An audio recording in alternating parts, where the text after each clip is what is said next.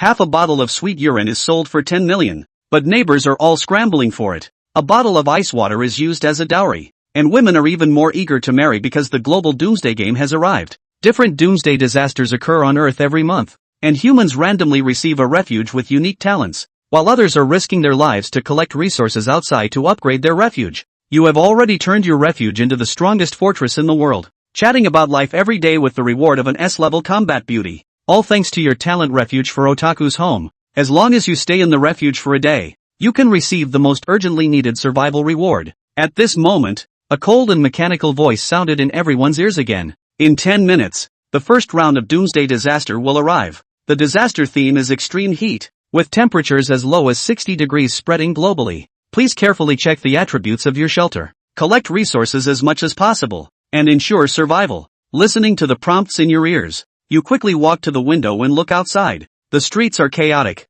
with a large number of people rushing into supermarkets and convenience stores. Individual shop owners hurriedly pull down the shutters, and the chaos on the street continues to escalate. You take a deep breath, forcing your trembling body to calm down. The end of the world is about to begin in 5 minutes, and it's definitely too late to go shopping now. The first round of disaster is known to be a minimum of 60 degrees heat. Without cooling methods, one may not survive for more than a few days. Moreover, with technology failing and the city's water system facing significant problems, each of us should be in our own homes, which are our shelters. You try to calm yourself down and use all your survival experience to determine what to do next. By the way, first get some water. You quickly realize and bring out all the basins and bottles in the house to collect water. Then you keep splashing your face with cold water, trying to keep your skin moist as much as possible while there is still time. You glance at the time. Only 1 minute left. You know that all you are doing is just a temporary solution. If the global temperature exceeds 60 degrees in 1 minute and all human technological means fail,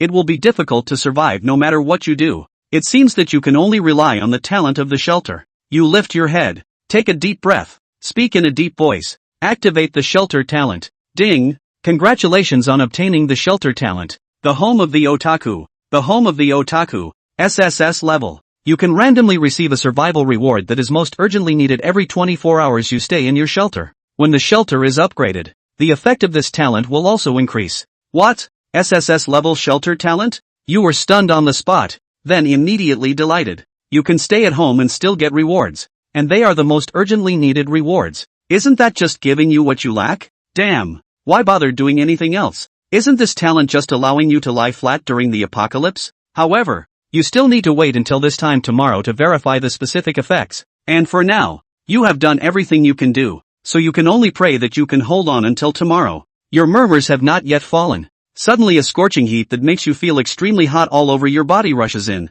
You quickly turn your head to look out the window, only to see the once clear sky now a deep red, with endless waves of heat flowing into the room through the open window. In an instant, the temperature inside the room is as hot as an oven. Oh no! Forgot to close the window. The first round of doomsday has already begun. Your face changes in shock, and you rush to the window. Just as you reach out to pull the curtain, you are burned by the steel bars on the security window. Damn! It's so hot. The temperature is rising too fast. You delay for a moment, only to hear the piercing screams and pleas coming from the previously chaotic streets. It's so hot. I'm going to die of heat. What kind of weather is this? Who will help me? I feel dizzy. I think I have heat stroke. Many people who have not had time to return to their houses are sweating profusely in the heat. They are frantically seeking shelter. Above their heads, the sun has suddenly grown much larger, spreading endless heat recklessly. There are already signs of severe heat stroke as frail bodies collapse in the scorching heat on the streets. But now, there is no one to help these weak ones. Everyone is running madly home or seeking nearby buildings for shade.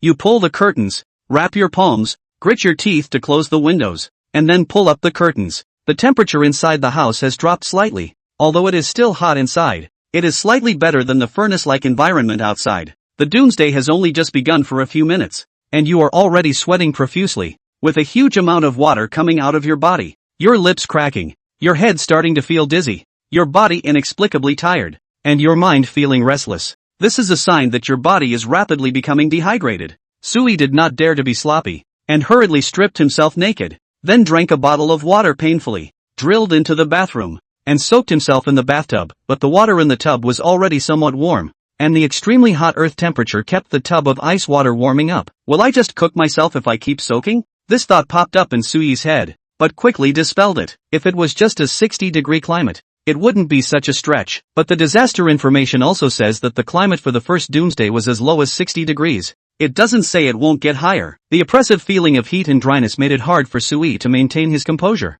and his head was constantly ruminating. Sui was eager to think of some ways to break the game or improve his probability of survival, but that's too hard to do as things stand. Ordinary people living in their own houses, steeped in such a hot climate and a future of unknown variables, most can only wait in silence for their fortunes to change. It seems that I can only wait for the effects of the gift for now. Sui sighed, but quickly lifted his spirits. He soaked in the tub for a while before getting up wet. He hadn't even stepped out of the bathroom before the droplets of water on his body had evaporated. Feeling a little better. Let's eat something first. Some things go bad if you leave them out too long in this heat. Sui picked out the less easy to store food in the house and swallowed his stomach while enduring the boiling hot texture. I'm also considered a bit of a homebody. I at least have some food and drink at home. If those people who don't have the habit of storing, I'm afraid, the first ones to die will be them. Sui, silently thinking, suddenly laughed. Oh, the end of the world actually quite favored geeks and housewives groups. Bittersweet is also a necessary skill for geeks. Sui's dining movements slowed down as much as possible, so that he could lose his stamina a little slower from time to time during the process.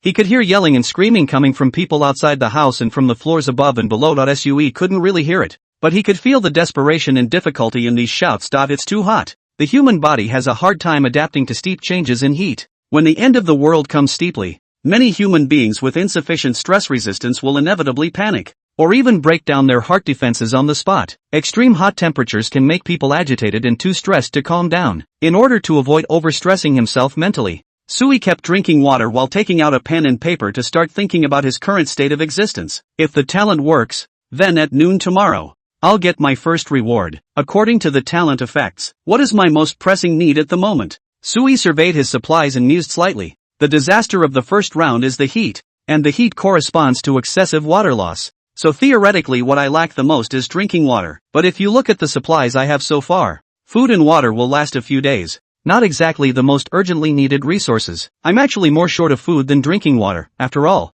food spoils faster in hot environments. So, the odds are that the reward at noon tomorrow will be some food or water for me? Sui raised his head and looked at the ceiling, somewhat puzzled. But how will the reward be given to me? Directly from the sky? Sui didn't know. All he could do was wait. Of course, in addition to having expectations for the sanctuary talent, Sui cared more about whether the existing human order on Earth still existed. Other than that, given the system of human order in the land of China, whenever there is any possibility, it will leave no stone unturned in resisting the catastrophe of this time. Can it be done? Sui didn't know. He could only keep suffering in the scorching heat, his heart constantly meditating on the time. 8 hours later, night fell. Sui could still occasionally hear signs and loud noises of human activity coming from the streets, and many people took advantage of the slightly slower nighttime temperatures to come out of their shelters in search of food, but he still hadn't waited for any official word of rescue. The complete failure of human technology, paired with the sudden disaster, literally wiped out countries all over the globe. Even if there are still people organizing a rescue,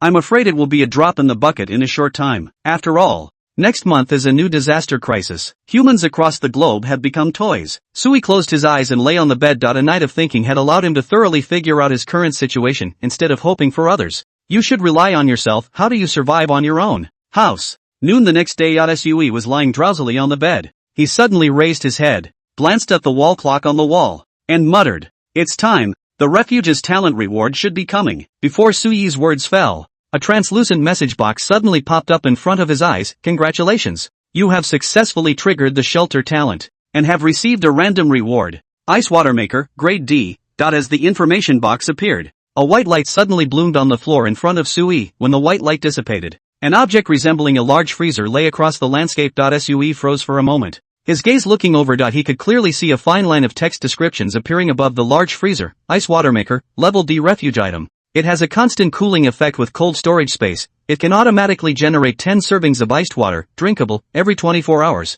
The iced water can effectively relieve the human body temperature, 5 degrees per lasting for 2 hours. And the iced water it generates may not exceed 10 servings at the same time. Unrestricted area, with the appearance of the large freezer. Sui shelter item information. There is also an additional ice water maker related information. At the same time, the comfort level of the shelter went from 1 point to 11 points. There really is a reward. Sui took a deep breath and hurriedly walked quickly to the large freezer and slowly lifted the door. At that moment, a cold white air came to his face. And the cold touch made Sui almost so comfortable that he squinted his eyes slightly and almost shouted out, "It's so cozy. It's like suddenly walking into an air-conditioned room in the middle of a summer afternoon. And it's such a refreshing feeling that you can't breathe." Sui bent down and almost poked half of his body in. He reveled in the cold sensation while observing the contents of the freezer. There were 10 bottles of liquid in about large beverage bottles sitting in the freezer. Sui took out a bottle, easily twisted open the cap, and tentatively took a light sip. Drops. You have consumed grade D ice water and have gained a 2-hour status. Your body temperature has been reduced by 5 degrees.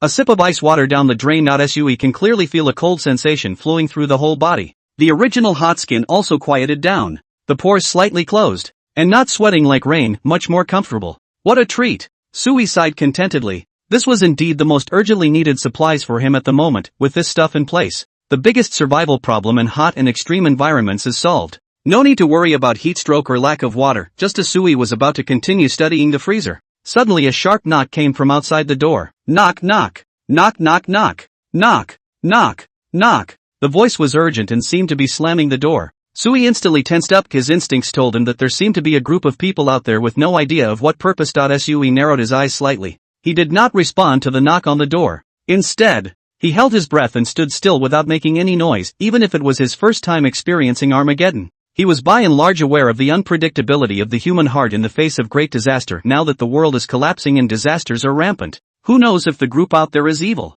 Not to mention opening the door. But it would be unwise to even ask. Anybody? Open the door. We're the upstairs neighbors. Open the door. A man's rough voice came from outside the door. Just from the voice it sounded like a strong man, which made Sui even more nervous. He moved his feet slowly towards a nearby cabinet that held a row of kitchen knives. The most common defense weapon in a normal person's home. Shit. Another place with no one around. Strange. According to what that voice said, everyone has gone home, right? In this house, there should be people. Brotherly. Don't wait. Maybe the people inside have already passed out from the heat. There's no need to delay. What bad luck. I guess another unlucky person is going to die. The crowd outside the door sighed in murmurs. And one of them kicked the door a few times to vent their heat-induced depression before the voices faded away from the beginning to the end. Sui did not make any sound until the other party walked away. Sui also did not react. Has been standing silently in place for a full half hour. Sui carefully drew out 2 knives in his hand. Continued to silently look at the door. After another 2 hours had passed,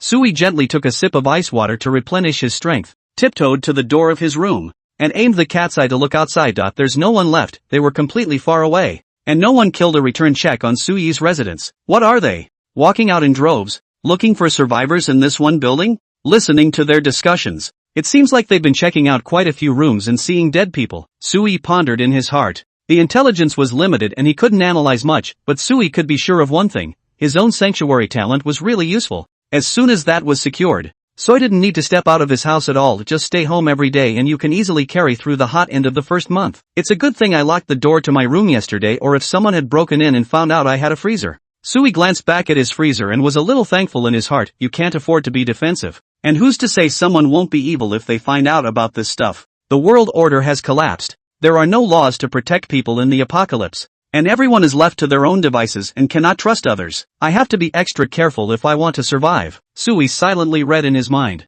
He moved all the tables and chairs in the house to block the doorway of the room, at the same time moving the refrigerator again. All kinds of things in the house that could block the doorway were placed by him in turn. The main focus is 1. Turtle shell tactics. I don't care if it's stormy outside. I don't go out anyway. In that case, even if someone sleeping at night tries to break in, they probably won't be able to do it. Sui wiped the sweat from his head and looked with satisfaction at the gate in front of him that was blocked by all kinds of miscellaneous items stacked on top of each other. As for the window, Sui wasn't worried. He kept the curtains drawn. Plus there were security windows so hot that they almost melted. And at this temperature, no fool would climb up to the 6th floor with his bare hands to invade Sui's home. It's something that humans simply can't do. After doing everything, Sui then began to carry the family's food and drinking water, placing it all in the freezer. This freezer is unique in that it's not energized, but has been able to cool efficiently. Sui was not an engineering man. He didn't understand the principles. He could only try his best to utilize the value of the freezer. It's a good thing Sui doesn't have a lot of resources in reserve either. A freezer would fit just fine. After Sui did this, he was already drenched in sweat. He plucked out some more ice slags and ice cubes from the freezer, then threw them into the bathtub to cool down, and stripped himself naked to soak in drinking ice water while feeling the not-so-hot bath water. Cozy. Sui slightly squinted his eyes as he enjoyed himself, and in his heart, he was also calculating. My SSS grade sanctuary talent is really powerful. I just don't know what kind of rewards will be given to me tomorrow and the day after tomorrow. By this, since my sanctuary is gifted. Everyone's sanctuary should be gifted, right? Also, I don't know how mom and dad are doing, but unfortunately there's no way to get in touch right now. Sui sighed in his heart. To this day, he can only miss his parents and friends and relatives in his hometown from afar. But he is unable to know each other's situation. Just when Sui was slightly sentimental in his heart, suddenly a new alert sounded in his ears. Congratulations to all of you. All humans who heard this message are the lucky ones who survived until the second day. Today's latest end of the Earth catastrophe of the day is below. Current number of surviving shelters worldwide, more than 8.2 billion. Yesterday the Earth's human race lost its sanctuary, more than 1.3 billion. Today's disaster change, temperatures increased by 10 degrees with no cuts in nighttime temperatures. Please, please, please, please, please, please, please, please, please, please, please, please, please, please, please, please, please. The data announced by the beep caused Suyi's expression to change slightly, and raise the temperature. If it's this hot at 60 degrees, a whole lot of people are going to die at 70. Suyi's heart sank. The data of losing sanctuary must be the death data. 10 billion humans survived globally. 1.3 billion died on the first day alone. And only more will die in the days to come. The most difficult period of global human survival comes when the supplies in the house are depleted, or when the difficulty of the disaster is increasing. What the hell is the origin of this thing that it just has to screw humans to death? Suyi's heart was heavy, but soon a new beep sounded. As a day one survival bonus, the exchange platform will now be open to all major regional shelters around the world, using cities as regions. At the same time, open up the trading boards in the major city areas of the sanctuaries, and any sanctuary can freely trade any item supplies. Please note that order transactions need to ensure authenticity. In the event of deception, the cheater will forfeit 10 times the amount of shelter materials. Collective rewards? Divided into regions by cities to allow free communication and trade? This is really getting to be more and more like a game. Only, this game runs at the cost of human life across the globe as a cornerstone. Sui raised his head as he saw a new data panel appear. Also like the most familiar online game chat interface for humans, with Jinling City Sanctuary Exchange Channel marked at the top. Below that, information about various shelters that kept scrolling up and began to gradually swipe in large numbers. Unnamed sanctuary, hello? Is anyone there? Unnamed refuge, someone. But it's about to get hot. Who knows what's going on? Is it really the end? Unnamed sanctuary, what's the time? You still haven't adapted? There are 2 liters of drinkable liquid available for any food. And I've hung up on the trading platform. Anyone want to trade with me? Big Dragon number 1, sanctuary, none of them have names yet? I can't even tell who's who. By the way, how's your sanctuary talent? I'll give you a heads up. I'm an A-rated sanctuary talent and feel like I can survive. Wang Chen, shelter huh? Isn't taking a name using your own name?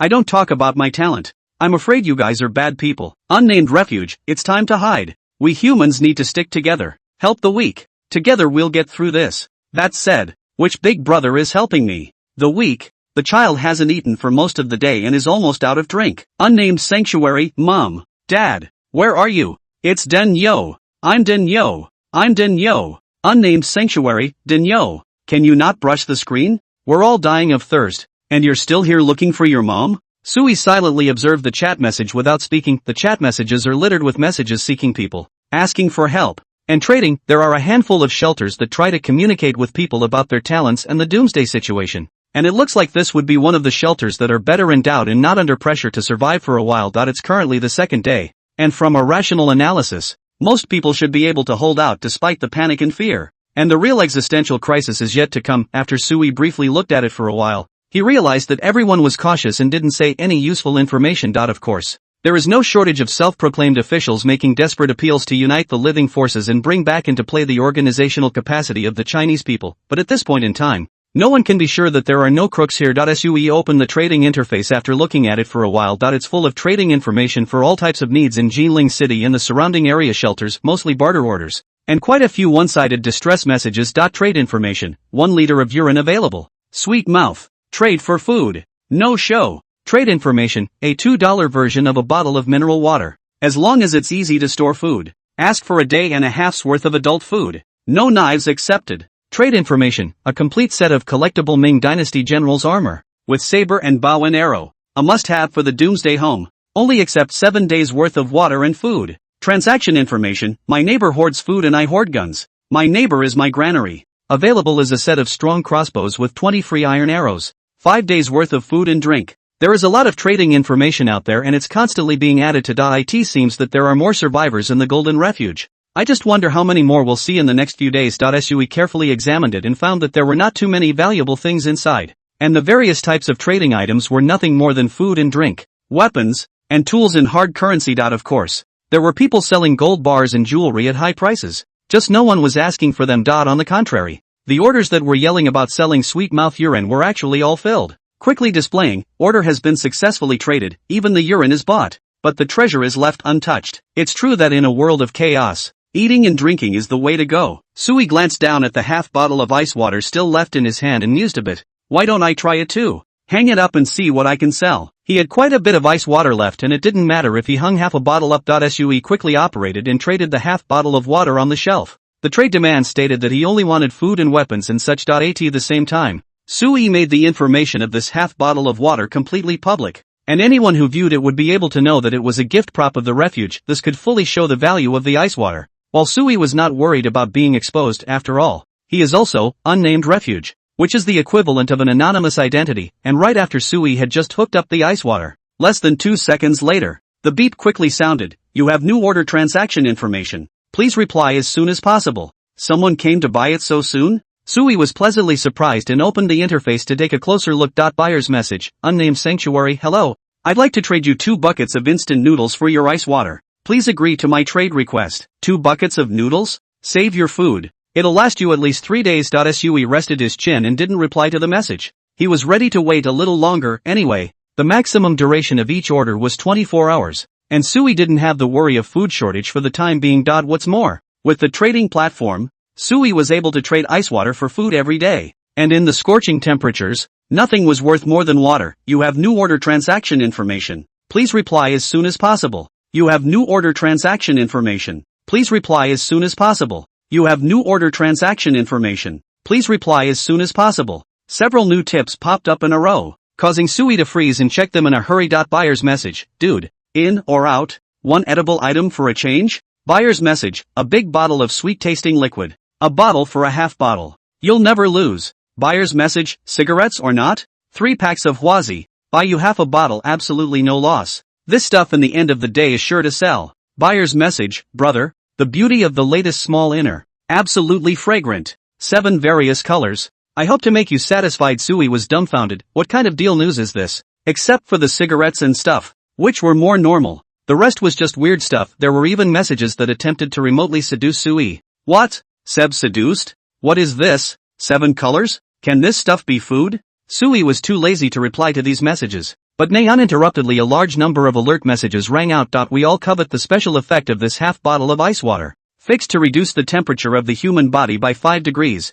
This thing, if in a critical moment, it is a strong cooling magic weapon that can save lives. There are a lot of smart people who know what they are talking about, but they are looking forward to taking advantage of a small advantage. Sui simply set the category information of the transaction to the 2 major items, food and weapons. Any transaction information that does not fall under these 2 items are all automatically blocked and will not be disturbed. After doing this, sure enough, the harassing messages Sui received dropped sharply. About 2 hours later, Sui saw an item message that caught his eye in a crowd of normal transaction messages. Buyer's message, plant bread, D-grade consumable. After consuming it, it can provide the basic nutrients needed by the human body in a day. Replenish the stamina of a day's labor, but you will still feel hungry. Dude, how about 2 magical breads for half a bottle of yours? You definitely won't lose. This is an interesting piece of information. The buyer claims that his bread is Wonder Bread, and the message sent is also apparently a magical item like the ice water. A special product of the sanctuary. Trading magical ice water for magical bread is not a bad deal by any stretch of the imagination. Take what you need.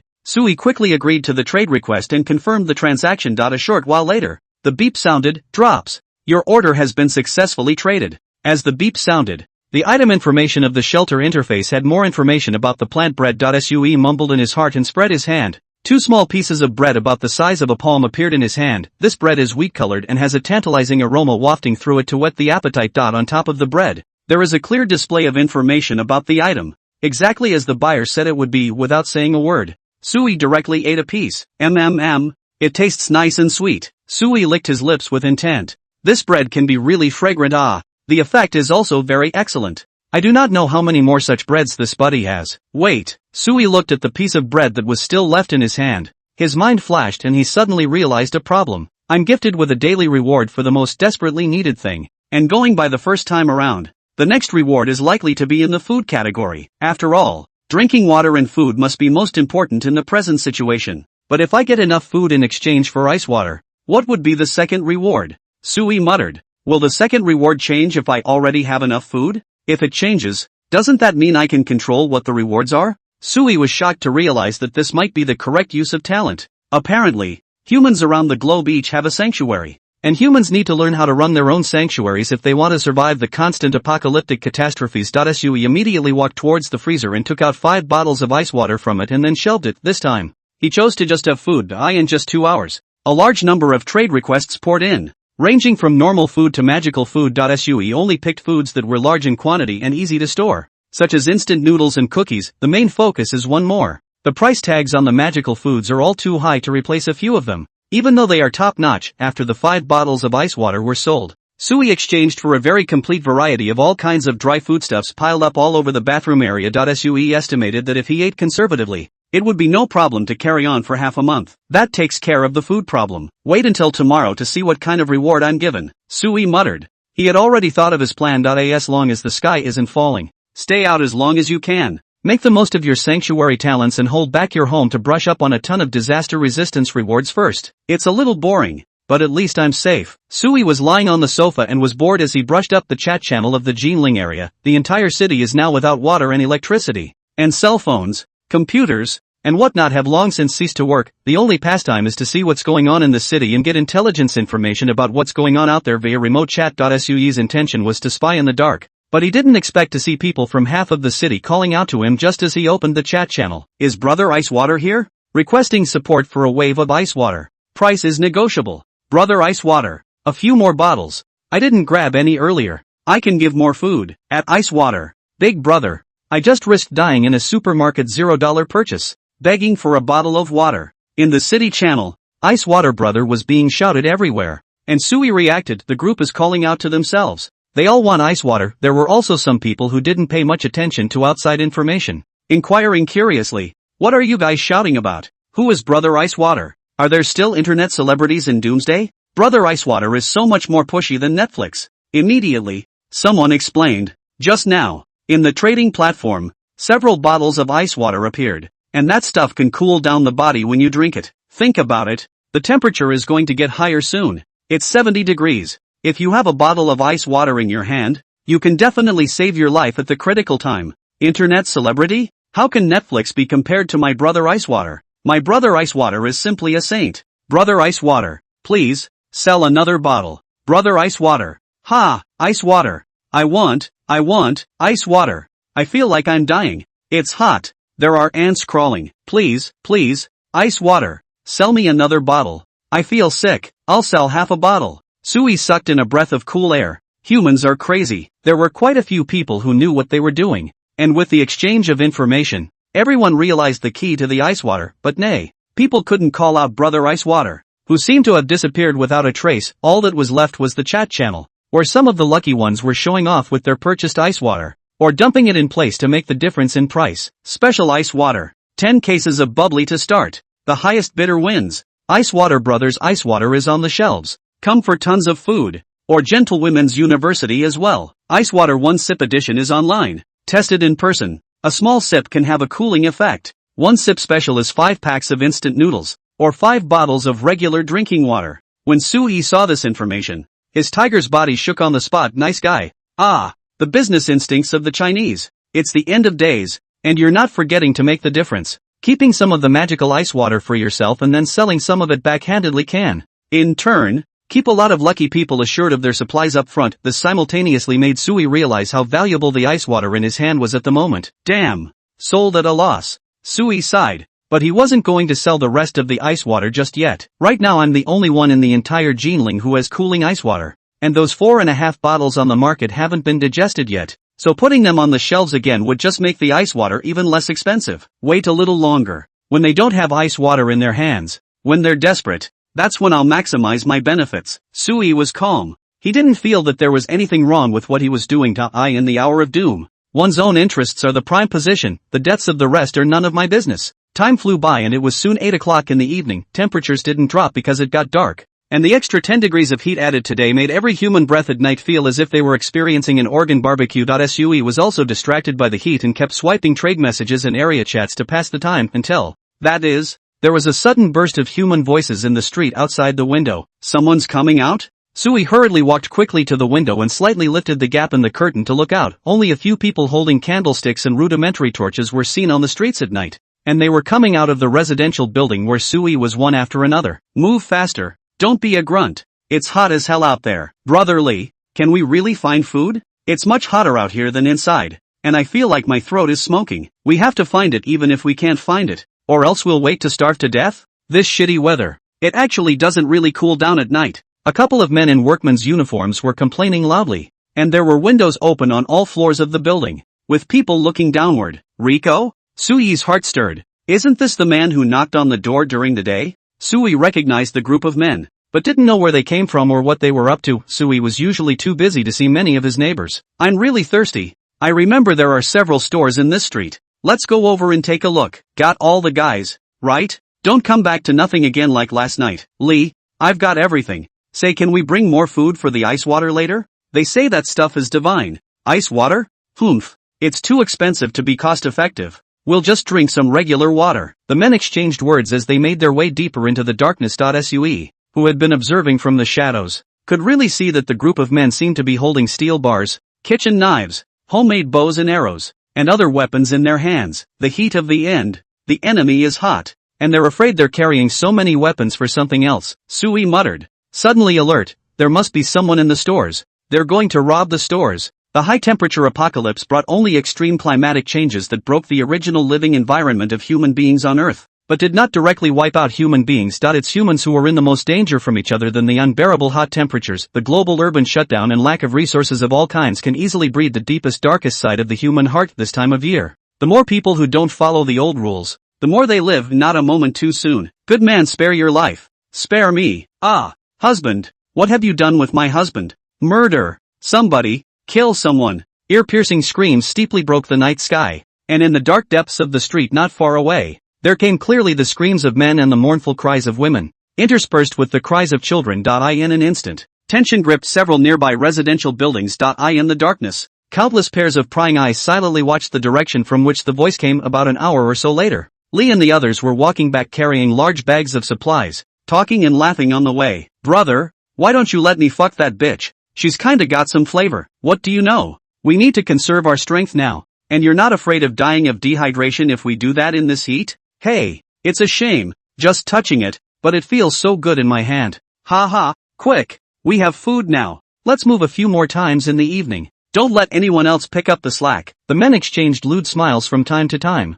sounding happy. Sue saw that quite a few of them had some fresh blood on them, and the guys on their hands had red marks on them. Sure is a dangerous bunch. Sui narrowed his eyes slightly. He was thankful that he didn't open the door during the daytime, or else he would have met this group of people single-handedly, and his family's freezer would definitely be robbed. This group should be hugging. I just don't know what their talent is. They're adapting to the rules of doom rather quickly, and I'm afraid I'm going to get dug out of them sooner or later if I let them go on like this. Sui pondered silently in his mind as a feeling of uneasiness rose in his heart. These guys didn't break into the house today. But the future is not good. Humans are capable of anything once they break their inner chains, and are also highly likely to go door-to-door breaking and entering to loot and collect supplies. There has to be a way to strengthen the defenses of the shelter. I have to be able to defend myself. Sui silently closed the curtains and sat in the darkness to calmly think. Soon, he reopened the trading platform and put the 4 bottles of ice water on the shelves in turn. And the trading requirement was changed to all effective means of self-protection for the shelter, whether it was weapons, equipment, or anything else, as long as it could improve the safety of the shelter. Sui could change it. Even he emphasized extraordinarily in his message. If you don't think the price is right, you can leave a message to discuss. As long as something is good enough, it doesn't matter if you have to trade multiple bottles of ice water for it. After all, by noon tomorrow, the freezer would automatically generate another 10 bottles of ice water. And Sui's ice water deal was a complete no-brainer. Brother, ice water is out again. A new order of ice water has come in. 4 bottles on the shelf at once. It's definitely Brother Ice Water himself. Let's see the order. Ouch. Brother Ice Water this time to defense means. This is clear thinking.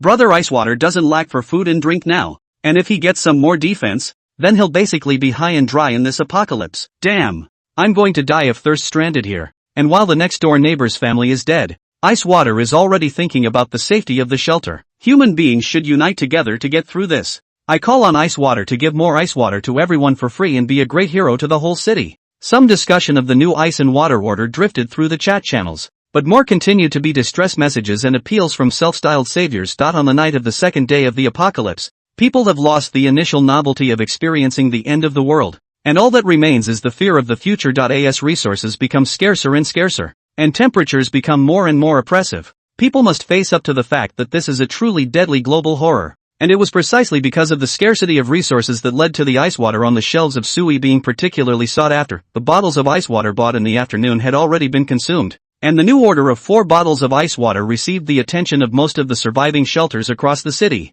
with reply message after reply message constantly arriving in front of Sui's eyes. Sui scrutinized it, taking an hour to hand-pick what he wanted from the large number of reply messages. In the end, Sui chose a set of small composite crossbow, wearing 30 professional steel arrows, as well as the corresponding repair tools and replacement parts, as well as the instruction manual. This stuff is properly controlled in times of peace and is no less lethal than a handgun. It was worth a lot of money, and Sui eventually succeeded in trading with the other party with 3 bottles of water, and the other bottle of water was exchanged by Sui for an insulated jacket. These guys are too stingy. One is more shrewd than the other. Although the ice water is precious, it can only be exchanged for so many things. Sui took a deep breath. Under the apocalypse, people were finagling. Now that Sui has a guy, he feels slightly more secure in his heart. He glanced at the door, which he had blocked tightly, and placed his bow next to his pillow to make sure he could hold it in his hand for the first time while he slept. The insulated jacket was also put on by Sui, but unfortunately the effect wasn't very obvious and he still felt stuffy. With food,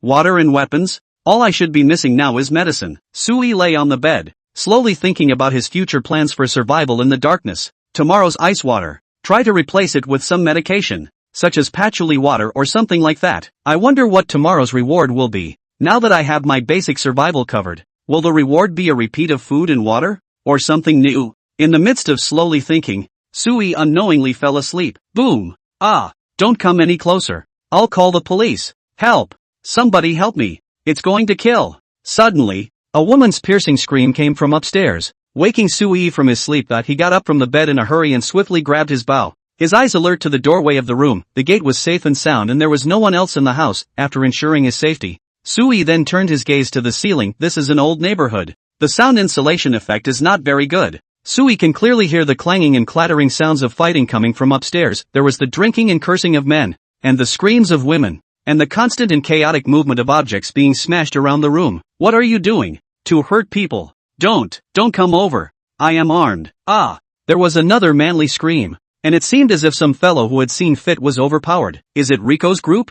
Sui's eyes were heavy as he pondered in his heart. Based on the past 2 days, only Lee's group in his own building seemed to be very capable of fighting, but whether it was them or not, what was happening now meant that someone in this residential building had been unable to resist starting a search in all directions. Start with the neighbors. Break in and grab supplies. The worst-case scenario under Armageddon has been gradually unfolding, and the human community under the loss of order will become incredibly chaotic and dangerous. Sui waited nervously in silence, and after an hour, the movement upstairs gradually stopped. The abusers didn't seem to be making any new expansive moves, and they didn't come downstairs near Sui's room, but Sui knew that just one room's reserve resources would definitely not satisfy this group of abusers. It wouldn't be long before the group would surely walk up to their door. I'm sure I can't avoid it. I'm going to be up against this group sooner or later. Sui's heart was heavy. He looked around and realized that the sky outside the window had already dawned early. The sky outside was still reddish, and the air was full of twisted rolling heat waves. The wall clock on the wall, at this precise moment, went to 12 o'clock noon. It's like noon on the 3rd day of Armageddon. Congratulations. You have met the new 24-hour limit for staying in the shelter, triggering the shelter's talent bonus. Congratulations. You've received a level D talent recruitment ticket for the sanctuary. As the mysterious voice sounded, a light golden paper landed on the coffee table in front of Sui. Talent recruiting vouchers? Is this my second reward? Sui picked up the paper and looked it up and down. There was only the mysterious pattern on it that made it unintelligible, as well as the words, Grade D recruitment. Other than that, there is no difference. Each shelter, and you can still recruit talent? Did that recruiting talent appear out of thin air? Or was it the rest of the Earth's human population? Sui muttered. It's really becoming more and more like a game. A game where so many people will die. Sui often played the game, and he initially recognized the current Doomsday Sanctuary's mechanics through the appearance of the recruitment ticket. If nothing else, that mysterious being should have used the entire Earth as a huge playing field, with all of humanity being the players involved in this apocalyptic game. Use. Sui held the recruitment coupon and confirmed its use. A golden radiant light erupted from within his palm,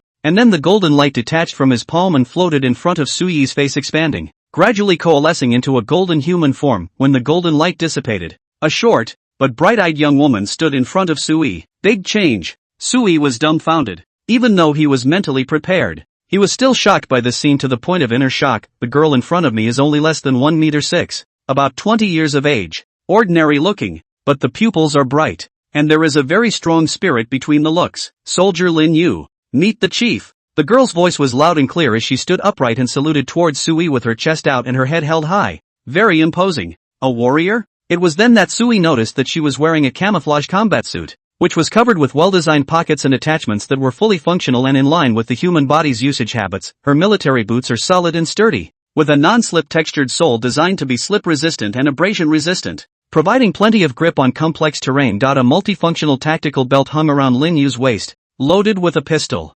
magazine pouches, flashlights, multifunctional knives, and other survival tools, each of which was in good order and ready to deal with all sorts of emergencies. Female soldiers? Sui looked at Lin Yu with some surprise and asked, "Are you an Earthling? Where are you from?" Lin Yu's face was rigid and refined, and she replied clearly without looking away. Reporting to the chief, "I'm an Earthling, and I'm from the Huaxia Special Preparedness Area. I have received the order. The end is currently approaching. The survival of mankind is at this moment. I am in danger.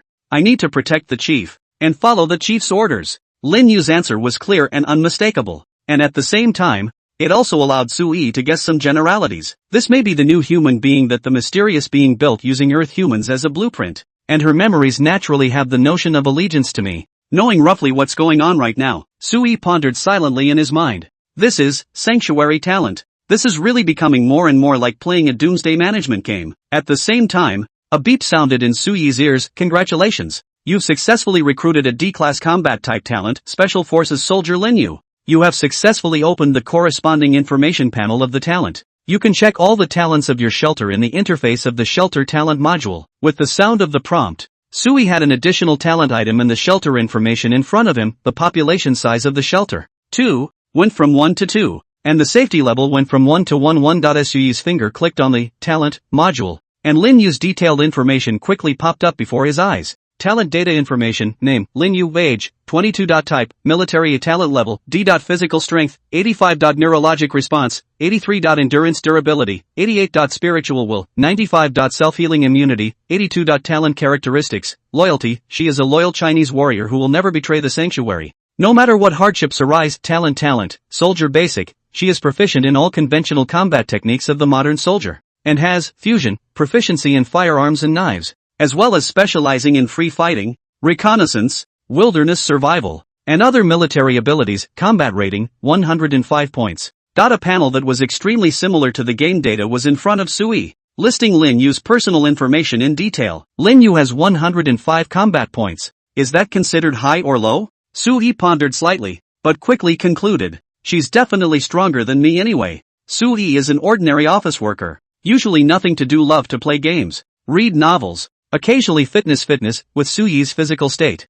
it was impossible for him to beat a professional soldier, even if the other party was just a female soldier. "Chief, what do I need to do now?" Lin Yu looked at Sui with a gleaming gaze, her voice clear and inquisitive. Lin Yu's face was rigid and delicate, her skin slightly dark from long hours of outdoor training, and her short hair was neatly combed inside her helmet without a hint of mess. Her nose was high and her lips were tightly closed, as if all the difficulties and challenges could not shake her determination. This was a female warrior who was very capable of giving people a sense of security, and even though Sui was a man, he still couldn't refute this. "Not yet." Sui waved his hand as he asked, "Hungry? Want to eat something?" There was a lot of more detailed data not shown in the talent interface, but Sui could query it in depth, such as information on hunger, disease, and mental state. Obviously, sanctuary talents also have to eat, get sick, and may even develop mental problems under the high pressure of the apocalypse as well. "Not hungry." Lin Yu shook her head, her voice calm. "Chief, right now our situation is not good.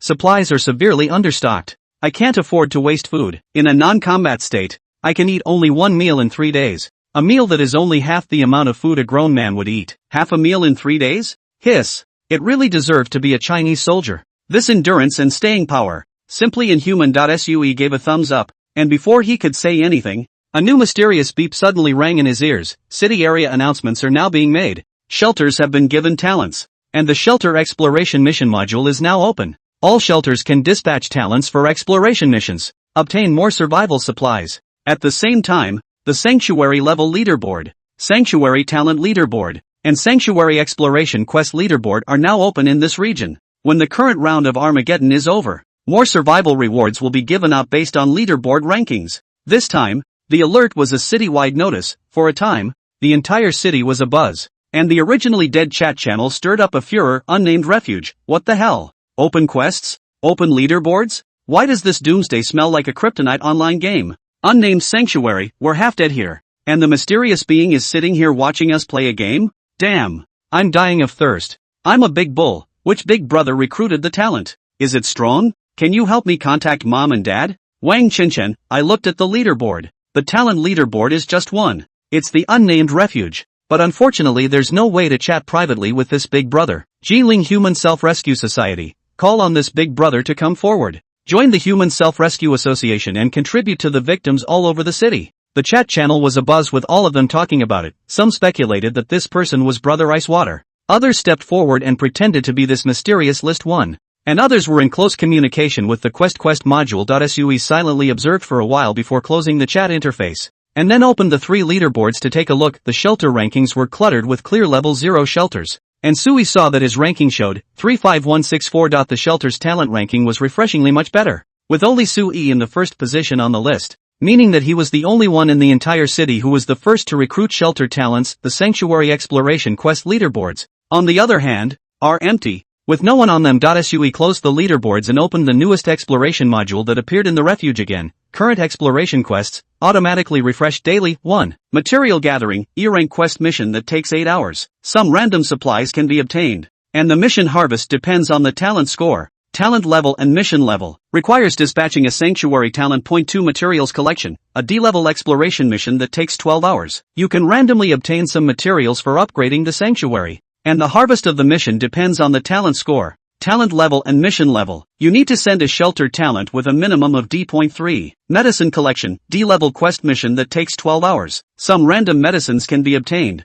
And the quest harvest depends on the talent score, talent level and quest level. Requires dispatching a sanctuary talent. There are only 3 quests, each with different content, but all of them require the dispatch of a sanctuary talent. This means that with enough talent in the shelter, one can get some survival supplies without leaving home. Sui pondered in his heart. This is quite safe. There is no need to go out and venture out personally. Even if there is not enough food and drink, he can still send people to search outside. The appearance of the exploration quests helped Sui immensely due to the special nature of Sui's refuge talent. He had to stay in the refuge for a long period of time without going out, and he naturally couldn't venture out to gather supplies like everyone else. While this is safe, it is also one less avenue to harvest supplies, and with the talents, Sui would be able to be at home by himself, and then send the talents out to explore, and get the talent rewards by himself while still getting the exploration rewards. A double harvest means more supplies. Sui made a snap decision and decided that he was ready to try this exploration quest module. The question arises,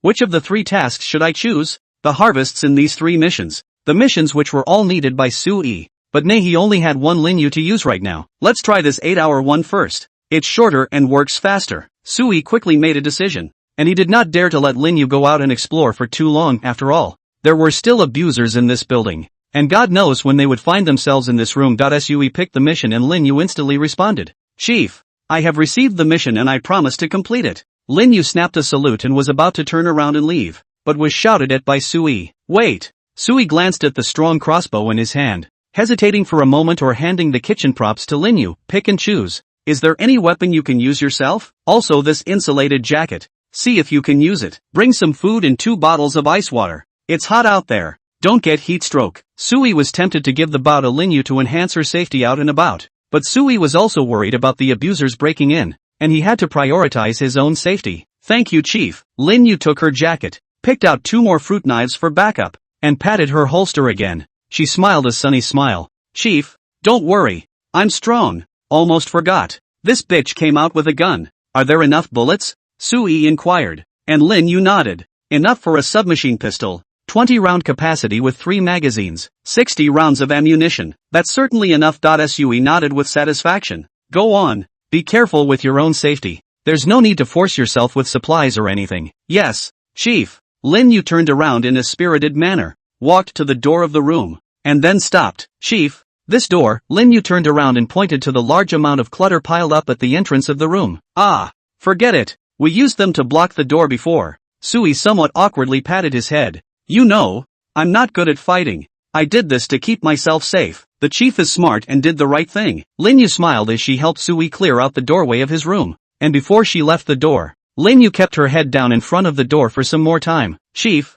I set up rudimentary defense traps and warning devices. If you hear any movement outside your door, please be alert and wait for me to return to rescue you. After Lin Yu finished speaking, she cleanly walked down the hallway and stepped into the rolling heat wave outside. Lin Yu out of the door. Sui did not say anything to close the door. Remove things back to the original position of the blocked room door, tossing back and forth like this. Sui was already sweating profusely, so hot that his head was fuzzy and his body was shaky. Not caring about anything else, he rushed to the bathroom with his powerful crossbow in hand, washed his head with half a bottle of ice water to cool it down, slammed another half a bottle, and then stripped down and got into the bathtub. It was only at this point that Sui felt that his signs of heatstroke were slightly better. It sure is too hot to be in a house. And I don't know what it's like outside. Let's hope nothing happens to Lin Yu. This is my only refuge talent right now. Yesterday's ice water was all used up, and the freezer was refreshed with 10 more bottles of water. 2 for Lin Yu and 1 for me, leaving 7 bottles left. These 7 bottles, shouldn't they be exchanged for something good?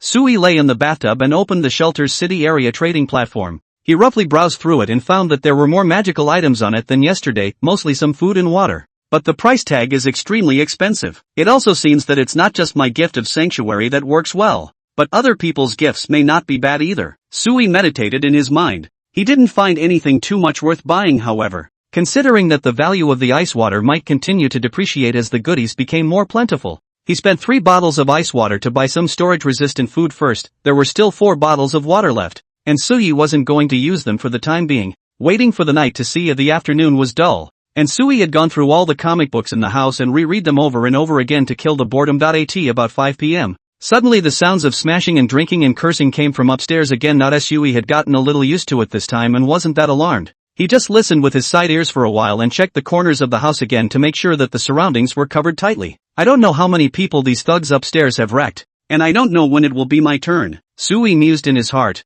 No matter what, this is a hidden danger sooner or later. For the sake of my safety, I have to find a way to deal with this group of thugs. Let Lin Yu bring a gun and kill the thugs? It's not quite right, although Lin Yu is a soldier, but after all, she is single and weak. In case of an accident, Sui's loss will be great. Mainly unsure what the other side sanctuary talent is. I've seen people in chat channels with combat-type talents turned on, in case there's a combat talent among the thugs upstairs. I'm afraid Lin Yu may not be a match even if she's a soldier. Bear with me a little longer. Sui took a deep breath as he decided to continue to meet out. As long as the other party didn't come after him. He tried his best to keep a lower profile and build up his strength in secret. At more than 6 o'clock in the evening, Sui heard some disorganized footsteps coming from upstairs, and vaguely could hear some conversations in drinking and cursing. Damn! This dog weather is getting hotter and hotter. Big brother, that bottle of ice water. Want to give me some more? When we go out to see the harvest, as a rule, the one who finds the most stuff gets a sip. Well,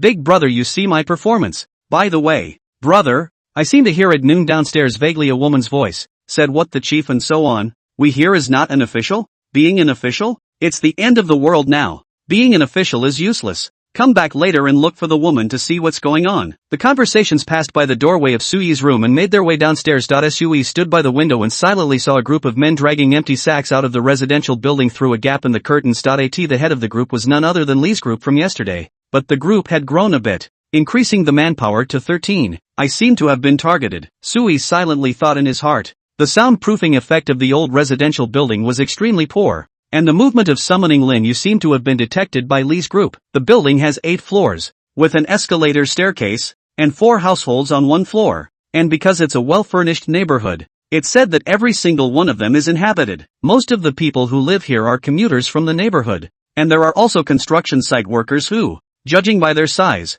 should all be workers from the neighborhood, with at least 1 person per household. Then there are at least 32 people in the building. And if the abusers were Rico and the others, the population should be left at about 20. Counting the number of abuses and the doomsday death rate, Sui silently calculated in his mind. I live on the 6th floor. Lee's group of people above me could only be on the 7th and 8th floors, considering that there's already been an incident of violence upstairs. Rico and the others will be searching my place by tomorrow or the day after tomorrow at the most. If we're unlucky, will find me here at night. There's not much time left for me. Sui had a strong sense of crisis in his heart. There were more and more helpers around Lee, only relying on Lin Yu alone.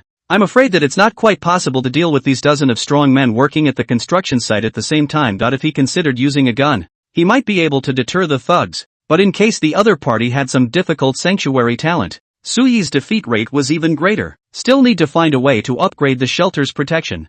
I need to make this house a bunker if I can. Sui looked towards his door. He was thinking about the possibility of letting Lin Yu a woman as a gate. Time is passing a little bit. It was well after 8 o'clock in the evening when it was completely dark. Lee's group hadn't returned yet, and the streets were silent beyond, with occasional human noises coming from what appeared to be people still alive in the neighborhood who had come out to search for supplies. Even though the temperature at night doesn't diminish, it can give some psychological illusion of getting colder, and the darkness provides a nice sense of security in the mind, and people still seem to be used to operating in the dark at night. Sui, on the other hand, remained at home, silent and not making a bit of noise while constantly searching the online trading platform for things that could enhance the shelter's protection. Just then, knock knock, a knock on the door suddenly sounded outside, causing Sui in the darkness to be instantly startled, and hurriedly grabbed the strong crossbow at his side. In the darkness, Sui nervously held his breath, but he soon heard that the rhythm of the knocking seemed a little different, varying in length and sound. This is the code word left behind by Lin Yu before she left the door to go home. Sui walked to the door, did not make a sound, but slightly moved the table blocking the doorway, making a little sound of a foreign object being moved. Chief, it's me, soon. Lin Yu lowered her voice from the doorway. Sui wasn't sure who was outside the door, so he took this approach in response to the knock. After confirming that it was Lin Yu, Sui hurriedly moved the things aside one after another with nimble and light hands, opened the door to let Lin Yu enter, and then placed the heavy objects blocking the doorway. He didn't mind the hassle of pouring these things back and forth. No hassle was a hassle compared to the safety of his life. Well, how was the harvest? In the darkness, Sui lowered his voice to inquire, and Lin Yu burrowed into the bathroom and turned on the tactical flashlight through the blockage of the wall, and placed the 3 school bags he was carrying in his other hand on the floor. Chief, it's all here. Lin Yu was equally careful, her hands and feet moving gently as she flipped open her book bag, revealing the supplies that filled it. Sui looked over, and at the same time a beep sounded in his ears. Congratulations, the shelter exploration mission is complete,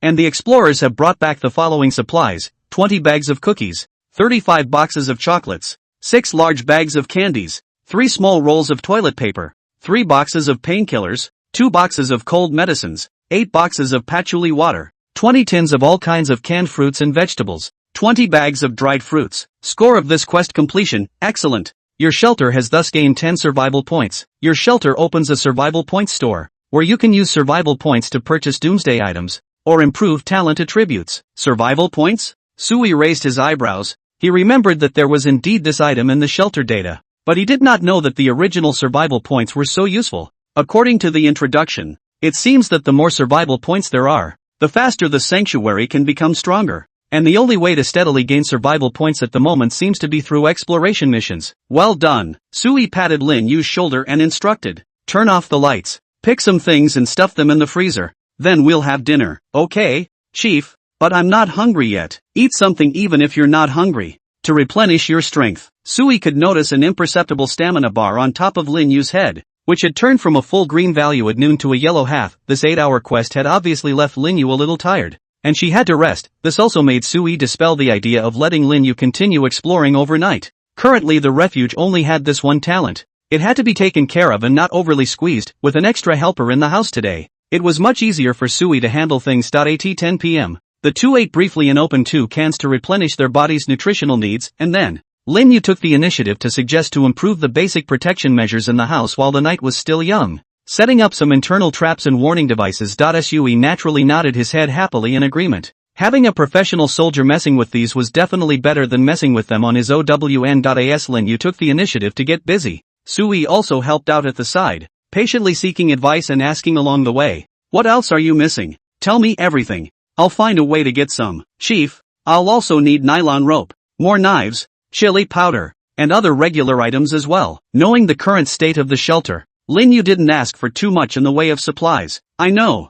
I'll get those. Sui nodded his head and opened the trading platform, directly searching for the appropriate item. Ever since there was a trading platform, people who were short of supplies all over the city would put up almost anything for trade. Even used auntie's napkins, there was almost anything common on it. And these things Lin Yu wanted were naturally no exception. Sui consumed a small amount of food that was not resistant to storage and a bottle of ice water to buy what Lin Yu wanted. At the end of Sui's purchase order, before he was ready to close it, he suddenly saw an order that caught his eye. Available police equipment. Trade for food and water. Reply to message if interested. Police equipment? The other side is not in the police station. I'm afraid. Sui hurriedly sent a message of trade request in the order and noted, I'm Brother Ice Water. There are 3 more bottles. Do you have pistols and bullets? Grenades or something like that would be fine. The other party quickly sent a message, showing it as a refusal to trade, but with a note that read, Hello Brother Ice Water. We need a lot of food and drinking water, and we do need your ice water. But with 3 bottles it can only be exchanged for a 54 pistol,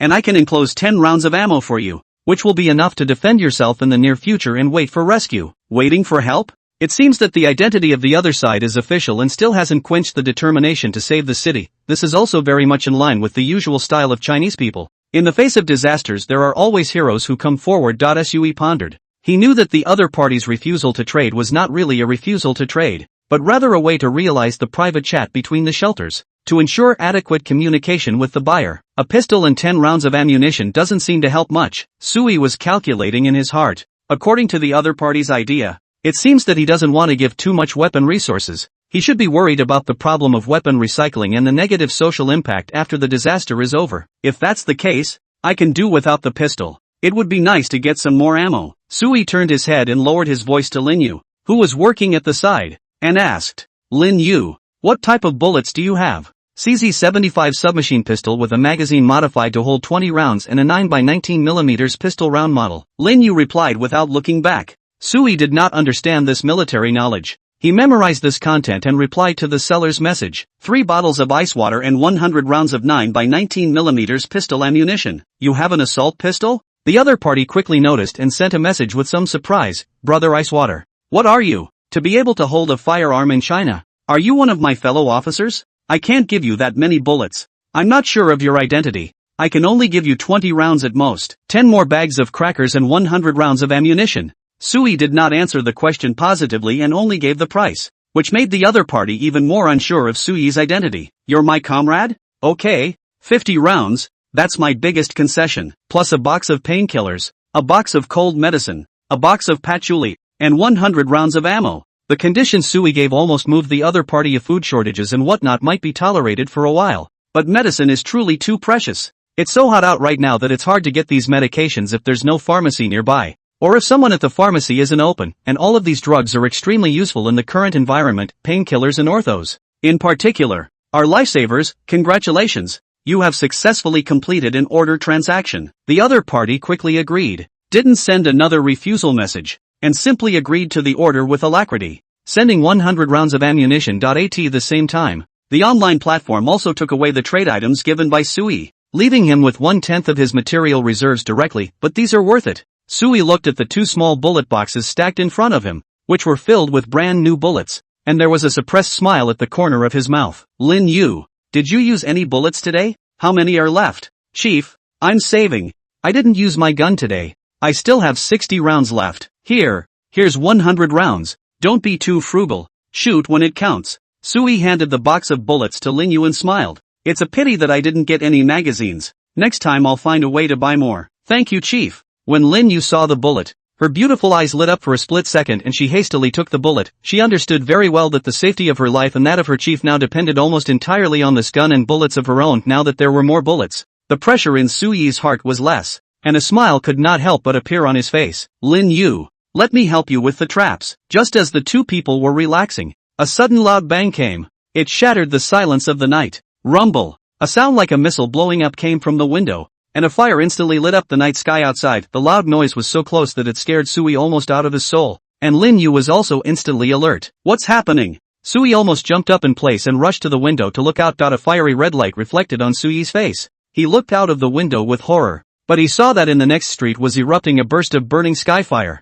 The inexplicable explosion just now had caused a fire in the city. In the hot climate, the fire was like a godsend. Forming a fire in almost no time at all and spreading several buildings around, the terrifying flames rose higher and higher, like long snakes constantly climbing to the top of the building. One residential building was so wrapped up in fire that windows on the floor were opened, and the people inside woke up from their sleep with wailing screams and pleas for help. Sui even saw that some people were unable to resist the rapidly spreading fire and took the risk of jumping out from underneath the high floor with only their own bodies, and then was engulfed by a sea of fire. And people who don't dare to jump for their lives can only turn into a ball of fire in their rooms, rolling and screaming in pain to the point of misery. A scene of human tragedy is unfolding before our eyes. There's a fire. Sui stiffened, and the firelight reflected the faint fear in his eyes, just a street away from the fire, which at these temperatures is definitely diffusing extremely fast. This means that the house Sui is in is no longer safe. With the whole city paralyzed and in chaos, there was no one to suppress the fires. It wouldn't take more than a few hours at all for the fire to spread to the residential building Sui was in,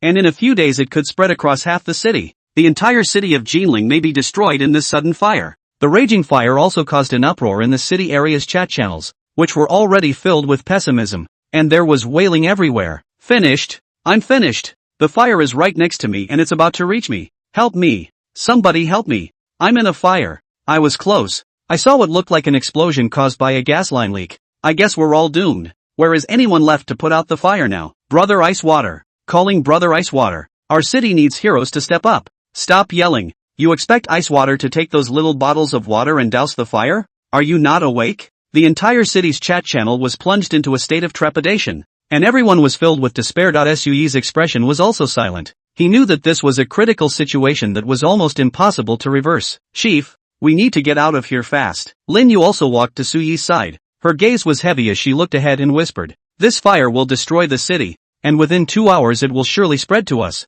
leaving us little time. Can only walk?" Sui clenched his fists. His eyes were complicated. It's the end of days. Where can he run to? If the sanctuary was destroyed, would his gift still be effective? How would he survive without his gift? Even if you bring enough supplies and a fighting Lin Yu, how long can you stay up? Having survived the first doom, there is a second doom and a third doom. Sui had too many concerns, but he knew that Lin Yu was right. If he didn't make preparations, he wouldn't be able to leave.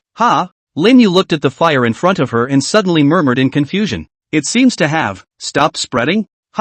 Sui's spirit was shaken, and he hurriedly raised his head to look ahead, and after careful observation, he realized that the fire had indeed stopped. 20 minutes later, Sui had made absolutely certain that the fire had not spread further outward, always wrapping around the 2 residential buildings and the surrounding buildings. The range was about 800 meters or so, and the buildings beyond the fringe of flames were not affected in the least. Heat waves rolling in the air. The fire will burn the range of temperatures in the 600–2000 degree range. Such a high temperature flames but did not affect the surroundings in the slightest. Even the surrounding greenery has not been ignited. Strange. Why is that? Sui muttered. His brows furrowed. He wasn't the only one who was puzzled. The people in the chat channels in the city area had also noticed this and were discussing it. Some of the lucky ones who were close enough to realize that they were safe and sound simply stopped running and began to broadcast the fire live by word of mouth for the survivors all over the city. Some people were holding on to watch. Others had their hearts in their mouths, but none of their eyes could protect the survivors who were dying in the fire. After half an hour, there were no more screams coming from the fire-covered building. The last survivor also died in the fire. At 12 p.m.,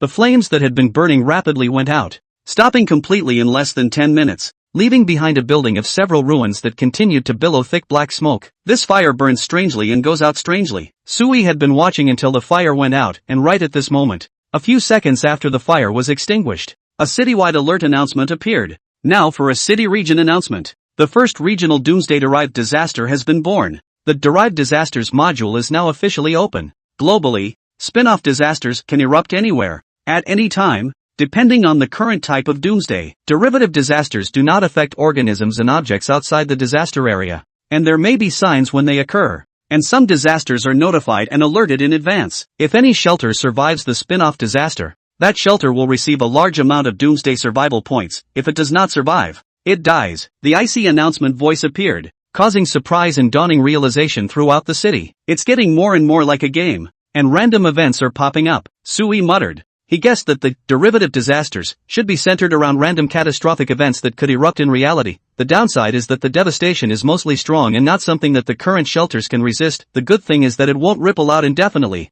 It will only cover a certain area. If I encounter a derivative disaster at this stage, I'm afraid there's no hope of survival at all. Just as Sui was thinking, he suddenly heard the sound of whispering coming from the upstairs window. Big brother, that fire is really weird. It seems like some kind of disaster. We're not going to have a fire here for no reason, are we? What are you afraid of? Lao Er's house is so strong that the fire can't kill us. Yes, yes, yes, let's cooperate and be invincible. Ha ha, it was the voice of Lee's group, who had returned at some point, and by the sound of their voices seemed to be living on the top floor. Sui silently closed the gap in the curtains without revealing anything unusual. Lin Yu on the side just wanted to open her mouth to say something, but was stopped by Sui raising his hand. Sleep and rest. Tomorrow. Sui gestured with his mouth and hand signals, and Lin Yu nodded with a serious face, knowing the danger that existed upstairs. She turned to herself and returned to the doorway to continue tinkering with the trap.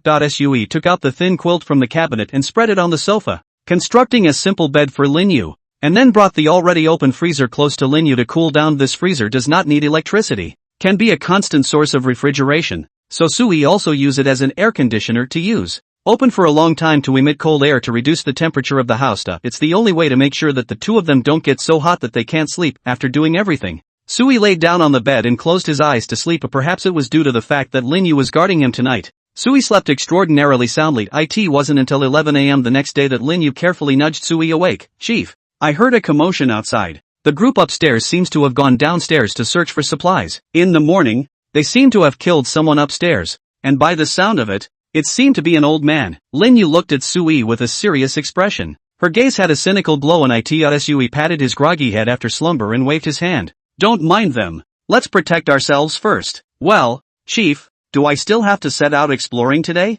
Lin Yu inquired. We don't have enough supplies, and while that group of people are out as well, I don't have to worry about your safety if I explore it this time. Wait a little longer. Sui refused, but he was waiting for the third day's talent reward. After the two of them simply ate some food, Sui sat next to the freezer to cool down. Time passed and it soon came to just after 12 minutes. Sui's ears also resounded with that clear and melodious prompting sound as promised. Congratulations. Your stay in the shelter has met 24 hours, triggering the talent bonus. The calculation of the time spent in the shelter is restarted. Congratulations on your successful recruitment of Engineer Leah, a level D supporting talent. As the mysterious beep sounded, a human-shaped golden light surfaced in front of Sui, and in the blink of an eye, a female emerged from within the golden light. She was tall and distinctive, with silky black hair, very simply tied back in a low ponytail, and intelligent eyes in gold-rimmed frames. She was dressed in simple dark coveralls, with a multifunctional tool belt around her waist, complete with an assortment of small but precise tools, ranging from screwdrivers to miniature welders. Even her gloves are special anti-static gloves,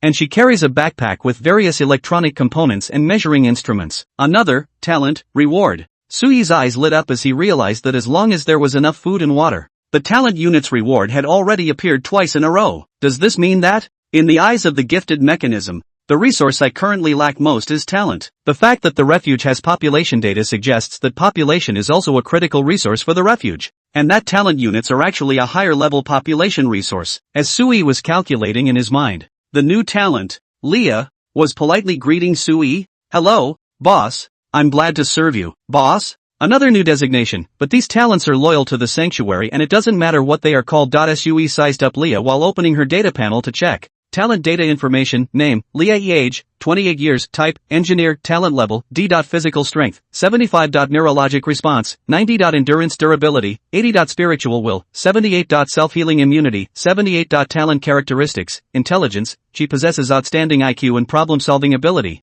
with strong logical thinking skills, and is an intellectual research talent. Engineering specialization, she is highly gifted in the field of scientific research in the engineering class, and is proficient in a wide range of engineering techniques, as well as specializing in the development, improvement, and creation of scientific and technological items for the sanctuary. Research power score, 85 points. A whole new type of talent, engineer, R&D power, specializing in the creation of technological items for shelters? Sui was keenly aware of the distinctiveness of these keywords. If Lin Yu is a typical combat class, then Leah's data panel is interesting. In the apocalypse, human technology has long been fully disabled. Leah as a scientific research class talent, how can she realize the creation on the technology items in this situation? Sui noticed that the tech item mentioned in Leah's data had a shelter prefix. Shelter technology and human technology, are they different systems? Sui pondered slightly as he looked towards Leah and asked in a pleading manner. Leah, what are the things you can create? Anything that improves the current shelter environment. I'm good at. Leah's voice was light and her tone was firm. Including the shelter's defense facilities, living facilities, expansion, and so on. Of course, I can't develop anything too advanced yet. Leah's rank was only D, and the corresponding rank of the items she developed would not be too high. Wait, expansion? Sui perceived the word and he was pleasantly surprised Leah can actually expand the shelter? Wouldn't this mean that the shelter could become more spacious? This is a good thing. More space doesn't just mean that it can carry a larger population, but also that the space can be built and arranged to improve the shelter's defense and resilience to disasters. Leah, how do you plan to expand the shelter? Sui inquired and Leah spoke respectfully. That depends on what type of shelter the boss intends to have. Other than that, I need the appropriate type of shelter expansion materials. After Leah's words left her mouth, it seemed that because a certain keyword had only just been triggered, a new reminder message popped up in front of Sui. Necessary preconditions for the expansion of shelters: possession of the appropriate type of personnel or technical drawings, as well as possession of enough building materials for the expansion, and at the same time, possession of a sufficient amount of space for remodeling. Currently, your shelter is level 0. To upgrade to a level 1 shelter, you need to fulfill the following conditions. 1. Select the type of shelter to be upgraded, incomplete. 2. Possession of appropriate personnel or technical drawings, already have engineers. 3. Have 100 doomsday survival points, currently have 10. 4. Double the amount of space now adjacent to the shelter space, not surveyed. 5. 100 units of appropriate building materials, not owned. Building materials can be obtained by dispatching talents on exploration missions. Hiss. Sui stared wide-eyed and muttered. These 5 requirements don't look simple. And that's just for upgrading a level 1 shelter. But what will change in the shelter after upgrading a level 1 shelter? Does this shelter type? Does it mean something special? Sui's eyes focused on the type of refuge. And soon the prompt box appeared to change. Currently the types of options available for upgrading level 1 shelters are 1. Refugee camps, more living space and 20% resistance to all types of extreme natural environments, corresponding to the building material refugee timber. 2. Experiment house, has a more detailed technology tree, allowing for the creation of more shelter items, corresponds to the building material electronic components. 3. Workshop, reduce the time consumed for dispatching exploration missions by 20%, and increase the amount of dispatch materials obtained by 10%, corresponding to the construction material big money.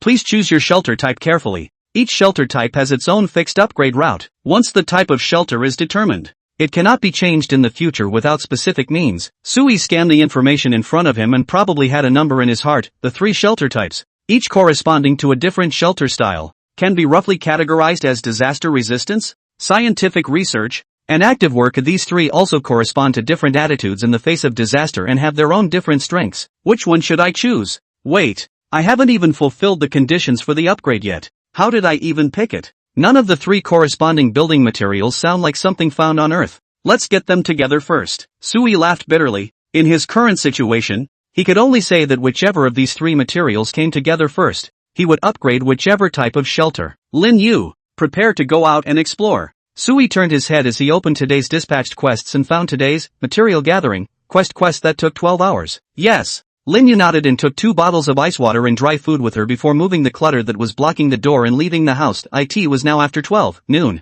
and Lin Yu needed to be back after midnight. After arranging Lin Yu, Sui looked at Leah. He originally wanted to arrange a dispatch mission for Leah as well, but considering Leah's status as an engineer, it didn't seem like she was very battle-hardened. Leah, what specifically can you manufacture that you can tell me about? Sui looked at Leah. He wanted to place the talent in the right position and fully utilize the talent itself. Boss, I don't know what to introduce. Leah shook her head and offered, but you can tell me what I need, and I can work now if I can make it. Don't you need specific materials to make things? Boss, make low-level items that I can get on the spot. Leah looked so confident that Sui couldn't help but ask expectantly, can you generate electricity?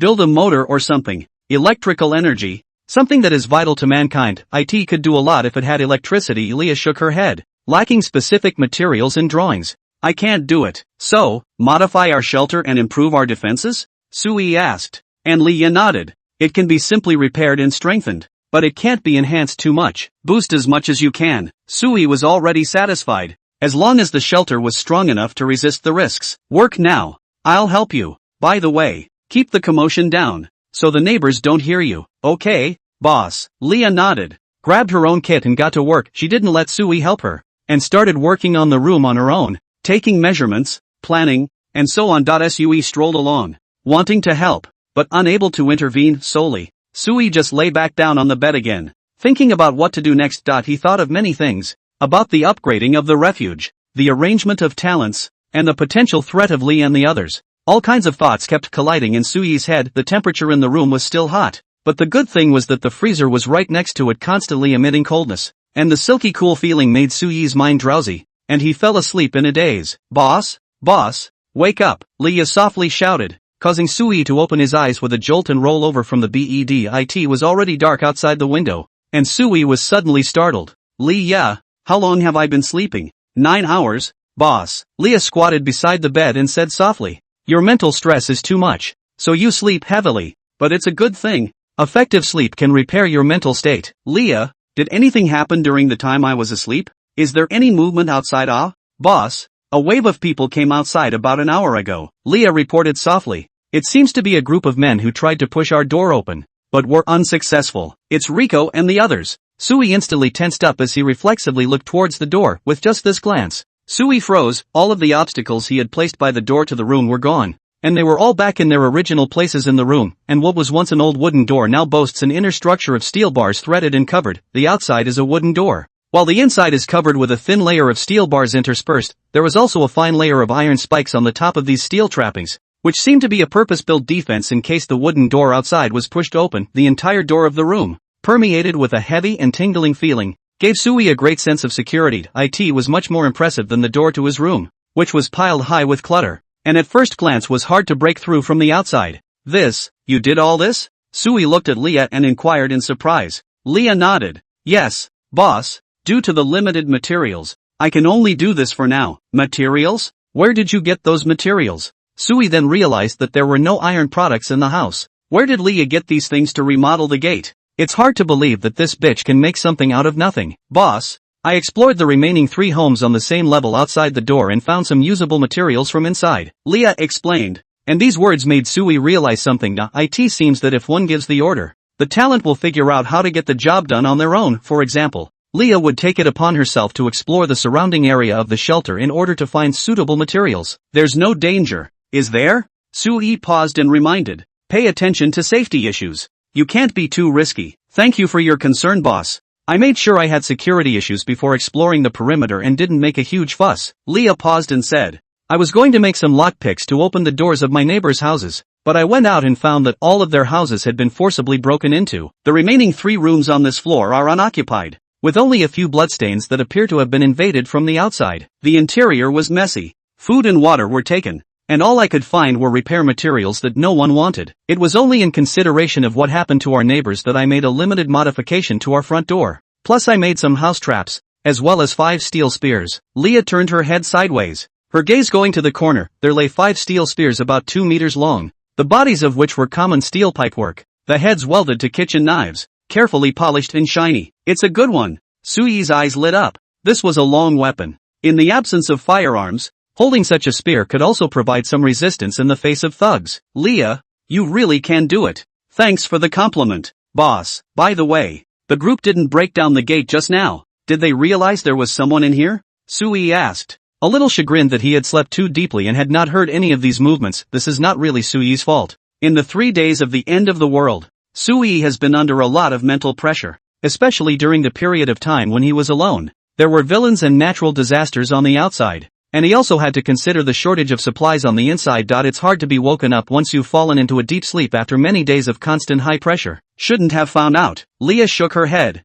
I remembered my boss's orders. I didn't make any noise or movement, and the welder I used had a sound deadening effect. But a normal wooden door won't stop them from hammering and banging on it like that, and sooner or later they'll react and realize we're hiding here. Leah analysis is very correct. Was exposed sooner or later. Before that, Sui needs to do more adequate preparation. Aha! Sui took a deep breath as he glanced at the room. Many places throughout the room had been purposely remodeled partially in detail. For example, the windows were given additional board insulation, the curtains were thickened, and a rudimentary cold air diffuser was added to the outside of the freezer. Lee's remodeling took into account not only the safety of the shelter, but also the comfort. No wonder I think the temperature is a little cooler tonight. Leah, you've worked hard. Sui was satisfied. It's almost time. Let's eat first. After a while, Lin, you should be back. Boss, I've already had dinner, so why don't you dine first? I have a new remodeling job to finish. Leah got up, her figure blending into the darkness of the room. Wondering what she had gone off to tinker with again.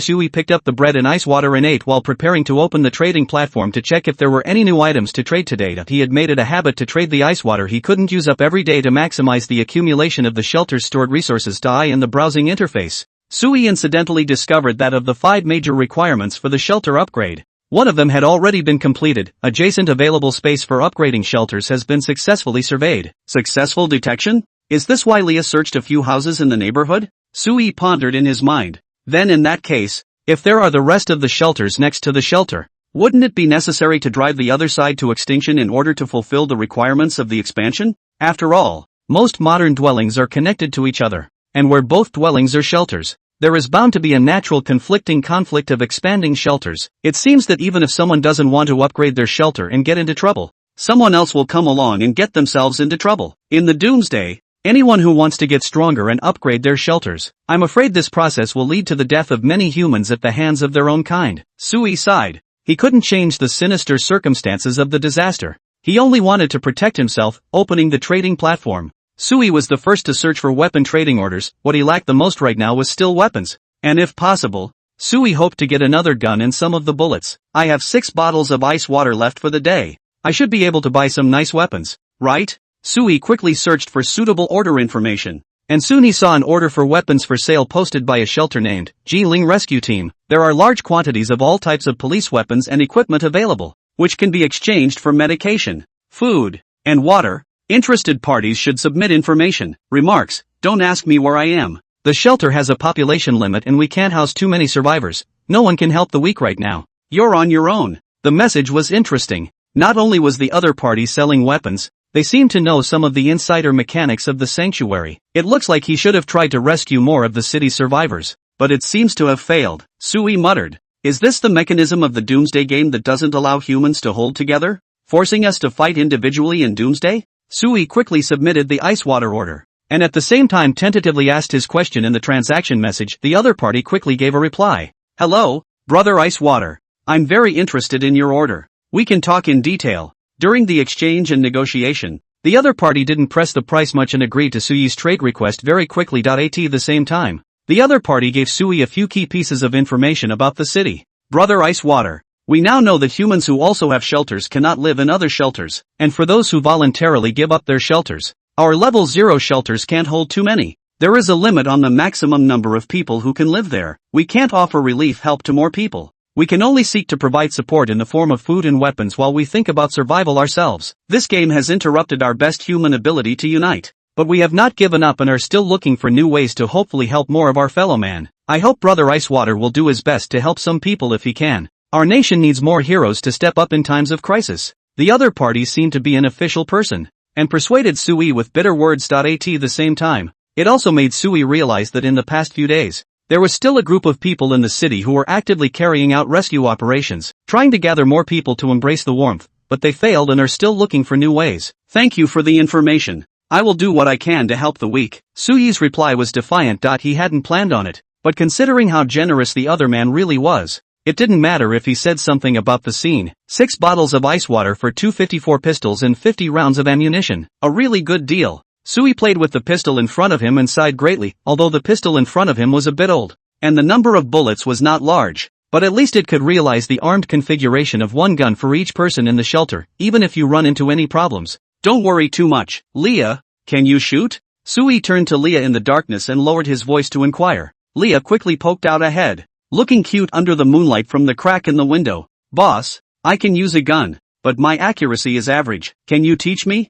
I've never fired a gun. Okay, boss. Leah obediently walked to Sui's side and patiently taught Sui by hand how to use the gun. Most of the room was filled with darkness, and the young man and woman were alone in the room, able to smell the scent of the opposite sex on each other's bodies. In close proximity to each other. It's easy for a lone man and woman to dry hump each other, but Sui does not have these apathetic thoughts right now. He learns very seriously. Leah teaches seriously. The two bodies are close together, but each other's hearts are pure. 2 hours later, there was a sudden dull knock at the door, louder than usual because of the added steel. Leah's expression tensed, and with her gun in both hands, she quickly turned and aimed it at the door with her muzzle. There's no need to panic. it's Lin Yu who's back. Sui soothed as he heard the rhythmic sound of knocking on the door and signaled Leah to go over and open the door. This iron door has a special technique for opening the door, and those who don't know how to open it will never be able to open it through the technique, much less open it violently. Leah carefully opened a gap in the gate and confirmed that it was none other than Lin Yu outside the gate before opening it and letting Lin Yu in. This time Lin Yu was similarly loaded with large bags.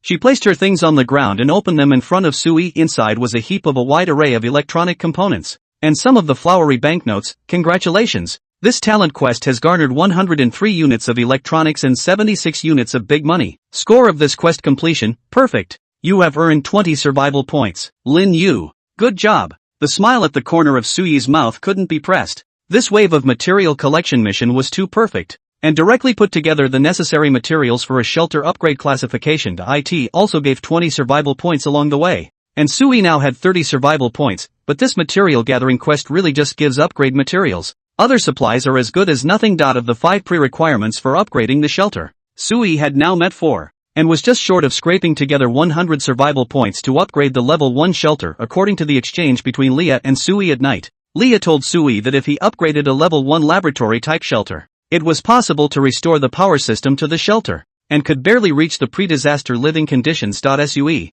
who had already been tormented by the darkness for many days, now desperately wished to see the light, so he inwardly preferred the shelter's upgrade type to be a laboratory. Lin Yu still had a heavy face when she heard Sui's compliments. She looked at Sui in a low warning voice. Chief, on my way up the stairs, I heard the group upstairs making preparations for a search. They're, getting ready to search this whole building of ours tonight. Lin Yu's words caused Sui's expression to change slightly before Sui could open his mouth. Suddenly a noisy and boisterous sound came from the hallway outside. Quickly, all bring your guys. Catch them all alive tonight. Damn.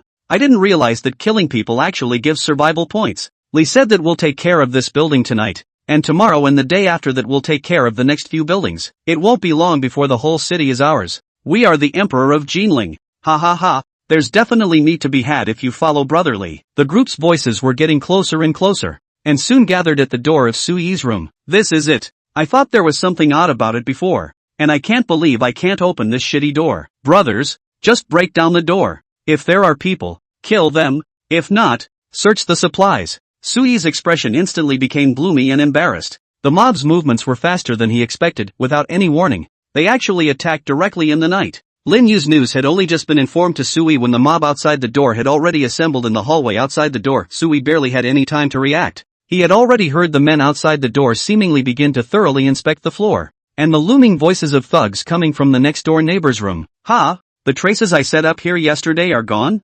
Someone's been here? There seems to be something missing. It must be the one that's closed. I told you there must be someone in there. Damn. Go find them. How dare they hide? Sui narrowed his eyes slightly and looked towards Lin Yu, who did not move and gestured a few times, signaling Sui and Leah to stand in the dead corner of the room. Sui nodded and carefully stood against the wall, with Leah standing in the opposite corner of Sui. Lin Yu, on the other hand, crouched behind the freezer, all 3 of them armed, holding their breath as they waited for the enemy to come to their door. A short while later, violent banging on the door sounded from outside. Boom! Boom boom! The people inside come out for me. If they hide again, they'll all be killed. Damn! How dare you fool me? I came knocking on the door on the first day and didn't even say anything. Break down this door and bring the hammer. Boom! Boom! A sound of wood booming and shattering accompanied the mob's shouting. The old wooden door outside couldn't hold back the mob outside when the wooden door shattered. A ray of flashlight stinging light penetrated the house through a gap in the steel bars. The light shifted and could allow Sui to see hidden figures shifting outside the steel door through the reflection of the mirror. At a rough estimate,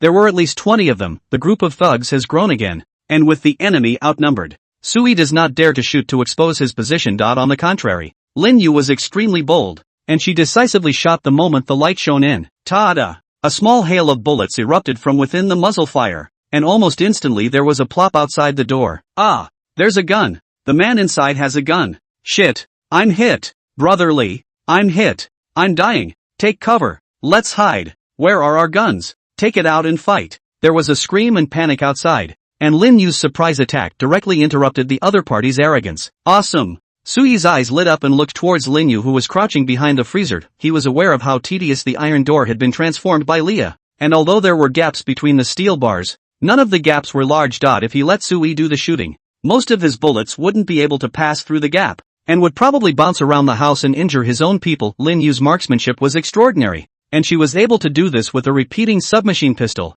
But the thugs outside the door were no slouches, and soon there were blackened muzzles against the gap in the iron door. Boom! Boom boom! Crisp gunshots exploded in the darkness, the fire of bullets littering the walls of the room and breaking things. The thugs also had guns. Thought they bought them from online trading platforms. Kill them! Shoot them! Out of bullets! Damn it! I wonder if anyone's dead. There's no movement in there, so break down this broken door. Take him while he's sick. The thugs were screaming outside, a clip of bullets already emptied by them just as the thugs continued to smash the door in between. Sui saw Lin Yu gesture at Leah. Leah nodded, showing half her body from the corner of the bunker wall, and fired 3 point-blank shots in the direction of the doorway with the flashlight. Boom! Boom! Boom! One round was empty, bouncing off the metal door and going askew somewhere, and the other two apparently hit the door. Ah! Grass! There's a live one in there. My brother's been shot. My brother's been shot. Lee, what now? Shoot! Keep shooting! The thugs panicked outside, switched bullets and then resumed firing toward the inside, but Leah had already ducked back into the corner. The bullets of the thugs riddled the room, but they were unable to harm Suyi's 3. Because Lin Yu's standing arrangement had already taken into account the factor of stray bullets. Their standing position in the narrow space was also relatively safe from stray bullets, and they wouldn't be directly hit by the opponent's bullets. By the moment the mob's barrage of bullets ended and the sound of gunfire had just stopped, Lin Yu almost instantly exposed his figure and 2 barrages of bullets were fired towards the doorway. Da-da-da! Da-da-da-da! Put! Put! The sound of bullets entering flesh resounded outside the door, and the screams of the thugs were unceasing. No way! We can't be a target at the door. There are sharpshooters inside. We can't beat them. Brotherly! Let's retreat first. Shit! The dots are sticking. Retreat upstairs first. The mob did not have the will to fight of the regular soldiers, and after a few counterattacks, the mob wounded many of them, all terrified that they would be the next unlucky ones to be shot. The sounds of the mess outside the door faded away amidst a lot of noise and screaming. They're gone? Sui asked in a low voice, but Lin Yu held her breath and crouched in place, not moving. Suddenly, Lin Yu bared her arm and fired at her right side. D-d-d-d. With the spray of gunfire came the sound of another scream from the doorway. Grass! The people inside have found us. Go! Move! Fuck! A new sound of confusion rang out of the door, and another dense rush of footsteps moved away. Cold sweat broke out on Suyi's forehead. This gang of thugs was too sinister. In this situation they actually thought of ambushing the people in the room with a wave, just waiting for the people in the room to relax their spirit in the moment of high pressure, and then re-engage in a surprise attack. Thanks to Lin Yu being here, she was extremely battle-savvy and recognized the mob's ambush. Chief, they got away. Lin Yu bent down from the freezer and walked quickly to Suyi's side, asking with concern, "Are you not hurt?" "I'm fine." Sui shook his head. He didn't fire a single shot just now and dodged well. Of course he would be fine. Sui is not timid, but the night vision is obstructed, and he is the first time he touches the gun. He does not dare to shoot casually, for fear of dragging his teammates back. Sui's decision proved to be correct. This gang of bandits, with the terrain obstructed, combined were no match for Lin Yu alone. "Chief, I guess we won't be able to sleep at night." Lin Yu lowered her voice, analyzing the subsequent battle situation for Sui. "The people outside have suffered a loss. The ones who were shot just now must be no less than 5. They will most likely sneak attack us again in the second half of the night. This iron door should be able to stop them, but if the other side has a doorbreaker, it's probably hanging by a thread." Lin Yu's expression was serious, and the thick bloody smell that kept coming from outside the door corroborated Lin Yu's analysis. It was natural that the mob could not swallow their anger when they had lost so much. "Then we counterattack them." Leah lowered her voice and made a suggestion. "Lin Yu, you're so strong. Let's take the initiative and disrupt their formation to advance to retreat. Your analysis makes sense." Lin Yu glanced at Liette and smiled bitterly. "But I can't do it. They should be squatting in the hallway right now, just waiting for us to go out. We're not sure how many guns the other side has yet,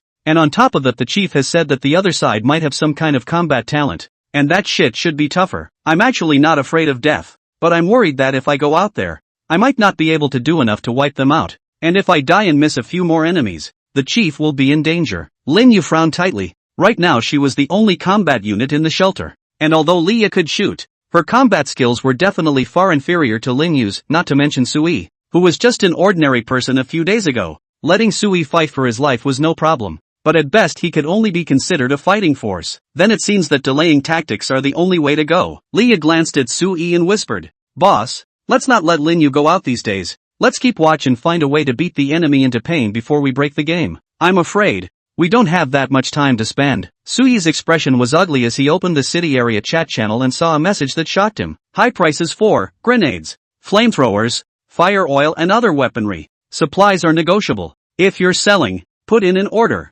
This is the latest appearance of the city channel's request for information. The speaker was a guy named Li Dasheng Shelter. Sui quickly recognized that this is the mob outside the door. They want to get gear that can force the door. These thugs, they really can't swallow this, and according to Sui, there were such equipment being sold in the trading platforms throughout the city. At least orders for grenades and the like. Sui had seen. This means that the mob's next round of offense will begin soon. And it will be much more brutal. More threatening. If it's really possible for this mob to buy the right gear, no, it would almost certainly buy it. With this mob out searching for supplies every day and killing people in their neighbors' houses for supplies, they must be well stocked. As long as they are willing to pay a high price, they can definitely buy it. If they get hold of such a great killing weapon, I'm afraid that tonight, I won't even be able to last. Sui's expression was embarrassed, and there was a deep helplessness in his eyes. He obviously hadn't offended anyone. He was just staying at home every day figuring out how to get through the end of the day, and yet he'd run into this kind of crap. Chief,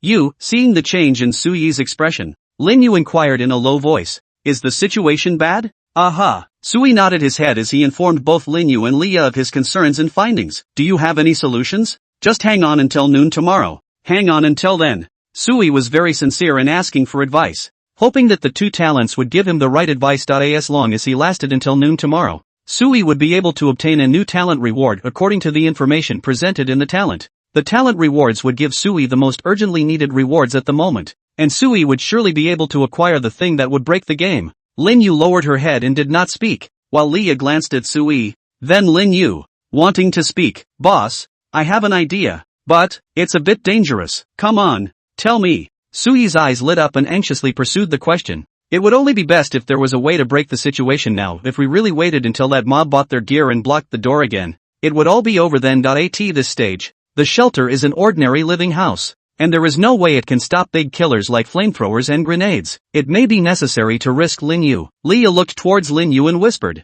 out of the three of us, only Lin Yu has the strongest fighting ability. It's nighttime again, and the outside conditions are perfect for defense and one-man hide-and-seek combat. So if we cover her out and keep her out there, we can definitely involve this mob. If the thugs dare to block the door again, Lin Yu can take advantage of the opportunity to attack from the outside. And with us on the inside, we can more than likely block the other side's attack again. But there are also a lot of difficulties. 1. The thugs outside may set up their guns to guard the point, and we may not be able to send Lin Yu out when we open the door. But instead we will destroy our own protective barrier. 2. Lin Yu can take advantage of the darkness to ensure her safety. But if it's light, by morning, once she ventured to shoot, she might expose herself, and in such a small building, it would be difficult for her to evade the enemy's search. Once Lin Yu dies out there, the two of us won't last long in the room. Leah's analysis was thorough. Sui opened his mouth and finally sighed. To let a woman go to her death alone? She's a comrade in arms from the shelter. Lia's analysis was already the most organized idea to break the game,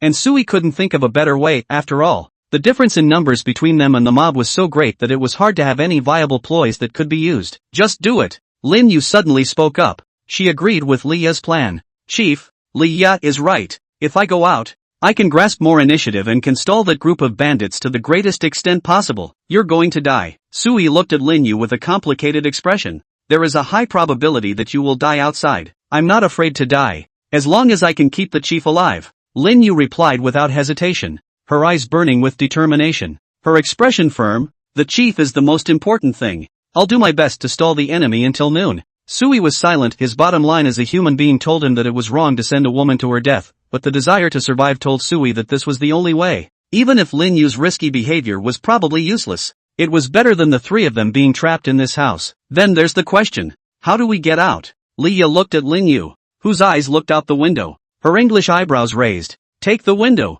Can you do it? Yes. It's a training program for soldiers. Lin Yu was very confident, and even playfully winked towards Leah. Chinese soldiers, flying over the walls is a basic skill. Lin Yu, you're not training right now. You don't have a safety rope, and there's no way for me to create a climbing tool for you under existing conditions. Leah's expression was serious. You can only climb the wall with your bare hands. I don't want you to fall. It would be a meaningless death, and that would be better than staying with the boss. Don't worry. You protect the chief. Lin Yu didn't hesitate any longer. She bent down and walked quickly towards the window, slightly pulling back the curtains. quickly removing the covering from the doorframe and opening the window. A wave of heat, all of a sudden, poured into the room from outside. Lin Yu hung a bottle of ice water on his waist, while then his body nimbly scurried out of the window and his figure disappeared under the darkness of the night. Lin Yu! Sui rushed to the window in a hurry. He stretched his head to look. Under the light of the moonlight, there was an athletic figure stepping on the air conditioner's external unit, with the help of the scalding hot tap water pipe and the outer eaves of the wall constantly moving wherever she reached.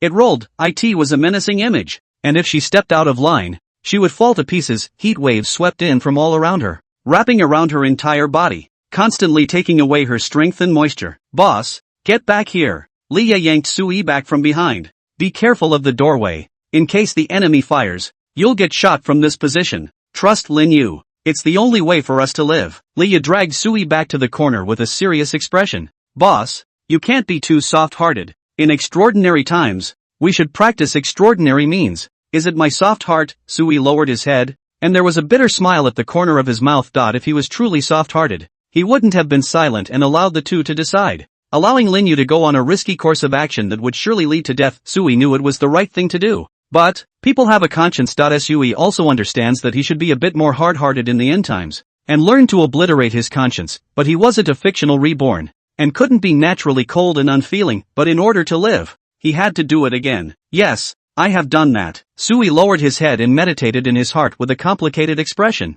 If Lin Yu dies, I actually won't be able to last until noon tomorrow. Sui's mood was contradictory. He could only keep placating himself. Lin Yu is not necessarily a human being. She might just be the game data created by that mysterious being. She might just be a replica of a human soldier, but is she really not human? Sui didn't know that the more he soothed himself, the more he could think about the security Lin Yu had brought to him over the past few days, regardless of whether this woman was human or not. At least Sui knew that he did owe Lin Yu something. Boss, it's the end of days. You need to learn to chill out a little. Leah stayed close to Sui. She looked at the doorway warily while lowering her voice. If you don't do this, you're not a qualified leader. I'm already learning, Sui muttered. He covered his forehead and sighed deeply. Leah, I'm already cold. It might take a little while to keep getting used to it, regardless of the guilt. It's still a risk for Lin Yu to take, but he's already chilling out. It's just a little hard on his conscience. The atmosphere in the room became somewhat silent for a while. Sui's expression gradually slowed down as he had adjusted his state. Anyway, at least it has been possible to prove that the recruited talent has a high level of loyalty to me. Sui took a deep breath and thought in his heart.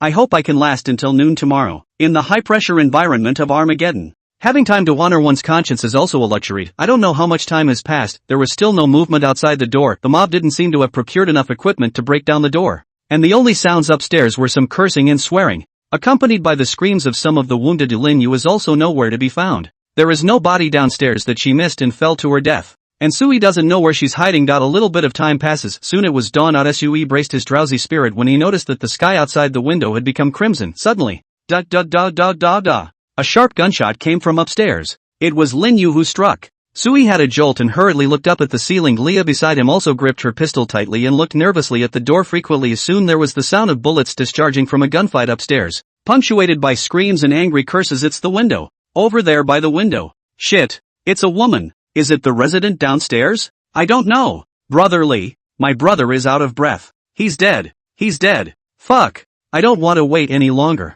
What kind of a shit warlord are you? Lee, don't listen to him. Get your revenge now. One grenade is also enough to smash this pussy. Bitch actually dared to counterattack me. Wait, Lee, she's already shown up. No one's probably downstairs. That's a one-room occupant. We can't waste grenades on an empty house. I thought I remembered a man living downstairs? When did it change to a woman? Messy sounds kept coming from upstairs, and Sui listened with his side ear, his expression a bit grave. The other guy did buy a grenade. No wonder Lin Yu suddenly shot. She was drawing fire to avoid the other side coming at Sui with grenades. Shoo! Leah's finger was placed on her mouth as she was signaling Sui not to make a single sound. This time, if the other party knew that there was someone else downstairs, it was estimated that the two of them would die for sure. In such a small space, the two were definitely going to take the full damage of the grenade explosion. Fruity, within a few minutes, there was a sibilant movement outside the door. Sui instantly sweated. He saw through the reflection of the mirror purposely planted in the corner. He saw pupils shaking in the cracks of the iron door. Someone was peering into the house. The man clung to the outside of the iron door, his eyes darting about like an evil spirit, raising the hairs on one's brow. A short while later, there was a shout from the door. Brotherly, there's no one downstairs. No movement at all. but this iron gate is well locked. It seems like she didn't use the front door. Echoes soon came from upstairs. Sure enough, that bitch came out. She climbed up the window to sneak up on us. Grass. Is this bitch Spider-Man? Search the whole building. We must catch her. Shit. Grass. Brother Lee, catch her and give her to me first. I want to avenge my brother. I want to grass this bitch to death. There was the sound of heavy footsteps from upstairs, as if men were being marshaled. Brother Lee, I'll follow you. I think you're the most capable fighter. It's safe to follow you. Cut the fucking crap and get the guns inventoried and grenades for the master at arms. Got enough bullets. That woman was a hell of a shot last night. Don't be fucking careless. Split into 2 teams. We'll start the search from the top floor. You guys go to the first floor. We'll search in the center together. Don't leave every room untouched. And scrutinize every window on every level. Remember what Arms Master said. Move quickly. Capture someone. The mob upstairs began to move. And before long there was the sound of heavy footsteps in the hallway. Sue bit his mouth in death, and an icy hatred flickered in his eyes. These guys. I obviously didn't do anything and they had to kill me. Lin Yu. Live. Whether it was for his own safety or for Lin Yu's safety, Sui at this moment was incomparably hoping that Lin Yu would be alive and well, after about 10 minutes or so. Ta-da! Another shot rang out. Downstairs. Grass. The bitch is on the 2nd floor. The warlord is dead. The warlord is dead. Damn. That's a hell of a shot. A headshot. Where on the 2nd floor? Caught yet? Sui heard what seemed to be Lee leading people down from the upper floors in a hurry, all the while still shouting and anxiously inquiring, what the hell is wrong with my military division? Brother Lee, Arms Master is gone. The bitch is in the house on the right-hand side of the 2nd floor. This place was searched by us before and the door was left open. Shit. Old Son. Old Son. A bunch of losers. They can't even protect the military division. What are you waiting for? Don't you dare rush in and arrest them. Brother Lee, that bitch is evil. Her shooting is too accurate. The downstairs was a mess, and Sui nervously listened for half a day. But no new gunshots rang out. Apparently the thugs didn't dare to chase into the room in the first place, which in turn gave Lin Yu time to escape. And they didn't catch her. Shit. There's no one in here. Keep searching. Bitch. I'm going to unload her. Where's my grenade?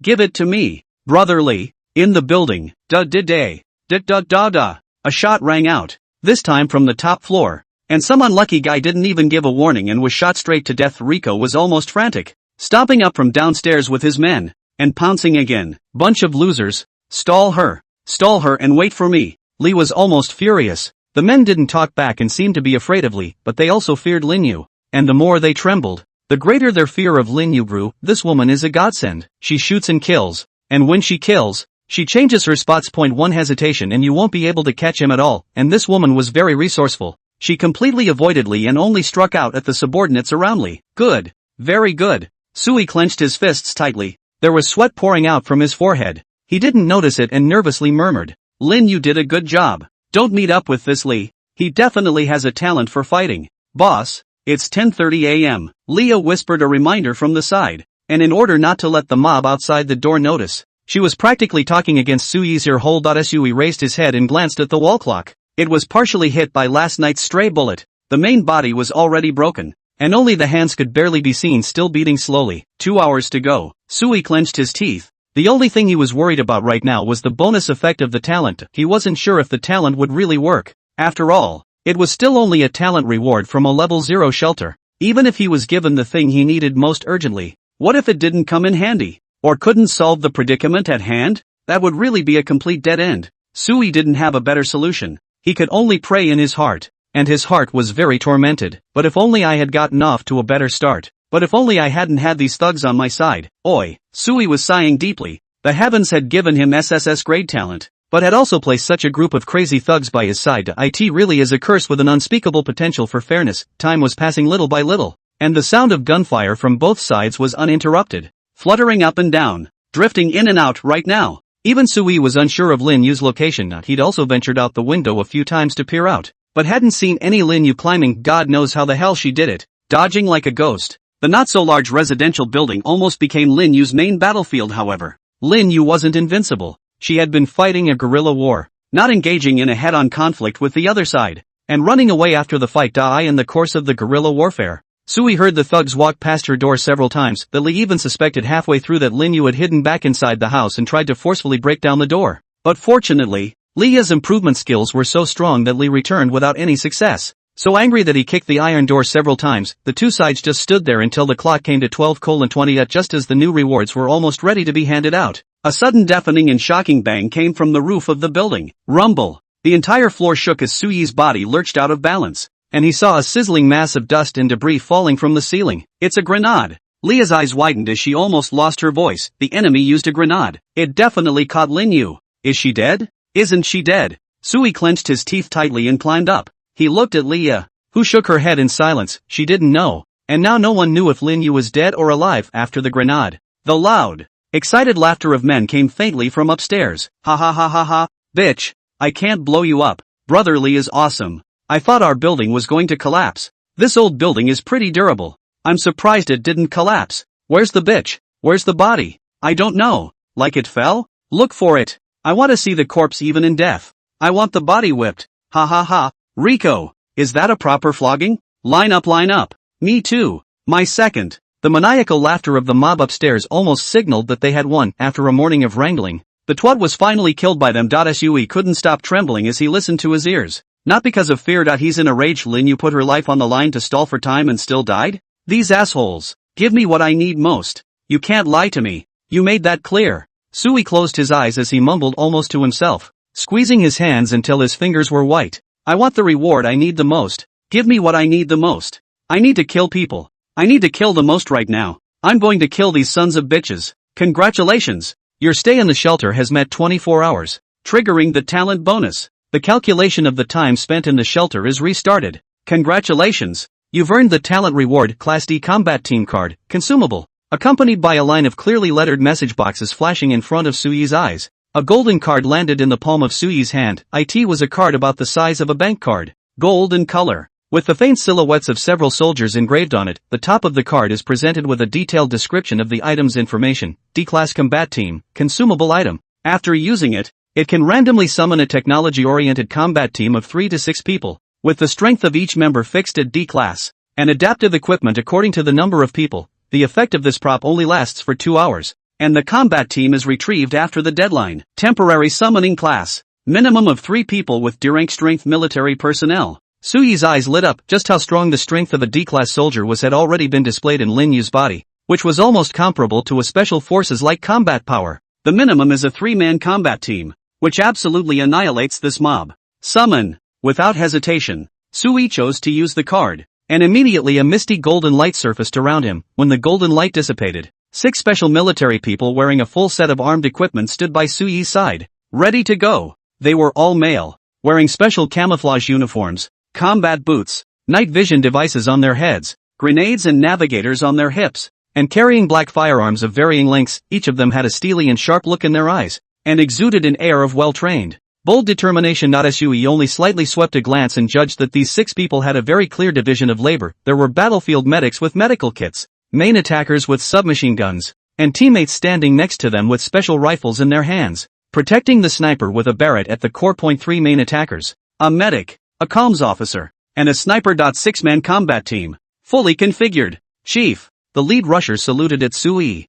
his mask revealing only his eyes, and his voice was steady as he asked for instructions. Please give the battle order. Chief, what is our combat mission? Kill. Sui took a deep breath. He barely hesitated as he raised his hand and pointed at the door. There are people in this building who threaten our lives. Kill them all. Yes, the fighters shouted in unison. Promise to complete the mission. Leah on the side woke up in shock and quickly reminded. There's another woman, called Lin Yu, also a soldier. She's the chief's soldier. Save her. The warriors looked to Sui, who nodded. Yes, sir. The leader of the warriors gestured, and the 6 warriors split into 2 groups and spread out in different formations. The calm soldier and sniper left the supplies through the window, hooked up the hook locks on their own belts, and quickly made their way to the opposite penthouse to set up their sniper positions. The main attackers and medics waited for Leah to open the iron door and then directly pulled out smoke bombs and flung them out. Pop! Smoke exploded and there were sudden sounds of panic from the squatting mob outside. Brother Lee, this iron door is open. Crap!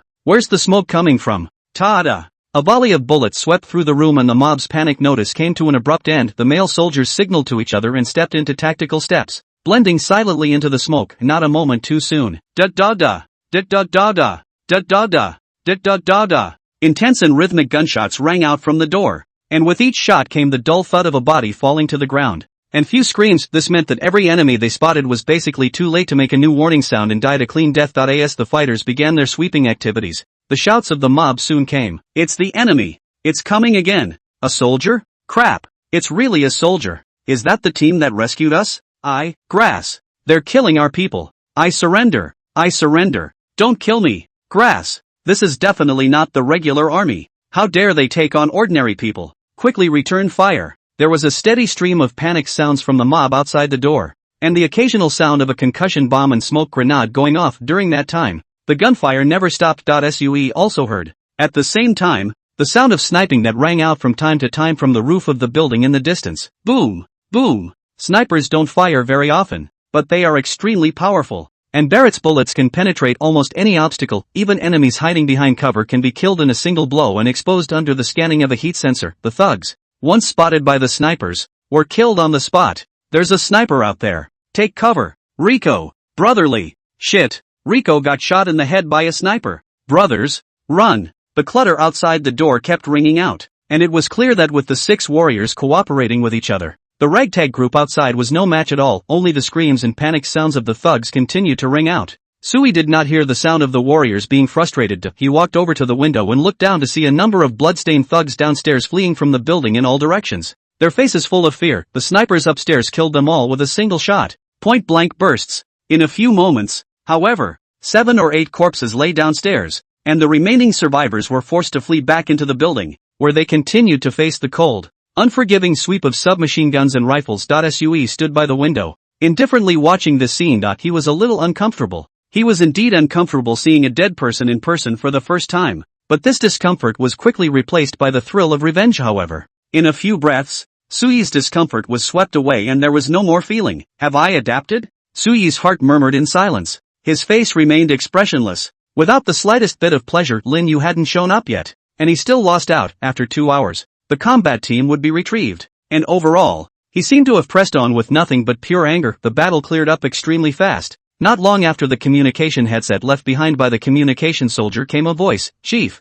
the threat has been cleared. Captured surrendered 5 people. Some of them are not sure of their identities. Please instruct the chief. Wait for me to get over there. Sui took a deep breath and led Leah out of the house. This was the first time he had stepped out of the shelter, and Sui did not want to take a step out of the shelter if he had to, but things didn't go as planned, and the mob forced him out of his shelter and forced him to fight back, under the guidance of the communication soldier. Sui led Leah towards the top floor. The hallway along the way was filled with corpses and blood. The pungent odor made Leah cover her nose. On the contrary, Sui was expressionless as he stepped on pools of blood all the way up. Boss, won't you block it? The smell is too bad. No need. Didn't you tell me to learn to be cold? Sui swept a glance at Leah and reluctantly smiled. I think that I'm going to have to adapt ahead of time. In the future, I'm afraid there will be no shortage of such scenes. Sui silently walked upwards to the top floor and saw that this floor was completely opened and connected. The cluttered house was filled with the foul smell of blood and the stench of unsanitary conditions. Garbage was littered everywhere, and several headless bodies lay on the floor. In the inner room,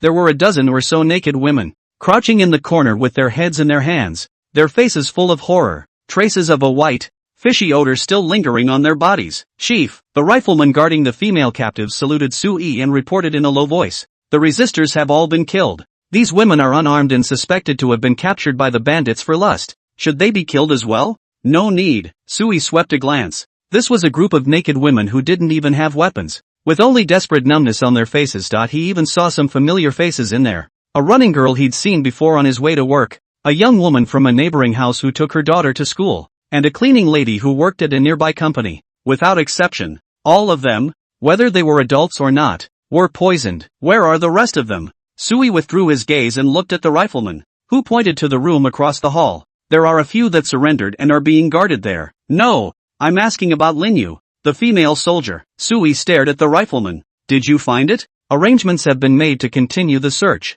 No results yet. The rifleman shook his head and answered, much to Sui's dismay. We haven't even found anyone yet. So we're guessing it's a bad one. If he had been hit head-on by a grenade, it was estimated that Lin Yu's body wouldn't have been too intact. Sui's mood was sullen. He ignored the group of female captives and walked straight to the room across the hall, where he saw the punchers guarding 3 men. They were squatting on the ground full of terror, and when the rusher shouted out the chief's cry, they all looked up at Sui. It's you! One man suddenly spoke up as he looked at Sui with a face full of surprise. You are Sui? You're the resident downstairs? I know you. I told you I remember a man living downstairs. Sui silently sized up the man and spoke with a frown. You're the guy with the daughter? I remember that your surname is Zheng? Yes, it's me. I'm old Zheng. The man was busy nodding his head disrespectfully, licking his smile and trying to get closer to Sui, but he was blocked back by the gun. The charger's gaze was cold. Watch your distance. Do not approach the chief. Yes. Old Zheng shrank back in fear and looked blearily at Sui again. Sui, we're neighbors. There's a misunderstanding here. Can you make him release me? Where's your wife and daughter? Sui replied with a cold look at Lao Zhang, who froze and lowered his head. I don't know.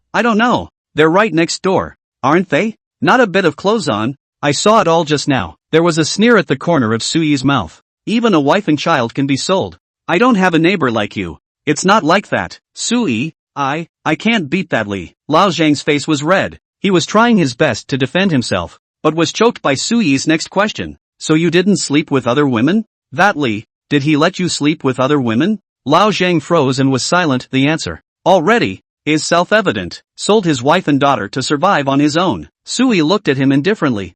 I don't care about any of this. That's your family matter. But you want to kill me. You were among those who attacked the door last night, weren't you? Old Zheng opened his mouth, wanting to defend himself, but then he dejectedly bowed his head. Sui, I beg you. I really don't want to die. The hot sun outside the window shone on Lao Zheng's back, making him almost faint from the heat, but the heat couldn't dispel the fear inside him at the moment. God knows how the young man downstairs, who was usually unknown, suddenly had such an armed force. If he had known that Sui was so powerful, he would still have defected to what surnamed Li would have followed Sui to mix. Where's Li? Sui asked, and a man beside him hurriedly spoke up and chimed in. Big brother, he's dead. That surnamed Li got his head blown off. I saw it with my own eyes. Where are the bodies? He's not dead. Before Sui could finish his question, old Zheng suddenly opened his mouth, attracting Sui's attention. What did you say? Sui looked at old Zheng and asked with a frown. How do you know he's not dead? He has immortality.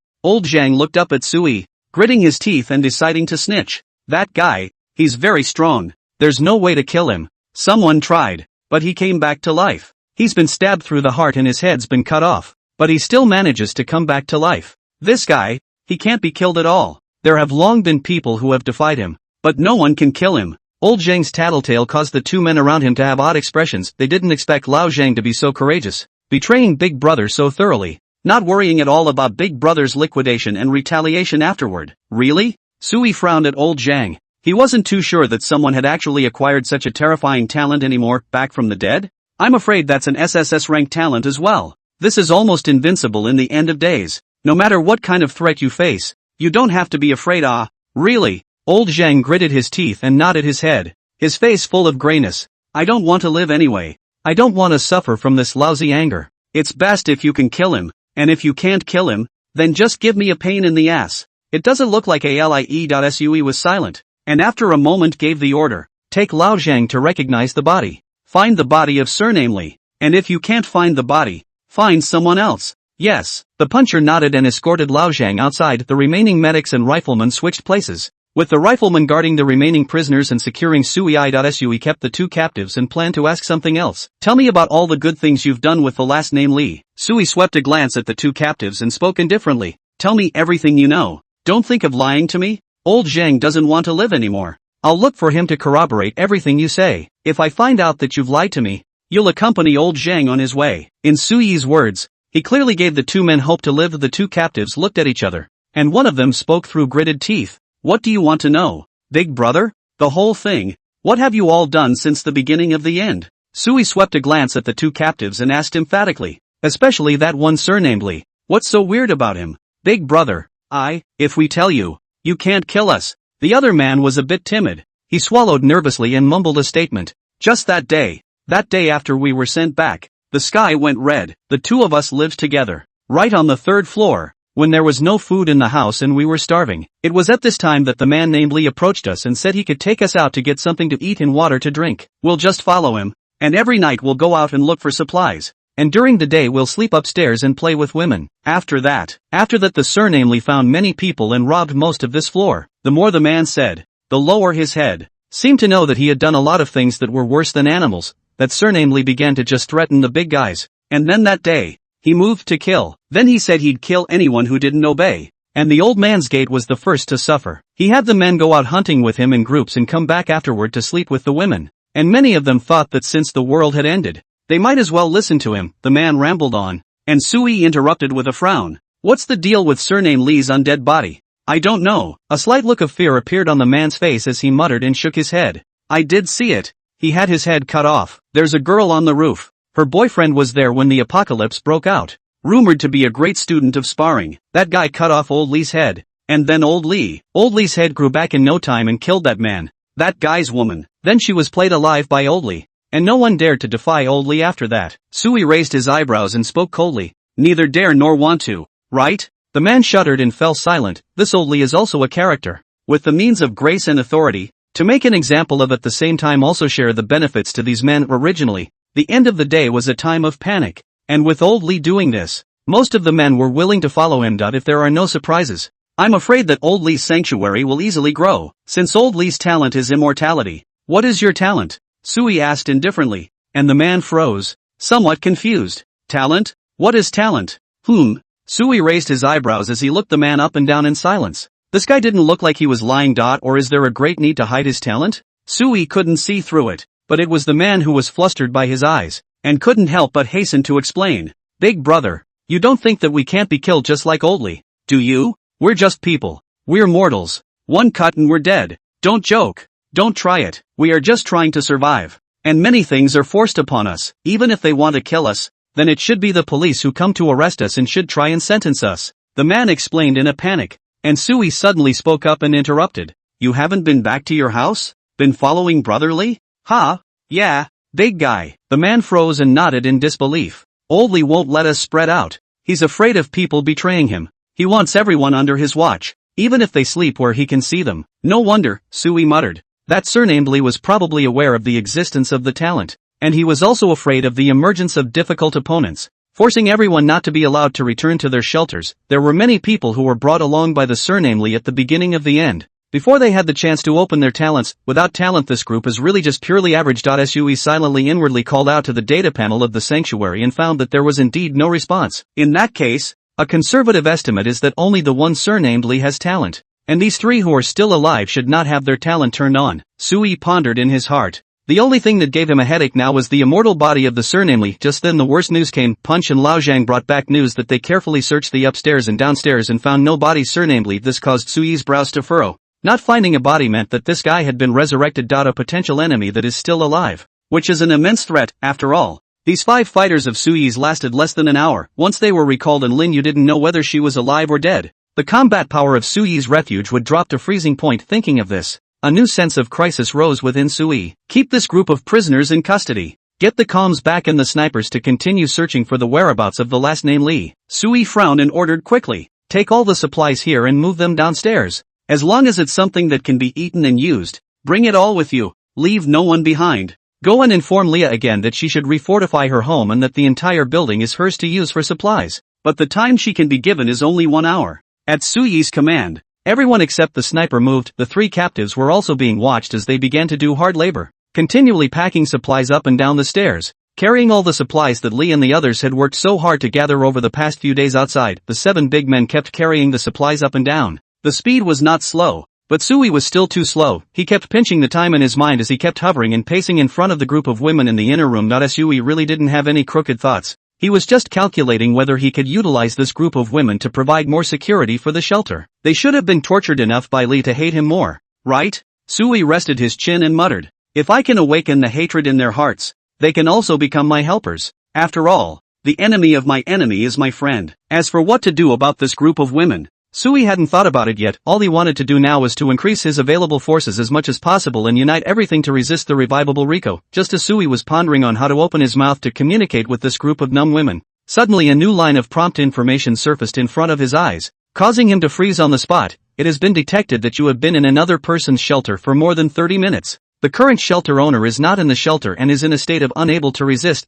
May I ask, do you choose to occupy this shelter? Or destroy it? Occupy and destroy? Sui froze. He had unknowingly accumulated a full half hour in this room, triggering a potential doomsday game mechanic. He recalled carefully, especially remembering that the thugs also seemed to have mentioned that they had found that killing could increase their survival points. From this point on, Doomsday games don't just bring about terrible natural disasters, they also encourage humans to kill each other, since even the act of killing is encouraged. It shouldn't be surprising that there are mechanisms in place for destroying and occupying others' shelters. According to those captives, the house was originally owned by Rico, who later broke through the walls to form a larger floor area. Sui narrowed his eyes slightly. Then if I operate this option now and Lee's sanctuary is gone, will his talent still exist? The answer seemed self-evident, and Sui barely hesitated. Flying to confirm it, destroy the current shelter. Along with Sui's confirmation, a red light instantly surfaced in front of Sui. The women watched the scene in horror, constantly curling their bodies into more corners. They are afraid,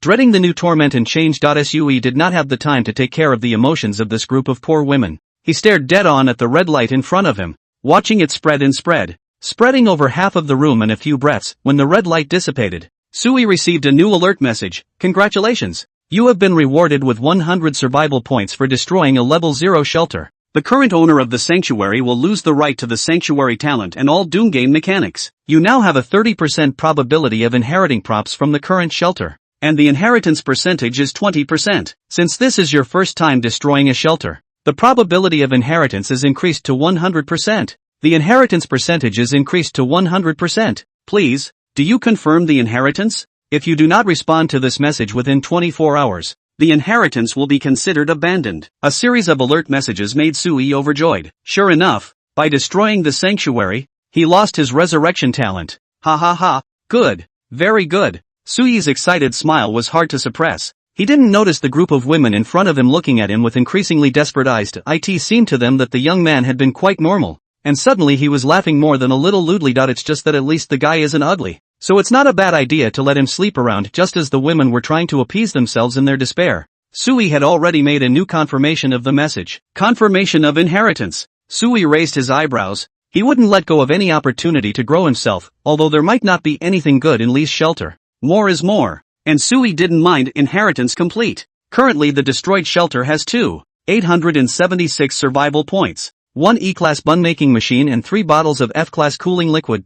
You have perfectly inherited all of the above items. The props and survival points have been automatically entered into your shelter reserve, and you can freely withdraw them when you return home. Ha! Sui froze, and his eyes could not help but widen. That Lee is actually so rich. How does he have over 2,000 points? Sui muttered as he suddenly realized that it seemed like he had just miscalculated. If there were points for killing and destroying shelters, then there was no way that thugs like Rico wouldn't know about this. There are 32 occupants in this one building, meaning there are at least 32 shelters, with the exception of Lee's and Sui's shelters. Lee was theoretically able to gain at least 3,000 points by destroying the rest of the shelters in the first few days, taking into account the points gained from killing people outside. Counting all the points, it was impossible for Brother Lee to obtain less than 3,000 points. The Grady Bun Maker and Grade F Cooling Fluid are two things that Sui has seen in the survival points mall provided by the shelter. The prices weren't too expensive, but their presence meant that Rico already knew what the points were for and was starting to use them initially. Then why did he leave so many points unused?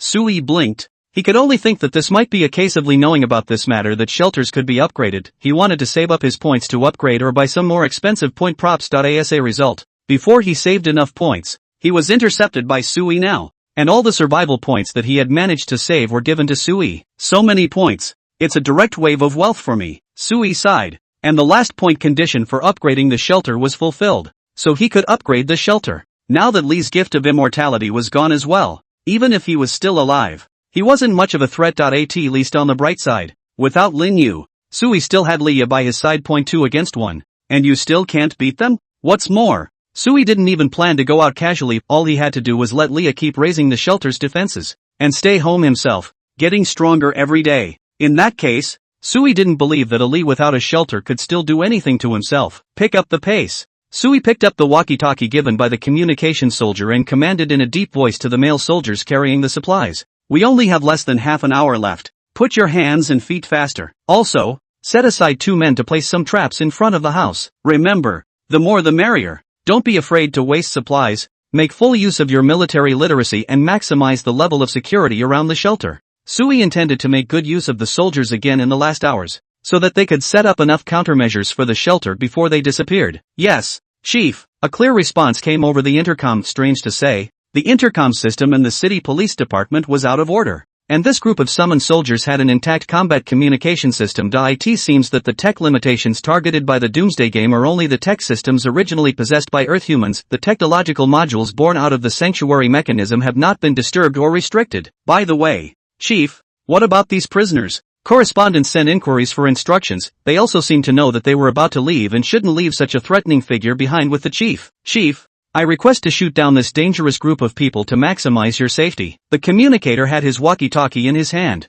and he saw a look of fear on the faces of the 3 prisoners carrying supplies. But the communicator's eyes remained cold. He was waiting for Sui's order. After a short period of silence, Sui's dull response came rustling out of the intercom. Well, kill it. Yes, Chief. The correspondent picked up his pistol and aimed it at the captive's head. Boom, boom, boom. 3 shots were soon heard downstairs, signaling the loss of 3 lives. Sui did not have too many fluctuations within his heart. After experiencing last night's and today's bloody battles, his state of mind had undergone a drastic change. Old Zhang, don't blame me, Sui muttered in his heart. I want to live too. I have to be ruthless. Sui took a deep breath, calmed down and swept a glance at the women in front of him. This was a new problem that caused Sui some headaches. Kill them? However, these women seemed to be the same poor people who had been tortured by Li, and they hadn't dealt with Sui, which made Sui unable to lay his hands on them. He can be cold and heartless to his enemies, but for the weak, a faint conscience still remains inside. It's better to drive away. Sui took a deep breath and pinched his brows as he made a decision in his heart. I cannot kill them, but they cannot stay in this building either. I'm going to clear this whole building to maximize my own safety. Being in the end of the world. Sui doesn't trust anyone. He could be soft-hearted and not kill, but he would never let his opponent get too close to him. Gada! Sui's pistol was replaced with a bullet and he was ready to threaten the women to get dressed and get out of the residential building. Right at this moment, suddenly a soft call came from behind Sui. Chief? Lin Yu. Sui froze, turned around reflexively, and was surprised to see the blood-covered Lin Yu leaning against the doorframe, smiling weakly towards himself. Chief, it's good that you're still alive. Lin Yu's body was covered in scars. Her body had charred black marks from the explosion. Half of her face was a bloody mess. Her clothes were in tatters, and the skin at her hands and arms was lost to the heat, revealing pink flesh and veins. Lin Yu. Sui almost rushed to her side. A hand to help. It was good that Lin Yu was still alive, but she seemed to be just a little bit better off than dead. Lin Yu looked like she had completely lost the battle. Sui could even feel the barely exploded bullet hole wounds on her body, which had long since been soaked in blood. Chief, I'm not in the way. I still have breath. Lin Yu paused, her voice weak and her speech very forced. Those guys used a grenade on me, but I did lure the leader onto the hook. I've noticed that he doesn't seem to be afraid of bullets. He's not human. He can be resurrected. So, Lin Yu raised her head and looked at Sui, showing her teeth and smiling with a mouthful of blood. I tied him up, and whatever he grows, I'll just keep chopping it off. The head, and the limbs. I thought that if I just kept holding on, I could wear him out. Just now, that guy's head didn't continue to grow, and I seem to have managed to wear him out. You are now, should be safe. Before Lin Yu finished her last sentence, her entire body fell softly into Sui's arms. Medic! Medic! Sui grabbed the walkie-talkie and desperately roared. Come up here and save the people. Speed up. Chief, I'm coming. The medics downstairs dropped their supplies in a hurry and stomped up the stairs. He took Lin Yu from Sui's arms and laid her flat on the ground and opened the first aid kit to begin a quick examination and treatment. Sui looked at Lin Yu, who was lying on the ground being rescued, with a complicated expression.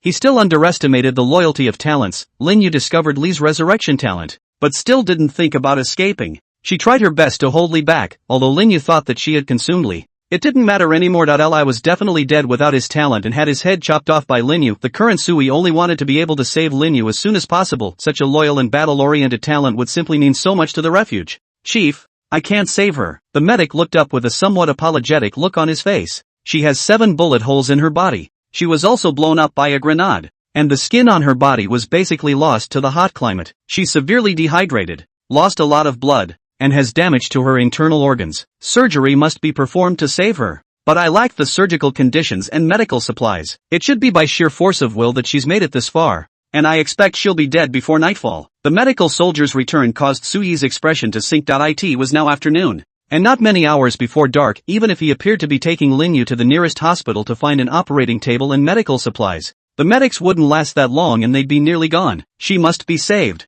I remember there are healing items in the survival supply store. Sui gritted his teeth as he signaled the medic to carry Lin Yu, then quickly went all the way home. After returning to the shelter, Leah also noticed the heavily injured and unconscious Lin Yu. and rushed over to assist her with a startled CRY.Lia wanted to ask Sui about it, but Sui had already dove headfirst into the house. Open the survival point store. After Sui returned to the shelter, the first thing he did was call out to the panel. A side of translucent data information was listed in front of Sui, and it was true that humans could only perform these operations if they returned to their sanctuary. Filtering item categorization and intelligently adjusting purchase requirements, units of combat talent for healing of serious injuries. Sui stayed at home these days. He had familiarized himself with the shelter panel and was proficient in many detailed operations. Not long after, the information about the store's goods in front of Sui changed rapidly and new information appeared. On it was a wide array of healing supplies, most of which were amazing in their effects. Not something that could be made by human technology, but all of which were expensive. The cheapest healing supplies cost 500 survival points.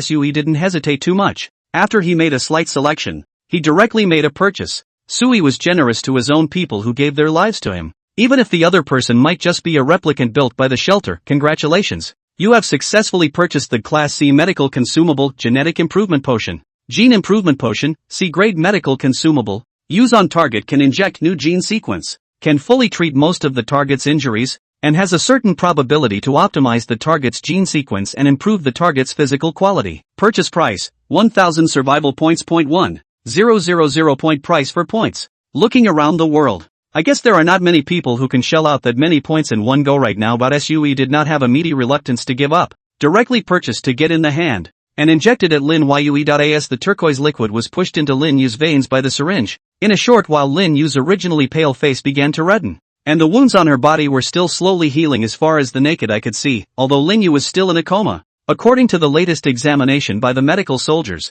Lin Yu's body was gradually recovering and was expected to wake up on her own in a few hours. It's good to save her. Sui sighed in relief. Lin Yu was so desperate, there was no reason for him to let it go. What's more, the sanctuary would also be in great need of Lin Yu's combat talent to support it for a long time to come. After placing Lin Yu, Sui was about to raise his head to go and give new orders to the soldiers, but as soon as he raised his head, he saw that the medic who was standing in front of him just a moment ago had already lost his trace. Leah, where are those soldiers? They disappeared. Boss. Leah squatted in the doorway and continued to repair the iron gate as she replied without looking up. Didn't you just say that? They are a temporary rescue force that will disappear. Well, the time has indeed come too. Sui looked down at his side. The walkie-talkies weren't left behind, and the equipment they brought with them had all disappeared. Even the traps that Sui had asked them to set up at the entrance were gone. All of them disappeared, and the entire world erased the traces of their visit. Pity. Sui sighed with some reluctance. 6 heavily armed special fighters. That's an extremely strong security force. If we could keep them,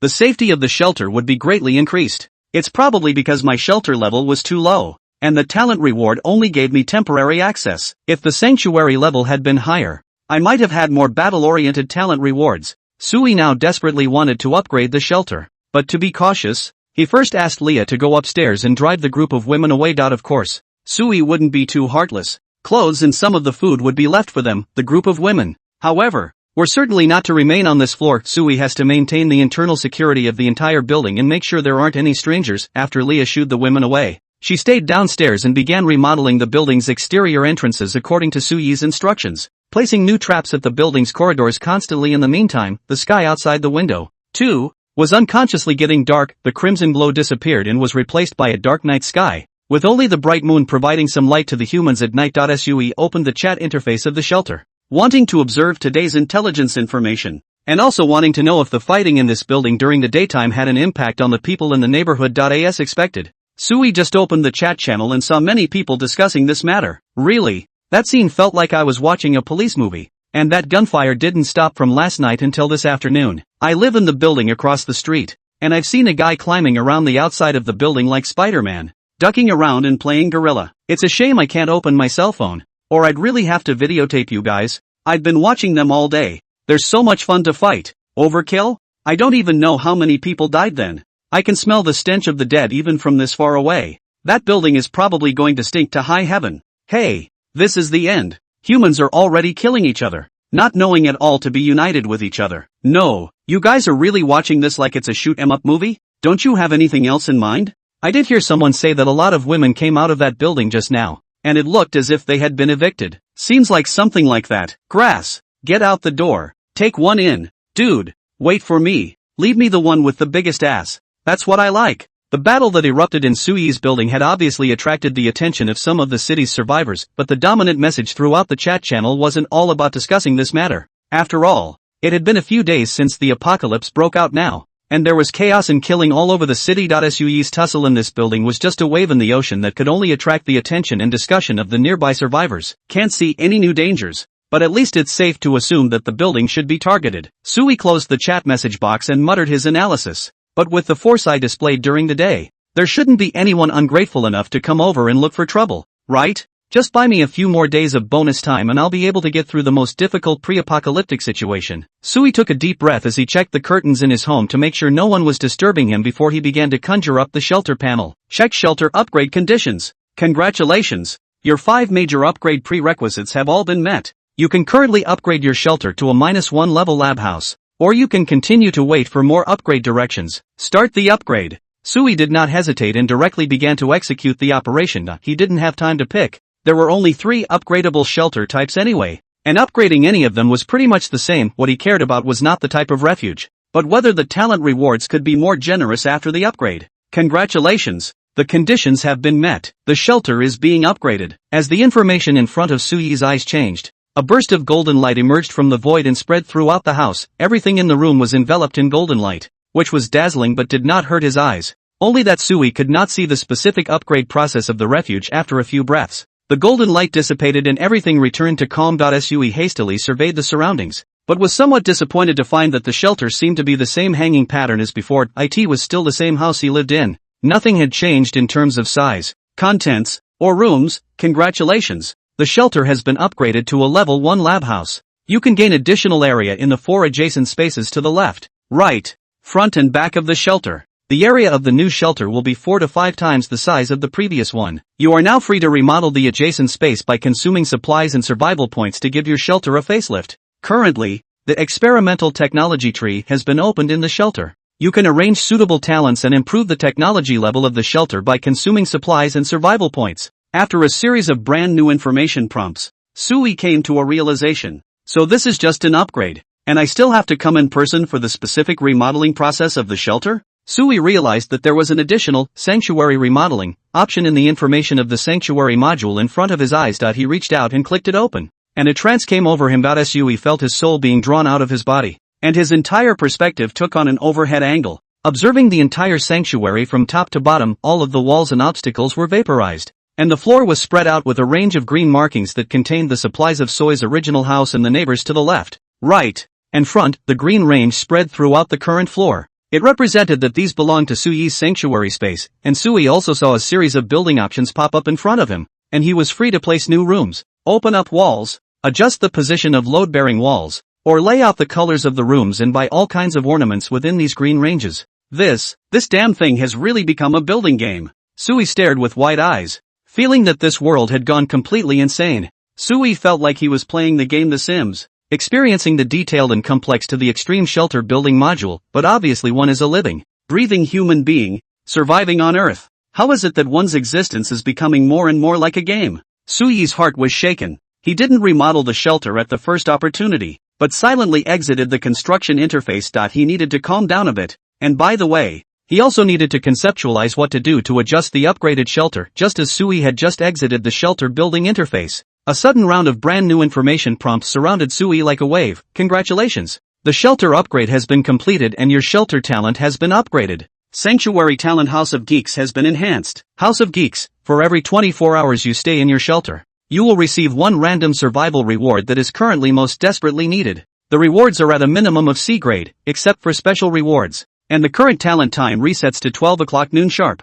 You have 1 hour of outing exemption time per day, and the exemption time does not affect the reward time settlement. The talent effect will continue to be upgraded after upgrading the shelter. Congratulations! You are the first survivor to upgrade the shelter in this city area, and you have been awarded a special commendation, the Pathfinder's Horn. Pathfinder's Horn, a C-rank special item that can be used on any talent to add the Pathfinder trait effect, in these dangerous times. The most important quality of a brave Pathfinder is luck, and the owner of this trait is often very lucky. Special rewards? Sui stroked his chin, somewhat surprised. He didn't realize that he was the first shelter in the city to be upgraded, and that he would actually get a reward similar to a game achievement. Just as Sui was checking how this reward should be used, A new hint was presented in front of him. Congratulations. You are the first survivor to upgrade the shelter in this country. And you have received a special commendation, the awakening of your bloodline. Awakening of the bloodline, an A-rank special item that summons a special talent with national characteristics, which has the ability to grow and has extremely high potential.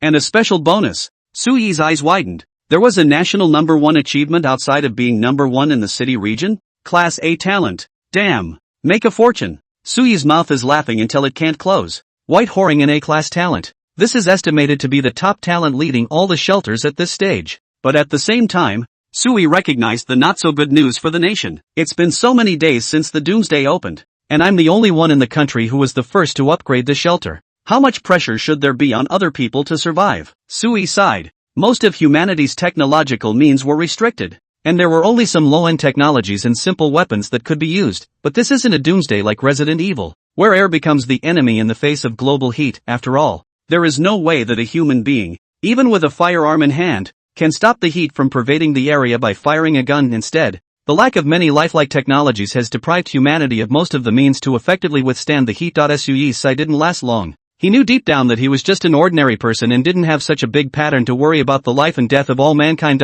Sui just wanted to keep himself alive and well. The special rewards for both achievements were housed in the shelter data in the form of storage, and Sui could use them at any time just as he did when he turned on his talents. Use Bloodline's Awakening. As Sui used his reward, a golden light blossomed around him and quickly condensed into a human form. Not long after, a woman wearing a white cheongsam stood in front of Sui. Her face was delicate and picturesque. Her skin was as fair as jade, and her eyes were as clear as autumn water under her slender willow eyebrows. Sir, the woman gently bowed to Sui. She looked like a gentle woman who came out of classical poetry. Beautiful and touching. The faint smile at the corner of her mouth gave people a sense of spring breeze. What's your name? Sui sized up the woman and was quite amazed. I didn't realize that I had actually summoned a great beauty, and this face value was simply thrilling, with a stunning beauty at first sight. Sir, my name is Kong Hyochi. The woman lowered her head and softly introduced herself. A person from Jiangnan. It's fortunate to meet Mr. Today. Good name. Sui nodded his head. Jiang Shaoxi's figure was tall with elegant curves.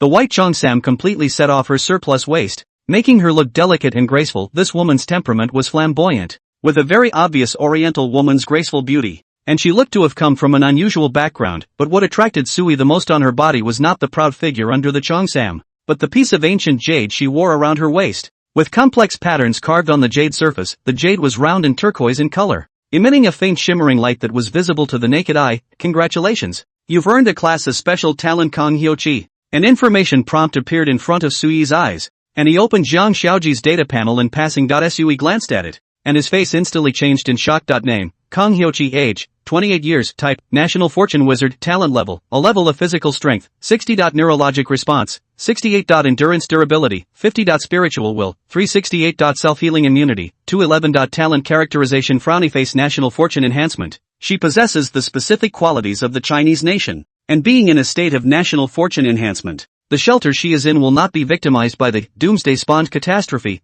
Filial piety first, for every resident in the shelter who is over 40 years old. The shelter's dispatch exploration bonus, senior talent acquisition rate, and technology development speed will be increased by 1%. The maximum increase is capped at 100%. Deep thinking, any matter related to strategy, ploys, research, traps, defenses, and other matters that require thinking within the sanctuary will not fail. Talent frowny face. Wide range of friends. She has a lot of friends and has a certain probability of bringing new talents to the shelter every month. If no talent is recommended in the current month, the probability of recommending a high-level talent in the next time will be increased. Highly intelligent. She can effectively pass on her knowledge and experience to others, and by interacting with and instructing the residents of the shelter, he is able to significantly increase their skill level and thinking ability, the hearts and minds of the people. Her power makes the residents of the shelter united and united. Inside the shelter, her presence can greatly boost the morale and efficiency of the residents, making the entire shelter run more smoothly. Value score, 3,568 points.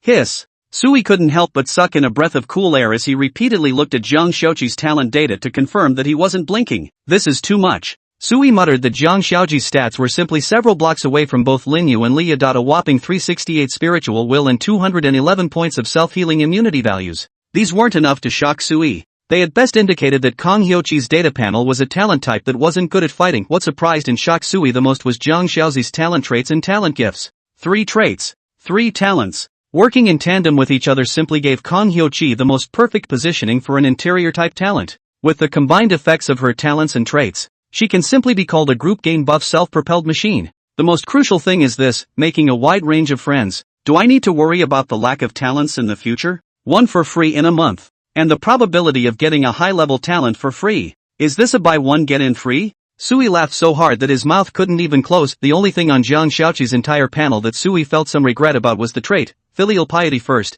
Its effect presupposes that there are residents over the age of 40 in the territory for it to take effect. And in an environment where apocalyptic catastrophes are rampant, humans who are too old or too young will have a hard time surviving on their own. Put it nicely. It's not very survivable, to put it more harshly. It's exhausting. The first round of apocalyptic catastrophe is already not very friendly to senior humans. And there is no telling how hard the rotating apocalyptic catastrophes in the future will be. And the probability of these senior humans surviving is very low. Having too many of these populations in a shelter can also synchronize and drag down the resilience and development potential of the shelter. But its effect is really fragrant. 3 types of gains. Up to 100% increase in gain effect. Sui muttered. Awakening of the bloodline, can summon talents with national characteristics. This is indeed distinctive enough. 100 goodnesses and filial piety is the first. It looks like I'll have to properly get a few old men and women to feed when I have time later. As Sui calculated, he realized that as long as he controlled the number of senior population, the effect of this talent trait had a great beneficial effect on the refuge. Just as Sui was thinking about how to make the best use of Kang Hyoji's traits and talent effects,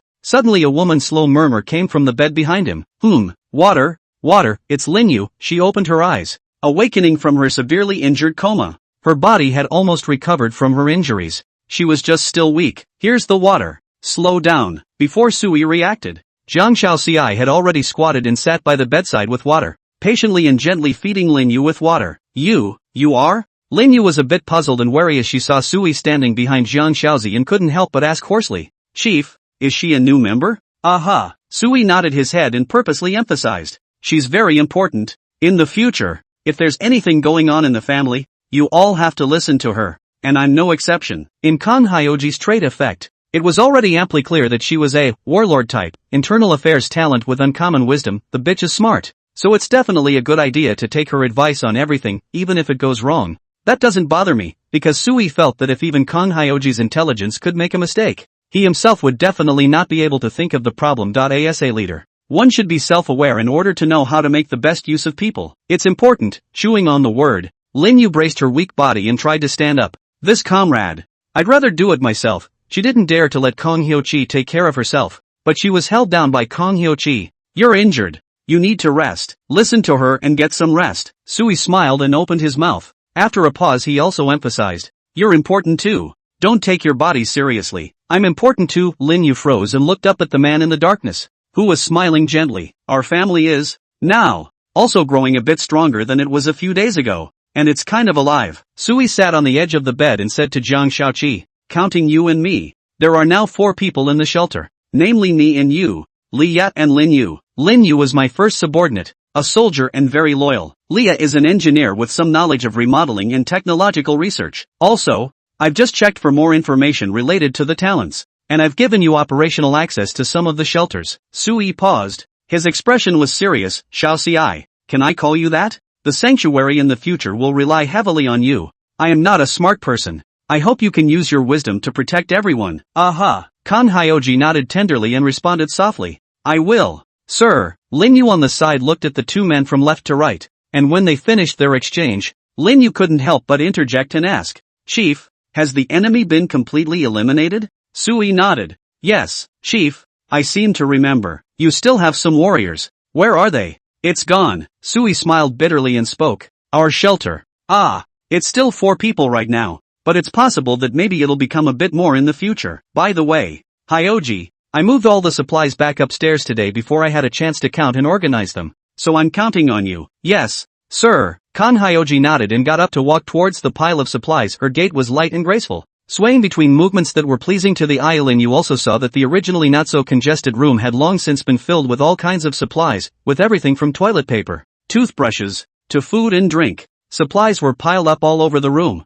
even outside the door. Hiss. Linyu stared at her beautiful eyes, very surprised. Chief, did you rob anyone? Yeah, mugging our enemies. Sui laughed. He was in a good mood now. The foreign enemy's hidden dangers were taken care of. The sanctuary was full of talent. And everything was going in the right direction, even though it was still a hot, baking, apocalyptic world outside. His shelter was already taking shape, with a certain level of disaster resistance and security. The chief is awesome, Lin Yu praised from the bottom of his heart. Sui shook his head. I'm not great. If you didn't fight to the death to hold back the enemy, I'm afraid we'd be in danger. You're the first credit for getting through the crisis this time. Chief, it's what I'm supposed to do. Lin Yu lowered her head a little embarrassed. The bright girl also had her shy moments. Protecting you is my responsibility. Aha. Sui smiled and nodded his head as he asked, by the way, the healing item I used for you seems to have some kind of probability effect that seems to enhance you. How do you feel now? Feel?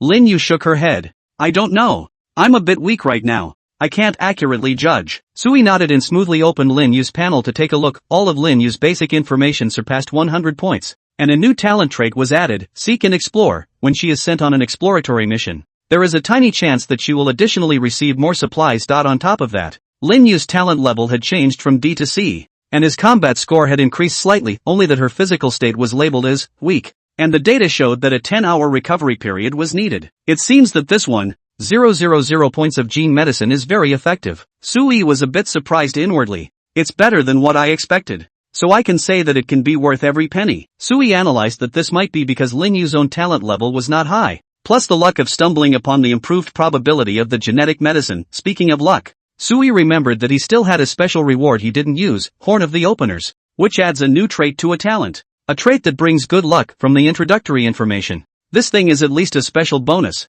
even though its effects aren't quite accurate. I only have 3 talents now. Who should I use them for? Sui lowered his head to analyze. According to common sense, it was natural to give it to Jiang Xiaozi, who had the highest rank. However, Kang Hyoji's whole body traits and talents were fixed gain type effects, and she herself was an internal affairs type talent, and the shelter duties she held weren't too relevant to the luck thing, even if words like scheming and strategy were mentioned in Kang Hyoji's traits. Sui hadn't come into contact with these things yet and wasn't sure if these contraptions needed the luck boost. Instead, Lin Yu, who had been the main combatant who had been going out to explore for supplies, was rather in need of luck. If they were lucky, the supplies Lin Yu brought would naturally be more. As for Leah, Sui didn't think about it at all. What kind of good luck does a scientific research engineer want at this stage? Scientific research? That's all about getting your feet wet. Just give it to Lin Yu. She's the one who has the most to gain from using this trait anyways. Without saying a word, while Lin Yu was resting with her eyes closed, Sui opened the shelter panel and chose to use the special reward on Lin Yue. As a golden light flashed across Lin Yu's body, a prompt message showed that Lin Yu already possessed the Horn of the Opener trait. Chief, I feel like there's something extra in my head? Lin Yu suddenly opened her eyes with a slightly confused expression. Sui smiled and soothed. Don't think about it, just lie down and rest. You're our only protector now. Aha. Lin Yu nodded her head obediently and lay down on the bed to rest at ease. Sui didn't feel that using the special reward for Lin Yu was a wasteful act, and he didn't have the idea of saving up this special reward and using it again when he met a more suitable talent. After all, the current sanctuary mechanic, while very much like a game, is modeled after reality. Proper hoarding is beneficial, but hoarding everything mindlessly is only compromising your safety. There are some things that should be used and enjoyed sooner rather than later. The night was empty and silent, and the only sounds in the entire building were the clanging of Leah downstairs as she built the security features, and the whispering of Kang Hyo-chi as she counted the supplies. Sui opened the shelter, and he didn't have the time to take a proper inventory of today's harvest until this time, thanks to today's talent bonus boost. Sui drove the thugs to extinction and occupied the entire building in one fell swoop. The supplies that Lee and the others kept collecting from the outside in these days, but they were all cheaper for Sui. Sui had roughly estimated in his mind that if it was just 4 people to use it, the supplies would definitely be able to last for several months and would be relatively comfortable. After all, while the other survivors in the city were still worried about food and drinking water, Sui had already reused toilet paper and toothbrushes, the detailed supplies that improved the quality of life. Incidentally, there were cigarettes to smoke, and even some color magazines and comics in the supply pile. It seems that the men, Lee's group, really can't get enough of supplies and bring everything to the building. More supplies are naturally better, but there are some drawbacks. There are so many supplies that the limited storage space in the freezers will definitely allow some of the food to spoil prematurely in the heat. Sui frowned. I have to hurry up and trade some of the perishable food for something new. By the way, how many survival points do I have left to come by? Sui checked and realized that he still had 806 survival points. Let's build the blank area of the shelter first,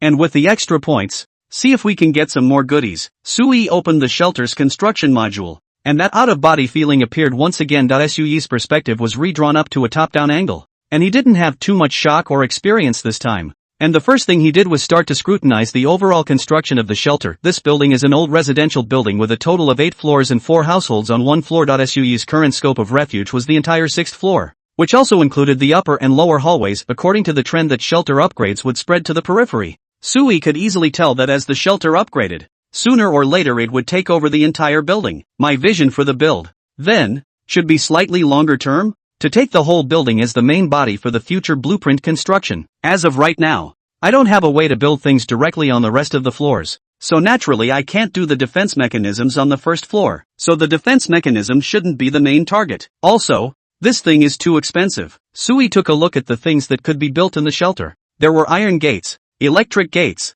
wire mesh for the basic defense facilities to build, and even wall guns, laser traps, and movable floors. It can be said to be so varied and categorized that it is impossible to see it all at a glance, but without exception, they are extremely expensive. Even the simplest iron gate costs 100 survival points, while the benefit of shelter building is that it can be housed right out of the box, eliminating the need to gather building supplies and manually build. Still, Sui didn't intend to start purchasing anything from here, as Sui realized that the only suitable shelter defense mechanism he could purchase right now was the iron gate. As for the iron gate thing, Leah was able to build it herself, and although it wasn't as excellent or thick as the one in the shelter building module, it was barely usable. As for the other defense modules, either the shelter is not of sufficient level or there are prerequisites. Sui discovered that not only defense modules and items, most of the things that could be built within a level 1 shelter, including electrical circuits, floor heating, central air conditioning, chemical research rooms, and all other architectural information, required the use of a pre-existing room called the research room.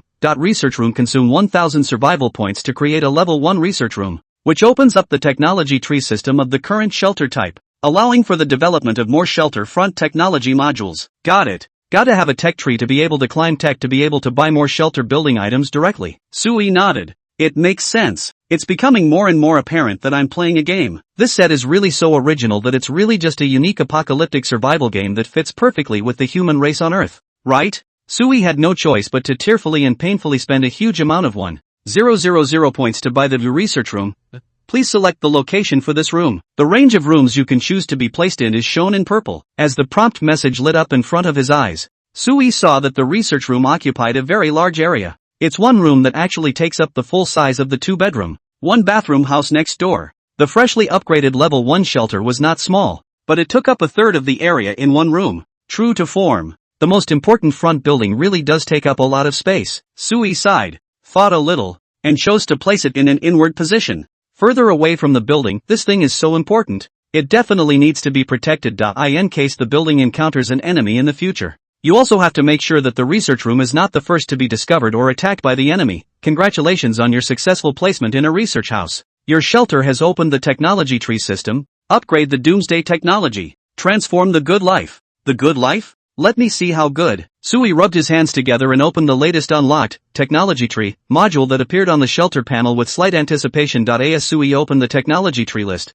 densely packed technology items were listed in front of Sui. At the top of the list, it says, Experiment House Sequence, and below that are various types of technological projects, such as Basic Power System and Autonomous Water Resource System, Enhancement of Basic Defense Measures, Preliminary Project for Improvement of Living Facilities, Enhancement of Scientific Research and Exploration Capability, Agricultural Automation System, Medical Aid Stations, Air Purification System, Intelligent Surveillance Network, Waste Disposal Centers, and Central Air Conditioning Module. The densely packed technological items almost made Sui's eyes glaze over even without looking at the detailed effects of these technological modules. Just by looking at the names, one could imagine that if all of these technological items were lit up, the shelter would definitely undergo a drastic change. Let me see the price. Sui took a closer look and muttered. 1,000 survival points for the power system. 1,000 points for the autonomous water resource system. 300 points for the waste disposal center. 800 points for the central air conditioning module? Crap, it's all so expensive. Sui sucked in a breath of cool air as he looked at the only 800 survival points he had left and could not help but be filled with bitter smiles. It seems that building shelters is really a long way to go. This is only a level 1 experimental house. and there will probably be more expensive tech projects behind it. Sui calculated how to use these 800 points to maximize his gains. Central air conditioning is important, but for now I can fight the heat with ice water. A medical aid station? Also nice, but not the most necessary. Well, it's better to light up the Scientific Research and Exploration Ability Enhancement module first. 500 points, but it's the tech program that will see the most gains at the moment. Sui selected this item to view in detail. Research and Exploration Ability Enhancement. Consume 500 points to dispatch engineers, scientists and other research talents to conduct research, which will take 10 hours. After successful research, it will increase the shelter's exploration revenue by 10% and increase the research speed of the technology tree project by 10%. These two 10%. Although it may not seem like much, but if accumulated, the additional earnings would be very objective. That's the one to choose. Still have 300 points left. Should I keep them, or take another look? As Sui pondered, his eyes couldn't help but fall on the Waste Disposal Center, Technology Project, Garbage Disposal Center, consuming 300 points. Dispatching engineers, scientists and other scientific research talents to conduct research, taking 12 hours, constructing a fully automated domestic garbage disposal facility in the shelter, capable of harmlessly disposing of all types of garbage. Exactly 300 points. Sui only hesitated slightly and eventually chose to purchase the program. There's no way around it. He just can't stand the stink in his house anymore. Without the city's water supply, even toilet flushing is not possible. And every day a large pile of excrement has to be accumulated and then disposed of by uniformly using stinky water that is about to rot. This kind of do. Sui is still very distressed. Water resources. Modern human beings have become civilized and naturally find it difficult to tolerate living in an unhygienic environment. Excrement breeds bacteria and is also a major threat to human survival. The Science and Technology Project has been selected. Please send suitable talents to the research room to conduct research. Leah. Sui hurriedly called back Leah, who was downstairs. Leah went upstairs and poked out a head, inquiring suspiciously. Boss, you're calling for me? How are the defenses being built downstairs? It's almost done. Another half hour and the entrance trap and gate reinforcement will have been completed. Leah smiled and spoke. Although this building is a bit older, the materials used are all sturdy, and the original gate was an iron gate, which saves me from having to go through a massive remodeling. Well, get some rest today after you're done. You have a big job to do tomorrow. Sui nodded his head and informed Leah about the research works of the two technological projects. Leah sniffed and brightened up. Boss, there's no need to wait for tomorrow. I can get it now. Now. Sui glanced out the window. The sky was already dark. It's after 11 p.m., right? It's too late. It's better to have a good rest. Sui didn't want to squeeze his subordinate too much, but Leah's attitude was resolute. No way. Boss, I can research all night. I promise to finish the mission by tomorrow night. I can give my marching orders.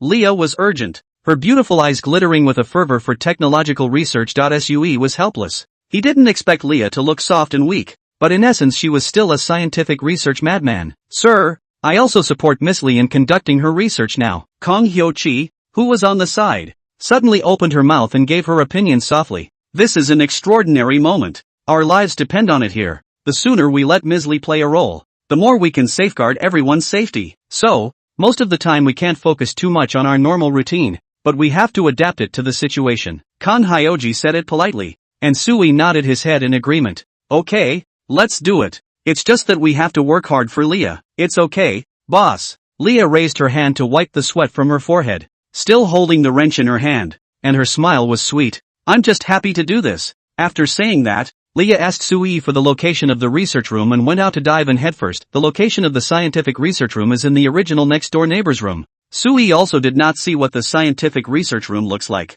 Curious to follow over from the outside, the research house looks much like a normal residential house, with plain wooden doors. However, after pushing open the door, there were all sorts of strange and bizarre research props, high-powered microscopes, chemical benches, high-precision cutting machines. There were many artifacts that Sui had never seen before, let alone knowing how to use them. Unlike Leah, however, she was familiar here, moving gingerly as she fiddled with the research artifacts in the room. Looking at her expression, she seemed to be enjoying herself immensely, taking pleasure in it. After briefly observing for a moment, Sui did not disturb and silently exited the room. Upon returning to the main house, Sui realized that it seemed like he was the only one who was idle in the entire sanctuary. Leah is going to be busy remodeling the building and developing the tech tree project. Kang Hyo-chi was busy counting and sorting the supplies, and incidentally planning the future development of the shelter. Even if it was Lin Yu who slept and rested normally, it was a meritocracy with injuries, and it was natural to sleep. Why don't I sleep and rest too? Sui scratched his head as he realized that he really didn't have much to do even if he wanted to further remodel the shelter. He didn't have any survival points, so he simply collapsed directly next to Lin Yu and closed his eyes to sleep. When Sui opened his eyes again, there was a crimson color in front of him, the sky outside the window had brightened, and the hot sun was still madly tormenting every living thing on this planet, perhaps because the hidden danger of the thugs was solved. Sui slept extraordinarily well this sleep. When he rolled over and got out of bed, he realized that Lin Yu had already disappeared. At this time, Kang Hyoji walked over from outside, carrying 2 plates of steaming dishes full of flavor. "Sir, you're awake." Jiang Xiaoji smiled and greeted Sui. "Lunch is just right. Come and eat." "What time is it?" "Back to you, sir. It's already 12:10 p.m. I slept for so long? By the way, where did you cook from?" Sui sat on the dining table, somewhat surprised. "As I recall, didn't the gas in our house stop? My downstairs neighbor has a gas tank and stovetop in his house, and I thought I'd host this meal with the thought that there was some food in the supplies that wasn't quite as storage resistant." Kang Hyoji gently explained. "You told me yesterday that I decide all these matters, big and small, on my own and don't need to consult with you." "Yeah, that's right. You're doing great." Sui nodded his head as he surveyed the home with some sighs before going to bed. The whole house was very messy and the air was still filled with a stifling and foul odor that could not be dissipated. A few days into the end of the day, Sui was not in the mood to clean his room at all, and the 2 girls, Lin Yu and Li Ye, were not masters of housework either. "But now when I wake up from a sleep, the whole house is clean, tidy and bright, and the stench in the air is gone, replaced by a light, sweet and refreshing scent." What surprised Sui the most was that he clearly noticed that the temperature in the room was somewhat cooler. It seemed to be only around 30 degrees, keep in mind that it's 70 degrees globally right now, and 30 degrees would almost qualify as winter in relative terms. "How, so cool?" Sui muttered as he swept his gaze in search and discovered that the freezer had been repositioned by Jiang Xiaozi and placed at the entrance of the room, and the counter was opened and a crude device similar to an extractor fan was positioned outside, which was drawing a steady stream of cold air from the freezer into the room. "Air conditioning." Sui's eyes widened, feeling incredible. "Hyoji, did you make this?" "It's not a freezer. It's an air conditioner." Sui had thought of doing something similar before, but hadn't been able to take care of it, and instead, he was now letting Kang Hyoji take care of these small details. "It's not me. It's Ms. Li." Kang Hyoji shook his head and did not take credit. She was the one who made the device, so that it would make Mr. sleep better. She wouldn't have volunteered to do any of this without your orders. "Leah." Sui smiled. He knew Leah's character, a relatively passive scientific research talent. Most of the time he was used to following orders and would rarely do anything on his own initiative, but Kang Hyoji is different. She is very subjective and thinks independently about what to do and tries to do it as well as she can. The refreshed house in front of us is the best proof. It was just a night's time. Sui was sitting at the dining table, looking at the bright and clean house around him, and in a trance. He felt as if he had returned to the days before the end of the world, but this trance of Sui didn't last too long, and soon his thoughts were interrupted by the new information prompt in front of him. "Congratulations.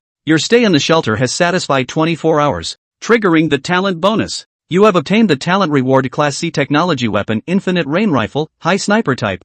With the prompted message, a rifle appeared directly on the dining room table. The chopsticks in Kang Hyoji's hands paused slightly. Her beautiful eyes lowered as if she didn't see it, and she continued to eat gracefully. Sui didn't explain, and directly picked up the rifle and started sizing it up. The body of the gun, made of lightweight high-strength alloy, shines with a cold metallic luster, and it has clean and elegant lines with smart sights, silencers and other devices. In the area of the magazine, there is an energy conversion system that looks futuristic and technological. While Sui was observing, the rifle's information also appeared before his eyes. Weapon name, Endless Rain Rifle. Weapon grade, C grade. Weapon characteristics, frowny face, unlimited ammo. It can shoot unlimited gunpowder-based bullets, but please pay attention to the cooling of the barrel. High precision medium range sniping, at a range of 800 meters. It can be adjusted to single-shot sniping mode to maximize the power. Silenced. It has a soft shooting sound, almost imperceptible in non-confined spaces. Essential attributes: weight, approximately 4.6 kg, length, 1020 mm, body, plus 450 mm, stock retractable, caliber, 5.56 mm, conversion kits for multiple calibers are available, range, effective range 800 meters, maximum range up to 1500 meters, rate of fire, single shot, triple shot, full auto adjustable, full auto mode, rate of fire up to 800 rounds per minute, ammo type, built-in unlimited ammo. No reloading required, no other types of bullets may be used. A rifle with unlimited bullets? With a sniper function? Sui's expression was a bit subtle as he felt like he had entered the world of infinite streams. Even this stuff? Mysterious being, really just got a set of doomsday games localized to Earth. A C-ranked weapon. the reward grade has been upgraded by 1 level instead. It might have something to do with my talent being upgraded, but in the eyes of the gift mechanism, is it weapons that I currently lack the most? Sui rested his chin and analyzed, really seriously counting up. The shelter is now food, drinking water, talent are not lacking. Weapons are really not enough, counting the guns collected from Lee's gang of thugs. There were only 5 handguns in the entire shelter. But the bullets had already been expended in less than 100 rounds in yesterday's robbery, while it is possible to have 1 handgun for every man. The remaining reserve of bullets is simply not enough to cope with higher intensity confrontations. So, the talent reward solo just gave me a rifle that doesn't use bullets? That's timely indeed. But I don't usually go out and get much use out of this gun. Sui raised his head and inquired to Zhang Shaoqi. Where is Lin Yu? He planned to give this gun to Lin Yu. She was the shelter's current primary explorer, and carrying this gun outside would provide a great deal of security. She's gone to examine the body, Kan Hyoji said softly. She said she's going to personally make sure that yesterday's enemies are dead or not. Counting the time, she's almost back. The body of the one called Rico? Sui held his chin and muttered. Speaking of which, I forgot to ask her yesterday how she delayed it for so long and how she got Lee arrested. This was something that Sui was very curious about. That period yesterday morning was the most dangerous time in the entire shelter, thanks to Lin Yu alone attracting the attention of all the thugs. Otherwise Sui and Leah would be in danger. I asked. Zhang Shaoji put down his chopsticks and patiently solved Sui's confusion. According to Ms. Lin, she made full use of the outer walls of the building and the various residential houses as covered during the battle yesterday. This is thanks to the group of enemies who broke into the house before that and opened most of the doors ahead of time, with the help of the outer wall as a passageway to penetrate. Ms. Lin captured the fallen enemy in different rooms, securing the advantage of one-on-one combat for our side, thus continuously weakening the enemy's living forces. Although Lee used a grenade, Ms. Lin performed damage avoidance, so there were no serious injuries. As for capturing Lee, by coincidence, it is said that there is a sniper among the new fighters you brought in, sir, and his presence deterred Brother Lee and drew most of his attention away. That's how Miss Lin seized the opportunity to sneak up on Lee and managed to take him captive. Since Ms. Lin has sensed that Lee seems to have the ability to come back to life, she has purposely bound Lee in an attempt to stop his constant revival. And then later, as you already know, as Zhang Shaoqi narrated the entire contents, Sui asked, Lin Yu told you? Yes, I felt I needed to get to know everyone at the shelter, so I had initial conversations with all of them. Kan Hyoji nodded his head and exclaimed, Ms. Lin's fighting ability is outstanding, and her will to fight is also commendable. A rare and excellent warrior. I think so. Sui nodded his head approvingly. He had personally experienced yesterday's shootout and deeply appreciated the importance of Lin Yu. But think about avoiding another incident like yesterday. Zhang Shaoji looked at Sui and suggested, I suggest that Sir adjust the direction of the shelter's development and focus on building the shelter's internal defense mechanism. That's what I thought. Sui nodded and smiled. Looks like we've come up with the same idea. I was planning to put Leah in charge of that. No, it's not enough. Kan Hyoji shook his head. In addition to the physical level defenses of the shelter, we need to build more defenses. Like what? Sui humbly asked for advice. If you have any good ideas, feel free to say them. Residents, we need more help. Zhang Shaoji spoke softly. I know that Mr. doesn't trust outsiders. After all, the human heart is complicated and unpredictable, which I understand perfectly. But excluding that reason, population is a key factor in the sanctuary becoming stronger. If we had a large enough population, battles like yesterday's wouldn't be fought so viciously. The power of Brother Lee's group is nothing more than the fact that they have more personnel. In fact, speaking of which, as far as I understand from information after the fact, Brother Lee doesn't have outstanding managerial talents. He just uses the roughest means to manage his men. This group of men can't talk about loyalty to him,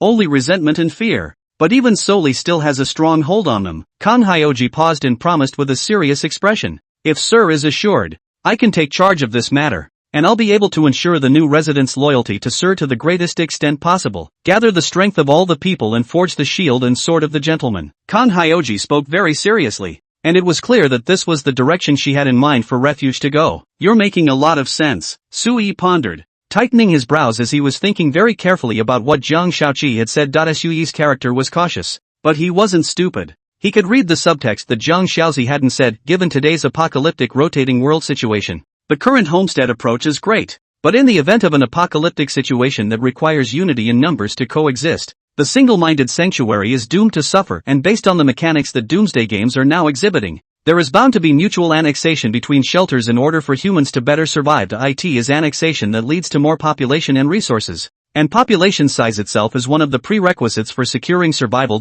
Sui, Even if he didn't consider the factor of doomsday rotation, he still had to be concerned about the threat that the other sanctuaries would pose to him after they grew. I have also hesitated to gather more talented units as residents than an outside population. Sui took a deep breath. It's talented units like you and Lin Yu and Li Ye.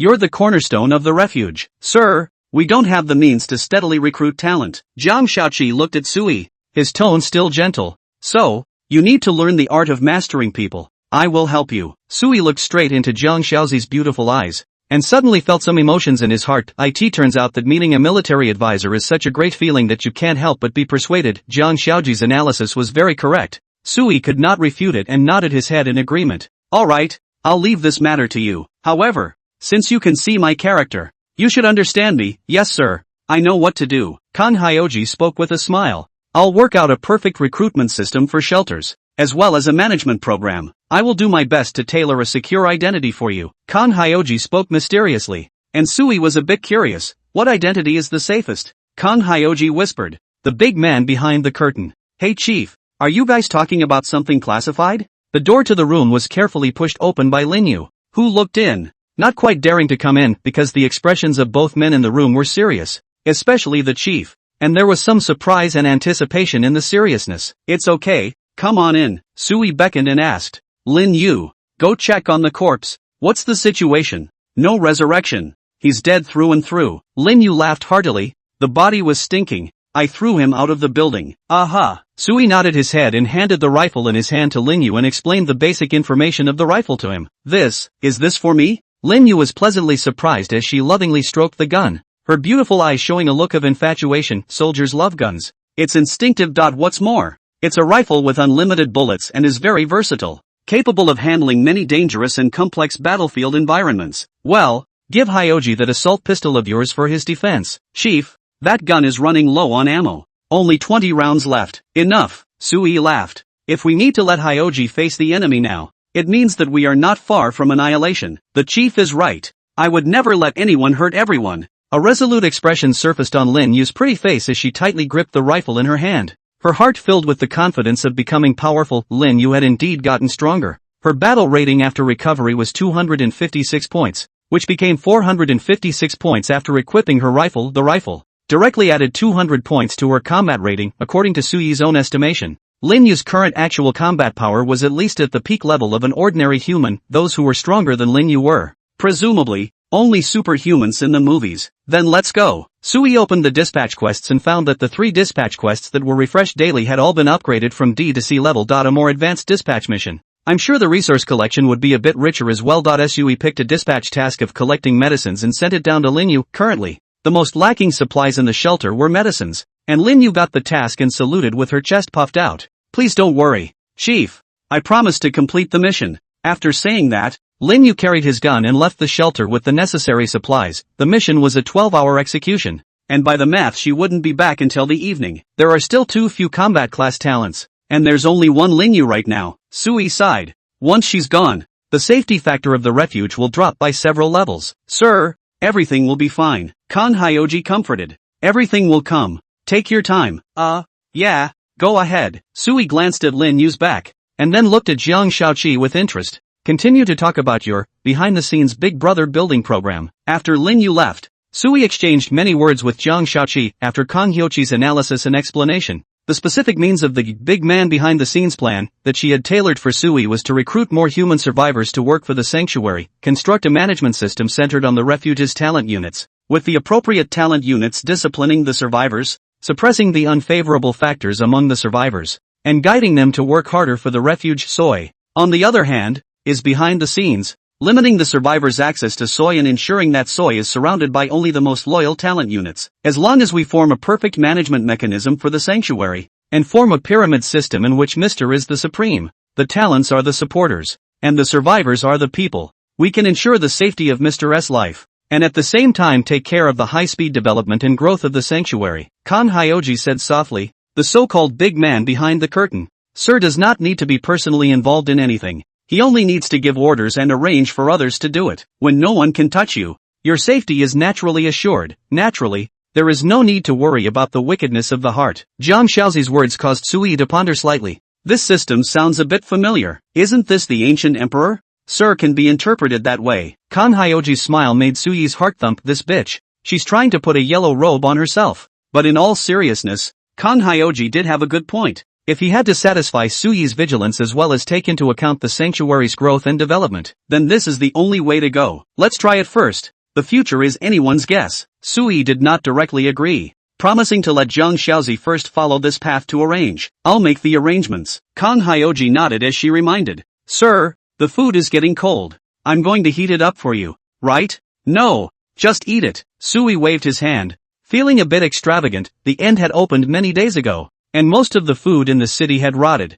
and even the drinking water stank. Most human beings are gradually running out of food and water, and where else can they enjoy pre-apocalyptic delicacies like themselves? Although this was just some home cooking, Suyi's treatment was already far beyond most of the survivors in the whole city. After enjoying her lunch, Kang Hyoji got up to clean up the dishes before bidding Suyi farewell as she went to continue organizing and planning the entire building. Since Suyi was going to use this place as the foundation of his establishment, she naturally had the obligation to take up the remaining details of handling the affairs. Afternoon. Zhang Xiaoqi was busy organizing the building. Lin Yu was out exploring, and Leah was still soaking in the research room to continue tinkering with the technology tree project. In the entire residential building, Suyi was the only one left with nothing to do. It's kinda like being an emperor. Suyi lying in bed for a lunch break, feeling the burst of coolness coming from the freezer. The heart very sigh. "I'll be responsible for the order. The talent is responsible for the realization." This feels, indeed, good. In a drunken daze, Suyi slept for a while. When he woke up, it was 3 in the afternoon. This empty geek time.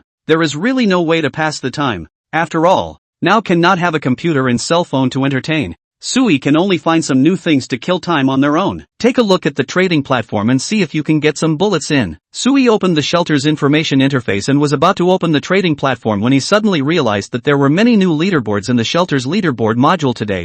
In addition to the 3 lists, the shelter rating list, the talent list, and the quest list, there are also more, e.g. shelter stockpile lists, counting only the proceeds of dispatched missions, shelter destruction, kills, lists, shelter equipment item lists, counting only shelter equipment, and survival point lists. The densely packed list, as far as the eye could see, was at least a dozen in number. Sui took a glance and realized that he actually occupied the first place in 5 lists. They were number 1 on the talent list, number 1 on the rank list, number 1 on the exploration quest list, number 1 on the material reserve list, and number 1 on the equipment list. Am I actually that good? Sui blinked, and for the first time, he realized that his refuge turned out to be so strong. It had been less than a week since the opening of the first round of Armageddon, and he had actually won the first place on the 5 lists. The more rankings on the leaderboard, the better it is. Naturally, this is because at the end of the current round of Doomsday, the mysterious presence will hand out rewards based on leaderboard placements. The higher the ranking,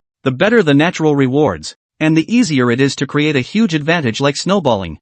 Let me see the rest of the list. Hiss. This number 1 on the kill list is too much. Suyi's eyes widened as he saw the data message of the first place in the kill list displayed as 161 shelters destroyed. This list is almost like the PK list in the game, but anyone who made it to the list was a battle maniac. But you have to realize that this is the real world, and even though there are Doomsday game mechanics, the people you kill are all living, breathing humans. Destroying 161 shelters means that this person killed at least 161 people, maybe even more. It's only been a few days since Doomsday opened, and you've taken out so many people. I don't believe you've met any enemies, Sui muttered. I'm afraid, this is a homicidal maniac, and whether it's because of killing for fun, or in order to try to gain more survival points through this, it all means that this person is extremely dangerous. Sui was inwardly vigilant, keeping the name of the number 1 in the kill list in his heart, Little White Bear Sanctuary. A cuter looking name, but there's nothing cute about what this guy does. What I'm seeing right now is still just the city area list, and I'm not sure what's going on nationally or even worldwide. But if we take a small glimpse of the big picture, if there is such a murderous maniac in Jinling City, the rest of the places may not be any better. It really is the end of days. Natural disasters are rampant and there are many human disasters. It's hard. Sui shook his head and at the same time saw his rankings. He was ranked 53, 688th in the kill list, with a number of shelters destroyed of 1. This means that at least 50,000 people have destroyed the shelters of others. This is just the beginning, and this number is sure to grow in the future. Let's look at the standings again. Well, I'm ranked crap after 100,000th place. It doesn't count towards the exact ranking. Sui's eyes widened and he couldn't help but roll his eyes. After some depletion of his points, Only a measly 6 points of his thousands of survival points remained. 6 points was indeed too little. But Sui felt that it wouldn't be so bad that it would be ranked in this horrific ranking range after 100,000 inch. Could it be that there are at least 100,000 survivors across the city who have mastered the method of obtaining points? They've either got talent or they're getting points in some other way. Sui rested his chin and glanced at the first place on the scoreboard, Little White Bear Sanctuary, 620 points available. 12,000 plus survival points. If you count the portion he may have spent, the guy's cumulative point haul is likely to exceed the 20,000 point mark. This is really a fierce man. Based on the number of shelters he destroyed, he is at least 16,000 points. Now that his ranking data is less than this much, it means that he spent some of it, and his strength is definitely not to be underestimated. Sui tightly frowned. It was a headache to have such a murderous demon in the city and not know the exact signs, especially with a wary nature like Sui's. He could already feel that familiar feeling of oppression returning. The sense of relief that he had only experienced for less than a day suddenly dissipated without a trace, and was replaced by a strong sense of crisis that still loomed over his heart. This guy has so many points and the shelter level is still level 0. This is the most dangerous situation. Can someone who holds so many points not be able to come up with the upgrade requirements for the shelter?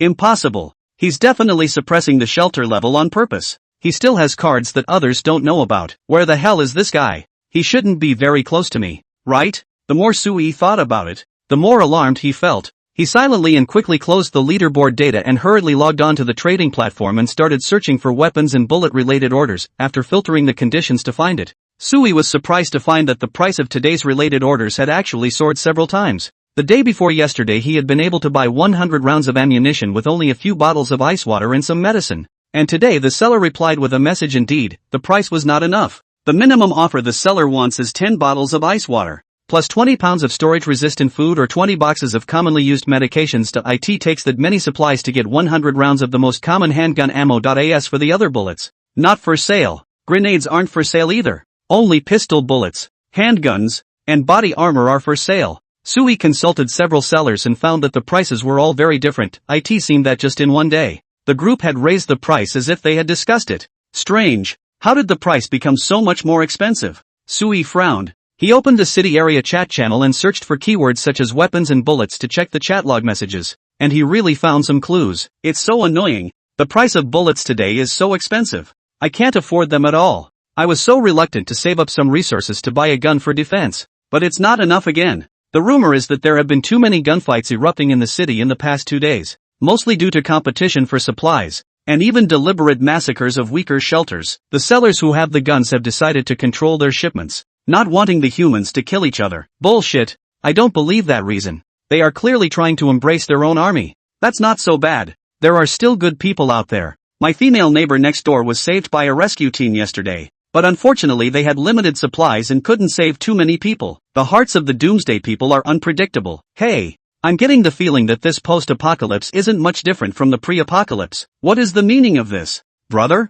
Think about it. I worked hard for decades to buy a house before the end of the world, but as a result, the price of houses went up every year, and I always came up short to get on the train after the end of the world.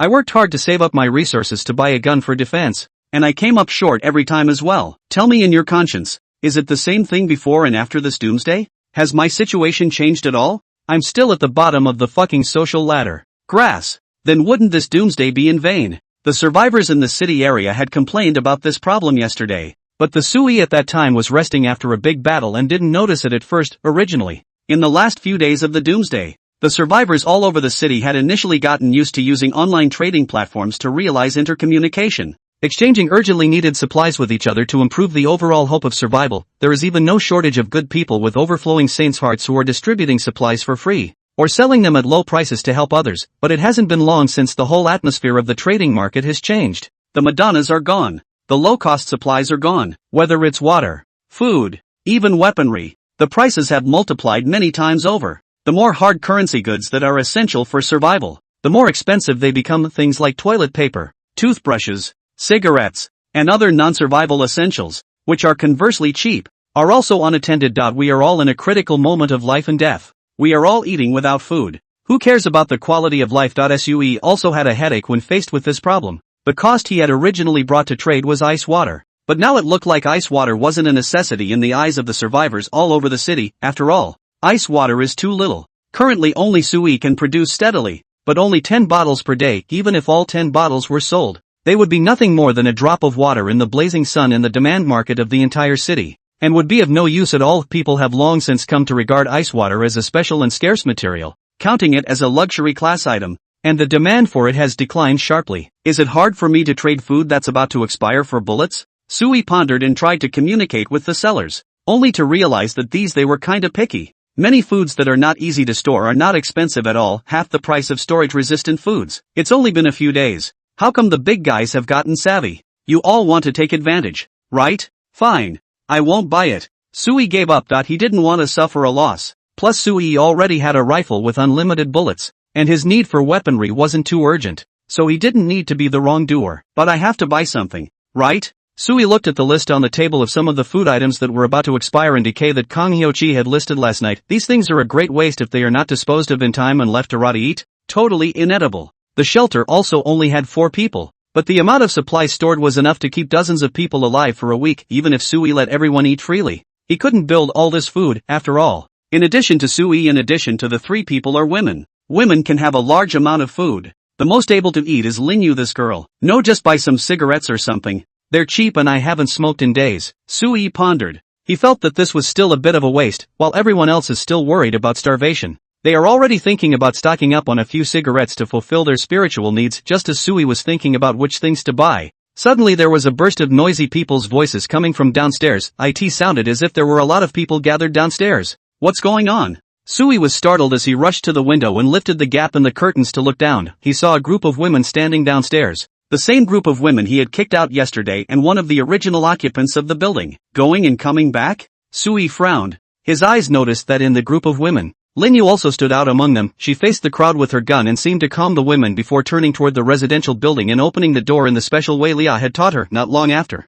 the sound of Lin Yu coming up the stairs came from the hallway outside the door. At the same time, a new alert message appeared in front of Sui's eyes. Attention! Your talent unit Lin Yu has triggered a special event and returned to the shelter early. Trigger a special event and return early? Sui raised his eyebrows and muttered. This is another new mechanism? If you return early, will the amount of supplies for that exploration be affected? Sui wasn't sure. He currently didn't know very much about the mechanism of dispatching exploration, judging by Lin Yu's behavior in bringing back this group of women. The dispatch mission seemed to be similar to the survivors' search for supplies outside, with the dispatchers searching for supplies within a certain range without the surviving humans having to do it themselves. Not long after, Lin Yu pushed open the door of the room and appeared in front of Sui. Chief. Lin Yu's voice was crisp as she saluted Sui. It's still dark. Why are you back early? Sui calmly looked at Lin Yu. Something happened? Yes, Chief. Lin Yu took a deep breath, suppressed her inner tension, and reported in a tentative tone. On my way to carry out my mission,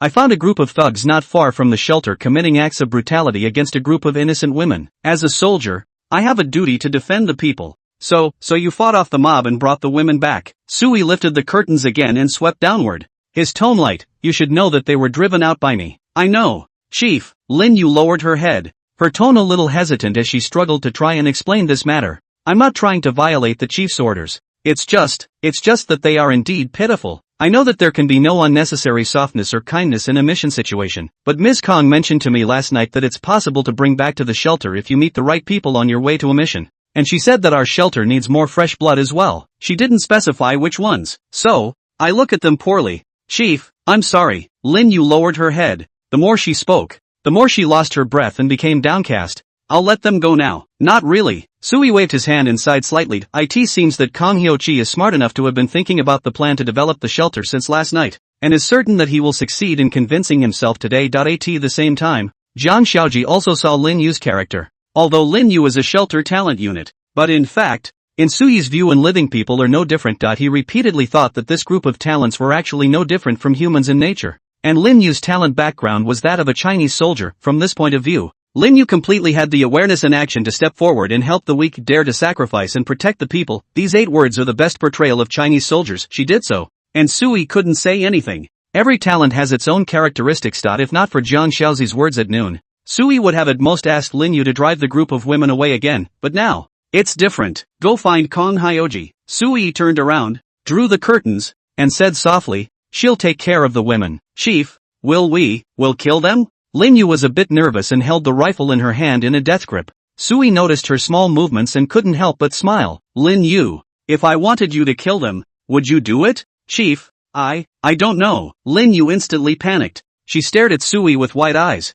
Almost unbelievingly, she could not believe that the person she was loyal to would be a ferocious tyrant. Can you shoot? Military orders. Military orders are like mountains. Lin Yu stiffened and muttered, thank you with death. She couldn't accept that she might shoot an innocent person. It went against her principles as a soldier. You look conflicted. Sui smiled. I won't give that order. Go find Jiang Xiaozi. She will take in this group of women. She knows how to arrange it. Chief, you agree. Lin Yu was instantly surprised, her beautiful eyes twinkling as she looked at Sui with a very surprised expression. Do I look like a homicidal maniac? Sui was puzzled. Lin Yu opened her mouth and shook her head fiercely. No, you are not. You are the greatest leader in my heart. Being able to reach out to innocent people despite being in the most difficult circumstances themselves, such behavior is most convincing to Chinese soldiers. Come on, I'm not great and I have my own plans. Sui waved his hand. He wasn't as good as what Lin Yu said. There are so many supplies in the shelter now that it would be better to have more people working rather than wasting them. It's better to have a group of men than a group of women,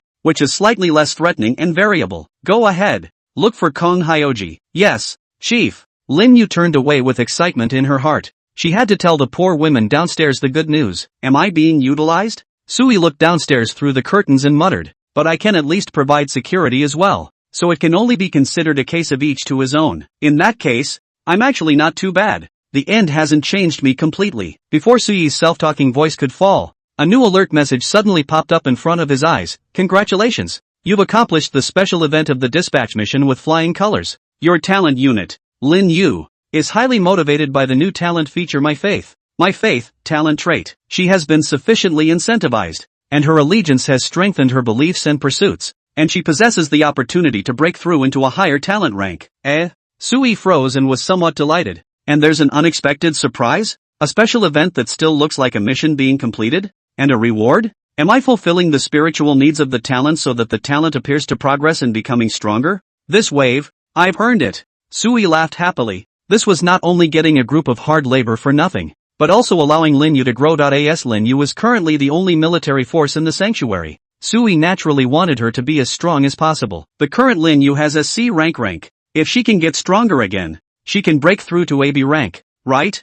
I'm really looking forward to it. I just don't know this trait and when it will take effect. Sui looked outside the building. Sisterly, do you think will he agree to us going home? Outside the building, among the dozen or so women, a girl in her early 20s spoke timidly. Her delicate face was deathly white, with shocking crimson pinch marks on her neck and ragged rags, even with the red-hot sun overhead, and the temperature around her so hot that one could almost get a heat stroke even if they stripped naked. The girl still struggled to pull at the tattered clothing she was wearing, trying desperately to cover as much skin as she could. She was afraid. So afraid that she still felt cold in the heat. I don't know. An auntie around 40 years old with a tired expression looked at the sisters around her, and with some heartache, she swept over the young girl and softly comforted. Don't be afraid. I don't see that young man as a bad person. He drove away those bastards surnamedly, and is considered our savior. Whether he lets us go home or not, at least he didn't hurt us. It's just a shame about Xiao Wang. If she was still alive. Sisterly took a deep breath. Her expression bleak. The young girl in her arms could no longer hold back her sobs,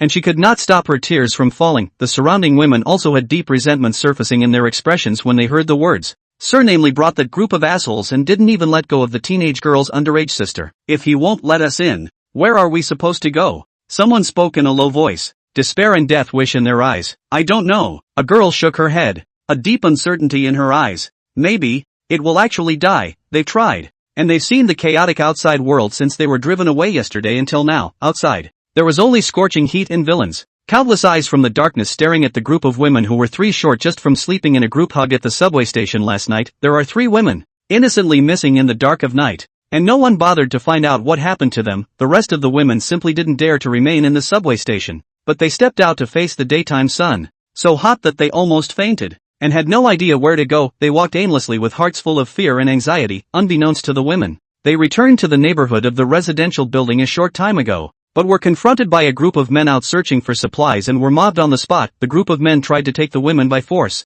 and once they were taken by them, perhaps the next step was to become new slaves. At the most desperate moment, it was Lin Yu who appeared, chased away the mob and brought them to the residence floor. The girl with the rifle said that her chief might be willing to take them in. A chief? It's a title that makes you feel unconsciously at ease. This girl is supposed to be a soldier, and her chief is supposed to have the same security as a soldier. The women don't know and can only speculate in their confused minds. Coming! She's coming out! A woman suddenly shrieked, and the girls looked up to see that the door to the building in front of them had been opened. Lin Yu walked out with a rifle on his back and a serious face. The girls noticed that there was a beautiful woman in a cheongsam gown in front of Lin Yu, who seemed to be headed by her. You guys are the new friends Lin Yu brought back, right? Kang Hyoji's voice was gentle as he walked forward and naturally took Sister Li's hands. Are you Sister Li? I've heard Lin Yu mention you. You've always taken care of the girls. What a great sister.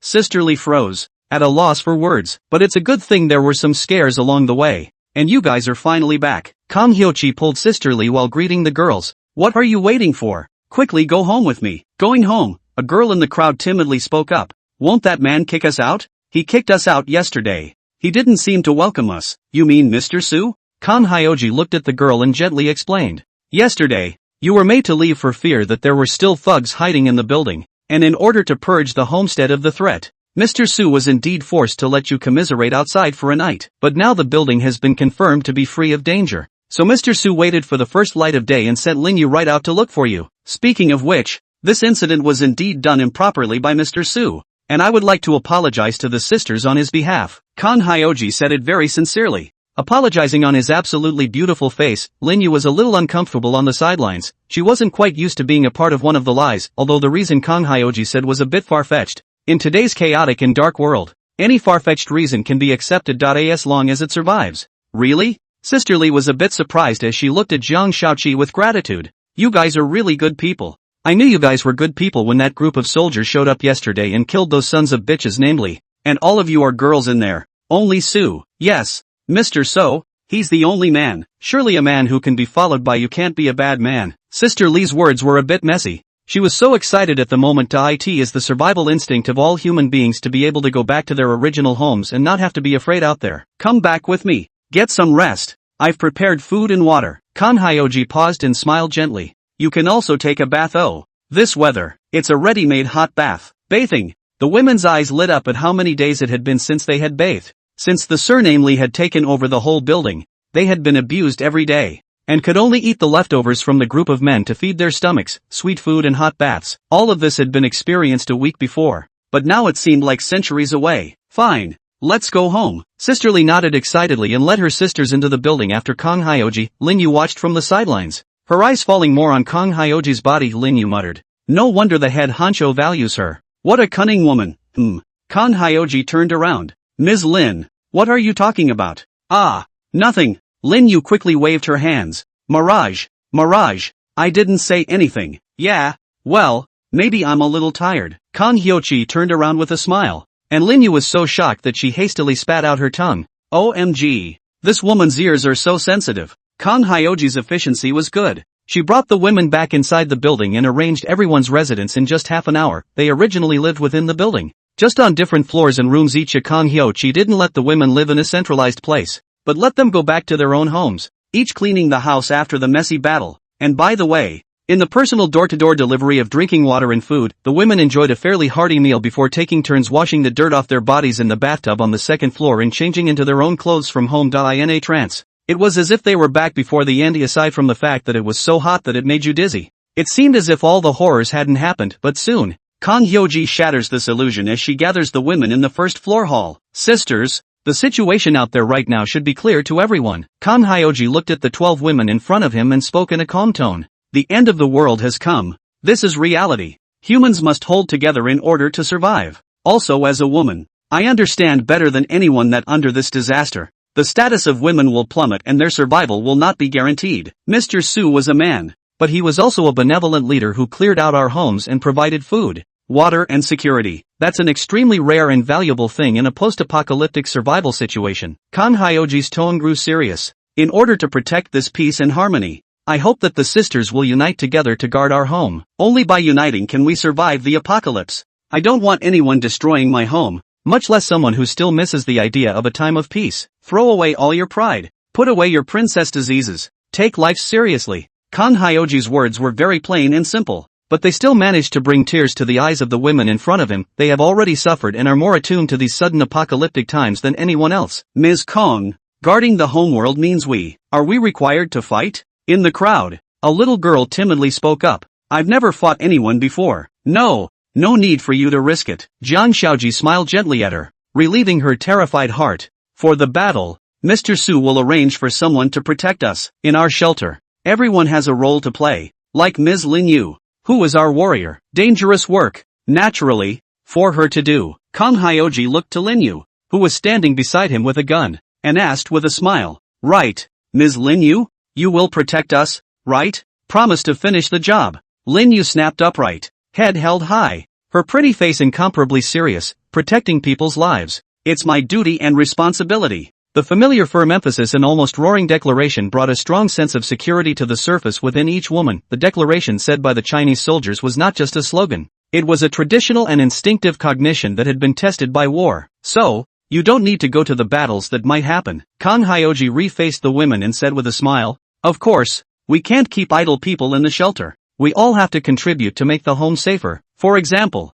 cleaning the building a bit, doing laundry and cooking, carrying supplies, and helping Leah along with remodeling and repairing the building's defenses and traps. Doing some proactive work is naturally effective in increasing the resistance of shelters when danger arrives. Before that, I'll make a detailed division of labor and arrangement based on the different specialties and professions of each of you. Everyone doesn't need to be nervous, just think of it as getting a job with food and lodging. Think of it this way, doesn't it make you feel more relaxed? Kang Hyo-chi was very good at controlling the scene, and in her 3 words, the women's emotions gradually calmed down, and their faces took on a look of yearning anticipation for a peaceful life. And at that exact moment, Lin Yu suddenly slapped her head and lowered her voice. Oh no, Ms. Zheng, I seem to have forgotten something. I have to hurry and report to the chief. Sui stood by the upstairs window, and from afar, he could see Kang Hyoji's lecture to the women downstairs, although he couldn't hear what Kang Hyo-chi was saying. From everyone's demeanor, it seemed that the group of women had been successfully pacified and they had begun to trust Kang Hyo-chi. What a woman who was good at management. No less A-list. Sui muttered as he raised his head to look out at the red sun that was already gradually setting. The entire sky was rendered into a deep red color, transmitting a strong oppression and sultriness. Say, it's been almost a week. Why haven't we seen any rescue forces show up yet? If it's true that a foreign military force would collapse due to a sudden disaster. But in China, it seems like the probability of that is very low. Where are the soldiers? The millions of regular troops, the city police force, and the armed police special police militia? That's almost over 10 million battle-ready soldiers. Not to mention the veterans who have been discharged year after year. And they've actually done nothing? Sui locked his brows. This was the biggest confusion buried in his heart. Like all ordinary Chinese people, he always had the thought of waiting for rescue in his heart during the initial moments of the end. Even Sui was still torn in his heart. If the rescue force came to his door, whether he should follow the country, or stay in the shelter and continue to live now well, there's no need to dwell on the fact that there was no rescue force present in the press. Not to mention the military, the police have barely been seen or heard from, and there's no sign of even the official political forces throughout the city's chat channels. Only a few occasional shelters claiming to be police were collecting homeless survivors. Other than that, there is no more relevant information or clues. This is something extremely unreasonable, and as far as I know, there is a military district right next to Jinling City. The military force of this city is not weak, and the first round of the apocalyptic disaster was just a hot climate, not some cosmic monster raid. So how did the human military force disappear into thin air? Sui couldn't figure it out. He had done a simple prediction and speculation in his mind. Even if the descent of the Doomsday Game leads to the failure of global human high-tech items, the means of communication, airplanes and tanks, satellites and drones and whatnot can't be used. But we still have people. Soldiers are people too. Even with bare hands, even with cold weapons, this is a formidable force that should not be underestimated. With the temperament of the Chinese soldiers, it is impossible to look away in front of a great disaster. In this,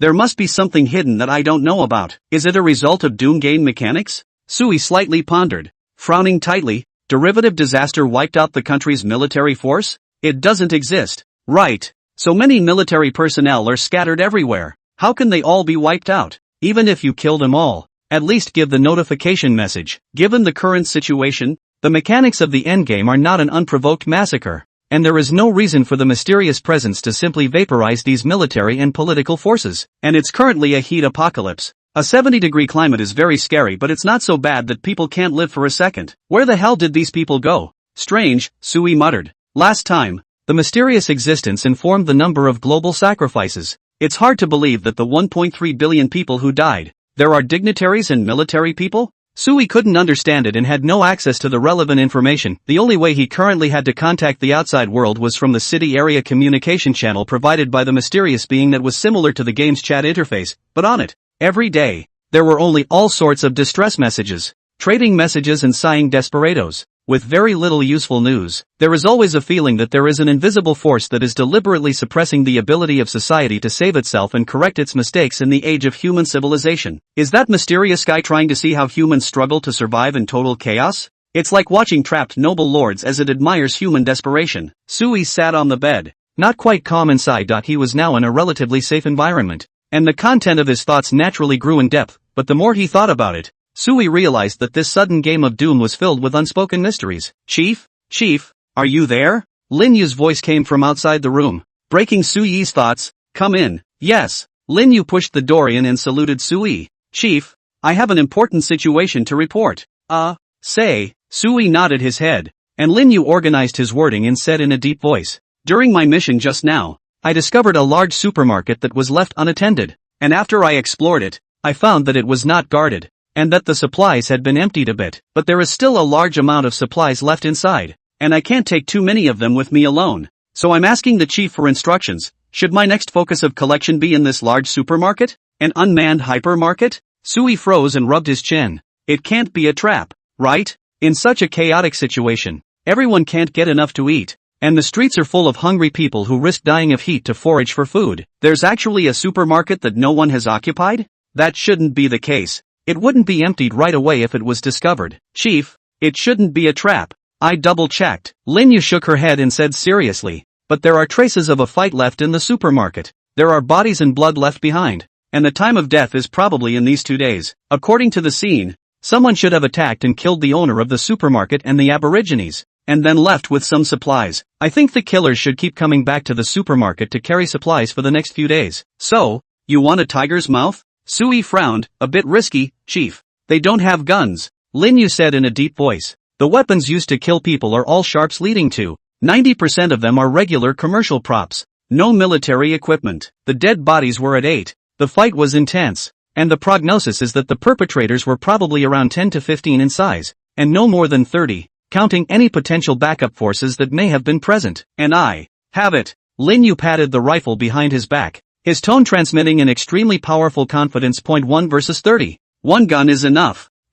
Well, Sui blinked, inwardly sighing. Lin Yu's persona background is really worthy of the template of the Chinese soldiers. There's no enemy for me. The 30 or so enemies that might exist actually seemed worthless to her, and she was still thinking about the large superstores that had already been captured by others. Lin Yu, I don't want anything to happen to you. Are you sure you're sure? Sui was also very moved. Now that the gathering place had just taken in a group of people, it definitely needed to stock up on more supplies to cope with the consumption. Kang Hyoji was certain that he could train this group of women to become qualified residents of the sanctuary, but the prerequisite was that Sui could feed so many people. 10% sure. Definitely can take it. I mean, I don't want to see you get hurt. Absolutely no injuries. Lin Yu held her head high, her tone calm yet firm. A bunch of thugs without professional equipment. They don't even have the qualifications to see me. Ooh. That's a mouthful. You're the king of female soldiers. Sui smiled. Lin Yu did have a bit of the strength of a soldier king. He had witnessed it with his own eyes. Okay,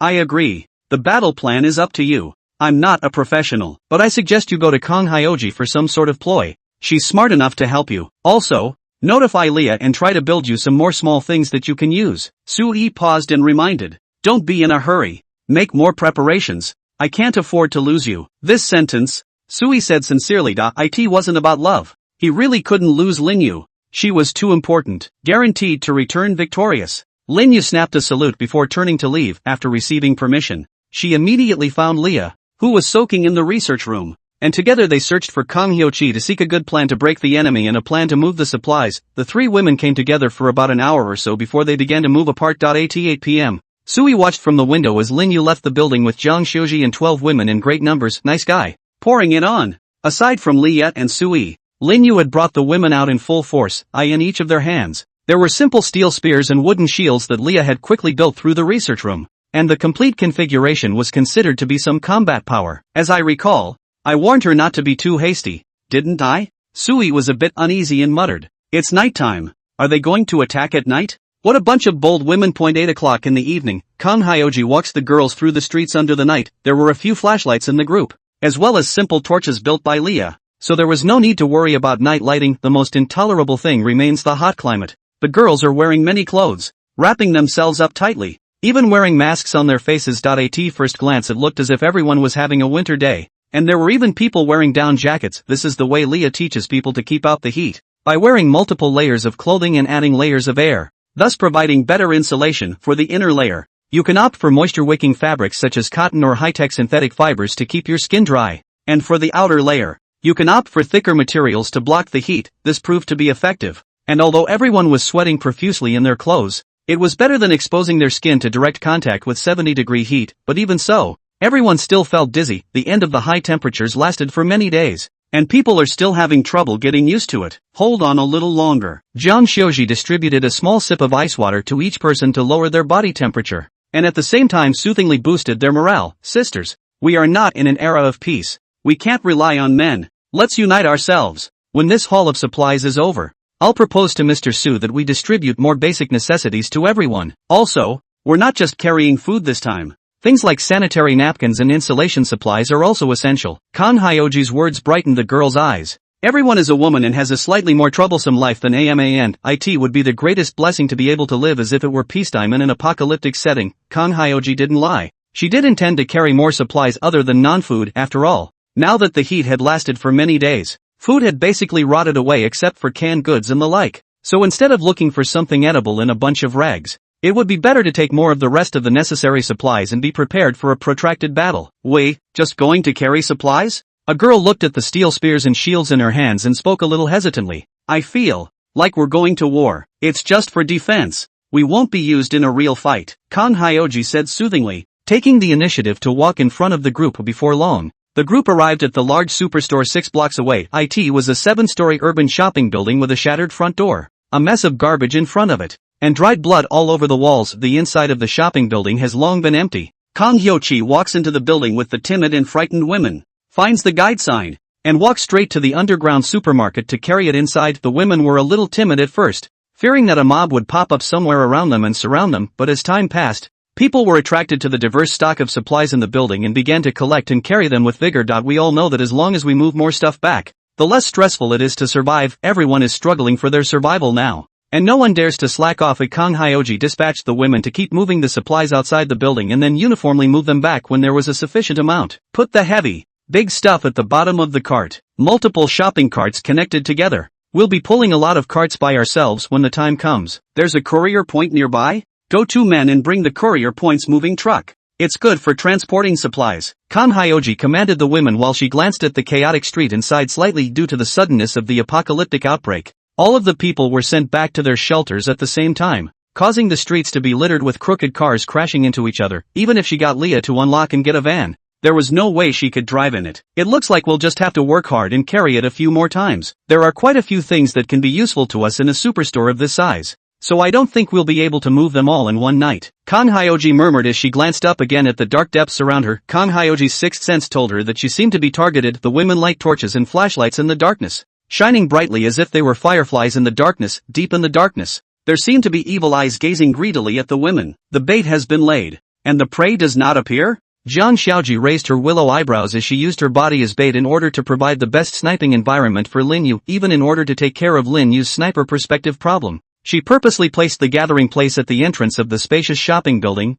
and also planted a number of rudimentary torches around it. It is the only light in the darkness and is bound to attract the predators that come to this shopping building. Chief, look, there's a fire over there. At the end of the dark street, under the cover of several abandoned cars, came the sound of whispering people. Keep the flashlight down so the guys don't see it. Is Kobayashi back yet? What's the situation over there?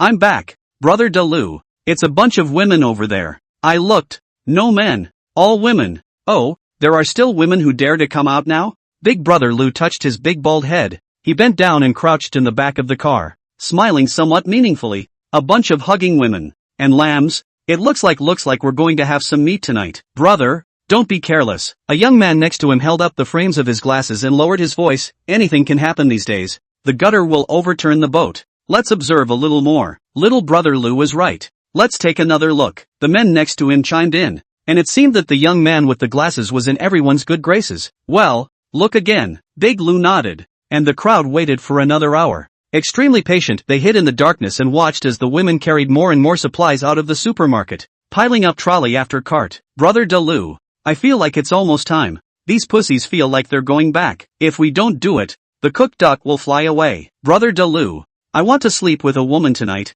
please. My child is starving. The men were a little impatient, and many of them spoke with a little huskiness in their voices. What do you think, old man? Big Lu looked at his brother, and little Lu rubbed his chin. Brother, I just thought about it. Where the hell did these women come from? I recalled the intelligence information I've gathered recently, and it was reported that there was a gunfight in a residential neighborhood next door a while back, and there seemed to be a movement of grenades. Then a group of women were seen being thrown out, and I suspect that this is the same group of women. Xiao Lu did some analysis and finally made a judgment. They shouldn't have any companions left. The probability is that it's just a bunch of women, although they are all holding some weapons, but women are women after all, and it's totally not enough to fight. I think that it's possible to take them, but fast, because the guys a few blocks next door have their eyes on this shopping center. 2. I'm afraid that if I'm slow to do it, I'll be taken advantage of. Xiao Lu's analysis made everyone nod their heads in agreement. Or Xiao Lu's analysis is on point. We really need to fight quickly.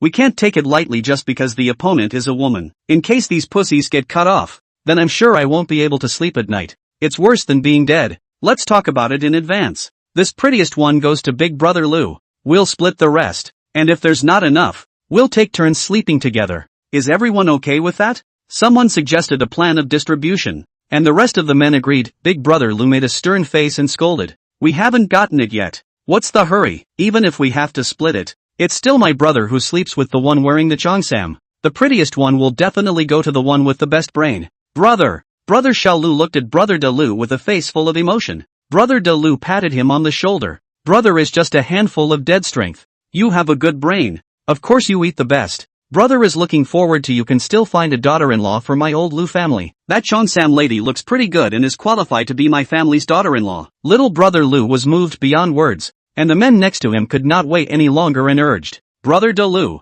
let's do it quickly. Well, assign a battle plan. As my brother said before, 10 men in a group, flanking left and right. Older brother, take 2 men alone around to the back door to block the escaping woman, and we'll do it in 10 minutes. Yes, old brother. The young man hunched over with 2 men and circled around to the back door of the building in the dark. There were more than 20 other men around Big Brother Lu, and he waited in the darkness for more than 10 minutes before he silently waved his hand. Brothers, go! Let's go meet! Hey, go! Grab the women! Grab the supplies! The men under the darkness of the night let out an excited laugh that was hard to suppress while bending over and walking at a constant fast pace inside the abandoned vehicles. They used the cover of the darkness and the vehicles to quickly approach the women in front of the building, but on the platform of a tall building behind them that they hadn't noticed, a woman in a camouflage uniform was setting up a rifle, clearly seeing their every move from a high-powered sniper scope with night vision. Ms. Khan guessed right. Lin Yu cocked her head, her finger slowly squeezing the trigger. Prey, really hooked. Hey,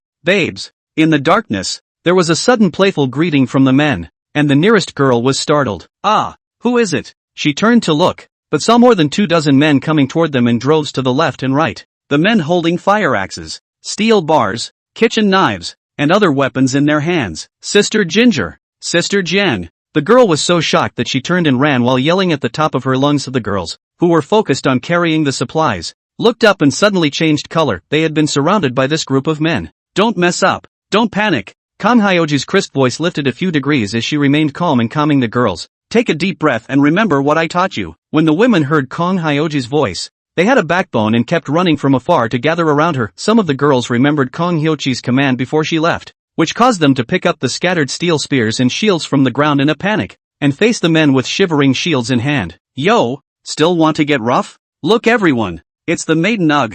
Ha ha ha ha, I just love a hotter woman. Got it. The men flirted and laughed from time to time, not giving a damn about the women who couldn't even hold a weapon properly. They surveyed the group of women wistfully, with more eyes landing on Kang Hyoji. There is no reason. Only Kang Hyoji is the most beautiful in this group of women. It can be said that the beauty is shocking, far better than the stream of stars and netizens in the era of peace. Under the gaze of the men's greedy eyes, Kang Hyoji lifted her sideburns that had been blown away by the evening breeze and spoke faintly. Several gentlemen, Are you up this late to search for supplies? The shopping center is huge. We've got some of it and won't take the rest from you. Jiang Xiaozi spoke in a calm tone, not showing any fear at all. Searching for supplies? Brother Delu looked at Jiang Xiaozi with interest and hemmed and hawed. Yes, but this shopping center is our White Bear Gang's territory. You came here to rob us. Hand over your stuff, and then compensate us. Brother Delu, how do you want them to compensate? How else can I compensate? With my body, of course. Ha ha ha. The one with the biggest ass. I'll take that one. That's what I love. The men did not hide their purpose and laughed uncontrollably. A fear and despair welled up in the eyes of the women around Kong Hyochi, who seemed to recall the inhuman encounters of the dark days in the residential building. The shopping center is your place? Kong Hyoji looked up at the already dim signboard on the building and suddenly smiled helplessly. Well, it looks like there's no negotiation. Discussion. What do you want to discuss with us? Delu smiled but not laughed as he took 2 steps forward and approached Jiang Xiaozi. Are you going to discuss how much you're going to give for your dowry? Kong Hyoji was silent, no longer speaking, just calmly raising his right hand and then making a fist. Copy that. Hidden at the top of the darkness, Lin Yu took a deep breath and went into an aiming position. What do you mean by that? Big Lu froze and laughed. Are you raising your hands in surrender? Before Brother Big Lu could finish speaking, he saw Kong Hyoji lower his right hand and gently bend his index finger, mimicking the action of firing a gun. Aiming at Brother Big Lu, Kong Hyoji tilted his head slightly and the sound of a bullet discharging came out of his rosy lips. Boo! Put! Almost the moment Kong Hyoji made his voice, Delu's head exploded. All of a sudden, red, yellow and white filth was splattered everywhere. The women, frightened out of their wits, erupted into ear-piercing screams that woke up many unlucky victims of heatstroke under the darkness of the night. Put! Delu's headless body fell limply into a pool of blood, and the men froze in their screams, staring incredulously at Delu's corpse in front of them, their boss. 1 second he was talking and laughing, the next second he was shot in the head? Something blew his head off. This woman, can she do magic? The men froze. They couldn't react for a moment. After all, the scene in front of them would have confused anyone who watched it, but Kong Hyoji didn't stop moving. She moved somewhat playfully to shift her target, gesturing to aim and squinting slightly. Boo! Put! Another man was shot in the head with precision. The enormous power of the explosion almost blew his neck open. Ah! Vomit! Vomit! Some women couldn't hold it in any longer, screaming and vomiting at the same time. The scene in front of them was too bloody and cruel. There is no mosaic of reality. Only the most direct and cold competition and combat. Life and death are often spoken of in a moment of mediocrity. Grass! This bitch can do sorcery. A man jumped up at once, and everyone reacted, looking at Kong Hyoji with a fearful expression. Damn it! Revenge for Delu. We can't run. We can't get away. Together. She's just one person. It's impossible for her to deal with so many of us at the same time. Grab her and break her fingers. There are smart people among the men who know that they may not be able to run away from Kong Hyochi, so they might as well fight to the death. More than 20 men rushed towards Kong Hyochi, who did not flinch and continued to aim with hand signals. Boo! Put! Boo! Put! Kong Hyoji kept switching targets, as if her white and slender fingers could actually send out bullets, and man after man who approached her kept falling to the ground. In just a few breaths, 7 or 8 of the first men to charge fell to the ground, the headless corpses forming a natural protective belt that hindered the speed of the men behind them. Done. This woman really knows sorcery.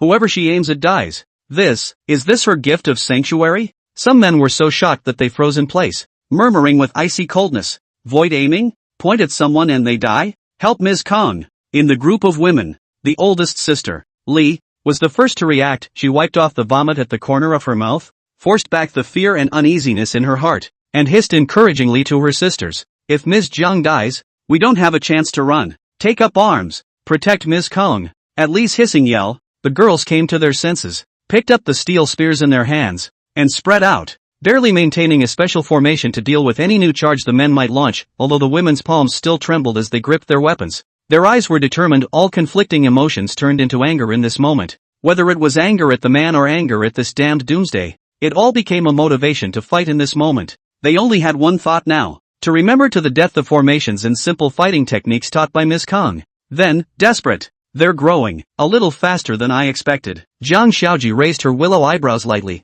and there was a slight satisfaction in her heart. She had brought this group of women out, not only to use them as bait, but also to let them witness the brutal battle, only stimulated by the threat of death in the form of blood. Severed limbs and entrails, can they grow fast? Those who do not adapt are bound to be eliminated by the times, and it is the adapters who qualify as residents of the sanctuary. At the moment, men, where did they dare to launch a new charge? One by one they froze in place, neither fleeing nor fighting. The overly beautiful Flagstaff woman in front of her still maintained her firing gesture, but she wasn't aiming at any of them. It's over? Lin Yu let out a slow breath, and she was happy to take a break to give the hot barrel a reprieve. Did you guys just say, White Bear Gang? Kang Hyoji crooked her head, narrowed her eyes slightly, and calmly asked, where is your shelter? How many people are still there? Did you kill the survivors in this shopping center? Kang Hyoji's questions kept being thrown out and the men looked at each other in silence, seeing the fear in each other's eyes. Can't offend this horrible woman. It seems she's beautiful, but she's also strong.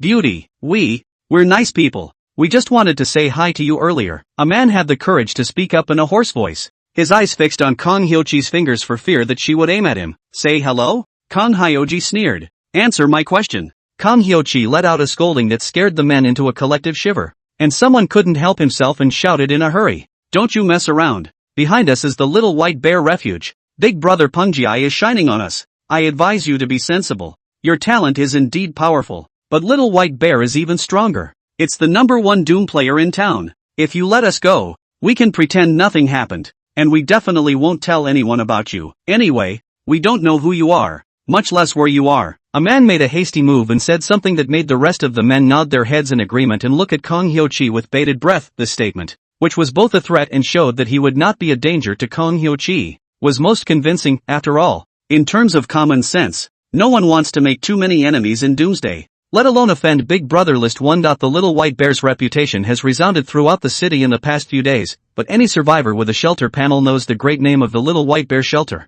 Even the survivors who have lost their shelters have heard of it. The men felt that Kang Hyoji, a woman, surely didn't want to offend Big Brother Pundi either. A Little White Bear. Kang Hyoji didn't look surprised, just calmly silent for a moment as she seemed to be thinking about something. The men waited nervously for their fate until Kang Hyoji slowly raised his left hand. Oh, killed them all? Lin Yu froze, held her breath, and decisively pulled the trigger. Boom, boom, boom, boom. There was the glow of gunfire flickering in the darkness as a bullet silently discharged, blowing the heads off of man after man. Precision and accuracy. Gunshot to the head. This woman is crazy. She's going to kill us all. Run, bitch, you fucking put. The men fled in despair and panic, but two legs can't outrun a bullet to eye in this open area. They were the best moving targets for snipers, and it only took Lin Yu a minute to kill all the remaining men. A few moments later, there was only a field of headless corpses lying in pools of blood, as if they were human slaughterhouses, emanating a palpitating horror in the dead of night. At the entrance of the building,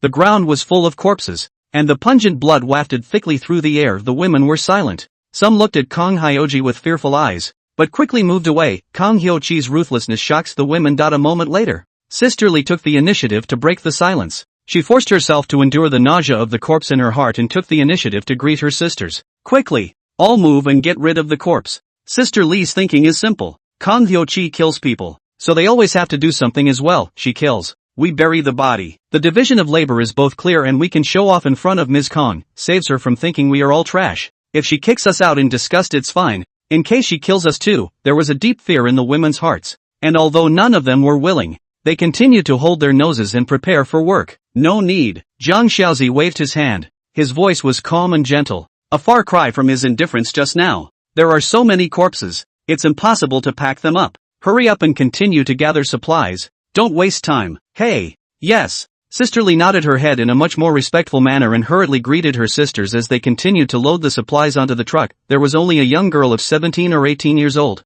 who seemed to be somewhat hesitant, and still couldn't help but ask out as she passed by Jiang Shaoqi. Miss Jiang, why did you kill them all? They, obviously begged for mercy. The girl looked at Kang Hyoji with some trepidation. She hadn't yet shifted from her position as a human being in the era of peace, and wasn't accustomed to Kang Hyoji's cold-blooded tactics. Hey, you ninny, get to work. Sister Lee stomped her feet impatiently on the side, scolding and cursing. Don't disturb Miss Jiang. What is your status? Come over and work. She was afraid that Kang Hyoji would kill someone in anger. Jiang Xiaozi glanced at Sister Lee and smiled as she asked the girl in front of her. I remember you. Your name is Xiaoyan, right? 18 years old, freshman at Jinling University. Aha. Xiaoyan nodded, and Kang Hyoji put away his smile and said lightly, your sister, who was 15 years old, died in the building, and I have seen her body. She died a horrible death, and that body was the only one I buried with my own hands. Kang Hyoji's indifferent words caused Xiaoyan to tremble and her eyes to store up tears. No crying.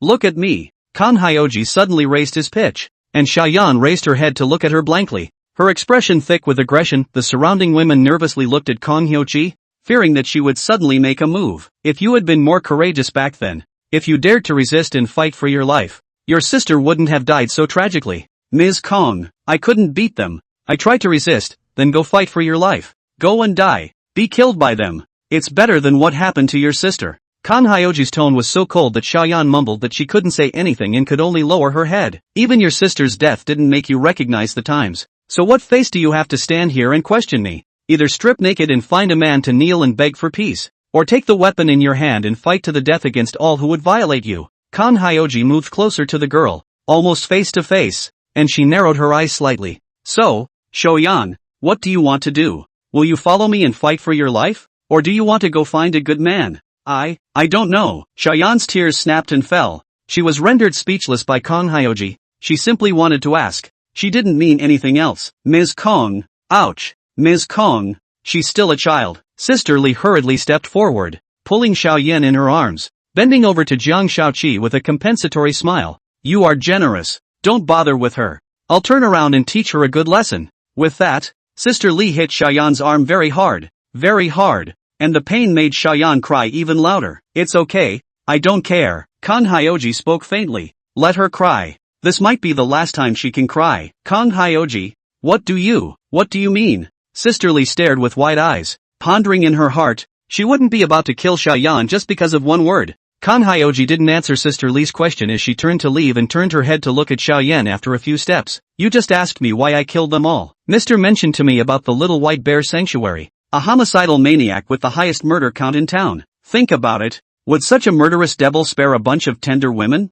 We've been discovered by them. And if we don't silence them, they're bound to come after us. Yun, you can be kind. But I want you to think about whether your kindness will get us killed the next time you show kindness. Kong Hyoji raised an eyebrow and turned to sweep the women. Work. Hey. Yes. The women nodded their heads in a hurry as they heard Kong Hyoji's explanation and came to a realization. Ms. Kong didn't kill indiscriminately either. She did it to protect everyone, but Ms. Kang's line about soft women, to be honest, people don't think Kong Hyoji is very tender. She's more of a homicidal maniac than the legends say. Sister Li was still appeasing Xiaoyan, but she was quickly pushed away by Xiaoyan's thanks, and the girl silently wiped away her tears, put her steel spear on her back, and lowered her head to continue to go in and out of the shopping center to carry supplies. This time, she seemed to be carrying more things, and although it was a struggle, she still held her small red face and gritted her teeth. It seemed that she wanted to take her sister's share and move it back as well. The rolling evening breeze was blowing. The remaining hours passed without further incident until 2 o'clock in the second half of the night,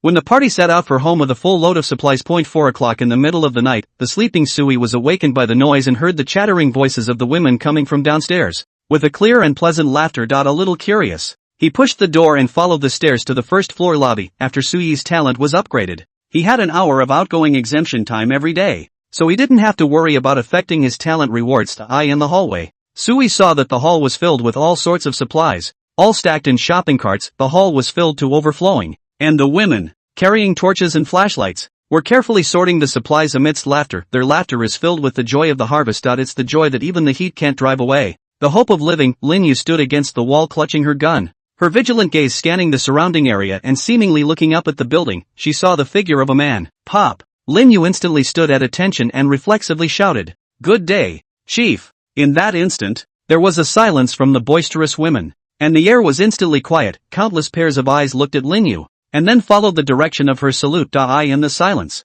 the only sound was the sound of the man's boots on the stairs. Crisp and strong, the figure of a man slowly came down the dark stairs. The women saw Sui, who walked down the hallway expressionlessly to the crowd. It wasn't that Sui was deliberately taking a stance. It was just that he didn't have much experience either, and could only keep a face that didn't show any shyness. Come on, get up. The women echoed each other, rising and standing in formation behind Lin Yu. Sister Li suddenly bowed her head and shouted, "Good day, Chief." The women responded, shouting one after the other, "Good day, Chief. Good day, Chief." The voices weren't too neat, but they were all dripping with awe and a hint of curiosity. Some of the boldest girls raised their heads bravely, and by the light of the torches on the walls, cautiously surveyed the chief before them. He was somewhat young and handsome, with straight features and English eyebrows like a sword. His white face looked like a scholar, and didn't seem to correlate very well with the rumored image of a big-bellied chief. The good-faced Sui quickly gave the women great favor. He looked harmless, although he had a stern face. but there was not much sense of majesty. On the contrary,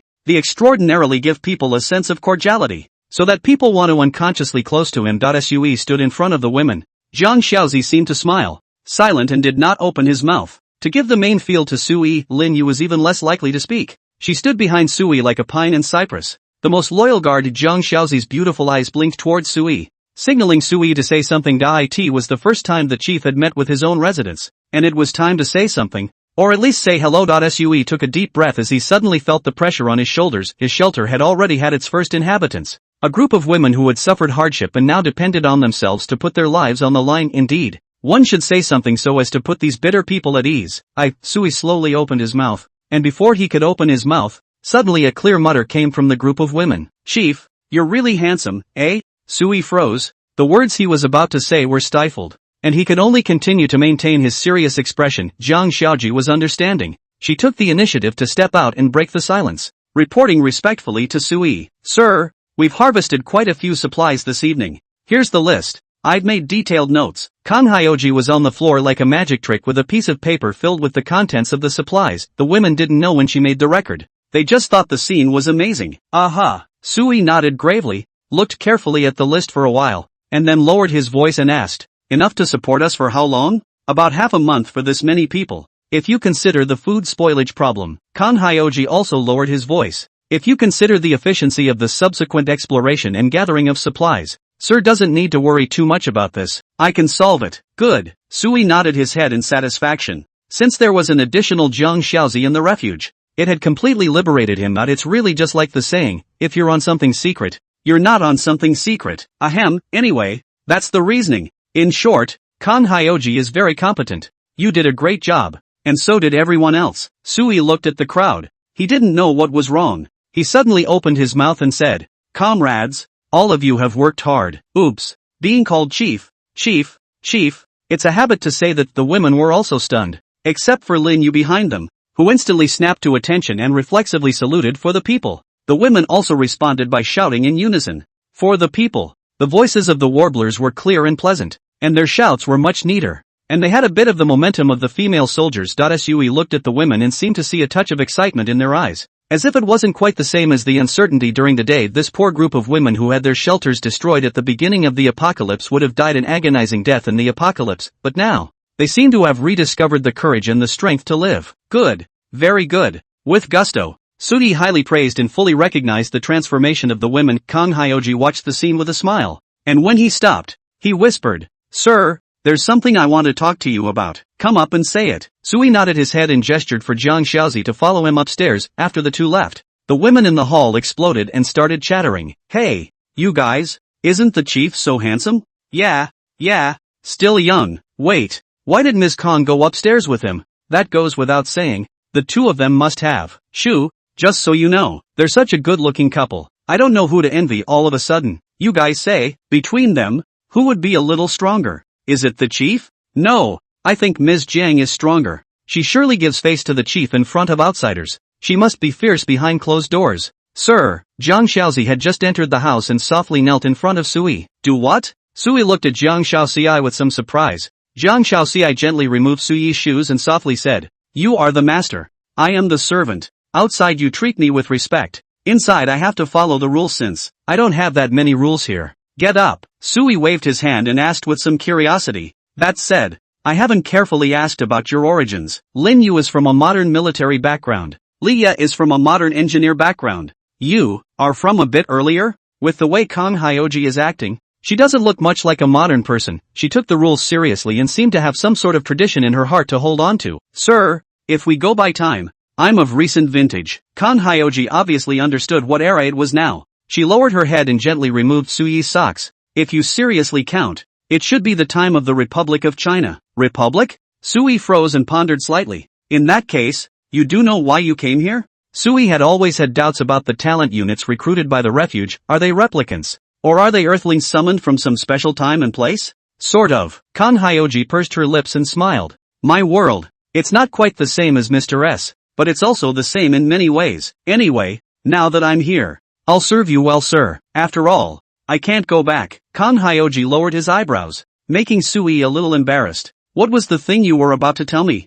We did encounter some thugs at the shopping center this evening, Kang Hyoji whispered. According to their own account, they are people from the Little White Bear Refuge, perhaps residents or subordinates or something like that. Little White Bear Sanctuary. Sui was stunned. This was a refuge for murderous fiends. It's number 1 on the PK kill list. How do you do it? Sui stared deathly at Zhang Xiaoqi, who raised her head and smiled gently at Sui. I had Lin Yu kill them. Killed them all? At least the ones I saw. All killed. Kang Hyoji spoke calmly. I let the girls be the bait to lure them out, and then made sure that they basically all showed up before I let Lin Yu do it. At first, I didn't want to kill them all, but after they told me about the Little White Bear Refuge, I knew that I might not be able to do both in this matter, so I had to be ruthless. Hyoji, you did the right thing. Sui took a deep breath as he complimented in a complex tone. He agreed with Zhang Xiaoji's approach. For the sake of his own safety and that of the refuge, Sui would never want to deal with this Little White Bear Refuge. At least not right now. Kang Hyoji had silenced all the people,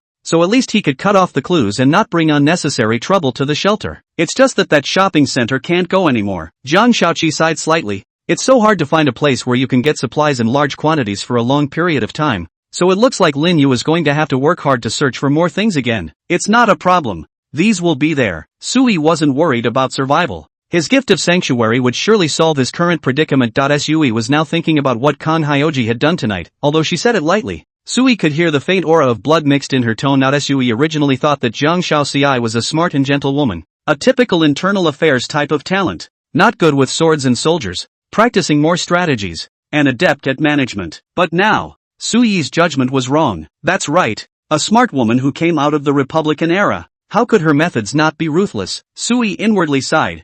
That era was a mess. Sir, will you hate me? Why do you say that? Sui looked at Zhang Xiaoji, who lowered his head and gently pounded his calves for him. His voice was very soft. I let Lin Yu kill so many people. Men shouldn't even like such a woman too much. You're just trying to protect yourself and me. So how can I feel bad about that? Sui took a deep breath and tentatively placed his hand on Zhang Xiaoqi's hair, caressing it gently. Don't worry. I won't dislike you. You are my most important partner. Sui could feel that Zhang Xiaoxi's body seemed to tremble gently, and then she nodded her head and responded softly. Aha, sir, it's late. Do you need more rest? Well, I really didn't sleep well last night. I do need to catch up on some more sleep. Sui smiled. Last night he worried about Lin Yu and Zhang Xiaoqi's safety and did not sleep soundly. It was now dawn, but it didn't affect Sui's ability to continue to lie down and sleep. It couldn't be helped that the 3 women in the refuge were the ones who were too capable. And now they didn't need Sui to worry about trivial matters at all. The only thing Sui needed to do now was to stay in the shelter, eat and drink whatever he wanted,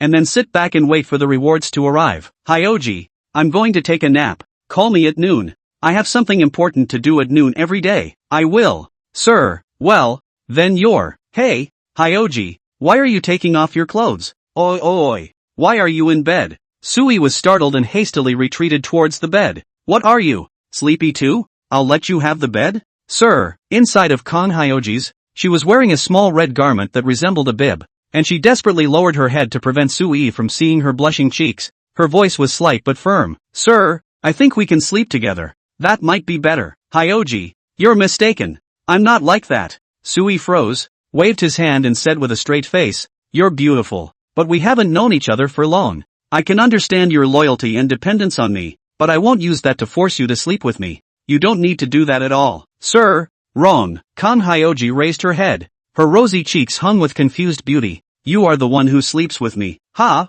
I sleep with you? Sui was confused, blinking his eyes. Somewhat not slowing down. I stay with you. You stay with me. It's all sleep. What difference does it make? In a moment of silence, Sui saw Zhang Xiaoqi lower his head again. His voice soft. Sir, I'm sorry. I'm the one who took offense. Zhang Xiaoqi bent down to pick up her cheongsam. Not caring that the perfect curve of her torso was exposed in front of Sui, her emotions were a bit lost. But not because of Sui's rejection, more like homeless children wandering lost in the dark. Perhaps, talent is human, too, and not all that different from me. Sui looked at Zhang Xiaoji in silence and opened his mouth to call out to her. Wait, come up and sleep. Sir, you promise? Kang Hyoji smiled somewhat happily, facing Sui with her smooth jade-like back as she turned around and folded her cheongsam and placed it on the bed cabinet. Her unapologetic trust and unreserved exhibition of herself made Sui even more unconsciously cautious. Well, I promise. Sui scratched his head. But let's sleep a vegetarian? Sir, aren't you going to take me?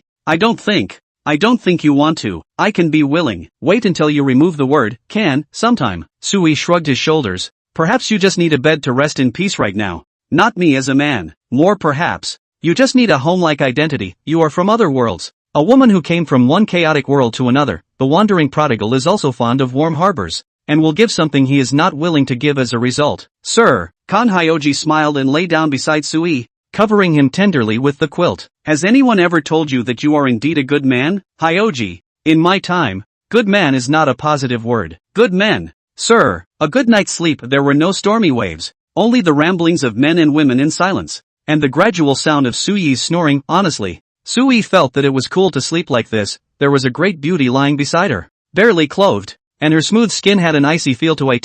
Sui didn't know if this was because of the freezer's cold air or because of the skin touching. He wasn't a fledgling, but there was a rare hint of nervousness on this night. Sir? Mister, when Jiang Xiaoji's gentle voice once again rang in his ears, Sui opened his eyes to find that it was already a red sun high in the sky. What time is it? Sui got up from the bed and turned his head to see that Jiang Xiaoci had changed into a red Chongsam and was fiddling with the sumptuous dishes on the table. It's 11:30. And there's still plenty of time for the gentleman to have lunch first. Jiang Xiaozi slowly came to Sui's side and waited for him to get dressed, which made Sui a little less comfortable. He was a good houseman of the new era. Where had he ever felt the life of such a feudal era laird? Sir, Kan Hyoji seemed to be able to see Sui's unnaturalness as she softly said, you always have to let me do something to make me feel that I am really important to you. Okay. Sui was helpless, so he simply relaxed his body and mind and let Jiang Xiaozi do his work. After washing up, Sui sat down on the dining table and enjoyed a sumptuous lunch while asking, what is the gathering place's arrangement today? Recess,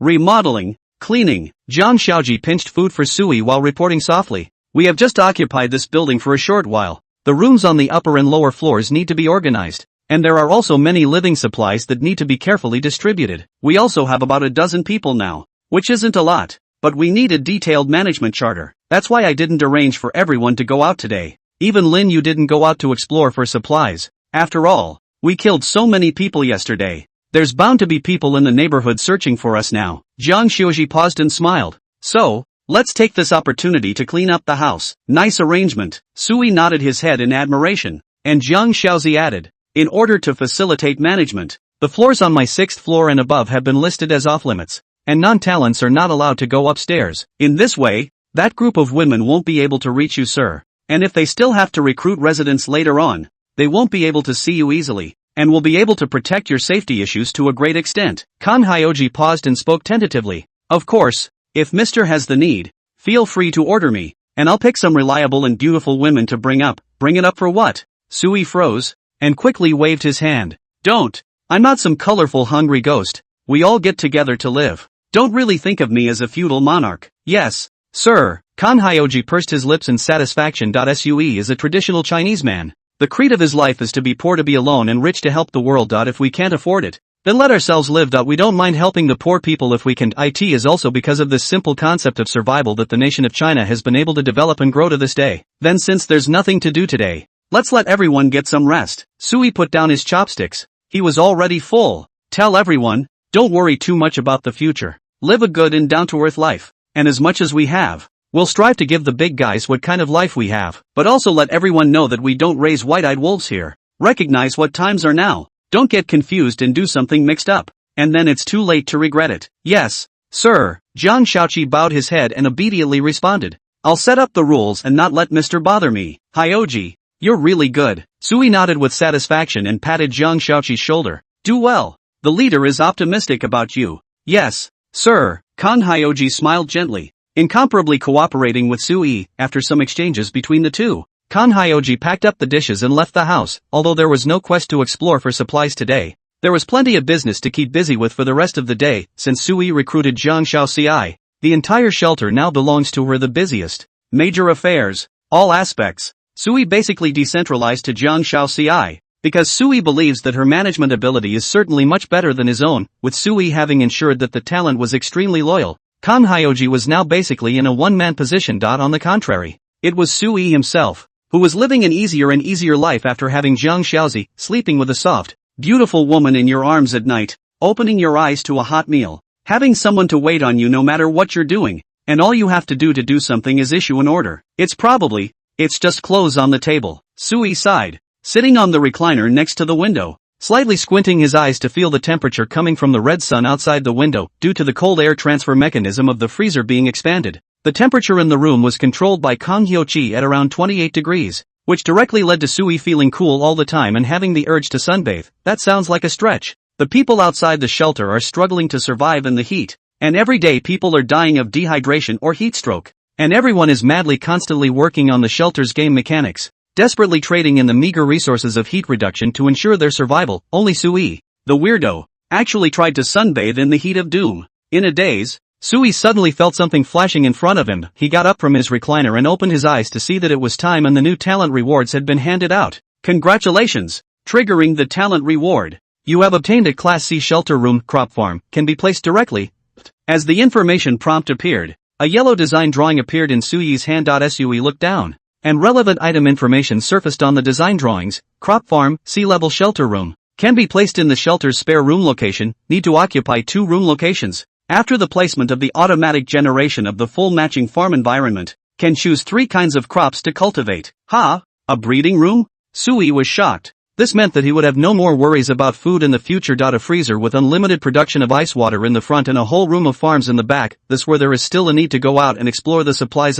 Directly to the death of the home. Food and drink is not worried. Hurry up and use it to see how it works. Sui hurriedly opened the information panel of the shelter and entered the building mode. Currently, the area of the shelter is located on the 6th floor, which is actually a 4-room building, and is also shown as 4 rooms in the shelter's building space. In addition to the main house where Sui lived and the research room next to it, Sui had 2 other room sizes that could be blankly housed. The reason why Sui kept these 2 rooms useless was also very simple. There's no money for resettlement. He didn't have the points to buy a room, and the bonus drawings he obtained today could be placed as a complete set of rooms directly without consuming any additional points or resources at all. Choose placement. Placement is successful. With Sui's confirmation, the new construction of the shelter was completed. Sui could see a burst of golden light flashing outside through the gap in the iron door, and Sui hurriedly went out and came to the next door. He pushed the door open to see what looked like farmland. The whole room is completely transformed. There is no more distinction between toilet, living room, bedroom or anything like that. Just a flat shed facility. There are necessary facilities for crop cultivation,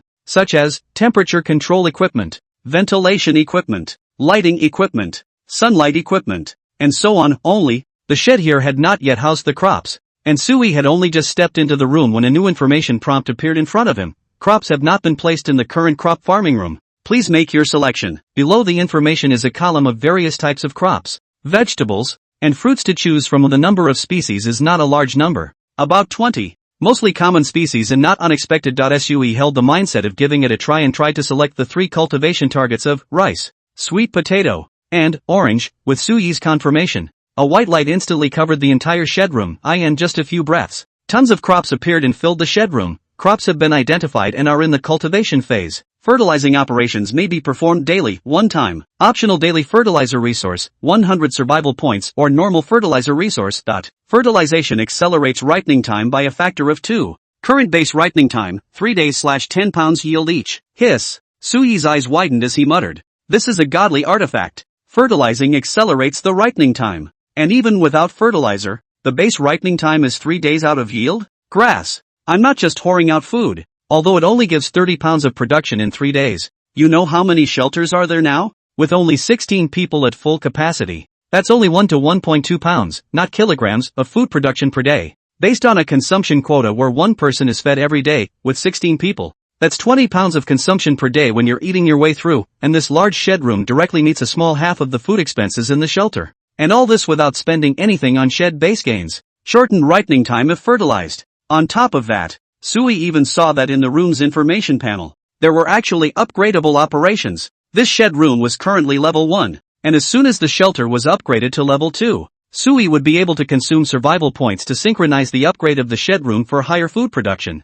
Sui did a little math in his heart and couldn't help but suck in a breath of cool air once again. I've earned a lot. If you stretch it out, this thing is only going to produce more and more food in the future. Is a C-class prop that much potential? Or is it, because it's a room type reward? Sui didn't quite understand the rules of the mechanism here, but he was clear about one thing: my talent is awesome. Today, Kan Hyoji decided not to send anyone to explore the supplies, representing that there were no external earnings coming into the shelter today. The resultant talent reward, backhandedly, gives a large shed room. You don't want to go out and explore, do you? Then lie at home. Swing for the fences. Enjoy. What's the point of going out? Don't you sleep well at home with the air conditioning? Well, this end of the day is getting more and more comfortable for me. As Sui sighed, a new alert message suddenly appeared before his eyes. May I ask if fertilization operations are performed with survival points? Points? Where do I get the points? Lin Yu hasn't brought in dispatch points for 2 days now, and I'm not a murderer. So where do I get a lot of points? Wait, I seem to remember that you can use normal fertilization resources as well? Normal fertilization resources. Seems like human feces, right? Sui's eyes lit up. In ancient times when there were no modern organic compound fertilizers, smart Chinese farmers often used their own human and animal manure to fertilize their crops and assist them to grow better. Of course, fertilizing with human and animal manure isn't just pouring it on this stuff. There are still some operational steps. Sui vaguely remembers that when he was a child in the farmhouse, from time to time, he saw his grandparents will gather excrement together in a pile, which seems to need to be fermented. Sui didn't understand the mystery, but he didn't panic. I have Leah. I have Kong Hyoji. Leah is an engineer. Even if she doesn't know how to fertilize, she should know something about the relevant chemical reactions and the results that result, right? Kong Hyoji is so smart and a woman of the Republican era. How could she not know how to grow crops? Even if they all don't know how to do it, the big deal is that I failed to fertilize. So just try a few more times and feel out some skills. Sui's eyes lit up. He decisively went out, found Jiang Xiaoji, and informed Jiang Xiaoji about the fertilization problem in the greenhouse room. What an amazing room. Kong Hyoji laughed before looking down and thought, Sir, I have also had experience in farming, and what you said about fertilizing excrement is feasible. However, it is important to be careful about segregation and fermentation, so that it is not contaminated by sewage, and also to mix the excreta with other organic wastes, such as straw and straw ash. Also increase ventilation to promote the rate of fermentation. Allow the excrement to decay naturally under the right conditions before you can irrigate it. Just as Kong Hyoji finished speaking, Leah, who was on the side, put down the notebook in her hand and raised her head. Boss, this is actually the decomposition of microorganisms, which is facilitated by fermentation to convert organic matter into stable humus. In this way, the various nutrient elements needed for the growth of crops can be formed. Outside of that, though, I think there's still a need to be aware of the deworming issue, and while the probability is low, it's still something to guard against. Leah pondered for a moment. 3 days? About 3 days. I can research a sample pesticide and try it then. Ha? You even make pesticides? Sui was stunned as he looked Leah up and down. Sister, what kind of a mortal are you? Why do you feel like you're a bit all-powerful? Engineers make pesticides? Never heard of it at all. Is it hard? Leah cocked her head. A little cute. The research room is well equipped, and there are all kinds of tech books in there. I don't know much about it, but I can make it based on what the books teach. Also, aren't we out collecting supplies every day? Have Lin Yu bring back a bit of pesticide for me. I'll analyze the ingredients and it won't be too hard to replicate pretty much the same thing. If this matter is accomplished, our shelter will be able to form a preliminary self-circulating system, which can realize the primary closed-loop structure of internal circulation of food, drinking water, and dirty disposal. Of course, I still need the raw materials to make the pesticide. After all, I can't make it into a pesticide out of nothing. Leah spread her hands with an innocent look on her face. This little look of hers. Sui is the more he sees, the more he likes, and he can't wait to hug and kiss 2 mouths. Talent. All talent. Sui laughed. Good. I will inform Lin Yu about this matter. Hyoji, you should be able to take care of the issue of fertilizing the excrement, right? Sure. Kong Hyoji nodded and smiled. There are enough people in the shelter as well, and it just so happens that I've been having a headache lately about what to do with everyone's bowel movements if the city's underground system goes down. For now, it doesn't seem like too much to worry about. Sung, it's decided. As soon as Sui clapped his hands, the 2 women began to carry out their orders. When Leah just got up and was ready to leave, Sui seemed to have thought of something and asked, Right, Leah, I remember that you have not been tasked with any new scientific research projects lately either. So why are you still soaking in the research room every day? At first, Sui gave Leah 2 technological projects, which were Scientific Research and Exploration Ability Enhancement, and Waste Disposal Center. The former is an effect boost to exploration gains, and the latter is a whole system of automatic waste disposal inside the shelter. These 2 technological projects had been developed a long time ago, but Leah still stayed in the research room day and night, rarely going out. There's nothing to do anyway. Leah shrugged her shoulders. I had nothing to do but read books in there. The research room has a lot of useful knowledge. I thought that if I could learn more, I might be able to help my boss more. Ouch. Not bad. Sui's mouth smiled until it couldn't close. Good, good. Very self-conscious. Very motivated. Go and learn. Let's go, boss. Leah waved her hand and bounced out of the room. Look, what a nice girl. Without an assignment. It's important to seek self-improvement, to be well prepared for the next research assignment, and to keep recharging your batteries. She was simply too self-aware to be called a cowhorse and ate holybody. After the two women left, Sui entered into a long idle state again. Seriously. He suddenly felt that the huge gain from the talent reward just now was actually just a small interlude in his long and boring life. So what if supplies are getting better? So what if the talent is getting better? I, for one, still have nothing to do. Sui reclined on the bench, slightly squinting his eyes and rocking his body, leisurely humming an unknown tune in his mouth. Hey, that's cozy. If wasting time is a sin, then I've probably sinned a lot. Sui fell asleep again in a daze amidst murmurs. When he opened his eyes again, it was dark. From downstairs came the sound of women chattering. With a little laughter thrown in, Sui went downstairs and looked for a while. It was Kang Hyo-chi who was leading the women to complete the first stage of cleaning the entire building, and was currently gathering together to chat and enjoy a moment of coziness. According to the arrangement Kang Hyo-chi had said, she arranged the women's lodging in the same way as the original residence, but the improvement work and cleaning of the whole building was distributed in group work. Meanwhile, starting tonight, there will be at least 3 women on night duty every day. They didn't need to do anything either. Just secure the doors to the building and then stand on the top floor and look out to observe the surrounding area for anyone approaching. Once any abnormality is detected, simply notify Lin Yu directly. There wasn't much of a problem as long as they made sure that Lin Yu could spot the intruder first. Under Kang Hyoji's arrangement, the entire residential building had entered into an organized development on track. Sui didn't disturb the women's happy time. Silently reappeared upstairs, took out the chess pieces that Jiang Xiaozi had prepared for himself, and began to play against himself. The chief always has to look like a chief. It's not good to read comic books every day. Play chess to cultivate your temperament. Sui stroked his chin before sighing, mainly because the comic books were all done. So many had been flipped through a few times, and he really didn't have anything left to pass his free time. Without electricity, many regular recreational activities are not possible. It does get a little boring at this rate. Gotta find a way to save up more survival points and hurry up and get Leah to work on the tech program for the power system. Sui muttered.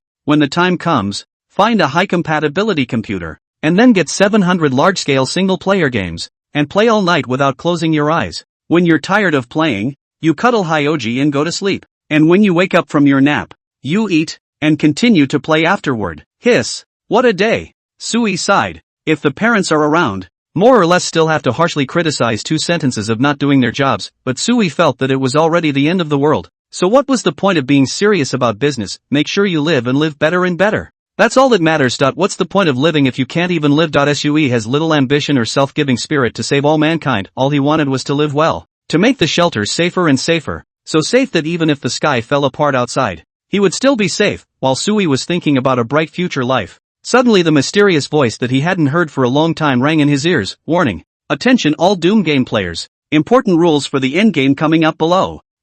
Sui froze. His expression turned serious, and he was inwardly surprised. The mysterious voice had appeared since the first day of the apocalypse, and hadn't moved in the days since, and had been nothing more than a game-type prompting message guiding the human survivors on how to use the shelters. Now its voice reappeared, seeming to portend some great event about to happen. Meanwhile, in every corner of the globe, all humans dropped what they were doing and waited nervously in silence for the mysterious voice. After a slight pause, the mysterious voice appeared clearly and unmistakably in every human ear. Global notification begins now. A full week of Doomsday Games is approaching. Now open the Armageddon module, the test of the pack. At the beginning of Armageddon, all militarized humans and politically relevant groups around the globe have all been suspended and frozen out of the Earth world. The Earth War Armageddon replica environment has been constructed. The militarized personnel from various countries will soon be released into the relevant replica worlds. Sui held his breath and listened carefully to the sound, constantly frowning as he analyzed the meaning. A copy of Armageddon of War? I told you why the army,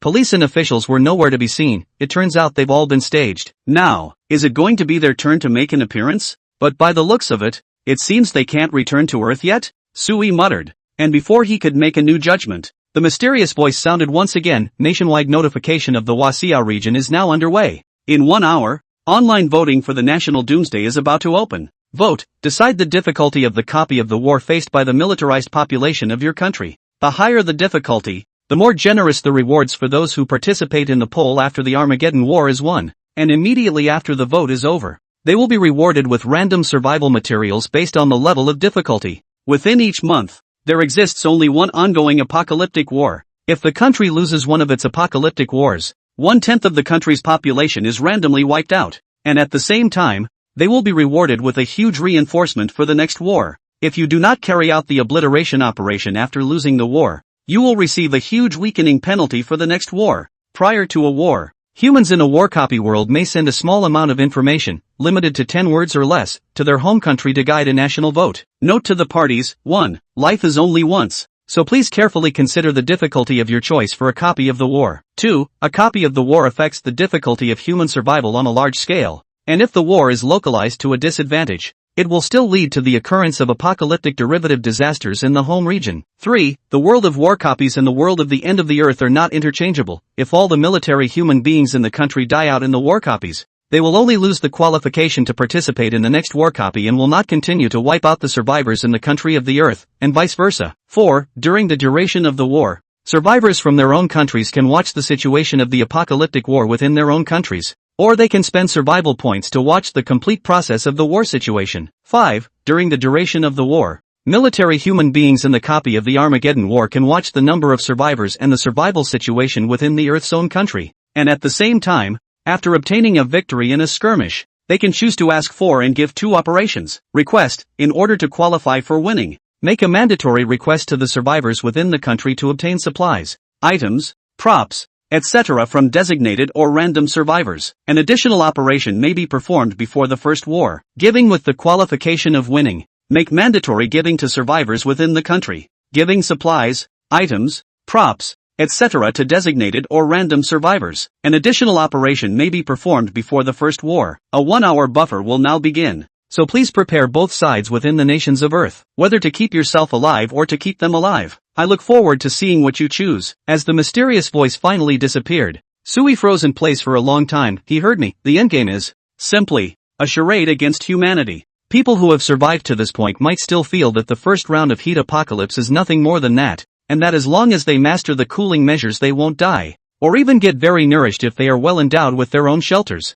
But tonight's mysterious announcement has reawakened humanity around the globe to the cruelty of the endgame. All of the humans associated with global militarization enter another apocalyptic replica world, where they have to carry out their duties as soldiers, experience apocalyptic warfare. Non-military survivors experience round after round of apocalyptic disasters on Earth. It's the survivors of the military, the ongoing apocalyptic battles outside of Earth. Any death or injury on either side is a real death, but if that's all there is to it, then the two sides can only be said to be surviving in different apocalyptic environments. And the mysterious being's elimination of technology and taking away of military personnel may just be an attempt to ramp up the brutality of the apocalypse, but what's bad is that the guy tries to play with hearts and minds. The two sides are in different worlds, yet they can affect each other in a relevant way. Earth survivors can vote to determine the difficulty of the apocalyptic war faced by their country's military men and women. Want to get comfortable on your own? Then let the military men and women of this country experience apocalyptic warfare at the highest level of difficulty. Immediately give you the reward of survival supplies.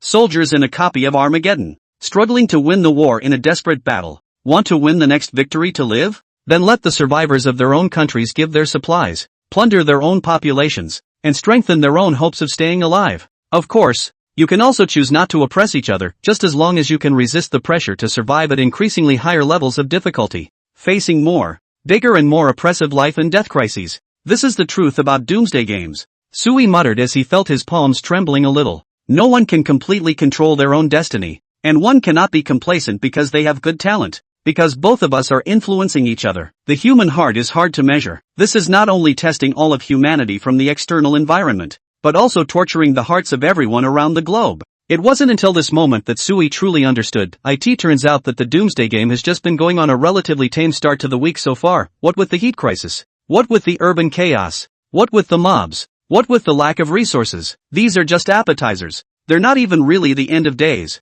and it won't even be long before humanity takes care of itself or adapts and gets back on track with peaceful life. Is this the end? No. The real crisis of doom is only now officially opening. It's up to mankind to decide what the future holds, struggling between life and death. It's betrayal or sacrifice. It's all decided by humans themselves. Sui fell into a long silence. He had come to realize one thing, that the end was only really opening now. No one is immune, and all people are not in control of their own destiny. A threat posed by mankind itself that far outweighs all natural disasters. I'm afraid I can't do much at all. At least for now, all I can do is wait. Sui took a deep breath as he opened the city chat channel that he hadn't opened for a long time, the city chat channel, which had been filled with all kinds of rescue messages and desperate complaints. Exploded, the survivors who were still alive in the whole city had heard the content of the relevant notification just now, and knew about this matter of the Doomsday War replica. Grass. I thought the soldiers were gone, but that dog has stored them all. I've been slogging for a week, drinking urine for a week,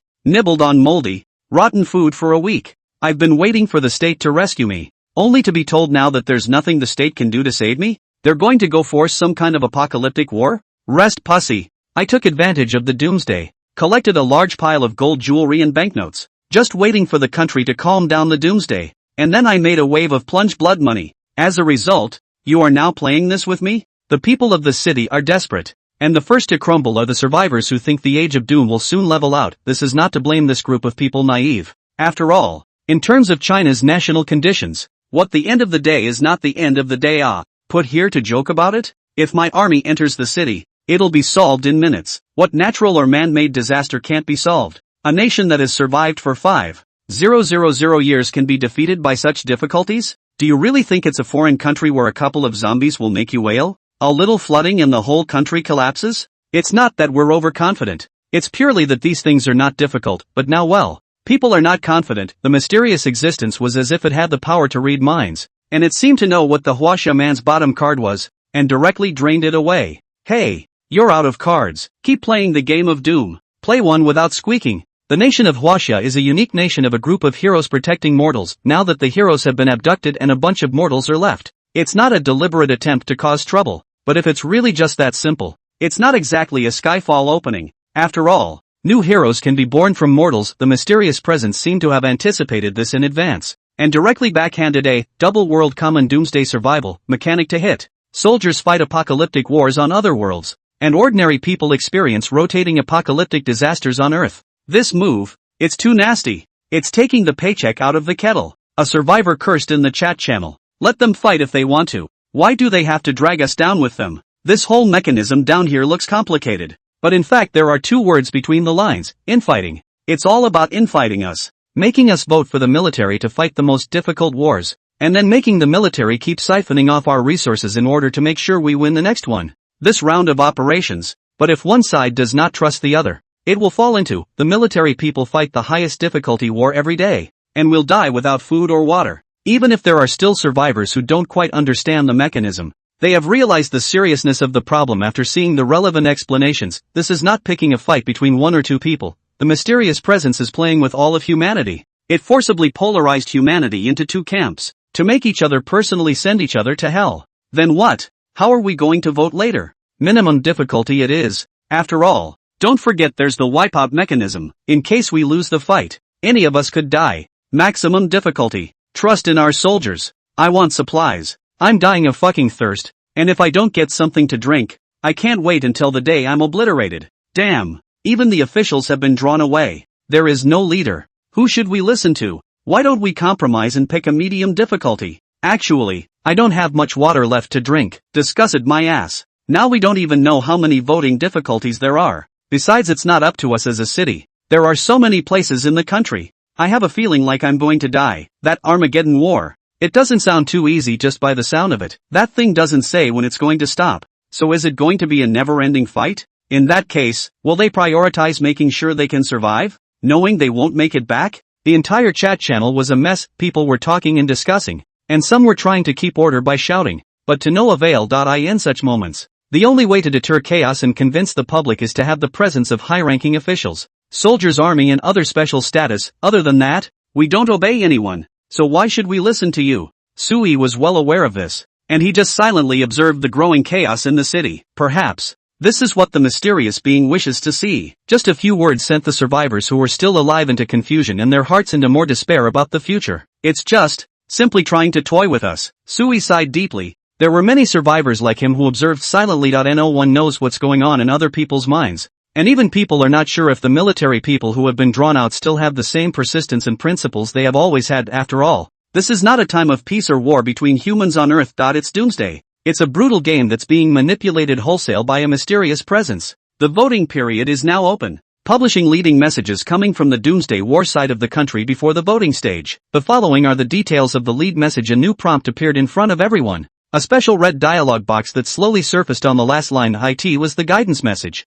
Just 10 simple words. Pick the highest difficulty. Trust the PLA. Just a moment, the whole city was silent. In that no one was clamoring or complaining, everyone froze and looked at the line of words in front of them. Just 10 words, but people cannot help but hot blood surging. There are some impulses of the nose to tears. No shying away. Without timidity. There is only firm persuasion without us having to ask for possible options for victory or defeat. These 10 simple words can be engraved into the pupils of almost every Chinese survivor. Incredibly hot. Is it because the higher the difficulty, the more survival supplies we get? Sui muttered. This was the only answer he could think of, for no other reason than to rescue the people. We're not on Earth anymore, but we still have to do everything we can to rescue the nation. Because sacrifice for the people is the base color of every Chinese soldier. The strongest cornerstone of great faith. You guys? That's a little too blunt. Sui smiled bitterly as he raised his hand and touched some wetness on his cheek, but it was certainly touched. Sui took a deep breath as he tried to calm himself down as he saw a new alert message floating in front of his eyes. The lead-in information has been posted, and the online voting will continue below. The difficulty choices for the first round of your country's Armageddon War are as follows. Single choice, Class F, E, D, C, B, A, S. Difficulty increases in ascending order. Starting with D difficulty, national survivors can obtain basic survival supplies, and then each difficulty level doubles the supply rewards. Type of theme for this national apocalyptic war, bloodbath. War scenario, randomized urban map environment within the country. Duration, 21 days. Winning condition, total annihilation of the enemy. Defeat condition, total destruction of our side or expiration of time. The number of soldiers participating in the war is limited to 100,000, without any war equipment. And they need to destroy 10,000 mad devils within 1 month. Berserk Demon, a monster from the world of Armageddon War. Humanoid, 3 meters tall, with twice the speed and strength of a human, and possessing the biological traits of fast healing, disease infection, low flying, and advanced intelligence. Starting with D difficulty, the number of berserkers doubles once for each difficulty level, with a maximum of 160,000 berserkers for S. Voting begins below. Voting time is 1 hour. Failure to vote after the time limit will be considered as choosing D difficulty. At the bottom of the latest message, there is also a picture of a mad demon displayed. It's a humanoid monster with ruddy skin, with a massive build and toned muscles, and wearing heavy armor and wielding sharp cold weapons. Sui silently surveyed the picture of the monster, and he was able to briefly analyze a few key pieces of war intelligence. Point 1. The monsters wear armor and carry weapons, which means they have the intelligence to make and use tools, with a level of intelligence perhaps comparable to that of a normal human. Point 2. 3 meters tall, almost twice the height of a normal human, almost as tall as a one-story building. In terms of strength and speed is completely crushed human soldiers. Point 3. Human soldiers enter with bare hands. In the case of no weapons and equipment, it is almost impossible to beat this kind of monster. Even 10 to fight one is difficult. After all, the monster can fly. Even I can analyze it. So I think they, who are far away in the war replica world, should know how dangerous this guy is, let alone hitting 160,000 heads. Even if you hit 1,000, that's almost extremely difficult. Sui took a deep breath and silently chose his voting choice, grade F. Minimum difficulty. It's not that I don't believe in you guys. I don't want you to have a hard time. These material rewards, I can do without. Sui looked at the F rank reward information tip. Successful selection of this difficulty reduces the number of enemies to 50% and allows humans to use the appropriate weaponry up to the number of participants. But at the same time, the war material rewards received by Earth's own survivors after winning a war on that difficulty are cut to 20% of the base rewards. This was Sui's reason for choosing the F class from the information prompts. It could be analyzed that all kinds of military technological equipment on Earth should have been forcibly siphoned off along with the military personnel. So these days, the market sells some pistols and other goods. Even the submachine guns, rifles are rarely seen. Grenades are not much. If the tanks and airplanes and those weapons go over there too, the probability of winning should be a bit higher if you bring them with you. But I guess not many people will choose this difficulty. Sui smiled bitterly, knowing that he was doing nothing. The F level of difficulty is simply unattractive. And instead of giving material rewards, even winning doesn't do much good. Now up and down the country, there are basically not many people who can eat and drink like Sui. And most of the survivors still haven't gotten rid of the basic needs of survival: lack of food, lack of water, lack of means to fight the heat. This is the deadliest thing of all. And who can give up supplies that can save their lives in a life or death situation? And give up the hope of surviving to their own military men and women who are far away on other worlds, and who don't know if they will ever be able to come back. At least, I'm being honest with my conscience. Sui closed the voting interface and sat silently in the dark night, waiting for the final voting result information. During this long time, Sui thought a lot. There's only so much I can do to help them, and that's the smallest thing I can do on the ballot. Whether they can win or not, I have to make sure I'm safe first. The doomsday rotation mechanic hasn't gone away, and now there's a doomsday war mechanic. This means that I have to make sure I survive the constantly rotating doomsday disasters while still having the good fortune to stay off the random wipe list. Sui frowned. At this moment, he felt pressurized. This is really hard. I've got to think of a way to at least make sure I can survive without the risk of dying myself first. Sui was in the middle of his contemplation when he was suddenly disturbed by the information that surfaced in front of him. He looked up and saw that the votes were in. Let's see. I think it's D rank. B rank is actually possible. It can't really be S grade, can it? Sui looked up and froze. He saw the answer. Difficulty of the first round of the home country's Armageddon War, F. Grass. Sui was so shocked that he jumped up. It's really a fucking F grade. It's not surprising that Chinese hearts are so simple. This is fucked up. Now there are thugs all over the place out there doing wrong and then Doomsday War votes out an F? No, where are the thugs? Don't you want supplies? Can't it be that you are doing wrong in the Doomsday? But when it comes to the moment of life and death and the crisis of the family and the country,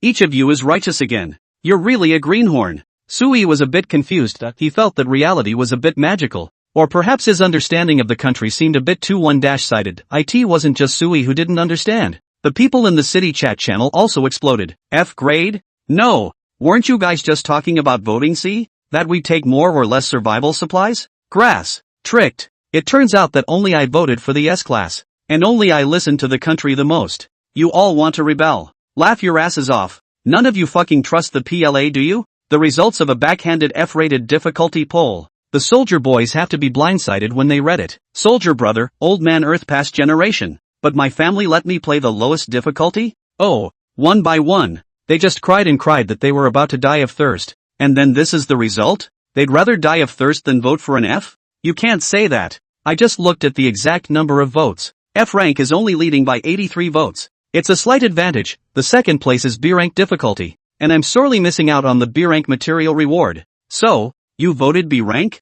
I remember you just said you were about to die of thirst. Are you A, B, or S rank? I voted F. Thank you. I may not live long in this cheap life anyway. So let the soldiers live a few more days. Grass. Bro. Report your position and I'll send you some supplies. The survivors on the city's chat channel, one by one, were shouting in disbelief. The shadow and hard feelings of doom shifted a bit in this moment. The entirety of survivors nationwide are watching the results of the vote. And some have even pulled all the voting information data to scrutinize it. First ballot, F. Second vote, B. Vote 3, D. Vote 4, S. Only these 4 votes are far ahead in number. B and D are understandable. People are heartbroken to be a soldier, but they also want to take some supplies to solve their immediate needs. It's not hard to explain the S-rated voting figures. After all, it's what the state told me to choose. So it's good to brainlessly trust the state, right? But the F-rated vote took first place. Something the nation didn't expect. Probably, it's that there are a lot of people who think the same way I do. Sui muttered. There was an uncontrollable smile at the corner of his mouth.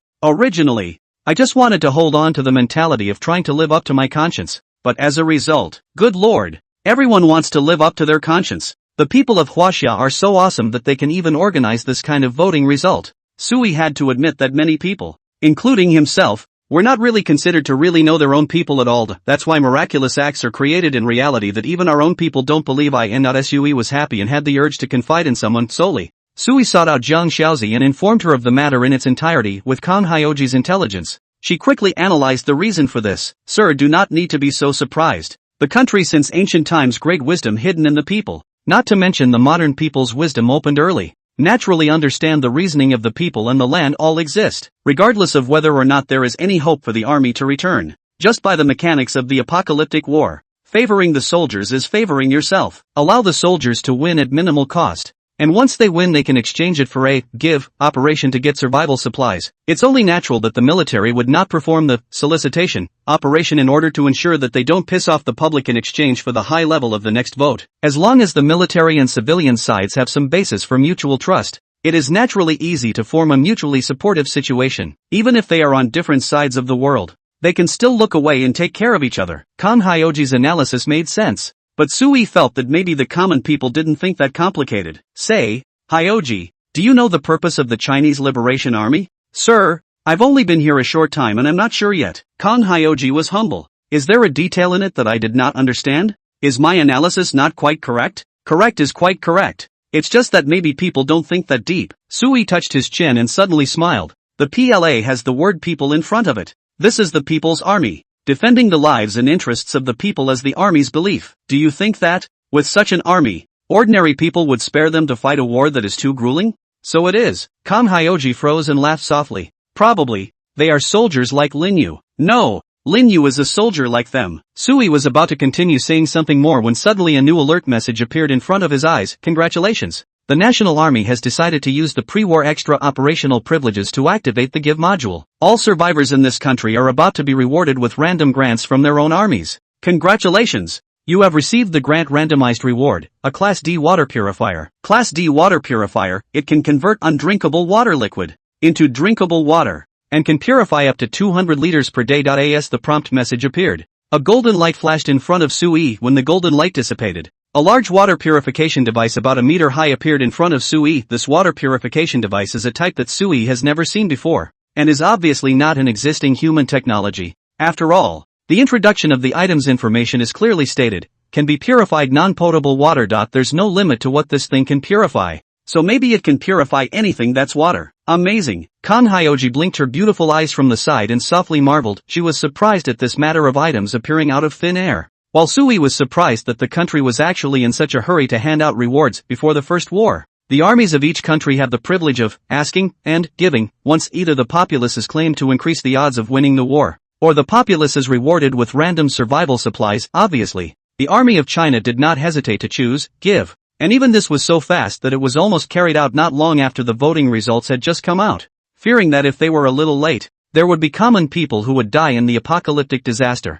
Water purifiers? I'm in luck. Sui touched the large device, and there was an instruction manual attached to the side of the device, recording the simple operation and precautions. That's good. With a large shed room and a water purifier, it really is time to stay home until the end of time. There were also freezers that acted as air conditioners and provided ice water for cooling. The shelter's armament was not too weak, and there was also Leah, a research fiend who could constantly improve the shelter's architectural defense coefficients. Now what else am I missing? Probably, really, just missing some entertainment. Sui pondered. Tomorrow's reward won't really give me some entertainment to fill my spiritual needs, right? Sui opened the city chat channel. The guys were in a surprise exchange of random rewards handed out by the state. Voila! The magic bread tree. 6 loaves of bread are born steadily each day, and eating all 3 fills your nutritional and hydration needs for the day. I'm fucking spiraling in place in praise of the PLA. Have I got this hanging? Passive air conditioning unit. No need to plug it in. Just turn it on and use it.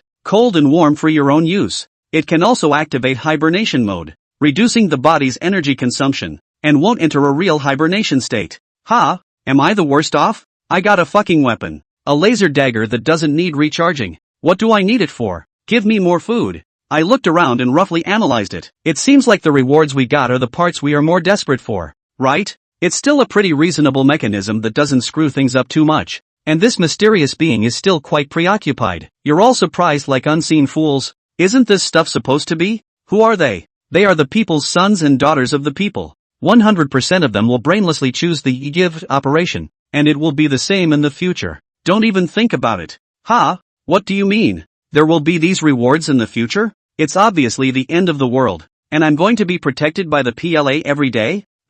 I feel like such a happy little loser. To be reasonable, I still want them to come back. This world is still pretty messed up. I don't even dare to go out casually. Every day I can see corpses outside. Hey, the chat channel was full of surprises and discussions about their respective rewards, with a number of people posting the contents of their rewards as if they were showing off. The scene was quite a game-like atmosphere of comparing who was the most bureaucratic after a 10 consecutive draw. Of course, we all know who gave them this joyful undercurrent. With this wave of support coming down, it's estimated that the number of survivor deaths across the country will drop dramatically tomorrow. Sui muttered. In the grand scheme of things, the giving operation does work, directly satisfying everyone's most urgently needed survival resources at the moment. It's a reward that sounds a bit like my gift, but I get a reward every day. and the rest of you will have to wait for the soldier boys to win the war. Sui analyzed while looking at the dialogue message box in front of him. The operation is over. The War of Armageddon has begun. Survivors can always check the approximate direction of their country's current war in real time through the shelter data version. They can also spend additional survival points to learn more detailed content about the war situation. The War of Doom has already begun. I don't know. How is the situation over there? Do the soldier brothers have any chance of winning against that group of extremely perverted-looking berserk creatures or not? Sui had no idea in his heart. He trusted the people's sons and daughters. But humans didn't understand the berserkers. And any accident was possible in the first war, however. Compared to the victory or defeat of the war situation, Sui felt that these 2 lines of information prompts in front of him seemed to have a deeper meaning. Why emphasize that we can spend points to get a more detailed picture of the war situation when we can see the general direction of the war without spending points? This thing, it shouldn't be bad. It's useless for us to understand the war situation in more detail. It doesn't affect the direction of the war, Sui muttered. And suddenly a light flashed in his mind. The hints given by the mysterious being so far have been largely nonsense. It's unlikely that it would deliberately add a mechanism that doesn't seem to do much good. Think about it. This message, is it really that simple? It can't be an omen. Earth's survivors can actually influence the situation of the Armageddon War by spending points. What are you thinking, sir? Kan Hyoji raised his head and looked at Sui as he froze in thought about something. She asked curiously, "This machine, what's wrong with it?" Kan Hyoji had already figured out what the machine did and how to use it. And she didn't understand why Sui hadn't ordered her to make arrangements to place and utilize the machine. This is the big guy. But it can provide the most stable drinking water for the shelter. I was just thinking about something. A possibility that hasn't come up yet. Sui took a deep breath and told Zhang Xiaoqi about the content of the information prompt in front of him and his guess. Do you think that my guess is possible? Sir's guess was correct. It was bound to happen. Zhang Xiaoqi did not think about it, but just instantly made a judgment and pointed out the key. As Mr. said, that mysterious being did not make any superfluous moves or actions, which means that there must be a reason for the irrationality in its moves. I was thinking earlier that if, given the mechanics of the Doomsday War, it really wants to test humanity, it should do more than just give options on the cruel side. Mere provocation and oppression is not a test, while giving more opportunities and choice surfaces is more in line with the mentality of those in high positions and presents more absolute control. I can't understand what level it's at,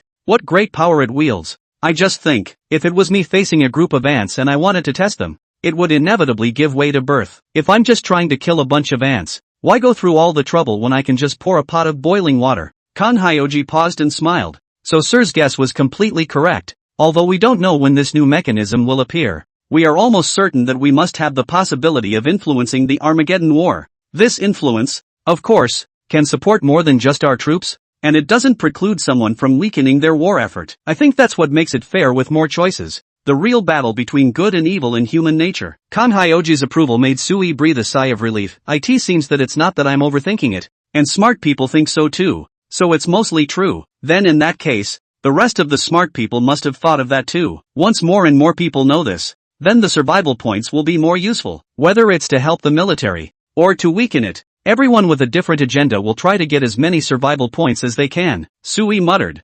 Hyoji, then we have to move quickly. We have to keep up with the pace as well and find a way to get more points. Gaining more survival points not only improves the survival conditions of the shelter, but also affects the military men and women who are in the War of Armageddon. Sui valued the latter more. He doesn't have anything too pressing to survive at this stage anymore. And the only thing that can directly threaten Sui's life is the random erasure that might occur if he fails in the Armageddon War. Although it was unlikely that the military would make this choice, since this punishment mechanism appeared, it might not be impossible for mandatory wipeout punishment to occur. Fear not. Fear not. What if the soldier loses a few games in a row, and there's some kind of forced wipeout, and he's unlucky enough to encounter it? I'd be out of luck. What you say, sir, is very true. Zhang Xiaoji nodded and inquired. I'll have Lin Yu continue to explore the supplies outside? Exploration supplies are secondary to the survival point rewards at the end of exploration missions. No, wait a little longer. Those 10 or 20 points aren't bad. Sui waved his hand.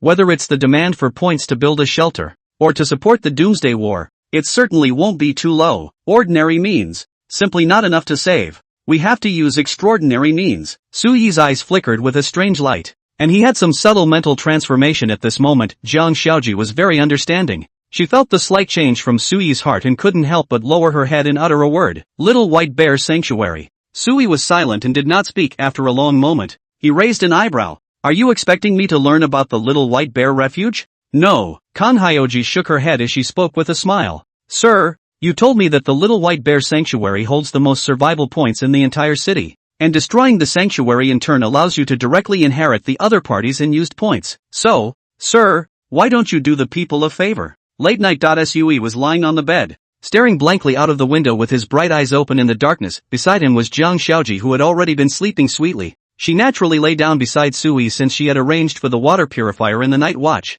and slept under a closed blanket. Neither one of them rejected the event, which seemed to have become the tacitly agreed upon content of the evening for the pair. Sui could feel the delicate body beside him, still warm and unclothed. Still, Sui had no distractions and no desire to sleep. He was thinking about the advice that Kang Hyoji had given him. It's not offensive to have to take the initiative to punish the wicked. It's just that I only have one Lingyu right now. Sui was silently calculating in his heart. No matter how he thought about it, he didn't think that Lingyu alone would be able to solve the Little White Bear refuge. He is a big brother in the list one. His natural ability is definitely not bad. Even Sui suspected that the other party's talent might be much stronger than his own. Otherwise, how could he manage to destroy so many shelters in just a few days? It was impossible for one Lingyu to beat his opponent. However, Kang Hyoji's proposal couldn't be completely ignored. After all, the two sides were now at loggerheads. Even if the other party couldn't find Sui now, it didn't necessarily mean that they couldn't find him in the future. Gotta take care of the other party while I'm still in the shadows. Waiting for the other party to take the initiative to seek revenge on me would be really stupid. But the best way for me to quickly increase the combat power of my sanctuary is to utilize my talent. How should I utilize it effectively to be able to make the talent rewards appear every time with the type of rewards I want? Sui pondered. Talent rewards are the thing I'm most urgently in need of at the moment. But the shelter's current battle power isn't too bad for a level 1 shelter. So this is no longer within the scope of urgent need, right? But is it possible for me to adjust it? Although there is no urgent shortage of battle power, if we get more and more food, water and other resources above the level of battle power, does it not seem like the shelter is underpowered? Does the current most urgent need for talent rewards follow the barrel theory? Without realizing it, Sui pondered for the whole night. When he came back to his senses, it was dawn, and he realized with a shock that he hadn't slept all night, and a thick drowsiness swept over him. Rest for a while. Studying the talent mechanism isn't something that can be mastered in a day or two. Sui fell asleep in sleepiness, and he felt as if he had only just closed his eyes when he heard Kang Hyoji's gentle wake-up call in his ears. Sir, it's time to get up. It's after 11 o'clock noon. Sui opened his eyes somewhat tiredly and rubbed his headache. Jiang Xiaoqi gently inquired. Sir, didn't you sleep well last night?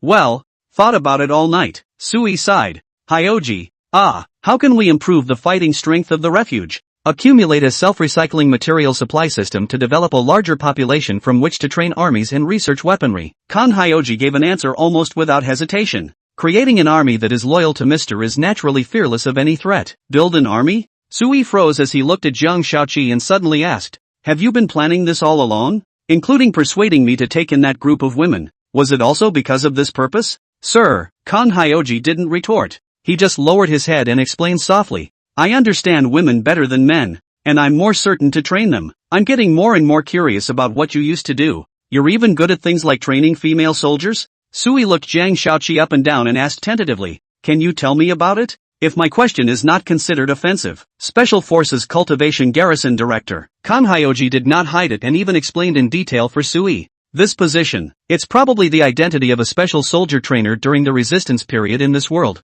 and will also be in charge of the trainer's secret missions. Existing as their superior. Secret missions, grass, underground organization, lurkers, spies. Sui's eyes widened. You can train spies? Well, sort of. Kang Hyoji smiled and nodded. No wonder this bitch was an A-list talent. No wonder she tried so hard to persuade herself to take in those women. So she still had this ability. Good at management. Superb intellect. Training spies. This woman is a bit of an all-rounder. Sui was pleasantly surprised, but he soon realized that this would not solve his current predicament. Hyoji, you are indeed very powerful. But, well, what I need is to quickly increase the shelter's combat power. This path of yours can only be suitable for long-term development. In the short term, if we encounter danger, we can still only rely on Lingyu. Sui understood very well that even if Kang Hyoji was powerful, it was impossible to quickly transform that group of women into warriors. It takes a process. Kang Hyoji also understood, and she bowed her head and whispered, Sir, before that, I will do my best to make sure that the sanctuary is safe and won't lead us to a desperate situation. Things are hard. Let's eat first. Sui sat down on the dining table and was just about to move his chopsticks when he suddenly remembered this matter of Armageddon War. A night has passed, and I wonder how the sons and daughters fought their first battle. How am I supposed to view the battle? Oh yeah, here it is. Sui found the battle condition module through the shelter interface, and after selecting it, several information prompts surfaced in front of Sui. At midnight this evening, the first Armageddon War opens with the entrance of our own troops. At 30 a.m., the National Army has information on the battlefield cities and sends scouts to gather intelligence on the enemy. At 1:30 a.m., the first sizable encounter occurred when the National Army completed a strategic deployment to lure the enemy into an ambush at the expense of 569 drones. At 1:40 a.m., the first round of artillery bombardment began, and the Boom 6 carried out its mission, accomplishing its war objectives perfectly, collapsing the city complex and burying 525 berserkers. At 2:10 a.m.,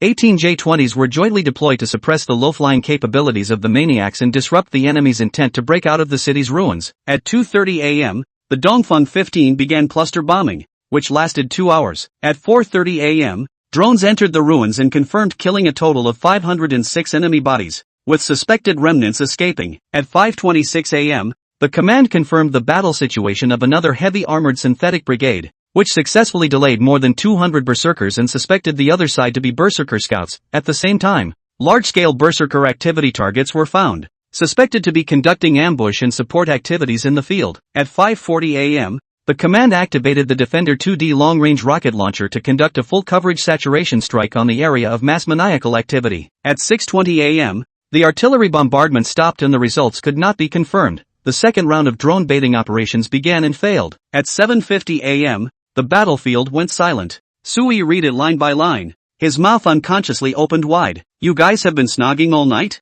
Sui was shocked. Where's our tradition of fine quality? Where's the promised unmatched light infantry? How did the war fighting of the powers begin? This just went in and blew right through most of the night's artillery fire. Air Force and infantry together? Even the scouts use drones, so really they just don't send out a single living soul, and let the mad devil play games with the artillery? Although the text of the war narrative is very brief, every Chinese has a good sense of war and basic analytical skills. When Sui took a look at it like that, he understood. The command was not planning to fight a physical battle with the berserkers if they didn't want to hide from them. Direct long-range artillery fire, over and over again. And when you're done, use a drone to see what's going on. If there's no way to confirm the results of the battle, then it's not confirmed. Anyway, when you find an enemy, it's one word: bum. Human? No way. Berserkers don't want to see any of the humans. For a battle of this difficulty, it would simply be a shame for the nation to not make a good fight. I thought this mad demon was difficult yesterday, with all the self-healing and disease infections and low-flying and whatnot. Now it seems like it's not that hard to fight. Sui scratched his hair.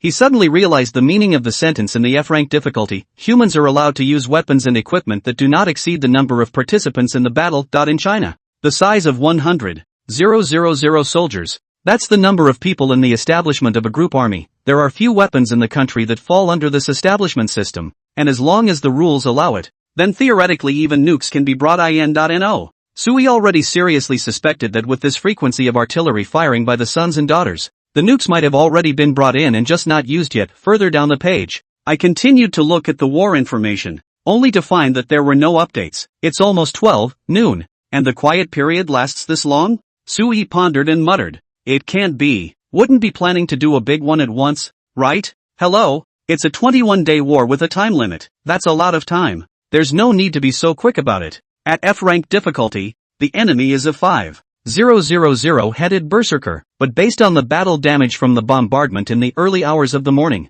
the berserker's losses are conservatively estimated to be over 1,000 head, right? At this rate, it really won't take more than a few days to finish the fight. Sui stroked his chin and muttered, if the battle is finished early, will there be any extra rewards? The war lasts for 21 days, so is there any different arrangement for the rest of the time? Will there be arrangements for the sons and daughters to go home for a visit? Really, the planet needs them. At least Huaxia is in great need of it. It's really too chaotic without someone to take care of things nationwide. Sui opened the city chat channel while eating. The guys aren't posting much of that desperate whining talk today, mostly excitedly discussing the battle situation in their home countries in the War of Armageddon. Perhaps it was because yesterday's flurry of state material support had left the guys with basically no immediate needs, and everyone was very active today. I told you how I've been looking for several police department dealers, but I haven't seen any weapons with greater lethality, so they're all in the hands of the soldier brothers. What police station dealers ah? This appellation really, but it's also true. It's estimated that even the police have gone to the Doomsday War copy,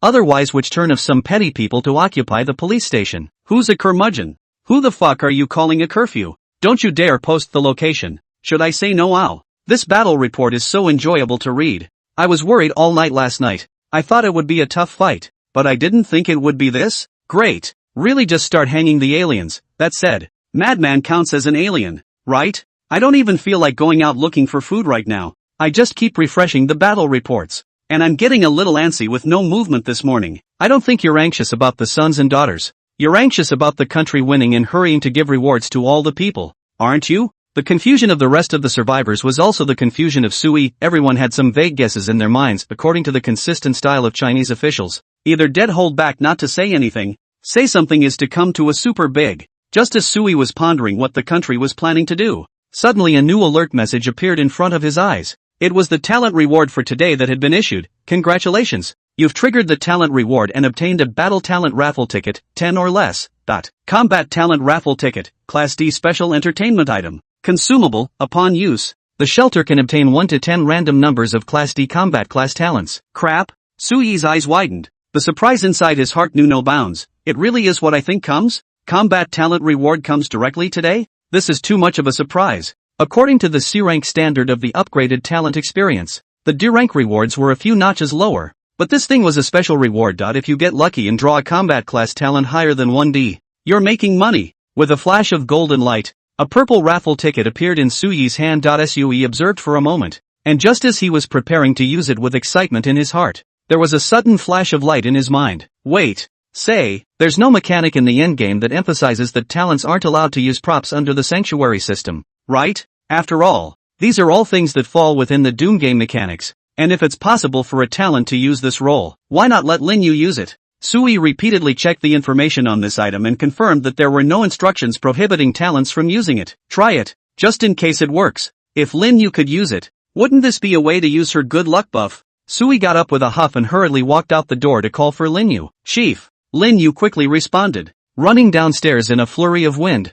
I'm training that group of girls. What are you looking for me for? A militarized training session scheduled so soon? Kang Hyo-ji is so efficient. There's a very important thing. Sui handed over the raffle ticket he was holding and asked seriously. Look, can you use this thing? Use? Lin Yu scrutinized the raffle ticket in her hand, turning it over and over, and raised her head in some confusion. Chief, how do I use it? What do I need to do? Bad. Talents can't see the data information of the item and can't see the use action button. It's over. It looks like I won't be able to enjoy Lin Yu's good luck gain effect. Sui sighed. Just as he was about to take the raffle ticket back, he saw Lin Yu blindly pondering on her own and tentatively waved the raffle ticket. Use? Boo! The raffle ticket suddenly exploded with a golden light, startling Lin Yu, who hurriedly held her gun vigilantly in front of Sui. On the other hand, was staring with wide eyes as he watched this golden light rapidly condense 10 golden human figures in his periphery. Grass! It's done! It really works! This thing,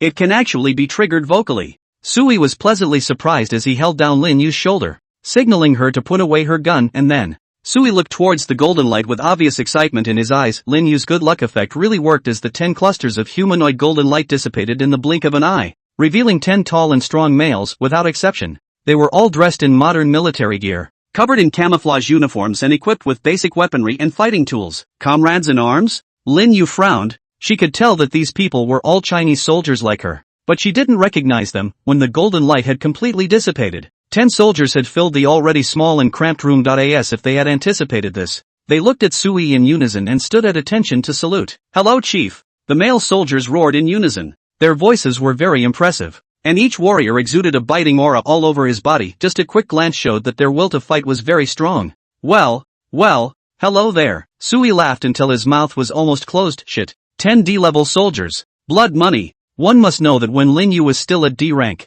the combat power that he showed was simply like a little superhero, and all of his combat skills were impeccable. Now these 10 warriors in front of them, how could they be inferior to Lin Yu back then? If this was utilized properly, these 10 people plus Lin Yu could almost crush most of the thug gangs at this stage of the apocalyptic situation. As long as the enemy did not possess 2 perverse sanctuary talents, Sui could hardly think of any other ordinary people who could be a match for so many Chinese soldiers. Lin Yu. Well done. Sui patted Lin Yu's shoulder. His eyes had relief and appreciation. Serving the chief is what I'm supposed to do. Lin Yu responded respectfully. While curiously surveying the group of male soldiers, the male soldiers couldn't take their eyes off the ground. Only Sui in their eyes. Each of them stood as if they were statues, waiting quietly for Sui's order. Sui, at this time, was opening the shelter panel to check the data information of the male soldiers. Name, Lu Rue. Age, 25 years. Type, military, sniper. Talent level, D. Physical strength, 105. Neurological response, 110. Endurance, 108. Spiritual will, 112. Self-healing immunity, 107. Talent characterization. Frowny face. Covert action, he specializes in concealing himself in complex environments,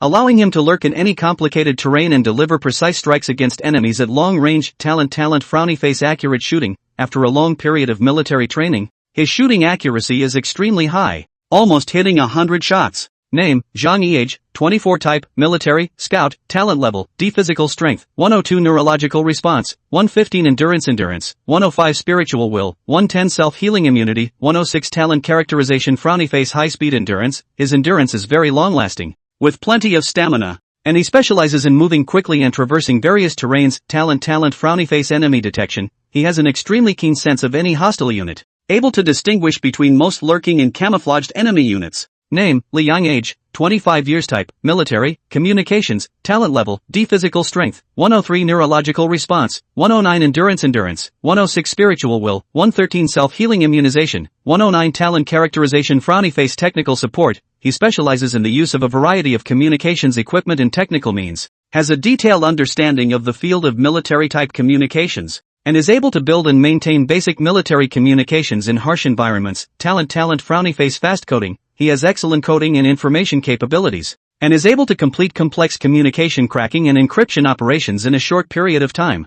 Sui roughly checked the information of the 10 warriors and was surprised to find that they all actually had their own troop classifications. When Sui initially recruited Lin Yu only had the soldier profession, with no clear distinction between soldier types, but these 10 soldiers were different. Among them were snipers, scouts, communicators, commandos, armorers, aviators, air defenders, and so on. It can almost be said to be very diverse, covering most of the common classifications of military service. Together, these 10 men can form almost a fully functional combat team capable of very comprehensive military behavior. This isn't just a simple 10 soldiers. This is a fucking military combat team. The main focus is an interplay. Sui sucked in a breath of cool air. He felt that his good fortune was a bit exaggerated this time. It was so exaggerated that Sui vaguely felt that he seemed to have lost a little bit of his young life. Of course, there is beauty in these 10 soldiers, that is, they carry very basic weaponry, with the only firearms being different types of pistols and basic military props adapted to their own type of soldier. For example, snipers brought extra camouflage grease paint, scouts brought extra military binoculars, and communications soldiers went extra to handheld radios. None of the stuff is much, and I can't say it's not useful at all, but it's true that none of it is considered core equipment for their respective troop types. Like a sniper, he doesn't have a sniper rifle, he's just a little pistol. No radios for the comms, no drones for the scouts, none of the core equipment is available. And all 10 of these guys are on the short end of the stick. It's okay, just have someone. You can take your time with these things later. Sui consoled himself with the thought that these were D-rank soldiers, so what else could be additionally imposed? If they really arrived in full armor, then I guess they wouldn't be rated D. Weaponry is also something that can affect the combat value of a fighting talent. You're new here, so you shouldn't be familiar with the situation yet, but I know that you should know who I am and where this is. Sui took a deep breath and opened his mouth to look at the military people, then raised his hand to point at Lin Yu beside him. Her name is Lin Yu, the first warrior of the refuge, and from now on, also your group leader. Chief. Lin Yu froze and opened her mouth in some surprise, but was stopped by Sui raising his hand. With 10 of you, you have a good mix of soldiers, just enough to form a combat team. Lin Yu will be your group leader to lead you in the defense of the shelter, and also to guide you to familiarize yourselves with the environment here more quickly. You guys, any objections? Sui asked one more question, and sure enough he heard the warriors roar in unison. Yes, Chief, we have no objections. Good, this is the Chinese soldier. Absolute obedience to orders. Sui was satisfied. He waved his hand. Lin Yu, take them out to Jiang Shaoji. There is still time today. Jiang Shaoji should arrange some exploration tasks for them. With Kang Hyoji's temperament, she definitely wouldn't sit back and watch so many military personnel idling at home, and with her intellect, she could surely arrange the tasks of these soldiers better. After all, this bitch used to work in the underground party, specializing in assigning tasks to agents. Yes, Chief. Lin Yu saluted before waving at the soldiers. All of you come with me. I'll introduce Jiang Xiaoqi to you. Chief, may I ask what Kong Hyo-chi does? Scout Zhang Yi looked more lively and asked cautiously while following Lin Yu. Is she a woman? Good to get along with? Pretty good to get along with. As far as what she does for a living? Lin Yu frowned. The sanctuary didn't really have any positional arrangements at the moment. Everyone's work was basically finalized by Sui, who in turn had delegated this power to Zhang Xiaozi. If the analogy is converted to the military system, Lin Yu mused, she's probably equivalent to our political commissar. Commissar. The expressions of the male soldiers were suddenly serious, and a faint feeling of respect floated up in their hearts. It's a word that can have a different meaning for soldiers. The fine traditional style of Chinese soldiers is completely inseparable from the grassroots work of one political commissar, and even more so from their example. I was given a reward for 10 combat talents today, but they lack their own equipment. Then shouldn't I give equipment rewards tomorrow? Sui pondered happily as he went to the window and peered down. Not long after that, they went downwards to see Jiang Xiaoji walking out of the building with 9 soldiers and Lin Yu. She stood in front of the building and said her final instructions and reminders to the soldiers, before watching Lin Yu and the 9 soldiers leave. Not bad. Still keeping a soldier to watch over the house. Hyoji is really prudent. Sui nodded his head in satisfaction and looked at the distant soldiers. The one who stayed behind seems to be communications soldier Li Yan. It's a reasonable arrangement. After all, he just has a walkie-talkie. Currently he can't play the role of a communication soldier. He can only be used as an ordinary soldier. That said, Lin Yu set out with them. A whole 10 people. So she should have done all 3 of today's dispatch missions, right? Hey, wait, that's not right. Sui suddenly woke up with a start. Dispatch missions are only 3 per day. Arranging for a maximum of 3 people is enough. Arranging for more doesn't seem to be of much use, does it? Then why did Hyoji send out 10 men in one go? Sui hurriedly opened the panel of the refuge and checked the dispatch mission situation of the refuge. He suddenly realized that today's 3 dispatch missions were still in the on standby status, and Kong Hyoji hadn't sent anyone to carry out the exploration missions at all. Do 10 soldiers who can form close combat fits with each other go out not to explore for supplies? But to hiss. Sui's eyes widened as a shocking guess popped into his mind. They're out to kill. There will be survival points for destroying the shelter. Hyoji surely doesn't see the small amount of points for dispatching the mission. She's going to get more points for me. Grass. This bitch really deserves to be the head of the Secret Service. She just got the military power and she's going to send soldiers to kill people. Sui was just guessing, not sure yet. Just as he was about to call out to Kong Hyoji to inquire, he heard her footsteps coming up the stairs. A short while later, Kong Hyoji pushed his way in. Sir, Kong Hyoji's gentle voice sounded behind Sui, who turned around and raised his hand to point out the window. He was silent and didn't speak. But the intelligent Kong Hyoji knew what he was going to ask and took the initiative to say, I've already assigned the new fighters to their tasks. At first, when Lin Yu came to me, I did want to assign the fighters to perform a dispatch for material collection, but given Mr. S concerns, the shelter's lack of points for, Kong Hyoji paused and lowered his head. I gave them a new combat mission to collect more survival points. Kong Hyoji said it euphemistically, not saying things like killing people and destroying shelters outright, because she knew that Sui was a man who still had a good heart. It can't be indiscriminate, can it? Sui raised an eyebrow and quickly received a satisfactory answer as Jiang Xiaoji shook his head. I won't give such an order. I also need to take care of the warriors' personal emotions and faith issues. I told them to look for the person who caused the disturbance, as well as to pay extra attention to gathering intelligence information related to the Little White Bear Refuge. If they find the mob, they will give proper pursuit, and they have the right to kill and destroy shelters at their own discretion. Of course, their main mission goal remains the more likely collection of more points for Mr. Kong Hyoji gave the warriors a lot of autonomy, which pleased Sui. Actually, I can understand if you're going to kill indiscriminately. After all, I'm really short on points right now. Sui turned his head to look out of the window and suddenly spoke. I don't really blame you. You're my person. I'll naturally be responsible for what you do. Mr. Kong Hyoji looked up in some surprise as she frowned slightly. I know. You're not like that. So, I'm trying to change. Sui turned his head and looked at her cute frowning appearance. He couldn't help but smile. Leah told me that in such cruel times, I, as a leader, should learn to adapt. She said that leaders are born to learn cruelty, even if it means making orders that go against their principles. I think Leah is right, Sui said seriously. He did think so. He had a kind heart, but couldn't do it for no reason. He had to make sure he and the shelter were safe. If when kindness and safety clashed, Sui would choose safety without hesitation. All right, sir. Kong Hyoji was silent for a moment and said softly, you can actually trust me. Sui turned his back to her. Trust you with what? Believe me, I won't let these cruel choices come before the gentleman. Kang Hyochi's voice was soft, her eyebrows lowered, but her tone was resolute. They will never appear on Mr. S desktop and will not bother him. Silence hung in the air. A moment later,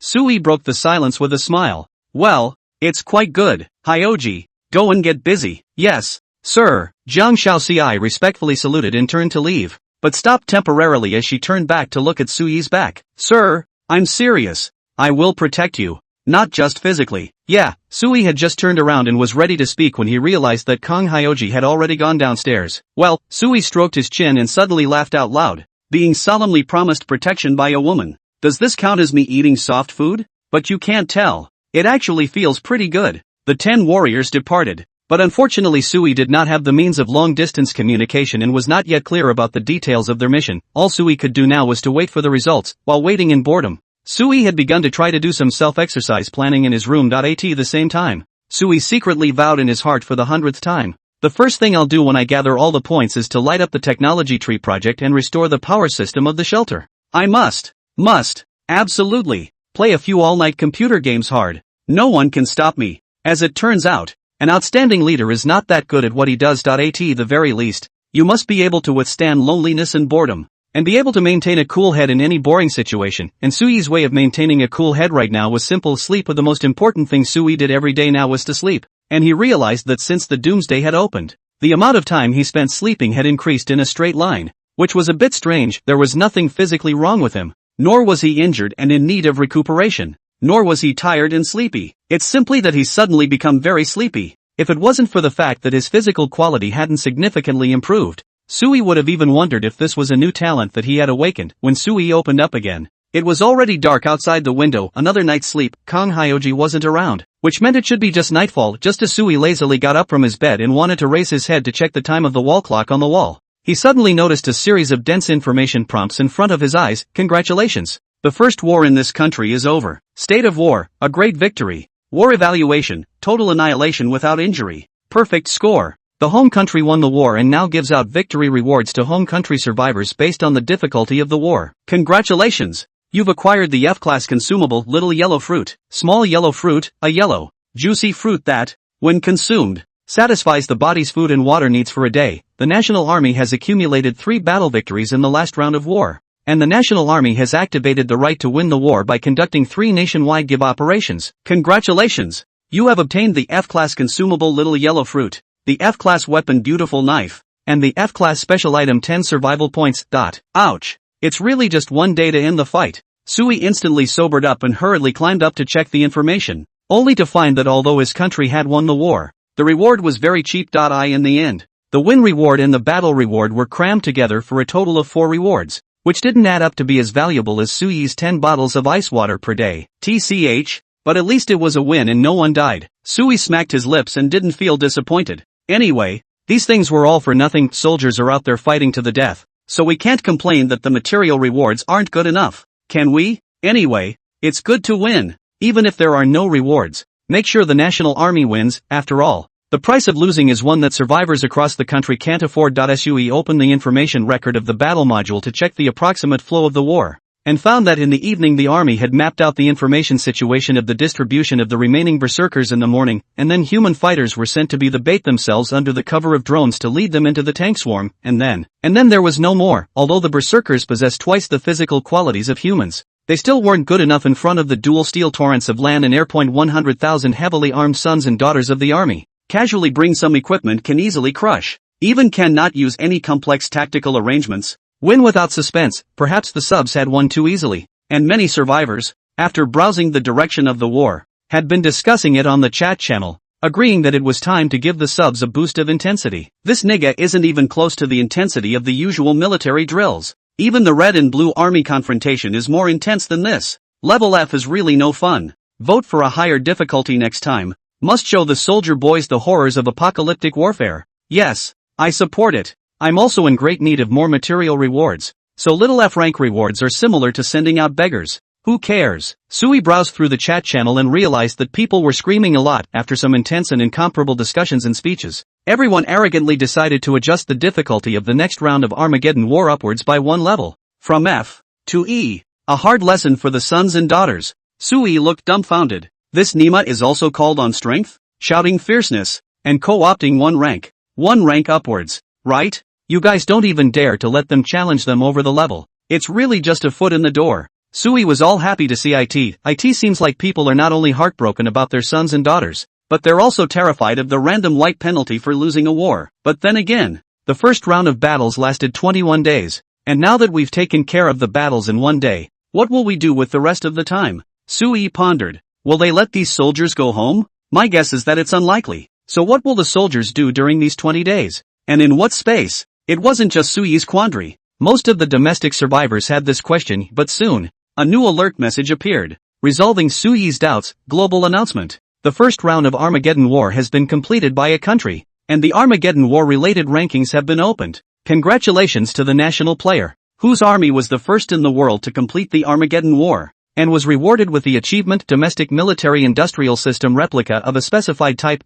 End of current Armageddon War participants. Temporarily unable to return to Earth, will be in a replica world similar to Earth, but without any usable technology, limited to city-based templates, waiting for the next participation in the war. Well, it's really not coming back, Sui sighed, but it was good that the soldiers still had 20 days of rest, and the resting place was similar to the Earth environment, aside from the fact that there was no technology available like the survivors. The conditions were even better. At least there was no hot and harsh environment. It's good to rest for 20 days. Plenty of time to think about what to do in the next battle. Sui muttered as he opened the Doomsday War's leaderboards to take a look and found that the Doomsday War winning ranking and Doomsday War completion time ranking, the Chinese rankings were both at the top. As simply put, the current Doomsday War list has only China in it. Most of the rest of the countries were still inside the war copies and hadn't come out yet, and it was only the Chinese army that had speeded through. Sui was looking at the list when suddenly a new information tip appeared in front of his eyes. The National Army decides to carry out a repeat war. Repeating the last Armageddon War, with no change in difficulty, but the penalties following a replica war do not affect national survivors, and the rewards following a replica war are limited to national armies. Ha! Sui was shocked. They're not going to rest. They're still going to fight the replica war? Is this like a snogging addiction? Sui sighed, but also understood the country's intentions. Apparently the country had found out about the replica war setting, and they happen to be well aware of the actual level of combat power of the berserkers in the last battle. It can be said that F-rank difficulty battles are almost stress-free for the country. Even if the F-rank rewards were as little as a mosquito leg, it was still better than waiting 20 days in the air doing nothing. What if, after accumulating a high number of wins, another industrial system restoration reward is given? The industrial system. This stuff can have a direct impact on the logistical capabilities of the military. Other than that, even if only 1/3 of the industrial capacity at the country's disposal was restored, that would be a few moments of strength in the face of a future apocalyptic war. After all, everything is undecided.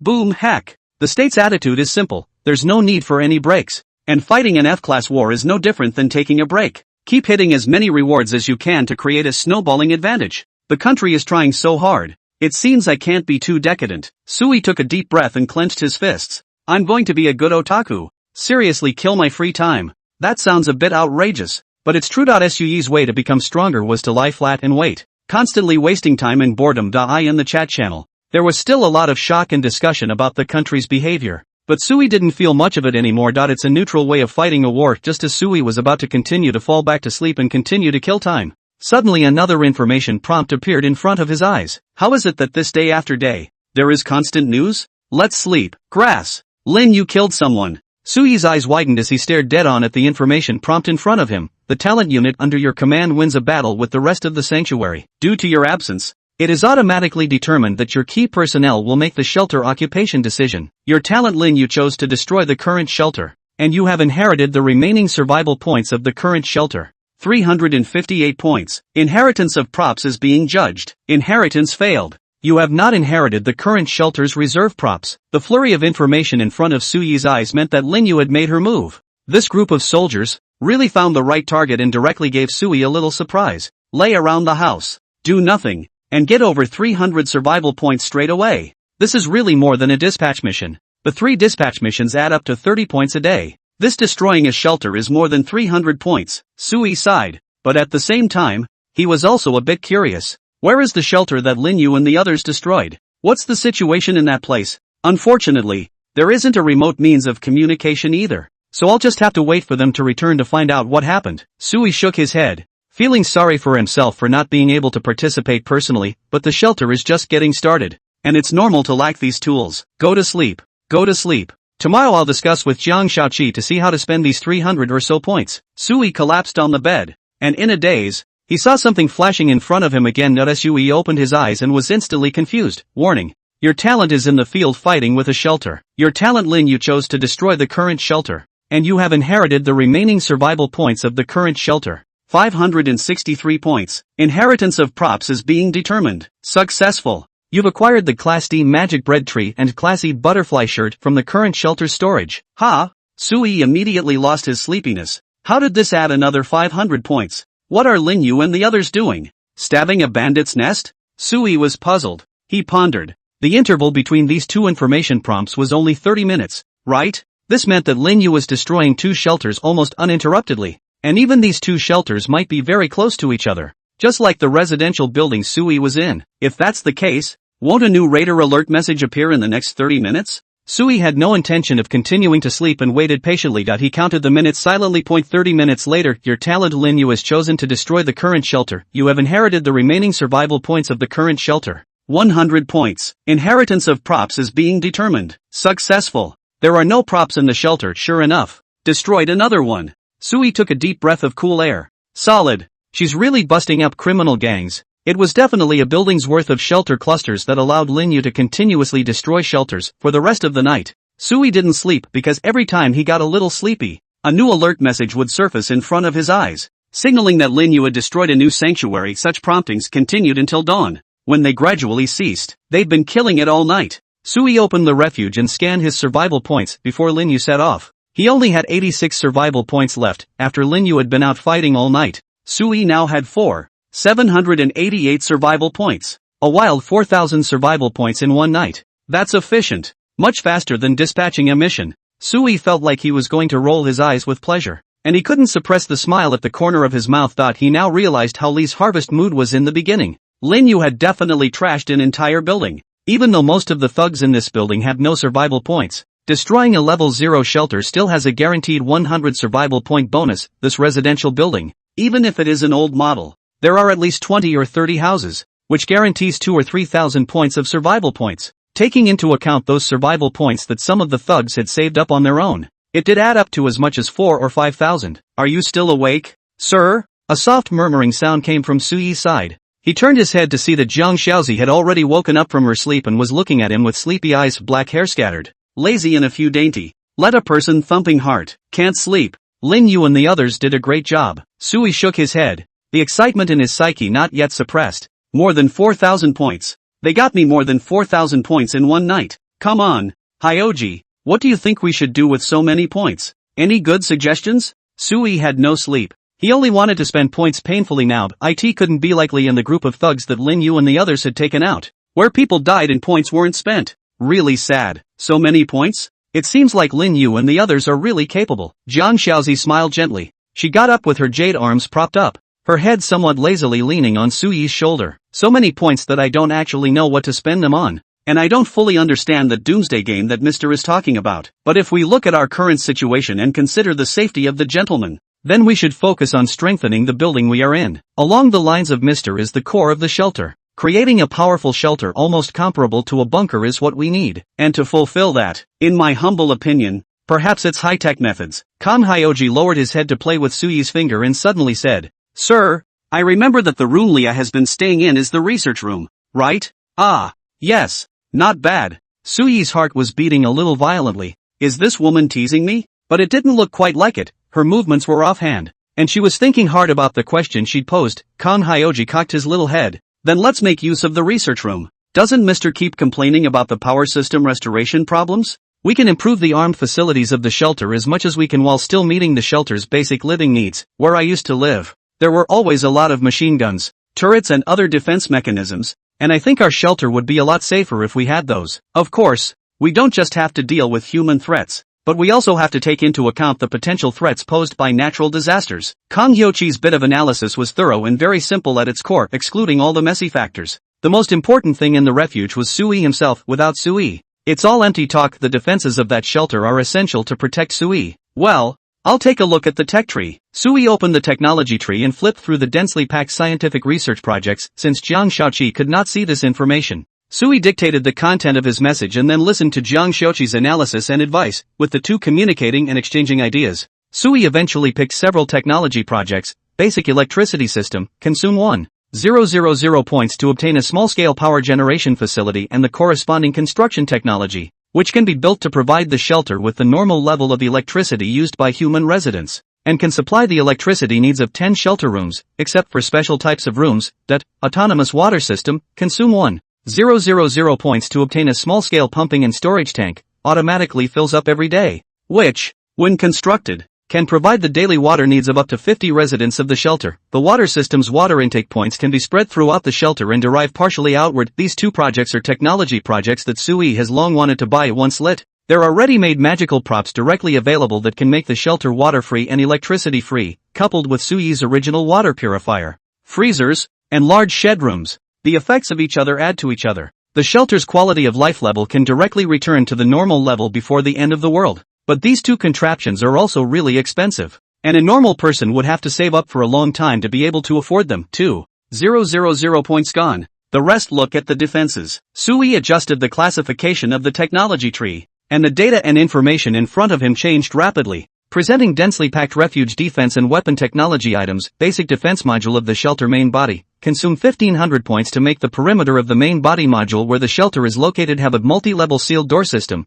biometric identification, an iron fence, 4 meters high and fully encircled, an electric shock mesh wall, an accessory module of the fence, and 24-hour fully intelligent cameras, at least 12 of them, an overall reinforcement of the main structure of the shelter so that it has excellent building resistance to cold, heat, explosions, and earthquakes. It is necessary to ensure that no other shelter exists in the main structure of the shelter or in the nearby 100 meters. Automatic sentry system, consume 1,000 points to quickly install at least 20 automatic machine guns, 300 rounds of ammunition, in the interior and periphery of the shelter, which can automatically recognize friend and foe, and can be put into the alert mode and hand control mode. Initially, each automatic machine gun has 1,000 rounds of ammunition, and needs to be replenished in a timely manner with spare bullets. Together with the two sets of defense facilities, it was directly declared that Sui's 4,000 plus points that he had just arrived at only had 374 points left. Sui let out a long, satisfied breath. It feels really good to consume.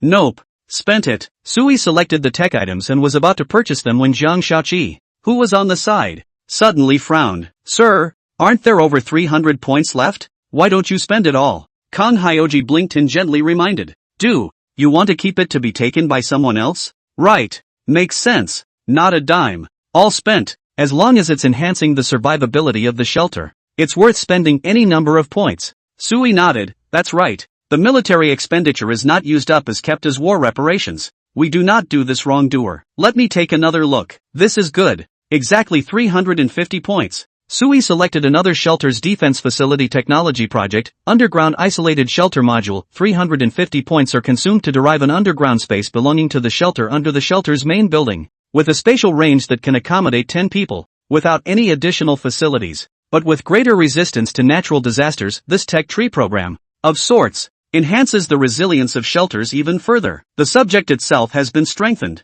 Let's continue with another wave of strengthening. What do you think? Sui looked at Jiang Shaoji, who nodded in agreement. This is a good back way. At the critical moment of necessity, we can hide in it and perhaps exchange it for a silver lining. Yes, this is the undercard facility. I hope we don't have to use it one day. Sui smiled and selected all the items, bulk selecting them for purchase. When Sui chose to purchase it, a burst of golden light flickered, and then rapidly expanded, rapidly spreading to the entire shelter with Sui as the core, followed by wrapping around the entire building. The girls in the building were dumbfounded, overwhelmed by the golden glow that was overflowing around them. In a few blinks of an eye, the golden light dissipated, and the residential building appeared to change radically. Firstly, the blank room of the 6th floor shelter where Sui was located automatically appeared about 2 meters high, shaped like a beehive-like power generation component facility, with a circuit pipeline connecting from it to the wall, seeping into the wall and then disappearing. The room next to it is filled with a huge cistern filled with fresh water and also has corresponding water pipes connected to the cistern,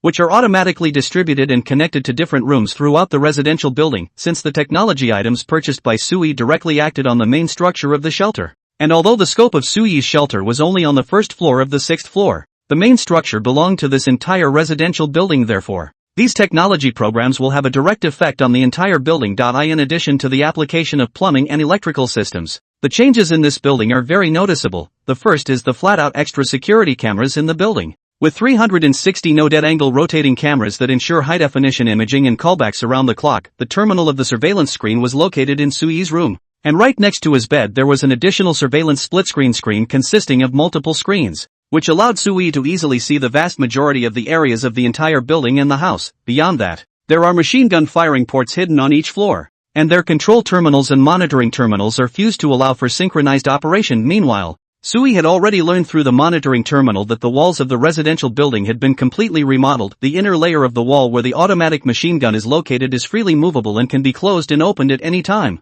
giving excellent concealment of the machine gun firing point. In addition to the changes inside the building, the changes outside the building are even more pronounced. A whole 4-meter-high pure iron fence appeared out of thin air, surrounding the entire open old building completely independently. And these iron fences Shanghai distribution of all kinds of arc-flashing steel wire mesh attached. At first glance it looks like a facade of a military exclusion zone that appeared out of thin air. And even if someone were able to break through the fence to get to the building's door, they would be stopped in their tracks by the heavy, multi-story, sealed iron gates. It was a much more raw gate than the humble iron gate that Leah had built, giving the impression that it was like the vault door of some world-class bank, reflecting the cold light of metal, so thick that it was almost desperate. The girls who were in the building were the first to notice the abnormality in the building, and they stared in amazement, barely able to comprehend the amazing scene in front of them. Is this still where we live? Why do I feel like I've traveled? Is that ghostly voice back again? Is it messing with us? I feel like something's different about our building, like it's gotten a little stronger. Is it just me? That's a big door. Wait, we're not locked in, are we? Sister Lee was the most daring. She nervously held her steel spear and carefully approached the iron door at the entrance. Before she could reach out and touch it, she heard an electronic synthesized tone coming from inside the iron door. Dropping. Target detected. Biometric identification in progress. Verdict. Target's identity belongs to a sanctuary resident and is legitimate. Recording bioinformational characteristics. Scary. Sister Lee was stunned. There was actually a whole set of super-intelligent electronic identification system in this weird iron door? Excuse me. Do you need to leave the shelter? An electronic inquiry sounded from within the iron door, and as Lee glanced back at her sisters, who were filled with shock, she spoke tentatively. I want to go out and take a look. Kaboom! The sound of vibrating gears operating came from inside the iron door, and with a white vapor dispersing, the iron door slowly opened. Respectfully, I'd like to see you leave, and please be safe when you're out exploring. Accompanied by the sound of an iron door slamming, Sister Lee saw a few of her sisters standing in place outside the iron door. Frozen in place. It was also the first time for all of them to see something so amazing that they almost felt like they were in some sci-fi movie. Sister Lee, what are these things? Where did it come from? It seems to be obedient and we can come and go freely. Yeah. What a silly girl who has never seen the world. Didn't you hear what this iron lump just said? It can recognize our identity. Isn't it something the chief got out of it? I've heard the gang surnamed Lee discussing it before. Like some kind of shelter panel can make a lot of magical things. The women chattered in disgust, their faces full of curiosity and surprise. Soon, a girl came stomping down the stairs, her voice excited as she yelled, "Incoming! The water's coming! I can turn on the air conditioning! I just tried it and it actually came on!" The cry caused the women to pause. In the next second, everyone dispersed in a frantic rush up the stairs to their rooms. Immediately after, snap, pop, pop, one light in each room was relighted. An air conditioning unit began to emit a humming sound. Ah! A woman screamed from inside the building with unbridled excitement in her voice. It's calling. It's really incoming. My cell phone can charge. There's water at the faucet. Sisters, we're finally alive. It's really great. The girls were beyond excited, screaming and hissing. Some were even so excited that they rushed into their rooms and stripped down in place, then rushed into their bathrooms, enjoying the coolness of the cold water rushing over their bodies with abandon. And this scene was all seen by Sui in front of the monitoring terminal. At least half of the girls were taking a shower. And they were taking a shower with the lights on, their white bodies swaying in the different subscreens, causing Sui to avert his eyes in embarrassment. Hyoji, this monitoring function doesn't seem to work very well. It's too invasive of privacy. Sui coughed, but Kang Hyoji was full of seriousness. No sir, I think it is the thing that serves the most purpose. These are extraordinary times, and you, as the leader of the sanctuary, have the right and duty to monitor every move of the entire sanctuary and all its residents. In this day and age, No one can maintain so-called privacy in your presence. That would be irresponsible for the safety of the shelter and a potential threat to you. Kan Hyoji doesn't care if Sui sees the women naked. She only cares about the whole big picture of the refuge and Sui's personal safety. Be in your place and seek your own. You're right. I'm the one who's stale. Sui smiled. Quite frankly, sir, I think it's time to set some new shelter rules. Kan Hyoji looked at the image in the monitor screen and frowned as he reminded. For example, the rules on saving water. They have to know that water resources are precious and can't be wasted like that. It's okay, let them loose on their first day. Sui looked at the screen and calmly said, even I miss the days when there was water and electricity, and they have suffered a lot, and they can't waste much water on a bath. Sui is very confident. After all, the water resource system is expensive, but it can provide the daily water needs of 50 residents per day. This also includes the amount of water needed for the basics of washing, drinking, and cleaning. Moreover, the cistern automatically fills up every day without fear of waste. Sir, you are too gentle. Kan Hyoji shook his head,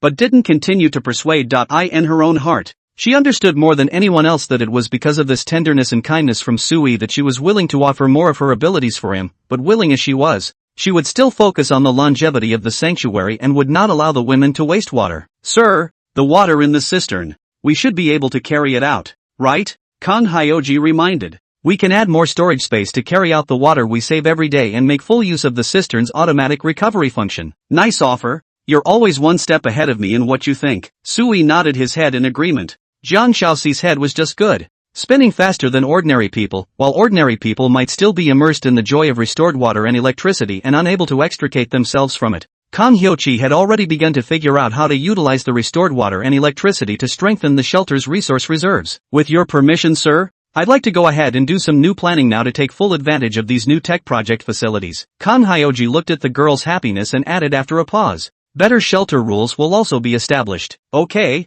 you watch it. I trust you completely. Sui smiled and nodded his head. He had long confirmed the loyalty of the talents. Even without the loyalty trait like Lingyu, each talent possessed a relatively high level of loyalty to the sanctuary. As long as one doesn't mess around, talent is unlikely to betray easily. Yes, sir. Kan Hyoji nodded and quickly got up to leave. When she had just walked to the door, she suddenly remembered something and turned her head to say to Sui, Sir, there's one more thing I have to do. Before the words were finished, Kan Hyoji froze. She saw that Sui had half extended his body, his butt still sitting on the chair of the monitoring terminal, but his upper body was already stretched out on the computer desk next to him. He's turning on the computer. The computer mainframe issued a slight buzz sound. The screen gradually lit up. A beautiful secondary anime female desktop, reflected in the pupils of Jiang Shaoji. Hyoji, is there anything else? Sui scratched his head and turned back to ask, Mr. Kan Hyoji suddenly smiled and shook his head. It's fine. I'll take care of everything. Then continue?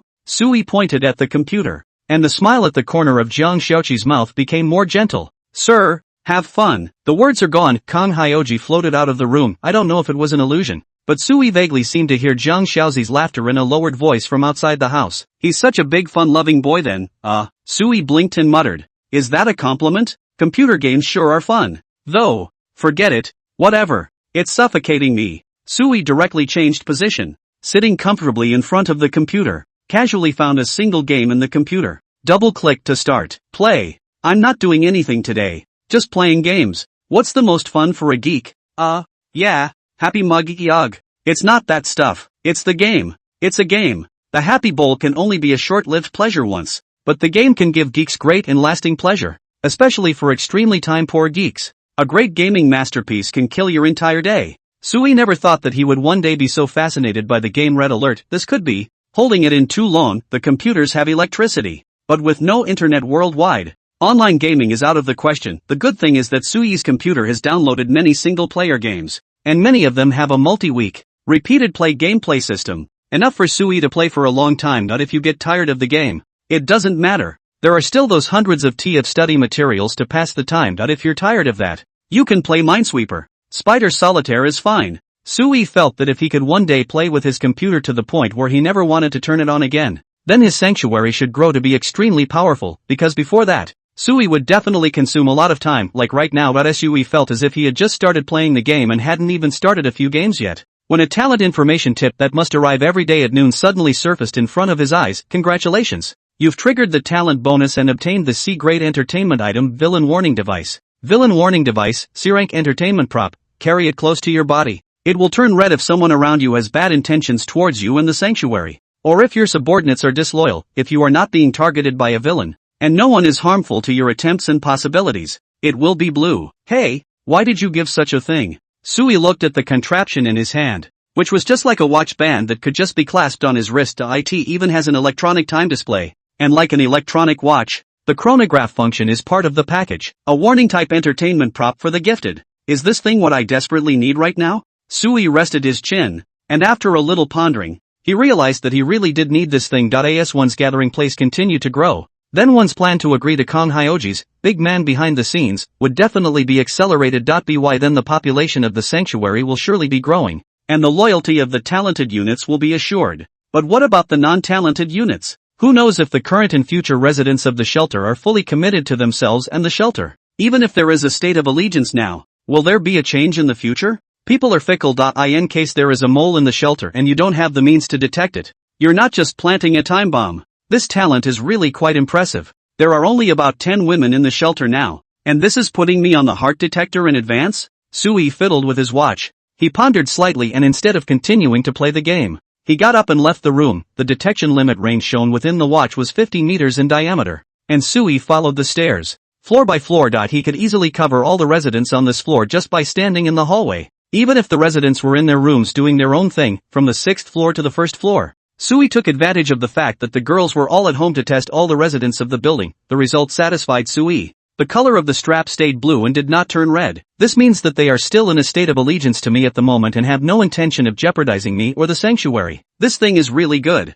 As long as you take a drive around the shelter like a walk every day, you can easily keep track of the state of the hearts and minds of the people in the shelter. Sui circled around and silently returned to his room. Keep trying the game. Nothing happened in the shelter. It was peaceful. Sui could only continue to kill time. This play was all afternoon. Only when the sky gradually dimmed did Sui raise his head in alarm. Hey, why haven't Lin Yu and the girls returned? I'm not getting any new point gain alerts either. I don't think they're fighting anymore. Aren't they considering returning to the shelter yet? Did something happen halfway through? Sui frowned, just as he was about to get up and find Kong Hyoji to ask about the situation. The moment he lowered his head, he suddenly realized that his watch band had turned red.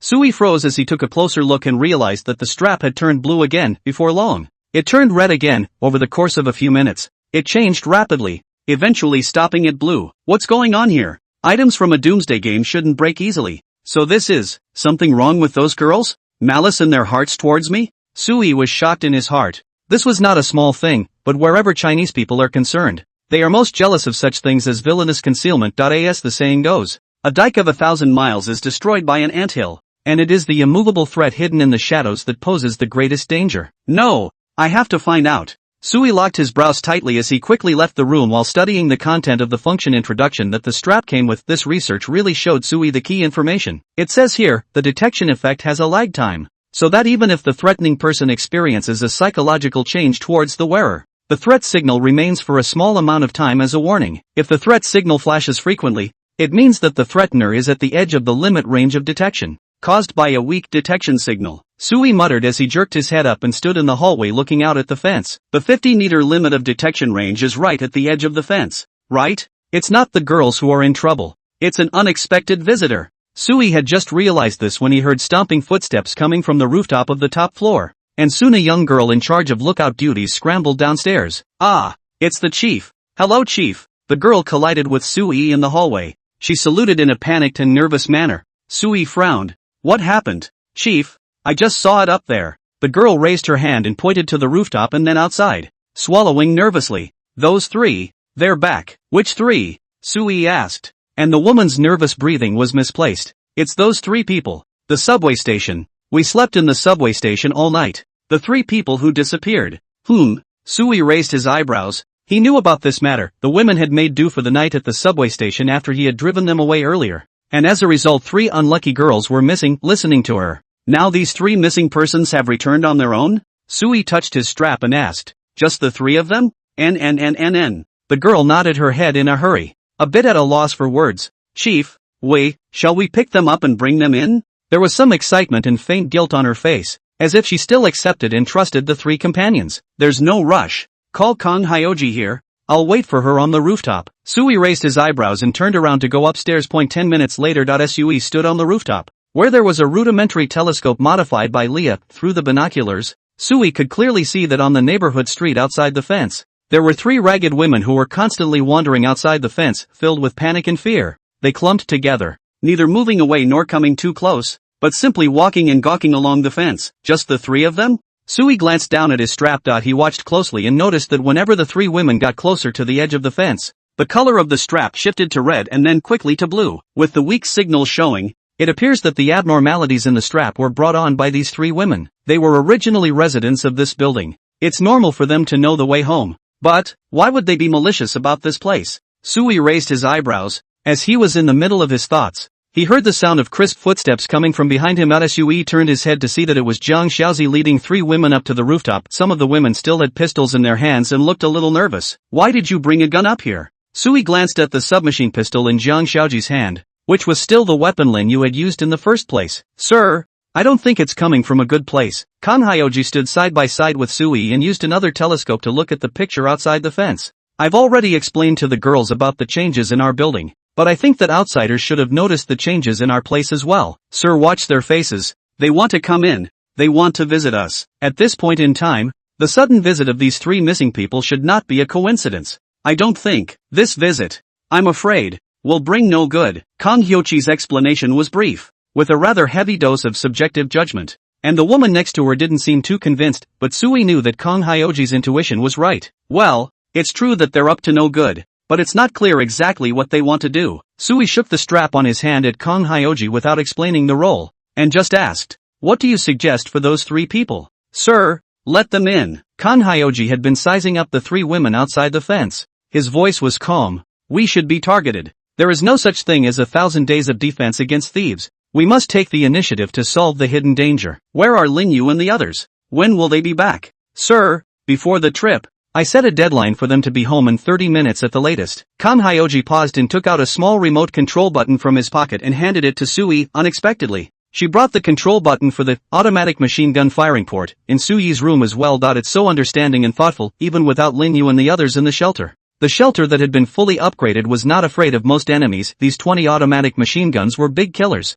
Even Lin Yu and the others couldn't dodge them if they were facing each other head-on. Then fetch them in and see. Sui played with the buttons in his hand, and glanced at the women around Kang Hyochi. If they don't have a problem, everything is fine. If there is a problem, they will die. Kang Hyoji also stared at the women around him. A silent warning, the head female agent was so good at controlling people's hearts that she didn't even forget to bring a couple of women around to feel the drama of making an example of them at this point in time. Sui didn't leave the rooftop as he watched Kang Hyochi walk down the stairs with the women, making his way to the fence. Although Sui's neighborhood is old, it is superior in that it covers a wide area and the spacing between each building is large. A walled enclosure is basically its own place where you won't be disturbed. However, for ease of access, the enclosure has rudimentary iron gates that can be opened on all sides, and can only be opened from the inside. Kang Hyoji didn't pause too much as she walked straight to the location of the fence where the 3 women were, opened the iron gate, and walked out with a few women. Little Chan, Xiao Chen. At Kang Hyoji's gesture, Sister Li hurriedly opened her voice in greeting,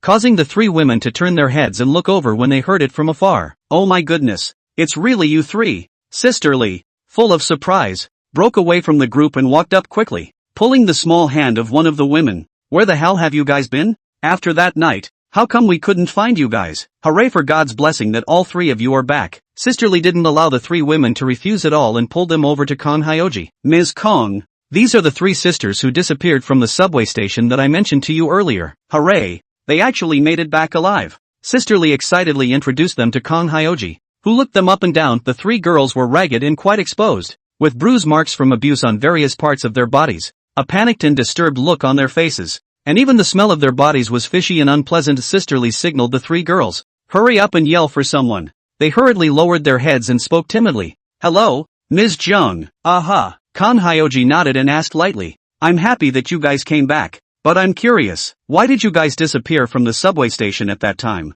We were so hungry that we went out looking for food. One of the girls explained with her head down, not looking like she was lying. Yes? Kang Hyoji looked at them with a smile. I heard from Sister Li that you all left here with food, and the portions are enough for 2 days. You've only been out there all night and you don't have enough food? Kang Hyoji raised an eyebrow and suddenly spoke. Are you a good eater? Ah, yes, yes, I have a bigger appetite. The girl nodded her head a little nervously, a little flustered by Kong Hyoji's words, and was too busy to respectfully take the steps Kong Hyoji gave her. Now even Sister Lee and the women around her could tell that these three sisters were not normal. There was helplessness surfacing on Sister Lee's face, but she didn't open her mouth and just looked at Kong Hyoji with some trepidation. Aha! Kong Hyoji nodded and asked specifically, "You guys came back, so you shouldn't be planning to leave again, right?" "No, not going to." The girl lowered her head, not daring to look directly into Kong Hyoji's eyes. "Open the door." Without any nonsense, Kong Hyoji waved his hand to signal the girls inside the door to open the iron gate. "A new friend is coming home." The iron gate slowly opened and Kong Hyoji led the women inside the enclosure. 2 buildings away, hunched over in the neighborhood bushes, two men with kitchen knives watched the women go home with slightly narrowed eyes. "People are going in, and it looks as if there's fat in the place." One of the men licked his mouth, with a hungry wolf-like light in his eyes. "This place is full of women, and that one in the Cheongsam is so hot. If I can touch her, it would be worth it if I could touch her. I think this place is a bit odd. Would an old neighborhood like this have a fence like this?" Another man muttered, feeling less assured. "This place looks like a military fortress. I'm afraid it's not a fat sheep. Maybe the point is solid." "What then? These 3 women have been released. Are they just going to be lost?" His companion's expression was also a bit hesitant, and he gritted his teeth. "Those 3 women said that the boss of this place was killed by another guy, and the dude who killed him should have taken a lot of points to build this fence." "Go back and inform the boss. We just need to bring more manpower and equipment. We may not be worse than them. Not to mention that we still have 3 insiders in there. As long as we can take this place, we'll not only get the women, but all these fences and stuff will be ours." The 2 men combined their efforts and turned to leave the neighborhood quietly. At this moment, inside Suyi's refuge. As soon as the 3 women entered the building, they couldn't help but feel a cool shiver run through their bodies. It's too cool. The temperature inside the building was only about 30 degrees. And it even got cooler the higher up you went. The huge temperature difference made these 3 women shiver a little as goosebumps rose all over their bodies. "There's a lot of air conditioning on here, so be careful not to catch a cold." Sister Lee thoughtfully brought a few pieces of clothing and handed them to the 3 girls, explaining with a smile. One of the girls was full of surprise. "Sister Lee, isn't there a blackout in the whole city? How come the air conditioning is still on here?" "There's electricity here." Kong Hyoji lightly opened his mouth to reply, not letting Sister Lee explain too much. "There's electricity." The 3 girls looked at each other. They all saw the shock in each other's eyes. In the heat of the apocalypse of a citywide blackout, the air conditioning was even on in this one building, and life seemed unaffected. This building,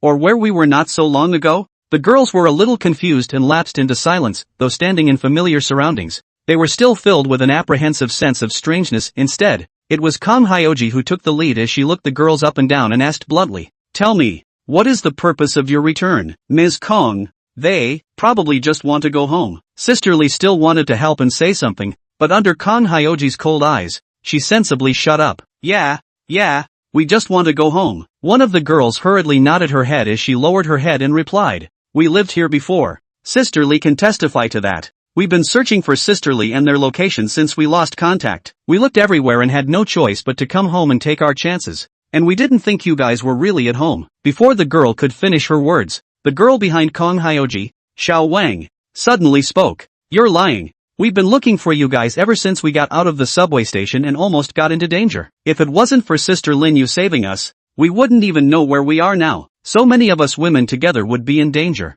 How come the 3 of you are still safe and sound after looking for us everywhere?" Xiao Wang's eyes were dead on the 3 girls, who were flustered by the look and bowed their heads in silence. Kong Hyoji laughed, refusing to tell the truth until now. "It seems like you have a hard mouth. Take them down to the basement." As Zhang Xiaoqi turned to leave, Xiao Wang rose to the occasion, holding a steel spear against the backs of the 3 girls. "Keep up, little Wang. We all know each other. There's no need for this." Sister Lee still wanted to be a peacemaker, but was glared at by Xiao Wang. "Sister Lee, we're just too soft-hearted. That's why we keep getting bullied. Ms. Kong told me that a woman has to be more ruthless than a man to survive in these times." Little King turned his head and snapped, "Hurry up." The steel spear was against their backs. There was a gust of pain. The 3 girls were a little panicked. They didn't know why the originally timid and gentle Xiao Wang would seem like a different person. The place was the same as it had been before. The people were the same as the people they had known before, but everything was incredibly strange. Inside the empty basement, the darkness was dispelled by the glow of torches. There is no air conditioning here to bring in the cold air, and the sweltering temperature fills the room. The 3 girls were taken to the basement. The only thing in the empty basement was an iron bed against the wall. Kong Hyoji stood right next to the bed, his slender fingers caressing the edge of the iron bed. Last chance. What are you here for? They looked at Kang Hyoji in confusion and were silent. Hey, Jiang Xiaoji sighed slightly as she looked up at the girl who was watching the three women in custody, and Xiao Wang nodded. Sister Jiang. Xiao Zhang will bring the stuff right away. Not a moment too soon, sharp footsteps came from above the basement as another girl with a ponytail up entered the basement carrying an old cloth bag. Sister Jiang. Most of the stuff is here. But Sister Leah said there are some things she doesn't want to manufacture. Xiao Zhang handed the cloth bag to Kang Xiaoci, who nodded carelessly. Got it. Wow. Kang Hyoji dumped the contents of the cloth bag onto the iron bed, and the women with torches around them turned pale. The things in that cloth bag are certainly iron handcuffs, iron bamboo sticks, branding irons, clamping sticks and daggers. It was a heap of differently shaped torture devices. You know, I used to use these gadgets a lot, and now I don't know if I have raw hands. Kang Hyoji picked up a small pair of scissors and absently repaired his nails. Ms. Kang, Sister Lee's face was filled with fear. She held her nerve and spoke tremblingly. We don't have to do this. Will the chief allow it? Pick one and tie it to the bed. Kang Hyoji didn't answer Sister Lee. She ordered without lifting her head, her tone indifferent. Yes, Wang froze as she gritted her teeth and nodded in agreement, shoving a girl forward. Get over there. Me. The girl was trembling, staring at Jiang Xiaoqi with wide-eyed disbelief. This beautiful woman would actually have such appalling tactics. Now that anyone could guess what Kang Hyoji was going to do, one of the three women couldn't hold on to the horribly depressing atmosphere and cried out. I'll tell you everything. Don't you torture me. I don't want to. I don't want it. The woman's cries echoed through the basement in a very mournful way. Want to talk about it? Kang Hyoji looked up. She cocked her head and suddenly smiled. It's too late. I don't believe you guys now. Kang Hyoji picks an iron dagger out of the iron bed and shakes it in a gesture. I, for one, only believe in this. Sui took off his headphones and looked up at the window with some confusion. He just now seemed to vaguely hear a woman's screams, horrifyingly dismal as if it were a ghost movie character. Is it my hallucinations? Sui stroked his chin, glanced at the computer screen, and simply exited the game interface anyway, although Kang Hyoji had assured her that she could handle the three girls well, allowing Sui to rest and have fun without worry. Sui was still a bit worried. Better get down there and check it out. Even though nothing's happened so far, there's no telling when those three bombs will blow up. Sui was ready to go downstairs to see what was going on. He happened to have a couple minutes of outing today that he didn't use. Just as Sui had just gotten up and walked to the door, the door of the room was suddenly pushed open. It was Kang Hyoji, who floated into the room like the wind and made the small house glow a little brighter. Going out, sir? Kang Hyoji ruffled her hair and smiled gently. Anything you need, I'm at your service. I was going to ask how you got on. Sui sat back on the sofa and waved at Jiang Xiaoqi. Have those three women been arranged? Did you try to find out their details? The reason why Sui let the three girls in was that he didn't want to prevent thieves for 1,000 days, since people were eyeing the shelter. There must be a way to figure out what they were really up to. By letting the smart Kang Hyoji do this matter, Sui was still more at ease. Well, no offense. Jiang Xiaoqi moved, sitting down like a windy willow, softly pressing against Sui. I communicated with them in detail for a few sentences, and they told me the truth, that they indeed approached our sanctuary with ill intent. You can even ask that. You're hardly a hypnotist. No. Sui suddenly froze, frowning slightly, his head close to Jiang Xiaoqi, lightly sniffing. It's the smell of blood. What did you do? Interacted with them for a while and accidentally got some of it. Kang Hyoji looked down and turned over his snow-white, soft palms and looked up with a slight smile. There's no perfume in the house. The smell won't go away for a while. What kind of exchange that carries blood? Torture. Sui froze and blurted out. You tortured them. Aha. Kang Hyoji didn't lie and nodded his head frankly. Yes sir. This will ensure that they tell the truth. I don't have a polygraph, and I have to use such means to make sure the information is true. Kang Hyoji spoke seriously. She did not intend to lie to Sui and could even have no reservations. It kind of fits your profession. Sui took a deep breath. Not knowing what to say for a moment, the torture methods of a head agent should be painful. He instinctively felt that this whole thing was a bit much. But all Kang Hyoji had done was for the sanctuary reason told Sui that Kang Hyoji's approach was the right one. Being cold to people in the end times is the greatest protection you can have for yourself. I'm the one who still needs to learn. Sui sighed, and Jiang Xiaoji tenderly rubbed his temples as she softly said, Sir, there are some things that you can do without asking. You just need to know the results. And what was the result? Sui paused and asked again. By the way, those three women didn't die? There's one alive. In a calm tone, Kang Hyoji added. But shouldn't live to see tomorrow. It's all going to die. Sui froze, Feeling a bit unreal, half an hour ago he had seen the three women timidly hovering outside the fence. Living, breathing human beings. In the blink of an eye. Two of them were dead. Sui was silent. He knew he should learn to accept these things. If this was the price of growing up in the apocalypse. Sui felt it was a bit too fast and not quite as easy to adapt to. Sir, if you feel bad, I won't do it next time. No, I just thought. Sui raised his head and looked at Zhang Xiaozi, smilingly asked, if you kill them, how should you lure the snakes out of their holes? Behind them, there is someone instructing them, right? Yeah. Zhang Xiaoqi looked at Sui with some surprise in her eyes. She had already prepared herself to be reprimanded by Sui. But surprisingly, Sui did not look abnormal. At first glance. He seems to be a cold man by nature, but Kang Hyoji could feel that Sui's heart was beating fast. Sir, he's just hiding his true feelings as he once did, forcing his ego to accept and adapt to the rules of an incredibly confusing world. Sir, according to the intelligence,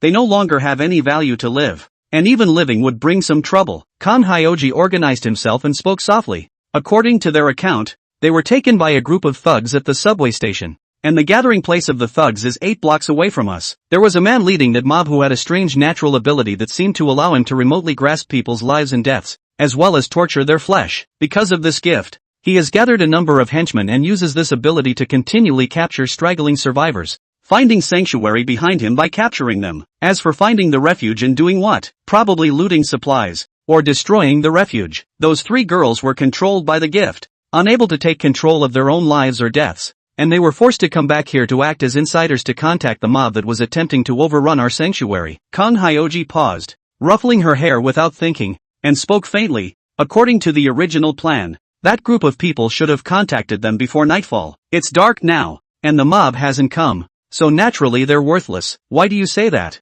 Sui humbly asked for advice. Is it possible that the thugs have found out that the outer defenses of our shelter are strong and were scared off for a while? If we want to solve these potential hidden dangers, we should still have to use those 3 girls to find out where the thugs are. The location of the mob. I've asked for it. Zhang Xiaoji looked at the gradually darkening sky outside the window and suddenly spoke. Sir, Lin Yu and the others haven't returned yet. They're almost 20 minutes behind the scheduled time. Sui's expression changed. Hyoji, you mean to say, that mob should already be here? They just ran into the returning Lin Yu and the others. Kang Hyoji smiled slightly. That mob didn't just have a magical gift. There were quite a few survivors with similar gifts. They also had guns, and there were quite a few of them. There are about 50 of them. There's no way a mob like that would be deterred by our fence, which looks just a little thick. Kang Hyoji voiced her analysis, which was the reason why she was certain that Lin Yu had already collided with this group of thugs. Now that we've met this mob head-on, these 3 women have no value in living, though they were forced to be an inside job.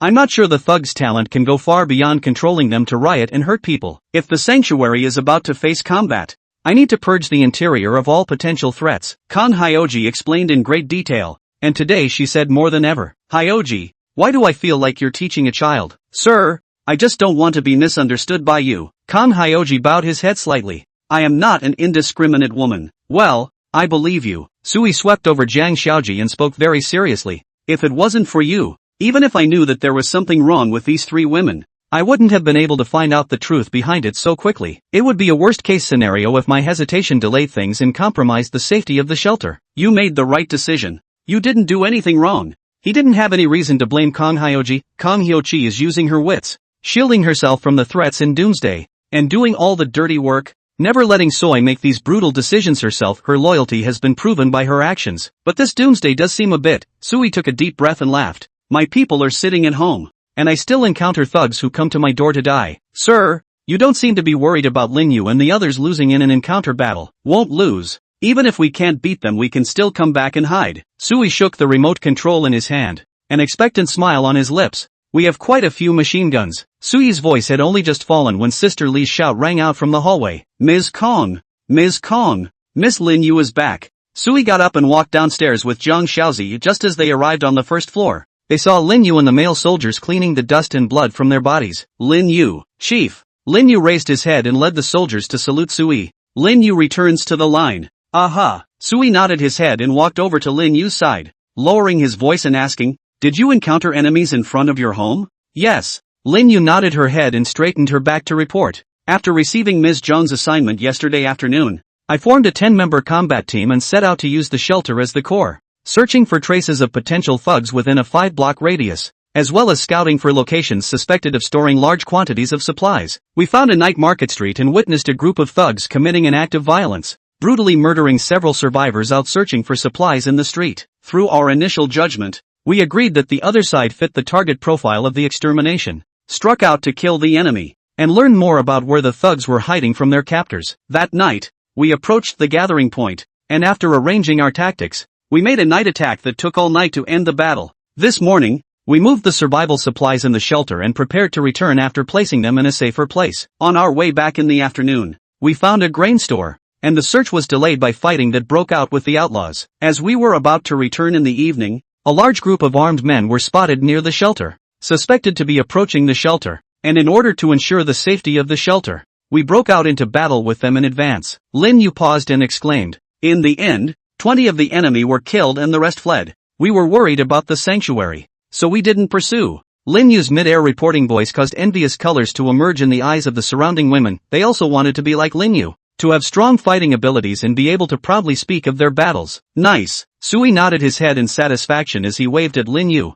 "Follow me upstairs. Hyoji, come here too." After Sui paused, he glanced at the male soldiers. "Li Yang, take the men to the top floor and keep an eye on the enemy. All other fighters, stay on the first floor, watch for movement outside the fence, and be ready for the enemy." After Sui's simple command, he took the two women upstairs. Inside the room, Sui sat on the sofa with Lin Yu standing in front of him. "Lin Yu, tell us carefully about the wave of enemies we encountered in the evening." Sui looked down at his watch and asked without lifting his head, "Have you encountered any special guys, such as those who know some magical means or make any strange movements?" Kang Hyoji, who was on the side, noticed Sui's movements. She was not sure about the function of the watch, but she could sense that Sui was being distrustful. This distrust should not be directed at Lin Yu, but most likely at the few male soldiers downstairs. Kang Hyoji knew that Sui had absolute trust in Lin Yu, but if the information that those three women had said before they died was correct, that mob had a magical means of controlling humans. Fighters are strong, but even stronger may not be directly immune to all kinds of rare and strange talents from different sanctuaries. Strange movements?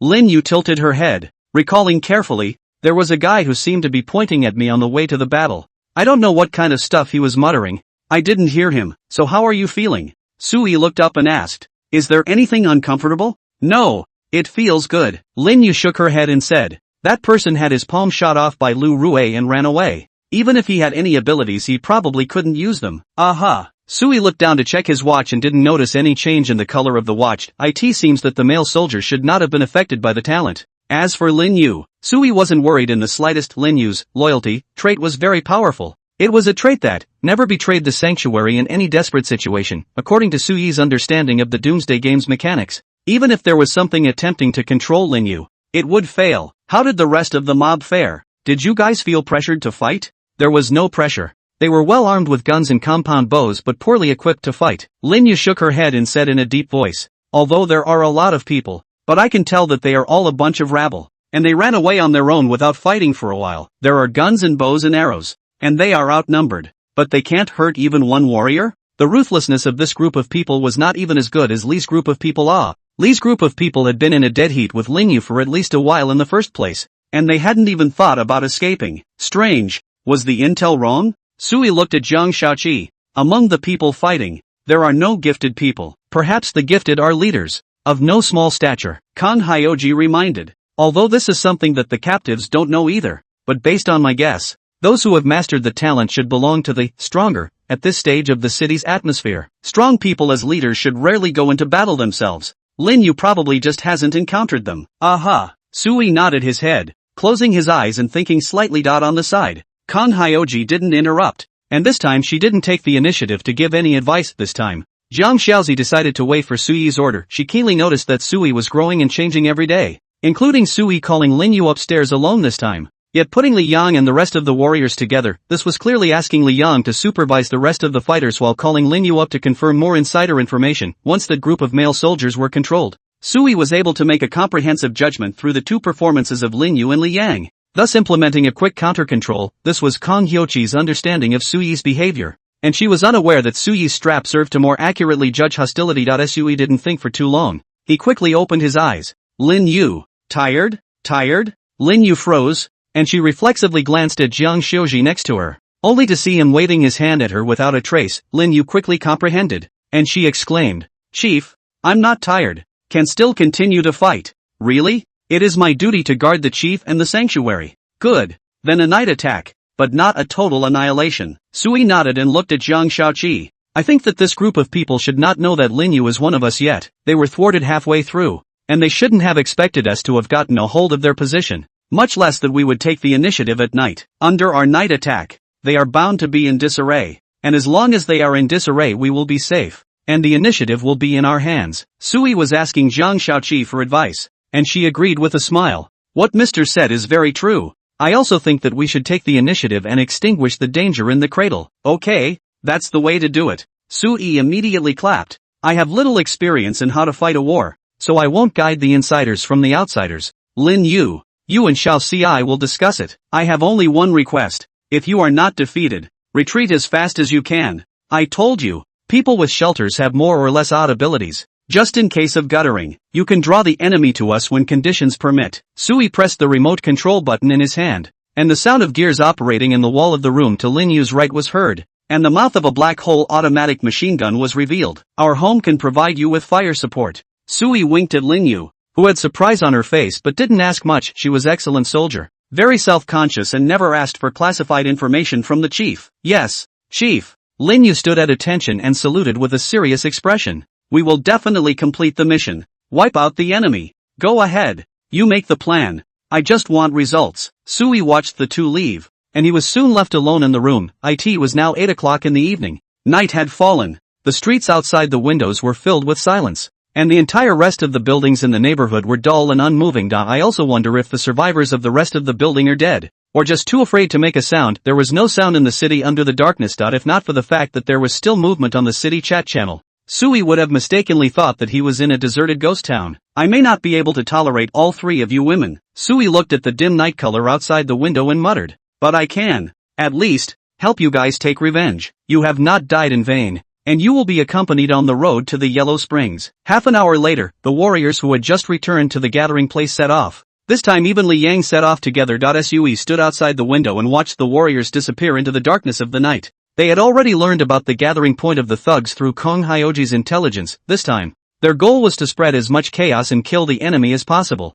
discreetly gathering more relevant intelligence on the enemy during the battle. As long as there was enough intelligence to support them, with Kong Hyoji's intelligence and the combat literacy of Lin Yu and other warriors, it would be easy to formulate a battle plan that would completely destroy the enemy in the next battle. I seem to have, indeed, changed some. Sui sat on the sofa, reflecting on his recent mental journey. Even though it's dealing with a bunch of thugs, it seems like I don't have much of an aversion to the whole killing thing anymore. Is this the survival of the fittest mentality? Humans are truly an adaptable creature. Sui smiled to himself. His gaze went back to the computer desk. He didn't have much heart for entertainment right now, but instead of sitting still and waiting, find something to do. Isn't it a little bit not nice to let the warriors fight to the death out there while I have fun playing games at home? Sui pondered, sitting down at his computer desktop and reopening a game. Time is gradually passing. Soon it was 11:30 at night, and Kong Hyoji had not yet gone upstairs, and seemed to be down there laying down new rules for the women. Just as Sui was playing the game to the point of exhaustion and feeling a bit sleepy, a new series of prompt messages suddenly surfaced in front of his eyes. Warning. Your shelter combatants are fighting with the rest of the shelters in the field. The battle is over. Your sanctuary has won. Your combatants, who are occupying hostile shelters, occupation time complete. Your combatants have destroyed one level 0 shelter, and you have inherited the remaining survival points of the current shelter. 1. 362 points. Inheritance of props is being determined. Inheritance successful. You have obtained random talent drawing ticket X1, talent effect gaining ticket X1, and personal skill ticket X1 from the current shelter's storage. Class D weapon perfect compound bow, 100 arrows per day. Hey! Sui looked at the information in front of him and froze. Lin Yu won? I told her to stage a chaotic night attack, and she wiped out someone's shelter in one breath? Wait, this inheritance prop information isn't right. How come it looks like they're all extremely high quality props? What kind of shelter is this? Who would leave so many props unused? Sui was stunned as he pondered in dismay and thought of a possibility. It couldn't be that the thugs lost the fight when they met Lin Yu in the evening, and started using their points to prepare for a big purchase to boost their combat power when they got home. Then, I didn't expect Lin Yu to take advantage of the night to kill. The leader just used up his points to buy props, and before he had time to use the props, he was killed by Lin Yu? It can't be that coincidental. What kind of unbelievable good luck does it take? Sui suddenly shut up as he thought of a problem. Lin Yu's opener trait. It seems like it just affects luck. Grass. There are surprises in night attacks. Sui read the message prompt repeatedly to confirm that he had read it correctly, and these inherited props and points have come to one's shelter reserve panel.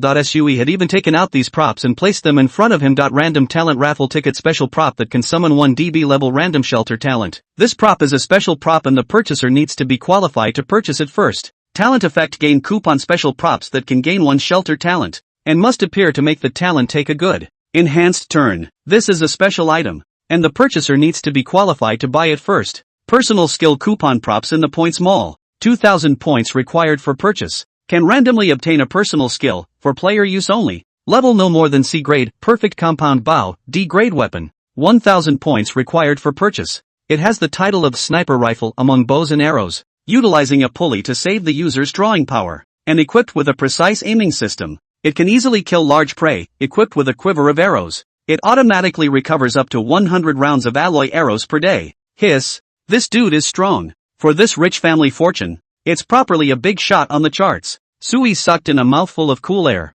He didn't know what that enemy that he had never met had done to gain any special qualifications and get 2 special props. However, Sui knew that both of these special props were not weak, if it's all used by this dude. In case he gets a powerful personal skill and a B-rank combat class talent, that's not good. Even Sui could only resort to turtle tactics, and would definitely not send anyone to fight him head-on. What am I supposed to say? That you're lucky or unlucky? Sui surveyed the props in front of him and shook his head, with a few moments of fear in his heart. Fortunately, it was fortunate that Lin Yu had been given the open bracket trade bonus, or else the one who was unlucky tonight would have been Sui. Sui didn't use the props the first time. He was prepared to wait for Lin Yu to return before using them, especially this talent type of props. Must let Lin Yu to open it, ruthlessly rubbing a wave of Miss Lin's Yuki. Hyoji's intel has that mobs hang out as a downtown single-family house, which seriously only counts as a shelter. Lin Yu has destroyed the shelter and should be on her way back now. Sui waited for another hour or so. Sure enough, there was a slight sound of people coming from outside the window.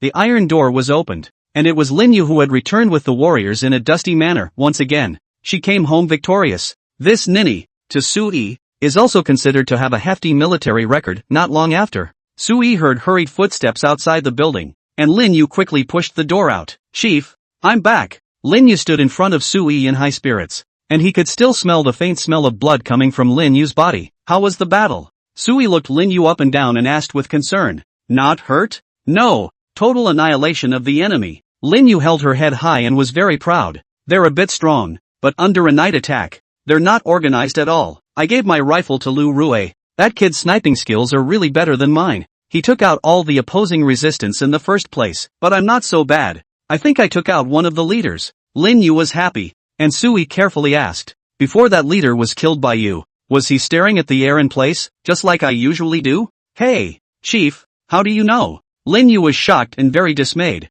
Chief, do you have clairvoyance? You know all this. It was exactly like the chief said. I was touching his window and he hadn't noticed me yet. Then I threw the saber I was holding out, and then, headshot. Lin Yu spread her hands and skimmed her lips. He's too unguarded. He's not a match for me at all. Sure enough, this dude is so unlucky. I was happily spending my points and the next thing I know, I'm getting killed in a headshot. Didn't even function with his gift and died in vain. Under Sui's transposition, if he had this encounter, he would probably die without resting in peace. It's true that I'm no match for you guys, but it's normal. Sui nodded approvingly. The regular army is all fighting the war of Armageddon, and the ones left behind are all ordinary people. Their combat literacy is definitely no match for yours, even with the best talent. Most of the survivors don't have the combat savvy of a professional soldier. The fact that Lin Yu was able to sneak in and win may seem ingenious and have an element of luck, but it was also all a true display of the soldier's strength. Congratulations, sir, the divine plan has been resolved. The hidden danger has been resolved,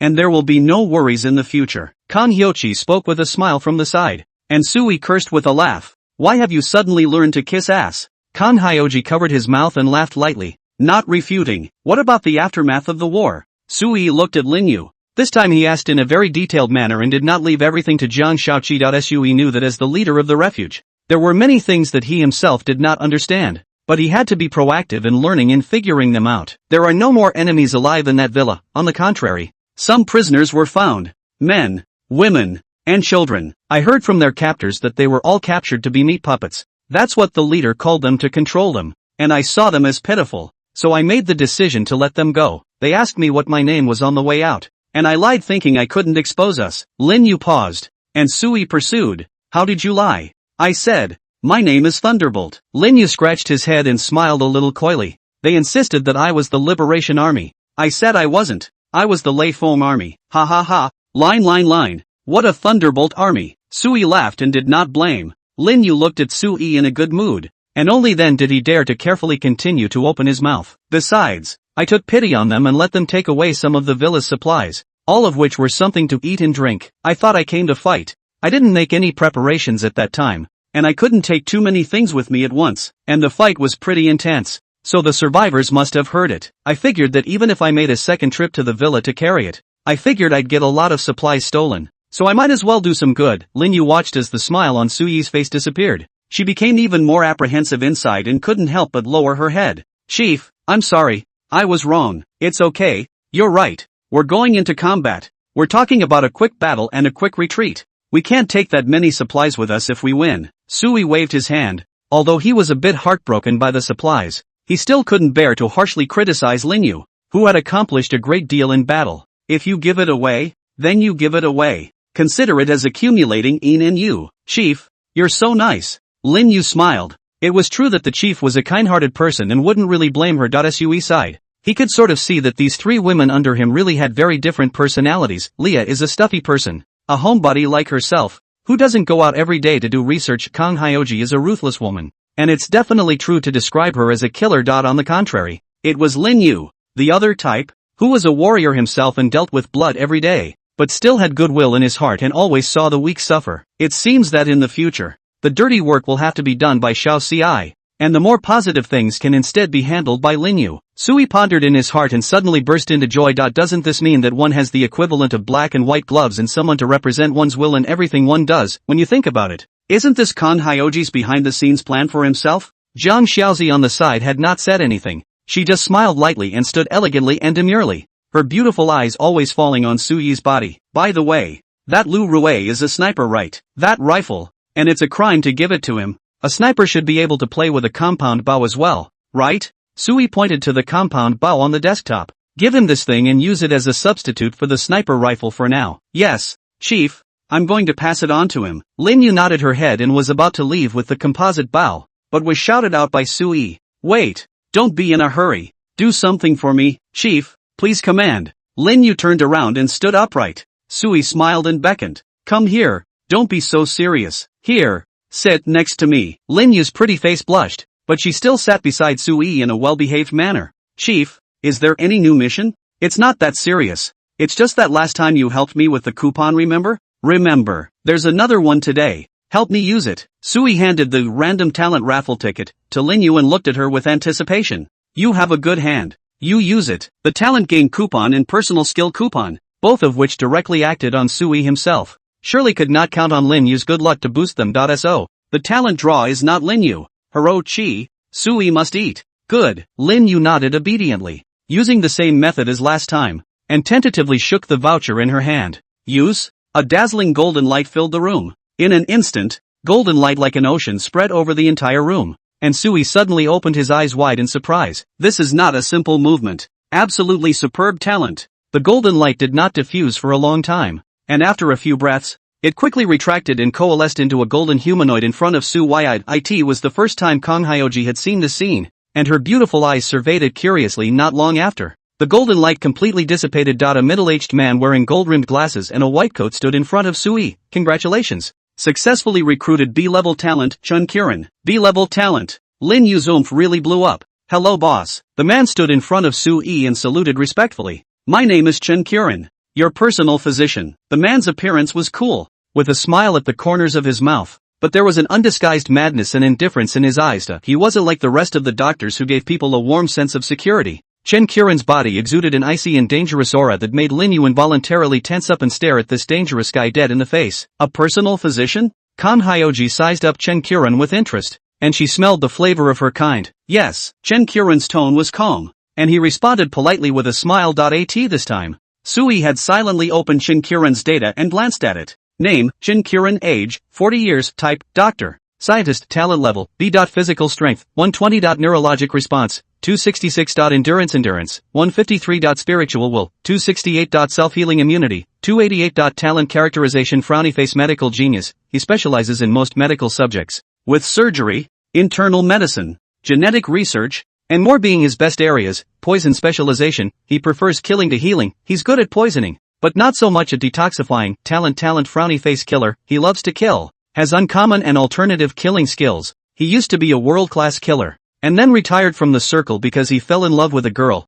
This is a doggone story. Psychosis, he is mentally abnormal and very strong-willed, but suspected of being ill. A colleague once diagnosed him, but he killed him, and no one knows his diagnosis. Value score, 895. Hiss, a crazy doctor? Sui sucked in a breath of cool air. This was his first reaction when he saw Chen Qiren's data. Genius doctor for mentally ill ex-retired killers. It's great that this talent is a bit wordy. His information stats are also pleasing to the eye, with 200 plus points making his expertise obvious at first glance. You're good at killing people? Sui looked at Chen Qiren and asked in a deep voice. I mean, non-frontal strikes. It's using some non-combat tactics. Yes, boss. Chen Qiren bowed slightly and courteously. Excuse me, is this my next assignment? I can provide the boss with over 300 non-combat assassination options. If the assassination target is in this room, Chen Qiren looked up at Jiang Xiuji and Lin Yu and smiled faintly. I can kill her right now. Ha! Lin Yu instantly gripped the pistol and quickly turned on the safety. The smile at the corner of Jiang Xiuji's mouth also faded away,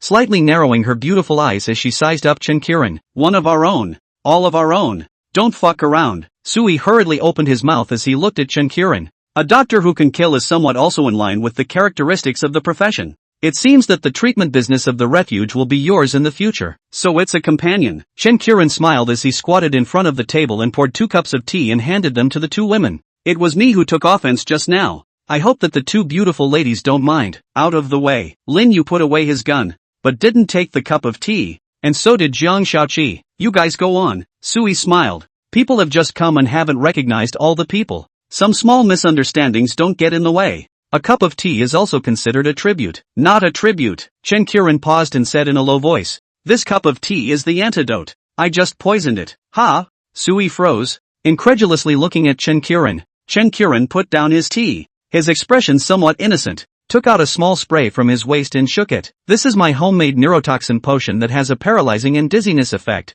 and can be fatal to those allergic to the component drugs. There's an antidote in these 2 cups of tea that prevents the medicine from working. Only after Chen Qiren finished speaking did Sui realize that Chen Qiren looked clean and dry, and didn't seem to have any obvious talent incidental items showing on his body. Knowing that even D-level talent would come out with a pistol, how could the titular B-level talent come empty-handed? After all that, the stuff this guy brought was poison. Lin Yu, Hyoji, drink up, Sui hurriedly instructed, and after watching the 2 drink the tea with his own eyes, Sui then gazed at Chen Qiren again. This kind of tactic, don't use it on your own people in the future. Not just now. Chen Qiren touched his nose. His smile had just the right amount of guilt in it. I know now. Don't worry, boss. I won't do anything to them. I will follow basic professional ethics and will not do anything to annoy my boss. Of course, I might work a little harder if the boss could give me a different job description. Chen Qiren meant what he said. Sui frowned and asked, what job content are you referring to? Boss, you just said that you want me to be in charge of the treatment in the shelter from now on. Do you want me to be a public class attending doctor?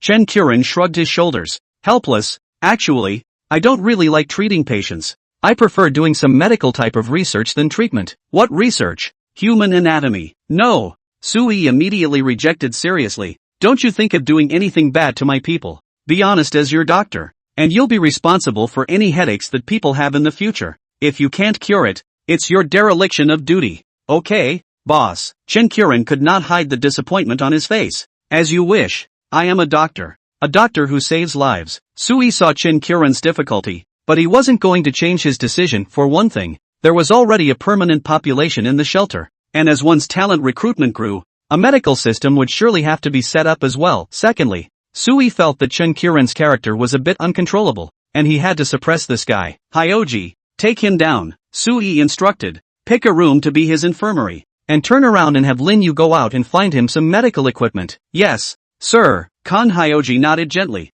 I'll arrange it. Well, I'll go down. It's already too late for an early night. Sui glanced at his watch time. It was almost midnight. It had been a very exciting day, and although he had been at home all the time, The refuge had encountered a lot of things. Yes. Lin Yu saluted and turned to leave. Chen Qiren also obediently followed Kong Hyoji as he left, and he seemed to be following the arrangements. That leaves these two for my own use only. I don't know what luck will be. Sui looked at the remaining props on the tabletop and was suddenly happy that Unlucky Buddy is really pathetic, giving Sui a graft for no reason. Try this, talent effect gain coupon, first. Sui picked up a golden voucher and placed it in his hand to silently choose to use it along with the golden coupon exploding. A ball of golden light wrapped around Sui's entire body before Sui's eyes. A new information tip also surfaced. Congratulations! Using special props, your talent has gained an upgrade effect. House of Geeks, in addition to the original talent effect, this talent has a bonus stacking upgrade effect, reward stacking, as you use the talent rewards more often. The more the content of the rewards you obtain through the talent continues to increase in level, and the probability of the appearance of high-level talent rewards increases significantly. A luck-based upgrade effect? Sui cocked his head and looked at the introduction carefully, but was quite satisfied. It's proper good that the effect of the talent bonus is increased, although the effect of the upgrade did not emphasize that it was that every talent reward was bound to be a high-level reward. It was important to know that Sui was able to take the prize every day. As long as it continues, there will always be a time to get the talent award. Try this again. Sui picked up the last special prop, personal skill ticket, this contraption. Sui had seen it in the Points Mall. Only he didn't buy it at that time, simply because the price of this stuff is so expensive up front, and the effect itself conflicted with Sui's sanctuary talent, which destined him not to leave the sanctuary easily. Sui pondered that even if he could get any personal skills, he didn't go out and the probability of being able to use them must be very low, but now, since this thing is a freebie, it's a waste of time to use it. Use. Sui picked up the personal skill roll and used it directly. A silvery light appeared in his palm and then penetrated into his skin and disappeared. In the next second, a new prompt message appeared before Sui's eyes. Congratulations! Use your personal skill voucher to obtain the D-rank skill, Total Resistance, Overall Resistance, Passive Skill, your body's catastrophic resistance to disease, high heat, high cold, penetration, etc. is weakly increased, and your bones become strong, so that even when you fall, they don't break easily. D grade. Sui was a little disappointed that he hadn't spelled the C-rank limit of the skill vouchers, and it's a passive skill that adds a bit of your own traits from the skill description. This thing seemed strong, but a single, faint increase, dried up Sui's mood. How much can you add to a slight increase? Like right now. Sui felt that the room wasn't that cold. He got up and opened the window, letting the hot air currents from outside pour in and hit him, making him feel warm. On a normal day he would have had to do this and the hot stream outside would have scalded his body, but today he was much more open about it. Sure enough, it worked a little, but not too much. Still felt hot. Sui shook his head, thinking that this thing was not worth 2,000 points. Why didn't that unlucky dude use those 2,000 points to upgrade the shelter? Upgraded shelters can be so powerful. There's literally a sea change in being able to purchase many of the armed modules necessary for rooms and shelters. Sui stroked his chin as he opened the level leaderboard of the refuge and thought, finding out that it was already the 7th day of the end of the world. He was the only one in a level 1 shelter in the whole city, and the rest of the people were still in level 0 shelters. Strange. How come no one has upgraded the shelter after all this time? Sui frowned. With so many survivors in the whole city, surely there must be survivors other than me who can fulfill the upgrade requirements, right? Wait, maybe it's not points they're missing, but talents? Or upgrade materials? Sui recalled his 5 upgrade conditions for upgrading the shelter. When the points required for upgrading were the hard part for Sui, but for the thugs out there with a penchant for killing and pillaging, points are certainly not an issue. The only problem is the talent as well as the upgrade materials. Currently Sui only knew that this thing could be obtained by dispatching quests. Other than that there seemed to be no other means of obtaining it, and the talent is not to mention. Although there are many talents in Sui Refuge, but basically they are all talent rewards given. The only thing that wasn't derived from a talent reward was Kong Hyoji, which was also given by a national level achievement reward, and the Chen Qiren, who just got it, also got it through a special talent lottery prop. So, from this it can be analyzed that talent units are actually precious. Even that unlucky buddy seems to have reached some special condition to have the qualification to buy this talent prop. For the others, if they don't have channels, they can't recruit even a single unit of the lowest level of sanctuary talent if they work their asses off. Sui bowed his head in thought and muttered, then why didn't dude use the props and recruit talent earlier? Could it be that he was just qualified to buy props? Or maybe there weren't enough points needed to make the purchase, and the last few days have been a frenzy of sweeping the neighboring shelters to save up points? And then only this night did you get the points together? Sui felt that his guess might be the truth. But if that was the case, then Sui really felt that the more he thought about it, the more he felt that this dude was unlucky. Just when he was busy to blossom and bear fruit, The fruit was taken away by Sui resting pussy. Working for nothing. Props are gone. Points are gone. And people are dead. So according to this, I'm so fucking far ahead. Sui's eyes widened as he felt a bit excited. Even if there are survivors who have similar means of gaining access to talent channels just like my talent rewards, the numbers surely won't be too many. After all, I'm the only one in the whole city who's done it so far. And the other unlucky guy who had the probability of upgrading his shelter was still killed by me. Even if the rest of the people want to upgrade, I guess they won't be able to accomplish it in the short term. After all, the Doomsday Game mechanic didn't announce the means to allow the rest of the people to steadily gain talent units. Hiss, why do I feel? It's like I'm one Doomsday version ahead of the rest. The more Sui pondered, the more odd he felt. Talent units. Looking around the city, he alone had a ton of them in his hands. And the rest of the survivors' shelters didn't even have a single talent unit, even. They don't even know what the means of acquiring talent is. When you think about it, it feels like a game in which Sui plays the advanced service version and the rest of the people play the public test service version. The advanced service will experience more of the game first, and when the advanced service is finished, then it will be the turn of the public test service. This talent of mine deserves to be SSS ranked. It really does contain gold. Sui laughed. He had a few underestimations at the beginning, feeling that his talent was a bit too late in the game, and the rewards given all seemed to have a lukewarm feel to them. Seems a bit ashamed of the SSS talent level now that Armageddon has been open for a week. And then I look around town. It turns out that I'm the only one who's ahead of the Armageddon version. You guys can't even upgrade your shelters right now, and my talent unit count is already breaking into the 10 digits. Cozy. Sui touched the back of his neck, hemmed and hawed, and directly laid his head back on the bed. Sleep. Only sleep can kill the most time. Hurry up and wait until noon tomorrow to open the next wave of rewards. I hope tomorrow's talent rewards continue to give me talent. Since Sui already knew the scarcity of talent units at this stage, he naturally expected that every talent reward would give him talent units. A peaceful night's sleep, until Sui opened his eyes. It was already 11:30 p.m. He had just gotten up from his bed when he saw Kong Hyoji fiddling with delicacies on the dining table. She seemed to be aware of Sui's line of sight and raised her head to look at the bed, smiling and waving at Sui. Mr. Get up. Come wash up and dine. Her gentle manner was like a virtuous wife, always giving Sui the faint illusion of having a family and children. Well, what about that Shinkurin? Sui gets up and dresses under Kong Hyoji's weight, asking about the newcomers in passing. Sir, he's already at work. Work? Yes. He doesn't seem to like me being in charge of him much and has set himself some rules and worksheets. Jiang Shouji said softly. I read it and thought it was proper, so I let him go. After all, he is also loyal to Mr. I don't want to make things difficult for him. Make your own rules for yourself? Tell me about it. Sui was a bit curious and sat down at the dining table and inquired. Tell me, what kind of rules are they? He said that from now on he would get up at 8 o'clock every day and work within the infirmary until 8 o'clock at night. After 8 o'clock in the evening,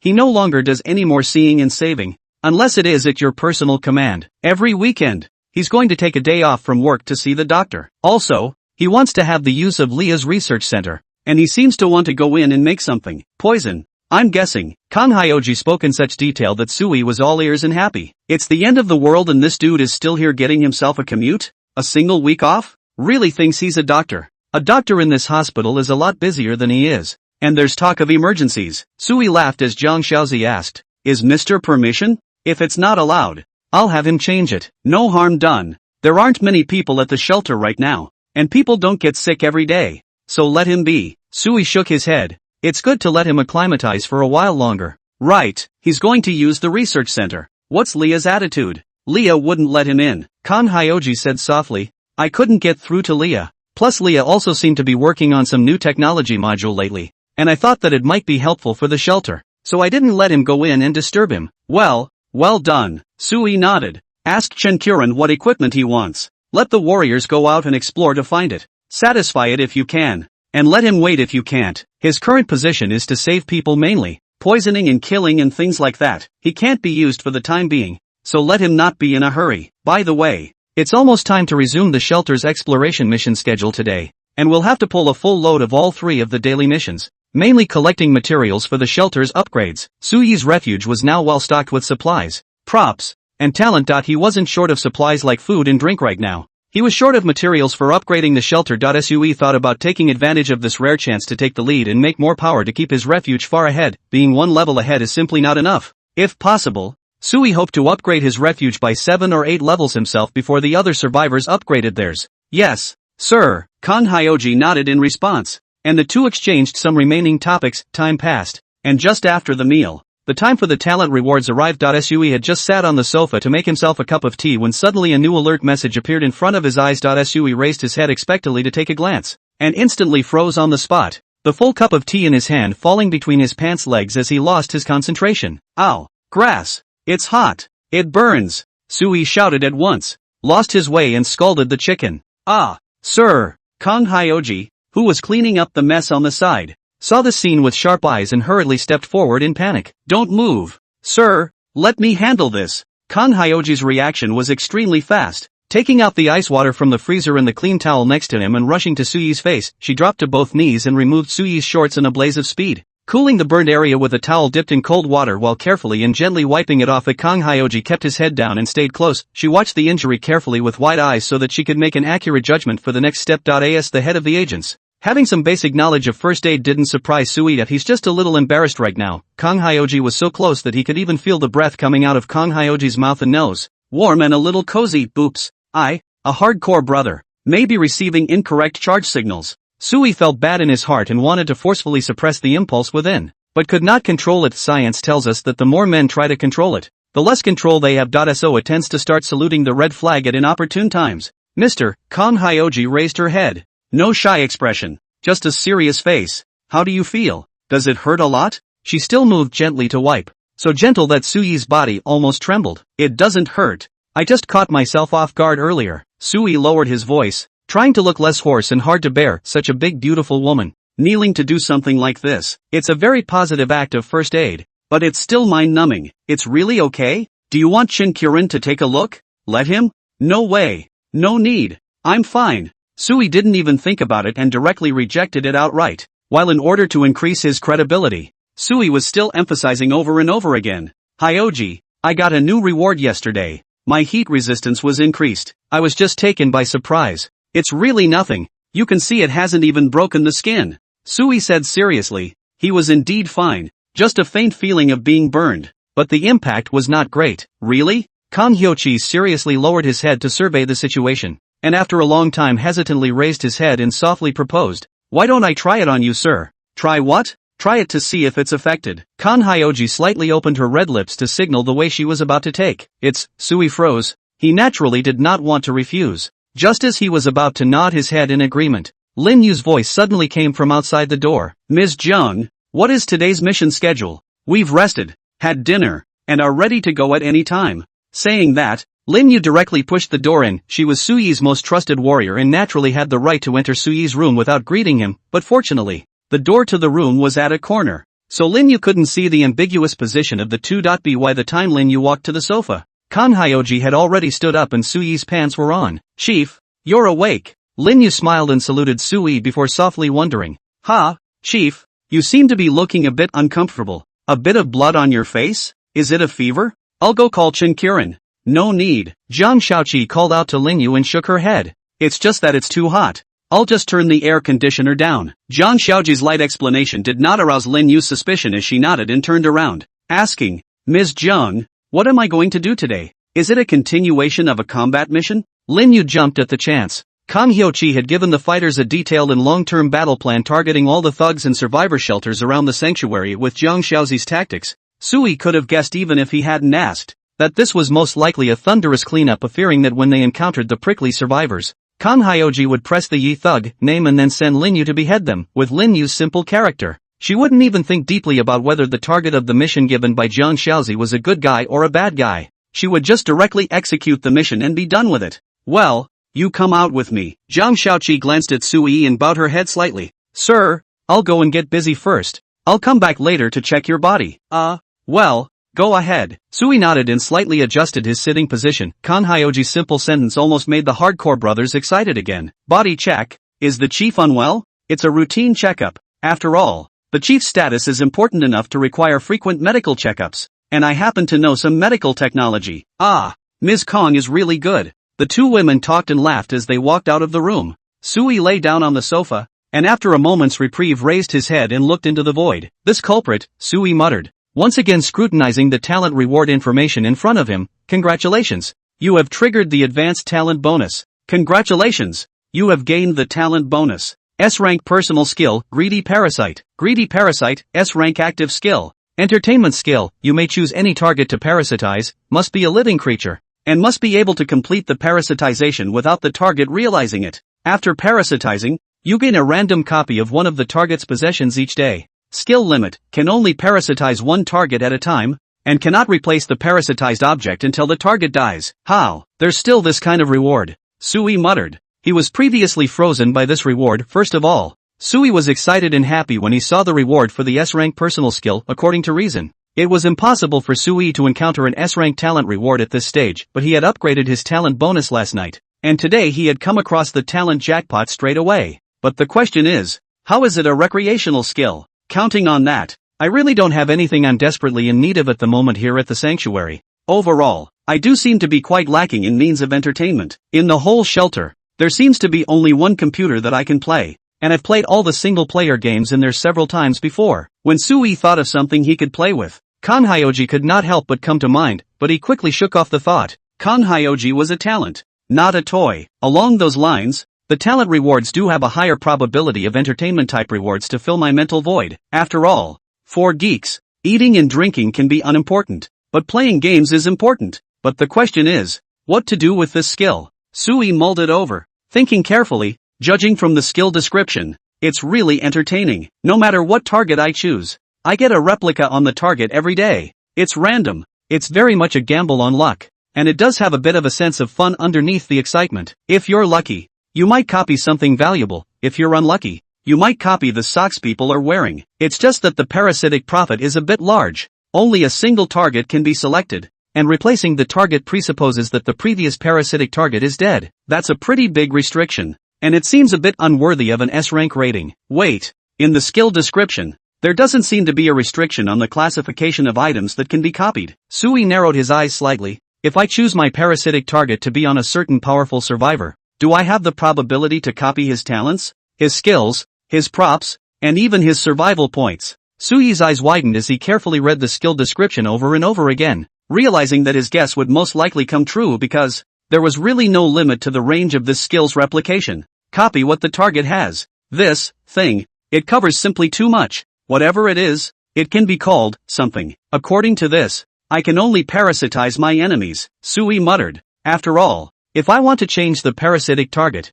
I have to kill the previous target first. It's a vicious and very dangerous recreational skill, and it's asking me to treat human life like child's play. Sui was calm. He had adapted to this brutal law of doom, and killing was no longer too alien a feeling for him. So, the next question arises, who should I pick for the first parasitic target? Aside from humans, Sui seems to have no optional targets, although the skill description didn't restrict it to humans only. But in this current high-temperature environment, Sui had rarely seen any living creatures other than humans, never mind the wild cats and dogs. But no birds of prey have been seen in the sky. Occasionally, it was possible to see some mosquitoes flying around, but Sui was not close enough to use the parasite skill on them. What can a swarm of mosquitoes replicate? Never mind. Let's try it first. Sui was really bored with idleness, and he couldn't find a good subject to experiment on. Let the residents of the home try it? Sui was not heartless enough to even kill his own people. These girls are still quite hardworking and conscientious in their work, and are very valuable, so it's not worth getting them killed.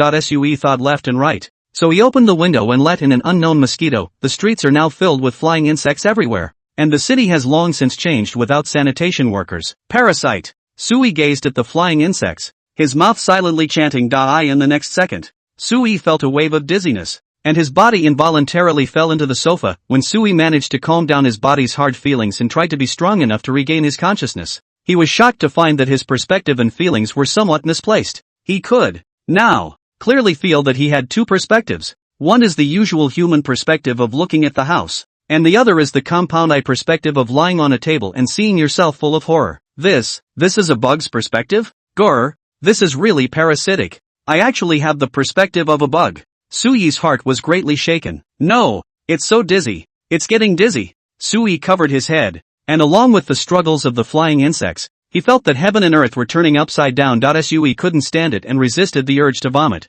casually picking up a book to slap the flying insects to death. Pop! As the flying insects died and the parasitic effect disappeared, Sui felt much better. Damn, that's fucking outrageous. Sui took a deep breath to calm himself down. This thing, actually has the potential effect of giving me the perspective of a parasite. Hiss, this is going to pick a good parasite. So what secrets does he have to keep from me? Sui muttered that although having two perspectives would be difficult, it would be good to try to get used to it. The potential effects of this talent are simply immense compared to the unpleasant side effects. Based on the results of the experiment, I should find a survivor to parasitize, preferably one of the more powerful survivors of the sanctuary. That way, the perspective of an additional human won't be too hard on me. It's more adaptable. And secondly, I'll have luck replicating the more valuable items. If it's just parasitizing a random person that leads to mediocre results in copying items, then this skill really is pure entertainment. Sui frowned as the first name that surfaced in his mind was the Little White Bear Refuge. He's the only powerful survivor I know of at the moment. Sui opened the leaderboard and found that the dude's ranking was still high,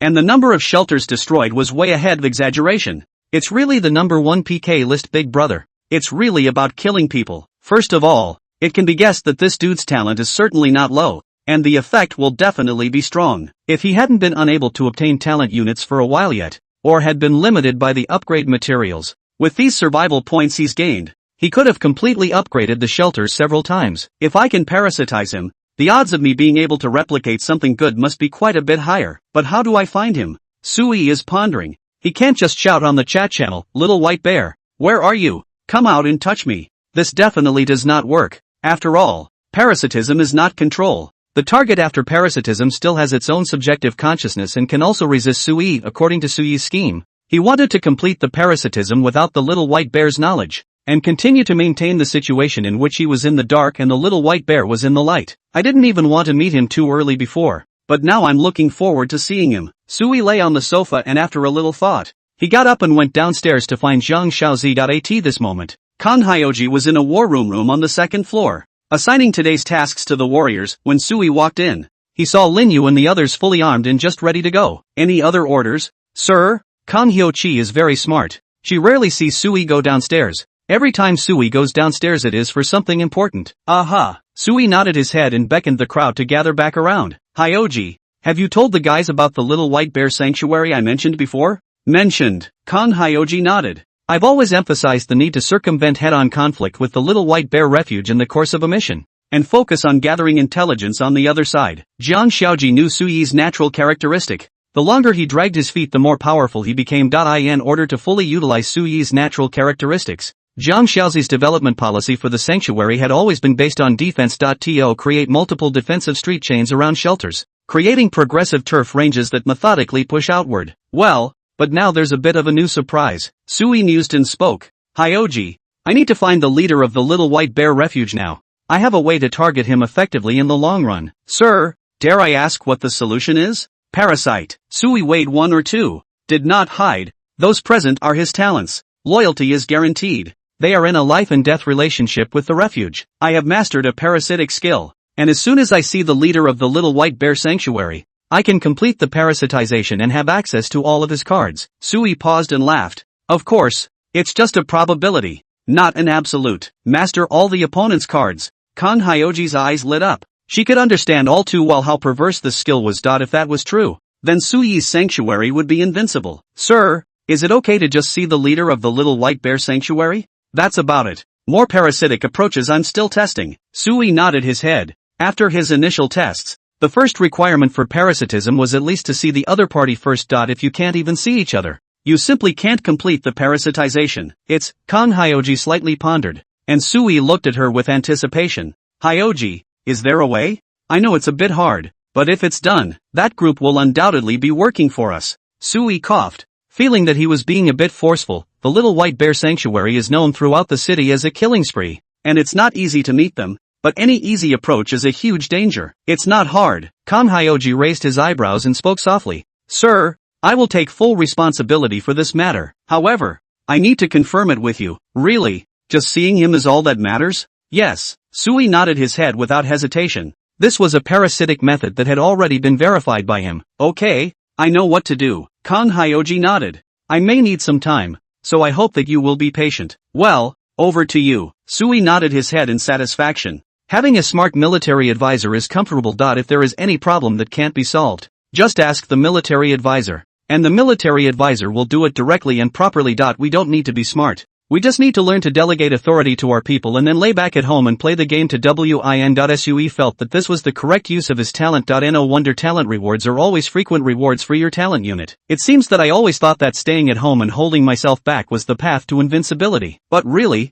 as long as the disaster is not gone, there is no absolute safety. Creating a powerful force of your own and protecting your regiment at the very core is the only safe path to development. Sui sighed a little in his heart. No wonder Jiang Shaozi had given himself the plan of the big man behind the curtain in the first place. Developing one's own power allows one to utilize more and more talent to achieve all-around strength without shortcomings, and moreover provides strong security without limits. One person builds an invincible shelter. That is ultimately just a hard turtle shell. A group of people build a strong sanctuary in order to enjoy the feeling of a doomed emperor who was effective at the drop of a hat. After Sui communicated with Jiang Shaozi, she did not allow the warriors to immediately carry out the mission of going to find the little white bear refuge, but continued to allow Lin Yu and the others to maintain the same combat mission for today. Lin Yu was a bit puzzled, but did not ask more questions. She just silently put this matter in her heart and secretly resolved to do her best to proactively collect more information if she got news of the little white bear sanctuary in her quest. The afternoon continued to be uneventful. The women in the shelter continued to repair and strengthen the shelter's defense mechanism under Kang Hyochi's leadership, laying more and more shelter traps and warning devices with the help of all kinds of gadgets built by Leah. In the entire shelter, there were only two men who were the most bored: Sui and Chen Qiuran. Sui is better than Chen Qiuran, after all. Sui had a new skill to figure out, although the feeling of parasitizing a non-human creature was not very comfortable. Sui kept trying all afternoon in order to better master the skill. He was experimenting with different methods of parasitizing different classes of creatures, looking for more little tricks for skill utilization. Of course, to make sure you don't copy anything messed up on your body. Sui's process for each experiment was relatively short, ensuring that the first time he could kill the parasitic target and not copy an insect wing, gecko tail or whatever on his body. Soon the time came to night. Sui stood next to the window and looked into the distance. Looking at the city buildings that were gradually falling into disrepair, there was smoke rising from an industrial area of the city, where another fire seemed to have started, and the sound of a rumbling explosion could be faintly heard, as if it were another spin-off disaster. There's less than 3 weeks to go before this round of heat Armageddon is over. I also wonder how many others will survive when the time comes. But the rewards for a national win are given early,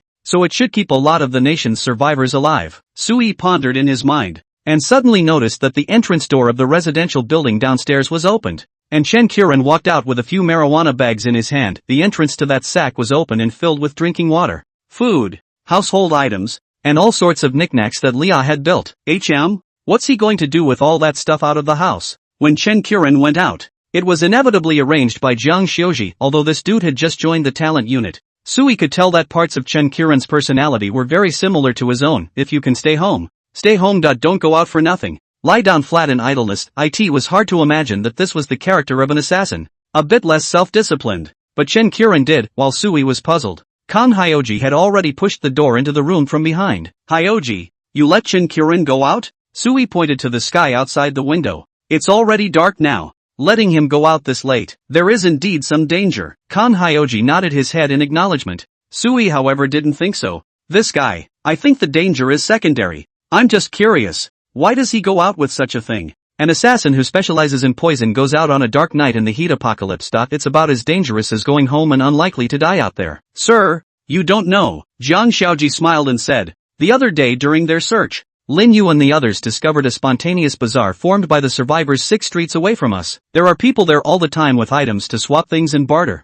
day and night. No wonder Chen Qiuran will go out with a large pile of things, and together they are doing business. Oh, Sui became even more puzzled. What are you planning to ask Chen Qiuran to go and buy something back? Is there anything else we lack at the shelter? Sui knew of the existence of the offline bazaar. He had seen related discussion messages in the chat channel the other day. While the Sanctuary platform offers citywide online trading of items, there is no way to get many things on the shelves for trading. The most inconspicuous of these, but the most desired by all, are the various types of inedible material items. These materials could be table legs, they could be construction site cement and rebar, or something like that, and they don't belong in the main categories of food, water, equipment and weapons recognized by the Doom game mechanics, and can't be traded on the shelves. But today, when most technological means fail, humans still need these pre-apocalyptic materials to recreate their shelters. These means are permitted in the doomsday mechanism. Sui found out a long time ago, for the human beings themselves to re-research some of the low-level technological means and the ability to utilize the tools. is allowed to take effect, many survivors temporarily did not have the means to upgrade their shelters and had the need to increase the safety of their shelters. So naturally there was a market demand for these materials. In addition to this need, the needy sellers in online shelters are hiding and presenting information about their items with fraudulent behavior. In case you buy something that's not the right product, there's no way to return it for a refund. Survivors who don't want to be cheated are also keen to conduct offline transactions. After all, the risk of being cheated is slightly lower when you can see what's being bought and sold with your own eyes. Of course, offline transactions are also risky. With the risk of being robbed and losing both the person and the goods, the gains and losses are weighed individually. We're not short of anything at the shelter, but it's good to be prepared. So I'll ask him to buy more medication and the equipment he needs. Kang Hyoji paused and said with a smile, "Of course, I've also asked him to publicize our shelter supplies more, so that he can be more generous." Be generous? Sui frowned. He seemed to know what Kang Hyoji was going to do. "You're trying to gather information on the Little White Bear Refuge by way of a trade?" Sui inquired. "And where there are many people, there is an exchange of information. Online communication channels are crowded with people, and it's hard to get critical intelligence information with tons of useless information drowning out useful leads. But offline is different. As long as Chun Kiran is generous enough, it is easy to open the psychological defense of the buyers and sellers, and at least some preliminary exchange of intelligence information. There is such an intention, but it's more than that." Kang Hyoji nodded and shook his head. "Sir, offline transactions are inherently filled with a lot of unsettling factors, and with everyone being on guard and wary of each other, I think such a way of gathering intelligence would probably be a needle in a haystack as well. Although it's possible to get information about the Little White Bear Sanctuary, I'm afraid it's difficult to learn more about the other side, or even get in touch with them." "Then what is Chin Kiran's real purpose?" Sui stared at Zhang Xiaozi. He knew that this woman would not do useless things, since Chin Kiran's main purpose wasn't to gather intelligence. What else could it be to do? "Show strength," Kang Hyoji whispered. "Sir, I need him to reach out to the survivors within the offline trading market on behalf of our sanctuary to show our strength and spread our influence. And then, when the time is right, take down the offline trading market again." Sui woke up and blurted out, "You want to dominate the new territory, control the offline trading market." "Not me." Kang Hyoji smiled slightly and said emphatically, "It's for Sir." Mr. gradually adapted to the times and could already anticipate what she was going to do. Zhang Xiaoji knew that Sui was not stupid, just that he hadn't shifted his thinking habits in time before. Controlling the offline trading market. Hiss. This solution. It works. Sui paced back and forth, frowning as he muttered, "Using the method of control to radiate our influence. As long as we are also famous enough, we will naturally be able to naturally reach out to the Little White Bear Sanctuary, and we appear as the controller of the offline trading market, naturally have the identity and position of a businessman. And the Little White Bear is no more murderous than it is guilty of killing us. He's tyrannical, but not stupid. And surely he knows that he can have a more stable source of incoming supplies by being on good terms with us. In this way,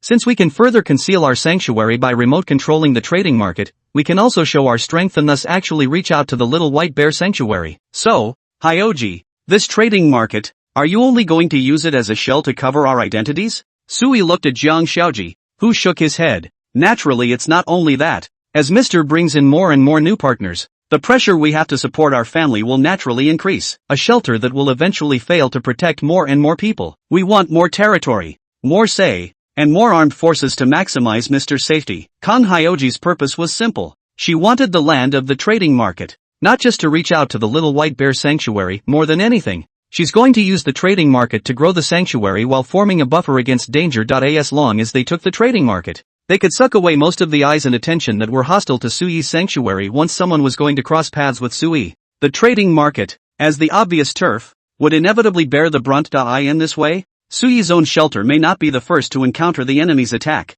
and the safety coefficient should be increased by a lot. If there was no external turf, once the enemy figured out the location of the refuge, Sui would have to face the enemy outside the refuge head-on. The security of the shelters is being improved and reinforced every day. But there is always a fear of this kind of thing, in the event that the enemy is too powerful, far beyond the shelter's capacity, resulting in the enemy breaching the shelter. Naturally, all is lost. If you think deeper, once the trading market is taken down, with the help of it as a new springboard, it is possible to gather more external survivors around Sui's shelter in order to unite around Sui's side to keep warm and resist the end of the world. And under Kang Hyoji's management system, it's impossible for these outside survivors to meet Sui himself. This is like the company management system before the end of time. The bottom of the pyramid employees can just see the chairman, but they are all the time no longer for the chairman of the wealth. Kang Hyoji's decision is a double whammy. It's long-term thinking, and it has some ring to it. The more Sui pondered, the more perfect he felt. Good thinking indeed. Sui was silent for a long time before he finally sighed and spoke.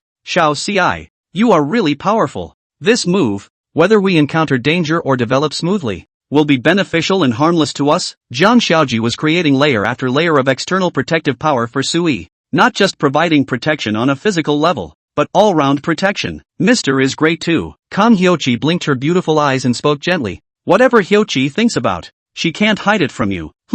You actually know how to kiss ass? I'm telling the truth. Jiang Xiaozi's smile grew brighter. She did think Sui was smart, a person who was essentially kind and principled, but not pedantic. In the face of danger, Sui can be decisive and cold. When in a position to do so, he is able to give a helping hand to the weak. Although he is sometimes lazy, he is able to figure out a lot of things on his own and is very trusting of his subordinates, daring to delegate his authority. Such a leader may be less than perfect, but he can give peace of mind to his men. Well, I do get to be a good geek with you around. Sui was comfortably lying on the sofa. Kang Hyoji had already begun to execute plans for the shelter to expand outwards, but these still could not affect Sui's plan to stay at home and lie flat and enjoy himself. She expands her house mine. No conflict. Sir, it's late at night. Want to sleep?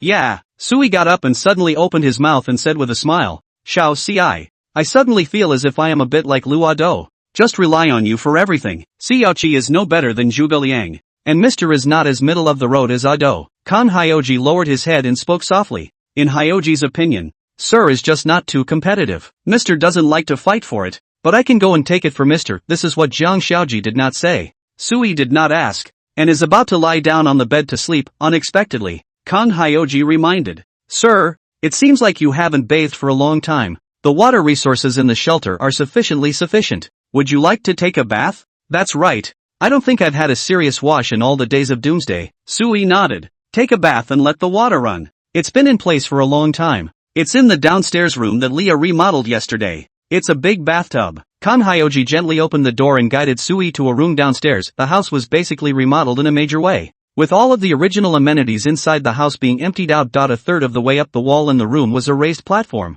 built to encircle the entire room's clear watery liquid, with the neatly arranged spouts clearly visible at the bottom. Isn't this a swimming pool? Sui's eyes widened as he'd stared in wonder. This is what Leah did? Transformed this entire room into a swimming pool? Yes. Kang Hyoji nodded gently and introduced himself. I came up with the idea. Leah did the drawings and planning, as well as building the necessary parts, and the girls did the rest by hand. I told you guys what you were doing downstairs clanking around all these days. So there's this surprise. Sir, this is a surprise the girls have prepared for you. Kang Hyoji whispered. You offered shelter, and the girls were so grateful that they felt it was time to do something for you so that you could live comfortably. Nice. Indoor pool. I like it. Sui nodded his head in satisfaction. Although this swimming pool currently looked a little sketchy, this was already a good seedling. If we have a swimming pool, is another gadget far behind? Sui felt that the quality of his shelter geek life was gradually getting better and better. Sir, do you want to wash it now? Well, you go out. Oi. Why are you undressed? Sir, I always have to be around to watch in case you drown. Fair enough, but why are you wearing a bathing suit underneath? You're premeditated. You've been preparing for this for a long time. Sir, this is called being prepared. If you don't like the color, Xiaoqi will take it off. Kang Hyoji was too direct to care about Sui doing anything to himself for the end result. Sui still enjoyed a beautiful bath without any surprises of the process. How to put it? It's still a little different from lovebirds. At least it didn't really do anything, but moving your hands and all that is certainly unavoidable. Only, the person who moved his hand was not Sui. After some water play, the night was getting late. Sui returned to his room, refreshingly wrapped his arms around the great beauty and went into dreamland. A night of solid, sweet-smelling dreams until the next morning. Sui was woken up by Qin Qiren's grumbling outside the door. No way. I have to find the boss. Processing wages. It's got to be a raise. This is extra overtime. I've been up all night and you're making me stay in the infirmary? Even if you can do more, you can't labor like this. The boss will feel sorry for me if he knows. Besides, we don't have anyone here who's sick, so why should I sit there like a fool? There are girls who would molest me. You know, they're not sick, so they're always running to the infirmary for nothing. This is a serious matter. I'm a doctor. How can I be molested by my patients? Qin Qiren yelled so loudly that Sui woke up and looked out of the room. Jiang Xiaoqi's voice came. Unhurried. Keep your voice down. If Mr. wakes up, I won't be able to spare you. What? Squeezing middle-aged and old people and not letting them talk about it. The boss is a good person. Surely I can't see you doing this. Chen Qiren wasn't afraid of Zhang Xiaozi at all. His voice getting higher and higher. I'm 40. I'm halfway into the ground. And you're still squeezing me like this. I've been working all night and you won't let me sleep. I want to see my boss. I want to turn you in. Chen Qiren. Sui spoke out, raising his voice slightly. Come in. Hey, boss. I'm coming. Chen Qiren's promise sounded cheerful, anxious, but also some complacency. The boss woke up. You're finished. I want to prosecute you. Chen Qiren pushed the door and saw Sui leaning on the bed, respectfully bending down and saluting. Boss, good morning. Aha. Sui pointed to the teacup on the table. Chen Qiren hurriedly jogged forward and respectfully poured the tea and handed it to Sui's hand. It's not poisoned, is it? Sui lightly sipped his tea and suddenly asked, causing Chen Qiren to freeze for a while. Boss, how dare I poison you? That's impossible to say. Sui's face was expressionless, and he said lightly, just came back and dared to yell with Xiao Ci. And just met that moment to poison Lin Yu in front of me. What else are the things that you don't dare to do? Boss, Chen Qiren awkwardly lowered his head and didn't say anything. Hyoji is in charge of everything that goes on in the sanctuary.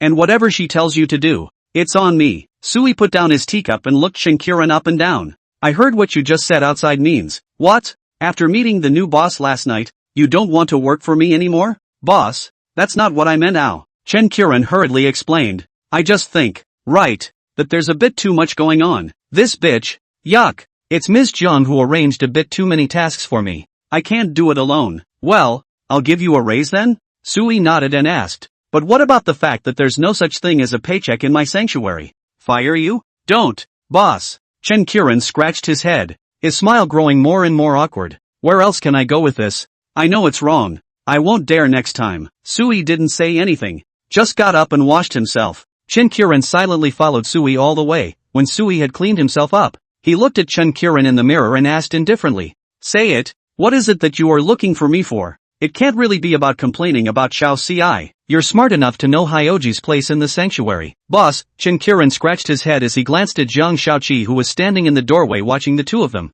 and lowered his voice to speak to Sui. I went out last night. I know. Go on. Sui sat on the dining table. On the table was the breakfast that Zhang Xiaoji had prepared long ago. Even though Sui might not wake up at this point, Zhang Xiaoqi still prepared a sumptuous breakfast every day to ensure that Sui could dine when he woke up. And then, I killed some people. Chen Qiren's head got lower and lower. Sui's eating action paused slightly. He raised his head to look at Zhang Xiaozi outside the door, and then sized up Chen Qiren who had his head lowered. Chen Qiren, as I recall, Xiao Ci asked you to go out in order to expand our influence and pave the way for taking the trading market's territory, right? Yes, boss. You kill people to extend your reach, right? Sui cocked his head. For deterrence, or were you forced to fight back in case of danger? For deterrence. Chen Qiren lowered his head. Sui felt something was wrong. Why did this middle-aged uncle still look like he had done something wrong? Tell me first, how many people have you killed? 127. The spoon in Sui's hand shook as Chen Qiren reported the exact number. What the fuck?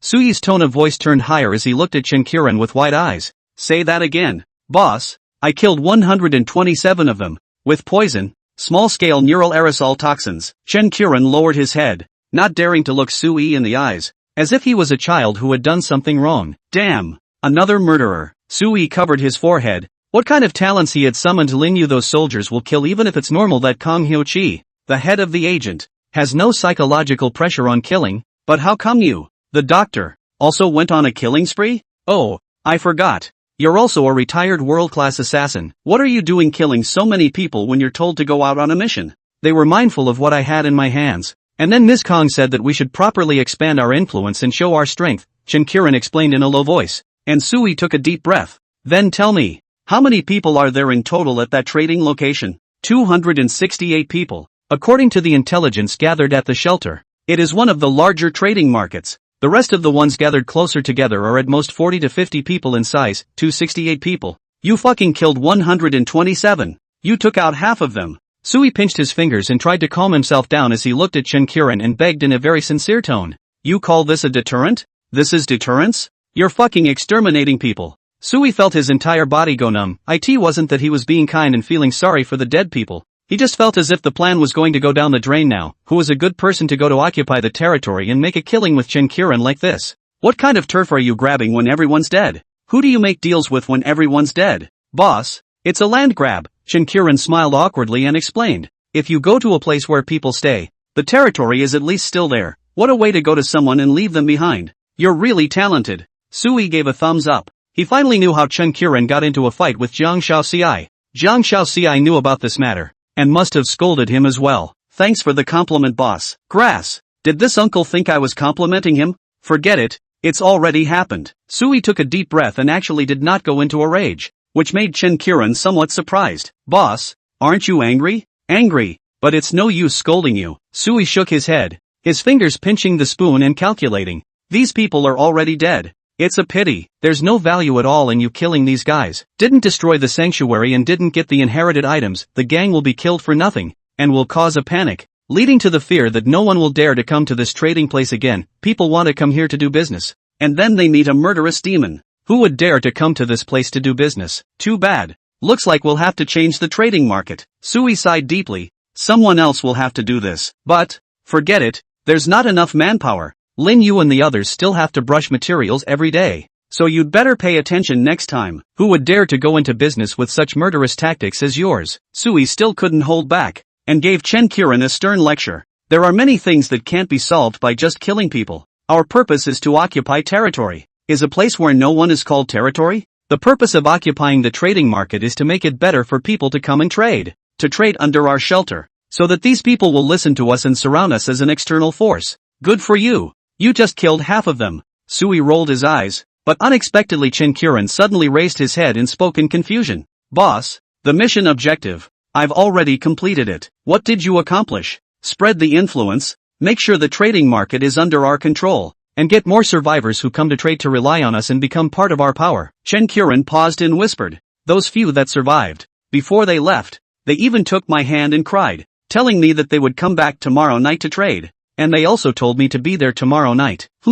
Sui froze and suddenly asked, wait, they're crying and begging you to go back tomorrow night? Yes, boss. Is there something you're not telling me? Yes? Chen Qiren tilted his head and came to a realization. Oh, it seems like I forgot to mention that the gang I killed, which is said to be some kind of heavenly god gang, seems to be here to take up territory as well, and is said to be 2 days ahead of me. They thought I was a survivor here to trade as well, and made me pay half of the items I brought to trade as booth fees. I felt the loss and killed them all. Chen Qiren paused and suddenly spoke with a smile. As for the rest of the people who traded, I gave them the antidote. They didn't die, but that group of competitors was killed by me. So you did good. Drove away the competition, provided protection, got the traders to rely on you, and then, doesn't that mean we've taken that trading market now? Sui suddenly realized that this original trading market had long been targeted. Only that this group of unlucky people had met the murderous Chen Qiren again. Yes, boss, I'm done. Chen Qiren smiled happily,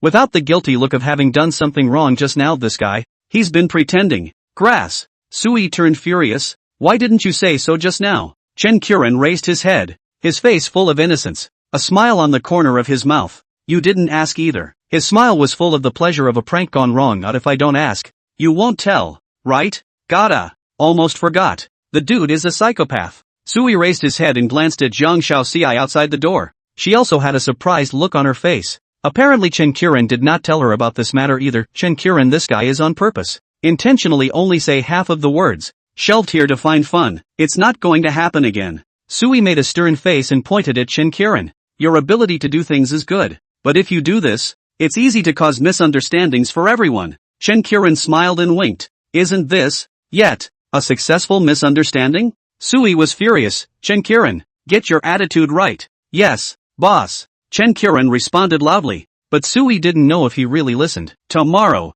then, go ahead and watch the field for a couple nights. Sui's fingers tapped on the table, thinking slightly. You killed that gang. I guess there will still be trouble. Observe for a few nights first. This will also strengthen our influence, but it's a pain for you to have to watch the field alone. Wait a few more days, and if new talent comes in, I'll give you extra help. Sui raised his head and looked at Chen Qiren. Next time you make a report, don't say half words. What other needs do you have? Just mention it now. I will try my best to satisfy you. Sui naturally didn't want to lose the field he had just taken. This was a key step in the plan. It wasn't hard to take the field, but it wasn't simple to hold it. There is a need. Chen Qiren was not polite and raised his own difficulties. Boss, the poison I brought is almost used up, and Lie's side doesn't seem to have the raw materials to make the medicine. I'm afraid I won't be able to handle it if more people come to steal the land. Chen Qiren blinked. He was sincere. He was an assassin, not Superman, and there was no way he could take on too many enemies head-on without equipment. Hyoji. Sui looked at Jiang Shaoqi outside the door, who looked deeply at Chen Qiren with his eyes before nodding at Sui. Sir, I will do a good job of task deployment and arrange for a few warriors to follow him. Well, make sure nothing goes wrong. Yes, sir. Chen Qiren. Now you. Sui looked at Chen Qiren and waved his hand. Get some rest and go. You don't need to stay in the infirmary for the next few days. Boss? Really? Of course it's true. Sui spread his hands. I don't want Dr. Chen to think that I'm a capitalist, squeezing you every day. You really are a good boss. Chen Qiren praised from the bottom of his heart. Then I'll leave first. By the way, boss, this is my gift to you. I hope you like it. Chen Qiren placed a small box on the table before he left. It was a white box with no markings. Sui was a bit curious and raised his head to Chen Qiren, who walked out the door. What is this? Medicine. Chen Qiren's voice came from outside the door and faded away. Medicine that satisfies Ms. Jiang. The medicine that makes her happy? Grass. It turned out to be herbal medicine. Sir, I'm going to find Linyu. Jiang Shaoqi lowered her head, seemingly a little afraid to look at Suyi's eyes. She whispered, Lin Yu and the others have returned. Today's mission still requires personnel adjustments. Send some people to follow Chen Qiren at night. Well, go ahead. Sui nodded his head. He looked at the pillbox in his hand and suddenly shouted at Jiang Shaoxi, who was about to leave. Shaoxi, what about this medicine? Jiang Shaoqi's back trembled slightly, and without looking back, he softly said, but let Mr. make the decision. With those words, she walked away quickly. My word? Sui touched the pillbox in his hand and pondered. Is this a hint? Well, it's something to think about tonight. With Kang Hyoji leaving, Sui enters Happy Geekdom again. The day remained uneventful, and the morning was spent in a plate of game time. Sui also had thought about making good use of his natural skills and finding an unlucky survivor to try the effect first. However, the survivors around here have been cleared out by Linyu and the others, and the entire neighborhood can't see a few survivors, so Sui can't personally go looking for them, so he can only put it on hold for the time being. It's almost noon. The timer of Sui's watch rang, and he glanced at the time and stretched. I don't know what today's reward will be like. That said, according to the current development of the sanctuary, what am I in desperate need of? Sui pondered. Safety is guaranteed. There's enough talent, and entertainment options are available. What's missing? A way for the refuge to expand rapidly? Sui thought and felt that it was really possible. He basically figured out now that the things given by the talent reward were not necessarily for Sui himself, but covered the entire sanctuary. According to Sui's development plan, the sanctuary was now in a period of gradual outward expansion, and the probability of the talent rewards were related to this. After another hour had passed, a reminder message of today's talent reward appeared before Sui's eyes. Congratulations! You've triggered the talent bonus and obtained the C-rank skill, Thoughtful Eye. Thoughtful Eye, C-rank skill. Active skill. After using this skill, you can gain the perspective of all the residents in the shelter, the duration of which is based on the user's stamina. During the duration of this skill, you can also consume additional stamina to transmit your voice to the current viewer, which will consume a large amount of stamina. Remarked information: any creature that resides in the refuge for more than 72 hours is considered a resident of the refuge. This skill. It's kind of like an entertainment skill. Sui froze for a while and pondered. The gift is thinking that I'm too bored to stay cooped up at home every day, so it's giving me a heaven's eye type of reward, so that I can see the outside scene even at home? For this skill, Sui's first thought was to gain the perspective of Linyu and other warriors going out to explore. Though the doomsday opens for many days, the chaotic outside world is always a little more exciting than the unchanging bedroom. Of course, this skill could not only be used on the outgoing warriors such as Linyu, but also on each and every one of the residents within the refuge. As long as Sui was willing. Even if the girls were taking a bath, Sui could always watch. Of course, Sui didn't have this bad taste. This skill, it seems to fit well with the parasite skill I acquired yesterday. Sui carefully studied it and was suddenly surprised to realize that these two skills were simply born for each other. The parasite skill was strong, but the only limitation was from Sui's talent. Because of his talent, Sui was bound to spend a great deal of time every day staying at home and not being able to go out, which directly led to Sui having a hard time coming into contact with outsiders. The ones he had access to were the core of the talent under his command,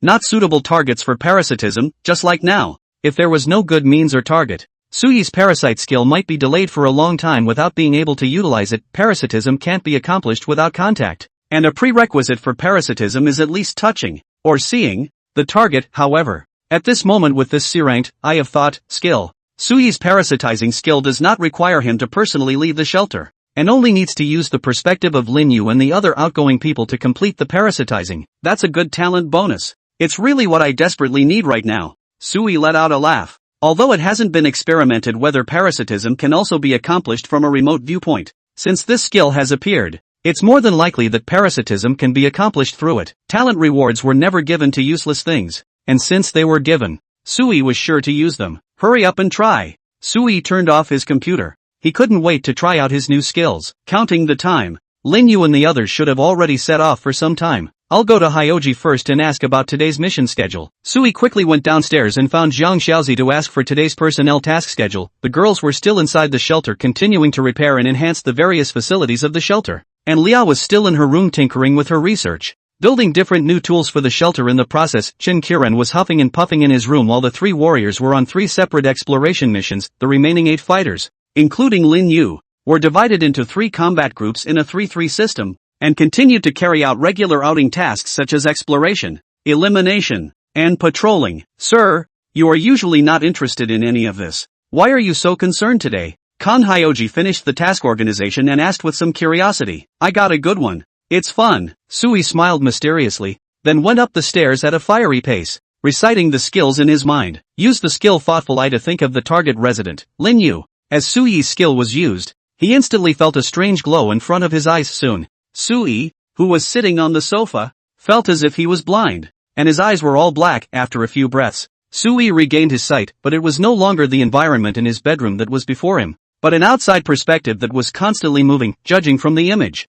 this would be Lin Yu's perspective, as she was vigilantly searching her surroundings with her eyes, leading the group around. The surroundings, which looked like streets in a small neighborhood, were littered with crumbling neighborhood greenery, and the streets beneath their feet were dry and cracked and raised, and beside her were the 2 warriors from the gathering place, a sniper, Lu Rue, and a communications soldier, Li Yang. It was a very novel feeling. Sui felt like he was sitting on a couch with a virtual helmet on his head, and was playing a game of exploration with ultra-realistic visuals. Sui carefully felt his physical strength and did not have too much flow. With an experimental mindset, he silently voiced to Lin Yu in his mind. Lin Yu? Lin Yu? Lin Yu, who was walking at a fast pace, suddenly had a footstep. Her eyes searched her surroundings with a lingering gaze. Her body instantly tensed up, the muzzle of the gun in her hand constantly adjusting its direction along with the viewpoint. The 2 fighters also noticed that Lin Yu was out of place, and sniper Lu Rue flew over the neighborhood fitness facility with his bow and hid within the bushes. Communication soldier Li Yang quickly came behind Lin Yu and formed a deathless defense stance with her back to back. Team Lin,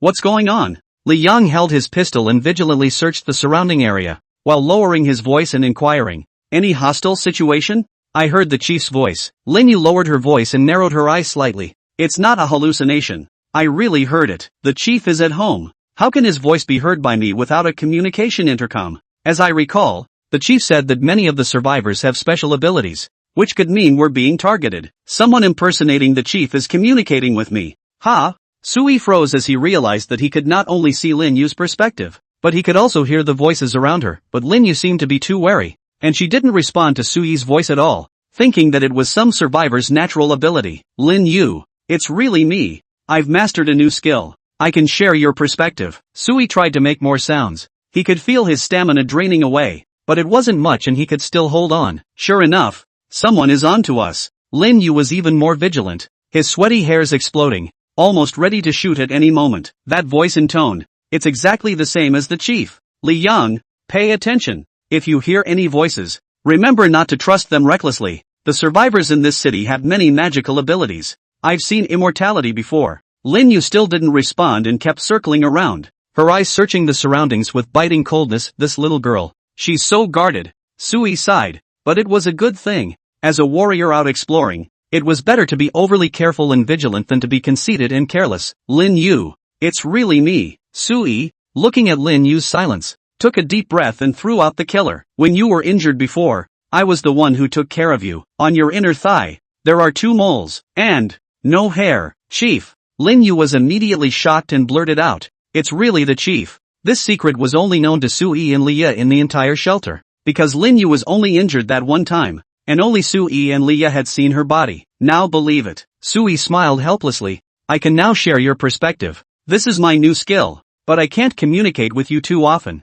It's easy to use up my stamina. I can hear what you're saying and see what you're seeing, and I'm going to use that perspective to look up suitable parasitic targets. Sui tried to explain as briefly as possible, and Lin Yu's beautiful eyes had a look of amazement. Feeling incredulous, but still gradually accepting it. As long as it's really the chief. Of course, she was still a little wary inside, and just nodded her head silently and whispered, "Got it, Chief, let's observe and see what happens first, and then we'll confirm with the chief in person when we get back to the gathering place." "Really, Chief?" Li Yang inquired from the side, and Lin Yu shook her head and nodded again. "Execute the mission first. Wait until we get back." Alert. Yes, Lu Rui was about to step out from within the bushes, but was stopped by Lin Yu raising her hand. "You follow us and hide. The goal of our group today is to conduct a thorough search of the neighborhood where our shelter is located. There are a lot of buildings here, a lot of bunkers, and Lu Rui would be more useful to hide." Lin Yu explained so, also to say it to Sui to go and listen. Not if this wasn't the real chief. He would be more or less apprehensive once he knew he had a hidden sniper in his ranks. Sui didn't say anything and just silently watched Lin Yu's commands and arrangements. After Lin Yu instructed, she began to walk towards the room to her left. "Our shelter is the 6th building of the neighborhood. It is known that there are a total of 12 buildings in this neighborhood. Let's start searching from the 1st floor. Try to get all the floors checked before dark. Remember Ms. Kang's order to spread our influence as much as possible and ensure security around the shelter. Although Ms. Kang allows us to fire freely, it's better not to just hurt anyone as long as they're not real villains." Lin Yu's style of doing things was a bit more compassionate than the remaining 10 warriors. If they really encountered the old and sick, even if they were hostile, Lin Yu really wouldn't be able to lay her hands on them. This was the reason why Kang Hyochi had asked Lin Yu to carry out the mission of searching the entire neighborhood. Kang Hyochi wanted to use Lin Yu's personality to send a friendly signal to the survivors that might be present in the neighborhood. Of course, even if the other party misunderstood or targeted Lin Yu, and Lin Yu didn't resolve the enemy in a timely and quick manner, Zhang Xiaozi could logically arrange for the rest of the warriors to resolve the enemy,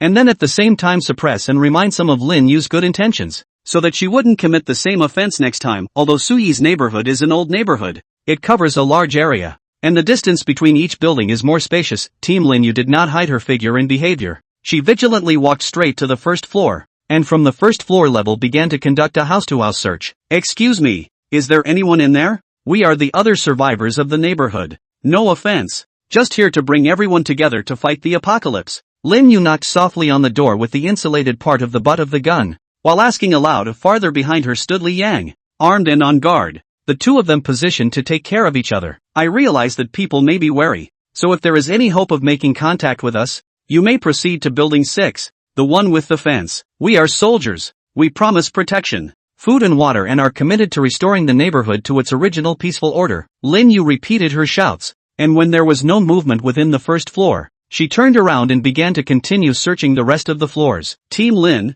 aren't we going to break down the door and go in to take a look?" "There's no need. Ms. Kang said not to let us make too bad of an impression on any survivors that might be there. It wouldn't be good for the reputation of our sanctuary." Lin Yu shook her head. "Ms. Jiang said that it's just a matter of appropriately revealing our military status. As for the choice, let the survivors inside the gate decide for themselves." The overall tactics of the neighborhood search plan developed by Kang Hyochi are relatively modest in terms of the early stages. Of course, with Lin Yu's knowledge of her, Zhang Xiuji's follow-up methods must be very bloody. It was a neutral strategy of first courtesy and then military force, and Lin Yu hoped to do her best to gather the survivors in the neighborhood at a stage where Kang Hyochi's tactics were gentle. Don't piss this woman off. She was planning on completely clearing out all areas of the neighborhood in 2 days. Once that point in time is exceeded, she will simply reach for the butcher's knife. But fortunately, Lin Yu's worries didn't last long. After making their way up to the 2nd floor, timid and panicked inquiries came from the home of a family Lin Yu had just knocked on. "You guys, you're really soldiers?"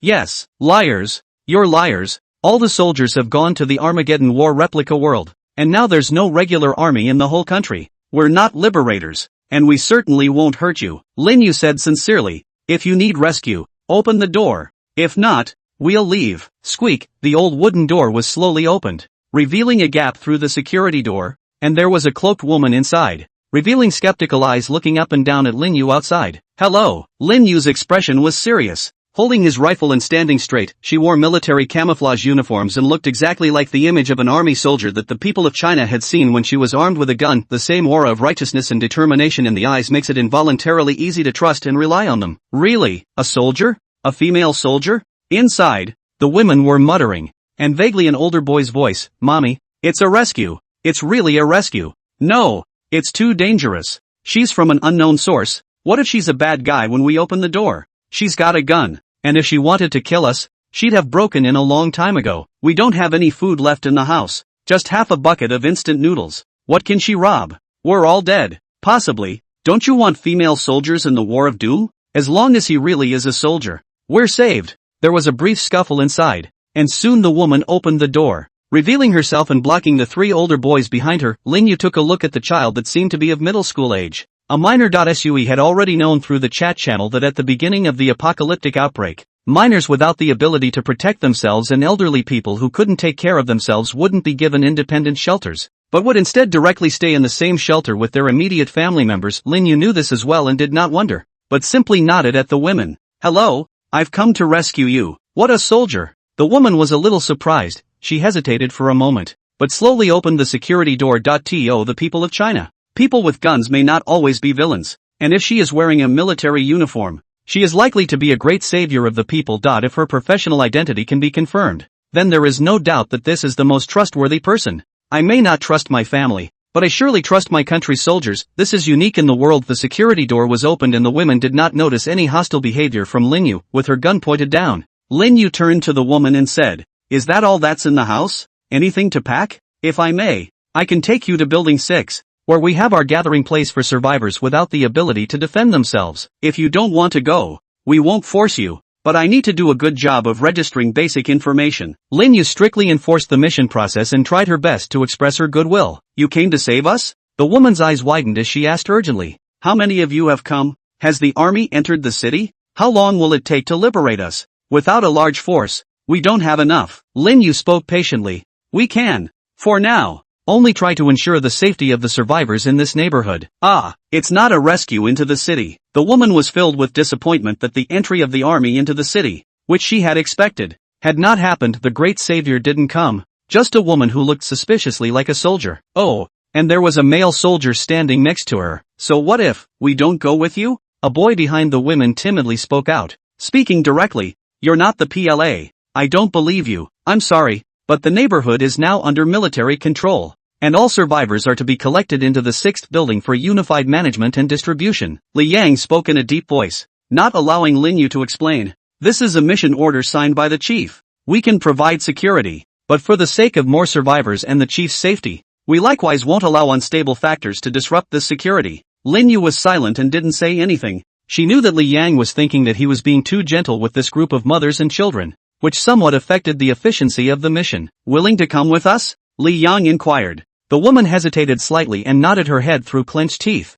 "They're all soldiers. There's definitely no difference. I'll go with you. There's nothing to eat at home anyway. Can I give food when I go to your place? Is there food distributed?" "Yes, but no freeloading." Li Yang nodded. "Distribute according to labor. No one can eat for free. Now that it's all doom and gloom, the supplies in the shelter are limited. Of course, you won't be asked to do anything dangerous. At most, you'll be cleaning and strengthening the defense of the walls and things like that." Fine.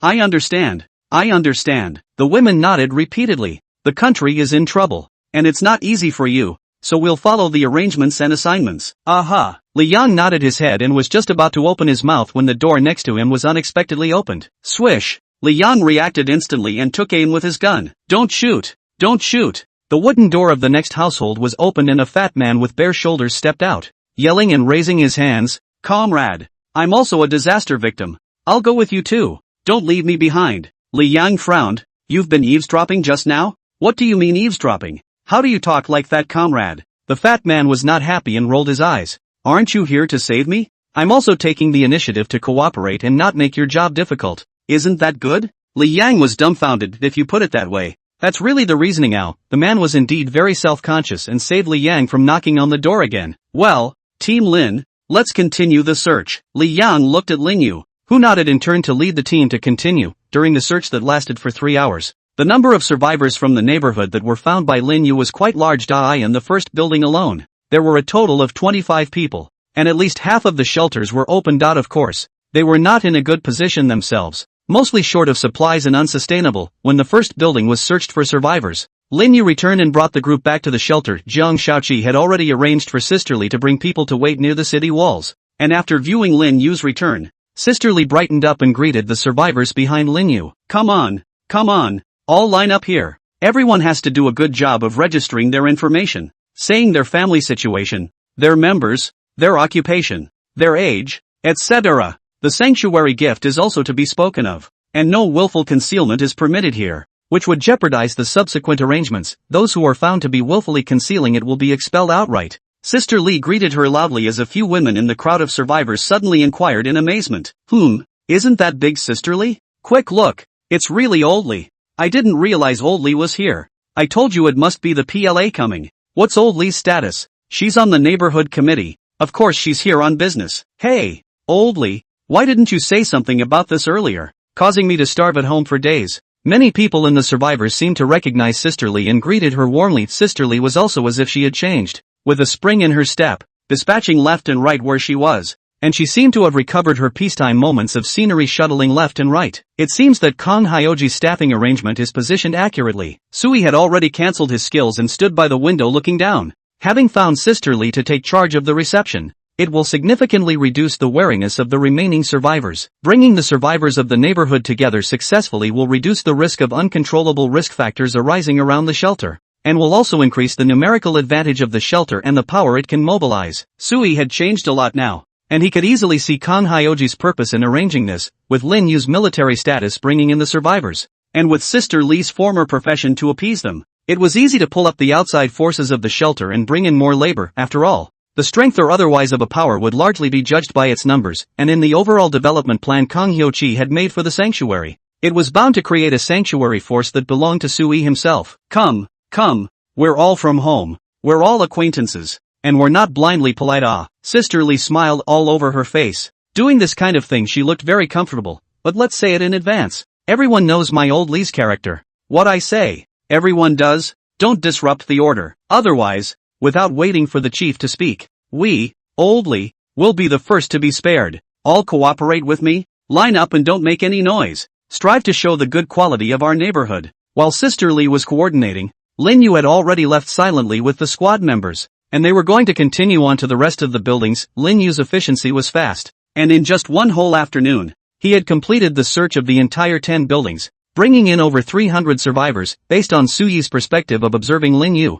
he could easily see that most of these survivors were very cooperative. Basically, as long as Lin Yu knocked on the door, and in standing towards the door, together with her female status and righteous temperament, she basically brought in the survivors hiding in the shelter without any difficulty. To look at this thing in a different way, this is really just a bloodless breach of the sanctuary of half the neighborhood. Sui had to sigh at the trickiness of Jiang Shaoxi's plan. She has completely mastered the people's trust in the military in this era, cleverly let Lin Yu act as the execution of this task, almost effortlessly took down half of the neighborhood. The mission took not even more than a day. What surprised Sui even more was that he had frequently observed the color of his watch throughout the afternoon. The watch kept showing blue. This meant that of these 300 plus survivors, there was no malice in their hearts towards Suyi's sanctuary. All of them were trusting and dependent. It sounded unbelievable, but when Sui thought about it, it was really true. If Sui had encountered the army entering the city on the first day of Armageddon, then it is not possible for him to follow the soldiers. After all, he hadn't really felt the gift rewards at that point,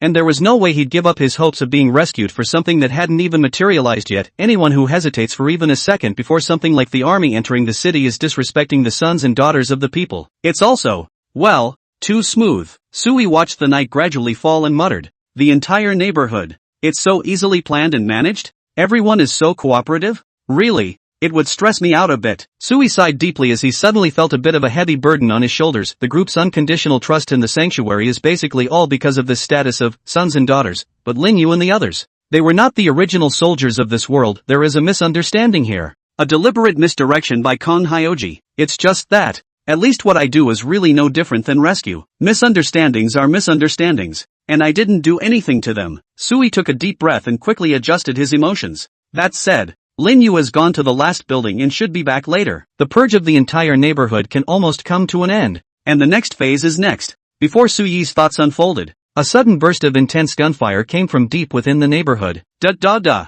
da-da-da-da, boom, boom boom boom. It was the frequency of rifle and pistol fire, and it sounded as if it was very intense. Sui suddenly froze. He hastily raised his eyes to look. There was the flickering light of gunfire in the darkness of a certain neighborhood under the night. That was the direction Lin Yu's squad had gone, and they had encountered the enemy. Shots have been fired. Holy shit, are we going to war here? Let me in, Old Lee, let me in to hide. Downstairs, the survivors who were still lining up to register outside the enclosure panicked, and the crowd showed signs of rioting as it surged toward the enclosure. Calm down. Don't be afraid. All quiet. Sister Lee, however, appeared to be very courageous at this time. She stepped forward and shouted, "All do well. The soldiers must have encountered something outside, but this has nothing to do with us. There are naturally people above to deal with it. Trust in the military. Trust in our armed forces. Quiet. Everyone, keep lining up. No confusion. The more critical the disaster, the more orderly we must be and not add to the organization."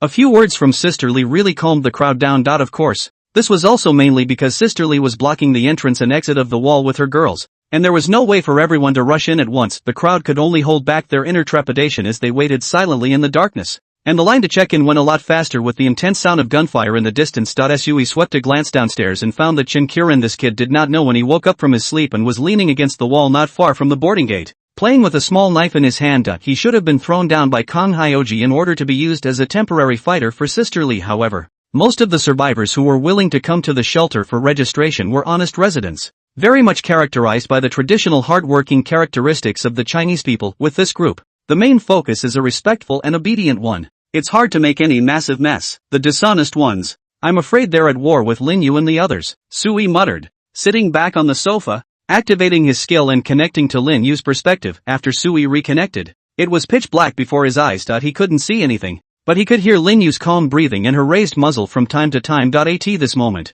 Lin Yu was hiding in the dead-end side of the building, and Li Yang in the downstairs hallway formed an up-and-down angle against each other. The place they were targeting was a home on the 5th floor of the 7th unit building. As Sui strained to observe, he could tell in the dim outlines that this family's front door was not of a wooden texture, and seemed to have been altered in a very noticeable way. Initial remodeling of the shelter. And guns? Sui muttered his analysis. He did not make a sound to disturb Lin Yu, who was in the middle of the battle. He just observed silently. He trusted Lin Yu, and this face wasn't too much of a threat to Lin Yu. Now Lin Yu was holding a rifle with unlimited bullets in her hand. Her talent level had been upgraded, and she had 2 military teammates, and Lin Yu was now facing the intensity of the enemy's firepower, which Sui judged to be even inferior to the firepower that Li and the others had at their disposal in the first place. Boom! Boom boom boom! Sui listened carefully to the sound of gunfire. It seems that the enemy is probably just 3 or 4 pistols. No long guns, no grenades or other building killers. It looks like there's more than just one survivor in this household. It's hard for the average underage child and elderly person to be an excellent fighter,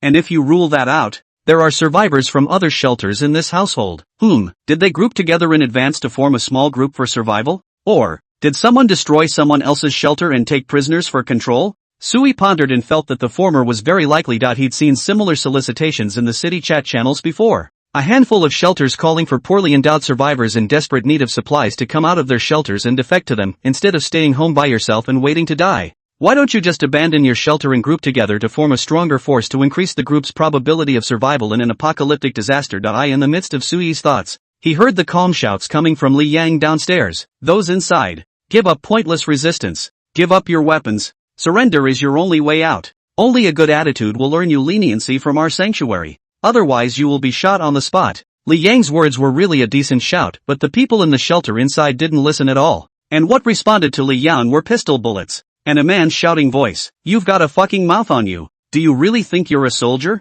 Don't think I don't know that all the soldiers have been captured by aliens. You're just like my old man. You just have a gun. Don't think you're so great just because you wear a uniform. Don't think of yourselves as individuals. I saw what you guys did today. It's that guy from Building 6 who's going to sweep the neighborhood, isn't it? He's going to be the boss. And I'm not going to give in. If you have the ability, let him come and invite me in person. Otherwise you won't be able to enter this door today. And I'll kill whoever comes. The man inside was very cocky and seemed to have a good bottom line. Sui estimated that this dude's talent was definitely not BAD in terms of the combat power he had shown so far. If there were no accidents, the probability was that he would become the second brotherly, easily able to rule a building. Or to be precise, this dude has taken down this unit building in all probability, just a little slower, not realizing that Sui has already started the task of purging the entire neighborhood. Sui can hear the displeasure of this buddy. This is like a warlord with military power in his hands. You let him bow down to others as a small, which who will be happy? It is true that Chinese people are honest,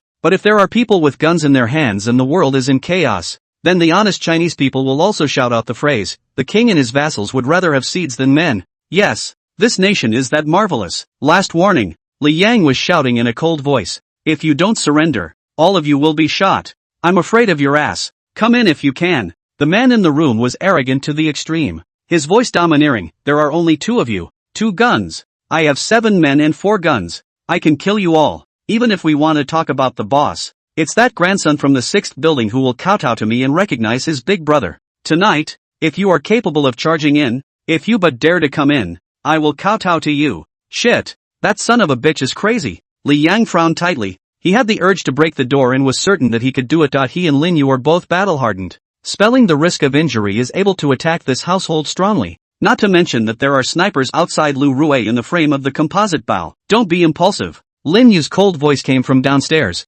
She seemed to sense the anger in Li Yang's heart. Lu Rue didn't shoot an arrow. This is the signal he gave. With Lu Rue's skill, he should have taken aim by now. But he hasn't shot an arrow yet to give us an environment for a strong attack. My guess is that there's more than likely something odd in this door. And Lu Rue doesn't dare to let us risk a strong attack. Lin Yu judged the situation in a deep voice. In this moment of lack of means of communication, Lin Yu could only rely on the tactical communication previously formulated to think about the environment inside the house that Lu Rue might be seeing at this moment. She had reminded Lu Rue earlier that the sniper segment should be used to provide them with offensive cover in times of necessity, as well as serve as a signal for them to launch an attack. If Lu Rue doesn't make a move, then there must be something odd in this house. I am listening to the tone of the enemy's clamor. It was clear that the bottom was in good hands. Lin Yu couldn't help but remember Suyi's advice. The survivors in this world all have rare and strange abilities. But if you are careless, you may fall in the gutter. Then we'll just wait. Li Yang locked his brows as Lin Yu knocked on the wall, making a rhythmic ringing sound. This was the signal for her to tell Li Yang to wait for support forces. That burst of intense gunfire just now was deliberate on Lin Yu's part.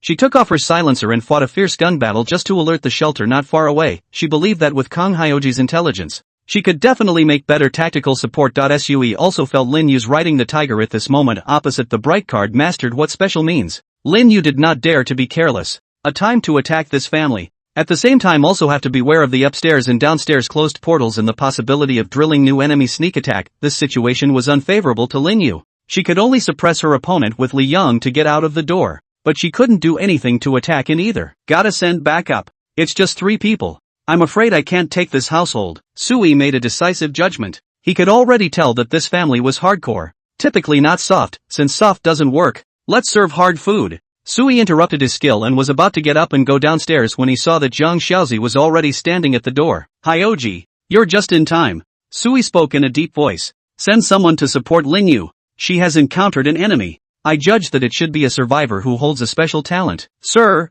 I'm here to report on this matter with you. Zhang Xiaoji spoke gently, his head lowered as he reported. The rest of the warriors have yet to return to their ranks at the moment. I've asked Chen Qiren to rush over. He went over? Sui frowned. He also only has 1 gun. I'm afraid it's not too secure. Why don't you let Chen Qiren go out and notify the rest of the fighters to return to the team quickly? Sir, Chen Qiren said he could complete the mission. How is he going to finish? He's a poisoner. How is he going to forcefully attack and kill without poison? Sir, he says he has some more poison. Zhang Xiaoji spread his hands helplessly and seemed to be a bit surprised as well. He just said it himself, saying that he still had a little bit of neurotoxin left. Just enough to support Lin Yu. A little bit? Just enough? Sui froze as he blurted out. This lunatic, is he lying to me again? I don't believe he really has just a little bit left. There is no such thing as a coincidence. In the daytime, he said that he had run out, and then at night, he suddenly said that he still had the poison. What? Can't you ever get the truth out of your mouth? Mr. Kang Hyoji hesitated a bit and spoke with a bitter smile. He asked me to take a message to you. He said, if the boss calls me a liar, tell the boss that I really didn't lie to him this time. I, Chen Qiren, am an honest and trustworthy top 10 good employee. Also, this operation counts as temporary overtime. Kang Hyoji bowed his head. These are his exact words, top 10 best employees? Sui rolled his eyes. I can give face to this statement, but honesty and trustworthiness, I don't believe it. This crazy guy, he's got an uninhibited style of doing things. Immediately afterward, Sui sat back on the sofa and began to connect to Lin Yu's perspective. He would have liked to connect to Chen Qiren's perspective, except that the guy hadn't lived in the shelter for more than 72 hours. Soon, Sui's vision returned to the darkness of the building. The confrontation in the hallway still continued. Lin Yu did not attack strongly, and the people inside were too scared to come out. All they could do was scream continuously, seemingly certain that as long as they were in the room, they would be safe. The stalemate lasted for about 30 minutes or so before Sui heard a burst of panicked and frightened voices coming from the building's tenants' houses. Lao San!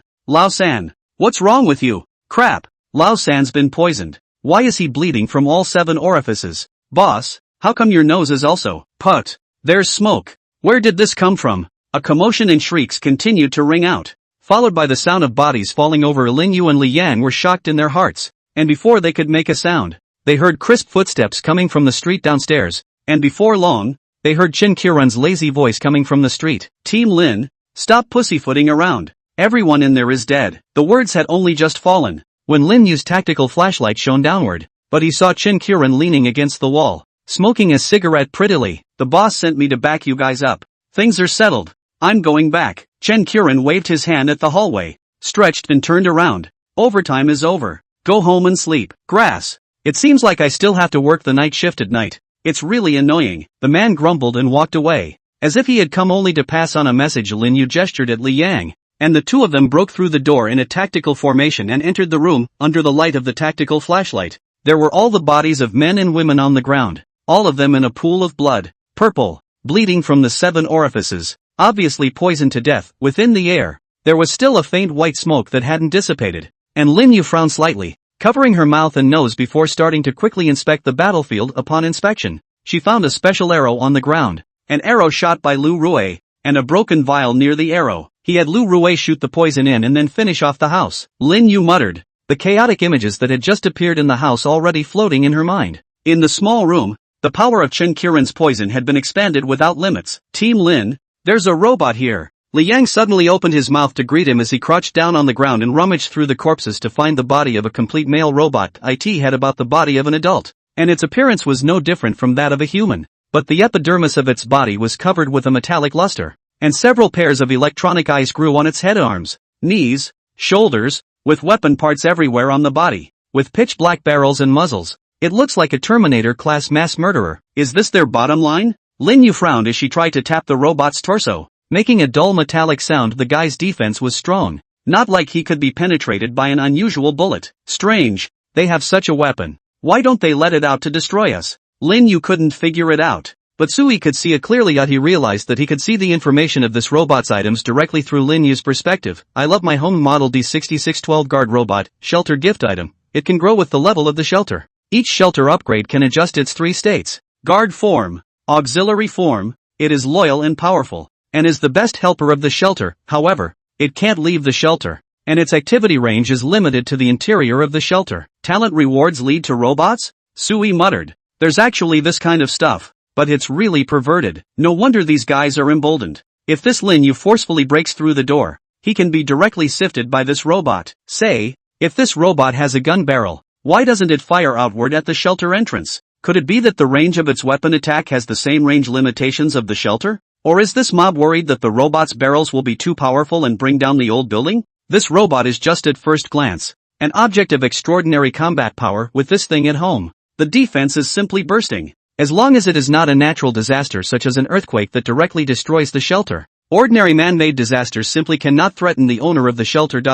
Except, of course, for Qin Qiren's poison, and this thing has growth. What a powerful gift. Sui sighed with a bit of envy. Wouldn't it be cool, he mused, if he had such a robot in his shelter? After the threat to this household was removed, Lin Yu followed the mission flow to execute the cleanup plan, taking inventory of the supplies kept in the shelter and any possible hiding places. Kang Hyoji had emphasized to her more than once that as long as there was a war going on, she had to make sure that there were no survivors among the enemy. Decimation is the first ingredient in a post-apocalyptic world, but it was such a delay that Lin Yu and Li Yang had stayed in the current shelter for exactly over 30 minutes. Sui saw a new alert message floating in front of him. Your talent Lin Yu has destroyed a level 0 shelter. You have inherited 263 survival points from the current shelter. Inheritance of props is being determined. Inheritance successful. You have acquired the robot maintenance facility and user manual. Command Mark Harold. And I love my home D6612 guard robot from the current shelter.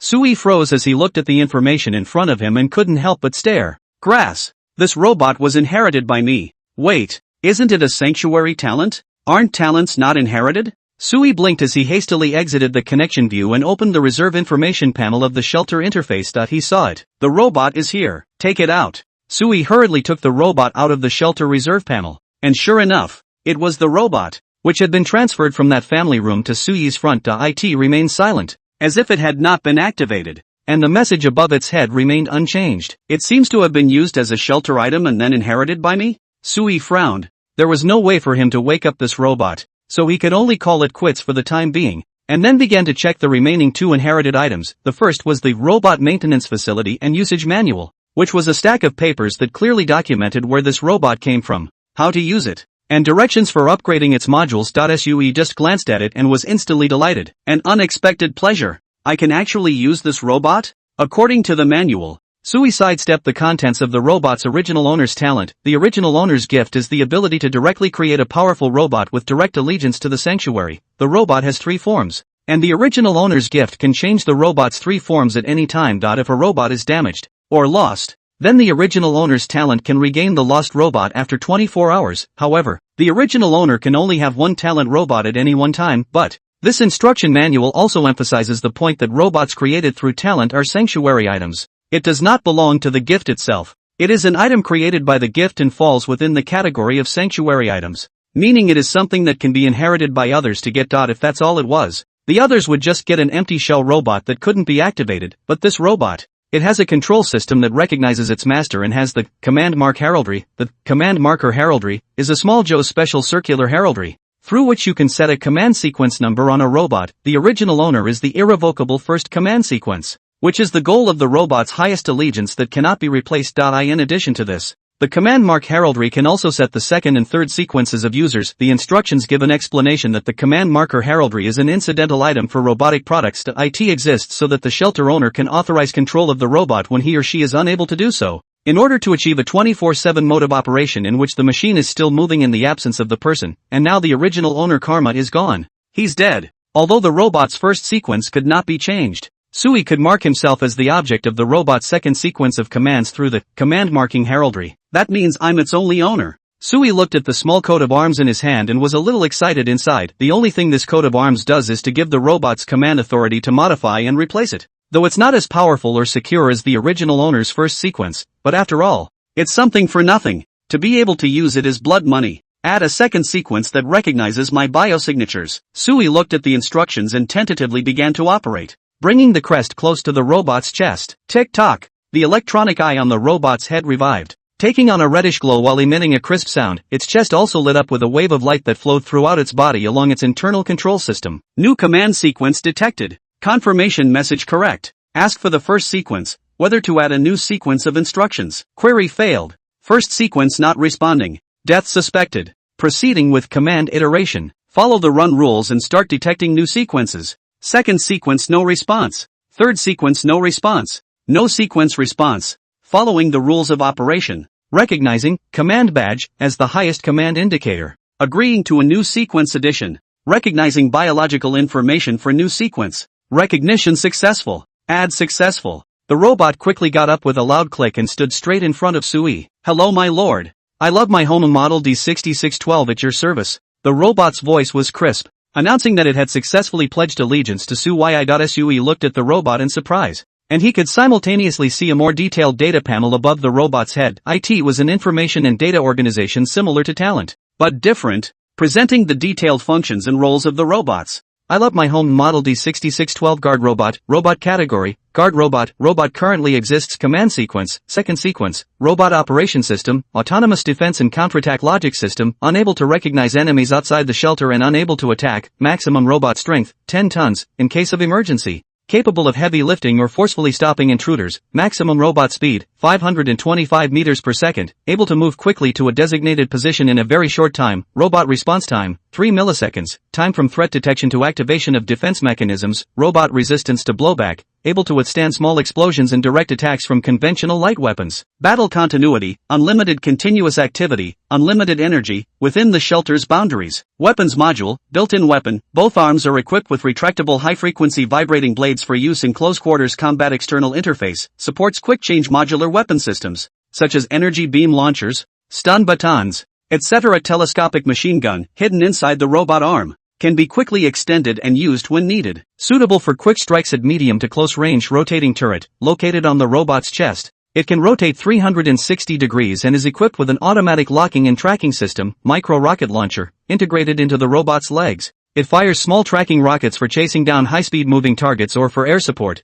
Perception and intelligence systems, environmental awareness. equipped with multispectral sensors and a 360-degree panoramic camera for day and night undifferentiated surveillance threat assessment. Built-in algorithms can quickly analyze potential threats and give appropriate defense strategies. Autonomous learning capability. Robots are able to continuously optimize combat and defense strategies based on real-world combat experience. Anthropomorphic data module. Voice interaction. Supports natural language processing in multiple languages and can have smooth conversations with humans. Emotion recognition. The ability to recognize and understand basic human emotions in order to respond appropriately. Behavioral simulation. The ability to mimic human mannerisms when necessary to better integrate into the human social environment. Maintenance and upgrade. Self-diagnostic system, capable of monitoring and reporting on the health of internal mechanical and electronic systems in real-time. Self-upgrade function. As shelters are upgraded, they can upgrade and replace their own full-body modules and operating systems. Damn, that's cool. Sui couldn't help but swing his fist, his face full of excitement. For a geek,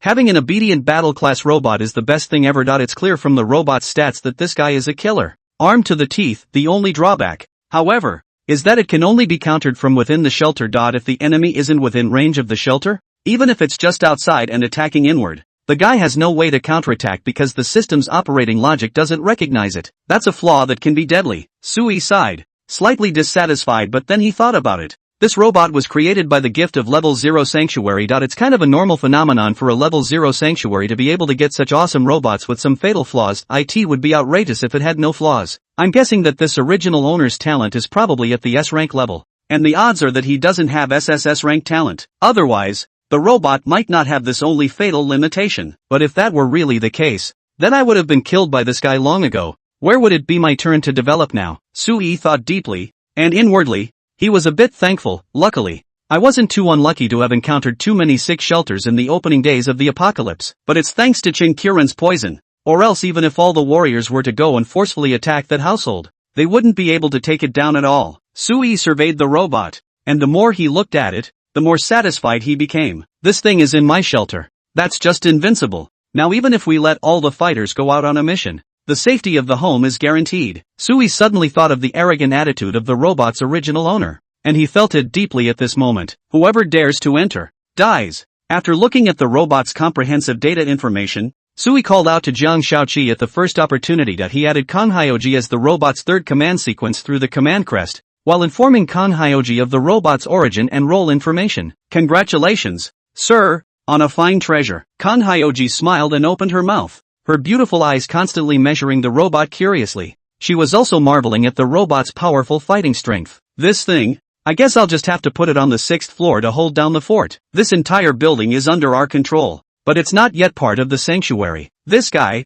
for the time being, let's put it at the entrance of the room as a bodyguard. It will be more useful when the shelter is expanded. Sui dismissed the robot to the doorway of the room, and then asked Jiang Shaoqi, "What are you going to do with the group of neighborhood survivors downstairs? With our current supplies, it should be a bit difficult to feed the gang." Sui can guess Jiang Shaoxi's intentions, but it is not comprehensive, and he still needs to hear Jiang Shaoxi's more detailed planning. "Sir, a rough estimate of the full neighborhood survivors we've collected so far would be over 300, and counting our original occupants, it would be around the 400 mark." Jiang Shaoji had prepared for this and gently explained his plan for Sui. With the current reserve of supplies in the shelter, it can only normally supply the entire staff with a week's worth of survival supplies. But since I have recruited these men, I am not going to raise them to waste food for nothing. Based on the current development strategy of the sanctuary, whether it's expanding outward through the trading market, or dealing with the information on the locations of the major superstores that Lin Yu has obtained from her exploration outside these days,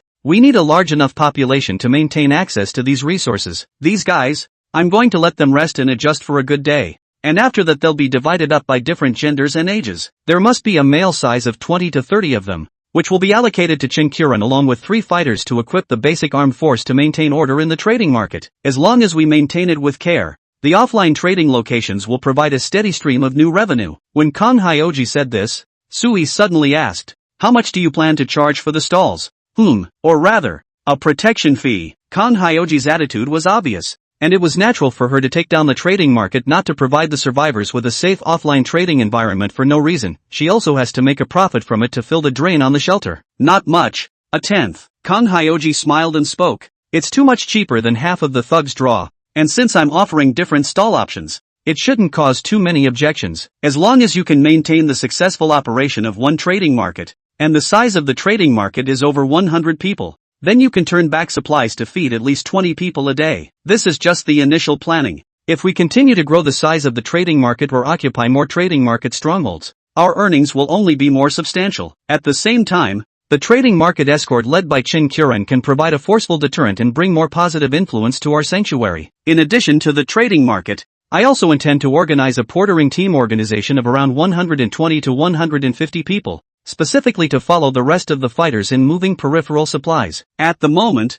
Leah has not yet worked out a technological way to restart the junked cars, and we still need to rely on manpower for the transportation and dispatching of supplies. Jiang Xiuji paused and said softly, at the current stage, manpower is still the root of a power's operation, until more technological power is regained. How many of our men can be used represents how strong our sanctuary is. For this, Sui understood very well. Well, I'm generally clear, so let it go. Sui was not afraid of trial and error. Even if Jiang Xiaozi's planning made mistakes and omissions that could lead to a break in the shelter's material chain, Sui did not panic. It's just a few more days of consuming one's talent bonus at best. Whenever there is a shortage of food in the shelter, the talent rewards are delivered to your doorstep in minutes. Of course, Sui preferred to see Kang Hyoji's plan unfold smoothly, creating a snowballing trend of continuous growth and development for the refuge. Sir, I'll take care of it. Kang Hyoji nodded respectfully. Although she did not name the full staff arrangement, Sui believed in Kang Hyoji's ability to work. Kang Hyoji had mentioned to him earlier in the earlier chat that he had managed a huge underground organization with various types of staff and agent identities at the upper and lower levels, totaling thousands of people in size. Kang Hyoji, who has experience in managing such large-scale personnel, will certainly have no trouble managing the current hundreds of people. Sui trusted Jiang Xiaozi and completely delegated his authority. After all, Sui felt that even if he came himself, he might not be able to do a better job than Kang Hyoji. After Kang Hyoji left, Sui watched the registration line downstairs by the window for a while. Registration was basically at an end, and Kang Hyoji hadn't put the entire staff into this building. She selected some of the men and women with specialized skills to mix into the building Sui was in. As for the others, they were completely chaotic into formations and arranged within the two nearby buildings. After ensuring that all three buildings were full of people, Jiang Shaoqi also purposely left behind two warriors, Lu Rui and Li Yang, so that they would not go out to explore in the future. And one person would be responsible for the security management of one building, serves as a building manager to ensure internal security and also oversees possible disturbances within the building. During the initial redeployment efforts, there were some survivors who showed impatience. Didn't we come here to receive some food and food to go back? Several people crammed into one house. I might as well go back to my own shelter here. Listen to the organization's arrangements. Don't push your luck, and go back with someone to keep you safe? There were a few whining voices in the crowd, but not many, and they were quickly internalized. For nationals, personal safety is a priority. As long as one can ensure one's own safety, anything about freedom is something to be scoffed at. Even the dissenting voices that have emerged so far mostly stem from the shelter mechanism. Everyone has a shelter, and while most people's shelters may not be good, there is something to look forward to in the heart of Naija. In case you do develop it yourself, wouldn't you be the king of the doomsday? There are quite a few people who think this way, mostly young people, mostly men, but Kang Hyoji had an early response to people with these kinds of ideas. She had pulled a few familiar grandparents from the crowd to rejoin them in their peacetime jobs. After the staffing was coordinated, IT began to stay up all night, going door to door, emphasizing the need for unity and recapitulating the current plight of the nation and humanity. The name of D.E. Jiang Xiaozi is dead in his hands, while Sisterly led the people to pacify the residents.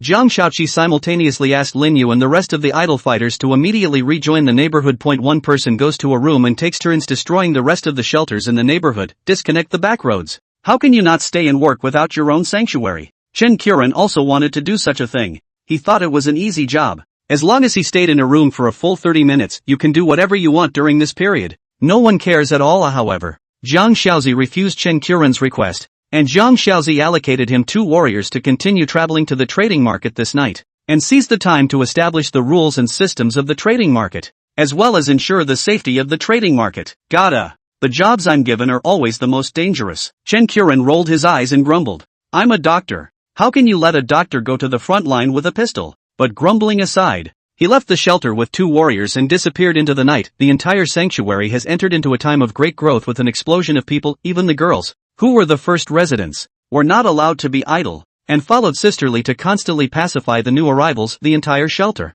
up and down, is like clockwork, and it's still spinning even at nightfall today. Even the most idle Sui was not allowed to be idle this night. This was because before his eyes, Uninterruptedly floating in front of him were the information prompts of Lin Yu and the others destroying the sanctuary, even when he closed his eyes. From time to time, he could see the flickering light of information outside his eyelids, keeping him awake all night, until dawn. Sui was still staring at the void in front of him, very sleepy. However, the arrival message of the survival points in front of him again made Sui laugh twice every now and then. Hey, what a profit! This move by Hyoji makes me stay at home and make a wild profit. The entire neighborhood, excluding Sui's building, had a total of 352 rooms, considering that there are so many houses in the country. Even if houses are randomly assigned in an apocalyptic outbreak, there may be a small number of rooms with no one living in them, coupled with the possible outbreak of conflicts and acts of destruction between neighbors during the days of the doomsday outbreak. Sui predicted that the number of shelters that could be destroyed in the entire neighborhood would be around 300 or so, but even 300 shelters would take 150 hours to completely destroy. The destruction brigade,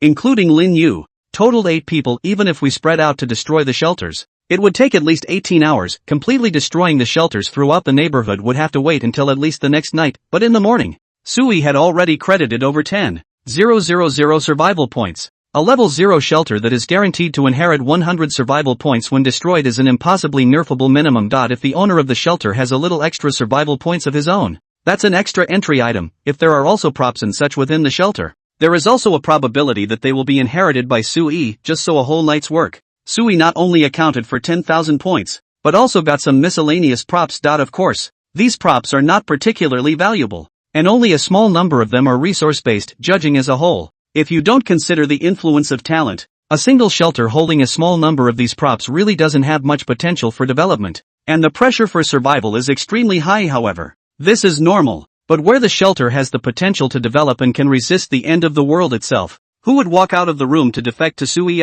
What? You're saying that the entire neighborhood, hundreds of shelters, there's not a single one with potential? And all of them defected to Sui? Of course there are alternatives. Of course some people want to go it alone. Only, these people have disappeared. Lin Yu didn't just lead the team to kill the family that possessed the robots last night. On top of that, Zhang Xiaoqi had also given her a purge mission. Kang Hyoji asks the fighters to make sure that every room is opened while destroying the shelter rooms. Even rooms with closed doors are broken open and then destroyed. If there are survivors inside, they can be given another chance to rescue them, but if the other side doesn't want to, then take strong measures and just shoot them. Kang Hyoji reveals her cold-blooded and cruel nature in the second half of the night. And she doesn't care about things like human life. She seeks to have the entire neighborhood under her coordination, and she will not allow any uncontrolled survivors to exist, even if the other party is minimally threatening. And Sui has figured out some new doomsday game mechanics with Kang Hyoji's entire combo. This group of survivors gathered here did not lose their ability to resist, and Lin Yu and the others were able to successfully destroy the shelter?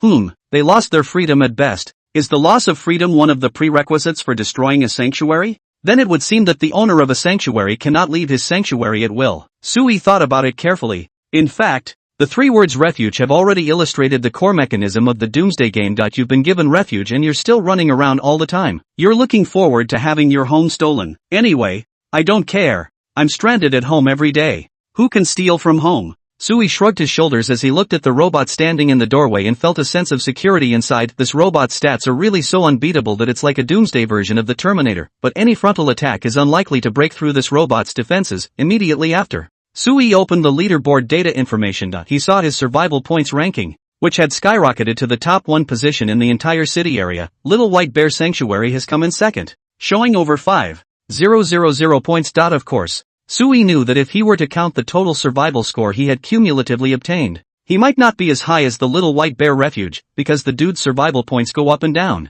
and he's obviously been consuming and using them to strengthen himself in the meantime. But even so, the Little White Bear Refuge has held the number 1 spot on the list for more than a week. Also just today, in a special case, the ranking was reversed by Sooty's Refuge. This dude, he's still a huge threat. It's a good thing he hasn't mastered upgrading shelters yet, or else who in the whole city would be able to suppress this homicidal maniac? Sui muttered as he took another look at the other leaderboard data. Confirming that he was up to date with the intelligence of the survivors across the city, the rest of the leaderboards didn't change much, especially the shelter level list, which was still led by Sui alone. On the contrary, the Armageddon War list is a bit interesting. Half of the first round of Armageddon time has passed, and so far there is still only the name of the country of Huaxia hanging on the list. The rest of the country, which has yet to complete the first round of the Armageddon War. What kind of difficult apocalyptic war is all this? It can't really be a setup where the nationals and the military are digging each other out of a hole. Can it? Sui touched his chin. He is not too concerned about the situation abroad.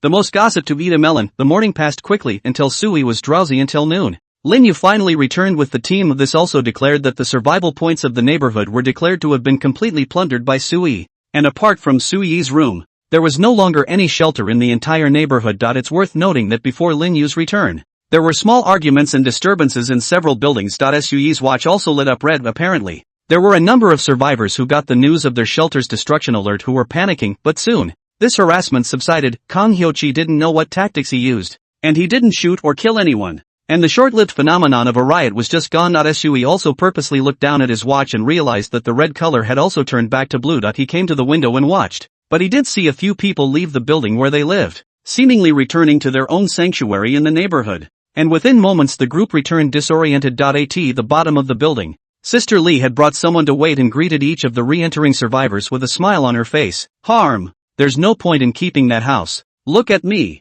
No shelter on the first day, and I'm still doing fine. If you have that stuff, you're not qualified to be in here. And those pawns can't whip you even if they want to protect you. Take my sister's advice. It's all no good anyway. It's useless to keep it where you can't even eat. Sister Lee is really good at this, and in a few words she makes light of the situation, making many survivors empathize. No one left. Although there were others who were despondent and remorseful, the shelters are gone and everyone has to rely on Sui's shelter, and there were quite a few people who felt that Sister Lee was right, that even if they still had a shelter, they were starving all day long, and they didn't even have the guts to go out and scavenge for supplies, so it would be better to throw themselves into the hands of a powerful force. At least here we have normal food, clean water, and guards to keep us safe. Sui didn't pay too much attention to this little fiasco as he refocused his attention back on his survival points count after Lin Yu's return. Sui's total points had come to 39,651. It was close to 40,000 survival points, leaving the survivors in the city's chat channel in shock as word spread fast. Grass. Big news. Someone has stolen the little white bear's top spot. Survival points are about to dry up to 40,000. Holy shit. Do we have thighs like that in this place? Who the hell is this? At Little White Bear Sanctuary. Is Big Brother here? Can I interview you about how you're feeling right now? Any thoughts on regaining the top spot? Dude, you've got a lot of guts. Nowadays, those who can get so many points are the toughest of the toughest. How dare you talk to the toughest of the toughest like that? Scared shitless. They don't know who I am or where I am anyway. I have nothing to hang my hat on. Close to 40,000 points. This dude isn't afraid of slaughtering an urban village, is he? It's too damn exaggerated. This must be a master who kills without blinking an eye. Say, who the hell is this first one? Whose shelter is still unnamed? Still sitting here unnamed. This is really ruthless. Big Brother. Smart. Without a name, no one knows who he is. It's even more stealthy. Sui also noticed the discussion on the chat channel, and it seemed that everyone was attracted to the dissident himself. The survivors all over the city were speculating on what exactly Sui had done to be able to harvest so many survival points in a short period of time. 40,000 points for doing something good. Sui muttered and opened the shelter's upgrade list to check the requirements for upgrading a level 2 shelter. Upgrade materials require 1,000 units, and 1,000 survival points. It also requires at least 3 talent units, and a C-rank talent must exist in one of them? The requirements seem high, but for now I'm one condition away. Sui pondered that he had enough points and enough talent units, and all that was missing was the upgrade materials. This stuff can only be spawned by dispatching quest missions at the moment, and you can only get about 100 of them a day, with luck going up to like 200 or 300. Currently, although Sui had accumulated a lot of upgrade materials, due to the fact that his shelter had already chosen the technology type, the only upgrade materials available to him were electronic components. There are currently more than 300 of them accumulated, and there is still a shortfall of 700. At this rate, I figure it's going to be a week's wait, and with any luck it might take 3 days. Sui was calculating in his heart. This was still under the premise that he had already weighed the increased returns of exploration technology for an ordinary survivor to upgrade a level 2 shelter. Even if there were enough talent units, it would take at least 10 days of work. Since we can't upgrade at the moment for the time being, let's give the shelter a major makeover. See if you can purchase a new shelter room. Oh, shelter. My buildable rooms are full. Sui was shocked to realize that there were only 4 room sizes he could build. One for his master bedroom, one for his research room, one for the shed room, and one for the utility room where he placed the water purifier and other key facilities. These 4 rooms were already full, and there was no room in building a new shelter room for Sui. Since there's no way to build the room, I can always upgrade and remodel the room. Sui opened the room detail interface of the shelter. The shed room and the research room were both level 1 rooms. Subject to the level of the level 1 shelter could not be upgraded yet, but Soi's master bedroom and utility room, both of which have room for remodeling. First is the utility room, which is not a special shelter room specification, but is just specialized for storing larger shelter essential supplies and props, for example, the operating cores of waste disposal centers, water purifiers, and so on. Due to the limited space on the entire 6th floor, Sui was not comfortable placing these critical things on the rest of the floors in the non-sanctuary area, and could only temporarily shelve them in the miscellaneous room. Let's upgrade the defense of the utility room, Sui pondered, and with a big hand, he directly procured 2 room remodeling upgrades. Wall hardening, consume 500 survival points to remodel a certain room area in the shelter with overall hardening, enhancing its resistance to breakage, burning, and freezing. Whole house intelligent defense system, consume 1,000 survival points to build a whole house intelligence system for a certain room area in the shelter, including biometric door locks, weapon defense modules, and an autonomous alarm system, etc. It can greatly increase the safety factor of the room, the utility room, and it doesn't need to be much better. Having these 2 is enough. I live in the master bedroom myself, and that's the kicker in the remodel. Sui adjusted his room information and began seriously remodeling his master bedroom. This is the place where you will stay for a long time. Whether it is the safety factor, intelligent intensity, that must be the highest. Now Sui has enough points. He is not petty at all. For the sake of his own safety, directly towards the idea of building the strongest safe house, Crazy smash down the points to start a major remodeling intelligent laser whole house lockdown alert network. Consume 2,000 survival points to build a whole house laser alert network for a room in the shelter, which can intelligently recognize friend and foe creatures, and can be ordered to enter the alert state according to the owner of the house in any form. Once activated, the whole house, except for the area where the owner is, enters into the state of the laser grid, which is so powerful that it can instantly vaporize alloy with a thickness of 20 centimeters. Steel. The laser grid is so powerful that it can instantly vaporize alloys up to 20 centimeters thick. The laser network may destroy items in the house, but not the basic structure of the room. It's a superb undercard mass murderer. It's expensive, but worth buying. Sui was happy. Who dares to come in? Directly invite him to eat lasers. Super defense shell. Consume 2,000 survival points to create a shell of super strong alloy for the entire room, which can resist any non-nuclear weapon attack, and also maintains the structural integrity of the room in the event of a major earthquake or explosion level segment. Even if the main structure where the room is located collapses, the room will remain intact. Omnidirectional energy ecological guard system, consuming 3,000 survival points. A fully intelligent energy passport is formed at the periphery of the room that is invisible to the naked eye, effectively resisting and detoxifying the threats of toxic gases, radiation, biological viruses and other threats in the room, and automatically regulating the body of the occupants of the room around the clock to continuously improve the occupant's health by adjusting the frequency of air molecules to ensure longevity and a happy mood. Intelligent life support system, consume 2,000 survival points to install an intelligent life support system throughout the house,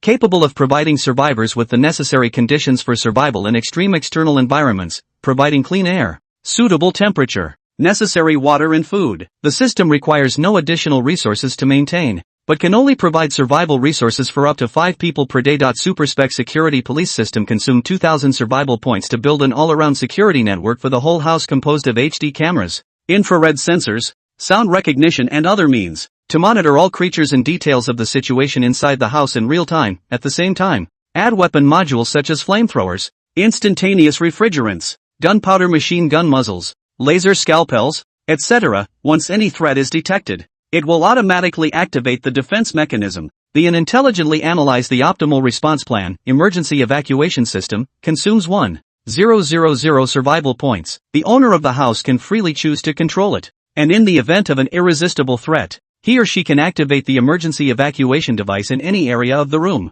catapult into the sky in a special biopod, and move away from the house at a very high speed, landing smoothly in a zone up to 100,000 meters away. Intelligent entertainment and psychological support system, consume 1,000 points of survival points to install a whole house intelligent entertainment system in the room, which can be selected to play in any corner of the room and facilities, automatically providing entertainment programs, virtual games, physiological pleasure, and any other forms of entertainment, and synchronously giving an assessment of mental health to maximize the physical and psychological well-being of the occupants. Ultramicromolecular robotics module, consume 5,000 000 survival points to assign 10 billion units of ultra-micromolecular robots to the entire house. All robots have self-repair and replication, unlimited units. In vivo surgical treatments and disease cures, healing. Tiny laser weapons module, means of attack. Light stealth module, stealth. Whole house radar scanning and inspection module, stealth prevention. And whole house radar inspection module, stealth.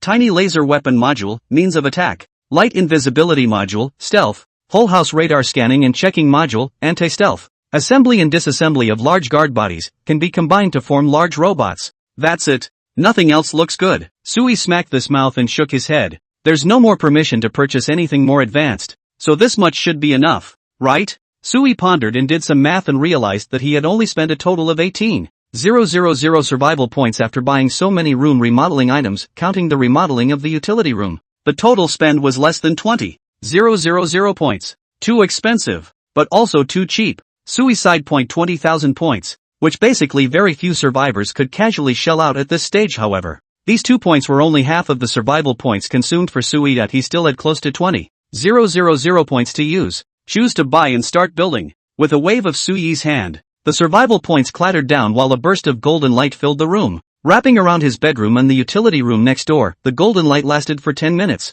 And when it dissipated, Sui's room was almost completely changed from the outside. The surrounding walls had changed from old concrete walls to special constructions made entirely of high-tech materials. Hard and smooth and constantly changing color, the wall could automatically adapt to Sui's current mood, state and eye fatigue. Making the most suitable light adjustments and color changes, the whole house is constructed in a much more scientific way. With all kinds of foldable technological modules everywhere. Even the tables and chairs are completely overhauled, directly linked to the floor, so that laser ports and gun ports can be directly displayed when necessary, and Sui found that he felt that the temperature inside the house began to become warm and comfortable. This was not the coldness brought about by the icy cold cool air, but the most suitable temperature for the human body to reside in, which was very different from the high temperature of the outside world. Even when Sui tried to open the door and window of the room, the temperature inside the room had changed nothing. There was no effect whatsoever. Under Sui's deep breath, he could even feel the sweetness and sobriety in the air. He even felt as if he was being transformed. His intestines were writhing. His body was gradually becoming familiar. His original sense of fatigue and sleepiness was swept away, and his eyes became bright and alert. This was the microscopic robot that was checking Sui's body, improving the hidden diseases of Sui's body, making Sui's ears clear and his eyes in peak condition. Comfortable. So good. Sui sighed and lay down on the bed, surprised to find that the beds had all been remodeled. The original not-so-big single bed was hard, but now lying on it was soft and hard. Even Sui saw the edge of the bed edge with humanoid-formed silicone arms reaching out to massage his legs, and there was a beautiful head made of silicone that lifted and appeared from the center of the bed, exactly like the real person. She was opening her rosy little mouth and approaching Sui's thighs. Hey, wait, not this one first. Sui was shocked. He hadn't even activated the entertainment module yet. This was too smart. Sui hurriedly got out of bed and went to the bathroom to check. The house is not very spacious, and the bathroom was originally narrow. But after smart adaptation and remodeling, the bathroom does look like it's a bit bigger. The entire bathroom environment was also much cleaner and hygienic.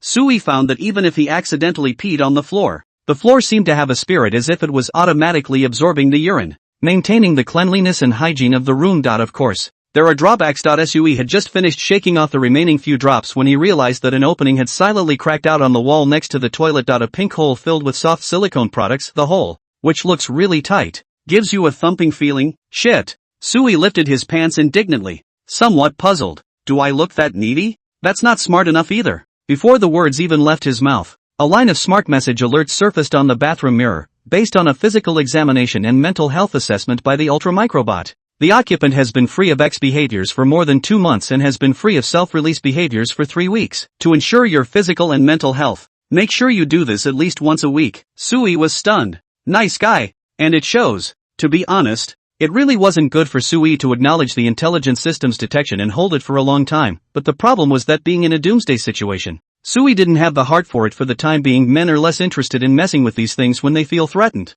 unless they are already in a state of high pressure to the extreme and have to release the pressure. Sui was in crisis, but not to the point of high pressure. He checked the house's security and alarm systems further before resuming his seat on the couch. So far, this house of ours would be considered the core area of the highest security shelter in town, right? Sui muttered, realizing that many of the prerequisites for these items he had purchased were that they had to have at least a level 1 shelter, And some even had to be scientific research type shelters looking at the survivors all over the city. Even if Little White Bear had thousands of points, he couldn't buy any of these home remodeling projects. It can be seen that the level of the shelter is crucial. Otherwise empty points won't be spent. I should be quite secure at this stage now that I have such a house. Even if I encounter a killer like Chen Qiren who doesn't follow the rules, as long as I'm inside the house, I'm absolutely safe. Sui was calculating in his heart. There are still less than 20,000 survival points. How should I spend them? Trying to spend all the points to ensure that all of them were invested in his own safety and strength enhancement was what Sui had always pursued. He didn't want to be one of those unlucky people who kept saving up his points,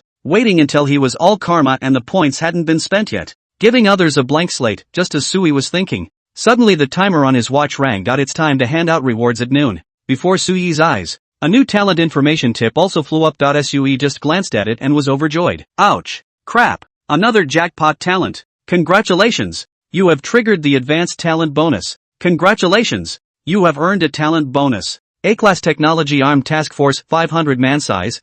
Class a Technological Armed Task Force, a task force of 500 men with 3 subunits, a command level, a combat unit, and a support unit. Team staffing, command staff, brigade commander, deputy brigade commander, chief of staff, staff officer, combat staff, combat squad leader, deputy squad leader, combat crews, assault teams, fire teams, support staff, communications department, medical soldiers, logistics soldiers, types of military personnel covered, infantry, snipers, demolition specialists, communications, medical, engineers, logisticians, cooks, brigade fire equipment, light weapons, rifles, submachine guns, pistols, etc. heavy weapons, handheld machine guns, man-portable mortars, etc. specialized equipment, sniper rifles, anti-tank missiles, flamethrowers, drones, etc. defensive equipment, flak jackets, helmets, goggles, night fighting systems, and some fortification materials for building temporary fortifications. Assessment of the brigade's overall combat capability. This is a multifunctional,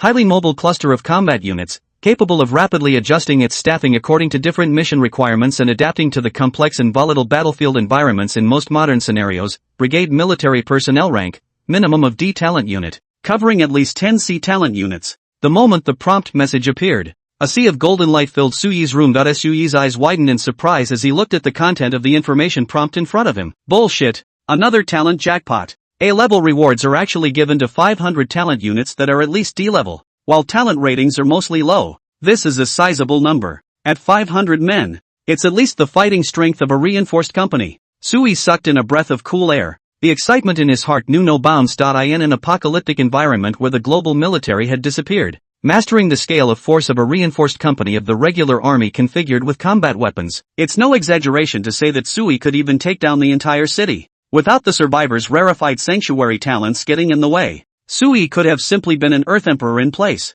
Just before Sui could be happy for long, suddenly a new alert message appeared in front of his eyes. Warning. The current environment is insufficient to summon all the talents. Please quickly designate a new summoning area. If a new area is not developed within 3 minutes, the current talent reward is considered forfeited. It's all null and void. Don't fuck with me. Sui was shocked, and hurriedly scurried out the door and flew to the open space at the back door of the building. It was empty, with a large, withered and broken lawn. Summon here. Confirm location. With Sui's confirmation, golden light surged from the bedroom and smashed into Sui's periphery from top to bottom. Immediately after that, 500 clusters of golden light of humanity surfaced, and after the golden light dispersed, 500 heavily armed soldiers stood in front of Sui. Hello, Chief. The soldiers looked at Sui in unison, shouting in grandiose unison and respectfully saluting with their guns. Have you seen the National Day Parade? Just that atmosphere. Just that scene. All of them were in clean special operations camouflage uniforms. All of them were holding their firearms.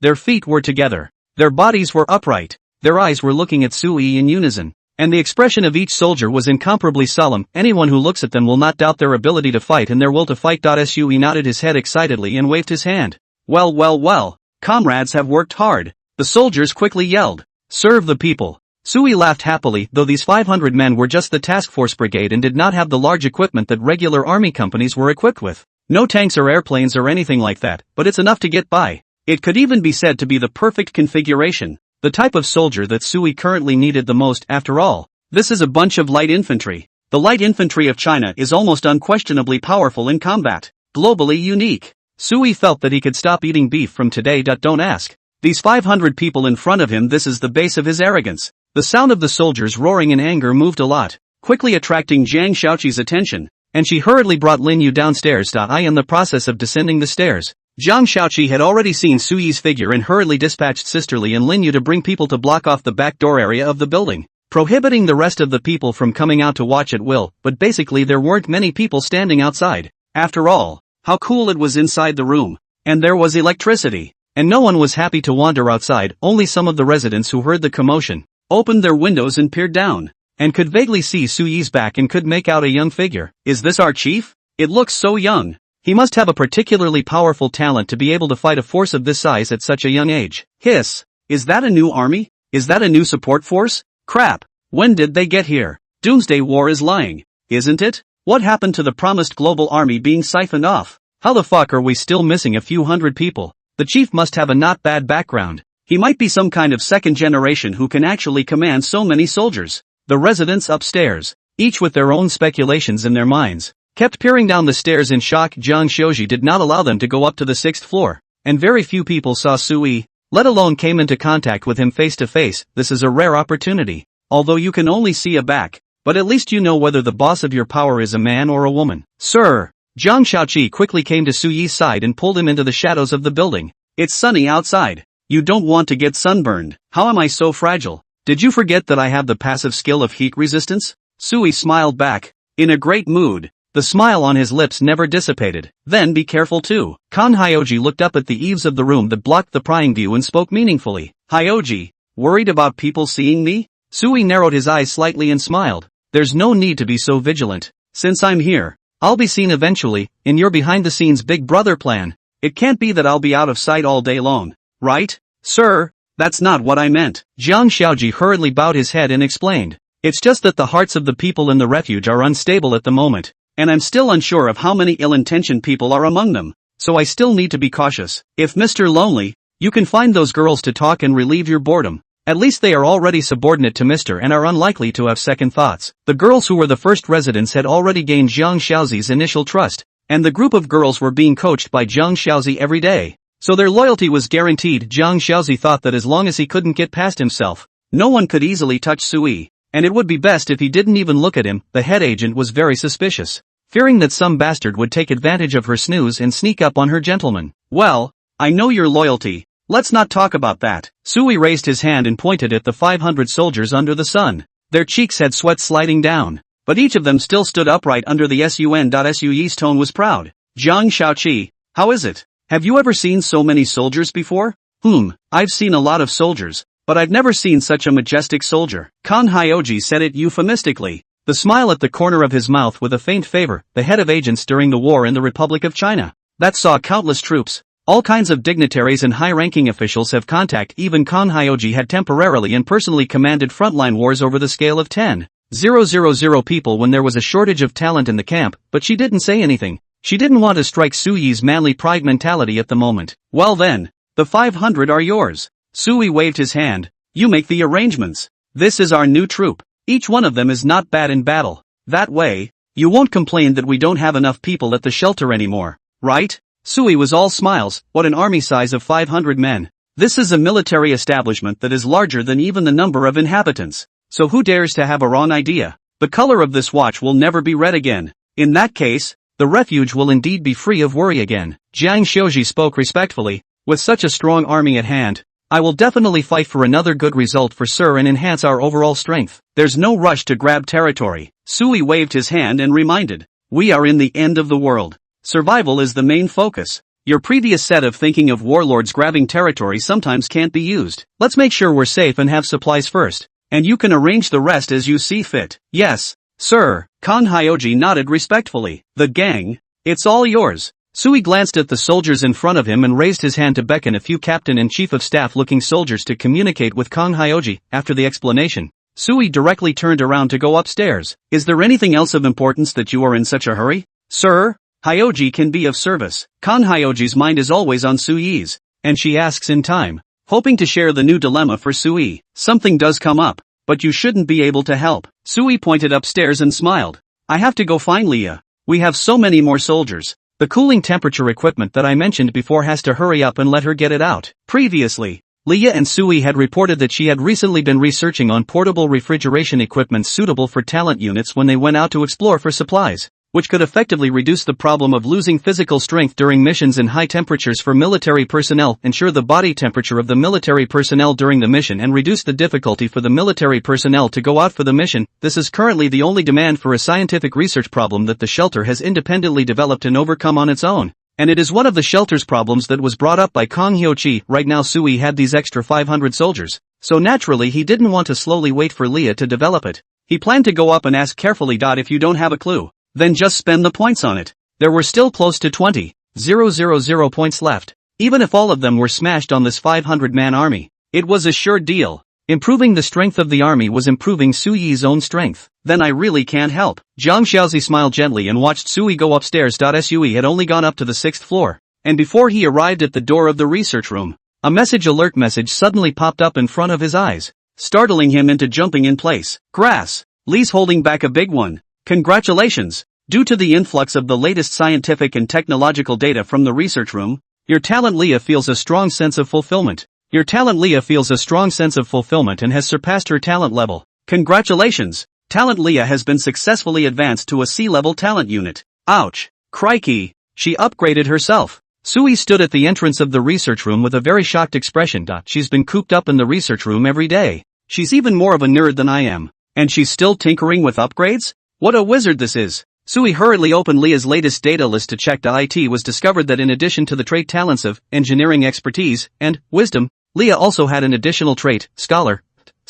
She has a strong self-motivation and ability to learn, and has a strong comprehension of any new knowledge in science and engineering. She can improve her equilibrium through continuous learning. Hiss. Growth trait. Sui's eyes widened in surprise. If Leah was allowed to continue studying uninterruptedly, wouldn't she be able to continuously ascend and keep turning into a more advanced talent unit? This couldn't have been caused by those tech programs I bought, could it? Sui pondered that every time he purchased a new tech item through survival points, the corresponding theoretical knowledge of technology would automatically populate into the research room in the form of data and books. Leah spends her days soaking up the research room just as she continues to absorb this growing amount of new knowledge with the message prompts. She was satisfied with Sui's purchase of the tech program, and the more she learned, the more excited and motivated she became. This isn't the innate bull and horse sacred body this is the innate scholar It's the pioneer of the human frontier. Sui sighed while pushing the door into the research room. Sui seldom came to the research room because he wasn't too interested in this kind of stuff. Just like the scum of the earth,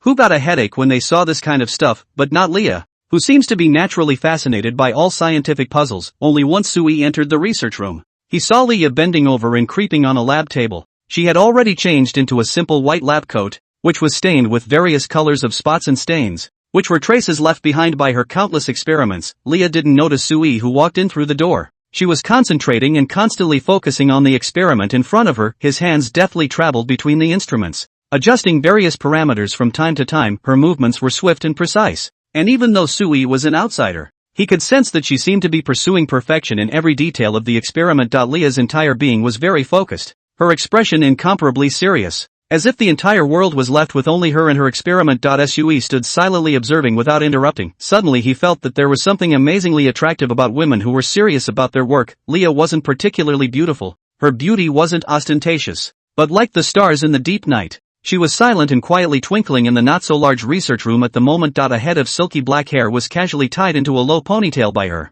a few strands of hair gently falling down around her ears and fluttering in the wind, mischievously covering her eyes from view. Leah raised her hand to ruffle away her hair, suddenly noticing the man off to the side out of the corner of her eye. Hey, who is it? It's the boss. Leah came to her senses and hurriedly turned around, looking at Sui with a smile. Boss, what brings you here? Her smile was refreshing, but carried a very obvious weariness. Just arrived. Didn't bother seeing you were busy. Sui nodded. Did you not rest well? I feel like you're tired. Hey, it's okay. I just haven't slept in 2 nights. Leah smiled and waved her hand. Recently there are so many new data and experimental projects in this house. It seems to have something to do with the structure of the house, as well as intelligent information technology and micro-robot technology models. I have a feeling that I could bring a lot of benefits to my boss if I could eat my way through it. So did you eat through it? Sui inquired. Leah breathed a sigh of relief and shook her head in dismay. No, I can't read it. It seems to be missing a lot of front-loaded technological modules. I don't have the means to replicate it for the time being. It's okay, There's no rush. Sui was calm. He naturally knew the difference between innovative creation and direct purchase. As long as he had the points, he could just buy the finished product without mastering the technology. But it wasn't an easy task for Leah to master the technological core of the finished product. We can do this research technology thing anytime we want. Take our time. Sui opened the mall interface and bought some special potions in passing. All-purpose recovery potion, a box of 12. Consumes 500 survival points. After taking it, it automatically repairs the body's ills and fatigue, ensuring that the body is always in peak health. The potion cannot replace the role of food and cannot fill the stomach. This stuff is like a stimulant specializing in shelters, or the side effect-free kind with a healing effect. Take it. Sui bought 10 boxes in one breath and spent 5,000 points without batting an eyelid. He placed the suitable potion in front of Leah. Drink a little when you're tired. Your health is important. Don't wear yourself out. Leah now had the scholar trait. That was simply a huge boost in status for Sui. As long as there was enough time, Leah had not been able to become an A rank, or even S rank talent unit through uninterrupted learning. Boss. Leah received the potion box. A hint of touching flashed in her beautiful eyes. She lowered her head and suddenly spoke playfully. Boss, you're so nice to me. Are you trying to chase me? Sui froze. What kind of brainwave is that? Leah's beautiful eyes had a wise look flickering in them, but she deliberately sighed. AI. This will make Sister Xiao Ci unhappy. I don't want to be her love rival. She's very powerful. Sui covered his forehead. This is just the normal concern of a boss for his subordinates. This is an extra benefit. Don't think nonsense. Really? Leah couldn't help but stick over, her body close to Sui. Her beautiful eyes slightly narrowed. But if boss really wants to subterfuge, then I'm just a female researcher with no hands. There's definitely no way for me to resist. I can only suffer in silence with tears streaming down my face and let the boss abuse me. Leah lowered her head, a look of watering on her face as she seemed to enter the state. Grass. Sui couldn't help but burst out. What kind of weird fetish was this? Why does it sound like you're looking forward to being submarined by me?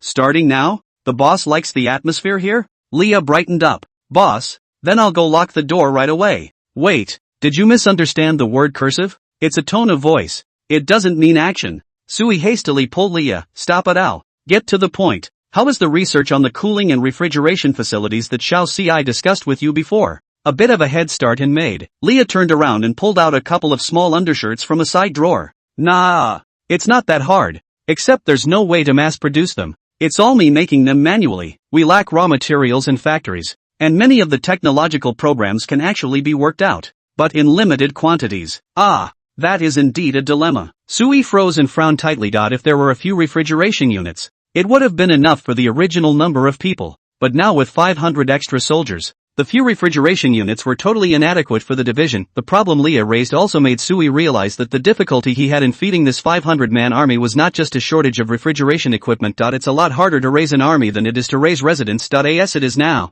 For example, the size of the weapons in a 500-man army is not small, but ammunition is limited. A 500-man army is not a handful of weapons with unlimited bullets, and once the ammunition for these weapons is depleted, the army's combat effectiveness will certainly be drastically reduced. Although the individual combat strength of Chinese soldiers was extremely strong, and sparring bayonets with cold weapons was awesome, Sui really didn't want to go this far to raise an army of this many people and end up having the big guys sparring with bayonets. What a poor fucking warlord this is. It seems that we have quite a few difficulties at the moment. Sui sighed deeply. Leah leaned over silently, her petite body pressed against Sui. Boss, can I help in any way? I'm but very smart. Lack of bullets. Lack of assembly lines. Lack of factories. You're quite right. You can't be expected to do all this alone. Sui felt a headache, but Leah pursed her lips and smiled wryly. Boss, I heard that our sanctuary has a lot more hard laborers lately? Hard laborers? Ouch. You mean new residents? Right. There are indeed a few hundred more, so why not let them,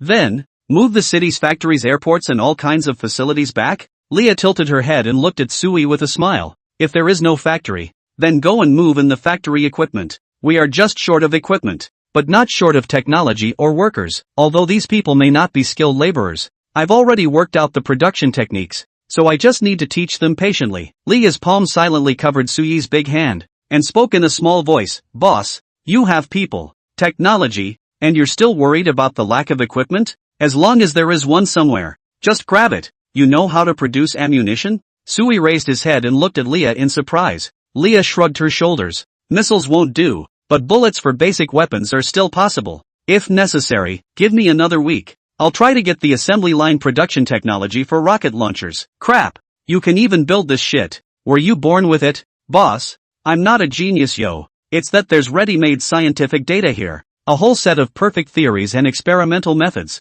I just need to try and replicate them. Leah didn't take credit. She was referring to the fact that after Sui obtained these equipment and technology items, the corresponding technical information would automatically appear in the research room. However, Sui also knew that although Leah spoke easily, but looking at the entire sanctuary, she was the only one who could read and understand the technical information. It was easy for her to say this, but without a great deal of accumulated scientific and technological knowledge. Even if the design drawings of the Dongfeng missiles were placed in front of her, ordinary people would not be able to read them. Empty throne of treasure, but not available. Good. You're right. Sui nodded his head as he squinted his eyes slightly, having a feeling that his thoughts were clearing up. Leah was right. He held an army of 500 men, currently in its most elite fighting condition, with very good ammunition. With that in mind, what else is he not getting? Whatever was available in the city, he could get it. I'm still limited in my thinking to peaceful times. I should learn from you. Sui's attitude is very sincere. We did not think is not thought.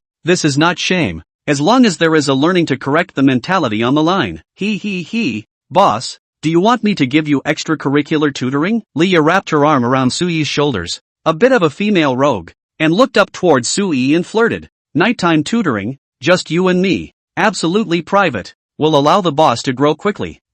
I wouldn't mind. Why don't you go and report back to Hyoji? Ask her to make room for you at night. Ah, damn, my experimental project. I almost forgot. Boss is so bad. I won't play with you anymore. Leah shrieked and turned around, pouncing back to the test bench, unapologetically exposing her wonderful back to Sui. And there seemed to be a few moments of uniform temptation hidden in the twisting posture if nothing else. This guy, he's a bit of a crazy batch too. Sui shook his head and turned around to leave the research room. He had to hurry up to execute the new plan he just thought of. Sweep the city. What's missing? Go rob. After Sui left the research room, he was about to go find Jiang Xiaozi, but he found her standing right in front of his room. Hey, Hyoji. Sui's eyes lit up, and before he could say anything, Jiang Xiaozi smiled as he opened the door to the room and walked in. Hyoji, you were waiting for me? Sui followed closely behind, somewhat surprised. He felt that Jiang Xiaozi was waiting for him to come out on purpose. Yes, sir. How are the army arrangements coming along?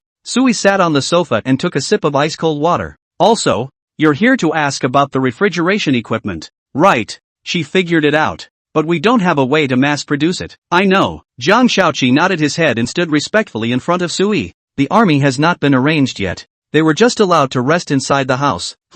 Why don't you arrange it? I think that the gentleman may have new plans after he meets Leah. Jiang Xiaozi paused and spoke with a meaningful meaning. Mr. holds Leah in high regard, and Leah's nature doesn't like to be bound by rules, so perhaps he can give Mr. some new enlightenment. I feel that as long as Leah raises difficult issues, Sir will definitely find a way to solve them for her, like, for example, the lack of production lines in factories, and the logistical production of weaponry. Kan Hyoji bowed her head as she voiced the same problems that Leah's shelter was currently facing. Hyoji, have you discussed this with Leah before? Sui raised an eyebrow. You all have the same rhetoric then. I have not interacted too much with Ms. Li and have not said this. Jiang Xiaoqi smiled gently. Sir, the moment these armies appeared, they already foreshadowed our current most urgent problem, and the biggest difficulty in raising an army is naturally the logistical problem. Well, Leah suggested I go out and grab it. Sui lay on the sofa and spoke faintly. What do you think? What should I do? My advice is the same. Kan Hyoji paused and said softly.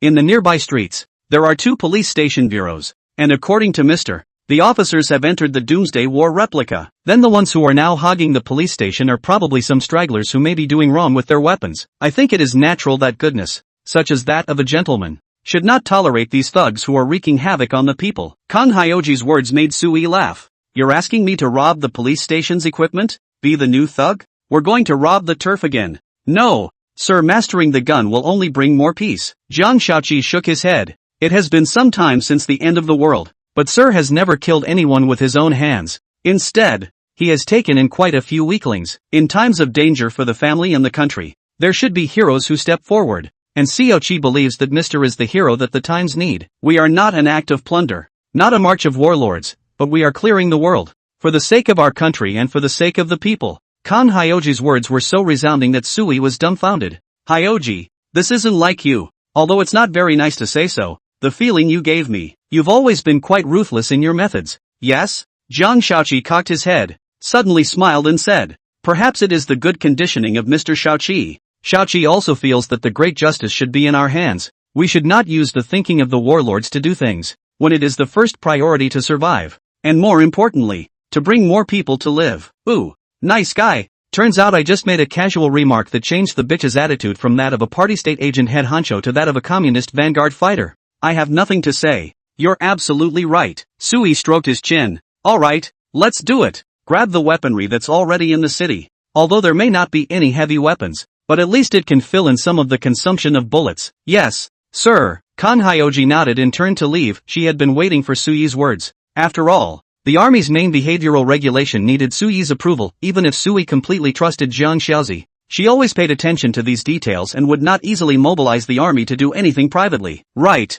sir. Jiang Xiaoji stood in the doorway and suddenly turned to inquire. Let Lin Yu lead the team, right? I can stay at home with you. Hyoji, are you afraid to lead the army into battle? Sui suddenly laughed, and Jiang Xiaoqi shook his head. I just think that Lin Yu stepping in will better take care of Mr's reputation. If Kang Hyo-chi had been left to his own devices, this army might have actually become a murderous warlord's brigade, but if it was led by Lin Yu, they were more likely to become the almost myth-like miracle powerhouse that the populace had mistaken them for.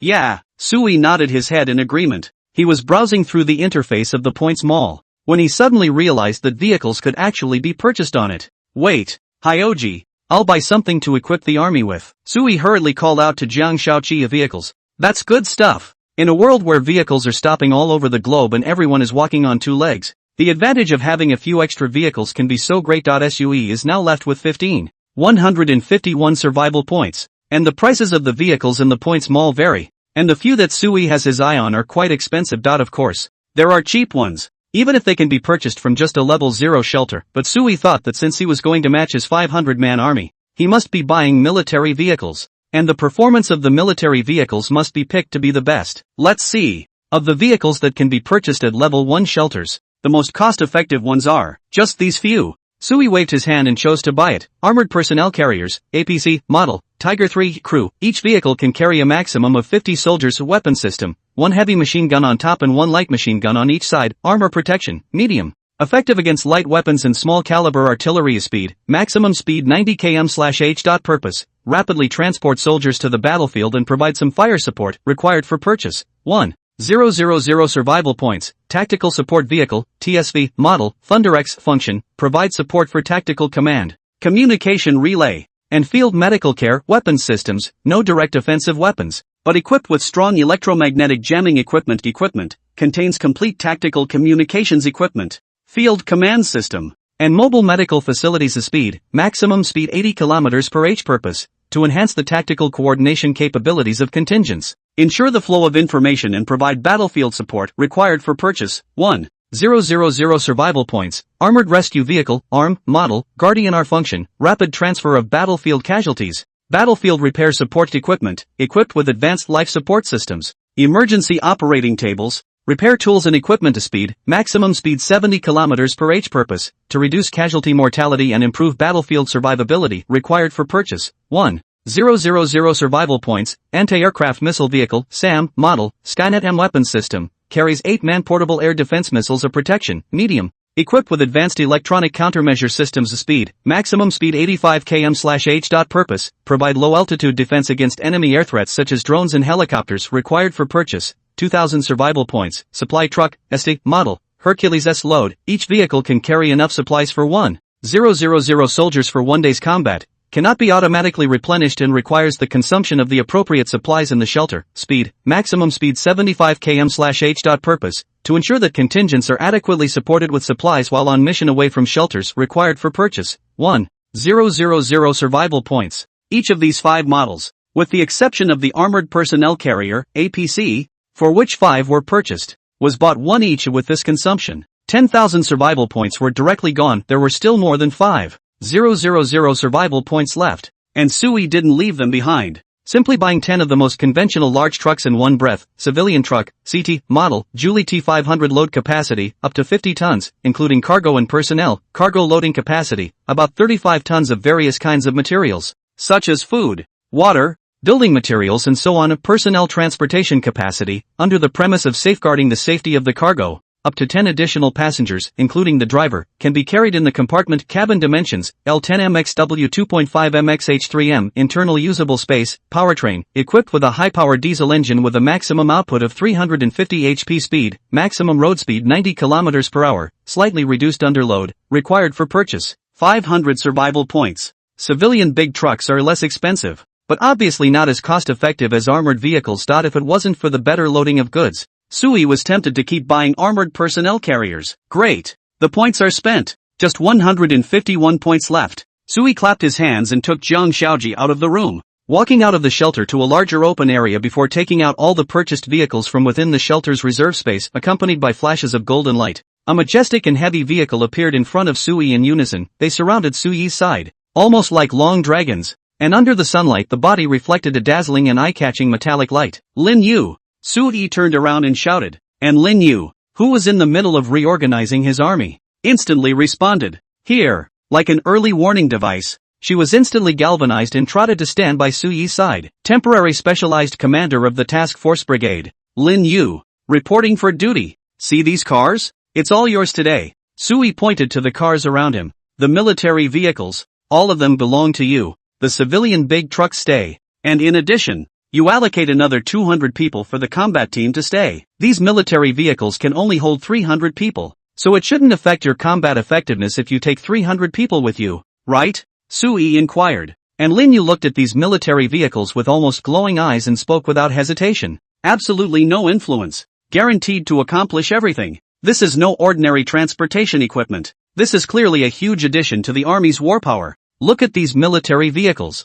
especially on the armored transports. The blackened barrels of the guns are the greatest sense of security for the soldiers. Lin Yu had already imagined himself arranging for a couple of machine gunners to sit up and drive what enemy dares to come near. A barrage of machine gun fire will shatter them all. Even a long-range attack with ordinary bullets simply couldn't penetrate the armor of an armored car. And there were sniper ports inside the car, so the sniper could instantly fire back remotely. These are the kind of contraptions that can literally raise the combat effectiveness of a task force by several notches. The most crucial thing was Sui's next sentence. As of now, the only ones in the whole city who have these equipment are us, and this is equipment that can only be bought at a level 1 shelter. Of course, we can't rule out some of the military armament left behind by the National Army, but it shouldn't be any better than our military vehicles. And the key is that the other side may not use it yet. You're all soldiers. You should be better at driving these military vehicles than the enemy. Lin Yu nodded her head vigorously. She was already so excited that she didn't know how to speak. All right, let's get going then. Sui waved his hand. For these 200 people left behind, Xiao Ci, you see to the arrangements. Allocate some people to drive military big trucks and let the residents come out to work. Yes. Jiang Xiaoji bowed his head and led the way. It must be a bountiful day. She comprehended Sui's order. Sui was borrowing the big truck's transportation ability to move back all the available supplies around. What factory equipment? What shopping centers? What Chinese and Western pharmacies? What municipal hospitals? Whatever the shelter lacks, bring it all back. If someone gets in the way, excuse me, but I also have combat squads in my civilian Dhaka, fully equipped. The force is superb. I declare Operation Sweep officially begun. At Sui's command, all the soldiers began to board the vehicles one after another, and one by one, they drove out of the neighborhood, and Kang Hyochi also arranged the remaining group of military personnel while calling out to Sister Lee to start turning around and heading to the 3 nearby neighborhood buildings, to get the residents who had already rested for the day to start the material handling task. Sui returned to his room, stood at the window and looked down. Watching a large truck slowly drive out of the neighborhood under the escort of military personnel, his heart was filled with a strong sense of satisfaction. Soon, my shelter will welcome more supplies than I can spend. Kang Hyochi's arrangement was very proper. She didn't arrange the entire 200-member army group to go out and purchase supplies. A special operations team of 50 soldiers protects hundreds of residents out in the field. At the same time, the remaining military personnel split into a 10-member squad and traveled to the offline trading exchange location to hand over to Chinkirin to ensure the protection of the trading market turf during the daytime and to expand the revenue from the stall fees. Another 40 people split into 2 squads and began executing activities in the neighborhood of new supply locations, trading locations, and survivor rescues. Improvement of the information gathering capacity of shelters, increase in influence, increase in population, etc. The rest of the 100-man squad, all of them, stayed in the small area. This was a way to stay close to the sanctuary and Sui's security concerns. but also to use the time at home to keep revamping and repairing the defenses of the entire neighborhood. Yes, Kang Hyo-chi is going to start working on the entire scope of the neighborhood. In the past, there was a lack of manpower, but now that there were professional soldiers, Kang Hyo-chi naturally had to create all the various types of military war facilities that he had previously envisioned in his security plan. What traps, bunkers, hidden posts, trenches, but anything military grade, hang it all up. And what with underground shelters, stockpiles of anti-nuclear materials and underground spaces, more distant and more precise means of military warning, not a single one. I'd rather have nothing. Kang Hyo-chi's purpose was simple. She was trying to make the bedroom where Sui always lived as the centerpiece. It keeps spreading outwards and keeps improving the safety factor. Sui's bedroom is the first level of the highest security factor, followed by the building and fence where Sui is located, and then several buildings near Sui's building as sniper and ambush points, and then gradually radiating to the entire neighborhood, layer after layer. Even in the sky above his head, Kang Hyo-ji had rudimentary means of air-to-air defense being arranged. She wanted to make sure that the means to build a deathless protection,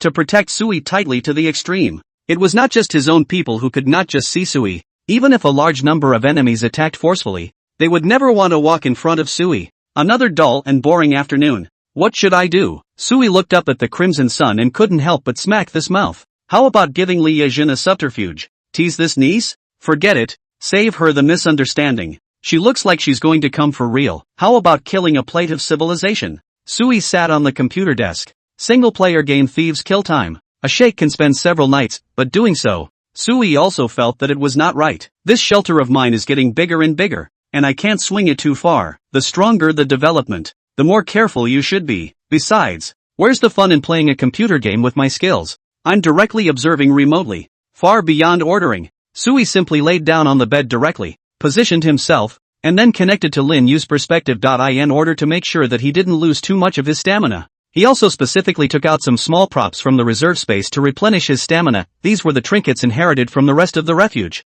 Not very valuable, but better than that, they could replenish the consumption of Sui's skill use. Connecting view. Target, Lin Yu. Sui's eyes fell into a burst of darkness. When his sight regained, Sui had already entered within Lin Yu's perspective. At this moment Lin Yu was sitting in an armored personnel carrier. She was surrounded by heavily armed military people. They were sitting solemnly with their guns, not communicating with each other. Very solemn, very self-conscious about carrying out combat missions, and Lin Yu was looking down and flipping through the map of the city, while she had an electronic information map in her hand, which was constantly being repaired and adjusted with the latest map information in a very comprehensive manner. Sui could see that the electronic map seemed to be something from the command vehicle. These military vehicles are a very good buy and are very well stocked with all types of military props. Chief? Lin Yu suddenly reacted. Murmuring in a low voice, her acumen far exceeded that of the rest of the soldiers, and she could sense that Sui had connected her perspective. Well, I'll just take a look and you get busy. Sui's voice rang in Lin Yu's ears. The corners of Lin Yu's mouth gently rose. She did not say anything and continued to view the map information with full concentration. Approach the target location immediately. All forces on alert.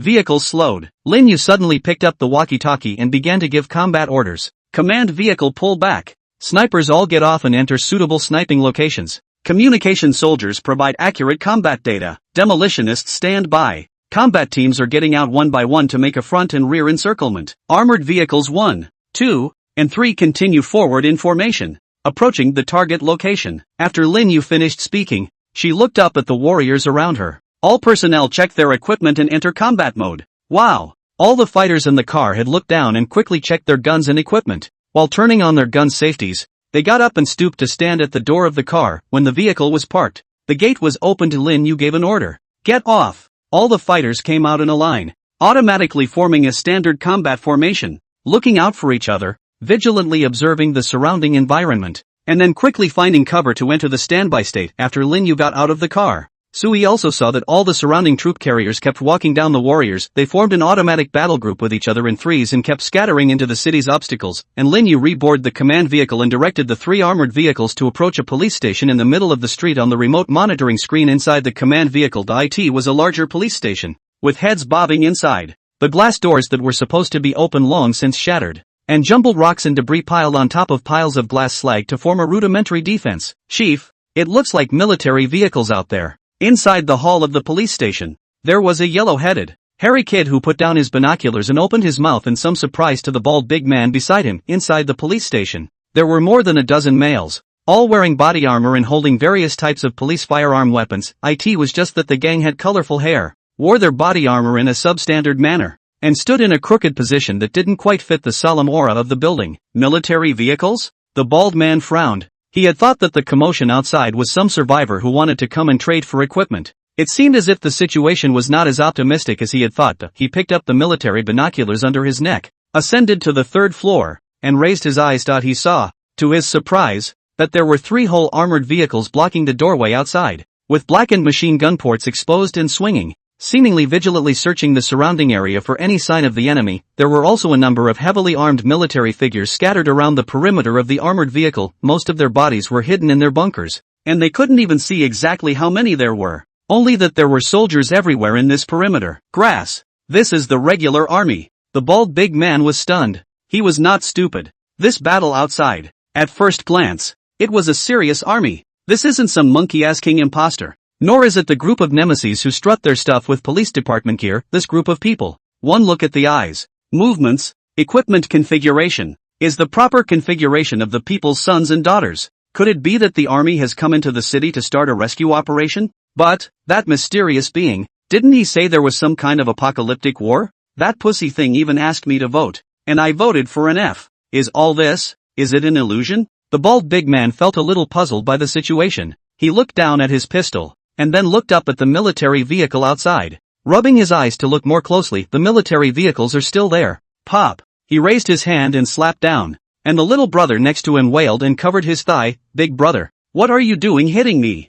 Are you in pain? Big brother, it hurts. I'm not dreaming? The bald man looked at the military vehicles outside and muttered, what the fuck kind of world is this? The promised army is gone. How come it's out again? Before waiting for the bald man to figure out this matter, suddenly outside the military vehicle came clear and loud, and full of neat and awe-inspiring horn notification sound. Listen up inside. We've surrounded the place. Everyone drop your weapons and walk out with your heads in the sand. Don't make unnecessary resistance. Stubborn resistance will only lead to brutal results. Second solemn warning, lay down your arms immediately and surrender unconditionally. We promise to show leniency to any officer who voluntarily surrenders and cooperates with the investigation. If you are bent on resisting to the end, we will have to take tough measures, and then you will have to bear all the consequences. The clear sound of the horn carried through the streets, audible to all the thugs in the police station next to the bald big man. The little brother covered his thigh in pain while asking in a trembling voice, Big brother, what should we do? Shall we fight them? Fuck, with what? The bald man looked at his little brother and couldn't wait to slap him. Are you fucking retarded? Fighting with a sub-brother? You think you're number one in the world? How many fucking lives do you have? Daring to die like that? Then big brother, what should we do? What to do? Surrender! The big bald man was very decisive and took a direct stance. Lay down your weapons and surrender on the spot to fight for leniency. Don't take any chances. I'd rather go to jail than take a bullet. Obviously, the bald big man misunderstood. He thought that it was a regular army out there, but he didn't realize that it was an army that Sui had recruited. The bald big man had ambitions, but he was also deeply aware of the terrifying combat power of his own army. Just like all the Chinese people. Resistance? Don't be ridiculous. It would be a fucking death sentence. Ha? Still a little confused, the little brother looked at the pistol in his hand and the body armor he was wearing, and then at the oversized military vehicle outside the window. He swallowed a mouthful of saliva, and his head jerked as he asked, Chief, didn't you say that you're a thief with a dangling talent, and you're not afraid of anyone? Why don't we just fuck the people outside? Grass. I'll fucking fuck you up first. The bald big man was furious and slapped down, slapping the little brother's head, his heart full of aggression. Come on. My big brother has no ambition. Yesterday's big brother was still ambitious and powerful, pointing his sword at the whole city, to punch the white bear and stomp on the new top one. But today, when he took a look, he lost all his fighting spirit and directly wilted. Pass on my word. All fucking pack up, go out and get ready to defect. The bald man took a deep breath. His eyes flashed with wisdom. This is a chaotic world. We have people with guns. This is not called surrender. This is to recognize the times. We are going to accept the edict. The bald big man's words spread out, and the entire police station was in chaos. Lin Yu, who was outside observing the movements of the police station, also noticed that there seemed to be a large number of people inside running from the upper and lower floors, but it was safe to assume that they were not in combat mode, because through the sniper's remote observation report, these people, although they were all equipped, did not enter the fighting position. and all of them gathered in the hall on the first floor. This kind of dense stand belonged to a few rounds of strafing by a couple of roof-mounted machine guns that could easily take away most of the men. Just as Lin Yu was about to take the next move, he saw a bald hulk with a few small pockmarked young men walking out of the police station and with their hands held high in the air. "Comrade, don't shoot. I surrender." "Bah, I'm not surrendering. I'm cooperating with the investigation. For the record, I'm not doing anything bad. Since the disaster, I've been protecting state property," the bald man yelled. He was smart and said beautiful things. Taking over a police station with a gun is a big deal, but if one emphasizes the apocalyptic crisis and takes the initiative to give an account of one's subjective intentions, there is a probability that some of the objective wrongdoing will be understood as long as the subjective thought is correct. "Commander, the other side surrendered," a staff officer spoke in a deep voice, and Lin Yu nodded. "Send a few people to make contact. See where the other side is coming from. Be vigilant. Don't fall for it. Remember, too, if the other party is really sincere in surrendering, don't do anything nasty to them for the time being. We must remember to treat prisoners favorably and carry forward the fine traditions of our army. We are all compatriots, and we do not have to kill each other in times of crisis. I'll go myself." The chief of staff stepped forward, jumped out of the command vehicle, and walked towards the big bald man with a couple of fighters. "Comrade."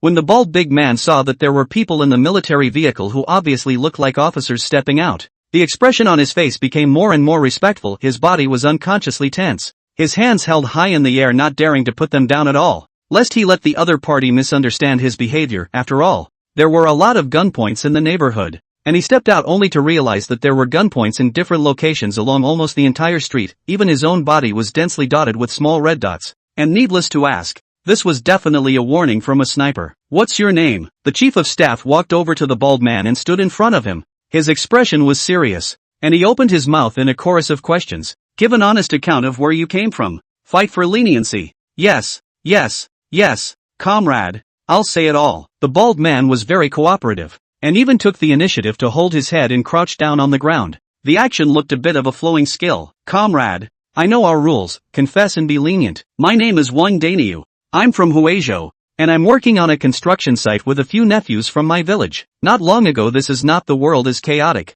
There is that what the hell voice said the world is coming to an end. And then the weather became ghost hot ghost hot. I'm a man who usually doesn't have any hobbies, just read some novels, and I pondered that the end is coming and the army rescue is gone. Hey, you should know about this. The voice said that the army was taken away. So, thinking of self-preservation, I rushed to the nearest police station with my nephews. Really, I just thought about keeping myself safe. There were no other bad thoughts. I swear. Wang Dania held up his hand, full of seriousness and impassioned. But after I came, I pondered. This isn't right. The end is near. The country is in danger, and everyone is responsible for it. There's still equipment in this police station that hasn't been taken away. What about the safety of the people in the whole city if the thugs get their hands on it? What about the safety of the survivors? I thought to myself, this won't do. I've got to protect state property from these weapons and equipment getting into the wrong hands, and I'm going to do everything I can to protect the survivors all over the city, and be able to stall long enough to wait for a rescue force to show up.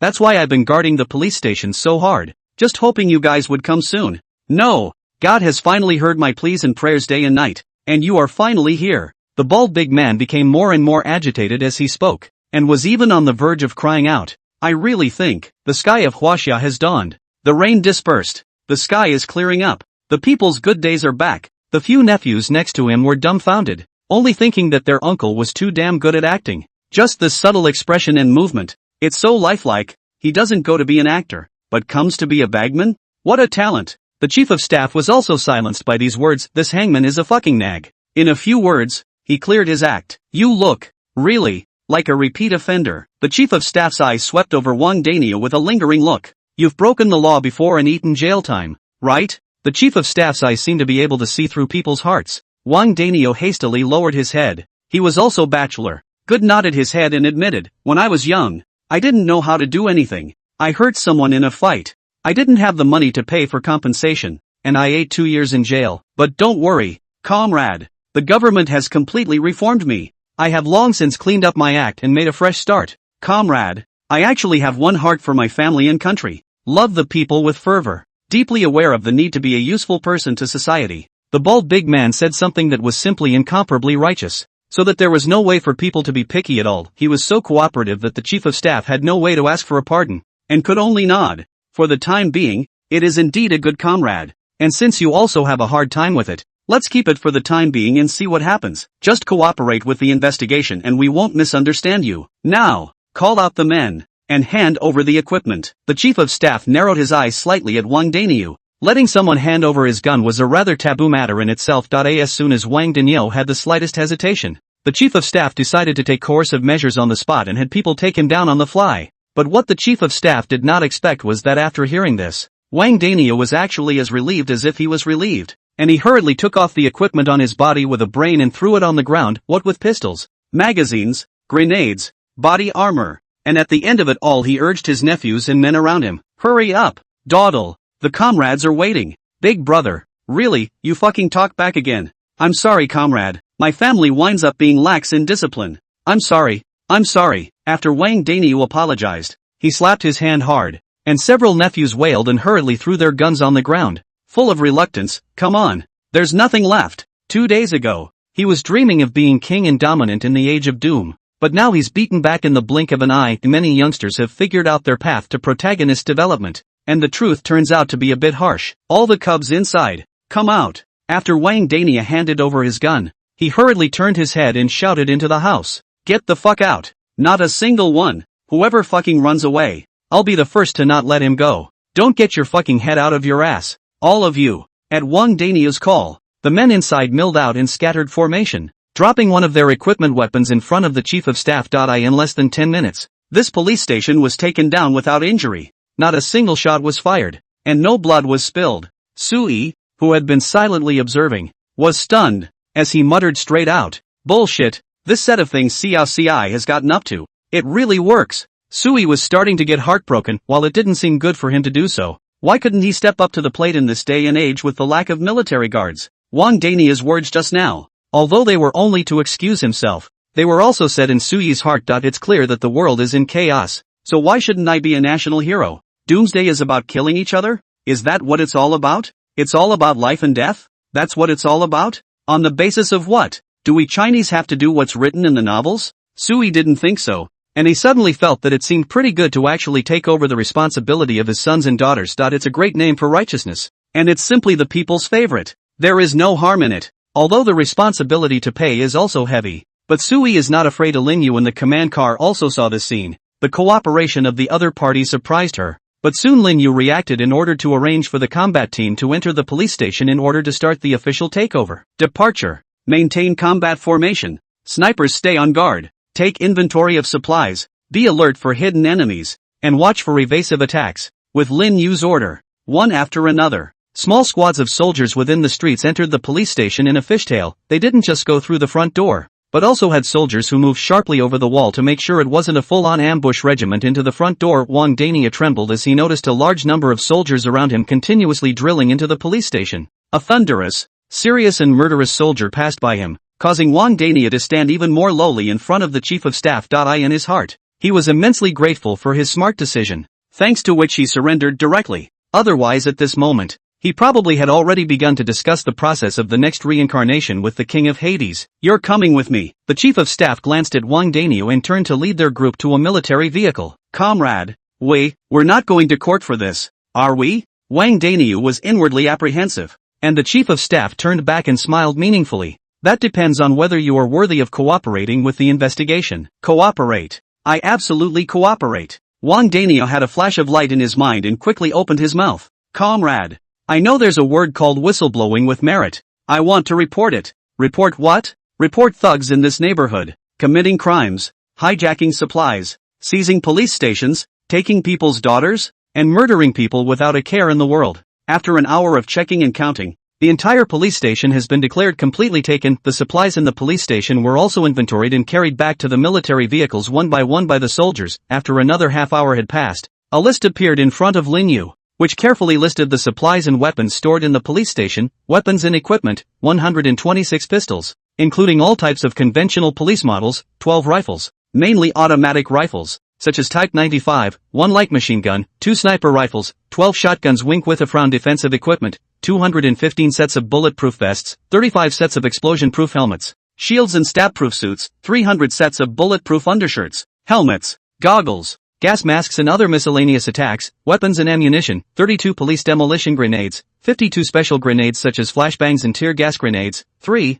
600 rounds of conventional pistol ammunition, 1. 200 rounds of rifle ammunition, and 600 rounds of machine gun ammunition, communication equipment, handheld radios, satellite phones, signal boosting equipment and other miscellaneous items are not counted, all of which are invalid and unusable, medical equipment, first aid kit, tourniquets, disinfectant, antibiotics, painkillers and other items and miscellaneous items totaling 335 items, food and water, compressed cookies, canned food, bottled water, and other miscellaneous items will provide a total of 40 people for 2 weeks of survival. Fuel and lighting equipment, gasoline, diesel fuel and other combustion can fill 30 cars, and the police station has 45 intact police cars of various types. Non-startable, lighting equipment includes generators, batteries, electrical equipment, etc. But only flashlights can be used normally. Miscellaneous, including tents, sleeping bags, portable stoves, ropes, tool kits, utility knives and other miscellaneous items totaling 526 items. The densely packed list of supplies was listed out, and Lin Yu felt very pleasantly surprised that this time the gains were very substantial. Many of these supplies, although they were carried by Wang Daniu and his men from other places, were now cheaper for Su Yi and Wang Dinyo and other captive personnel, totaling 85. More than 40 people were members of Wang Daniu's own construction team at the site. That is, his junior relatives and young people from the same village, while the remaining 40 people were local survivors who relied on Wang Daniu when the apocalypse broke out. What's more interesting is that all 85 of these men are young males, the oldest being no more than 45 years old, and most of them are in their 20s and 30s, all at the peak of their manhood. Lin Yu had asked the chief of staff to ask Wang Dinyo, and it was said that there weren't no women and old men who came to join him, only that they were all rejected by Wang Dinyo, because according to his novel-loving nephew's proposal, it's not cost-effective to bring these tired populations in the doomsday. So Wang Daniu only needs honest and obedient men, but any man who looks smart and witty, Wang Daniu doesn't want. Don't ask. To ask is to be afraid you won't be able to keep it down. While Lin Yu was taking stock of the material gains,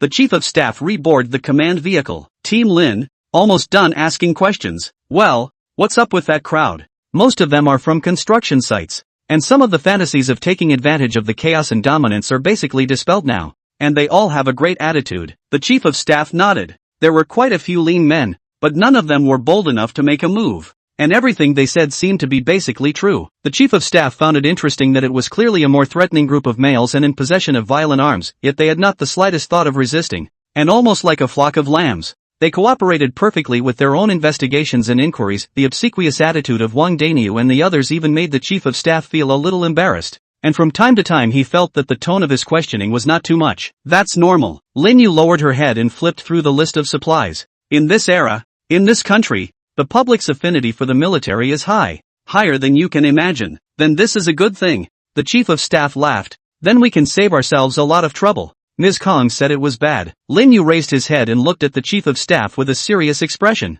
This means that we will have to carry the same things that the armies of this era used to carry. People's trust never comes for nothing. We just inherit who we are from them. Do you understand what I'm saying? Lin Yu said meaningfully. And Kang Hyoji had complained to her more than once that it would be nice if people here didn't trust the military so much. At least, when she did a lot of things up, she wouldn't have to worry too much about Su Yi's stance and views, and things would be much simpler. Yes, Team Lin. The chief of staff's expression turned serious, which he could understand. Team Lin, what about that group? Take them back first, give them all to Ms. Kong and let her handle it. Lin Yu did not hesitate. We only care about the front line. As long as someone surrenders, we ensure safety and then hand it all over to Ms. Zhang. She is our political commissar. We don't have to worry about that. Yes, Team Lin. The chief of staff nodded and lowered his voice again. The leader, who just reported something, named a few valuable gathering points around here. What do you mean? Lin Yu raised her head and frowned at the chief of staff. Do you think he's telling the truth? The odds are it's true, and considering our combat mission, I think it's a good idea to check it out. The chief of staff spread his hands and spoke sincerely. Whether it's sooner or later, we're going to have to clear this side of the area, and I think we can make early contact to see how it goes. At least we still have Wang Dinyo, who is familiar with the surrounding area. Aha! Lin Yu thought deeply before nodding in agreement. Send someone to inform Ms. Zhang to bring someone to carry the supplies, and leave a few people behind to keep watch. Bring Wang Dinyo here. I want to ask questions. Yes, Team Lin. The chief of staff quickly got out of the car and brought Wang Daniu. Wang Daniu bent down a little bit cautiously and walked into the command car, And the first thing he saw was the valiant Lin Yu. She is petite, but bright eyes, body temperament fresh and generous. Through the unique beauty of the female soldier's competence, let Wang Dani a first look cannot help but light up. Heartstraight call this is the military flower. Ah, this is Team Lin, our current supreme commander. The chief of staff introduced himself to Wang Daniu and whispered, if you have anything to say, you can say it to her, and if you perform well, she can ask for credit and a reduction of her offense in front of the chief. Commander? And the chief? The moment these words came out, Wang Daniu instantly had a jolt. He hadn't been wrong about the bet. Really, the army showed up. Even the chief came out. It's a good fucking bet. For this row, it's properly the rhythm of the city's military control. Doomsday? Completely disregarded. Just follow the army and they'll take care of everything. Even Wang Dania felt that the turning point of his life might be at this moment. In the chaotic times, he has built up his career in front of the army. And if this waits until the chaos is calmed down, won't he get a commendation for his size? Let's not say it works or not, but at least it's hitching a ride on the military line when the time of peace comes. This line of contacts, even if you just don't use it, it's awesome just to have it on your side. It can bring untold benefits to oneself. If luck is unlucky, I, Wang Dinyo, die in the chaos according to the custom of our national army. This would be a fucking martyr. If I'd been more active, I could have been a hero and a martyr. Grass. Genealogy on a single page. The county records have had me ever since. Thinking about this, Wang Danio's eyes involuntarily reddened. His expression excited beyond words. Wang Dinyo, what's wrong with you? Lin Yu frowned and inquired. Your emotions seem a bit agitated. Did you think of some difficulty? Just say the word and I'll consider doing it for you. Lin Yu tries to appease Wang Dinyo, who still needs to leverage Wang Dinyo's value to gain more benefits for Sui. Of course. In the process, Lin Yu didn't mind utilizing his military power to properly protect more weaklings. She was smart enough to know that Sui letting himself get military power was in itself a tacit approval of such behavior. Commander! Wang Dania took a deep breath and hurriedly opened his mouth. His expression was incredibly serious and his eyes were filled with a cynical and volatile righteousness. I want to report it. There are a lot of thug organizations around here, doing things that hurt the heavens and the earth. I had the intention to stop it before, but I was too small and weak to do so. I couldn't do anything about them.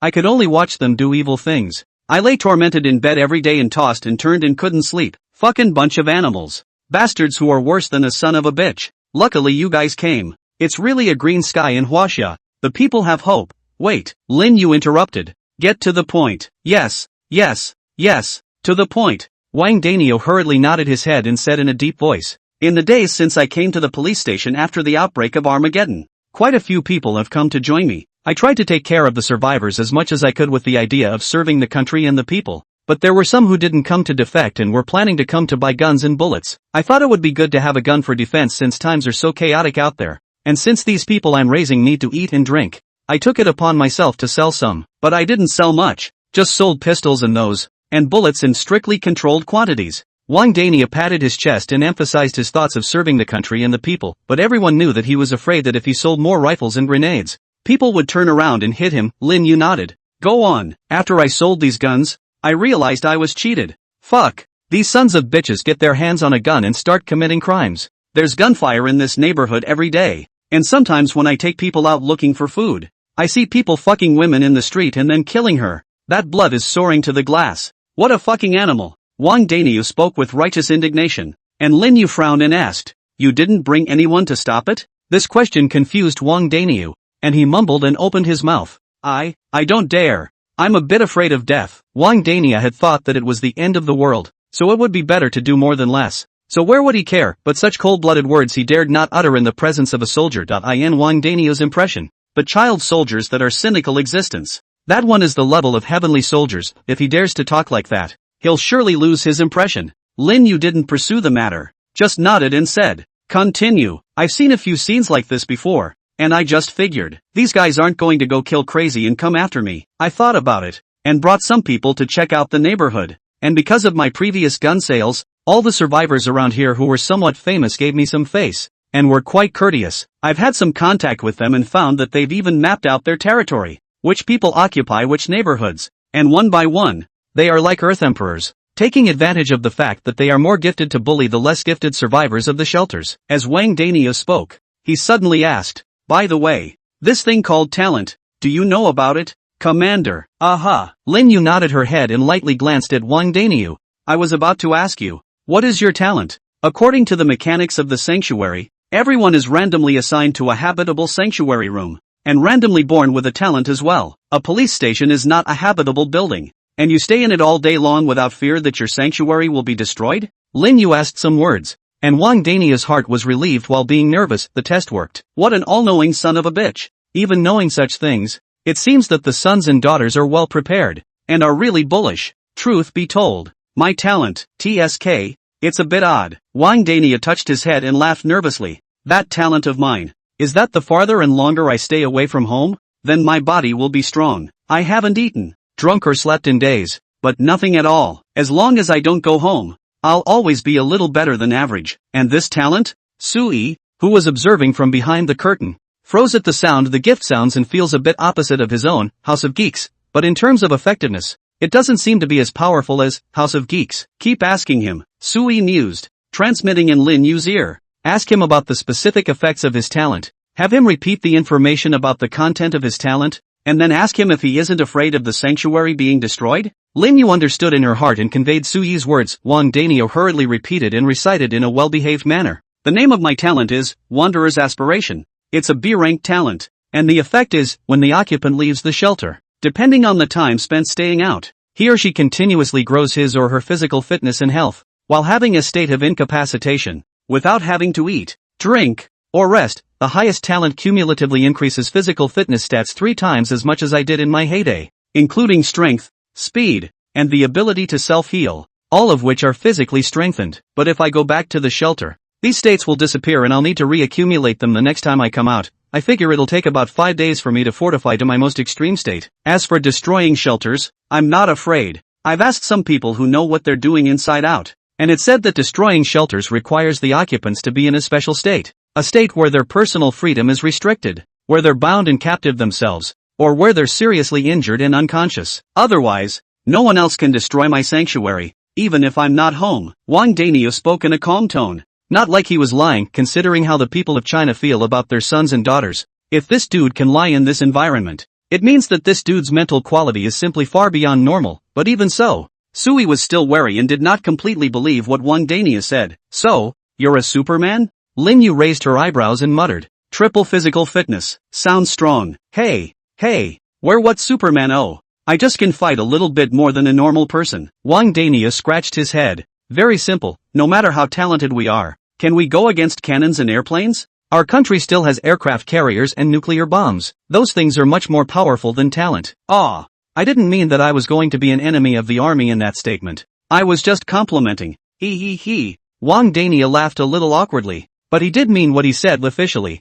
Huaxia is peace-loving, but the abundance of martial virtues is not a false statement. If one didn't have the strength to directly blow up the earth, then in front of the Chinese army, even the most bullish people could only obediently lie down resistance? Do you really think you're Superman? But even if Superman came, he'd still have to shatter. The premise of all this was based on the fact that Wang Danyu already thought that behind Lin Yu was the Chinese army, and even if his talent wasn't weak, he wouldn't dare to make a move. Lin Yu looked Wang Danyu up and down and was silent. Her eyes looked at Wang Danyu a little hairy, and he mumbled and spoke. Comrade, am I acting wrong somewhere? Speak up. Don't just look at me. I'm scared. No need to be afraid. Lin Yu shook her head and suddenly opened her mouth to ask, any interest in becoming a soldier? Oh, Team Lin is up in arms about talent. Sui smiled, not realizing that Lin Yu would be able to take the initiative to recruit powerful survivors for him one day.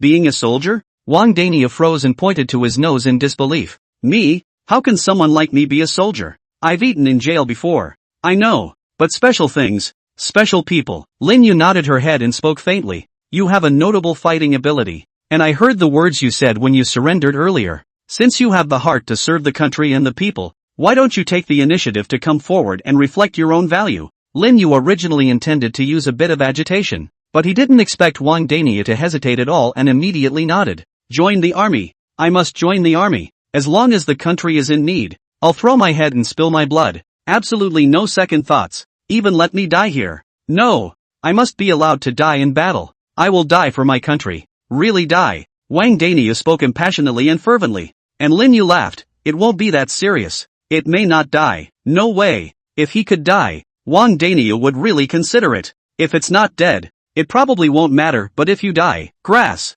make a killing. This assumes, Of course, that the sons and daughters must be able to set up Armageddon. Regarding this issue, Wang Daniu was unreservedly convinced that it was absolutely no problem. Therefore, he must be of great value to his family if he dies. Even if his whole family died out in the chaotic world, he could still make a name for himself in history. In the future, the children's textbooks will certainly have a colorful writing of his great achievements of Wang Daniu. Since you're willing, become a soldier first, starting with the basics. Lin Yu paused and looked at Wang Daniu meaningfully. You're the first soldier I've ever called up. I hope you won't let me down. Commander, I'll do my best. Wang Daniu immediately lifted his chest and loudly asked for orders. Commander, when do we set out? Set out to do what? Destroy the villains and defend the people. Wang Daniu pointed to the street not far away and shouted, I know where those people are hiding, and I know their force configuration. I am willing to take the lead. The most dangerous thing. I'll do it. My comrades, I protect. My people, I guard.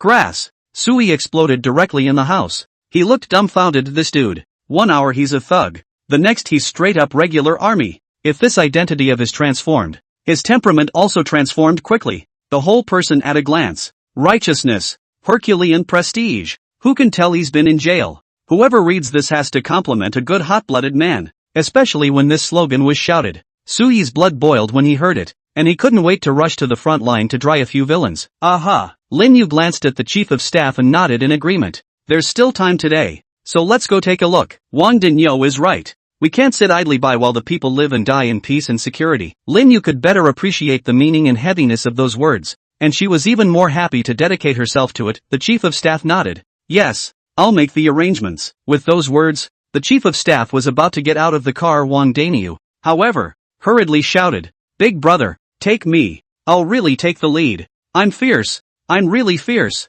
Lin Yu nodded. Take him with you. The chief wants to watch. Yes, the chief of staff didn't ask too many questions, just nodded in agreement. Wang Daniu, here, come with me, put on your uniforms, get your weapons, get your bullets. Yes, should not say. Wang Daniu put on the uniform and take the gun. Put there full of serious face standing. It is really like that. On the contrary, it was the few henchmen that Wang Daniu had brought with him earlier that were a bit less accustomed to seeing this scene. Why is my uncle in uniform? Has he joined the army? What are we going to do then? It's over. It's over. The chief said he'd defect, but in the end he didn't get imperialized and became a pawn himself. So what's the deal now? Big brother has become an officer and we're still thieves? Grass. Then we're still out of luck. Dozens of men murmured, with some inner trepidation, filled with apprehension about the future. But not long after, the chief of staff came over with Wang Daniu. The chief of staff looked at Wang Daniu. All these people are here. You just said that you know what good seedlings are in there. Pick them yourself. Remember, we'd rather have an army that's not full of people than full of people. And don't bring everything into it. Even if they are brought in, they will be tested. The chief of staff solemnly urged. And Wang Daniu hastily nodded his head and responded loudly. Yes, chief of staff. And then, he turned around and swept a glance at his former men, naming a few names. Wang Xiaoshan, Wang Era, Wang Qinfen. You few come out. From the name, it could be heard that Wang Daniu's picks were all from his own family's kin. Uncle, what are you doing? The nephews came out full of confusion, and the young people of the same village were puzzled and muttered, What the fuck? It's hard to believe that I'm going to let you guys go and get shot. Wang Daniu glared and said in a deep voice, I was recruited as a soldier by the commander to take part in the rescue and resistance against Armageddon. And you guys are usually obedient. And your talents are all related to the combat class. That's why I raised you guys. And you're joining the army with me. Join the army? Everyone looked at each other and saw the excitement in each other's eyes. Joining the military in times of peace may be just pure suffering, with little chance of raking in military honors, but to be a soldier in a chaotic world is to be the first to capture the flag and realize the family's class leap. What's more, we're starting from a good place. Other people fight for their lives as bandits, but we're straight up officers and soldiers. This great righteousness, this identity, it's totally different. What? Don't want to join the army? Think. The nephews nodded their heads. Young people from the countryside are more down to earth and capable of hard work. They are also simple at heart. And anyway, there is just one reason. My uncle will certainly not harm me. Take them through. I'll lead your group myself. But the army has rules. You can't all be on the same team. The chief of staff looked at Wang Daniu. It's a special time, and there aren't enough uniforms. So let's make do with bulletproof vests first. Yes. Wang Daniu saluted with a very serious body. The look was enviable to the rest of the men. Who wouldn't want to join the army? It would be awesome to be part of the rescue. If you meet a few female survivors, Wouldn't that be a straight-up decent and unbeatable hero rescue? And then throw themselves into their arms? You don't say. It's possible. Bing's masculinity and status charisma in the country is one of a kind and unrivaled, think about it. Other bandits still need to use coercive means to coerce the female survivors to agree, when the soldiers do not need to use these dirty tactics. Directly to the station there. Received a lot of fall waves can be food. Chief, what about us? What do we do? Big brother, I also want to be a soldier. Since he was a child, he has dreamed of joining the army, and has longed to build a career. When the country is in trouble, it is the duty of the people. I am willing to die for my country. Throw down my head and spill my blood. Don't leave me behind. Let me become comrades together and stand up for the protection of the people. The rest of the men were anxious to take a stand, fearing they would be left behind. Wang Daniel glared. What's all the noise? What big brother and second brother? I'm a soldier. Don't give me the black and white set. I don't eat this set anymore. What identity to say what words? I Wang Dania to afford this set of uniform on the body. All of you stay honest, listen to the government, and don't mess with me, Wang Dania whispered. Otherwise, without waiting for the government to arrest you, I'll be the first to not let you few brats go. Wang Dania's words caused the big guys to show their disappointment. Instead, the chief of staff swept a glance at the crowd and suddenly spoke out in a soothing voice. Listen to the arrangements and go back to the army gathering place to be investigated and settled first. We'll ask the chief for instructions,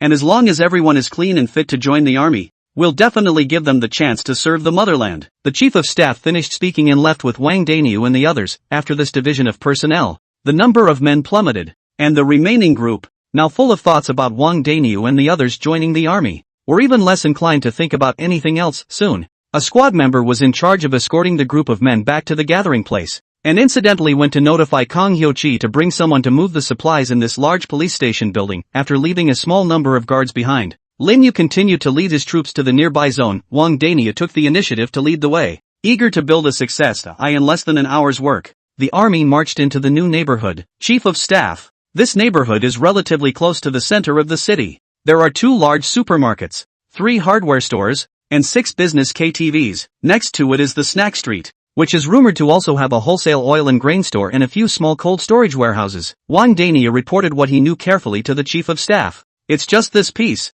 probably stood by 4 waves of people. There are guns in all 4 waves, and they don't know what their talents are, but they don't look like they should be too strong, or they would have annexed the rest of them long ago. On top of that, there are tons of survivors hiding out in all kinds of residential buildings. They don't usually come out, but they sneak out when no one's around to get something to eat or drink. I'm told that some days ago it was possible to find food, but lately the supplies have been divided up among these 4 groups, and it's not easy for the survivors who have fallen behind to find food. So, a lot of people just started getting desperate. Wang Dania suddenly sighed, looking a bit indignant. Desperate how? The chief of staff looked at him and asked. And his nephew, who was on the sidelines, raised his hand. Chief of staff, I know. I've interacted with a thug before when I was selling bullets, and he was bragging to me about it. And he said that the 4 of them usually beat each other up before, and they beat each other up pretty bad. But since a warlord came over from downtown, they've stopped fighting, carved up the area, and then used the remaining supplies to recruit more survivors. The rest of the survivors have to work for them or sell their families to them if they want to eat. Women too,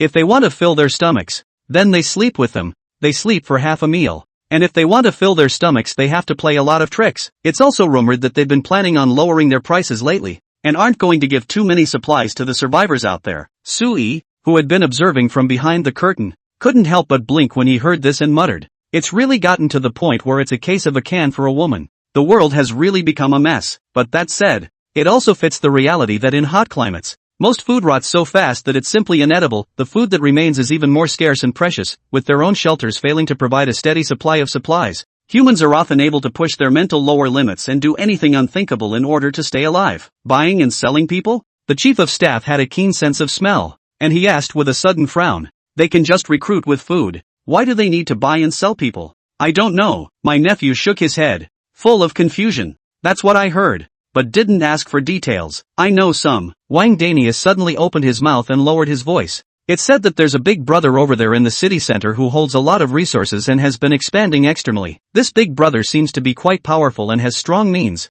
but he's especially short of people. Otherwise he wouldn't have sent people to buy people with food. It is said that the warlord who made those 4 sets of people stop fighting was also a man sent under his hand to be in charge of getting more people out there for him to throw their lot in with. This dude met me at the police station a while back. He's a pretty civilized college kid, and he tried to recruit me. But I didn't say yes, but by the sound of him, these 4 sets of people seem to have some interest in wanting to go downtown. As if they've been persuaded by him to go to the service of that big brother. After Wang Daniu's speech, the chief of staff suddenly spoke up and asked, "Big brother in the city center? Little white bear? Chief of staff, you even know about the little white bear? Take a serious attitude. Answer the question." "Yes." Wang Daniu nodded his head agitatedly and shook his head again. "I don't know if it's a little white bear, but I don't think it should be. Right now, the most powerful person in the whole city is Little White Bear.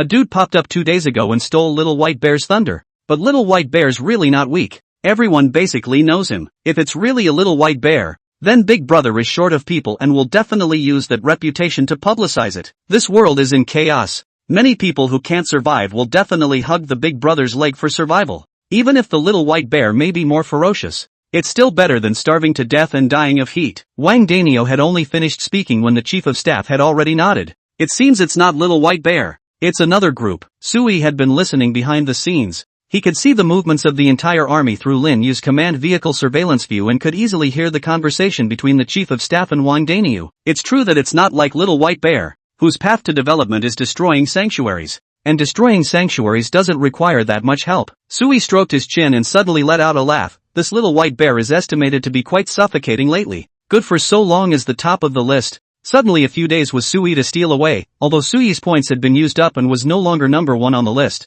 This incident had also given the survivors all over the city a wake-up call. There are still a lot of survivors in the whole city range. Many people have passed through the most difficult early stage with the help of the national rewards, and now a lot of survivors are gradually developing, and the talent is gradually taking effect. The bright list of a small white bear may not be the strongest survivor in the whole city. He was but the most winded. But there must also exist survivors stronger than the little white bear in the crowd lurking under the water, and Sui thought that the number was definitely quite a lot. To use the simplest example, regarding the mysterious big brother in the center of the city, Sui had never received any relevant intelligence information, knowing that Sui was an otaku who had nothing to do all day. He flipped through the city's chat channel interface more intensively than everyone else. After so many days had passed, not a single survivor in the city's chat channels had discussed this matter, revealing even the slightest bit of information about the distribution of power among the survivors in the city center. That alone is odd, and suggests that the mysterious fellow's methods are extraordinary. Maybe it's not just him. Looking at the chat channels lately,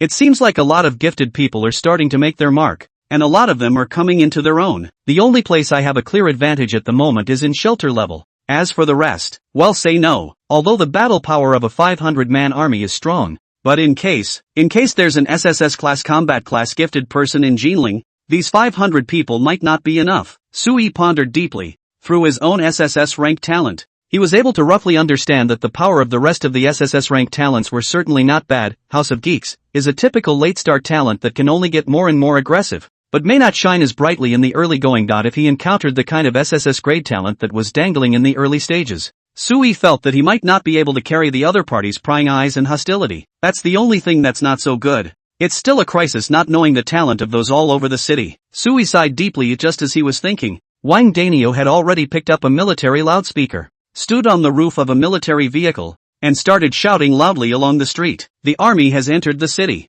Rescue operations have begun. All armed men lay down their weapons for investigation. All living survivors, please actively contact us. In order to ensure more unified management of survivors and material security issues, we are about to take over all material locations in this neighborhood. If any thugs resist, they will be shot on the spot. Don't say a word." Wang Daniu shouted with a swagger, doubling his pleasure. "Damn. I never thought I'd be an officer someday. This feels really great." These shouting words were given to Wang Daniu by the chief of staff, first drawing the bottom line of the army, showing the strength of the army, deterring the curfew while giving the potential enemy a way back. Don't push people to their deaths by saying that they are terrorists or armed thugs. And that is not forcing people to fight you to the death. Start by giving a name to the militants, not emphasizing too much the hostility of the army, and focusing on the rescue and gathering of supplies nature of the army. This effectively reduces the hostility and wariness of the minds of most of the force's personnel. Special times, special practices. The chief of staff held up binoculars and stood at the machine gun port of the military vehicle looking out over the buildings in the surrounding neighborhood. He could occasionally see a window open and a figure shifting inside,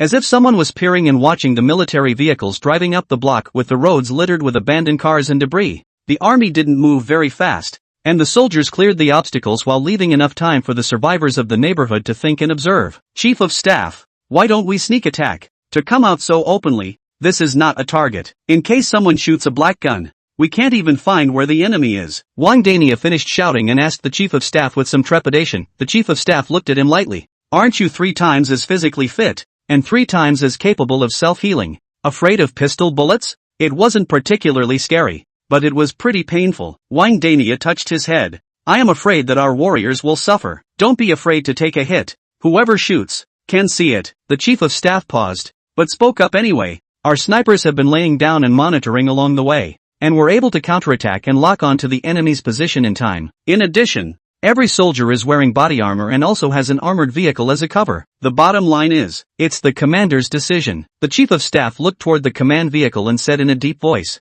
Team Lin said that we're a righteous division, and we should act in a bright and open manner. If we're cowering in our rescue and collection of supplies, what does that look like? Will the survivors who see us doing this still trust us? Those thugs in hiding will feel even more bullied by us. It is necessary to be frank and atmospheric in order to deter the curfew. Chief of Staff's words, said Wang Danio, very convincing. Right.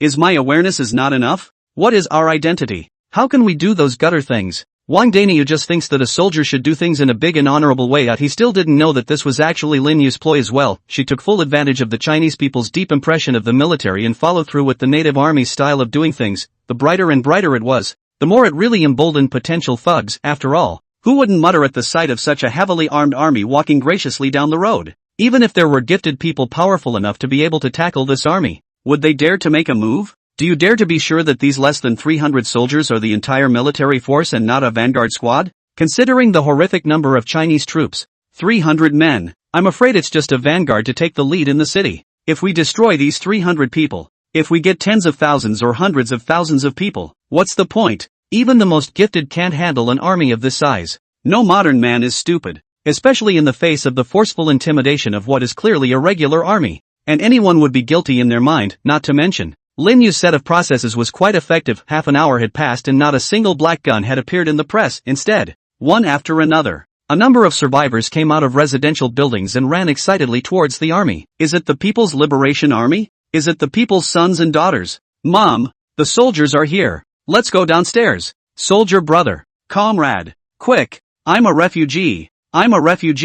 Ooh, there's help. It's really the soldiers. God damn it. Those bastards killed my wife. One after another, survivors emerged from the residential buildings where they were hiding, carrying the hot sun, and kept rushing toward the military vehicles from all directions. Pull over and admit the survivors. Lin Yu's clear and cold order came out from the intercom. The military vehicles slowed down, and the staff officers and soldiers who had been prepared greeted them forward, handing over the few food and drinking water they had. There were even some warriors holding ice water that had been tempered by Leah, and although the temperature-reducing effect was gone, it was still ice cold and cool. Lin Yu, how generous. Sui watched and laughed bitterly, but did not stop. The supplies in the gathering place were still plentiful, plus Sui himself had a powerful talent rehandling. Without being troubled by the lack of supplies, he naturally acquiesced to Lin Yu's behavior of distributing supplies to rescue the survivors. He had had such considerations long ago when he had asked Lin Yu to lead the troops. This woman's nature is indeed benevolent, but if not, how can she follow through with Jiang Xiuqi's identity inheritance scheme? And how can she win the trust of others? If you can't win the trust of others, let alone realizing Jiang Xiaozi's power expansion and personnel expansion plan, you can't realize the huge strength of Sui's interlocking layers of protection network. The survivors wolfed down the food handed to them by the fighters while crying out about the suffering they had endured in the meantime. Thank you, you guys are finally here. I've been looking forward to you guys for a long time. I knew it. Ah, the great tribulation. You guys will definitely show up. You will really come. You will definitely come. I waited. I finally did. I knew I couldn't give up. No matter how long it took. You guys were sure to come. The sound of crying kept coming from the crowd, and in just half an hour's work, more than 100 survivors had gathered near the military vehicles, and many more survivors ran downstairs after them as they saw that everyone was fine amidst the cries of the crowd. The soldiers and staff officers softly consoled them. Lin Yu had reminded the entire army long ago to treat the civilians kindly, and to care for the survivors along the way to the best of their ability. But there are also survivors who don't look hungry, don't eat, and just keep one eye on the ball. Are we under military control now? What's the next charter? Is the army in town yet? Is this doomsday real? What's with this sun? What about shelters and stuff like that? Do you guys know about that? What does the country say? Now that the whole city is without power and it's not on the news, is it just our country? Are the aliens attacking? Is there enough people in the army? I want to join the army. I want to beat the son of a bitch. It's strange to say that these guys aren't even a little bit scared when they see heavily armed soldiers. That clinginess is like seeing your own parents and sticking to them one by one. That's the beauty of identity. If the survivors had seen the armed thugs,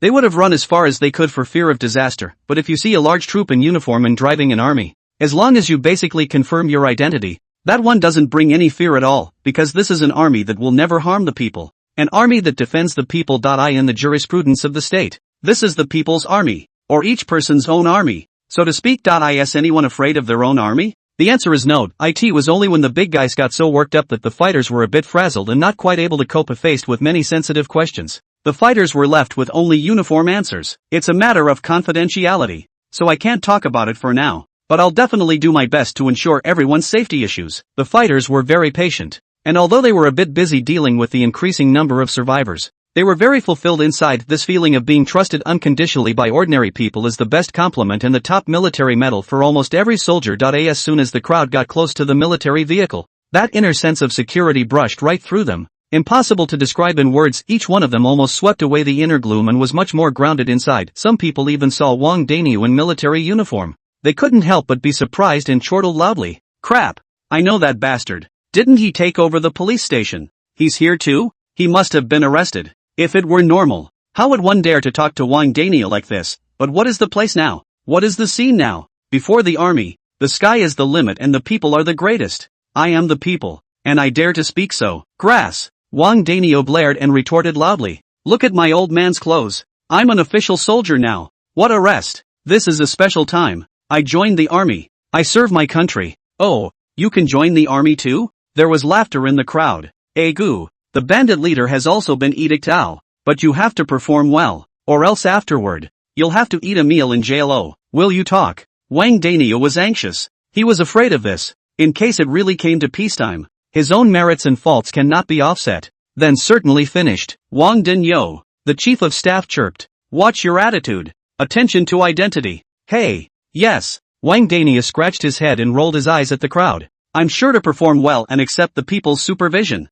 Who's afraid of who? I'm sure I won't eat prison food. The crowd erupted in laughter and the air was filled with rapture. Washing away the gloom and confusion of the heat, the increasing number of survivors showing up really slowed down the army's march. However, Lin Yu had never ordered the military vehicles to continue to be started, but instead had a number of soldiers get out of the vehicles and give the place of the troop carriers to the older men. Children and women, the males and the survivors were also very self-conscious and took it upon themselves to cooperate and take care of the weaker members of the crowd. Volunteering to stand next to the fighters, they didn't know anything about tactical formations or how to police their surroundings, but at least they knew they couldn't make a mess. We can't help, but we can't be a burden, right? Of course. There were also some survivors who held themselves to be bullishly talented who took the initiative to find the chief of staff and others, asking to join the army and contribute their share. Everyone's thoughts are simple. Everyone offer a little bit of strength, early to set this what the hell doomsday, and can live a good life again. Wang Daniel could not help but be surprised when he occasionally recognized some of the more powerful survivors in the crowd who were slightly famous in the neighborhood. It's really strange.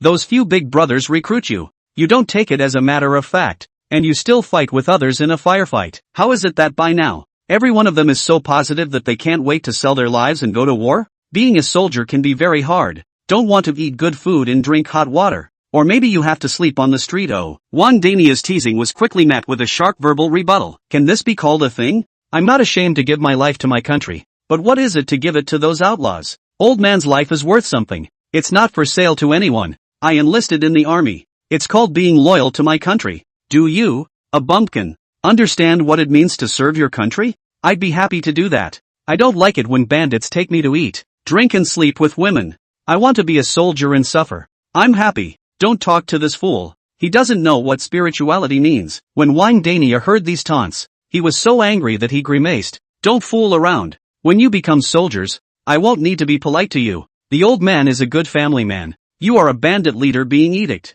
Can it be the same? Grass. Wang Daniel rolled his eyes. Can we not mention the matter of the bandit leader? Faced with many survivors' requests to join the army, Lin Yu did not agree at first. She also had her own concerns. If the army was filled with too many non-talented soldiers, how could the loyalty of the army and the system be guaranteed? It's something that can't be all about people's self-awareness. Even if you want to be a soldier, It's a matter of training and ideology and growing up day and night before you can be useful. It takes 1,000 days of practice to use it. Lin Yu did not dare to make a decision easily, but could only send people to calm the people's emotions, promising to give channels and opportunities to join the army in the future. As for now, the most important thing was still to gather supplies, take in survivors, and figure out what was actually going on in these neighborhoods. It was good to see that the group of survivors, though gradually growing in number, with a tendency to break the thousand of survivors coming for the army along the way, did not form a burden. They were self-conscious, and after properly settling the old and infirm, the adult males were hugging the sidelines and following the procession, not making a racket,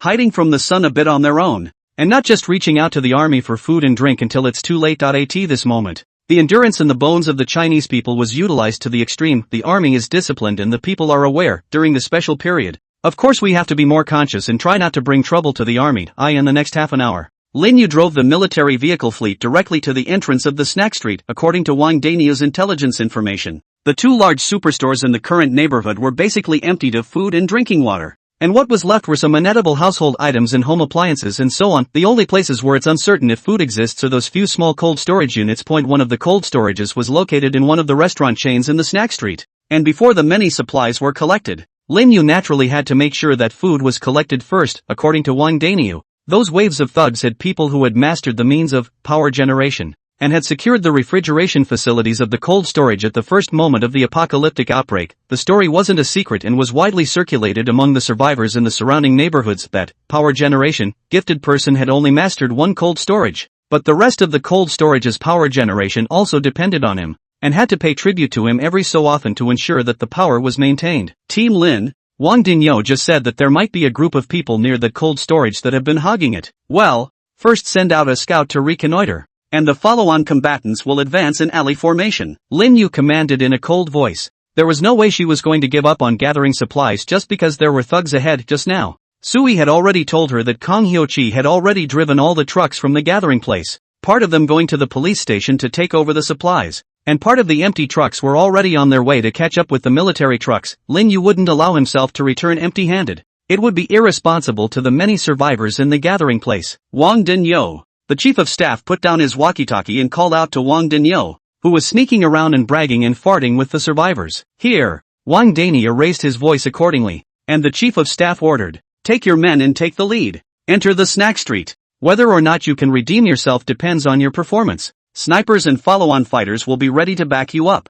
and in the event of an enemy encounter, you have the right to use your own discretion as to whether or not to shoot on sight. Remember, you're my man now. Do things boldly. If you get shaded, it's my face that you'll lose." Yes, Wang Daniu was full of excitement, turned around and brought a few young people from the same village, and directly jumped headlong into the snack street. Military honors are right around the corner. Wang Dinyo was more eager to encounter enemies than anyone else, figuring he'd have to kill a few villains to better prove his worth and loyalty. The originally bustling snack street had long since been a mess and chaos at this moment. There were messy tables and chairs and grease stains everywhere, and the stench was so bad that all kinds of little flying insects were flying around. This place had been left unclean for a long time and had long since turned into a place of stench, and even Wang Danio could see scattered human corpses lying on the streets as he walked. Some of them had died of starvation while searching for supplies, and some had visible wounds from fights that had killed them. The entire snack street is no longer the fireworks of the past. In the red sunshine, on the contrary, there are a few dull and terrible. Wang Dania took the lead, relying on his superb physical fitness. He was not afraid of the black guns that might be hiding in the dark, and the warriors behind Wang Daniu also moved swiftly and hurriedly into the field, in a tactical formation of two people cooperating with each other, constantly lining up and searching the complicated terrain of the snack street in turn, constantly lining up the buildings and storefronts on both sides of the street. Strangely enough, hundreds of fighters poured into the snack bar and never found any living humans, not to mention enemies. Not even survivors. It wasn't until Wang Dinyo took the lead and walked to the large chain of food stores where the cold storage was located and drilled into it that Wang Dinyo's voice came out of Lin Yu's walkie-talkie not long after. "Report. There's no sign of anyone moving around. The place seems to be empty. According to previous intelligence, there should be some people permanently stationed here to look after the cold storage, but there's no one inside or outside the building right now. I double-checked to make sure it's alright, but I did find some freshly opened cans on the table that hadn't been eaten twice yet. So the gang must have just run away." Wang Daniu inquired. "Shall we pursue?" "No," Lin Yu shook her head and faintly ordered. "Continue to scrutinize the area around the cold storage facility and be on the lookout for ambushes and sneak attacks. Teams 1 and 2, get in there and open the cooler. The rest of you, spread out around the streets and go on alert. Snipers, keep an eye on the surrounding information. Lin Yu was cautious. She didn't want to suffer at the hands of the rare gifted. And since people ran away and were too weak-minded to want to face off against the regular army head-on, she didn't chase after them. It's important to get the supplies first, not long after. The sniper's dull voice came from within Lin Yu's intercom. Sniper position 3, spotted suspected fleeing thugs, about 20 people about 800 meters away from the convoy, armed with pistols, machetes, and other weapons, and moving quickly away from the snack street. Lin Yu weighed the walkie-talkie in her hand. The corner of her mouth hooked into a faint smile. I didn't realize that the military status under the inheritance scheme not only gave the survivors natural trust, but also served as a deterrent to the mob. This group of people didn't dare to go head-to-head with Lin Yu's troops at all, and when they realized that the military vehicles were targeting the cold storage facility,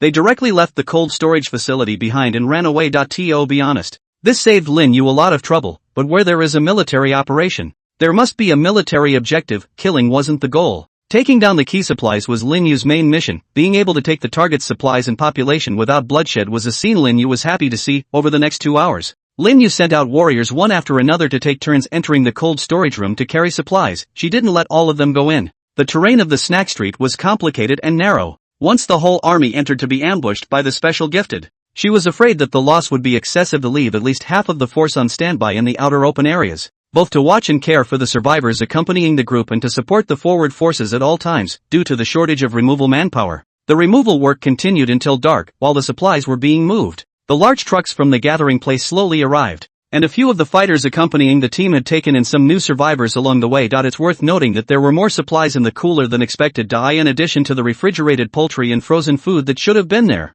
a large number of various types of drinking water and food, apparently carried from within the superstores, were placed in cold storage for storage. These supplies were more than Lin Yu expected. All types of food were available. Even the basic life medicines were quite a lot. The whole cold storage room was stuffed to the brim. At a rough estimate, if you save your food, you will be able to feed at least 100 people for a week. It's a bargain for us if they run away. The chief of staff looked at the warriors who kept carrying the supplies, and the smile at the corner of his mouth was very satisfied. It's a great deal of supplies for nothing without a fight. Wang Dinyo, you've performed well this time. You'll be credited. Yes. Wang Danyu was overjoyed and hurriedly greeted his nephews to join the team carrying the supplies. By the time the moving of supplies was over, it was 10:00 p.m. Lin Yu looked at the time and decided to continue gathering supplies around the area. The army had night vision combat equipment, but the thugs might not. The night operations, on the contrary, are very advantageous for the army. As for the survivors collected along the way,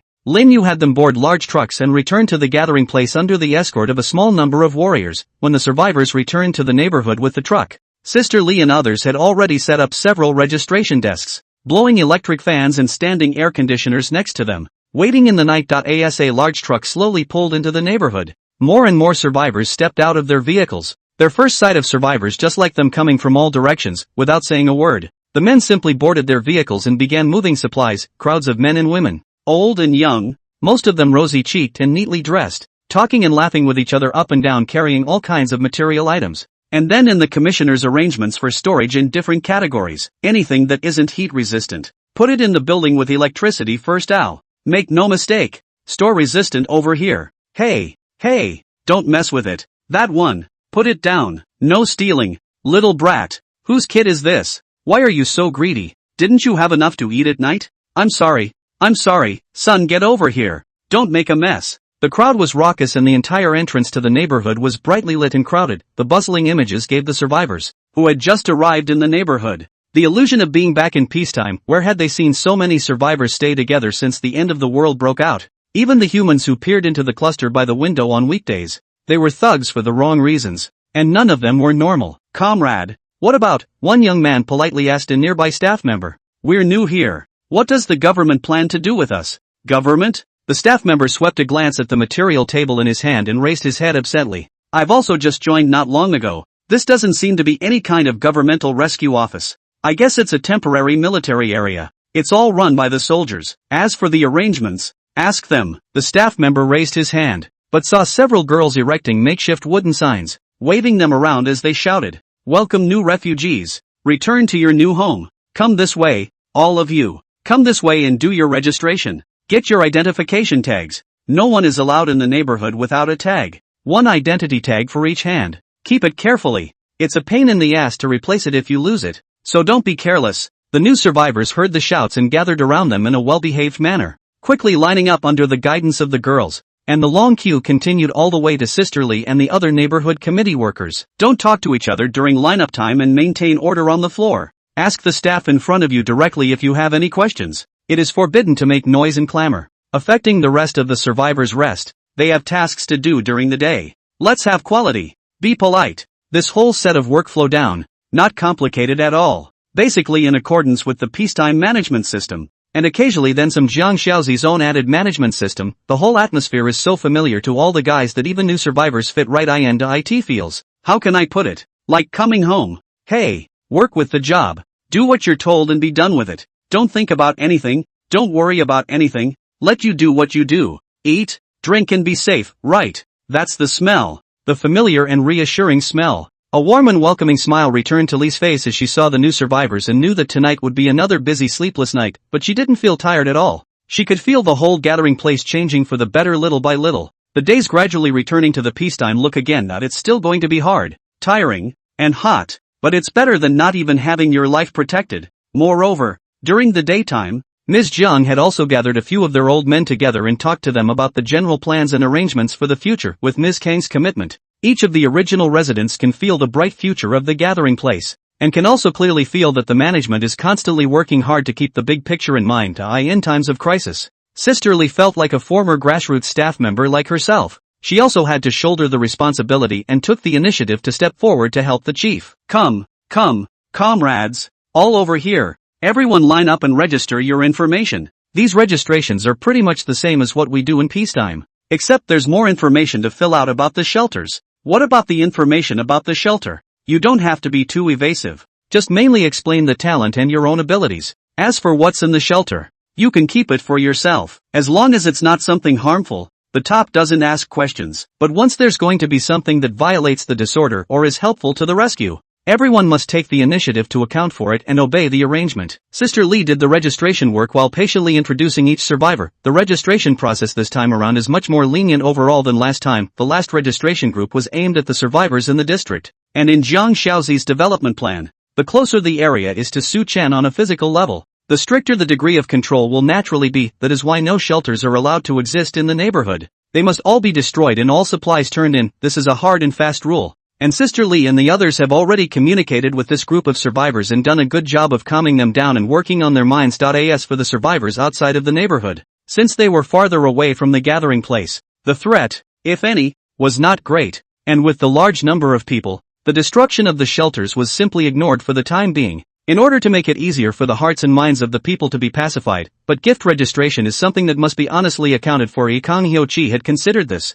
And since the chief had emphasized that most of the survivors had their own different sanctuary talents, it was clearly possible to make long-term coordination and planning arrangements. Different talent types are used as benchmarks to organize the specifics of what the survivors will do once they join the agglomeration. To put it simply, those gifted in the combat category are responsible for supporting the army in battle. Those gifted in the support category assist in the gathering place's material collection and supply tasks. In short, it was resolutely not permitted for any gifted person to use his or her talent to act recklessly within the gathering place. All talent use and deployment needs to be managed and tasked uniformly. No private use allowed. Threatening the collective is not allowed. Concealment is not allowed. Sister Lee did not emphasize the specific consequences of violating the regulations. She only emphasized the content of these military-controlled regulations as something that everyone should remember and not violate, because Sister Lee herself knew very well that as long as this was made clear, most of the survivors would not violate the military regulations. Although some of the contents of the regulations, which seemed a bit strict to Kang Hyoji, could lead to civil unrest, Sister Lee thought otherwise. Who are we? As long as the top guarantees safety and food and shelter, then anything is fine. It's just talent. Straightforward accounting. Use it how you want, with absolute obedience. This is thanks to the country's vigorous popularization of basic education in peacetime. And highly qualified people are high speakers. No one is stupid. And they all know that they should band together at special times in order to get through the hard times. What's more, most of the survivors who were able to take the initiative to approach the army had average talents. And in Sister Lee's registration, basically most of the talents were in the D rank and C rank streams, with fewer even B rank talents. And none of the A rank talents were even seen. But any survivor with a little more talent didn't do too badly in the early days of the apocalypse, and wouldn't be the first to consider finding protection against an army begging for it. However, It can't be said that these lower-level sanctuary talents are completely useless, only that they can't independently supply a sanctuary on their own. But each talent still has a decent effect on its own. For example, there was a D-rank talent, Bread Tree, which directly created a portable and compact bread tree for the gifted person, giving 7 loaves of bread a day. And eating one would fill their stomach, but this stuff, it's just enough to keep you full. Without water, you'll still die even if you put the bread on the trading platform to buy water. The most is to ensure that their own food and drink is not worried. The development of the shelter can eat the problem. No electricity and no refrigeration. In case of unlucky derivative disaster, will still die even if I don't. The weather is so hot. One day my body can't hold out, and I'll die at home and no one will know, even if the heat doesn't kill you. Can you defend yourself in case a mob comes to your door to grab your supplies? For example, there was a C-rank talent, Thermostatic Aura, where the gifted person's body was always maintained at the appropriate temperature for the human body, and the temperature of the small surrounding area would be adjusted adaptively at any time. It's a great talent. At least the heat doesn't kill you, but there's no food or drink. There's also nothing that can be put on an online trading platform for redemption. At best, you can go out and find supplies on your own without fear of the poisonous sun. But there are mobs all over the place out there, and most of the supply points have been emptied and taken over. It would be difficult for this gifted person to survive on his own under protracted circumstances. These small talents, with their effects divided into categories, might not be good individually, but if they were combined with each other, the effect would be completely different. The extra bread is shared out, the extra drinking water is shared out, and they don't worry about each other's food or drink. When you're done, have Thermostat Halo work as a patrol security guard, and if nothing else, just fool around in the crowd as a human-sized, self-propelled air conditioner. With this simple set of arrangements, everyone's day can be nourished. Many of the gifted understand this, and they know full well that working with each other's sanctuaries to complement each other may be the king of survival. But the difficulty lies in the fact that the hearts and minds of the doomsday are so unpredictable that no one trusts anyone. What if I give you bread and you won't let me ride? Once people's hearts are divided, they naturally cannot trust each other completely. But with the military in control, it's a different story. The army deployed the whole field, undoubtedly acting as a manager plus middleman,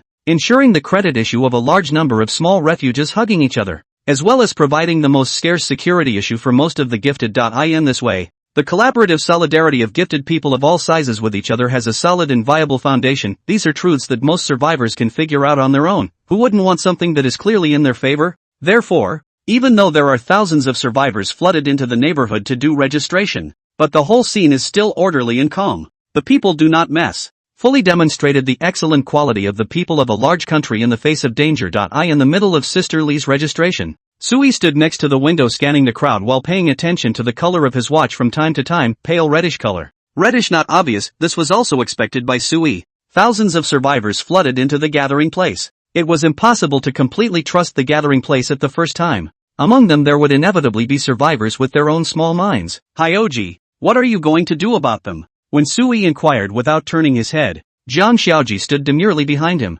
bowing his head and whispering, "Sir, I intend to use the distribution of expertise, supplemented by the construction of ideological work, and strive to have the crowd at your disposal within a week." A week?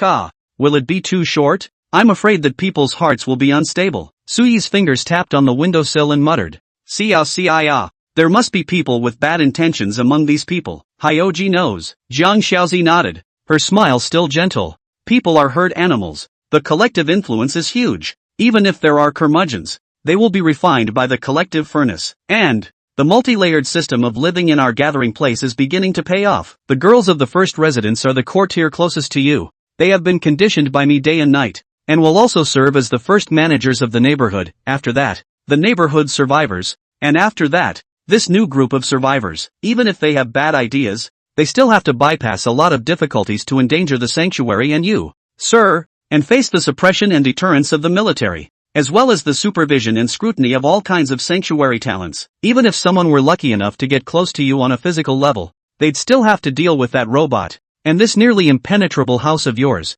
Sir, if under these premises, someone can still harm Mr. I think it's probably only the gods who can do it. Kan Hyoji could not have imagined it all that under his own strict institutional arrangement, coupled with the army and various technological programs. Can anyone else hurt Sui? This was almost impossible. Sui's level of safety was already close to 100% in Kang Hyoji's view, and she was still ramping up Sui's level of security, expanding the scale of the gathering place's power while never neglecting Sui's personal security. Aha! Sui nodded his head. I'm relieved that you're doing your job. Mr. Approval. Hyoji's heart rejoices. Jiang Xiaoji paused and spoke softly. There were still some problems with food and water shortages, but I think that since this group of survivors can survive until now, there is more or less something different in their talents. Or they can fill in some of the shortfalls in supplies. Don't worry too much about the food. Sui looked at the thousands of survivors downstairs and suddenly smiled. According to the scale of this number of people tonight, what I get tomorrow should be a material reward without running away. I just don't know if I'll run into the big prize again. Shouldn't be that lucky.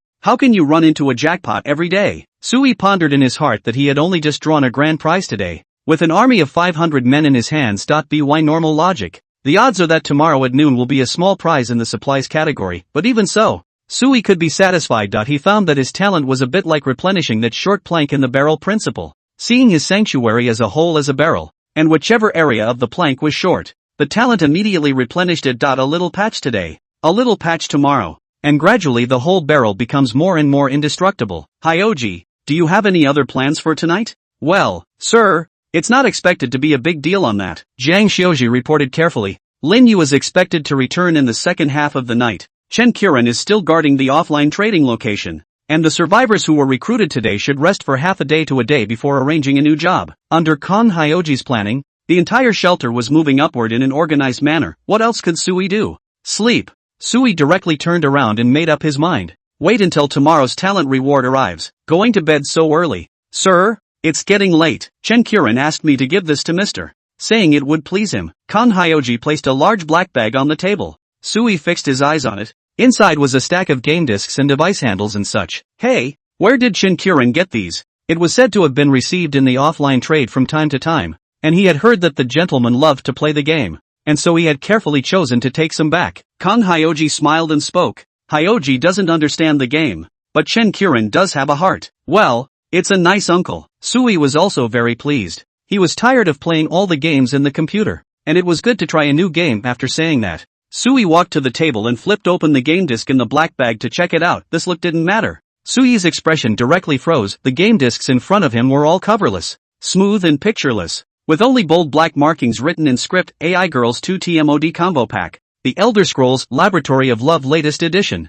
Classic Masterpiece Winter Rhapsody. Warden Karen Finished Version. Nadia's Treasure comes with full archives. Sensational Masterpiece Sister Toon Diary. Sui froze, staying in place for a long time without moving. Sir? Kang Hyoji realized the abnormality and hurriedly inquired in a soft voice. Is there something wrong? She looked curiously at the CD-ROM in Sui's hand. Just from the name alone, there seemed to be nothing wrong with these games. Sir, is there a problem with these games? Kang Hyoji inquired. Chen Qiren patted himself on the back at the time and said that once Mr. played these games, he would definitely be moved to tears. For crying out loud? Are you sure my tears are coming from above and not from below? Sui was dumbfounded. This lunatic, really not doing anything. How can he be so filial to his leader? Bribing cadres with this? Indeed, all good games to make a child cry. Sui nodded silently and silently put the game away. Hyoji, aren't you going to work on things? Well, if Sir wants to rest, Hyoji shall accompany him. There's no rush.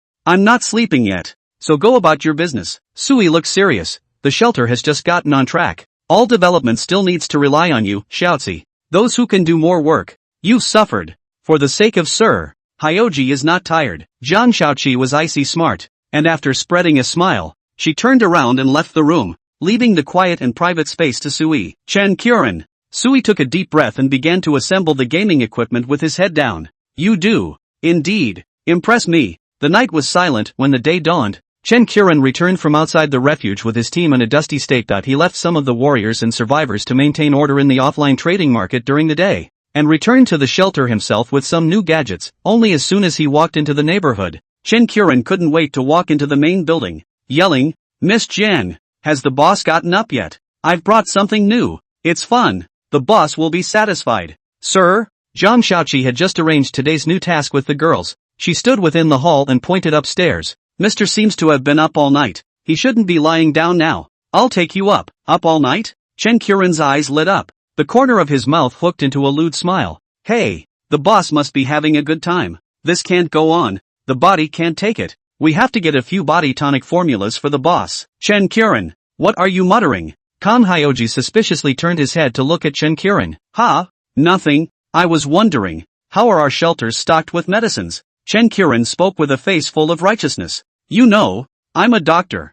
I'm very concerned about the medicine stockpile. It's related to the health of everyone in the shelter. Aha, Jiang Xiaoji nodded. The current stockpile is quite sufficient. If you have any unique needs for medicines, I will have Lin Yu focus on collecting them. That's great. I'll get back to you with a list of recipes. Chen Qiren laughed. This formula is for the boss. It's all good stuff. It must be valued. Oh, Kan Hyoji raised his eyebrows and nodded. I'll be serious. Anything about Sui? Kan Hyoji would take to heart. The two of them discussed things in the shelter while walking to the 6th floor. Chen Qiren couldn't wait to bypass the robots watching the door, knocking on the door with a big grin before pushing open the door to the room. Boss, I'm back. Hey, why don't you lock the door? How bad is it to play games without locking the door? What if someone sees you? Kan Hyoji sniffed behind her and was a bit puzzled. It's just playing a game. Why do you need to lock the door? Chen Qiren stepped into the house, yelling voice but suddenly stuck. Boss, are you playing open? Hey, boss, what's that look in your eyes?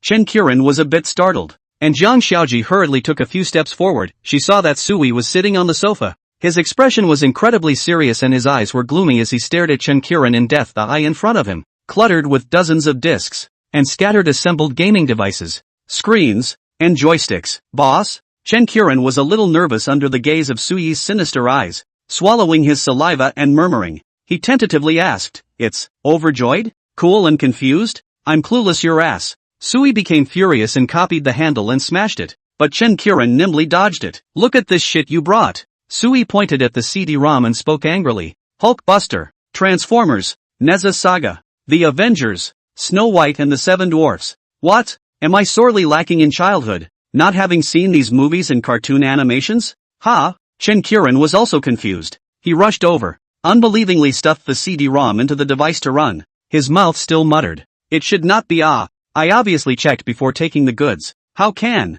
It's him, it's him, it's him, our friend, Little Neza. Crisp children's voices came over the stereo, and a shirtless cartoon child appeared on the screen, with silk-striped arms, wind-up feet, and a gleaming gaze. Chen Qiren only felt his eyes go black and he fell on his butt on the ground. He muttered incredulously. Boss, I've been snubbed. I'm at a big fucking loss. I bought these with 7 bags of instant noodles. Put. Kan Hyoji couldn't help but laugh out loud. She wasn't sure what these were, but she could roughly guess some of them. Chen Qiren, always a spontaneous and uninhibited, self-proclaimed extraordinary killer doctor, also has this day of being deceived by ordinary survivors. I got a fake. Chen Qiren let out a wow sound and nearly cried out. What the hell? I was trying to honor my boss, but I ended up with a watered-down delivery. He couldn't figure out what kind of world this was. How could someone even sell this stuff as a fake? You can't play with it if you hide it in your hands. Isn't it good to show the real thing? Chen Qiren. Sui sullenly raised his hand and pointed at the door.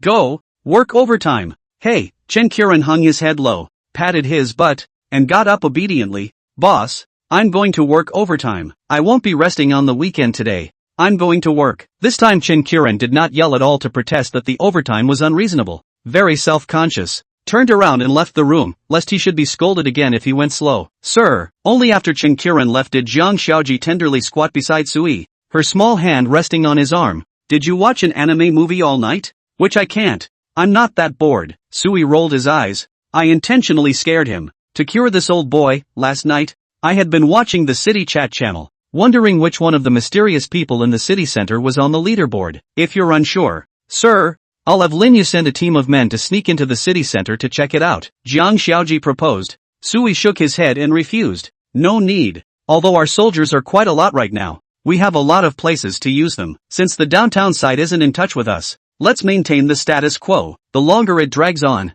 the better it is for me. Aha. Kan Hyoji nodded tenderly and got up. Sir, I'll go make breakfast for you. Hyoji. Hard work. Sir, I would do anything for you. After a cozy morning, Sui slept slightly to replenish his strength, and soon the time came to the midday talent reward time. In Sui's anticipation, the probability that noon today would be a material-type reward that would allow him to replenish himself with enough food to cope with the supply of materials for the thousands of new survivors that joined last night. The truth was also as Sui expected. The talent reward type was the supplies category, but Sui didn't expect that he would actually encounter the grand prize again. Congratulations! You have triggered the advanced talent reward and obtained the grade A growth talent, Possessor's Safeguard. Hiss! Another jackpot. 2 sets of jackpots in a row. I'm having a bit of luck against the odds.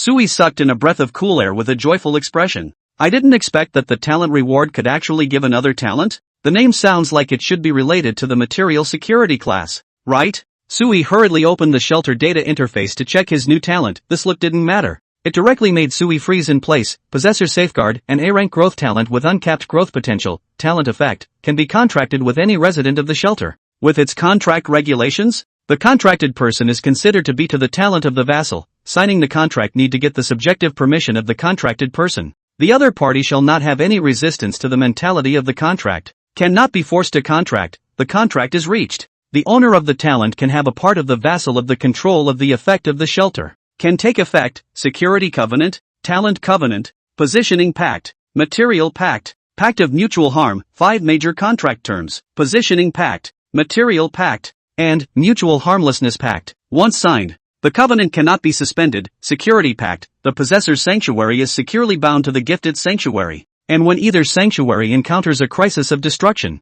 both parties must be in a state of invulnerability at the same time. Otherwise the current sanctuary cannot be destroyed. Talent covenant, the possessor's sanctuary talent information is fully displayed to the talent, and the talent has the right to deploy the talent's outputs and the timing of the talent's use. But the process of using the talent still needs to be operated by the possessor. The possessor may not defy the talent's control of his or her own talent unless the mechanism determines that the current behavior threatens the possessor's own safety. Positioning covenant, the attachment's positional information is fully disclosed to the gifted 24/7. And the gifted may choose whether or not to disclose his or her information location to the attachment. Material covenant, the material information of the possessor's shelter is fully disclosed to the gifted, and the gifted has the right to deploy half of its proportion. The gifted may choose whether or not to disclose the material information of its own shelter to the possessor. Covenant of mutual non-injury, the parties to the covenant may not cause any form of mutual injury to each other, including but not limited to the talent unit, the shelter, or the shelter occupants themselves. Requirements for the next talent growth upgrade. 1.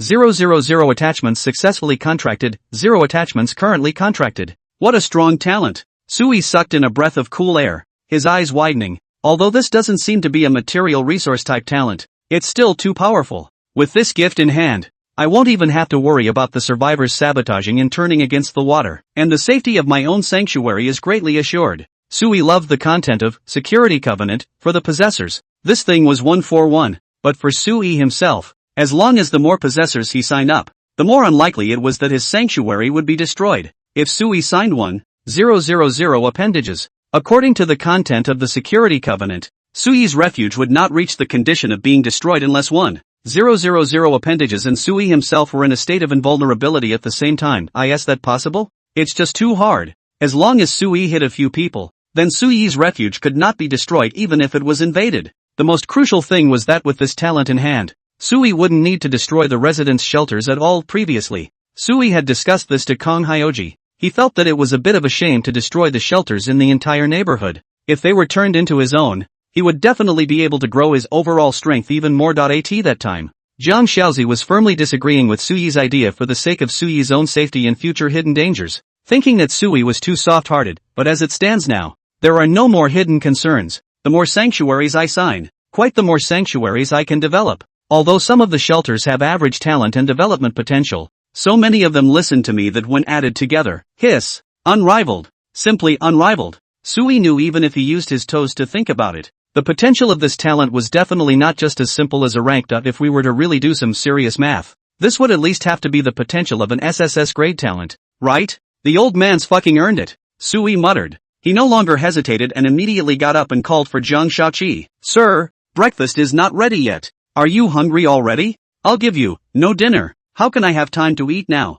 I have more important things to do. Sui called out to Jiang Shaoqi and relayed the general information about the talent, and Jiang Shaoqi's beautiful eyes immediately lit up. There is even such a means. Mr. is truly the son of heaven's destiny to have such auspiciousness draped over him. Jiang Shaozi instantly comprehended the key to this talent, and she couldn't care less about serving Sui as she hurriedly went downstairs to make preparations. After a few hours, Kong Hyochi's efficiency quickly made a specific charter. Canceling the morning's collective possession of the shelter personnel's outing tasks, she took the lunch slot to gather all the current in the gathering in the open area of the neighborhood and read the latest gathering residency rules, as well as announcing part of the content and information about signing the covenant. In order to ensure the survival and safety issues of more survivors, The chief has decided to make full use of the shelter mechanism and bring together the strength of the majority of shelters to make a significant contribution to the return of the country to peacetime. Anyone who has a sanctuary needs to sign a contract to utilize the contents of the sanctuary mechanism and attach themselves to the sanctuary of the head. In this way, we can preserve everyone's refuge and also gather the strength of 10,000 people. For shelters owned by the collective, we will recognize the legality of their private property, but they still need to be managed and dispatched in a unified manner. This law will prevent anyone from utilizing the shelter mechanism to commit evil acts against their fellow citizens. Through Sister Lee and the others, Kang Hyo-chi completely stated the stakes of the attaché's gift, focusing on the fact that it was done for the sake of the collective's safety. Kang Hyo-ji spoke for a long time, but summarized it with one meaning: the chief recognizes everyone's shelter and does not forcibly destroy and require everyone to lose their shelter, but the sanctuary mechanism itself has a great deal of uncertainty. In case the hearts of the people are in the wrong place. If someone wants to use the shelter to do bad things that jeopardize the collective after the development, it is still the collective that will be damaged, and it is still everyone themselves whose lives will be threatened. Based on this consideration, the chief decided to unify the management of all people's shelters, with supplies, talents, etc. all deployed collectively. As long as everyone follows the rules of residence in the refuge, you will not be forced to fully dedicate your refuge, and everyone will be allowed to retain their corresponding rights and private property rights in the refuge. At the same time,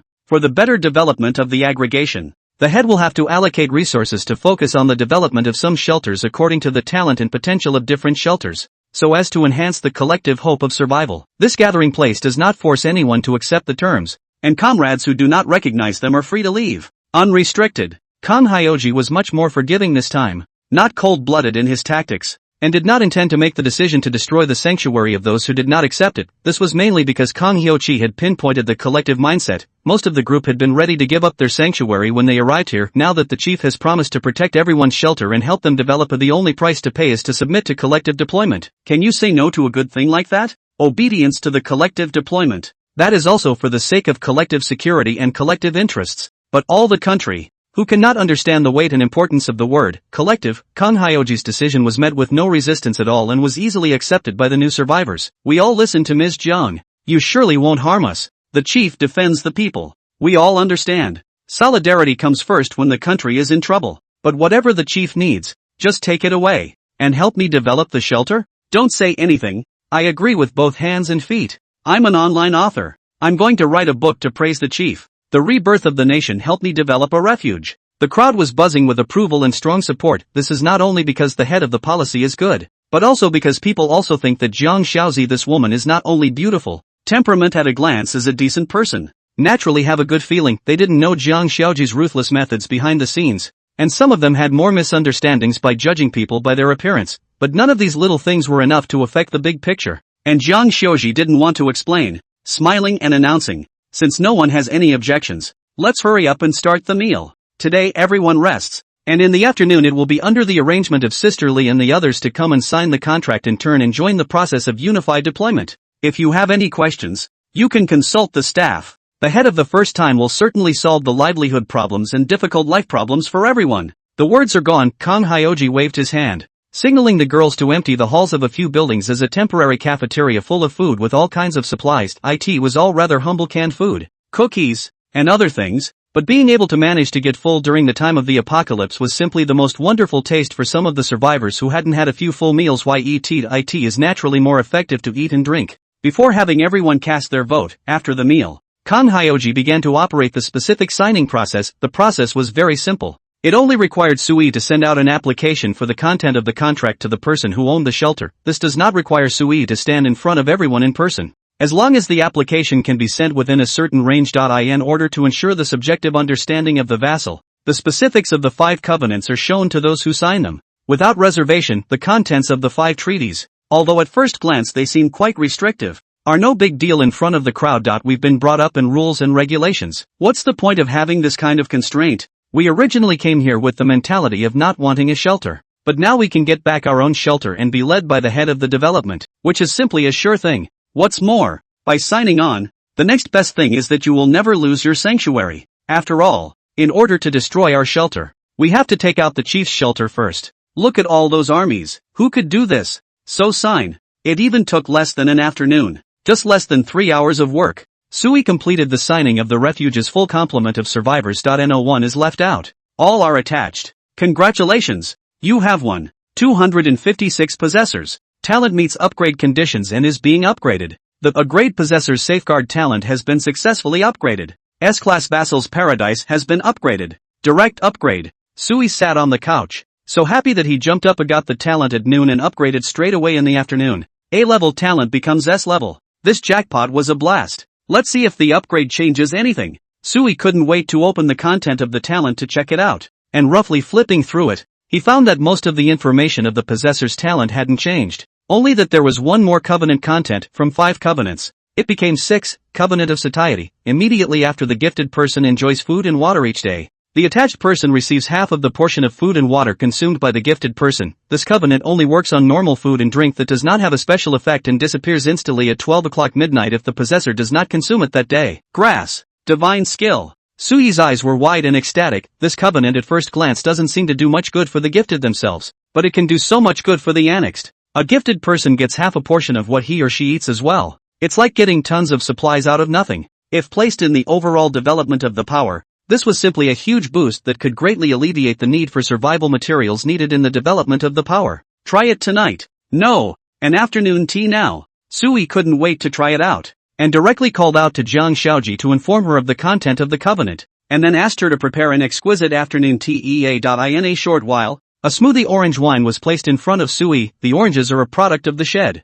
The smoothies are made using the freezer, and the wine is a small amount of Maotai mixed by Jiang Xiaozi himself, which happens to invigorate the blood and vitalize the qi, making people more motivated to do things. Sui didn't say anything and just started eating. A spoonful of bites. Yellow orange slices explode in the mouth. The cold sweetness spreads instantly, and the delicate texture of the smoothie seems like a snowflake on a summer's day, gently melting on the tip of the tongue with just one bite. Sui couldn't help but feel so comfortable that he squinted his eyes slightly, feeling that every cell in his body was cheering. Hyoji, it's so delicious. Do you want a bite? No, sir. Kang Hyoji smiled and shook his head. As long as you are satisfied. As long as Sui liked it. Jiang Xiaozi felt it was worth it. You're so versatile. I feel like you can do anything. Hyoji, is there anything under the sun that you can't do? Of course you do. Sir, I don't know much about Li's scientific research. For example, Jiang Xiaoji spoke softly, there's also Chen Qiren's poison technique. I don't know how to mix poisons either. I'll only use some simple poisons, but I still think that you're really awesome. Unusual women. Completely incomparable to you. Sui sighed in admiration, savoring the delicious orange smoothie as the faint aroma of wine filled his nostrils. Sui does not like to drink, but the alcohol in this smoothie is not offensive. Light and shallow. A different flavor. A smoothie is but a few bites. When Sui finished eating, he looked at Jiang Xiaoqi, who wiped his mouth for himself, and before he even opened his mouth, Jiang Xiaoqi already understood. Sir, I'll make the arrangements. Aha. Sui watched Jiang Xiaozi leave. Within moments, he heard the constant cries of alarm from people below the building. Crap. I got a shelter alert. I got an extra free afternoon tea. Hiss. This flavor. This texture. Damn. There's still wine. Cool old man. Ha. Am I really in the apocalypse here? Why do I feel as if someone has turned on a plug-in? And this stuff is something that can be eaten in the apocalypse? I know what's going on. Just now Ms. Kong announced it with the building's loudspeaker. It's the chief's talent that caused it. Whatever he eats, we get half of it. Grass. Chief, kneel down and beg you for a cigarette, please. The child kowtows to you. The child hasn't smelled smoke for a long time. Is this how the chief's gift is used? You have no pursuit at all. One man's bloody letter. Kneeling down and begging the chief and Ms. Zhang to get married in situ. Man, you're brave. You want something a little different than everyone else. Stop it out. Ms. Kong just informed that you can only restrict normal food and water. Nothing else? Honestly, eat smoothies. It's good enough to have this stuff. Hurry up and eat. Eat and work. Big Sisterly just told me that we're going to have a work-sharing system in our gathering place, and whoever does more work will be prioritized to have their shelter singled out by the head for development. Grass. I'm not sure I'm the one to choose. My thermostat talent is unbeatable, right? Make me the central air conditioner. I want to be the sun. I'll be the sun. Just one smoothie filled the entire gathering place with sounds of joy. The newly arrived residents all had smiles on their faces, while the survivors who had entered the gathering place by their status as residents of the neighborhood could only give envious looks when they saw the scene. They seemed to be in a more awkward position than these latecomers. The sanctuary is gone, not to mention that they seem to be even more of an uncontrollable group to the gathering place than the survivors who are bound by the rules of attachment. In a serious reckoning. This group of people is pathetic. damaged in the course of the times, but Kang Hyo-chi has a special arrangement for this part as well. They are not a large number of personnel and have no sanctuary in place, and are better suited to enter into the same conditioning and training process as the girls and become special personnel in the gathering, though there was no possessor's potency constraints in place. Kang Hyo-ji wasn't the least bit worried about the means to ensure the group's loyalty. She knows better than anyone how to train for a special position. It was only that Jiang Xiuji had been considering whether he should do this matter himself or leave it to Chin Kuren. Are they trained to be secret service types? Or do they tend to be killer types? It was something worth considering for a few days by Kang Hyo-ji. While Kang Hyo-ji was busy with the development of the gathering place, Sui was lying beautifully on the sofa, opening the information interface of the refuge to check the next upgrade requirement for the attachment talent 10,000 people to sign next time. It doesn't seem to be going too slow at this rate. Should be almost able to get 10,000 people together before the end of the first round of Armageddon, right? Sui pondered and muttered. According to how this talent's mechanism is upgraded, won't the next upgrade turn it into an SS grade talent? If an upgrade just gives one more new covenant content, then it seems like it's not too powerful even if it's upgraded to SSS rank. Knowing 7 or 8 covenants at best, it shouldn't be considered top tier in SSS rank talents, and it's still a bit worse than House of Geeks talents. Forget it, as long as I can get stronger I'm earning. It's a talent for nothing anyway. It doesn't matter. Sui was very open-minded. As long as the House of Geeks talent was at hand, every day was a new experience. It's kind of picking up rewards for nothing every day, which is cool, but things didn't develop as Sui expected. In the following week, Sui felt as if he had fallen into some kind of empty period after his luck had run dry. In the consecutive week after the Attaché Talent Award, Sui didn't get any good talent rewards for 7 consecutive days. The clear was the standard C-rank talent reward. Separately, there are 4 material-based production rewards that provide food and water, and the individual rewards are just enough portions to cover the day's survival needs of a dozen or so people. There are also 2 security class talent rewards, a sniper rifle with unlimited bullets, and a rifle with unlimited bullets. The last reward is not bad. It's also a C-rank reward, but the effect is well targeted. Absolute defense bulletproof vest, see great equipment prop, against pistols, submachine guns, and low-power rifles. Damage is completely reduced against the rest of the firearm bullet damage. The degree of defense is increased by 50%. Doesn't that sound like a dopey name? It's an absolute defense, hey, but it's absolute defense, only against bullets, and they're all low-power bullets. To be honest, combat-type gifted people like Wang Danyu, who had several times the physical quality added on, weren't too afraid of the threat of bullets anymore. In Wang Danyu's own words, as long as a bullet didn't directly explode his head, he healed himself and wouldn't lose his fighting ability. But then you have to say that this prop is useless,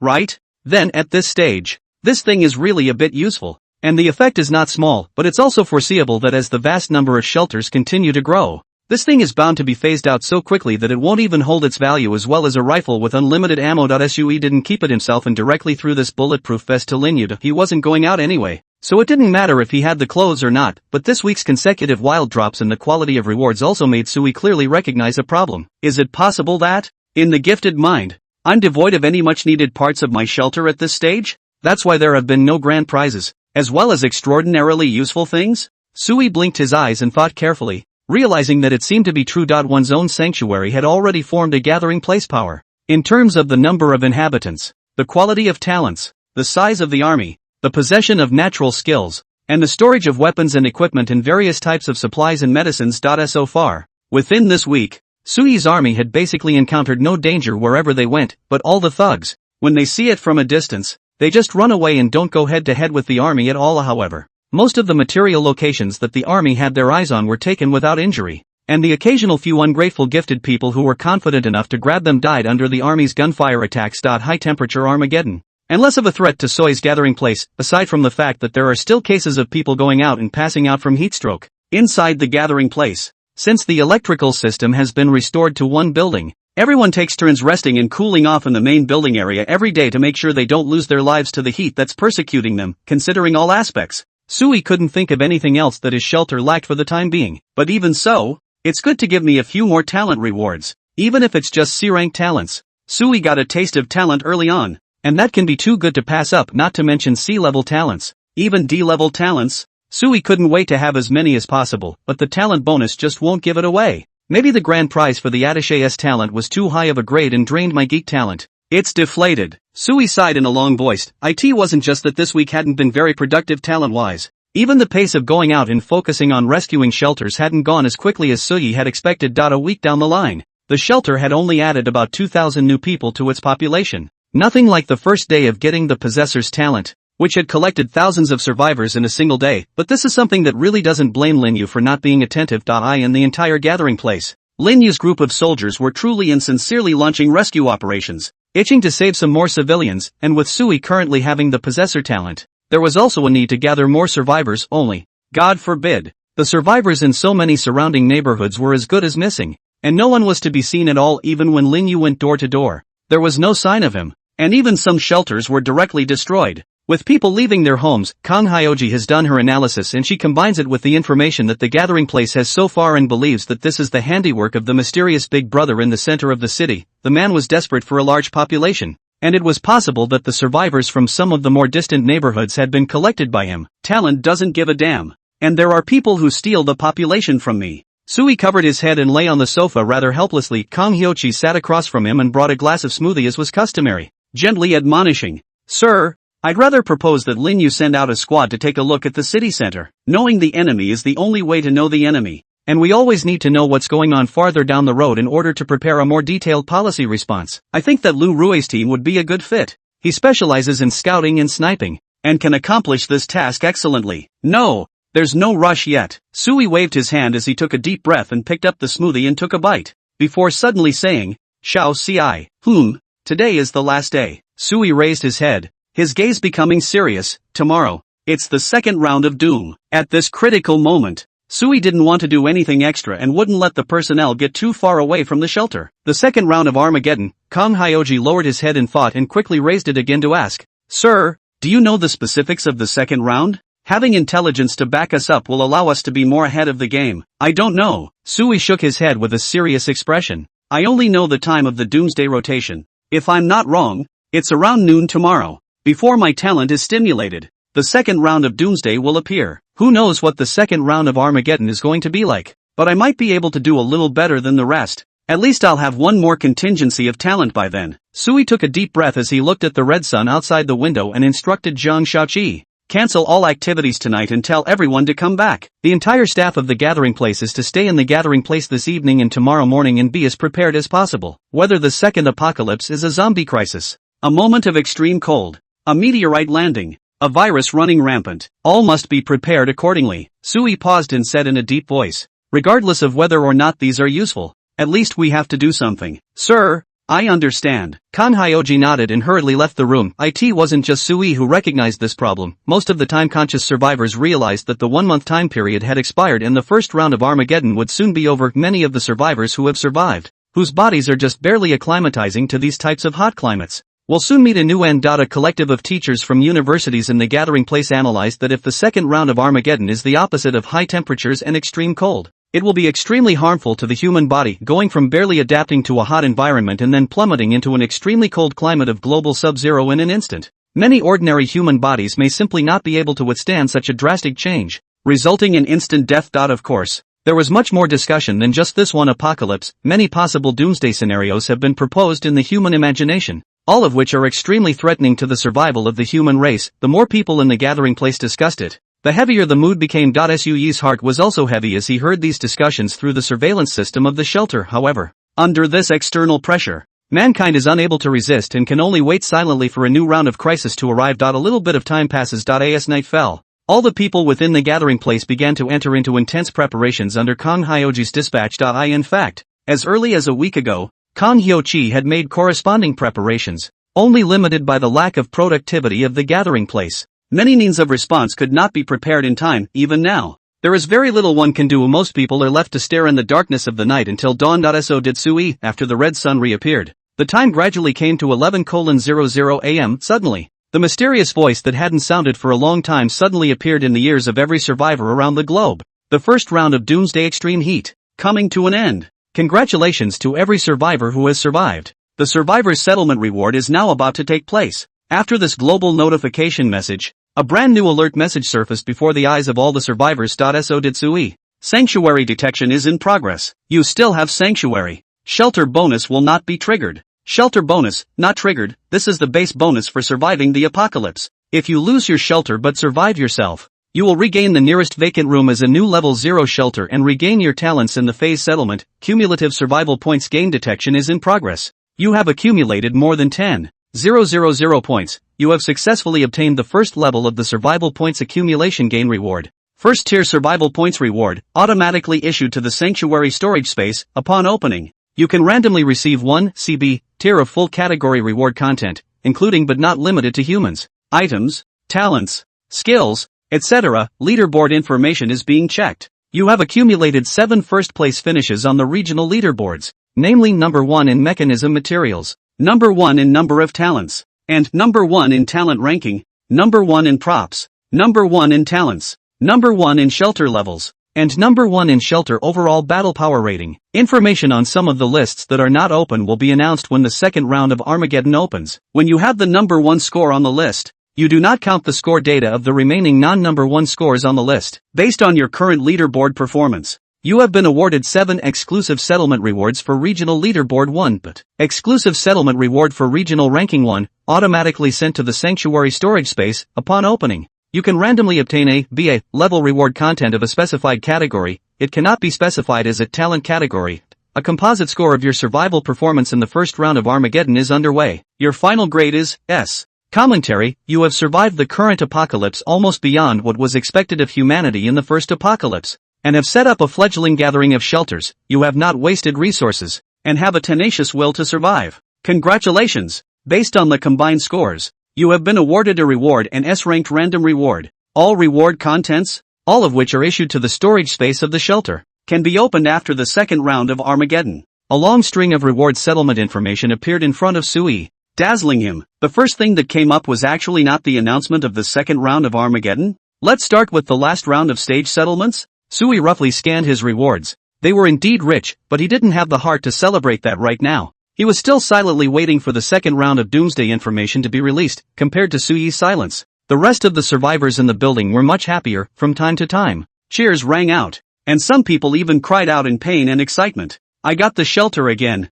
God has given me another chance. That's great. That's great. Praise the mechanism. Human beings always lose before they know how precious they are in the first apocalypse. In addition to the survivors who passively lost their shelters, many people actively abandoned their shelters. There is a significant portion of the population that does not value the existence of shelters or questions the emergence of doomsday scenarios. By the time they realize the importance of shelter, they themselves have long since lost it. And it's too late for remorse, but no one expected that the most basic survivor reward for the first round would be to re-give a sanctuary. Although the humans who regained sanctuary developed later and progressed a month slower than many of the survivors who had sanctuary, at least it was better than having no sanctuary at all. What's more, it's not impossible to achieve a bend in the road if you randomly get a better talent. As many of the survivors in the building celebrated this matter, the mysterious voice sounded again. The settlement rewards for the first round of Armageddon have been announced. Now open the second round of Doom Cannibalism Plague. As the mysterious voice faded, the world returned to peace. After a brief silence, the halls of the building resumed with the sound of people discussing in disbelief. That's the end? What about the second round of Armageddon? How the hell does it open? Hasn't it already opened? I don't know. What kind of doomsday is this? I've never heard of it. Isn't the second round the end of the climate class? Cannibalism. It sounds like it's restraining us humans. It's probably some kind of bacteria that feeds on humans, right? Is it the end of the epidemic? Grass. How can this be prevented? This thing is worse than the heat apocalypse. It could be a global extinction. Many learned survivors were discussing nervously and in a panic. And Sui upstairs was also looking down and thinking carefully. He opened up the information on the sanctuary and tried to find some hint of an introduction in it, but he couldn't. Mysterious existences basically don't give much detailed information about the end of days, and it's up to humans to figure it out on their own. This has been shown from the first round of heat apocalypse. The first round of the heat apocalypse erupted out of nowhere as well, catching mankind off guard and forcing them to endure a month of baking global heat in a daze. It looks like that's what happened in the second round of Armageddon as well. What exactly is a cannibalistic bacterium? And what specifically is its threat? Is it a bacterium? Or is it a larger bacillus? I'm afraid the guy won't tell us. Sui locked his brows tightly as he recalled the first round of high-temperature Armageddon, and he could not help but vigilantly scan around the room. According to the first round, the second outburst should come out of nowhere as well. In all likelihood, the cannibalism has gotten close to me. Through the air? Or is it attached to something else? What does it really look like? Just as Sui was pondering in his vigilance, suddenly, a mournful scream resounded through the halls of the building. Ah! My hand! It's biting my hand! After the horrified and mournful screams erupted, Sui was instantly nervous and rushed to the room's monitoring equipment to check it out at a fiery pace eye in the surveillance screen. Sui could clearly see the crowd in the hall in disarray. Everyone had gathered around a man with a broken and bleeding right hand, who was rolling on the floor in pain while his severed palm was attached to the wall. What the fuck was that shit? Wang Dinyo broke through the crowd. He pointed at the wall, and the crowd was avoiding it in fear. As if there was something terrible on the wall. Sui adjusted the surveillance camera and zoomed in to find that it was a strange, slippery layer of dark green object attached to the wall. It was spreading silently, expanding with the naked eye, and by the time people realized it, it had unknowingly covered an entire wall. It has the appearance of what looks like ordinary lichen or some sort of fungal carpet with an ominous aura. The man's severed palm was attached to the wall, or to be precise, it was firmly adhered to the swarm of green fungus blankets, countless tiny, thin, waving tentacles sticking out from the inside of that slippery fungus blankets, which frantically wrapped around the severed palm, devouring it hungrily. In just under half a minute of work, a grown man's palm was swallowed on the spot by the fungus blanket, and everyone was even more horrified to find that as they swallowed the man's palm, the green carpets of fungus seemed to be infused with more nutrients and began to grow wildly. They began to spread beyond the walls at a speed visible to the naked eye, toward the floor, toward the ceiling. They were moving ever closer to the crowd. It's like a pack of beasts that have found their prey. Danger is rapidly approaching. It's cannibalism. It's what eats people. It's not an epidemic. It's a fucking plant crisis. Shoot! Shoot! Screams of terror came from the crowd. Everyone panicked, and only the people who were still calm were shouting to warn the fighters around them to hurry up and shoot. The fighters did not fire first, but quickly stepped out to defend the crowd behind them. Then, Lin Yu decisively ordered, "Trial attack. Stop them from getting close to the crowd." Boom! Boom! The single pistol round was the first to be discharged, and the fiery bullet spun and broke through the air, hitting the wall with a plop sound. Sui watched very carefully through the ultra-high definition camera. The bullet managed to penetrate into the interior of the wall fungus carpet, spattering green sap. From the surface this did not cause any effective damage to the fungus carpet. Instead, it angered the fungus carpet, causing it to keep reaching out with tiny tentacles, desperately trying to detach itself from its body and reach out in the direction of the shooting soldier. Put! Wang Danio held his saber and cut down these tiny tentacles on the spot. When they break away from the blanket of tissue, they fall to the ground still alive and writhing frantically. The crowd ducked out of the way, their eyes staring fearfully and nervously at the tentacles on the ground. In no time at all, they turned into a puddle of green sap, which then quickly dissipated into a wisp of green mist in the air as the hot climate evaporated. Bullet attacks aren't very effective, but the things seem to die out on their own when they are detached from their bodies. Kan Hyoji made an analysis while looking at Lin Yu. Lin Yu's expression was serious as he sternly ordered, "The first squad mounted bayonets. Cut them down." Yes, 10 warriors stepped out, sabers in hand, and walked undaunted toward the fungus carpet. Striking and slashing from a relatively safe distance, they had no problem chopping off some of the tissue from the fungal blanket on the wall and letting it fall to the floor,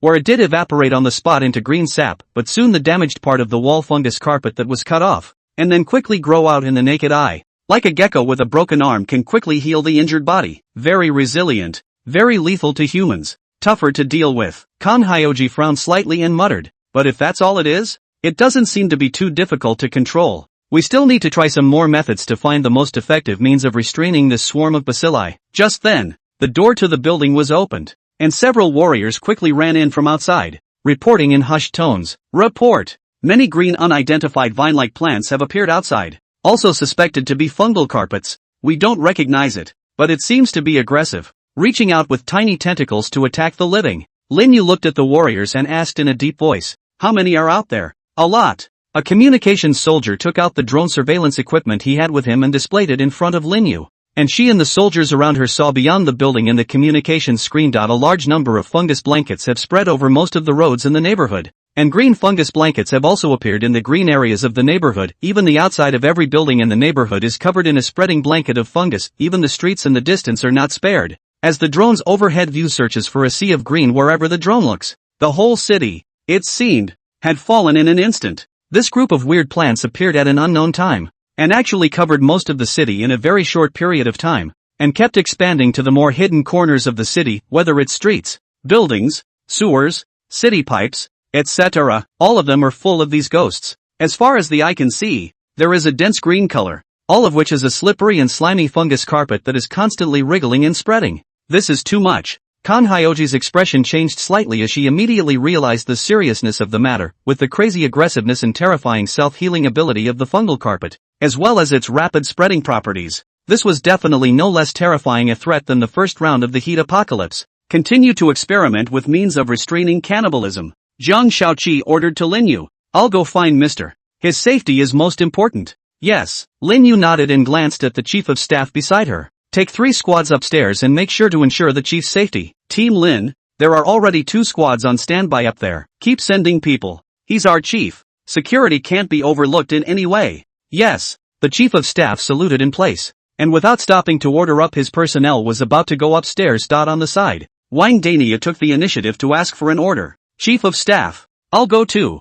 I'm not afraid of these ghostly things. I'll clean them up. All right. The chief of staff glanced at Lin Yu and saw that she didn't object. Then he reluctantly nodded his head in agreement. You're with me. Responsible for leading the team to clean up all the cannibalistic bacteria on the chief's floor. Yes. Wang Daniu was overjoyed. He didn't panic at all due to his strong physical qualities. He was more hopeful to get closer to the mysterious head honcho than the immediate danger. The closer you are to the leader, the closer you are to the center of power. If he could be appreciated by the chief, then he would surely soar. What? Why do you think I'm not worried about the present danger and don't think the chief will fall into a second crisis? What a joke. Even I, Wang Denyo, am not afraid of these fungus blankets. The mysterious chief will be afraid? Will he be planted here? Don't tease. Instead of worrying about that, think about how to perform well in front of the chief. Sir. Kan Hyoji rushed to the 6th floor without stopping, his heart burning beyond measure. She'd seen the walls of the entire building when she'd gone upstairs, and everywhere she looked there was this horrible fungus.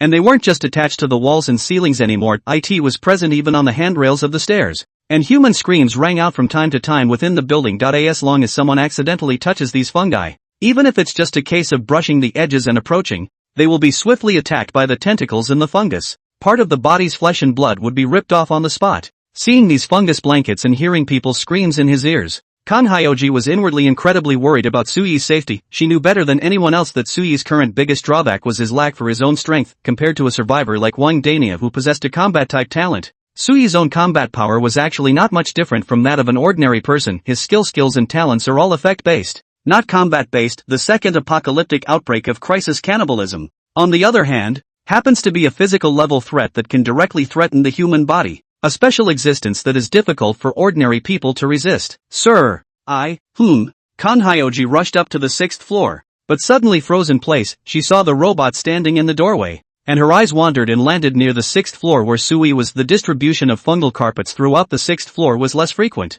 clinging sporadically to walls and doorframes, and not as numerous as downstairs and outside and in the main bedroom room where Sui was. The entire outside of the door and the part of the room's wall structure was missing the slightest trace of the fungus blanket. At first glance, Suyi's room seemed to be completely separate and distinct from everything around it. Kan Hyoji paused as she saw a slight crack in the door of the room, with Leah's voice coming from inside. Boss, based on the analysis of the current situation, the shelter's upgrade program is effective in stopping the spread of cannibalism. This means that higher technological means are possible to contain the uncontrolled development of the cannibalistic bacteria, which is extremely aggressive and self-healing to humans. But at least it's much better than bacterial-type transmission. I think it's probably on the same level of threat as a walker. Though it's threatening at the moment, it will only cause some trouble for the sanctuary. Not enough to overwhelm our gathering place. If there are enough samples and experimental subjects, I might be able to analyze more of the characteristics of the cannibal bacteria. Of course, my current analysis isn't entirely correct. After all, we've just come into contact with this particular organism, the cannibal bacteria, in the midst of Leah and Suyi's exchanges. Jiang Xiaozi slowly pushed the door and Leah was sitting in front of Sui and was having a discussion around the surveillance footage that the two had just seen. Hyoji is here. Sui raised his head, smiled and patted the seat beside him. Come, sit down. How is the situation outside? Cannibalism has invaded the neighborhood and our main building is not immune. Jiang Shaoqi bowed his head and reported. Sir, Lin Yu is sending people to deal with these cannibalism bacteria, but it's hard to say how effective the results will be. It's okay, take your time. Sui nodded. Do more research and find a way to deal with these things effectively. And the wounded, to focus on monitoring and checking. It's best to leave it to Chinkurin. He's a professional doctor. We're still not sure if the injured are going to catch new diseases or something. I always thought, the second round of Armageddon. It shouldn't be that simple. Sui took a deep breath as he turned his head sideways and looked at the still crimson sky outside the window. his expression a bit gloomy. Have you noticed that the first round of Heat Doom is still there? Sui narrowed his eyes slightly and spoke softly. I originally thought that, according to normal logic, since it is a Doomsday rotation, after the new Doomsday appears, the old Doomsday should disappear. But for now,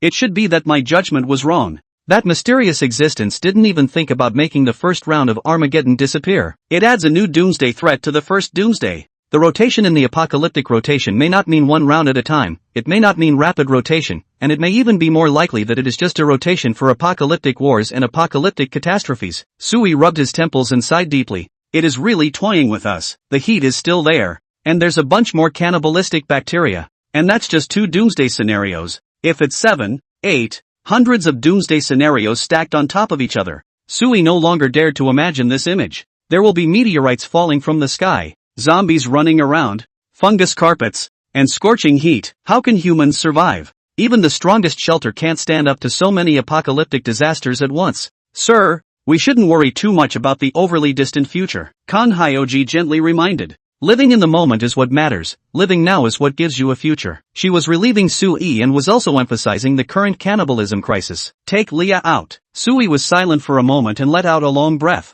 Let Shinkiran and Leah converge. For the piece of biological research and microbiology, they are the only ones we can count on at the moment. Also, you compiled peacetime information on the survivor residents earlier, and find all the talents in the relevant fields within. There is only one goal. To figure out the characteristics of the cannibalism bacteria as soon as possible, and to find a way to contain and solve it. Even if we can't solve it, we should at least ensure the safety of our sanctuary through existing means. Sui's expression was serious, and Zhang Shaoqi nodded in response. Yes, sir. Without further ado, she quickly turned and left the room with Leah in tow this time. Sui was going to use the power of more human survivors to solve the crisis of the sanctuary in the second round of Armageddon. If Sui was just by himself now, he wouldn't be able to go down the path of reverse researching cannibalism, but with the large number of survivors within the gathering place, Sui was perfectly capable of attempting to do so. He has the resources and the talent. Why can't he do reverse research? The benefits of having a large power will be realized at this moment. The moment outside the door,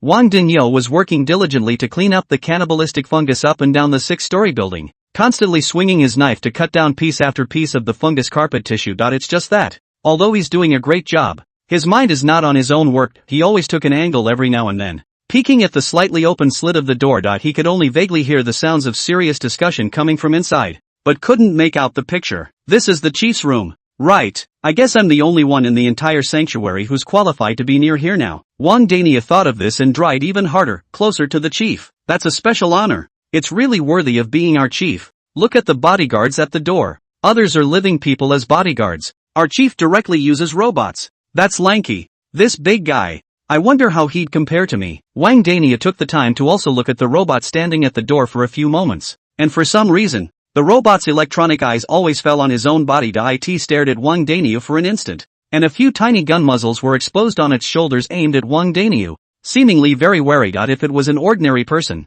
they would have been stared at by the robot and cowed to the point of fleeing, but Wang Dania was strong and courageous. He didn't panic at all, and even didn't give a damn. It's just something to scare people. Can it shoot me? The chief is in there. Everyone says that the chief is very wise and powerful and has a bodhisattva's heart. I am the chief's soldier. If it dares to hit me, it will be dismantled and scrapped by the chief tomorrow. Just as Wang Daniu was ruminating in his mind, suddenly the door behind him opened. Jiang Xiaozi left the room with Leah in a hurry and went downstairs, and Wang Daniu took the opportunity to see the furnishings inside through the moment the room door opened. In a room with an almost futuristic sci-fi texture, Wang Daniu saw a young man sitting on a sofa, seemingly contemplating something. Is he the chief? Sure is young. Wang Daniu sighed in this moment. Within the previous week, Kong Hyo-chi, in order to avoid subsequent unnecessary trouble, had long ago explained to the people in the gathering place in a subtle manner, emphasizing the fact that this gathering place was not the official identity of the country, and that the army was not a subunit of the army. But since what Lin Yu had done wasn't much different from the subs, everyone just listened to it, and there wasn't much fluctuation about the matter. In this instant, Wang Daniu could originally only see the side of the young man's face. However, Sui sensed a gaze coming from outside the door and turned around just in time to meet Wang Daniu's eyes. Wang Daniu hurriedly put on a fawning smile and carried his saber, bending down to nod and bow to Sui. Seeing this, Sui got up and walked out of the room to Wang Daniu. You're Wang Daniu, aren't you? Sui looked Wang Daniu up and down. This was the first time he had properly seen this survivor who had the complete opposite effect of his own talent. Wang Danyu was a bit flattered and quickly stood at attention, replying seriously, "Reporting to the chief. I am Wang Danyu. There's no need to be so serious or call me that." Sui shook his head. "Shao Si, I should have explained to you guys. I'm not a public official and I'm just a survivor. I just like to save people. I've become the chief's soldier, so I'm sure I'll be calling out to the chief." Without blinking, Wang Danyu spoke loudly. "Defending the chief is defending the collective. The chief is wise, rescuing the survivors, doing the public's business. I especially admire the chief." "Okay," Sui smiled and asked, "What are you doing?" "Reporting to the chief. I'm chopping cannibals." Wang Danyu pointed at the wall with his knife. "The chief of staff asked me to do this, saying that I have to ensure absolute security near the chief's residence. I'll never let these things hurt the chief. I'll make sure to get them. Ha! Cut them off completely. Just like that," Wang Danyu said, and also reached out his knife to cut off the tentacles sticking out from the walls to fall to the ground. "Well, good job." Sui nodded his head. Just as he was exchanging words with Wang Danyu, suddenly, downstairs, where the commotion had subsided, there was suddenly new chaos and the sound of women screaming. "Ah, don't come over. Don't you come over here. Look at the wounded man. There's something wrong with him. Shit, is he turning into a zombie? Shoot him, shoot him." When Sui heard the commotion, he was instantly alerted and returned to the room at a rapid pace to check Wang Danyu. On the other hand, tightly gripped his long knife and walked straight to the entrance of the building and stood there, to block the road. "Someone turned zombie? Come, cut you all down. All credit." Wang Danyu was firm in his heart. He would not let go of this opportunity to perform well in front of the chief. Sui, who had returned to the room, was the first to pull up the surveillance screen to check it out. He saw, in the crowd of otherwise well-treated broken-handed casualties, a sudden mass of cannibalistic fungus growing from the severed arm, the whole of which erupted under the skin in a fine mass of tiny tentacles. In just a few blinks of an eye, a nice big living person instantly turned into a humanoid cannibalism. He was no longer human in appearance. His entire body was wrapped in dark green cannibalistic bacteria, and every hole in his body, including the pores of his skin, was constantly and crazily sprouting tiny tentacles outward, constantly fluttering and touching the survivors around him. "It's caused by cannibalism." Sui's eyes widened and his breathing was a bit rapid. "Grass. This thing really isn't simple. The threat level of the second round of Armageddon is definitely higher than the first. Shoot." Kang Hyoji arrived downstairs in time to give orders to Linyu without further hesitation. The soldiers quickly surrounded the monster and fired, and some fighters dispersed the crowd to avoid accidental injuries from stray bullets. True to Kang Hyoji's expectations, the shooting wasn't very effective. The pistol bullets can only barely stop the monster's range of motion, but they can't effectively kill it, and it doesn't fear bullets at all, and in a confined space, Kang Hyoji didn't dare to risk using more powerful rifle bullets. "Here come the flamethrowers." The chief of staff suddenly appeared at that moment with several fighters, all of whom were carrying fire-breathing canisters on their backs, picked up their guns and began to sizzle around the monster. In the roaring flames, the tentacles on the monster's body continued to burn and fall to the ground, but there was no damage to the main body, not even a scorched black mark. The monster proper was still energized,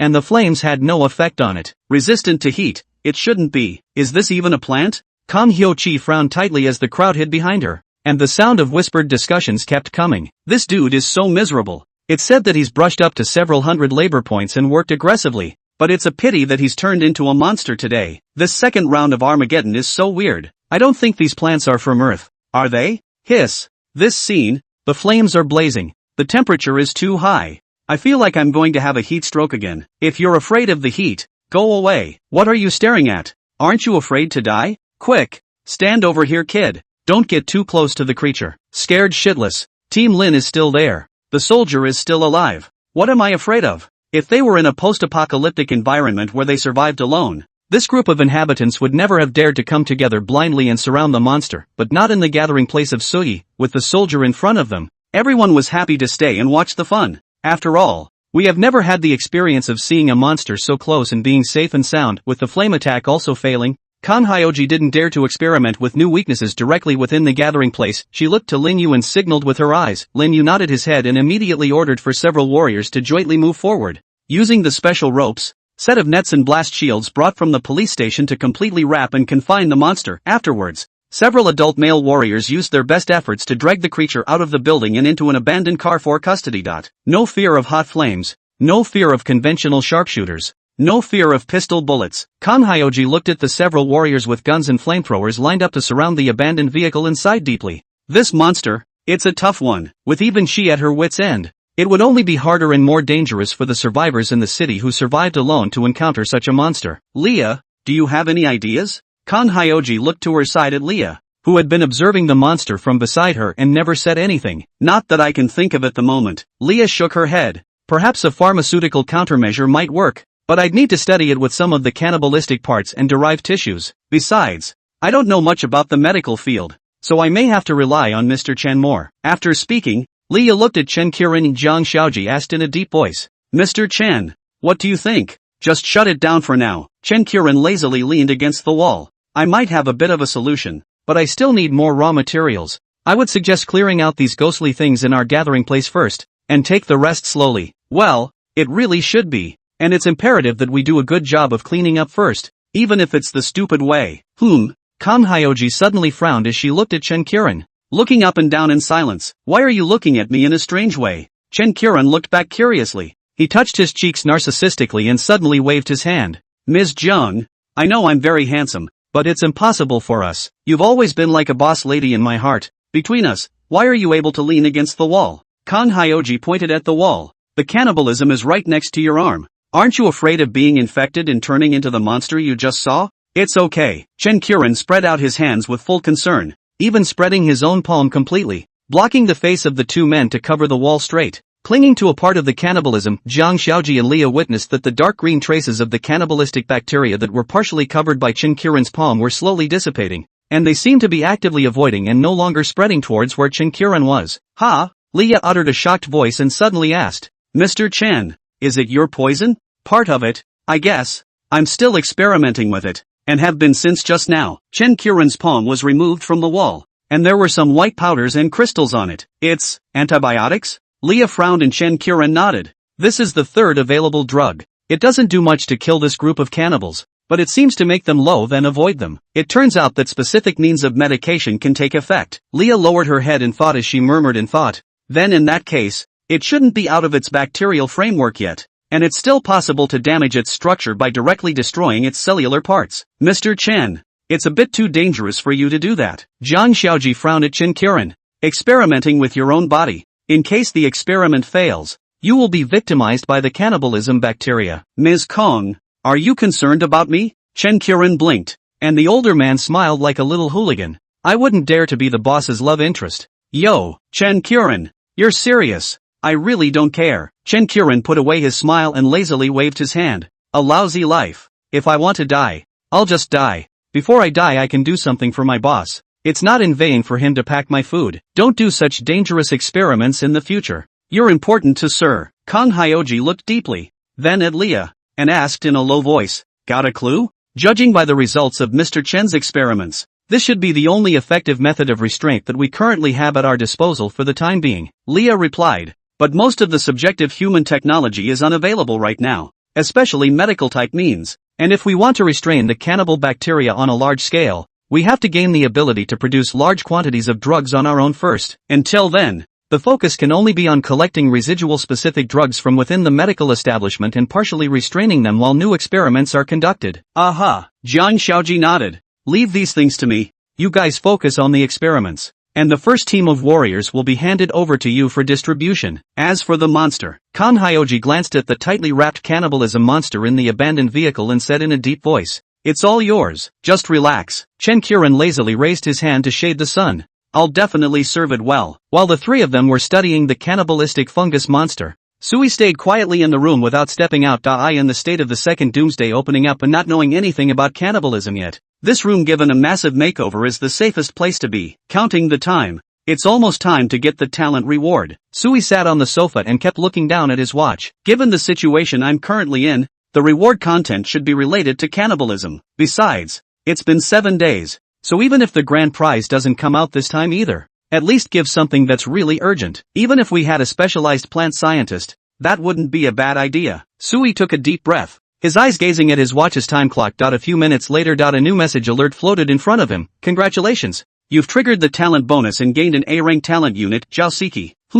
A-list talent. It's the big prize. I can't believe it's not a bonus against cannibalism. Did the talent effect go awry? Sui was also a bit puzzled in his surprise. According to the status quo, How should it look like obtaining countermeasures against cannibalism and restraining means of dispersal were the rewards he most urgently needed at the moment? How do you give back talent? The golden light in front of Sui's eyes was diffusing, forming the enchanting form of a woman. Not long after, a woman in a white lab coat appeared in front of Sui. She was about 27 or 18 years old, with a straight posture and elegant temperament, her rounded chin slightly raised, revealing an ineffable confidence and calmness. Her features were very delicate, her face was clear and beautiful, but there was a touch of uninviting indifference in her eyebrows, and her long black hair was simply tied behind her head, with a few strands of hair hanging softly around her ears. Scientist? Sui looked the woman up and down, and the woman was also looking at Sui. I'm a doctor. The woman's voice opened with a clear and cold voice, permeated with the flavor of superiority. She was not like the rest of the talents when they were summoned and treated Sui with respect. At first glance, she looked condescending as if she was the master who summoned Sui. Another doctor. Sui frowned as he noticed the woman's hands were slender, carrying a larger cloth bag. The cloth bag has red crosses on the outside, which is probably a medical bag filled with relevant medical artifacts and medications. Sit down. Sui pointed to the sofa in front of him. The woman nodded slightly and elegantly sat in front of Sui, her smooth legs folded, her plump figure hidden under her lab coat. Sui is now looking at a lot of beautiful women. There is not much touch. Directly open the talent data to scan a glance. Name, Cecilia Zhao. Age, 35 years. Type, doctor. Scientist. Geneticist. Talent level, grade A. Physical strength, 140 neurological response, 280 endurance, 170 spiritual will, 300 self-healing immunization, 320 talent characterization. Frowny face. Master of medicine. She possesses extraordinary drug research and production capabilities, and is able to create a wide range of highly effective medicines that not only cure common diseases, but also fight against all kinds of special bacteria and germs. Genetic modification. She is proficient in the study of biological genetics and has basic modification abilities. She is able to enhance or weaken the biological skills of the target being modified by means of modification. Poison restraint. She specializes in restraining any toxins and poisons, and her body is so special that she has a large amount of toxin resistance in her. Talent. Frowny face. Surgical expertise. She specializes in most surgical and medical procedures, and is adept at defending herself and attacking her enemies with a scalpel. Solo practitioner. She is able to overcome most difficult circumstances when practicing medicine independently, and has a special ability to create new potions without interruption despite the lack of medical equipment. Killer's wife. She once fell in love with an assassin, learned a plethora of assassin techniques, and specialized in drugged enemies. Value score, 2680. Well, excellent stats and a high value score. Hey, wait. When Sui saw Zhao Siki's last talent, he couldn't help but freeze and raised his head to look Zhao Siki up and down. You used to be the Slayer's wife? Sui tentatively inquired, and Zhao Siki elegantly nodded. Yes, boss. Does this have anything to do with my next job? If you want to kill someone, I can accommodate. Zhao Siki gently lifted the hair on her temples. Her movements were flavorful, but the words she said, and even her light tone, gave Sui an inexplicably familiar feeling. It's. Sui hesitated and spoke after a slight pause. May I ask, your ex-husband, is he surnamed Chen? Zhao Siki suddenly frowned, her temperament plummeting. Cold? Boss, you know that man? If I'm not mistaken, your ex-husband's name is Chen Qiren? Sui looked at Zhao Siki and suddenly shut up. He saw it. The woman had a sharp scalpel in her hand somehow, and was spinning it slowly between her fingers. Boss, if he's the one you want to kill, I can guarantee him 1,001 ways to die. Zhao Siki narrowed her eyes slightly, her rosy lips slightly upturned. She was smiling, but she had a very dangerous air about her. 1001. Sui swallowed a mouthful of saliva. The young woman in front of him was indeed very tasty, but she was also really dangerous. No, I'm not killing him. So, may I ask, boss, where is Chen Qiren? Zhao Siki's eyelashes gently blinked, and there was a faint charm in her smile. Since you mentioned the name, you should recognize, or can find him. Just as Sui was pondering on what to say, whether or not to excuse Chen Qiren or put in a good word, suddenly, Chen Qiren's signature loud voice came from outside. Boss, I'm not going to the trading market today. I'm going to go out with the team to look for medical equipment and get some raw materials for medicine making on the way. So what? Is there any game you want to play this time? I'll help you while I'm out. Chen Qiren pushed the door open as he spoke, and the words in his mouth ended abruptly halfway through. The original somewhat flattering smile on his face also stiffened on the spot, and his entire body froze in place as if it had been immobilized, not moving at all. Next, Chen Qiren turned around decisively. I remember. The equipment before going out. I have to go and double check it again. Chan, Beg, Jen. Zhao Siki slowly spat out icy cold words from her mouth, And the three simple words made Chinkirin stand in the doorway without daring to move. There was some silence in the air as Sui looked at Josuke and then at Chinkirin, reminding him, she's calling for you. So what? Chinkirin slowly turned around with a fake smile on his face. Boss, this is my new colleague? You don't know her? Sui was puzzled. Chinkirin shook his head in a serious and incomparable manner. Boss, you know me as a person. I've always had no interest in women, and never fooled around with strange women. Not interested in women? So you're interested in men? Sui silently moved his butt slightly to move himself a little further away from Chinkirin. When Josuke heard Chinkirin's words, she couldn't help but smile coldly. So I'm a strange woman, huh? Oops. If it isn't Dr. Zhao. Chinkirin was suddenly startled, as if he had only just seen Josuke's appearance. With undisguised surprise on his face, why are you here? Aya. Look at my eyes. TSK. Rare guest Old friend Josuke sneered. So I'm just a friend. Chinkirin smiled sarcastically. Is it a girlfriend? Not dare. Josuke played with the scalpel in her hand and spoke faintly. Mr. Chen is so flamboyant and dashing. A thin willow like me can't get into your eyes. How can I be qualified to be your girlfriend? There was cold sweat on Chinkirin's forehead.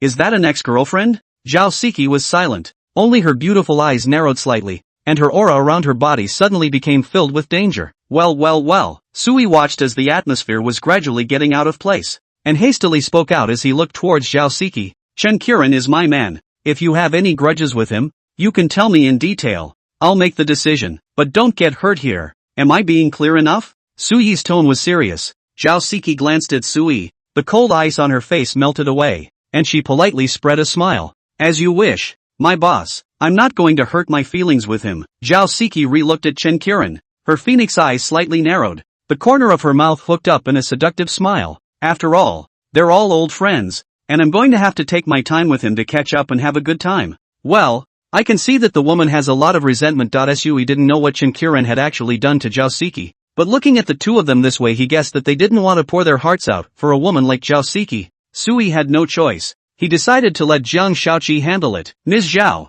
you just came here. You shouldn't be familiar with it yet. Sui pondered slightly and opened the call channel of the monitoring terminal. Hyoji, come upstairs. Yes, sir. Kang Hyoji's gentle voice came out from the terminal's voice channel. She was always the first to respond to Sui's needs. Kang Hyoji, my assistant and the main administrator of our gathering place. Sui resumed his seat in front of Josuke and said in a deep voice. Later, Xiao Ci will come up here, and she will make arrangements for you, including assigning rooms, food, and work. You can also talk to her about anything you need, and it's no problem to bring it up with me. Chinkirin, as for you, Sui glanced at Chinkirin, waved his hand and chided. What are you still standing there for? Hurry up and go to work. All day long you don't do your job. What are you doing upstairs when you're told to study cannibalism? We are all men. And Chinkirin also knew that Sui was helping him, telling him to hurry up and leave this place of wrongdoing. Hey, okay, boss. Chinkirin hurriedly nodded his head, but no movement was seen under his feet. Why aren't you leaving yet?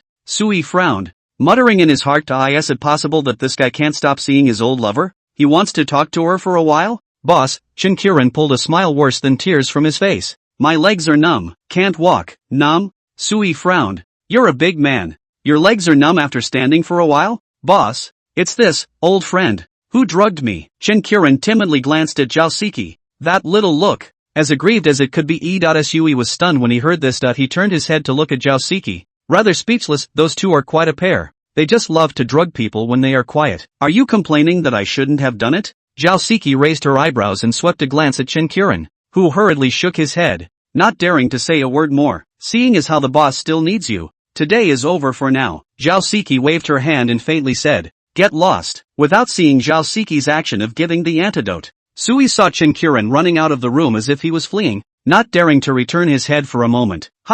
Sui was a bit curious. What kind of tactic is this? If it's a paralyzing drug, it would take time to recover, right? His leg, it's healed so quickly? Boss, it's a neurotoxin, and it's using a new drug. One I developed myself. Josuke ruffled her hair and smiled as she introduced herself. Plus that man's own resistance to poisons is also good. And he recovered very quickly. That's right. Sui nodded his head as he glanced at Josuke and suddenly asked, then you have a special method for restraining germs and bacteria, right? Recently the gathering place is under the threat of some special fungus called cannibalism. Not an earth creature. Sui introduced the situation of the second round of Doomsday to Josuke, who listened carefully, and when Sui finished, she pondered in deep thought. Since Chen Qiren's poison is effective, it means that this type of fungus is still within the realm of what can be solved by medical means. If the boss trusts it, I can give it a slight try. Zhao Siki had just finished saying this when suddenly footsteps came from outside the door. The two looked up to see that it was Kang Hyoji who had arrived. Miss Zhao,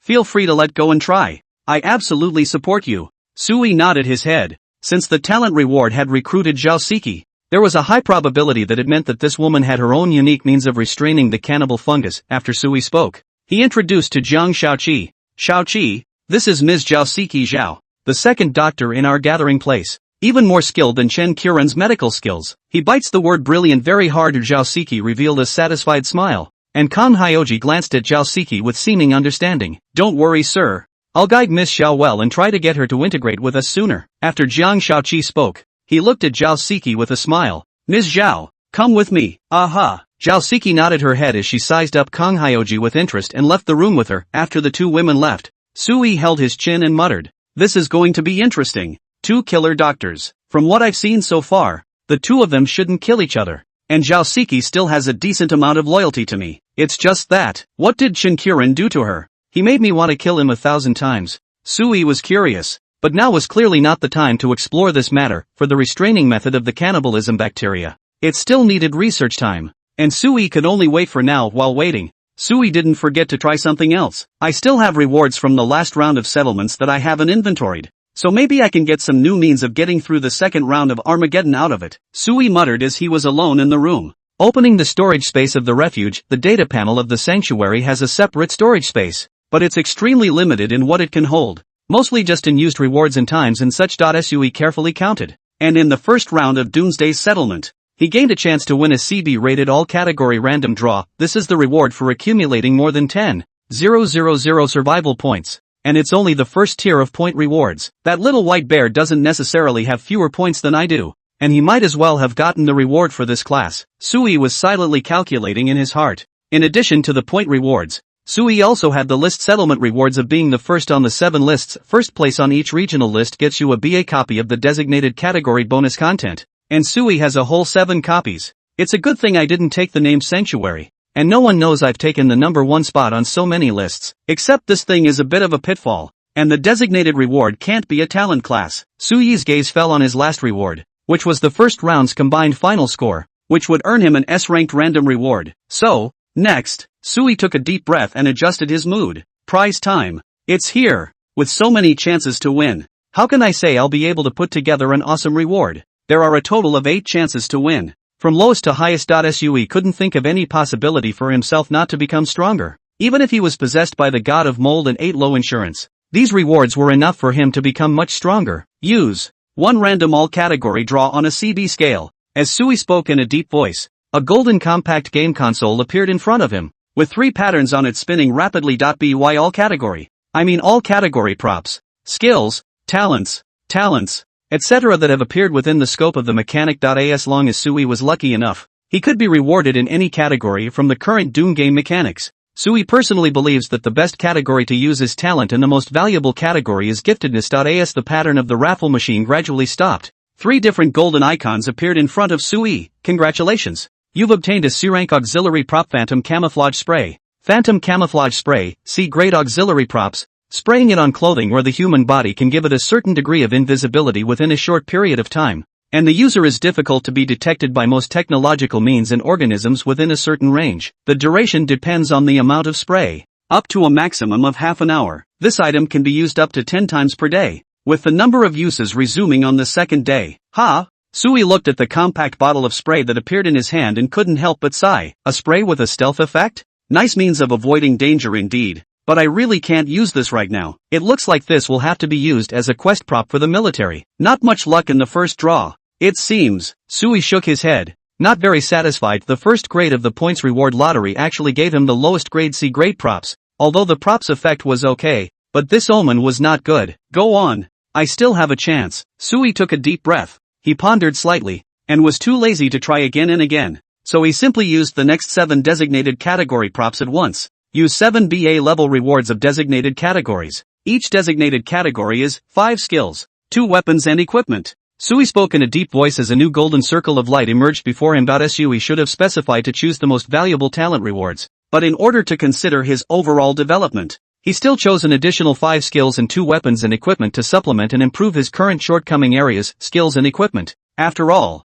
can directly and effectively affect one's current personal strength. In case he encountered an apocalyptic situation that he needed to rely on his own strength to carry through, Sui wouldn't be in a hurry at that time. Congratulations! You've acquired the A rank skill Good Luck Favors. Good Luck Favors, a class skill, passive skill. The skill holder has good luck unlike normal people, and will have a higher probability of good luck when doing anything. The effect of this skill is not 100% effective. Please pay attention. Congratulations! You've acquired the A rank skill Damage Transfer. Damage Transfer, a rank skill, passive skill. The skill holder will transfer 50% of the damage to all the talent units in the shelter when they receive any type of damage, and the transferred damage will weaken the damage effect by 30% again. Congratulations! You've acquired the A rank skill Heavy Shadow Stacking. Heavy Shadow Stacking, an A rank skill. The skill can be used actively, causing the body to be in a state of high-speed movement for a certain period of time, judged by one's stamina, allowing one to gain extremely impressive speed, jumping heights, as well as piercing through walls. Congratulations!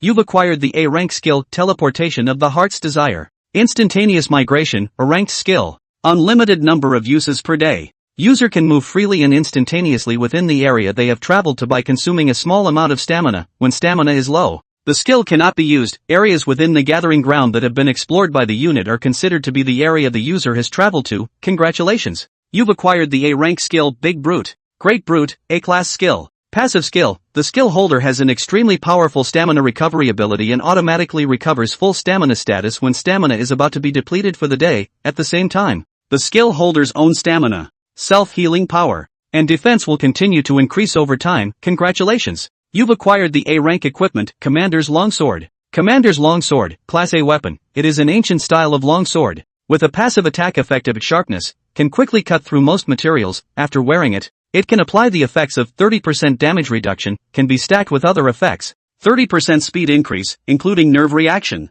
attack speed, and walking, 30% self-healing effect increase, 30% self-healing effect increase, 30% damage reduction, 30% speed increase, including nerve reaction, attack speed, and walking, and 30% self-healing effect increase, stackable with other effects, 30% speed boost, including nerve reaction, attack speed, and walking, 30% self-healing boost, 30% all-natural resistance boost, and 30% all-natural resistance boost. When worn, the effect can be applied to all talent units in the shelter regardless of range. All-natural resistance bonus, and never mutiny. Congratulations! You've obtained the A-ranked equipment Amulet of Peace of Mind. Amulet of Peace of Mind, Grade A equipment. The wearer is immune to all curses, spiritual attacks, and other mystical means of interference, and excludes all threats other than those by means of force. The threatening effect must not be higher than Grade A, or the effect will be nullified. Hiss! Sui couldn't help but suck in a breath of cool air as he looked at the information prompt in front of him. Luck has changed.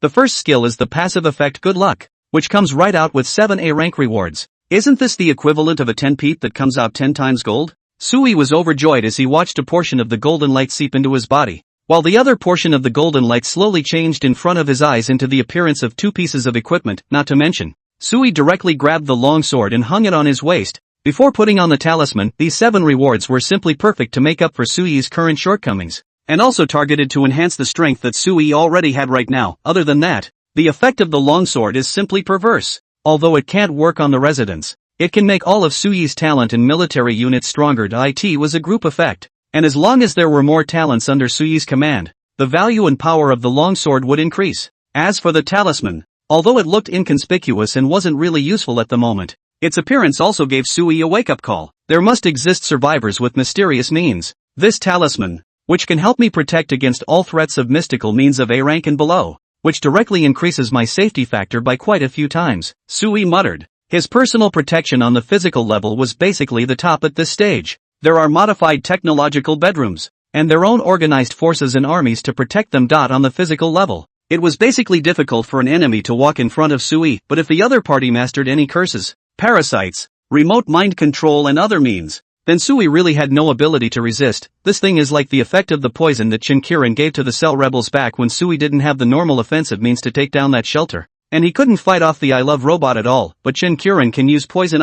directly through the door to poison a room of people to kill the robot's owner to death. I love the fact that my robots are outright unthreatening without a self-destruct system and that accidental death of their owner. This talisman can effectively prevent the enemy from launching a decapitation operation against me. So, next up is the last reward. An S-rated random reward. Sui touched the talisman around his neck, took a deep breath and adjusted his state, thinking about everything he had. There really weren't many grades that could reach S rank. And there was only a House of Geeks talent and a just to be S-ranked attaché talent, as well as the S-ranked skill parasite, just these three. However, the effects of these three natural skills were extremely powerful and were the key cornerstone of Sui's current power. An S-ranked reward must be worth an explosive amount. Whether it's talent, whether it's skill talent, even if it's just weaponry. I don't lose anything by any means. What's more, I still have the good luck talent at hand. Even if it's not 100% effective, there's a high probability that I'll get a better S-rank reward. Sui muttered, no longer hesitating and quickly used it. Congratulations, you've acquired the S-class talent, Wang Shi. As the information surfaced before Sui's eyes, a human-shaped golden light surfaced in front of Sui. It's actually an S-class talent. Grass. I've made a fortune. Sui was ecstatic. The most talent he had now was a class. This was the first S-class talent. How well talent works. Sui Jane knows too well that he didn't even want to wait and directly accessed the data information of this S-class talent. Name, Wang Shi. Age, 251. Appearance of a 30-year-old male. Type, cyborg. Special warrior. Ascetic, talent level, S. Physical strength, 500, beyond human limits. One punch can destroy a small mountain. Neurological reaction, 500, instantaneous. Enemy movements appear as slow-motion replay to his eyes. Stamina durability, 500, remain in peak condition after several days of continuous fighting without sleep or rest. Mental will, 500, mind as solid as a rock. No mental attack below S rank can shake it. Self-healing immunity, 500, instant recovery from minor injuries. Immune to most toxins and diseases. Talent characterization frowny face super phantom tech body. He has received a transformation of super futuristic technology,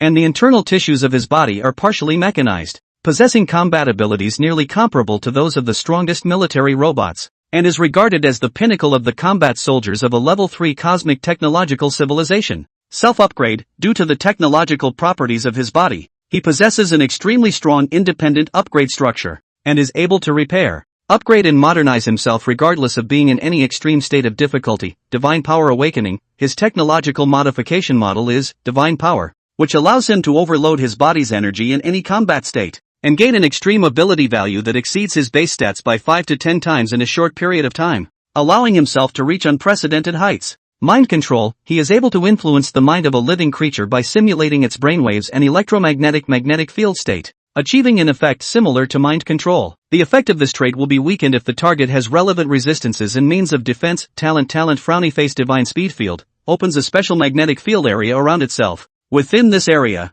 Wang Shi will have the great ability to control the magnetic field. Battle performance rating, nearly divine. Level 3 armed technology module, Wang Shi has all the peak technology weapon modules within the level of a level 3 cosmic technology civilization, and has the ability to rapidly recharge and sustain combat. However, due to the fact that he is a single unit, he does not have the ability to destroy a planet on his own. Replication and separation, when Wang Shi is injured, part of the torso portion detached from the main body can automatically and quickly replicate a replica of Wang Shi under the action of technological molecules, and possess some of the combat abilities of Wang Shi's main body. The number of this replication effect, which is in an unlimited state in the theory, has not been practiced. Free form, Wang Shi can freely change his body state according to the special battle state, so that he can be in normal battle state, transparent battle state, immune to physical strikes, and functional battle state. Open more auxiliary technology modules. Special note, he participated in a technological civilization's god-making program and successfully completed the transformation, becoming the closest human to a god. However, he is still a human being, and even though he was transformed, he still possesses a human soul and basic traits. Of course, as one of the best killing warriors, he is unable to procreate, without a counterpart organ. Hiss! It's too strong, really too strong. Worthy of being the man closest to God, but with such strong stats, why is it only S rank? Sui was shocked in the Doomsday Game's mechanics. An existence of Wang Shi's caliber could only be S ranked? Does a higher rating exist then? Are there stronger talent units? How sick would that be? Sui has not quite dared to think about it. With the volume of the Earth's human beings still less than level 1 cosmic technology civilization, It is simply impossible to visualize and imagine the terrifying volume and means of a more powerful and majestic civilization. As Sui finished checking Wang Shi's data information, a human-shaped golden light slowly dissipated in front of him, from which a 2-meter-tall strong man emerged. In terms of stature, Wang Shi is a typical Asian face, lanky and strong man, tall and straight. He stands in front of Sui like a weathered pine tree. "Hello, sir." Before Sui could open his mouth, Wang Shi's gaze landed on Sui's body, and his face was serious as he introduced himself. "My name is Wang Shi. I'm the first squad leader of the White Emperor Legion of the 17th world of the Solar System Earth Synchronization Alliance, and I report to you." Wang Shi's national face is full of perseverance. His tone is calm and dry, a military style. What surprised Sui the most was that he would actually automatically say where he came from, which was something that none of the previous talents had ever done. "Your identity? Well, it sounds a little complicated." Sui did not know what to say for a while, and in his slight contemplation, Wang Shi seemed to see Sui's hesitation and took the initiative to speak. "Sir, I know everything that happened here and the mission I came here for." Wang Shi has a head of black thick short hair, neatly organized. He is talking between the eyebrows through a sharp and decisive. "This is in the early stages of Earth's judgmental Armageddon, a branching line from the landmark realm of the same universe. In a sense, for you, sir, I am a futurist of a different Earth dimension to be exact. At the same time, I am a soldier with the same bloodline human identity as the descendants of where your pack and country are located. Thanks to the answering mechanism of the trial mechanism,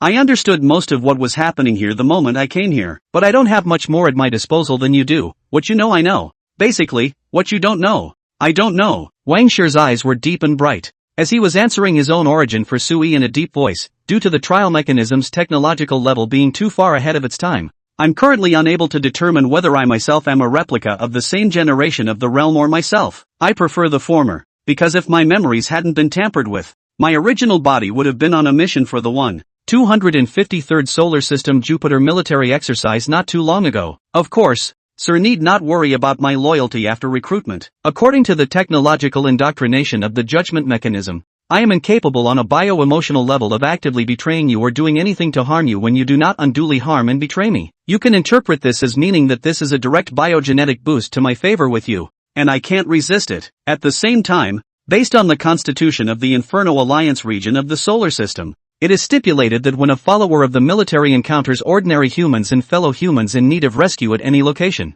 he or she must provide unconditional military support to protect the lives and personal property of fellow humans. Based on the Constitution, you belong to the rescued, and I will give you my unconditional allegiance." A faint smile appeared at the corner of Wang Shi's mouth. The smile was very formulaic and somewhat robotic. He seemed to be trying to comfort Sui, who was still in a state of confusion. "Sir, is there anything else you don't understand?" "I, understand it all, right?" Sui blinked. Wang Shi said a lot, but they were all concise and all useful information. Sui wasn't a stupid person. He basically understood what Wang Shi said. To summarize, the talent unit could be a replica human from a different era and timeline of Earth. While indeed having a high level of loyalty and natural goodwill towards the recruiter, they were recruited here with basic information about the place and knew exactly what they were going to do, but Sui was still a bit confused. A bit lost to be exact. Wang Shi answered too much, which made Sui fall into more incomprehension instead. "Squad leader Wang, well, I can call you that. Right? Totally. According to your introduced status,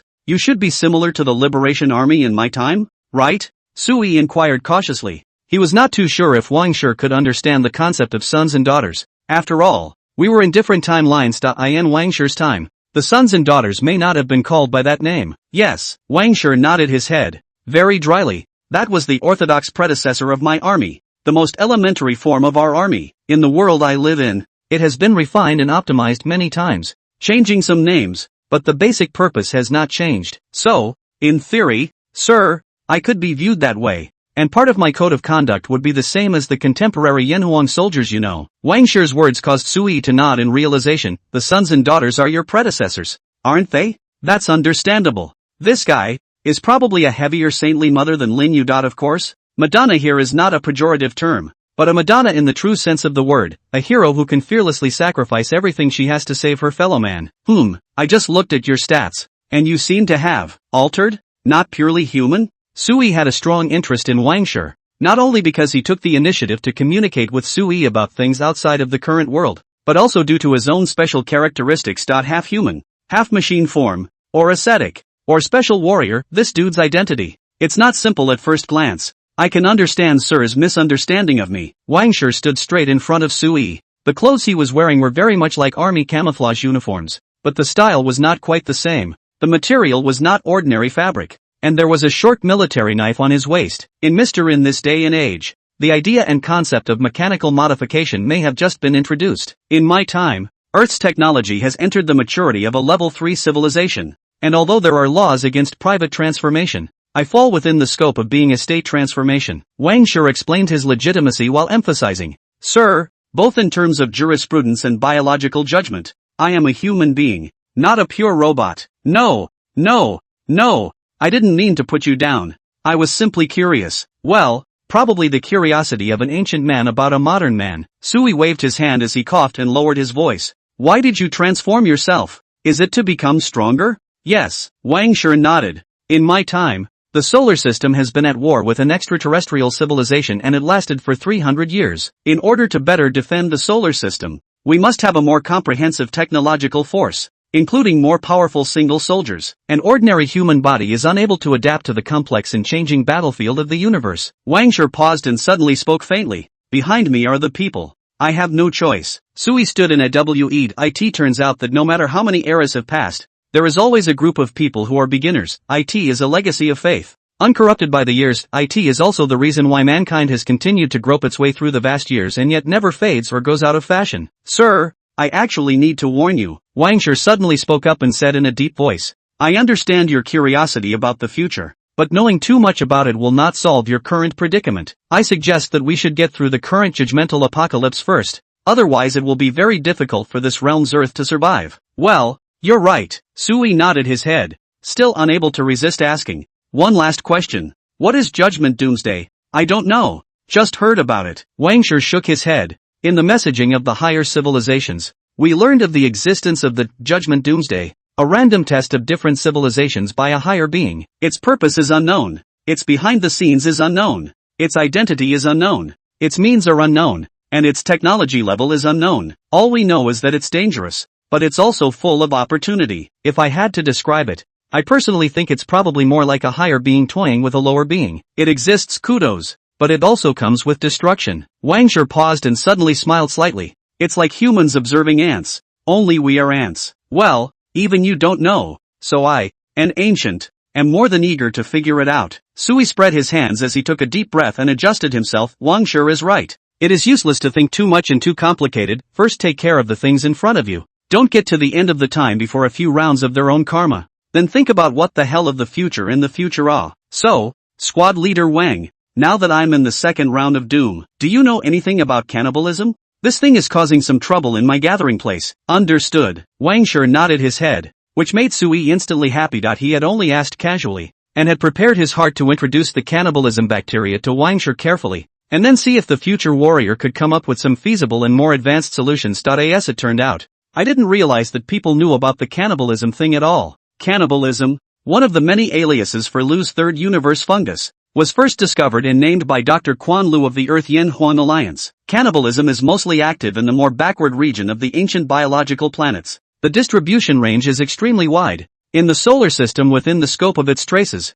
but in the Milky Way galaxy there are areas of its reproduction and dissemination. Cannibalism was present in the mid to late stages of the Second War in defense of the solar system, when the enemy used a wide range of biological weapons against humans on Earth. At that time, the research team led by Dr. Song Tianla, after 7 days and 6 nights of strong offensive scientific research experiments, cracked the genetic layer of the cannibalism bacteria and manufactured a new vaccine for human beings, which enabled the human beings of Earth to achieve the battle of cannibalism extinction for the entire solar system within 3 days. It was a great victory in the second defense of the solar system and one of the key points in the battlefield's march to victory. Wang Shi's introduction was simply incomparably comprehensive, which gave Sui the feeling that he was listening to a history teacher's lecture. Really, that's what it feels like. Rippling history indeed. Sui nodded his head and followed up with another question. Then how do I solve it? I am now. Well, perhaps you can introduce me to Dr. Lu Quan? Sui's tone was somewhat of a joking tone, but there was indeed this hidden expectation in his heart. What if Future Soldier is really this awesome?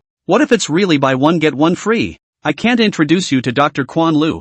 I can't do the crossing of dimensions, or even take people across. Wang Shi took it seriously as he shook his head seriously before saying, cannibalism belongs to the ancient bacteria. even for the era you are in. It is very old and is a planet overlord level creature that is even more difficult to deal with than the dinosaur creatures, but it still falls into the biological category, not the purely bacterial and fungal range, and it possesses a low level of intelligence, an incredible ability to reproduce, and the ability to resist most of Earth's technological weapons at this stage. However, it is very averse to antibiotic and viral drugs. The Song vaccine cannot be produced in the current Earth era, but it can be targeted to start with the underlying aversive traits. Wang Shi paused and added apologetically, "This is just my arithmetic projection. It doesn't mean it's absolutely correct. My auxiliary system is a military combat type. It doesn't have the ability to do scientific research and experimental projections. The effects of my scientific aids are also limited to basic weapons manufacturing and development. And you can build weapons." Suyi's eyes lit up as Wang Shi nodded. "Yes, sir, I can create basic weapon equipment. At the current stage of Earth's weapon range, as long as the equipment is sufficient, I can completely create it independently." Grass. What a strong future warrior. Sure enough, it's the strongest single soldier. It seems that the cannibalism can only be studied by those two ingrates as well. Sui sighed slightly, but didn't worry too much since there are solutions and restraints. "We will not go to the point of being helpless. Sir, the cannibalism in the gathering place. I can take care of that," Wang Shi reminded. "My combat system has a removal module for biological warfare, and although I can't do a complete eradication of all cannibalistic bacteria, I can ensure absolute safety within a certain area. I am referring to the fact that the cannibal bacteria will never appear within the area you have specified." "That's great, but," Suyi's eyes widened, "you're enough for one person? Let me arrange a few people for you." "No need." Wang Shi shook his head. "It would be more efficient for me to act alone." With this statement, Wang Shi really didn't dislike modern warriors as a liability. He was just being truthful based on the military missions that might come his way. "Squad leader Wang, you're really so versatile." Sui sighed in a long voice and waved his hand. "Then what are you waiting for? Let's do it. Right now. Clear the cannibalism and protect the gathering place." Sui paused and added, "There are also many ordinary people in the gathering place. All of them are Yanhuang people. I have the same faith as you, understand?" Based on Wang Shi's interpretation just now, Sui already knew that the talent was not absolutely not going to betray if Sui is too brutal. Talents like Lin Yu and Wang Shi are probable to part ways with Sui. Of course, Sui was not such a person. He was just purely an ordinary Earth Chinese man, nerdy, fun-loving, cautious, intelligent, but also patriotic at heart, with the essence of being a good person, but he still wanted to emphasize this point to Wang Shi. After all, Wang Shi, the talent unit, was too important. An S-rank future warrior, and nearly all-powerful. As long as he had Wang Shi at his disposal, Sui almost felt that his inner security had increased a great deal more. "Yes, sir," Wang Shi nodded somberly. He did not have too many words to say, and after receiving his mission, he turned around and left the room. His back was broad, and he walked with a steady, powerful stride, as if he could crush the obstacles ahead with each step, giving great courage and relief. "That's great. I'm so lucky." Sui looked at Wang Shi's back, and in the midst of sighing, he suddenly realized with a start, "Wait a minute, with my luck exploding like this, will my lifespan be affected? It's a little too low today." Oh, to the point of panic, Sui rubbed his head and got up from the sofa. Coming to the monitoring terminal, he saw Wang Shi walking down the stairs, straight through the crowd gathered in the hall, stepping out of the gate guarded by the warriors, and coming directly to the building. Wang Shi stood outside the wall of the building, and he glanced at the surveillance camera on the eaves above his head before silently extending his palm against the wall. His palm touched the cannibalism, as if it had encountered a natural enemy, as if it was like a living creature. General speed swimming retreat. Fearing to avoid it, next. A circle of nearly translucent light emanated from Wang Shi's arm and spread continuously. The circle of light was not some kind of color, but more like the distortion of the air after a flame had scorched it, and it kept spreading, like a nuclear bomb after it had exploded. In a circle after a circle of continuous ripples, slightly distorted ripples fluctuated, covering the ripples wherever they went, and all of the cannibalistic bacteria kept retreating as if they were going crazy. The building, most of which was originally covered in dark green cannibalism, gradually regained its original wall tile color. The cannibal fungus started from the building and retreated to the ground, disappearing in a gradual manner, continuously moving away from the range of the gathering place where Sui was, visible to the naked eye, almost in terms of tens of seconds. The entire building was refreshed, and the second round of apocalyptic disaster that had just arrived was directly dispersed completely by Wang Shi alone. "Look, that weird thing is gone. It's not even gone from the walls." Hey, really? Yeah, gone. Where did they go? What kind of weird thing is that? That's a cannibalism fungus. Didn't we have system announcements before? That said, where the hell did the cannibal fungus go? Is it possible that the chief is on a roll? I've always suspected that the chief is awesome, most likely some big brother on the leaderboard. Don't be ridiculous. If the chief is so powerful, what did he do long ago? I'm not disrespecting the chief Ao. I'm just talking about things. Downstairs in the hall, there were vague cries of alarm from the crowd. Everyone was gathered together by Kang Hyo-chi for the purpose of being attacked by cannibalism when a single person is left alone. And this thing has already been proven to be intensely aggressive in attacking humans, with the protection of military personnel and the building's own security system. It's obviously a little more secure. Before waiting for the crowd to discuss for a while, soon the gentle voice of Kang Hyoji came over the building radio. We just received word from the chief that our special warrior Wang Shi used his ability to disarm the threat of cannibalism in the gathering place. Of course, that doesn't mean the cannibalism is gone, just that our gathering place is temporarily back to being safe. Now, lift the state of alert and return all members to their dormitories. Today, the group is resting. No work arrangements will be made, and all members are strictly forbidden to go out. Temporarily blockade the gathering place. The sound of Kang Hyoji's broadcast was recorded and then spread to echo repeatedly in several surrounding buildings. The crowd also dawned on them. Wang Shi, isn't that the big guy who just walked out? Ma, how come there are so many capable people under the chief's hand? What did I just say? The chief is 100% the ranking big brother. That talent ranking one is definitely our chief. The chief is indeed bullish. Indeed, he has made a great deal of fuss. It is I who am dog-eared. I am convinced. I wondered how the second round of Doomsday would work. Just this? That's it. Ha? Really? Not that I'm blowing it off. It's not nearly as threatening as high temperature Doom. At least it'll make me sweat a little more. Buddy, you are absolutely not mentioning about the dead people just now. Fortunately, the cannibal bacteria do not have the ability of secondary infection, or else a few buddies who were scratched just now would have mutated long ago. It doesn't have the ability to be infected twice, but it looks weak even after being scratched. They don't have to work these days. I envy them. The crowd was overflowing with joy and everyone breathed a sigh of relief. There are tough talkers, but they are all based on the strength of the gathering place. Sue was also happy to hear such voices. At least this showed that everyone's cohesion and recognition of the gathering place was gradually raised. At that exact moment, Wang Shi pushed open the door and walked in. He glanced at the crowd, and also saw the serious eyes of the surrounding warriors saluting towards him with admiration in their eyes. Wang Shi reflexively returned the salute in place before going upstairs in silence. So it's a soldier brother too. A woman in the crowd whispered. He's so strong. I wonder if he'll be like a brute. He's so tall. He's sure to mess me up. Little hoof. Don't wave. Ms. Jiang said that you can't harass the military. And last time you were written up for your night attack on Dr. Chen. So soon you forgot? Stand in the forest of steel. Be a ghost. I'm not afraid. Steel. Steel? Miss, can my steel go into your jungle? No. I only like Wang Shi today. I must have this man. There were whispers in the crowd. Both men and women discussing Wang Shi who had gone upstairs. The women were almost glowing in their eyes, and they had mentally ranked Wang Shi as the number 2 man in the most deserving gathering place. Even Chen Qiren was relegated to the number 3 raid target. Huh? Who was first, you ask? Of course it's the nerdy guy from upstairs who's godforsaken, who wouldn't want to be the chief's wife. Break it all up. Break it up. Sisterly stepped forward with the girls and began to arrange for the crowd to leave in an orderly fashion. As arranged by Kang Hyoji. Each of you go home and rest. Hold on tight. Ms. Jiang said that today's rest counts as basic work points. Sort of a spiritual comfort for everyone. Encourage everyone to unite and get through the second round of Armageddon together. Long live Ms. Kang. There were men in the crowd shouting with excitement, but soon he was reminded. Shout out the wrong hooray. Ms. Kang is not the head honcho. Ow. Yeah. Long live the chief. The crowd giggled and laughed their way out of the hall.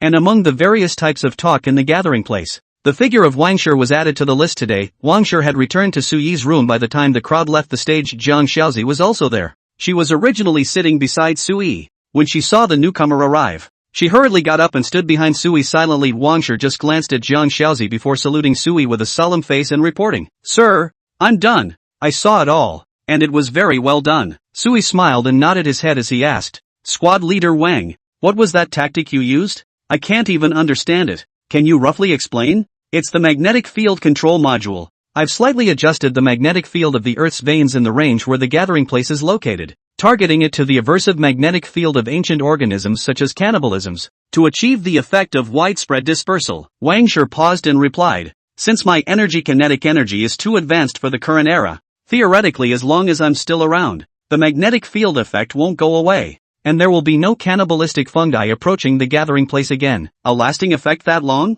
Very good." Sui nodded his head in satisfaction. Although Wang Shi could not eradicate the cannibalism bacteria, This hand already satisfied Sui enough for the second round of Armageddon just opened and we solved the existential danger this next month. It was possible to develop at ease, directly ahead of the other survivors by a large margin. Sir, is there a need to continue the research on cannibalism?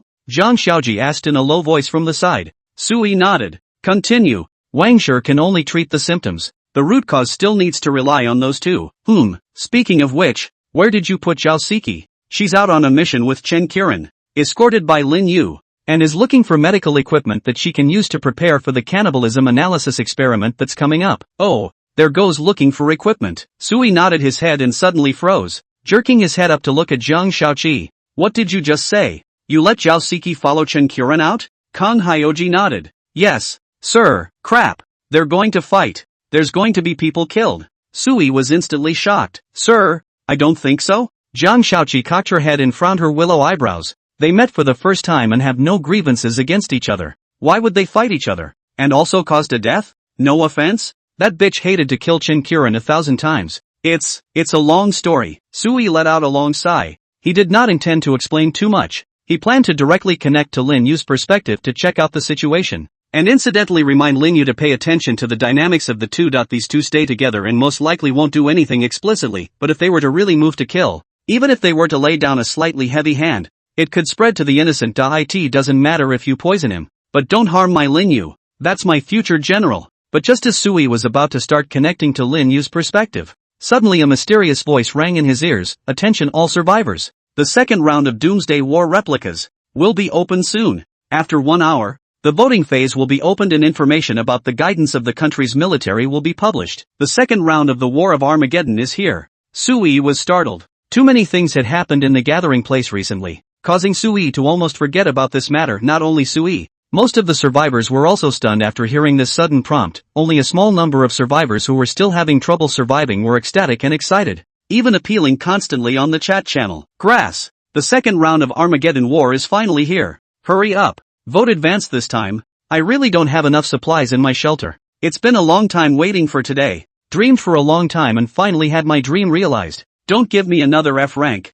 F ranks really don't get enough to eat. Brothers, please. The first round of the battle report you have seen. The sons and daughters of the soldiers are really fierce. With the cannon bombardment of alien creatures. Hanging and hanging bad. Please, make it a little harder for them. I want to live. Damn. The first round of Armageddon just passed and I thought I'd survived it. But then my next door neighbor got eaten by cannibalism. The weather is still so hot. How can we live this life? The city's chat channel, which had been silent for a long time, burst into life. I am the last month. Apart from the early days of the apocalypse when people were more excited and curious, most of the survivors basically didn't have much to gossip about after they had truly realized the horrors of the apocalypse. Even the many survivors who had the presence of mind to make small talk didn't speak much after a few losses and baiting. A month of getting used to the brutal rules of Armageddon and recognizing the amount of scammers and thugs that populate even the city chat channels. In an apocalyptic age with no legal constraints, this group is lawless. And it's hard to tell the difference between a man and a ghost. Even the city chat channels and online trading channels were flooded with tons of intelligence messages, exchange messages, and requests for help every day. And people didn't really care for them anymore. Those who have suffered more and survived are savvy. It's also the encounter with the second Armageddon War that brings a little more life to the dead city. Sui also opened the city chat channel at the first time. Still silently observing for a moment. He found that the survivors' ambitions had indeed risen. There has been a general agreement that this one could have been pitched at a higher difficulty and could have gotten them more material rewards, while many have emphasized that a slight adjustment to the difficulty vote won't cause too much trouble for the subs. This is actually a very bad sign. Sui could smell a distinctive atmosphere. People were relatively simple until most of the month, and even though the beginning of the end was the toughest time for everyone to survive, there was still a miracle F-rated voting result. But after the first round of Doomsday inculcation, most of the survivors who were used to the brutal rules of Doomsday had subliminally changed inside. Many people have started to become cruel and cold-blooded, whether it's for protection or simply to vent their tyrannical desires. It means that the perception of survivors across the country has been gradually and dramatically changing. So, this is the real beginning of the plan of attack. Sui muttered. He had understood why the mysterious existence had played its cards openly, announcing the mechanism of the dual Doomsday world in the first round of Armageddon, because this is the young conspiracy.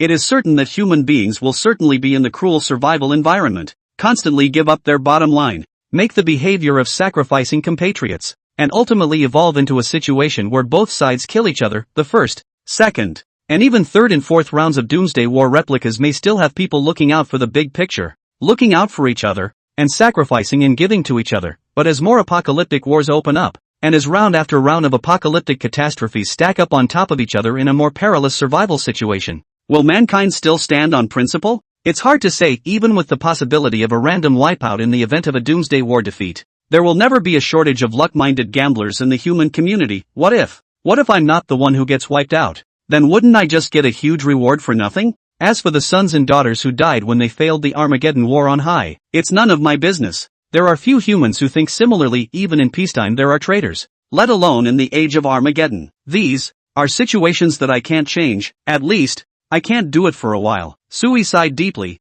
There was a burning feeling inside him, but he could do nothing about it. There's no way he can influence survivors across the country. He can't even do that right now to influence survivors across the city. But for Sui, the lower the vote, the more he could guarantee his own safety. Sui understood very well that his own interests and safety were completely tied to the level of difficulty of the Doomsday War. Just as Sui was silently observing the atmosphere and discussions of the city survivors, an hour passed by in a flash. The voting period is now open, publishing leading messages coming from the Doomsday War side of the country before the voting stage. The following is the specific content of the lead message as the mysterious voice rang out. A 10-word guidance message slowly emerged for the nation's survivors. Grade A, Doomsday hurts the people. No slacking off. It's short and concise and everyone can understand it. The subtext of that statement is pretty much, let's each take a step back, shall we? We're not going to let you pick S, but we're not going to make an F anymore. It's nice that people love their soldiers, but don't use them at this critical time. It's true that S rank might be a bit scary, but A rank should be fine. Maybe a few soldiers will die,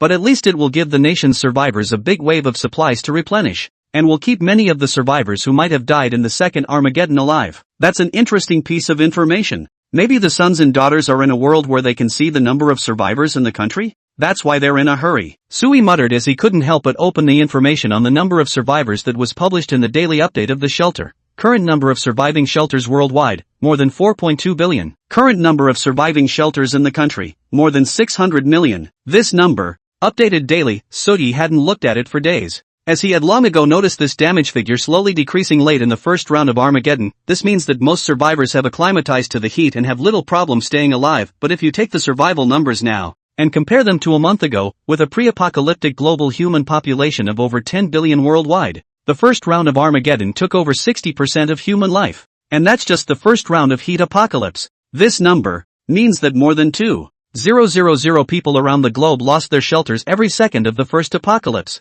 And at least half of the survivors who lost their shelters in the first apocalypse are dead. The second round of Armageddon only opened today, and I'm afraid that this figure for tomorrow is even worse. With the horrors of the cannibal bacteria, the first few days of the second apocalypse are expected to see a lot of deaths, and many shelters with no defenses will disappear. Sui sighed. If the subs could see the number of survivors in the country, then he understood the anxiety of the subs very well. The great nation is left with 600 million people a month. If this isn't a little more difficult, what's the point of playing, even if the end is over? How many people will be left in China? I am afraid that the scene of 9 out of 10 rooms will occur again. So, I'll do it this time. How should I vote? Sui muttered, before he could think of an answer. A new message prompt had surfaced in front of his eyes. The lead-in information has been posted, and online voting begins below. The difficulty choices for the second round of your country's Armageddon War are as follows. Single choice, Class F, E, D, C, B, A, S. Difficulty increases in ascending order. Starting with D difficulty, national survivors will receive basic survival supplies, and then each difficulty level will double the supply rewards. Type of theme for this national apocalyptic war, confrontation. War scenarios, randomized terrain map environments on a global scale. Rules of War 1 randomly match 2 different human countries to fight against each other. Point 2. The number of soldiers participating in the war is limited to 10,000.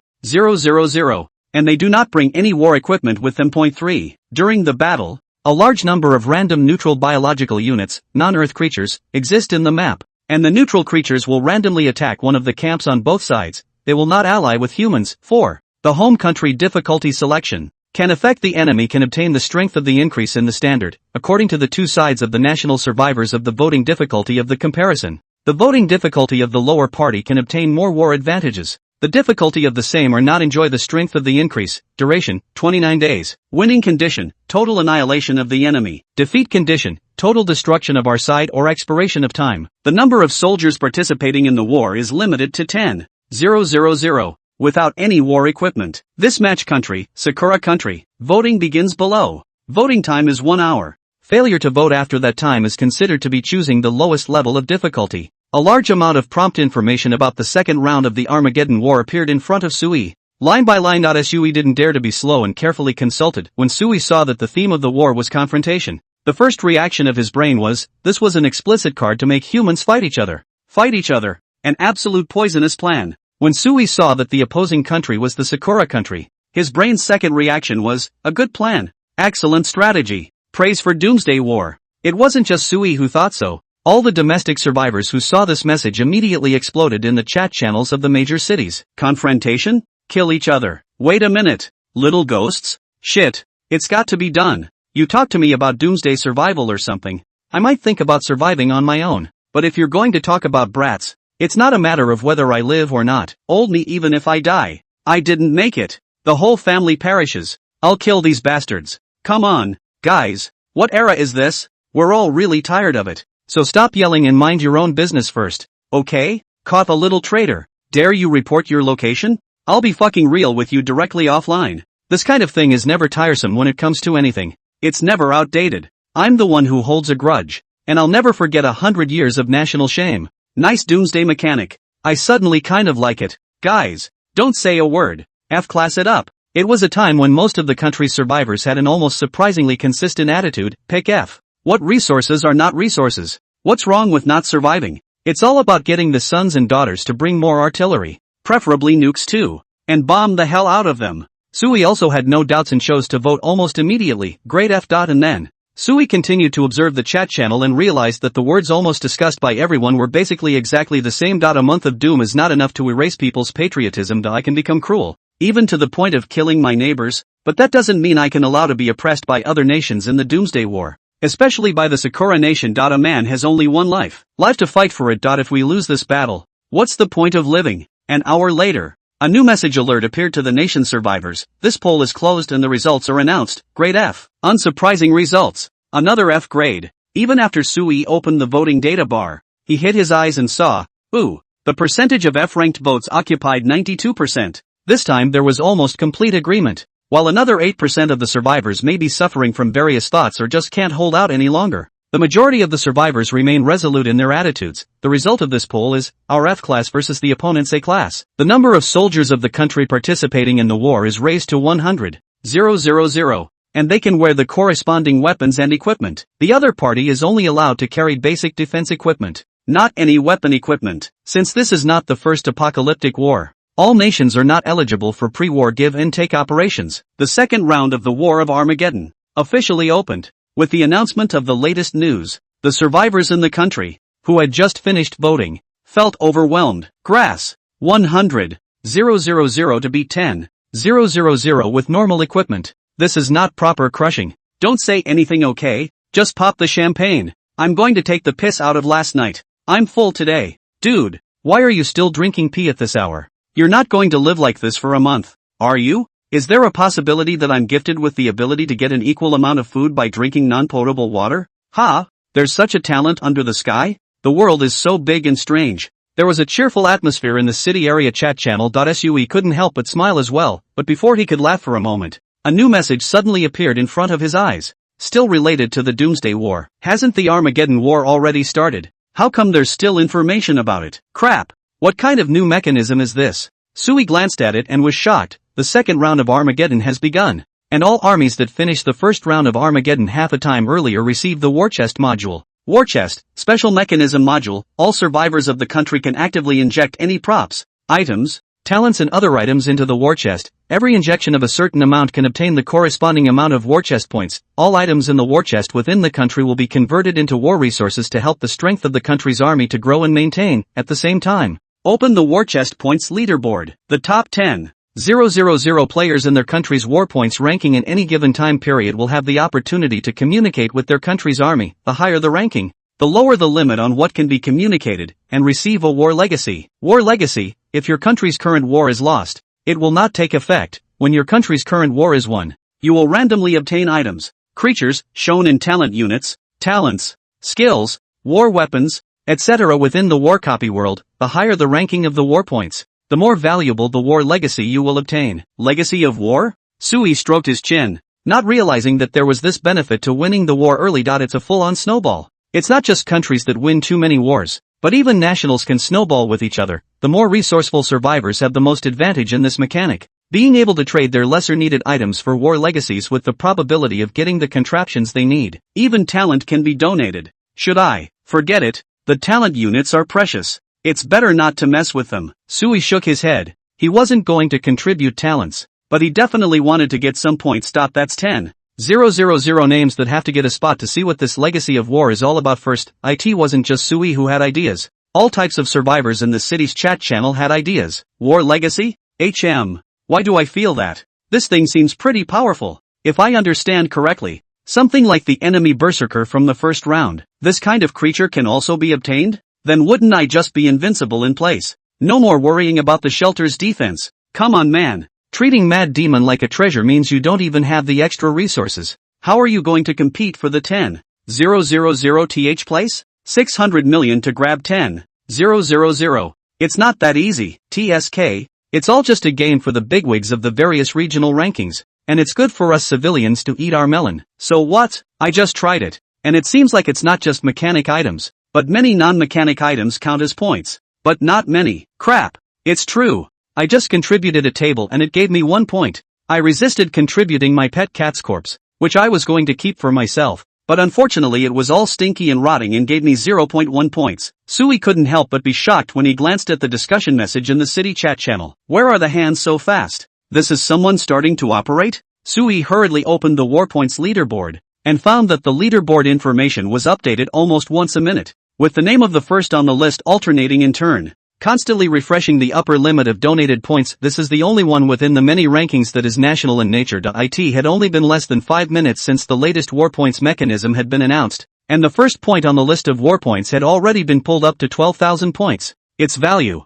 which is still growing upwards. What perverts? Damn. The land of China really does have crouching tigers and hidden dragons. Sui sighed. This competition was too fierce. But one can also use this ranking to learn one piece of information. There are quite a few powerful survivors in the country. Presumably the big brothers with advanced shelter talents. That's if you come across a good talent. And after a month of long-term development, the odds of having the kind of handwriting you have now are still not insignificant, not to mention others. Just Sui himself. There are quite a few props that he can't quite use. The bits and pieces that Lin Yu had inherited from capturing the thug shelters before were not very effective. A part of it was given to Jiang Shaoqi by Sui to improve the survival quality of the shelter, while the other part was not really usable. The effects of the props mostly overlapped, and had been thrown by Sui to eat dust within the storage space of the shelter. Sui thought that he wasn't considered to be the survivor with the most heavenly development. He was still relatively Buddhist, just like that. He had quite a few items to donate, not to mention those true sons of Heaven's Pride and the lucky ones of Doomsday. Surely someone must be in possession of a large amount of donatable materials. Let's not donate yet and see how it goes. In case I can't even get into the 10,000 place, then it's useless for me to donate. Sui pondered, and he was in no hurry. After all, the war legacy would have to wait until after the round was won. And even if the sons and daughters abused these little Benjamins, it would still take a few hours, wouldn't it? Observe and see first. With this crazy momentum of points growth right now, Sui wasn't even sure that he would be able to enter the top 10,000 anymore. These doggies, it's the end of days and they're still so patriotic. War donations are really positive. Ask Hyoji about it. She might have good advice. Sui raised his head and realized that Jiang Shaozi had already left the room long ago, and only Wang Shi was still standing by his side, as if he were a statue silently standing at Sui's side. He stood against the wall, so silent that he made no sound. Like a ghost. Squad leader Wang, where's Hyoji? Sir, she saw you thinking and left to do something. Wang Shi spoke in a deep voice, as if he had a face paralyzed, always with an expressionless look. Yell for her to come over here. I want to see her about something. Sui paused and then asked, by the way, didn't Xiao Ci arrange a task for you just now? Didn't I explain that she should arrange for you? Ms. Kong said that my main task at the moment is to stick close to Mr. and be his guard. Wang Shi looked at Sui and calmly said,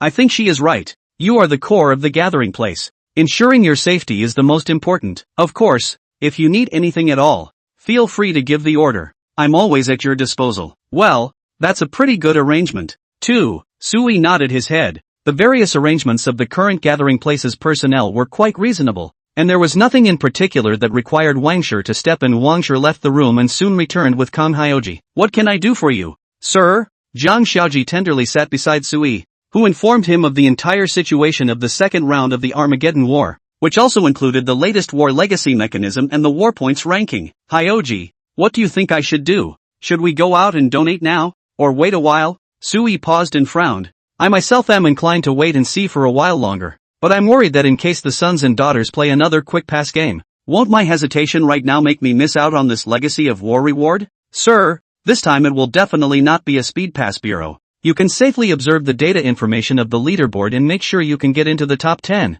to get the reward. Kang Hyoji's voice was soft and soothing as Sui inquired. Why do you think so? Is it some kind of analysis? Sir, do you remember the mechanism of the legacy of war that was mentioned? I remember the contents perfectly. In one of the articles it says that the national army is the one that has the rule of communicating with the first 10,000 survivors. Right? Yes. Sui nodded his head, and suddenly a light flashed in his mind. Do you mean to say that the ZD soldiers will intentionally leave enough time for the 10,000 rankings to stabilize, and then contact this group of people? That's for sure. Kang Hyoji nodded with a smile. In accordance with the style of the national army of this era, they still desire to protect their fellow countrymen even if they are in another world. They are undoubtedly great, but at the same time, we cannot deny the difficult situation of survival for the majority of survivors across the country in the absence of administrators and state institutions in an era of apocalyptic danger. In fact, under the doomsday mechanism, what we need most is not talent, skill and all that, but to re-coordinate the nationwide governing body to rejuvenate the state-nation and restore the ability to function. The only way to minimize the threat and death rate of all rounds of Armageddon is to maximize the ability of all people to unite as one. It's the only way to maximize protection for everyone, and it fits perfectly with the primary goal of the subs. Kang Hyoji suddenly shut up when he said that she saw that Sui's eyes were getting brighter and brighter. In a war, you have to have military objectives. War for nothing is not cost-effective and no one wants to die for nothing. And what are the military goals of the sons and daughters in their current apocalyptic war? It's too obvious. It's to protect as many domestic survivors as possible. Previously the sons and daughters had a hard time communicating with the country and had to smother the survivors at home by winning battles, but now with the additional means of communication, the subs will certainly take advantage of it. The approach described by Kang Hyoji was almost 100% what the sons and daughters would do. And they would definitely be the first to take the initiative to communicate with the first 10,000 survivors. However, due to the limited number of places available, it is not possible to communicate now, because of the military objectives. The sons pursued the issue of maximizing the survival of survivors in the country, and that meant finding 10,000 survivors with strength and conscience, and being wary of the deceivers among them. Finding crooks, thugs, and weaklings means little because it doesn't accomplish military objectives. Compliant survivors must be found, and by communicating with these 10,000 compliant survivors, a degree of doomsday stabilization can be achieved. As long as it was done properly, there was a probability of increasing the survival rate of survivors in a certain region by teaming up with a strong person, and 10,000 regions added up, and that would basically cover the whole country. I see. Sui took a deep breath. Indeed. The sons and daughters will not be quick to pass on the war, and they will want to make sure, to the greatest extent possible, that the first legacy of the war will be in the hands of the right survivors, and not in the hands of thugs who are only interested in the world. And in doing so, it must take a great deal of time to make contacts and selections, and perhaps other maneuvers through influence, or even a borrowed knife. Sui narrowed his eyes slightly as he thought of more layers. Communication means that there can be deception, as well as provocation and flip-flopping. This stuff is not necessarily a picture of mutual love and support. The smarter you are, the more likely you are to second-guess the communication message in it, but also the less likely you are to pass up this rare opportunity to communicate. Sir is really smart. Zhang Xiaozi smiled with satisfaction. Just a little bit of nudging. Sui comprehended by example. This man is not stupid. He is growing more and more every day and is gradually becoming a good doomsday leader. Then, Hyoji. Sui took a deep breath and inquired in a deep voice. What do you think I should do next? The same question, but Sui asked it with a different meaning this time. Want to grab the first 10,000? Or to grab a higher ranking? Make new plans to get more supplies and donate as much as you can. Kang Hyoji hardly hesitated. It seems to me that you, sir, will surely be able to gain their approval, whether it be from interest, nature, faith, or status. You are more qualified than anyone else. This is Mr. Chance, the chance to be recognized by the orthodox. Sir, this is true righteousness. not false deception. Jiang Xiaoji had actually discovered that Sui had actually been uncomfortable in his heart with the ploy he had unfolded earlier, borrowing the identity and style of Lin Yu and other soldiers to mislead the survivors into misunderstanding the identity of the gathering place. But for once, if it's done right, there's no need to worry that there are still misunderstandings. The opportunity to become a regular is right in front of you. Righteousness in a chaotic world is also incredibly important. There were flames burning in front of Sui's eyes as he fell silent. Kan Hyoji looked at Sui with a smile. She knew that Sui had been persuaded. Then do so. Sui took a deep breath as he murmured in a low voice. To reach the world is also for my betterment. If fate decided that he must be this hero himself, Sui actually didn't mind, truth be told. He also enjoys being loved and admired. Yes, sir, I'll work out a new plan. Kan Hyoji paused and reminded. But before that, we need to do one more important thing, Sui asked. What is it? Kan Hyoji glanced out the window and lowered his voice. Residents are strictly forbidden to donate privately. Sir just said that the people who lost their shelters have also recovered new ones. But given the current state of the residents, they don't have enough homes to gain many war points. Blindly following the trend will only cause the gathering place to lose more dispatchable resources and props, and they won't be able to rush into the top 10,000, which is a lose-lose approach. Gathering places exist for the purpose, with the greatest effect, of gathering people's meager strengths against each other to provide collective security. But people may not understand the reasoning. After all, people take chances, and when necessary, they must be bound by strict rules. Kan Hyoji paused and reminded. Even though this rule may cause some dissatisfaction, it is important to achieve complete control over the gathering place. Sui didn't have the hesitation that Jiang Shaoqi expected.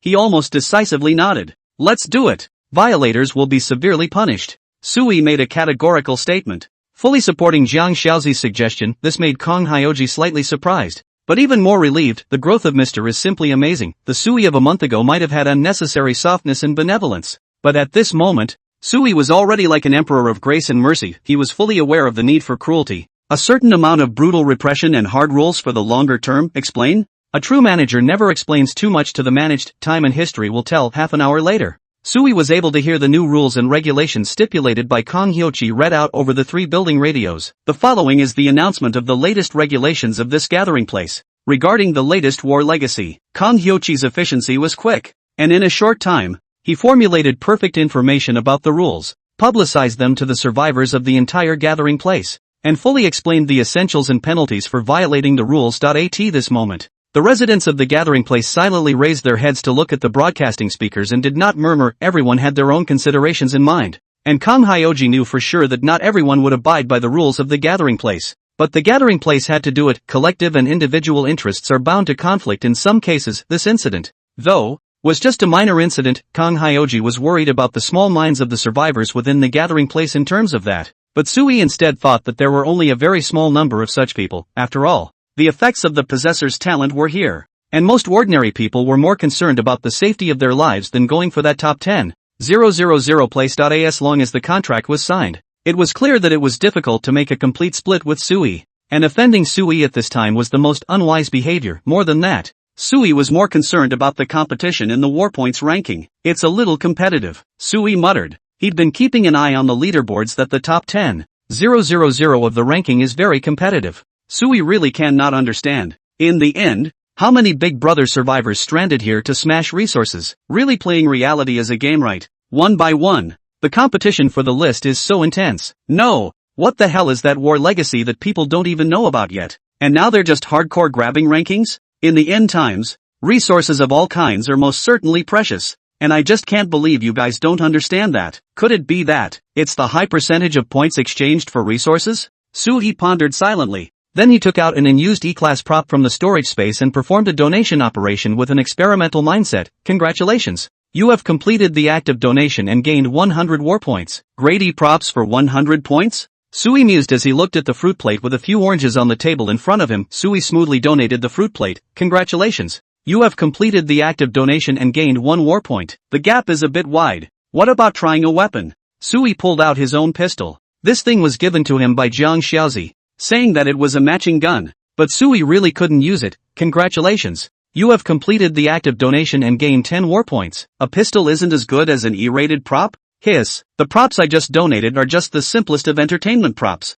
And the pistol is a bit more useful in terms of apocalyptic survival considerations. It seems that the mechanic benchmark for war points is more prioritized over props within the Doomsday game. The higher the grade of the props, the more points are gained. While ordinary supplies and items in the Earthworld can only gain a tiny amount of points, Sui took another look at the leaderboard information and found that the data of the first list had already exceeded 100,000 points. It's horrible that someone got so many points in less than 2 hours of work. It's over. It's really just one of those enroll maniacs. The country is really blessed to have you guys. Sui shook his head and sighed. In the grand scheme of things, the more people and things that were donated, then the greater the increase in strength that the country's army would receive. But for Sui himself, the more people who donate, the more pressure he has to get a good ranking. Looking at this, the odds are that there are certain survivors who have found large storage bases for supplies and donated massive amounts of supplies in one direct bite. After all, in the current situation, it's unlikely that anyone is going to donate a sea of low-level mechanic items,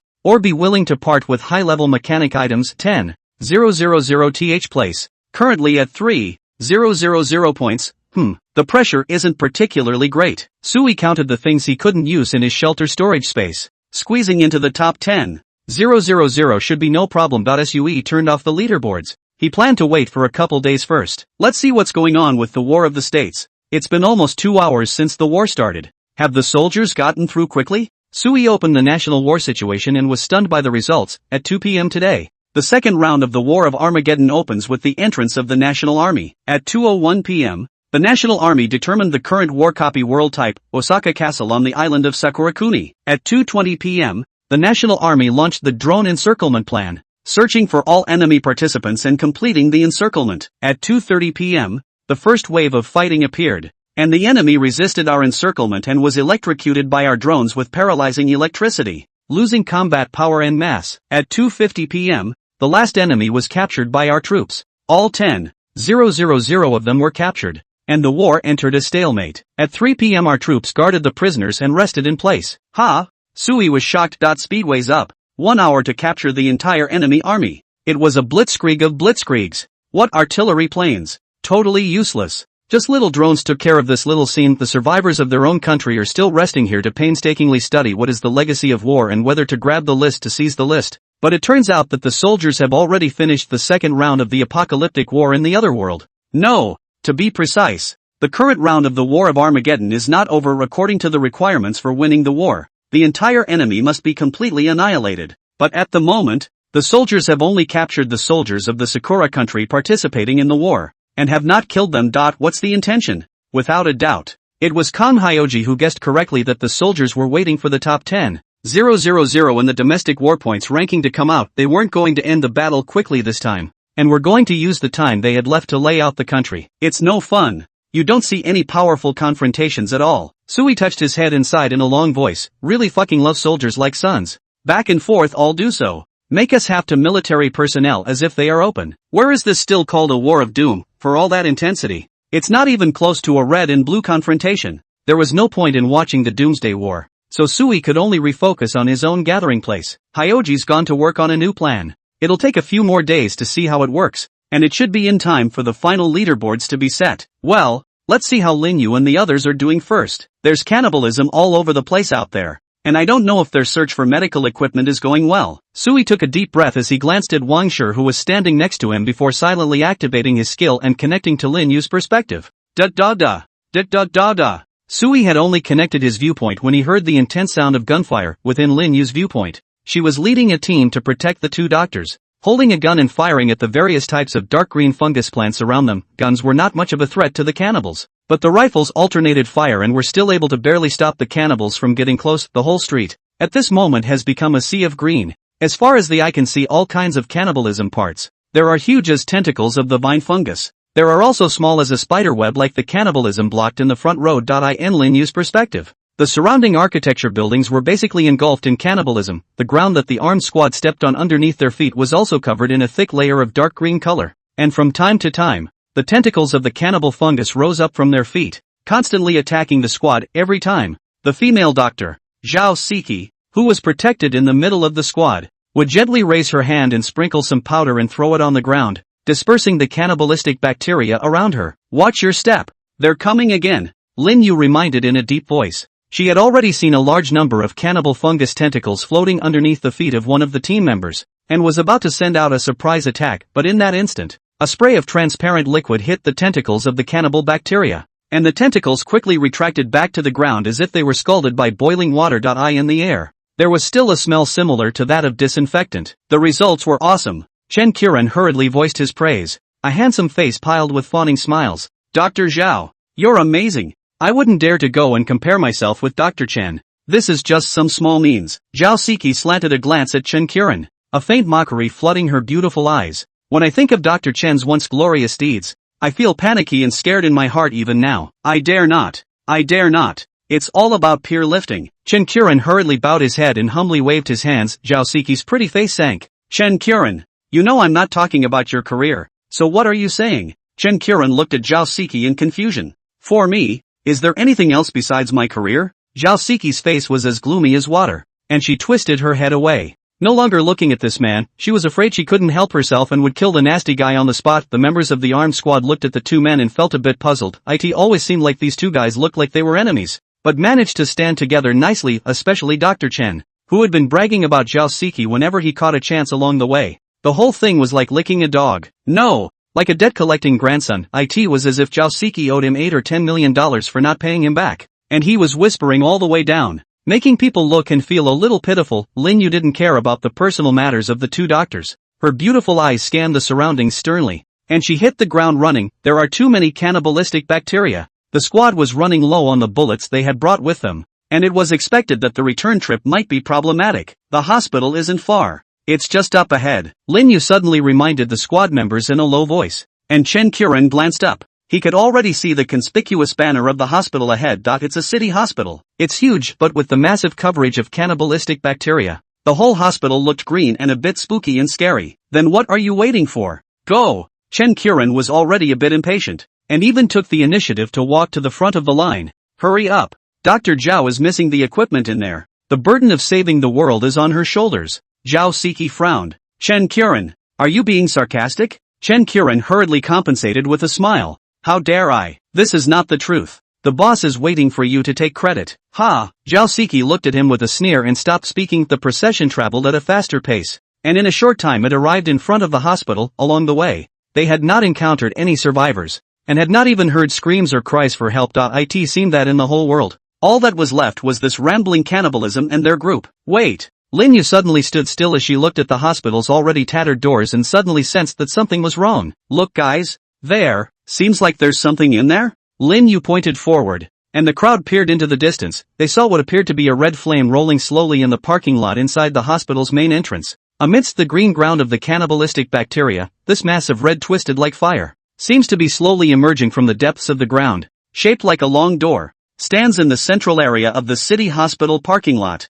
Exudes a bizarre and mysterious atmosphere. Is that a derivative of cannibalism? Lin Yu looked at the crowd, her gaze landing on Zhao Siki, who shook her head. I don't know. Without experimental data, I can't just make a judgment. Just as the squad was in disbelief, Sui also saw this fiery red long door-like object through Lin Yu's perspective, and at the same moment Sui saw it, a prompt message suddenly appeared in front of Sui. The first round of Armageddon is over. The door to the puzzle has been opened. Puzzle doors will be randomly scattered in every regional corner of the planet, and once discovered by survivors, they can be engaged. Enter the world inside the puzzle door and solve the puzzles to receive rich rewards. Attention! Puzzle doors are scarce and extremely valuable, so don't miss out. Attention! Once the puzzle door challenge is failed, the participant in the challenge will die immediately. No amount of resurrection or healing can prevent this punishment. The puzzle door? Sui froze. There was actually a new mechanism. Today is the first day of the second round of Armageddon. No less. And this new mechanism is one after another. Rather like not stopping until global humanity is confused. Sui looked again at the long red door of the city hospital's parking lot, and this time he saw the content of a clear message floating on it. Door to level B puzzles. Survivors can enter on their own or send in a talent unit. Choose from any of the 5 different types of puzzles, and once the puzzle is solved, they will be rewarded with a level B grade puzzle. Remarks, props for summoning talent units, materials for upgrading shelters, and props for upgrading talent units are abundant inside the puzzle gate. So it's waiting here. Sui was startled as he instantly understood the role of the puzzle door. As we all know, without the bonus of special talents, The vast majority of survivors are lacking the talent units and upgrade materials to upgrade their shelters. As a direct result, the first round of Armageddon passed, but everyone's shelter level remained at 0. The vast majority of survivors, 2, have not succeeded in recruiting talented units. Sue was purely an alternative, relying solely on his top initial talent to get rewards every day. However, Sue's individual case does not have a borrowing effect, and his situation cannot be used to analyze the entire Doom game mechanics. Sue had long pondered over this issue. Since shelters had levels, there must be channels and ways to upgrade, and considering that of the various types of prerequisites for upgrading shelters, talent units take up the largest portion and are immensely important. So how do other people get talent? Or, to be precise, what channels are available for stable access to talent units in the whole Doomsday mechanism? Now the answer emerges. Enter the puzzle door for talent units and upgrade materials. This was the only stable channel for the survivors of the endgame. And the fact that the hint message emphasized the scarcity of puzzle gates must mean that they were of great value to fight over. And the introduction of the puzzle door itself has presented it as having a not-so-subtle level of danger inside. This means that if humans want to live, they must fight each other for the puzzle door, for a new thing that could kill them. Is this the bad taste of a mysterious being? Sui muttered, watching us desperately scramble for a puzzle door that will kill us. This thing? It should be something like a high-risk, high-reward copy or something like that. This is another phallic scheme of the mysterious being. Even though Sui knew that the puzzle door was dangerous, he still took the initiative to communicate with Lin Yu, informing her of the situation and asking her to send someone to approach and make contact. There was no way for Sui to ignore this stuff. The rewards within the puzzle door were destined to put Sui's current lead in jeopardy. If you want to be unthreatened, then get involved and keep expanding your advantage. Don't let yourself fall behind. Then you won't get beaten, and if you don't want to fall behind, you have to take risks. Yes, Chief, Lin Yu answered in a deep voice and quickly ordered. Li Chang, Song Shu, you guys go take a look. The two warriors stepped out and approached the puzzle door at speed in right and left combat formation. Ha! Chen Qiren looked at Lin Yu with some curiosity. You don't have any communication tools on you either. How did you communicate with the chief? Lin Yu did not answer the question as she nervously watched the movements of the two warriors. As the two warriors slowly and tentatively approached the puzzle door, suddenly, the puzzle door that was originally burning like a flame suddenly glowed as if it had received some kind of signal and instantly formed a complete red door. The door was tall, its frame emblazoned with all kinds of strange patterns, and inside it were rippling fluctuations that churned like lava. It clearly looked extremely hot, but one couldn't feel the slightest bit of heat. Instead there was a faint coolness. With a cloudy breeze blowing outwards from inside, the two warriors stood near the puzzle door, and even the cannibalism around them did not actively attack them. It seems that the door is surrounded by a certain safety zone from active attack by the creatures of doom, and in this moment when the two warriors approached the door of the puzzle, Sui also saw a brand new prompt message floating in front of his eyes. Your talent unit has detected a new puzzle door. May I ask if the right talent unit is selected to enter into it and explore it? The seeker must be either yourself or a talent unit under your command, and must be near the puzzle door and in a non-combat situation. No more useful intelligence information was mentioned in the content of the simple tip. Sui narrowed his eyes slightly as he was silent for a moment before he suddenly cut the connection and raised his head to look at Wangshi. Do you know the puzzle door? I don't know. Wangshi opened his eyes and shook his head. Never heard of it before. But from the name, it seems like we are required to answer a puzzle?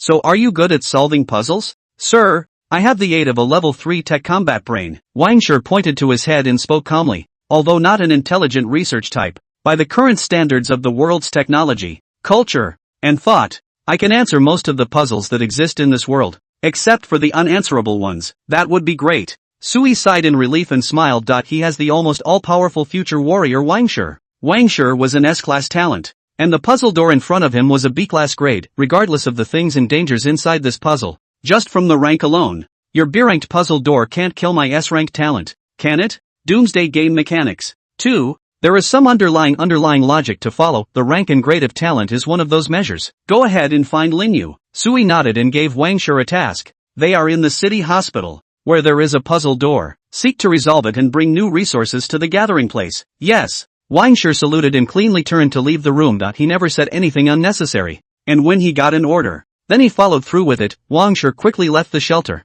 Even though he had slowed down his movements, Sui could not see how fast he was moving. Early on, Wangshi had already grasped most of the population, talent, and intelligence data situation within the gathering place during Jiang Xiaozi's information exchange, and he had an ancient city map in his mind, so he could easily locate Lin Yu's position, almost within a minute after Sui's order. Wangshi's figure silently appeared behind Lin Yu. Chief Security Officer Wangshi, reporting for duty. Wang Shi opened his mouth indifferently, causing the crowd that had been vigilantly observing the puzzle door to be startled. Relax, it's one of our own. Lin Yu turned and then lowered her gun again as she glanced at the puzzle door in the parking lot and then at Wang Shi.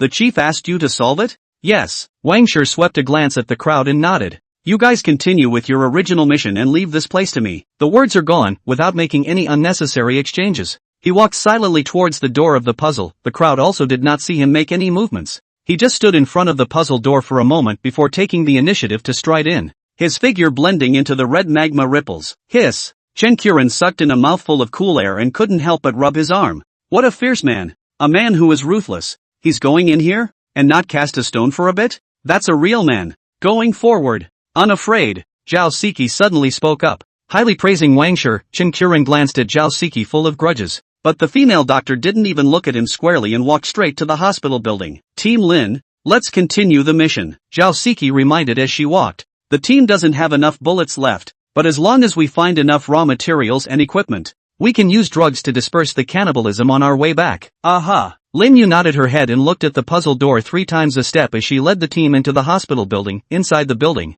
there was chaos and wreckage. Cannibalism everywhere. The crowd subdivided into team members, looking for key areas such as the pharmacy, cold storage, research labs, equipment rooms, and other key areas. According to Zhao Siki's request and the hospital's regular route guide, Zhao Siki wanted a variety of things, but thankfully none of them were large equipment or regular drug materials that would be taken by other survivors. They were a bit of a pain to find, but at least you could take them all. What made Lin Yu feel most relieved was that there wasn't much sign of human activity in the hospital. With only cannibalistic bacteria constantly harassing the team, there are no outsiders grabbing supplies. Which is good news, however. Judging from the degree of difficulty of the cannibal bacteria, ordinary survivors are mostly unable to protect themselves now, and they may not be absolutely safe in the shelter. So how would they dare to go out casually? Hey, buddy! Inside the operating room on the 7th floor, Chen Qiren was rummaging through the medical materials and equipment he wanted while asking the warrior assisting him next to him. That one surnamed Wang, do you recognize him? Wang Shi.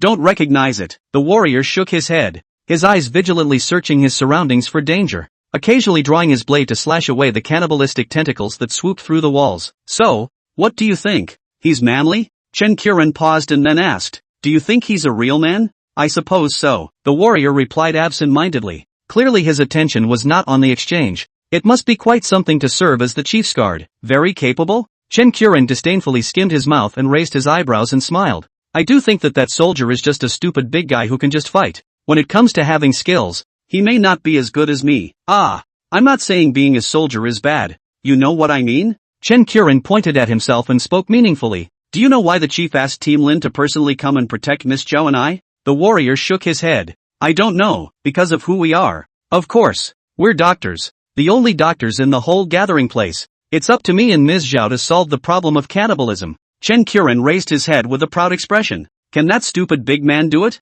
He definitely can't. And it's only Miss Zhao and I who can take this credit. If you ask me, he's not called a real man. A real man is one who is wise and courageous. And he seems to have only courage, not wisdom at all. Isn't that thing called a puzzle door? Chen Qiren walked over to the window, pointed at the red gate of the parking lot underneath the window, and skimmed. The boss should have sent me. The gate of puzzles? This one sounds like it requires brains. What do you want Wang Shi to do? If he dies in there, the boss will have one less guard. Chen Qiren grumbled and seemed to have quite a bit of a problem with Wang Shi. A bit of intermale animosity. Dude, what are you looking at? Show some respect. I'm talking to you. Chen Qiren noticed that the warrior also looked out the window and ignored himself, and was a bit displeased. What are you looking at? It's all green and lush. Do you want to eat it? Then I'll turn around and study the cannibal mushroom recipes. Can you tell me what you think I just said, right? What did you just say? Is it that Wang Shi will die? The warrior glanced back at Chen Qiren and pointed out the window. But he's already out. Wang Shi.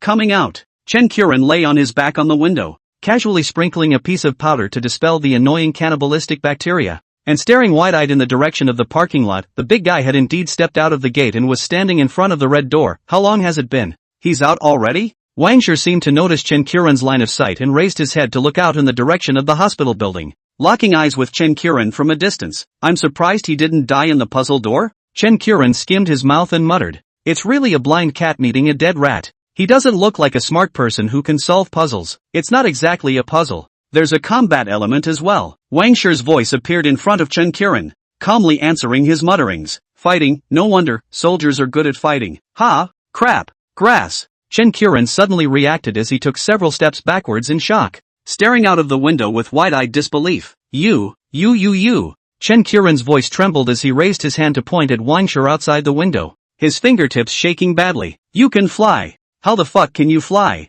Chen Qiren was almost completely frozen in place. He couldn't believe how Wang Shi, such a big living person, could be standing outside floating. Is that weird? Wang Shi glanced at Chen Qiren in the window and a stiff friendly smile appeared on his face. I'm not quite the same as you. If you want to fly as well, I can help you remodel in the future if I'm in a position to do so. Remodeling? Chen Qiren's expression changed at once, and he hastily waved his hand. No, I don't need it. I feel like I'm fine right now. As a doctor, he was sensitive to words like remodeling and didn't like them much. So, are you guys done with your mission? Wang Shi nodded and asked again. Do you need my help?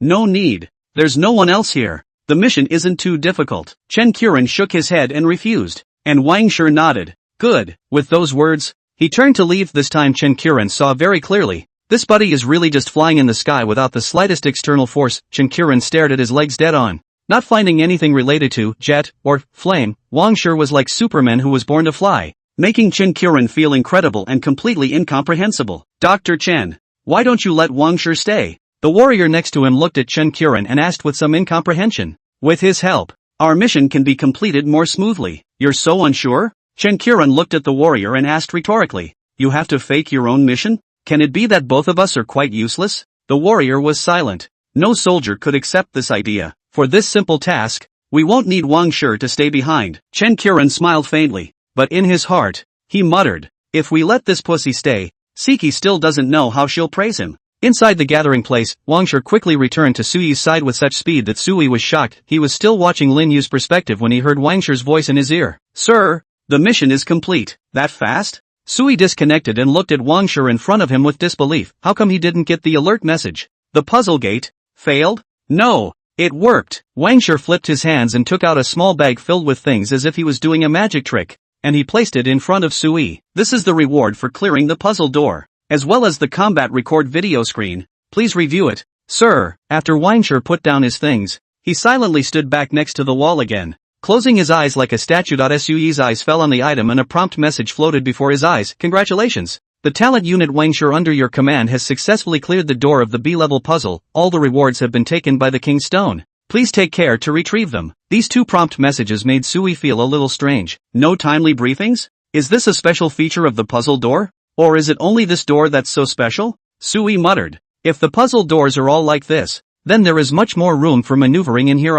Failure to notify the puzzle door clearance information in a timely manner and rewards for letting the talent unit bring it back on their own. Inevitably, if the mechanism is known to someone who is interested, there will be someone dedicated to guarding the door of the puzzle, not declassified, specializing in sniping talented units returning from declassification and killing for treasure. It seems that the mysterious presence is really trying to do everything it can to get humanity into a self-flagellation session. Suyi sighed and gathered his mind to scrutinize the loot that Wang Shi had brought back. Suyi took out the items in the bag one by one, and every time he took out an item, information about the corresponding item would appear in front of Suyi. 1,000 units of electronic components, one of the materials for shelter upgrades. 500 units of electronic components, one of the materials for shelter upgrades. 200 units of electronic components, one of the materials for shelter upgrades. B-level talent unit recruitment ticket, must successfully recruit a B-level talent. B-grade talent unit upgrade ticket, must be able to upgrade a talent below B grade to B grade. B-grade talent unit upgrade ticket, must be able to upgrade a talent below B grade to B grade. Although there were only 6 items in total,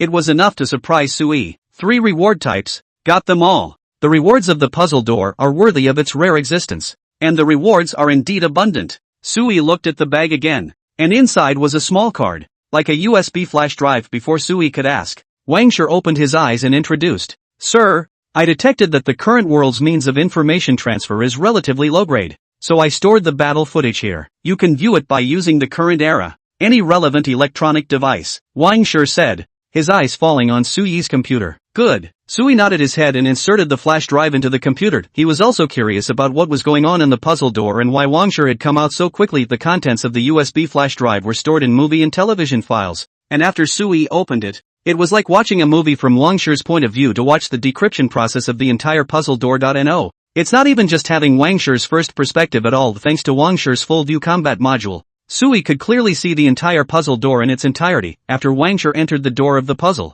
he entered a special space within which there was a wide flame platform under his feet, and beyond the platform overhead and around him was a pitch-black void. Shortly after Wang Shi stood on the platform, a puzzle information prompt appeared in front of him. According to the normal situation, Sui had no way to see the content of these messages through the recording screen. And these contents were the contents attached to Wang Shi's battle recording module's post-processing. The content of the hint messages need not be mentioned, except that they show the puzzles that Wang Shi needs to answer and the corresponding rule information within the entire puzzle door. It was as if it was a break-in, and Wang Shi had experienced a total of 6 puzzle contents before and after. All 6 puzzles are question answers with all kinds of weird and wacky questions. What with math problems, English problems, cosmic phenomena, academic fields, and so on. And the contents of these puzzles are not perversely difficult and are within the realm of human knowledge on Earth, but Wang Shi is a warrior, and there is no relevant knowledge content recorded in his module. So obviously, Wang Shi only got 1 question right and failed all the other 5. And there is a penalty for failing the puzzle,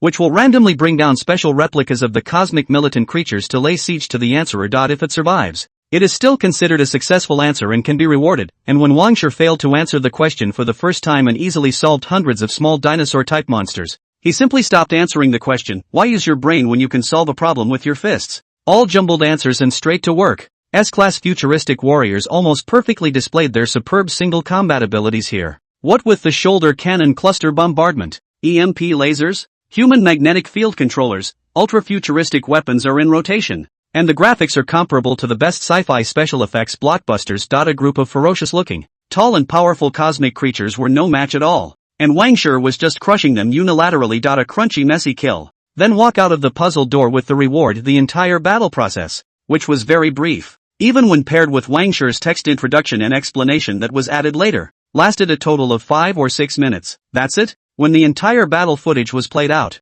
Sui smacked his lips in an uninterested manner. This is the power of an S-class warrior. This firepower is basically worth a battalion by itself, right? No, conventional military teams are no match for Wang Shi. His combat weapons are simply too far ahead of their time. Sui turned his head to look at Wang Shi and suddenly opened his mouth to ask, Squad Leader Wang, what do you think of the difficulty of the puzzle door just now? About half as hard as my daily training. Wang Shi opened his eyes and answered honestly, does that mean it's easy? Sui laughed happily. Then, Class Leader Wang, is there any interest in finding a few more puzzle gates in the city? No problem. I'm on my way. Wang Shi nodded his head and dryly turned around to leave the room. Hey, this guy, just leave? Sui looked at the distant Wang Shi and revealed a satisfied smile. What a motivated uncle, doing things really efficiently. Wang Shi.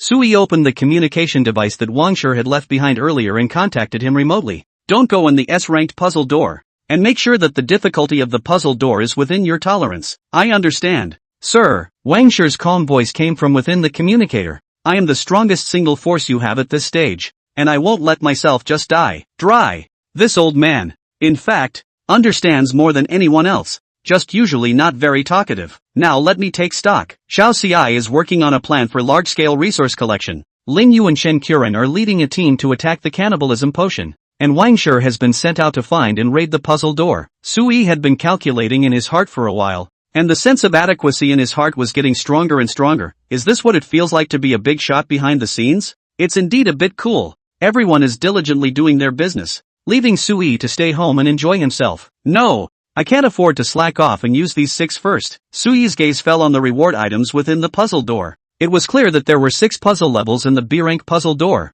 and each time he cleared them, he could get a reward once. There were 2 Class B talent upgrade tickets, and Sui actually wanted to give them to Lin Yu and Leah to use. However, considering that Wang Shi was still out there searching for the puzzle door, there was a high probability that he would be able to attack the A-ranked puzzle door with his strength. At that time, if they swiped out the A-ranked talent upgrade coupons, it wouldn't be too late to give them to Ling Yu and Leah to use these 2 talents. Although the initial grade is not high, but the victory is Sui's first batch of talents, and their own potential is not bad. Loyalty is guaranteed. Sui used it smoothly under comprehensive consideration. Even if Ling Yu and Leah were of average grade in the talent group of the gathering place at this stage, Sui was still willing to focus on cultivating them. The point of being a leader is to be able to develop people. That's the fun of it. Sui put away the 2 talent upgrade tickets and picked up the B-grade talent recruitment ticket. Let's get a B-level talent first and see what type. With the way things are going at the gathering place, I'm not too short on all types of talent. Basically, there's nothing else to ask for this time.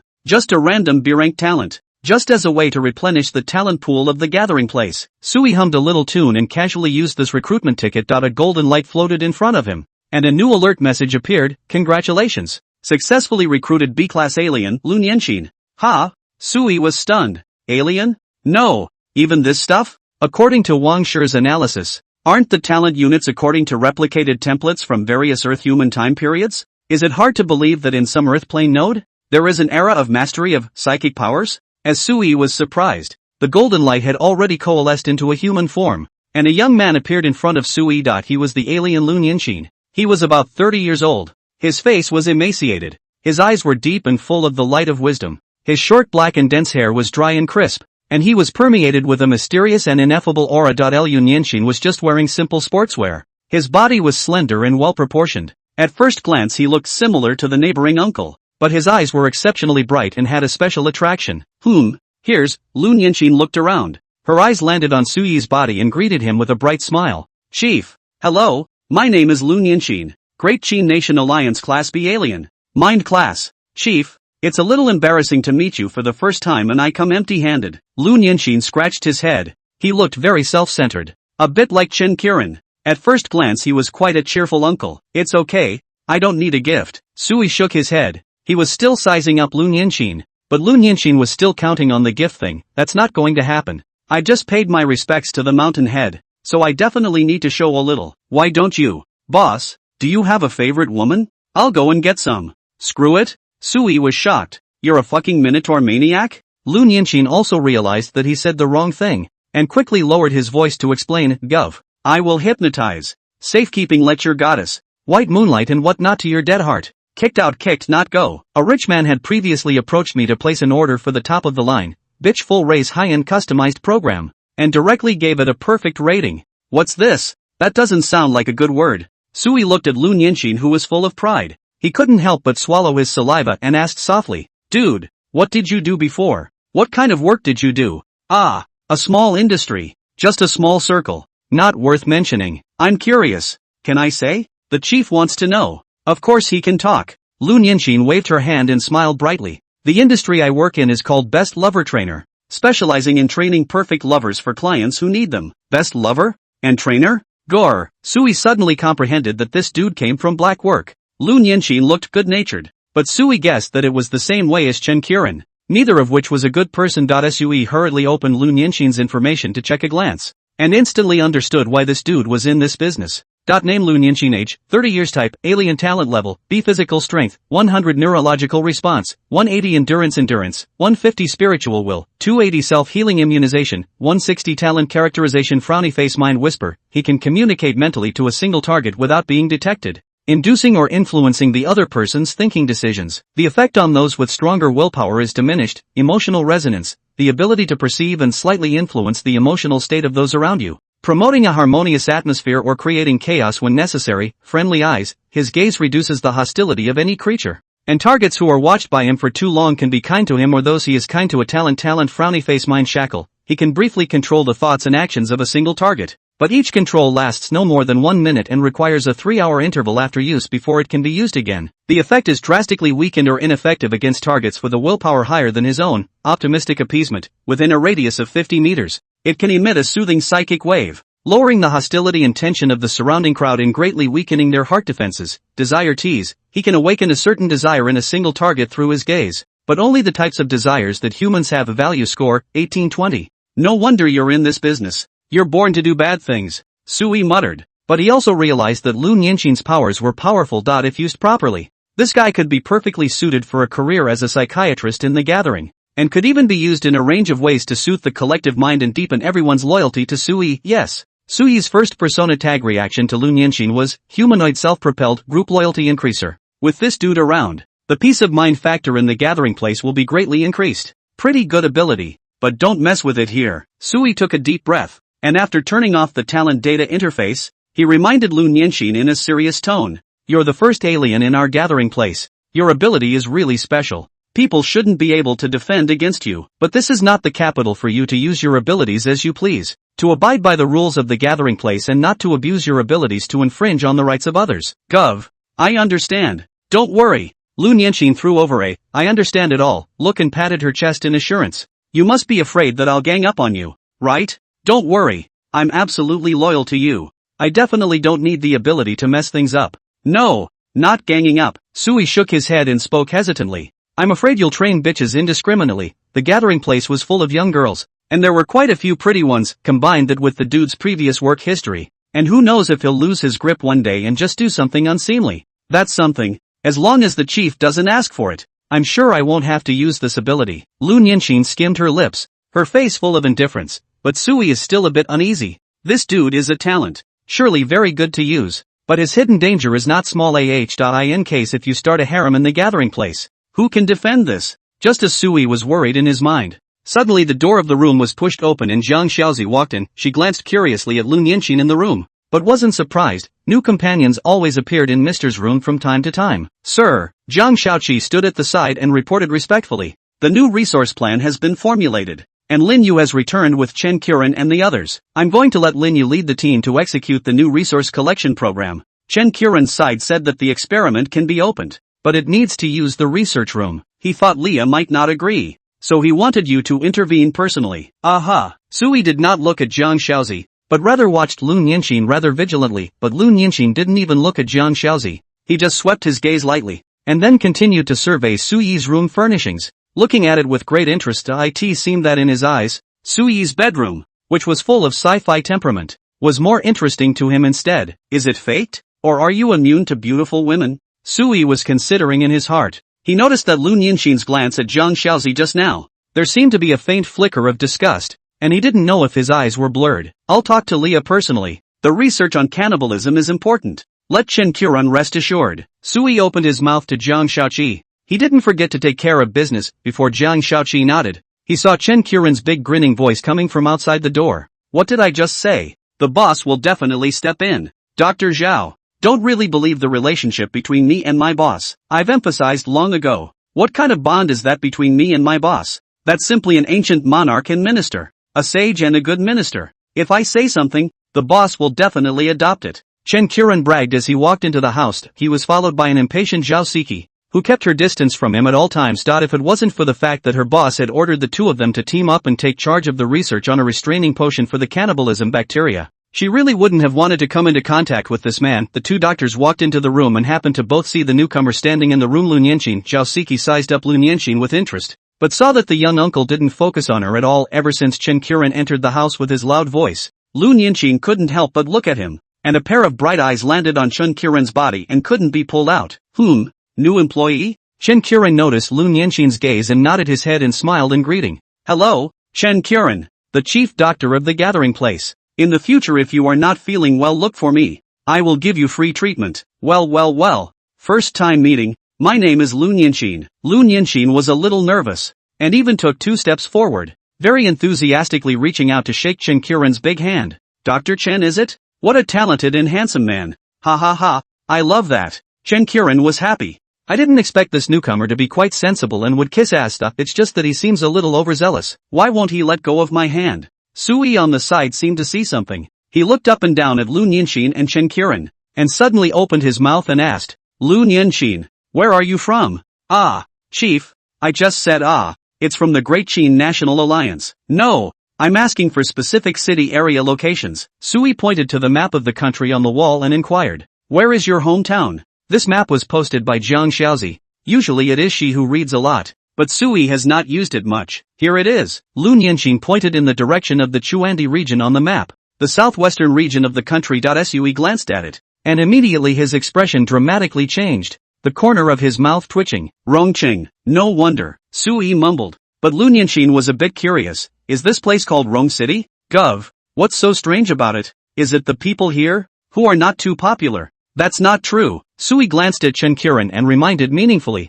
it's just that the medical field of anorectal medicine in Rongqing is quite developed. Proctology? Chen Qiren froze. He looked down at Lu Nianxin's palm that still refused to let go, and instantly flung it away in shock that he heard Sui's reminder. This new guy isn't interested in women. He likes men. Ah, Dr. Chen, what happened to you? Lu Nianxin was shocked and hurriedly inquired, but Chen Qiren had already retreated a few steps, his face full of seriousness. Mr. Lu, male to male, I hope you respect yourself.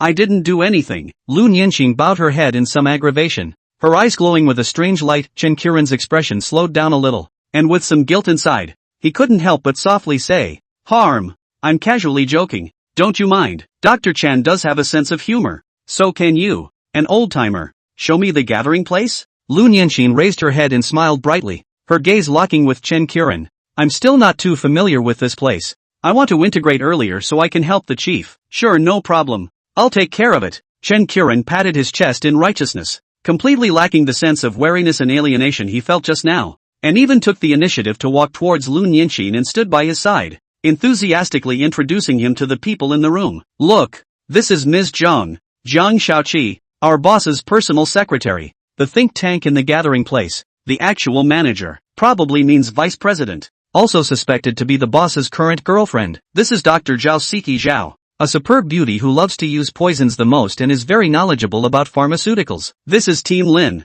Lin Yu, she's just arrived. She went to busy herself with military affairs earlier. She's the army hand of our gathering place. Grand Marshal O, very powerful." Lin Yu, who had just entered, couldn't help but humbly waved his hand, flattered. No, I'm not a marshal of any kind. I'm just temporarily taking over the duties of managing the army. Hello everyone." Whenever Chen Qiren introduced one, Lun Yinxin smiled and nodded, but his eyes never left Chen Qiren. "Finished, resting pussy." Sui covered his forehead. He wasn't worried about the girls in the gathering place now. He was starting to worry about the men in the gathering place, including himself. This is a psychic ability alien who has mastered the lust and affinity types. What man can defend his ass? Hyoji. Sui suddenly opened his mouth, and Zhang Xiaoqi looked over with some confusion. "Sir, you command. Don't stay busy too long at night from now on, and come back to bed early." Sui paused and spoke in a serious tone. "I'm afraid of the dark. I can't live without you." Mr. Zhang Xiaoqi's pretty face flushed,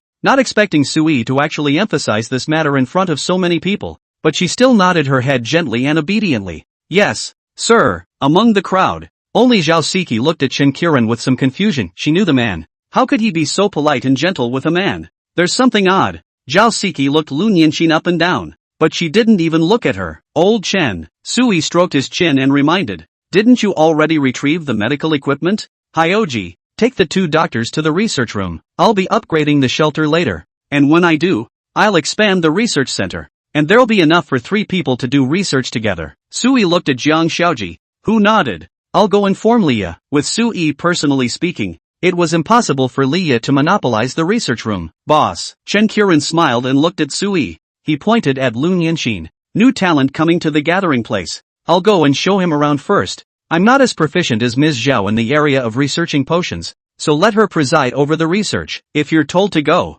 go. What's the waste of words?" Sui frowned and chortled. This old man hadn't even noticed that something was wrong yet. Chen Qiren was still frowning and trying to fight. "But, then I'll take Mr. Lu to get acquainted with the gathering place before we get to the research." "Chen Qiren." Zhao Siki looked at Chen Qiren with a cold gaze, her tone suddenly cold. "Not even listening to your boss's words. You've really hardened your wings. Do you want to leave your job and fly solo? Leaving? Leaving is death. The bitch Zhao Siki will definitely do it." Chen Qiren's expression changed and he quickly bowed his head. "I'll go to the research room right now." After he said that, he fondly greeted Lun Yinxin, exchanged contact information, and explained the room number before leaving the room with a step and 3 turns back. "You guys go too. Do the right thing." Sui took a deep breath and waved away the crowd as his gaze fell on Lun Yinxin. "Dude, didn't use your powers on me? Did you?" Sui suddenly opened his mouth to break the silence. Lun Yinxin froze and scratched his head in embarrassment. "Chief, how could I dare to do this to you? This is a taboo in our supernatural circle, using powers on the boss. If this gets out, who would dare to use me?" "Aha." Sui nodded. He really didn't feel any obvious favor or change in mood towards Lun Yinxin inside. "So you just used your powers on Chen Qiren?" Lun Yinxin was silent. Sui covered his forehead and took a deep breath. "Man, I don't care about your private life. It's fine to use normal means, but you can't use your powers so indiscriminately." "Chief, you just said you don't train bitches. You didn't say males can't." Lun Yinxin's expression was quite innocent, but Sui was already a bit broken. "What male? That's a male. Not even a male." Sui tried to calm himself and pointed out the window. "Your future focus is to re-establish the offline trading market. When the second round of Armageddon opens, with cannibalism around, I guess not many people will dare to go out. When the cannibalism restraining agent is researched, you'll be in charge of external work, taking in new survivors, selling our excess supplies, and spreading our influence through offline trading markets. Chief, I want to stay in the gathering. Lu Nianxin lowered her head in some aggravation. This place is the end of the world. It's too dangerous outside. I'm just an auxiliary class alien. I don't have much fighting ability. You can't stay home. Su Yi's attitude was very resolute. There was no room for maneuver. I will arrange soldiers to protect you. He didn't want the men in the gathering place to all suddenly get bent out of shape en masse one day. It's fucking horrible. Soldier? Men? Lu Nianxin's eyes lit up. And Su Yi froze. He suddenly realized that the dude was indefensible. In the end, Su Yi let the dude go to Jiang Xiaozi to get a new outing in escort group, compared to staying in the gathering place. Su Yi still felt it was better to let him go out and work for the time being, just occupy him with enough hours of work that he won't always have time for a male harem. Right? Even if it's open. Just don't take me with you. Su Yi watched Lu Nianxin leave the room and sighed heavily in his heart. Damn. What a bunch of oddballs are under my hand. The new talent is great. But not so great. Forget it. Let's get back to business. Almost ready to upgrade the shelter. Su Yi gathered his thoughts and began to carefully inventory his pre-requirements for upgrading his level 2 shelter. To upgrade a level 2 shelter, you need to have 1,000 units of raw materials, 1,000 survival points, and at least 3 talent units, one of which must be a C. One of them must be a C-level talent. These are a few requirements that Su Yi has fulfilled due to Kong Hyochi's daily acceptance of survivors and exploration dispatch missions one after another during the first round of Armageddon.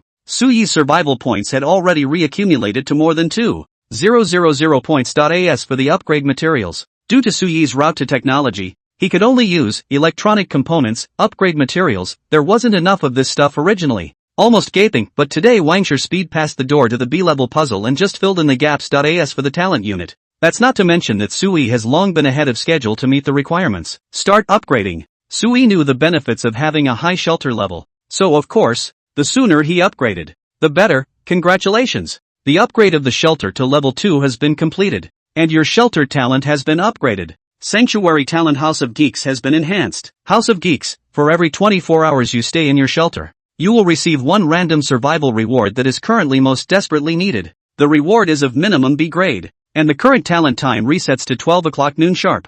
You have 2 hours of out-of-home exemption time per day, and the exemption time does not affect the reward time settlement. After upgrading the shelter, the talent effect will continue to be upgraded. Congratulations! You are the first survivor in this country to upgrade to a level 2 shelter, and you have received a special commendation, the growth of your bloodline. Bloodline growth, a special item that upgrades the rank of your country's special bloodline talents. This item can only be used on talent units recruited through Awakening of the Bloodline. The talent effect has really been raised, and the lowest reward grade has become B rank. Su Yi stroked his chin. He valued the second hint message. Growth of bloodline, more. There are fewer regional special awards this time, but the national special awards are still there. It seems that consistently maintaining a distant lead in shelter level can lead to several more special rewards than others. Based on the information about this reward, it seems like it wouldn't mean much even if I got the reward again as long as I cut off the level advantage of the sanctuary halfway through. Su Yi muttered. This mechanism was simply encouraging himself to inwardly scroll. Growth of bloodline is very effective and directly raises the talent's grade. This thing, however, could only work on the previous national reward content, Awakening of the Bloodline, which meant that it could only be used by Kong Hyoji. If Su Yi hadn't upgraded in time this time and let someone else snatch this reward, that person wouldn't be able to use this special prop. Of course, it could just be my misjudgment. What might be special rewards are just targeted kudos on a per-person basis. Su Yi did not think too much about the underlying logic of this mechanism. Su Yi was more concerned about Jiang Xiaoji's upgrade than the reward logic of this mechanism. Hyoji himself is A-ranked. If he upgrades again, won't he be S-ranked? How strong S-class talents were. Su Yi had already experienced it from Wang Shi's body, and compared to Wang Shi, Jiang Xiaozi's role is obviously greater. She is Su Yi's biggest helper and the most important practical manager in the gathering place. It was no exaggeration to say that Jiang Xiaozi's upgrade was equivalent to Lu Zhen getting a Zhuge Liang's upgrade ticket during the Three Kingdoms period, and it was incredibly significant. Su Yi directly called out to Jiang Xiaozi. Talent upgrades must be talent in person instead of being a specific item. Growth of bloodline is the equivalent of upgrade opportunity,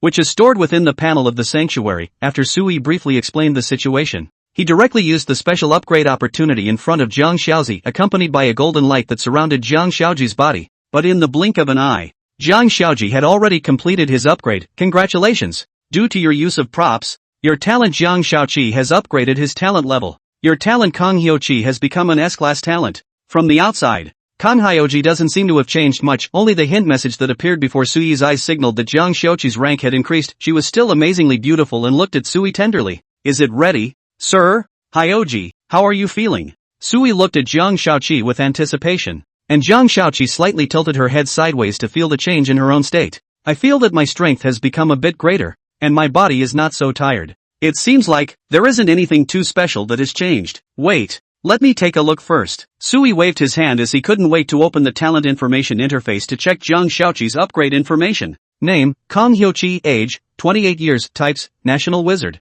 National Strategist. Talent grade, S grade. Physical strength, 76. Neurologic response, 79. Endurance, 66. Spiritual will, 568. Self-healing immunity, 388. Talent characterization frowny face national fortune enhancement. She possesses the specific qualities of the Chinese nation. And being in a state of national fortune enhancement, the shelter she is in will not be victimized by the doomsday-spawned catastrophe.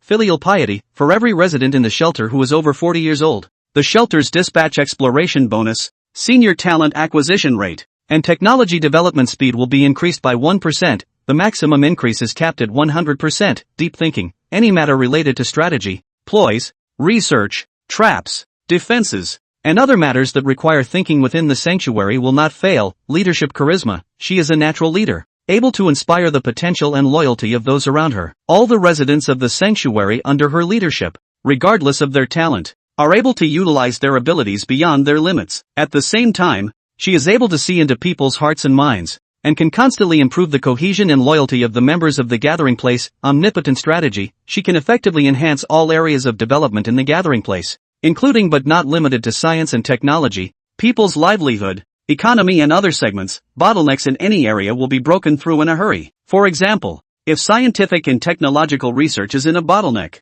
her presence will greatly shorten the bottleneck period. Talent frowny face wide range of friends, she has many friends, and has a certain probability of bringing new talents to the sanctuary every month. If she does not recommend a talent in the same month, she will increase the probability of recommending a high-level talent the next time. If she does not succeed in recommending a talent in the same month, the effects of her own characteristics and talents will be increased by 1%. With no stacking limit, highly intelligent, she can effectively pass on her knowledge and experience to others. And through communication and guidance with the residents of the shelter, she is able to significantly increase their skill level and thinking ability, the hearts and minds of the people. Her power makes the residents of the shelter united. Inside the shelter, her presence can greatly boost the morale and efficiency of the residents, making the entire shelter run more smoothly. Blessing of the nation's fortune, she is blessed by the nation's fortune, and her gathering is not negatively affected by curses, mysteries, and other means, and the probability of illness for all gathering members is greatly reduced. Decision seer, when she makes a decision,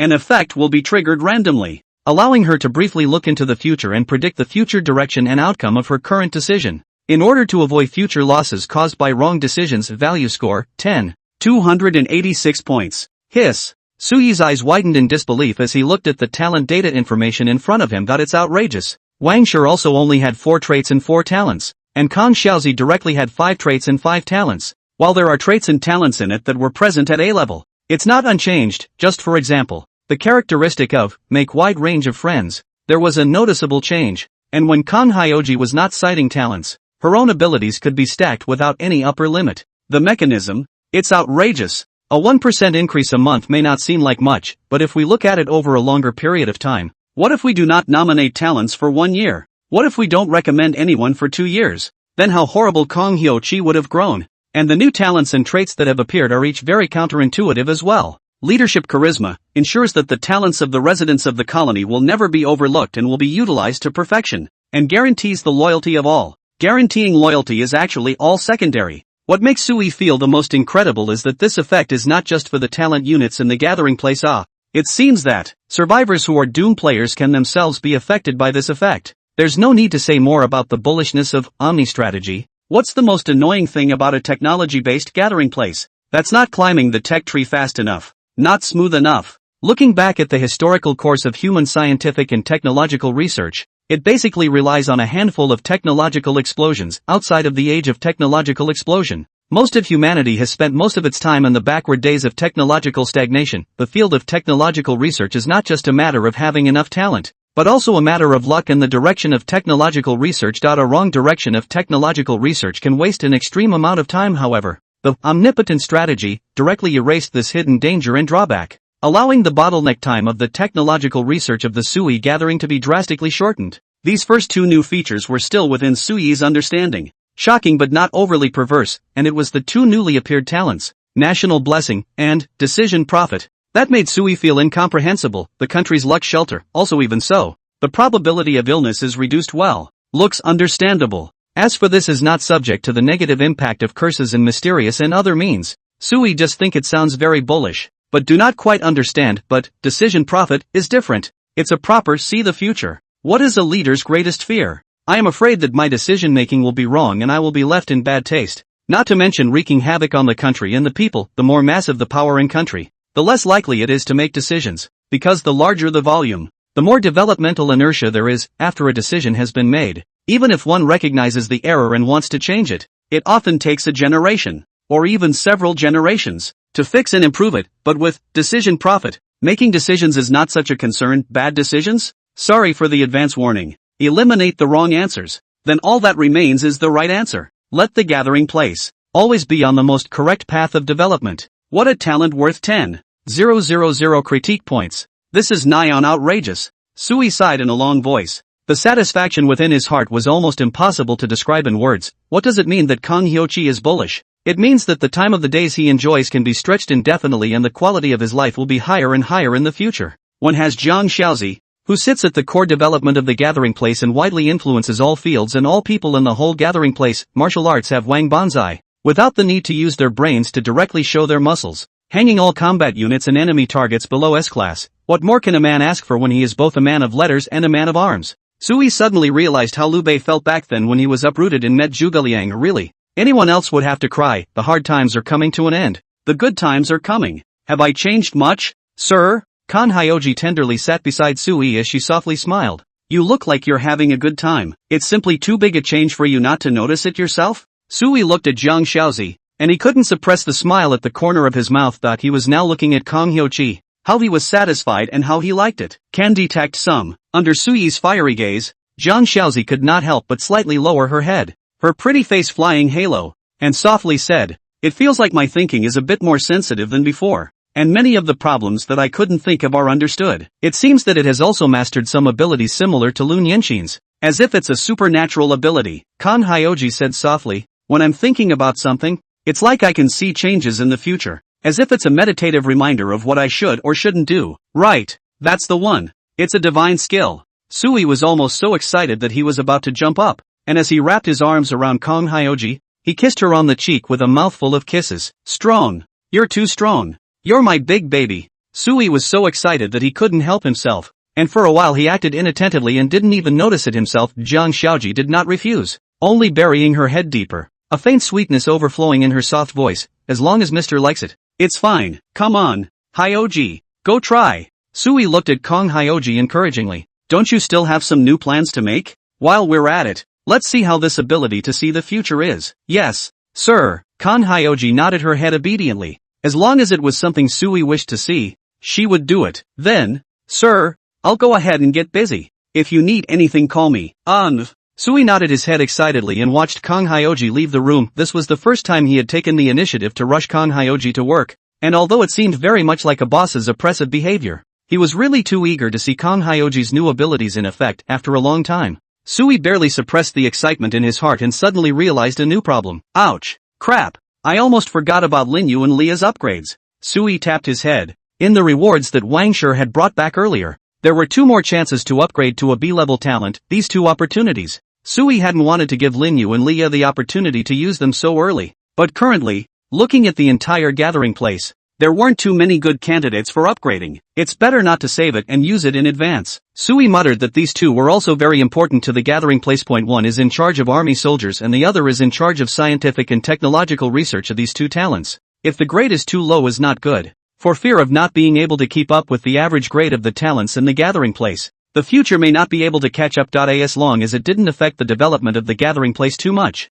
Sui wouldn't replace these 2. Although the talents have good loyalty to Sui, but Sui's trust in the talents is not something that can be built up casually. The more the core layer of the gathering place, the more Sui tends to use the old talents. After all, You know it yourself and you're covered. Sui found Linyu and Leah through the surveillance terminal. Linyu happened to be preparing to go out on a new combat mission, and happened to still be inside the gathering place. Leah, on the contrary, had already teamed up with the two doctors to launch a new research, and was called over by Sui halfway through. Geez, finally a break. As soon as Leah entered the door, she went limp next to Sui, her entire body slumping into the sofa. She was as comfortable as a kitten, squinting her eyes, not caring about the intimate physical contact she was having with Sui. Boss, I stay in the research room every day and work overtime all the time. Not even time to rest on Sundays. Leah put her slender thighs on Sui's thighs. Her posture was lazy, but her tone was pitiful as she opened her mouth. How do you plan to reward me? I called you here to hand out rewards. Sui blinked his eyes and was in a good mood, not caring about Leah's little gesture. Isn't it time to upgrade the tech room? Leah's eyes lit up, and she couldn't help but move closer, grumbling, that Dr. Chen has his eyes on my territory. I reckon I won't be able to drive these two away in the future. It would be nice if the research rooms were bigger and everyone had their own research area and didn't bother each other. Leah's worries were indeed also the focus of the gathering place's current development. The level 1 research room was usually enough for Leah to use alone, but now that there were more research talents, it was obviously not enough. The house is too small, too little equipment, not enough space. It's okay, it's a side bonus. I'll take care of it. Sui spoke mysteriously as he spoke. The main reward this time is to upgrade you guys. Upgrade? Leah tilted her head somewhat suspiciously, her eyes looking meaningfully at Sui, her beautiful eyes hiding a faint charm. This upgrade, is it decent? She seemed to have misunderstood Sui's words. Linyu on the side stood straight next to Sui. She was much more refreshing, not asking about these things in the slightest. Sui asked her to do what she did. Come on, stand still. You'll see when the upgrade is done. Sui beckoned the two to stand in front of him, then took out the reward props and used them on the two respectively, along with the two masses of golden light floating around the two. Sui directly opened the talent data information to check the specific changes of the two. Congratulations. Your talent Linyu has been upgraded to a Class B talent. Congratulations. Your talent Leah has been upgraded to a B class talent. As two messages surfaced in front of Sui, the upgrade process had been completed quickly, and there was a noticeable change in the message of the two men. Both of them have also seen a slight change in their stat information, improving it, adding two more traits and talents to their original stat information respectively. Linyu had an additional trait, Tactical Command, and talent, Fearless Leader, which focused on improving her own military leadership abilities. Leah had an additional trait, Innovator, and talent, Technological Omnipotence, increasing the breadth of her scientific research ability beyond just being limited to engineering-type technological research. The two of them had upgraded to B-level talents enough, and in terms of overall data and effect information, they were a bit stronger than Lun Yinxin and Chen Qiren, who were also B-level talents. Of course, strong here is not a comparison between combat ability and the effects of one's own domain. This refers to the number of traits and talents, as well as being a B-tier talent in terms of balanced stat performance. Sui had many talents, and he himself had some rough understanding and judgment criteria for each grade of talent. Judging from the previous talent upgrades, it seems that old talents, after upgrading, have a better value effect than recruiting new talents of the same rank. Talent upgrades seem to work better. The mechanism is encouraging us to cultivate more veteran talent instead of brainlessly recruiting new people. Sui looked at the data information while thinking carefully. Boss, ready? Leah touched her arm and muttered with some curiosity. Is this an upgrade? I thought it was going to remodel my body. It's so meaningless. Ha? Was this bitch expecting something weird? Sui froze and smiled helplessly and bitterly. Alright, in a hurry to work right. Then I'll go and get busy. Boss, how can you squeeze your employees like this? I've only been off for less than an hour. Leah was not happy and Sui raised his eyebrows. Then I'll give you a week-long vacation? No way. The boss isn't sincere at all. Leah turned and walked away, dropping a comment, unless I'm given a large research room. Otherwise, it's just oppression of female employees. Are you sure this is a kudos and not a more excessive squeeze? Sui helplessly watched the two women leave. Leah, this girl, is really too cowhorse, with only this one thing in her mind. Scientific research. You want a big study room, right? Fine. I'll get it right away. After the two women left, Sui opened the shelter interface, just as he had just finished upgrading his level 2 shelter. Don't you just want a level 2 research room? Fully satisfied. The more active Leah was, the more satisfied Sui was. The research drive, which determines the productivity of the gathering place. What leader would not like research maniacs? But soon, Sui discovered a rather fatal problem. Grass. I don't have enough points. Why is this level 2 research room so expensive? Sui was all confused as his eyes fell on a piece of information in front of him. Level 2 research room. A full 2,000 points. That's literally twice as expensive as upgrading a level 2 shelter. It's just unreasonable. Sui scrutinized the information of the level 2 research room, and according to the introduction, the level 2 research room did have more room areas. More room areas? Just how big can it be worth 2,000 points? Sui curiously opened the construction interface and he was stunned. Grass. The buildable range of a level 2 shelter actually spreads to the entire building. Sui sucked in a breath of cold air. He had not realized this matter when he was upgrading the level 2 shelter just now, and there was no relevant hint message in the shelter mechanism. It wasn't until Sui himself opened the construction interface now that he realized that the original level 2 shelter had already spawned to the entire building he was in. And even the nearby ranges in front and behind this building, all of the areas shown as buildable are within the boundaries of the Sui level 2 shelter. The buildable area of the level 2 research room is also extremely large and can be set up and expanded in any way, with no space limitations. This meant that as long as Sui was willing, he could pick an entire floor, multiple floors, or even the location of the entire building as a research room. Moreover, no matter how big the research room space planned by Sui, it will automatically have the corresponding basic research tools and equipment. The number is only a little more. There will never be a situation of a lot of space, but not enough tools. No wonder it costs 2,000 points. It does seem reasonable. Sui muttered that this stuff was worth messing with. But the problem came. Sui only had less than 2,000 survival points left after upgrading his level 2 shelter. Not enough points. So we'll have to wait for now. Sui sighed and did not exit the building interface, but instead checked the information of the other buildable rooms. Level 2 shelters have more buildable space and upgraded room options, and the points are mostly expensive, but many of the rooms have effects that Sui covets. Finished. How many points do I have to earn before I have enough? Sui was calculating in his heart. He estimated that he would have to accumulate tens of thousands of points to say the least, in order to barely build or upgrade a few basic rooms of a level 2 shelter. That's tens of thousands of points, and according to normal revenue channels, a month is definitely not enough even if you do a quick point earning process by destroying shelters. It's not enough, because the survivors in this neighborhood had basically been taken under Sui's wing. The remaining survivors had either gone to places farther away or had died long ago in the apocalypse. There were also a very few hidden lone wolves who were not at all happy to make contact with Sui,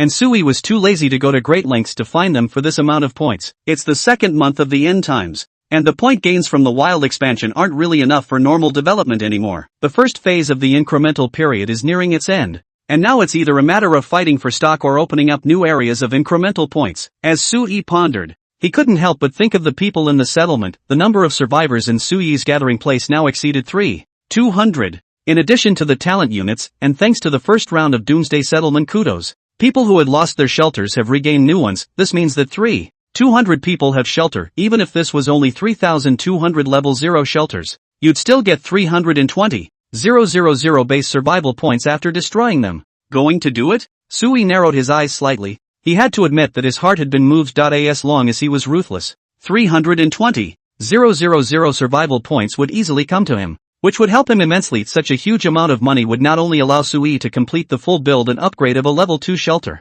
but would even fulfill the upgrade and build of a level 3 shelter. I seem to be getting a little cruel, Sui muttered, realizing that he had gradually begun to accept some of the things he once would never have done. Sure enough, people change. Sui took a deep breath. He didn't have too much sighing or hesitation, and directly resummoned Jiang Shaoqi. Sui told Jiang Shaoqi his thoughts. Is there a big negative impact of doing this? Feasible. Jiang Shaoqi was almost quick to judge. She looked at Sui with a smile. Sir actually doesn't have to feel guilty. The development of any power can't be separated from the sacrifice of some people. Sir is merely doing extraordinary things at extraordinary times. Not to mention, Kang Hyoji said softly, people will also understand sir, and even thank him. Thanks? Sui froze, a little puzzled. I destroyed their shelter and they would still thank me? What kind of reasoning is this? Sui knew that Kang Hyoji was relieving himself and finding suitable reasons and excuses for himself, but destroying the sanctuary would still make people grateful. This argument was beyond Sui's comprehension. Of course I'd appreciate it. Kang Hyoji blinked her beautiful eyes and spoke with a smile. Mr. told me earlier that after the end of the first apocalypse, many of the people who had lost their shelters regained their shelters and talents. I've also just completed a full survey of the residents of the gathering place, and while most of them remain poorly endowed with new talents, there are still a few good ones that have accumulated in numbers, and even an A-ranked resource-gifted person has appeared. Kang Hyoji paused and suddenly lowered his voice. What I mean is, the gift of sanctuary is equivalent to hope in the doomsday, And people nowadays are realizing the importance of the gift of sanctuary. And does the person who regains hope fall back into despair in the face of his still poor talent? I guess they must envy people who have powerful gifts, like the voices that are always in the gathering place, discussing what your talent is. Sir, everyone is envious of it, and wanting to change their destiny against the heavens. There was no way to do so before, and many people could only resign themselves to their fate. But after the end of the first round of Armageddon, everyone was wondering if those who lost their sanctuary would still be given new sanctuaries and talents after the second round of Armageddon. And I think that's pretty much a 100% thing. Kan Hyoji raised his head and looked at Sui with a smile. Sir, do you understand? Hiss, I got it. Sui sucked in a breath of cool air and looked at Zhang Shaoqi with great surprise. What an IQ this woman has. You want me, in the name of the greater good, to destroy the poorly gifted shelters and give them back the opportunity to acquire new gifts? Sui muttered. In that case, where would they still blame me? After all, I can give them a new chance. And even more so, I will keep them safe in the second round of Armageddon. It was supposed to be a thing of cruel means, a thing of striking out at one's own people and replenishing one's own interests, but when it came to Kang Hyoji's mouth, the nature of the matter changed completely. Sui can use the identity of the savior to grant new opportunities to change the destiny of the world against all odds. It's a win-win. No one would be resentful towards Sui, only grateful. Mr. is really smart. A little goes a long way. Kan Hyoji pursed her lips and smiled, her bright appearance even more beautiful. I'm not smart, and some things seem so simple, to put it bluntly, but the hard part is that it's hard to think through. Sui shook his head. Hyoji, the smart one is you. It's easy to be an afterthought. The only person who is truly smart is the first one to come up with plans and schemes. Then, what comes next is much simpler. Sui took a deep breath and muttered, in a shelter of more than 3,000 people, even if only a portion of them are willing to have their shelters destroyed by me, that would still bring me an extremely sizable point gain. I just need to go and gather the will of these people to convince them. Before Sui could finish thinking, he saw Zhang Shaozi pull out a form from his arms and hand it to Sui. Sir, there are currently 358 people in our gathering place, of which 252 have a talent effect that I rate as poor, not very helpful to the development of the gathering place, and of limited help to personal development. Kan Hyoji lowered his head and spoke gently. Perhaps, sir can start here. Are you all set? Sui looked at the tabular data in front of his eyes in surprise, which listed the personal situation and talent analysis information of each gathering place survivor. In each person's note information, there were comments and judgments of talent potential written up by Kang Hyoji himself. Kang Hyoji is really awesome. The bitch was ahead of herself every step of the way, and she always came up with her own satisfactory answers whenever she needed them. If Mr. needs it, Hyoji will naturally be ready at all times. Kan Hyoji gently opened his mouth as Sui looked over the form in his hand and couldn't help but ask, what else have you prepared? There's also a more rudimentary plan for specific practical exercises. Kan Hyoji smiled and spoke. If Sir leaves this matter to me, I am certain that at least 2,000 people will agree to have their shelters destroyed by Sir. Hiss. 2,000. Sui covered his forehead. This was 200,000 survival points. Fuck. It's blood money. So, can you see the future implications of this? Sui took a deep breath and asked one more question. This decision, will it have a negative impact? There is some negative impact, but not enough to worry about. Kang Hyoji told him truthfully. I can't see the exact future, but I can see that its implementation will do more good than harm to Mr. By far, the pros far outweigh the cons. What's the holdup here? Now, Sui ordered without hesitation. You are personally responsible for this matter. Yes, sir. Kan Hyoji smiled and got up, bowing respectfully. I will take care of this matter in the shortest possible time, so that Mr. can have more points as soon as possible. The words are gone, she turned away and plunged into her new job without slacking off, and not long after, the gentle sound of Kang Hyoji's announcement came from the radio speaker in the gathering place. At 8 o'clock this evening, all gathering place personnel will proceed to the open space in front of the heads building for the 5th gathering place assembly. The content of this evening's meeting will determine the survival strategy for the second round of Armageddon and the preparatory details for the third round of Armageddon. So please be informed, Kang Hyoji's efficiency is just strong. How long has this been going on? And it's straight into practical work. As the announcement message appeared, some of the residents who were still in the gathering place felt a bit surprised. Isn't our gathering place a bit too hangdog? The second round of Armageddon has only just begun, and we're ready to start preparing for the third round of Armageddon? No, this version is a bit too far ahead of its time. I'm a bit uncomfortable. Why does it feel like our chief doesn't take the end of days seriously? I see that you are a newcomer. I am the second batch of old people to join. I used to be in this neighborhood. Our chief is fierce. The first round of the end of the day. There is water, electricity, and the army. What can be difficult for him? What is this? I've got gossip. It's rumored that Dr. Chen has led a team to carry out research on restraining cannibalism. We won't have to be afraid of cannibalism anytime soon. Seriously, I've never been afraid of this stuff. We don't even have it in the gathering place. It's a no-go zone for cannibalism. Okay? You don't have a sense of family and country. When we are comfortable, can we forget about other refugees? The chief is a hero who aspires to drive away the doomsday and save all mankind. Do you know what it means to be a community of human destiny? It's just great justice. There's no other way to say it. Residents were curious and discussed the content of the evening's general meeting and what new policies would be put on the table for serious discussion, and while the discussion was happening within the gathering place, Sui also saw something that shocked himself on the online trading market. Points redemption? Crap. The content of the transaction isn't just bartering anymore. It can also be bought and sold with points.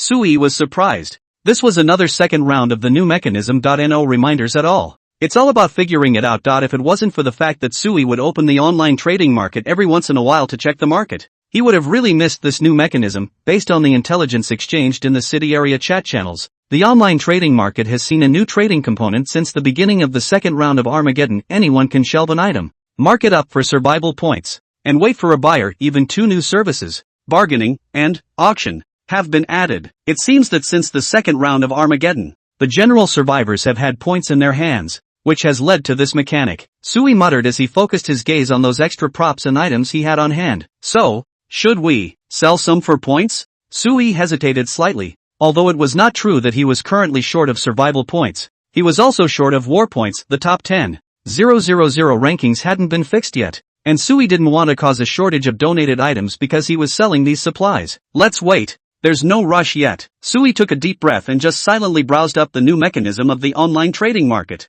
Not intending to participate in it for the first time. A large number of the more valuable and precious items have been put up due to the emergence of the new mechanism content of the online trading market. Many of the shelter mechanism props and items are a wide array of different effects, enriching the tradable categories of the online marketplace, which is otherwise filled with food and water. And as Sui continued to observe, he suddenly saw an item trading message that looked familiar to him. Large build 22 units, sell key upgrade materials for the shelter cheaply. Trade for equivalent units of electronic components, or take them away for 80 survival points per unit. Packaging only, no retail, no bargains accepted. Lumber for refugees, 15 units, lowest price in town.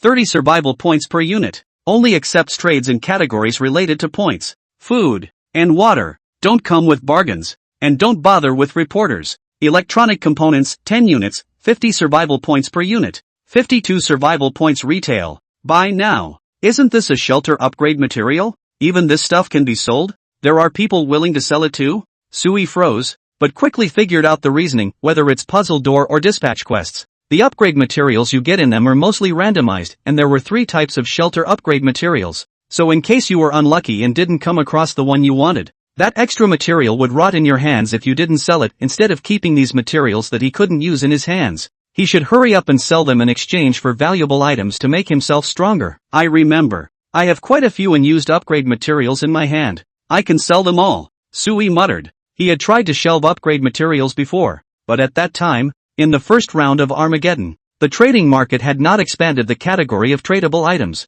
and Sui was unable to sell them. Now that he's found this stuff to sell, he's definitely going to make a profit. This item was a shelter upgrade material, and although it was a consumable item, it was predictable that its value must be decreasing with the passage of time. The earlier you trade, the more you make. Sui hurriedly opened his refuge storage space and counted the upgrade materials inside. Electronic components, 1. 568 units remaining. Large bill, 864 units remaining. Timber for refugees, 966 units remaining. Hiss. Sui's eyes widened, and after a slight estimation in his heart, he couldn't help but be even more shocked. Crap, if I sell them all, I can at least gain more than 100,000 survival points. Even if you don't count the electronic components, selling the remaining 2 would yield over 100,000 survival points. Grass. Turns out I've been the hidden rich guy all along, sitting on a mountain of gold without even realizing it. Sui was stunned. He then opened the level leaderboard and realized that besides his own level 2 shelter, there were also a handful of survivors who had completed level 1 shelter upgrades, but there weren't many, just 100 or so. This means that the demand gap for upgraded materials remains large.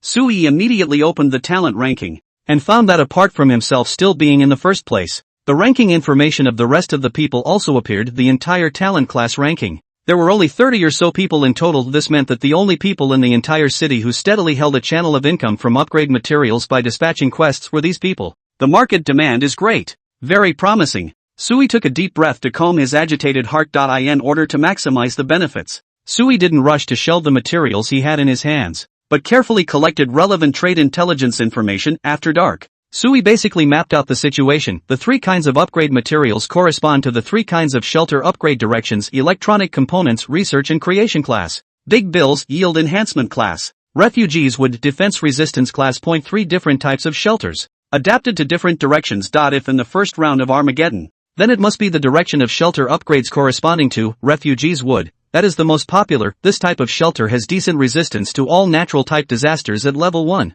And is great for resisting heat. But now that the first round of Armageddon had passed, everyone had basically adapted to the high temperatures. So the price of refugees wood was instead the cheapest shelter upgrade material on trade. Of course, this bargain is for the remaining 2 shelter materials among the prices of all the items covering points trading in the entire trading market. The price of upgrade materials was really expensive and could be considered to be high. In this line of thought, Sui's first reaction was that the price of electronic components should be the most expensive of the 3 major materials. After all, electronic components corresponded to a technology-type shelter, which could research and create a lot of practical things that could be adapted to different types of Armageddon. But to Sui's greatest surprise, electronic components is not the most expensive. Instead, it was the price of the large banknote that was at the top of the prices of the 3 major materials. The price per unit of big money is about 30 survival points more expensive than electronic components. It's too big a gap. Only after Sui learned about it did he learn that the shelters in the electronic components classification were indeed very strong.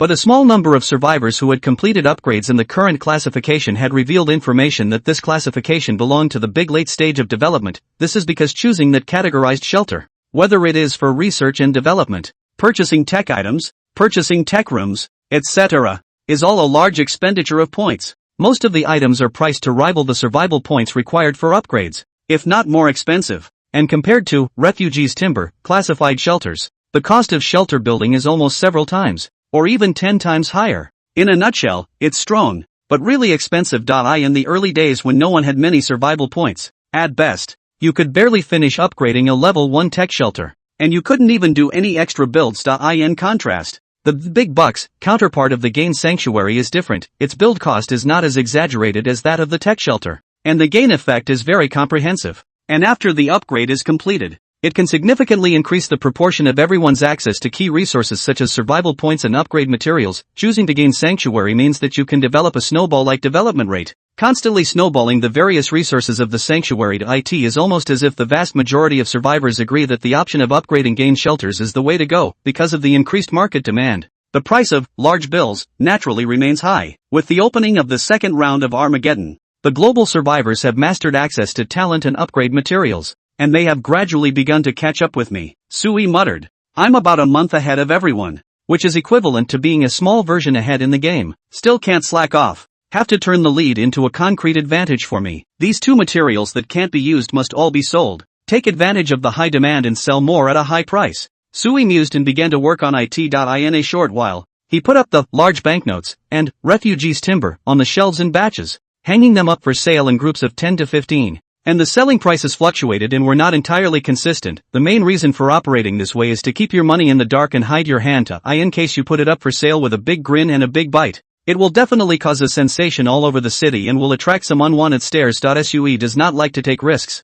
He does not need those flashy vanities. He just needs to get down to earth and develop stronger. My sanctuary hasn't been named yet, so people shouldn't guess that all this stuff comes from one person who owns it. Sui pondered. He had just completed the shelving operation when he received a new alert message in front of him. Your trade item has been purchased by the buyer. The trade points and trade item have entered your sanctuary space. Your trade item has been purchased by the buyer. The trade points and trade item have entered your sanctuary space. Several messages popped up, making Sui unable to help but marvel at how quickly the gang had struck. This is a 24/7 trading platform, isn't it? It's just a matter of seconds before it's released. Sure enough, there are still some dirtbags out there. Sui rechecked the transaction information and found that only some of his own orders that were listed at a price lower than the market price had been secured. The rest of the normal and high price lists are still up there. It seems that the wallet of the tycoon is not rich, but actually stuck with the price for seconds. Sui skimmed his lips and laughed again. But judging by this demand, we should be able to sell out this batch tonight,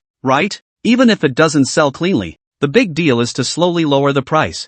I don't lose anyway, and if I can sell points, I'm making money. Sui was lying on the sofa in a beautiful way. At this moment, the open space outside the downstairs was on. Zhang Shaoxi was holding the assembly of the gathering place, announcing some of the gathering place's new regulations and policies, and also emphasizing on the matter of the destruction of the sanctuary that he had exchanged with Sui during the day. In Kong Hyoji's brilliant oratorical talents, a not-so-easy-to-accept event is vividly portrayed as a wise decision from the chief. The chief, in order to sympathize with the people, is willing to make use of the Doomsday Games mechanism to launch a talent replacement program for the future third round of Doomsday. The so-called gifted replacement program is a program that collects shelters with less than stellar gifts, causes them to be destroyed, and then continues to wait for shelters to requalify for the next round of Armageddon when it opens. Go for a new future by scrapping for new qualifications to get a potentially better talent. What? You're afraid the new talent won't be good either? Out of the way. Then keep replacing them, round after round of Armageddon,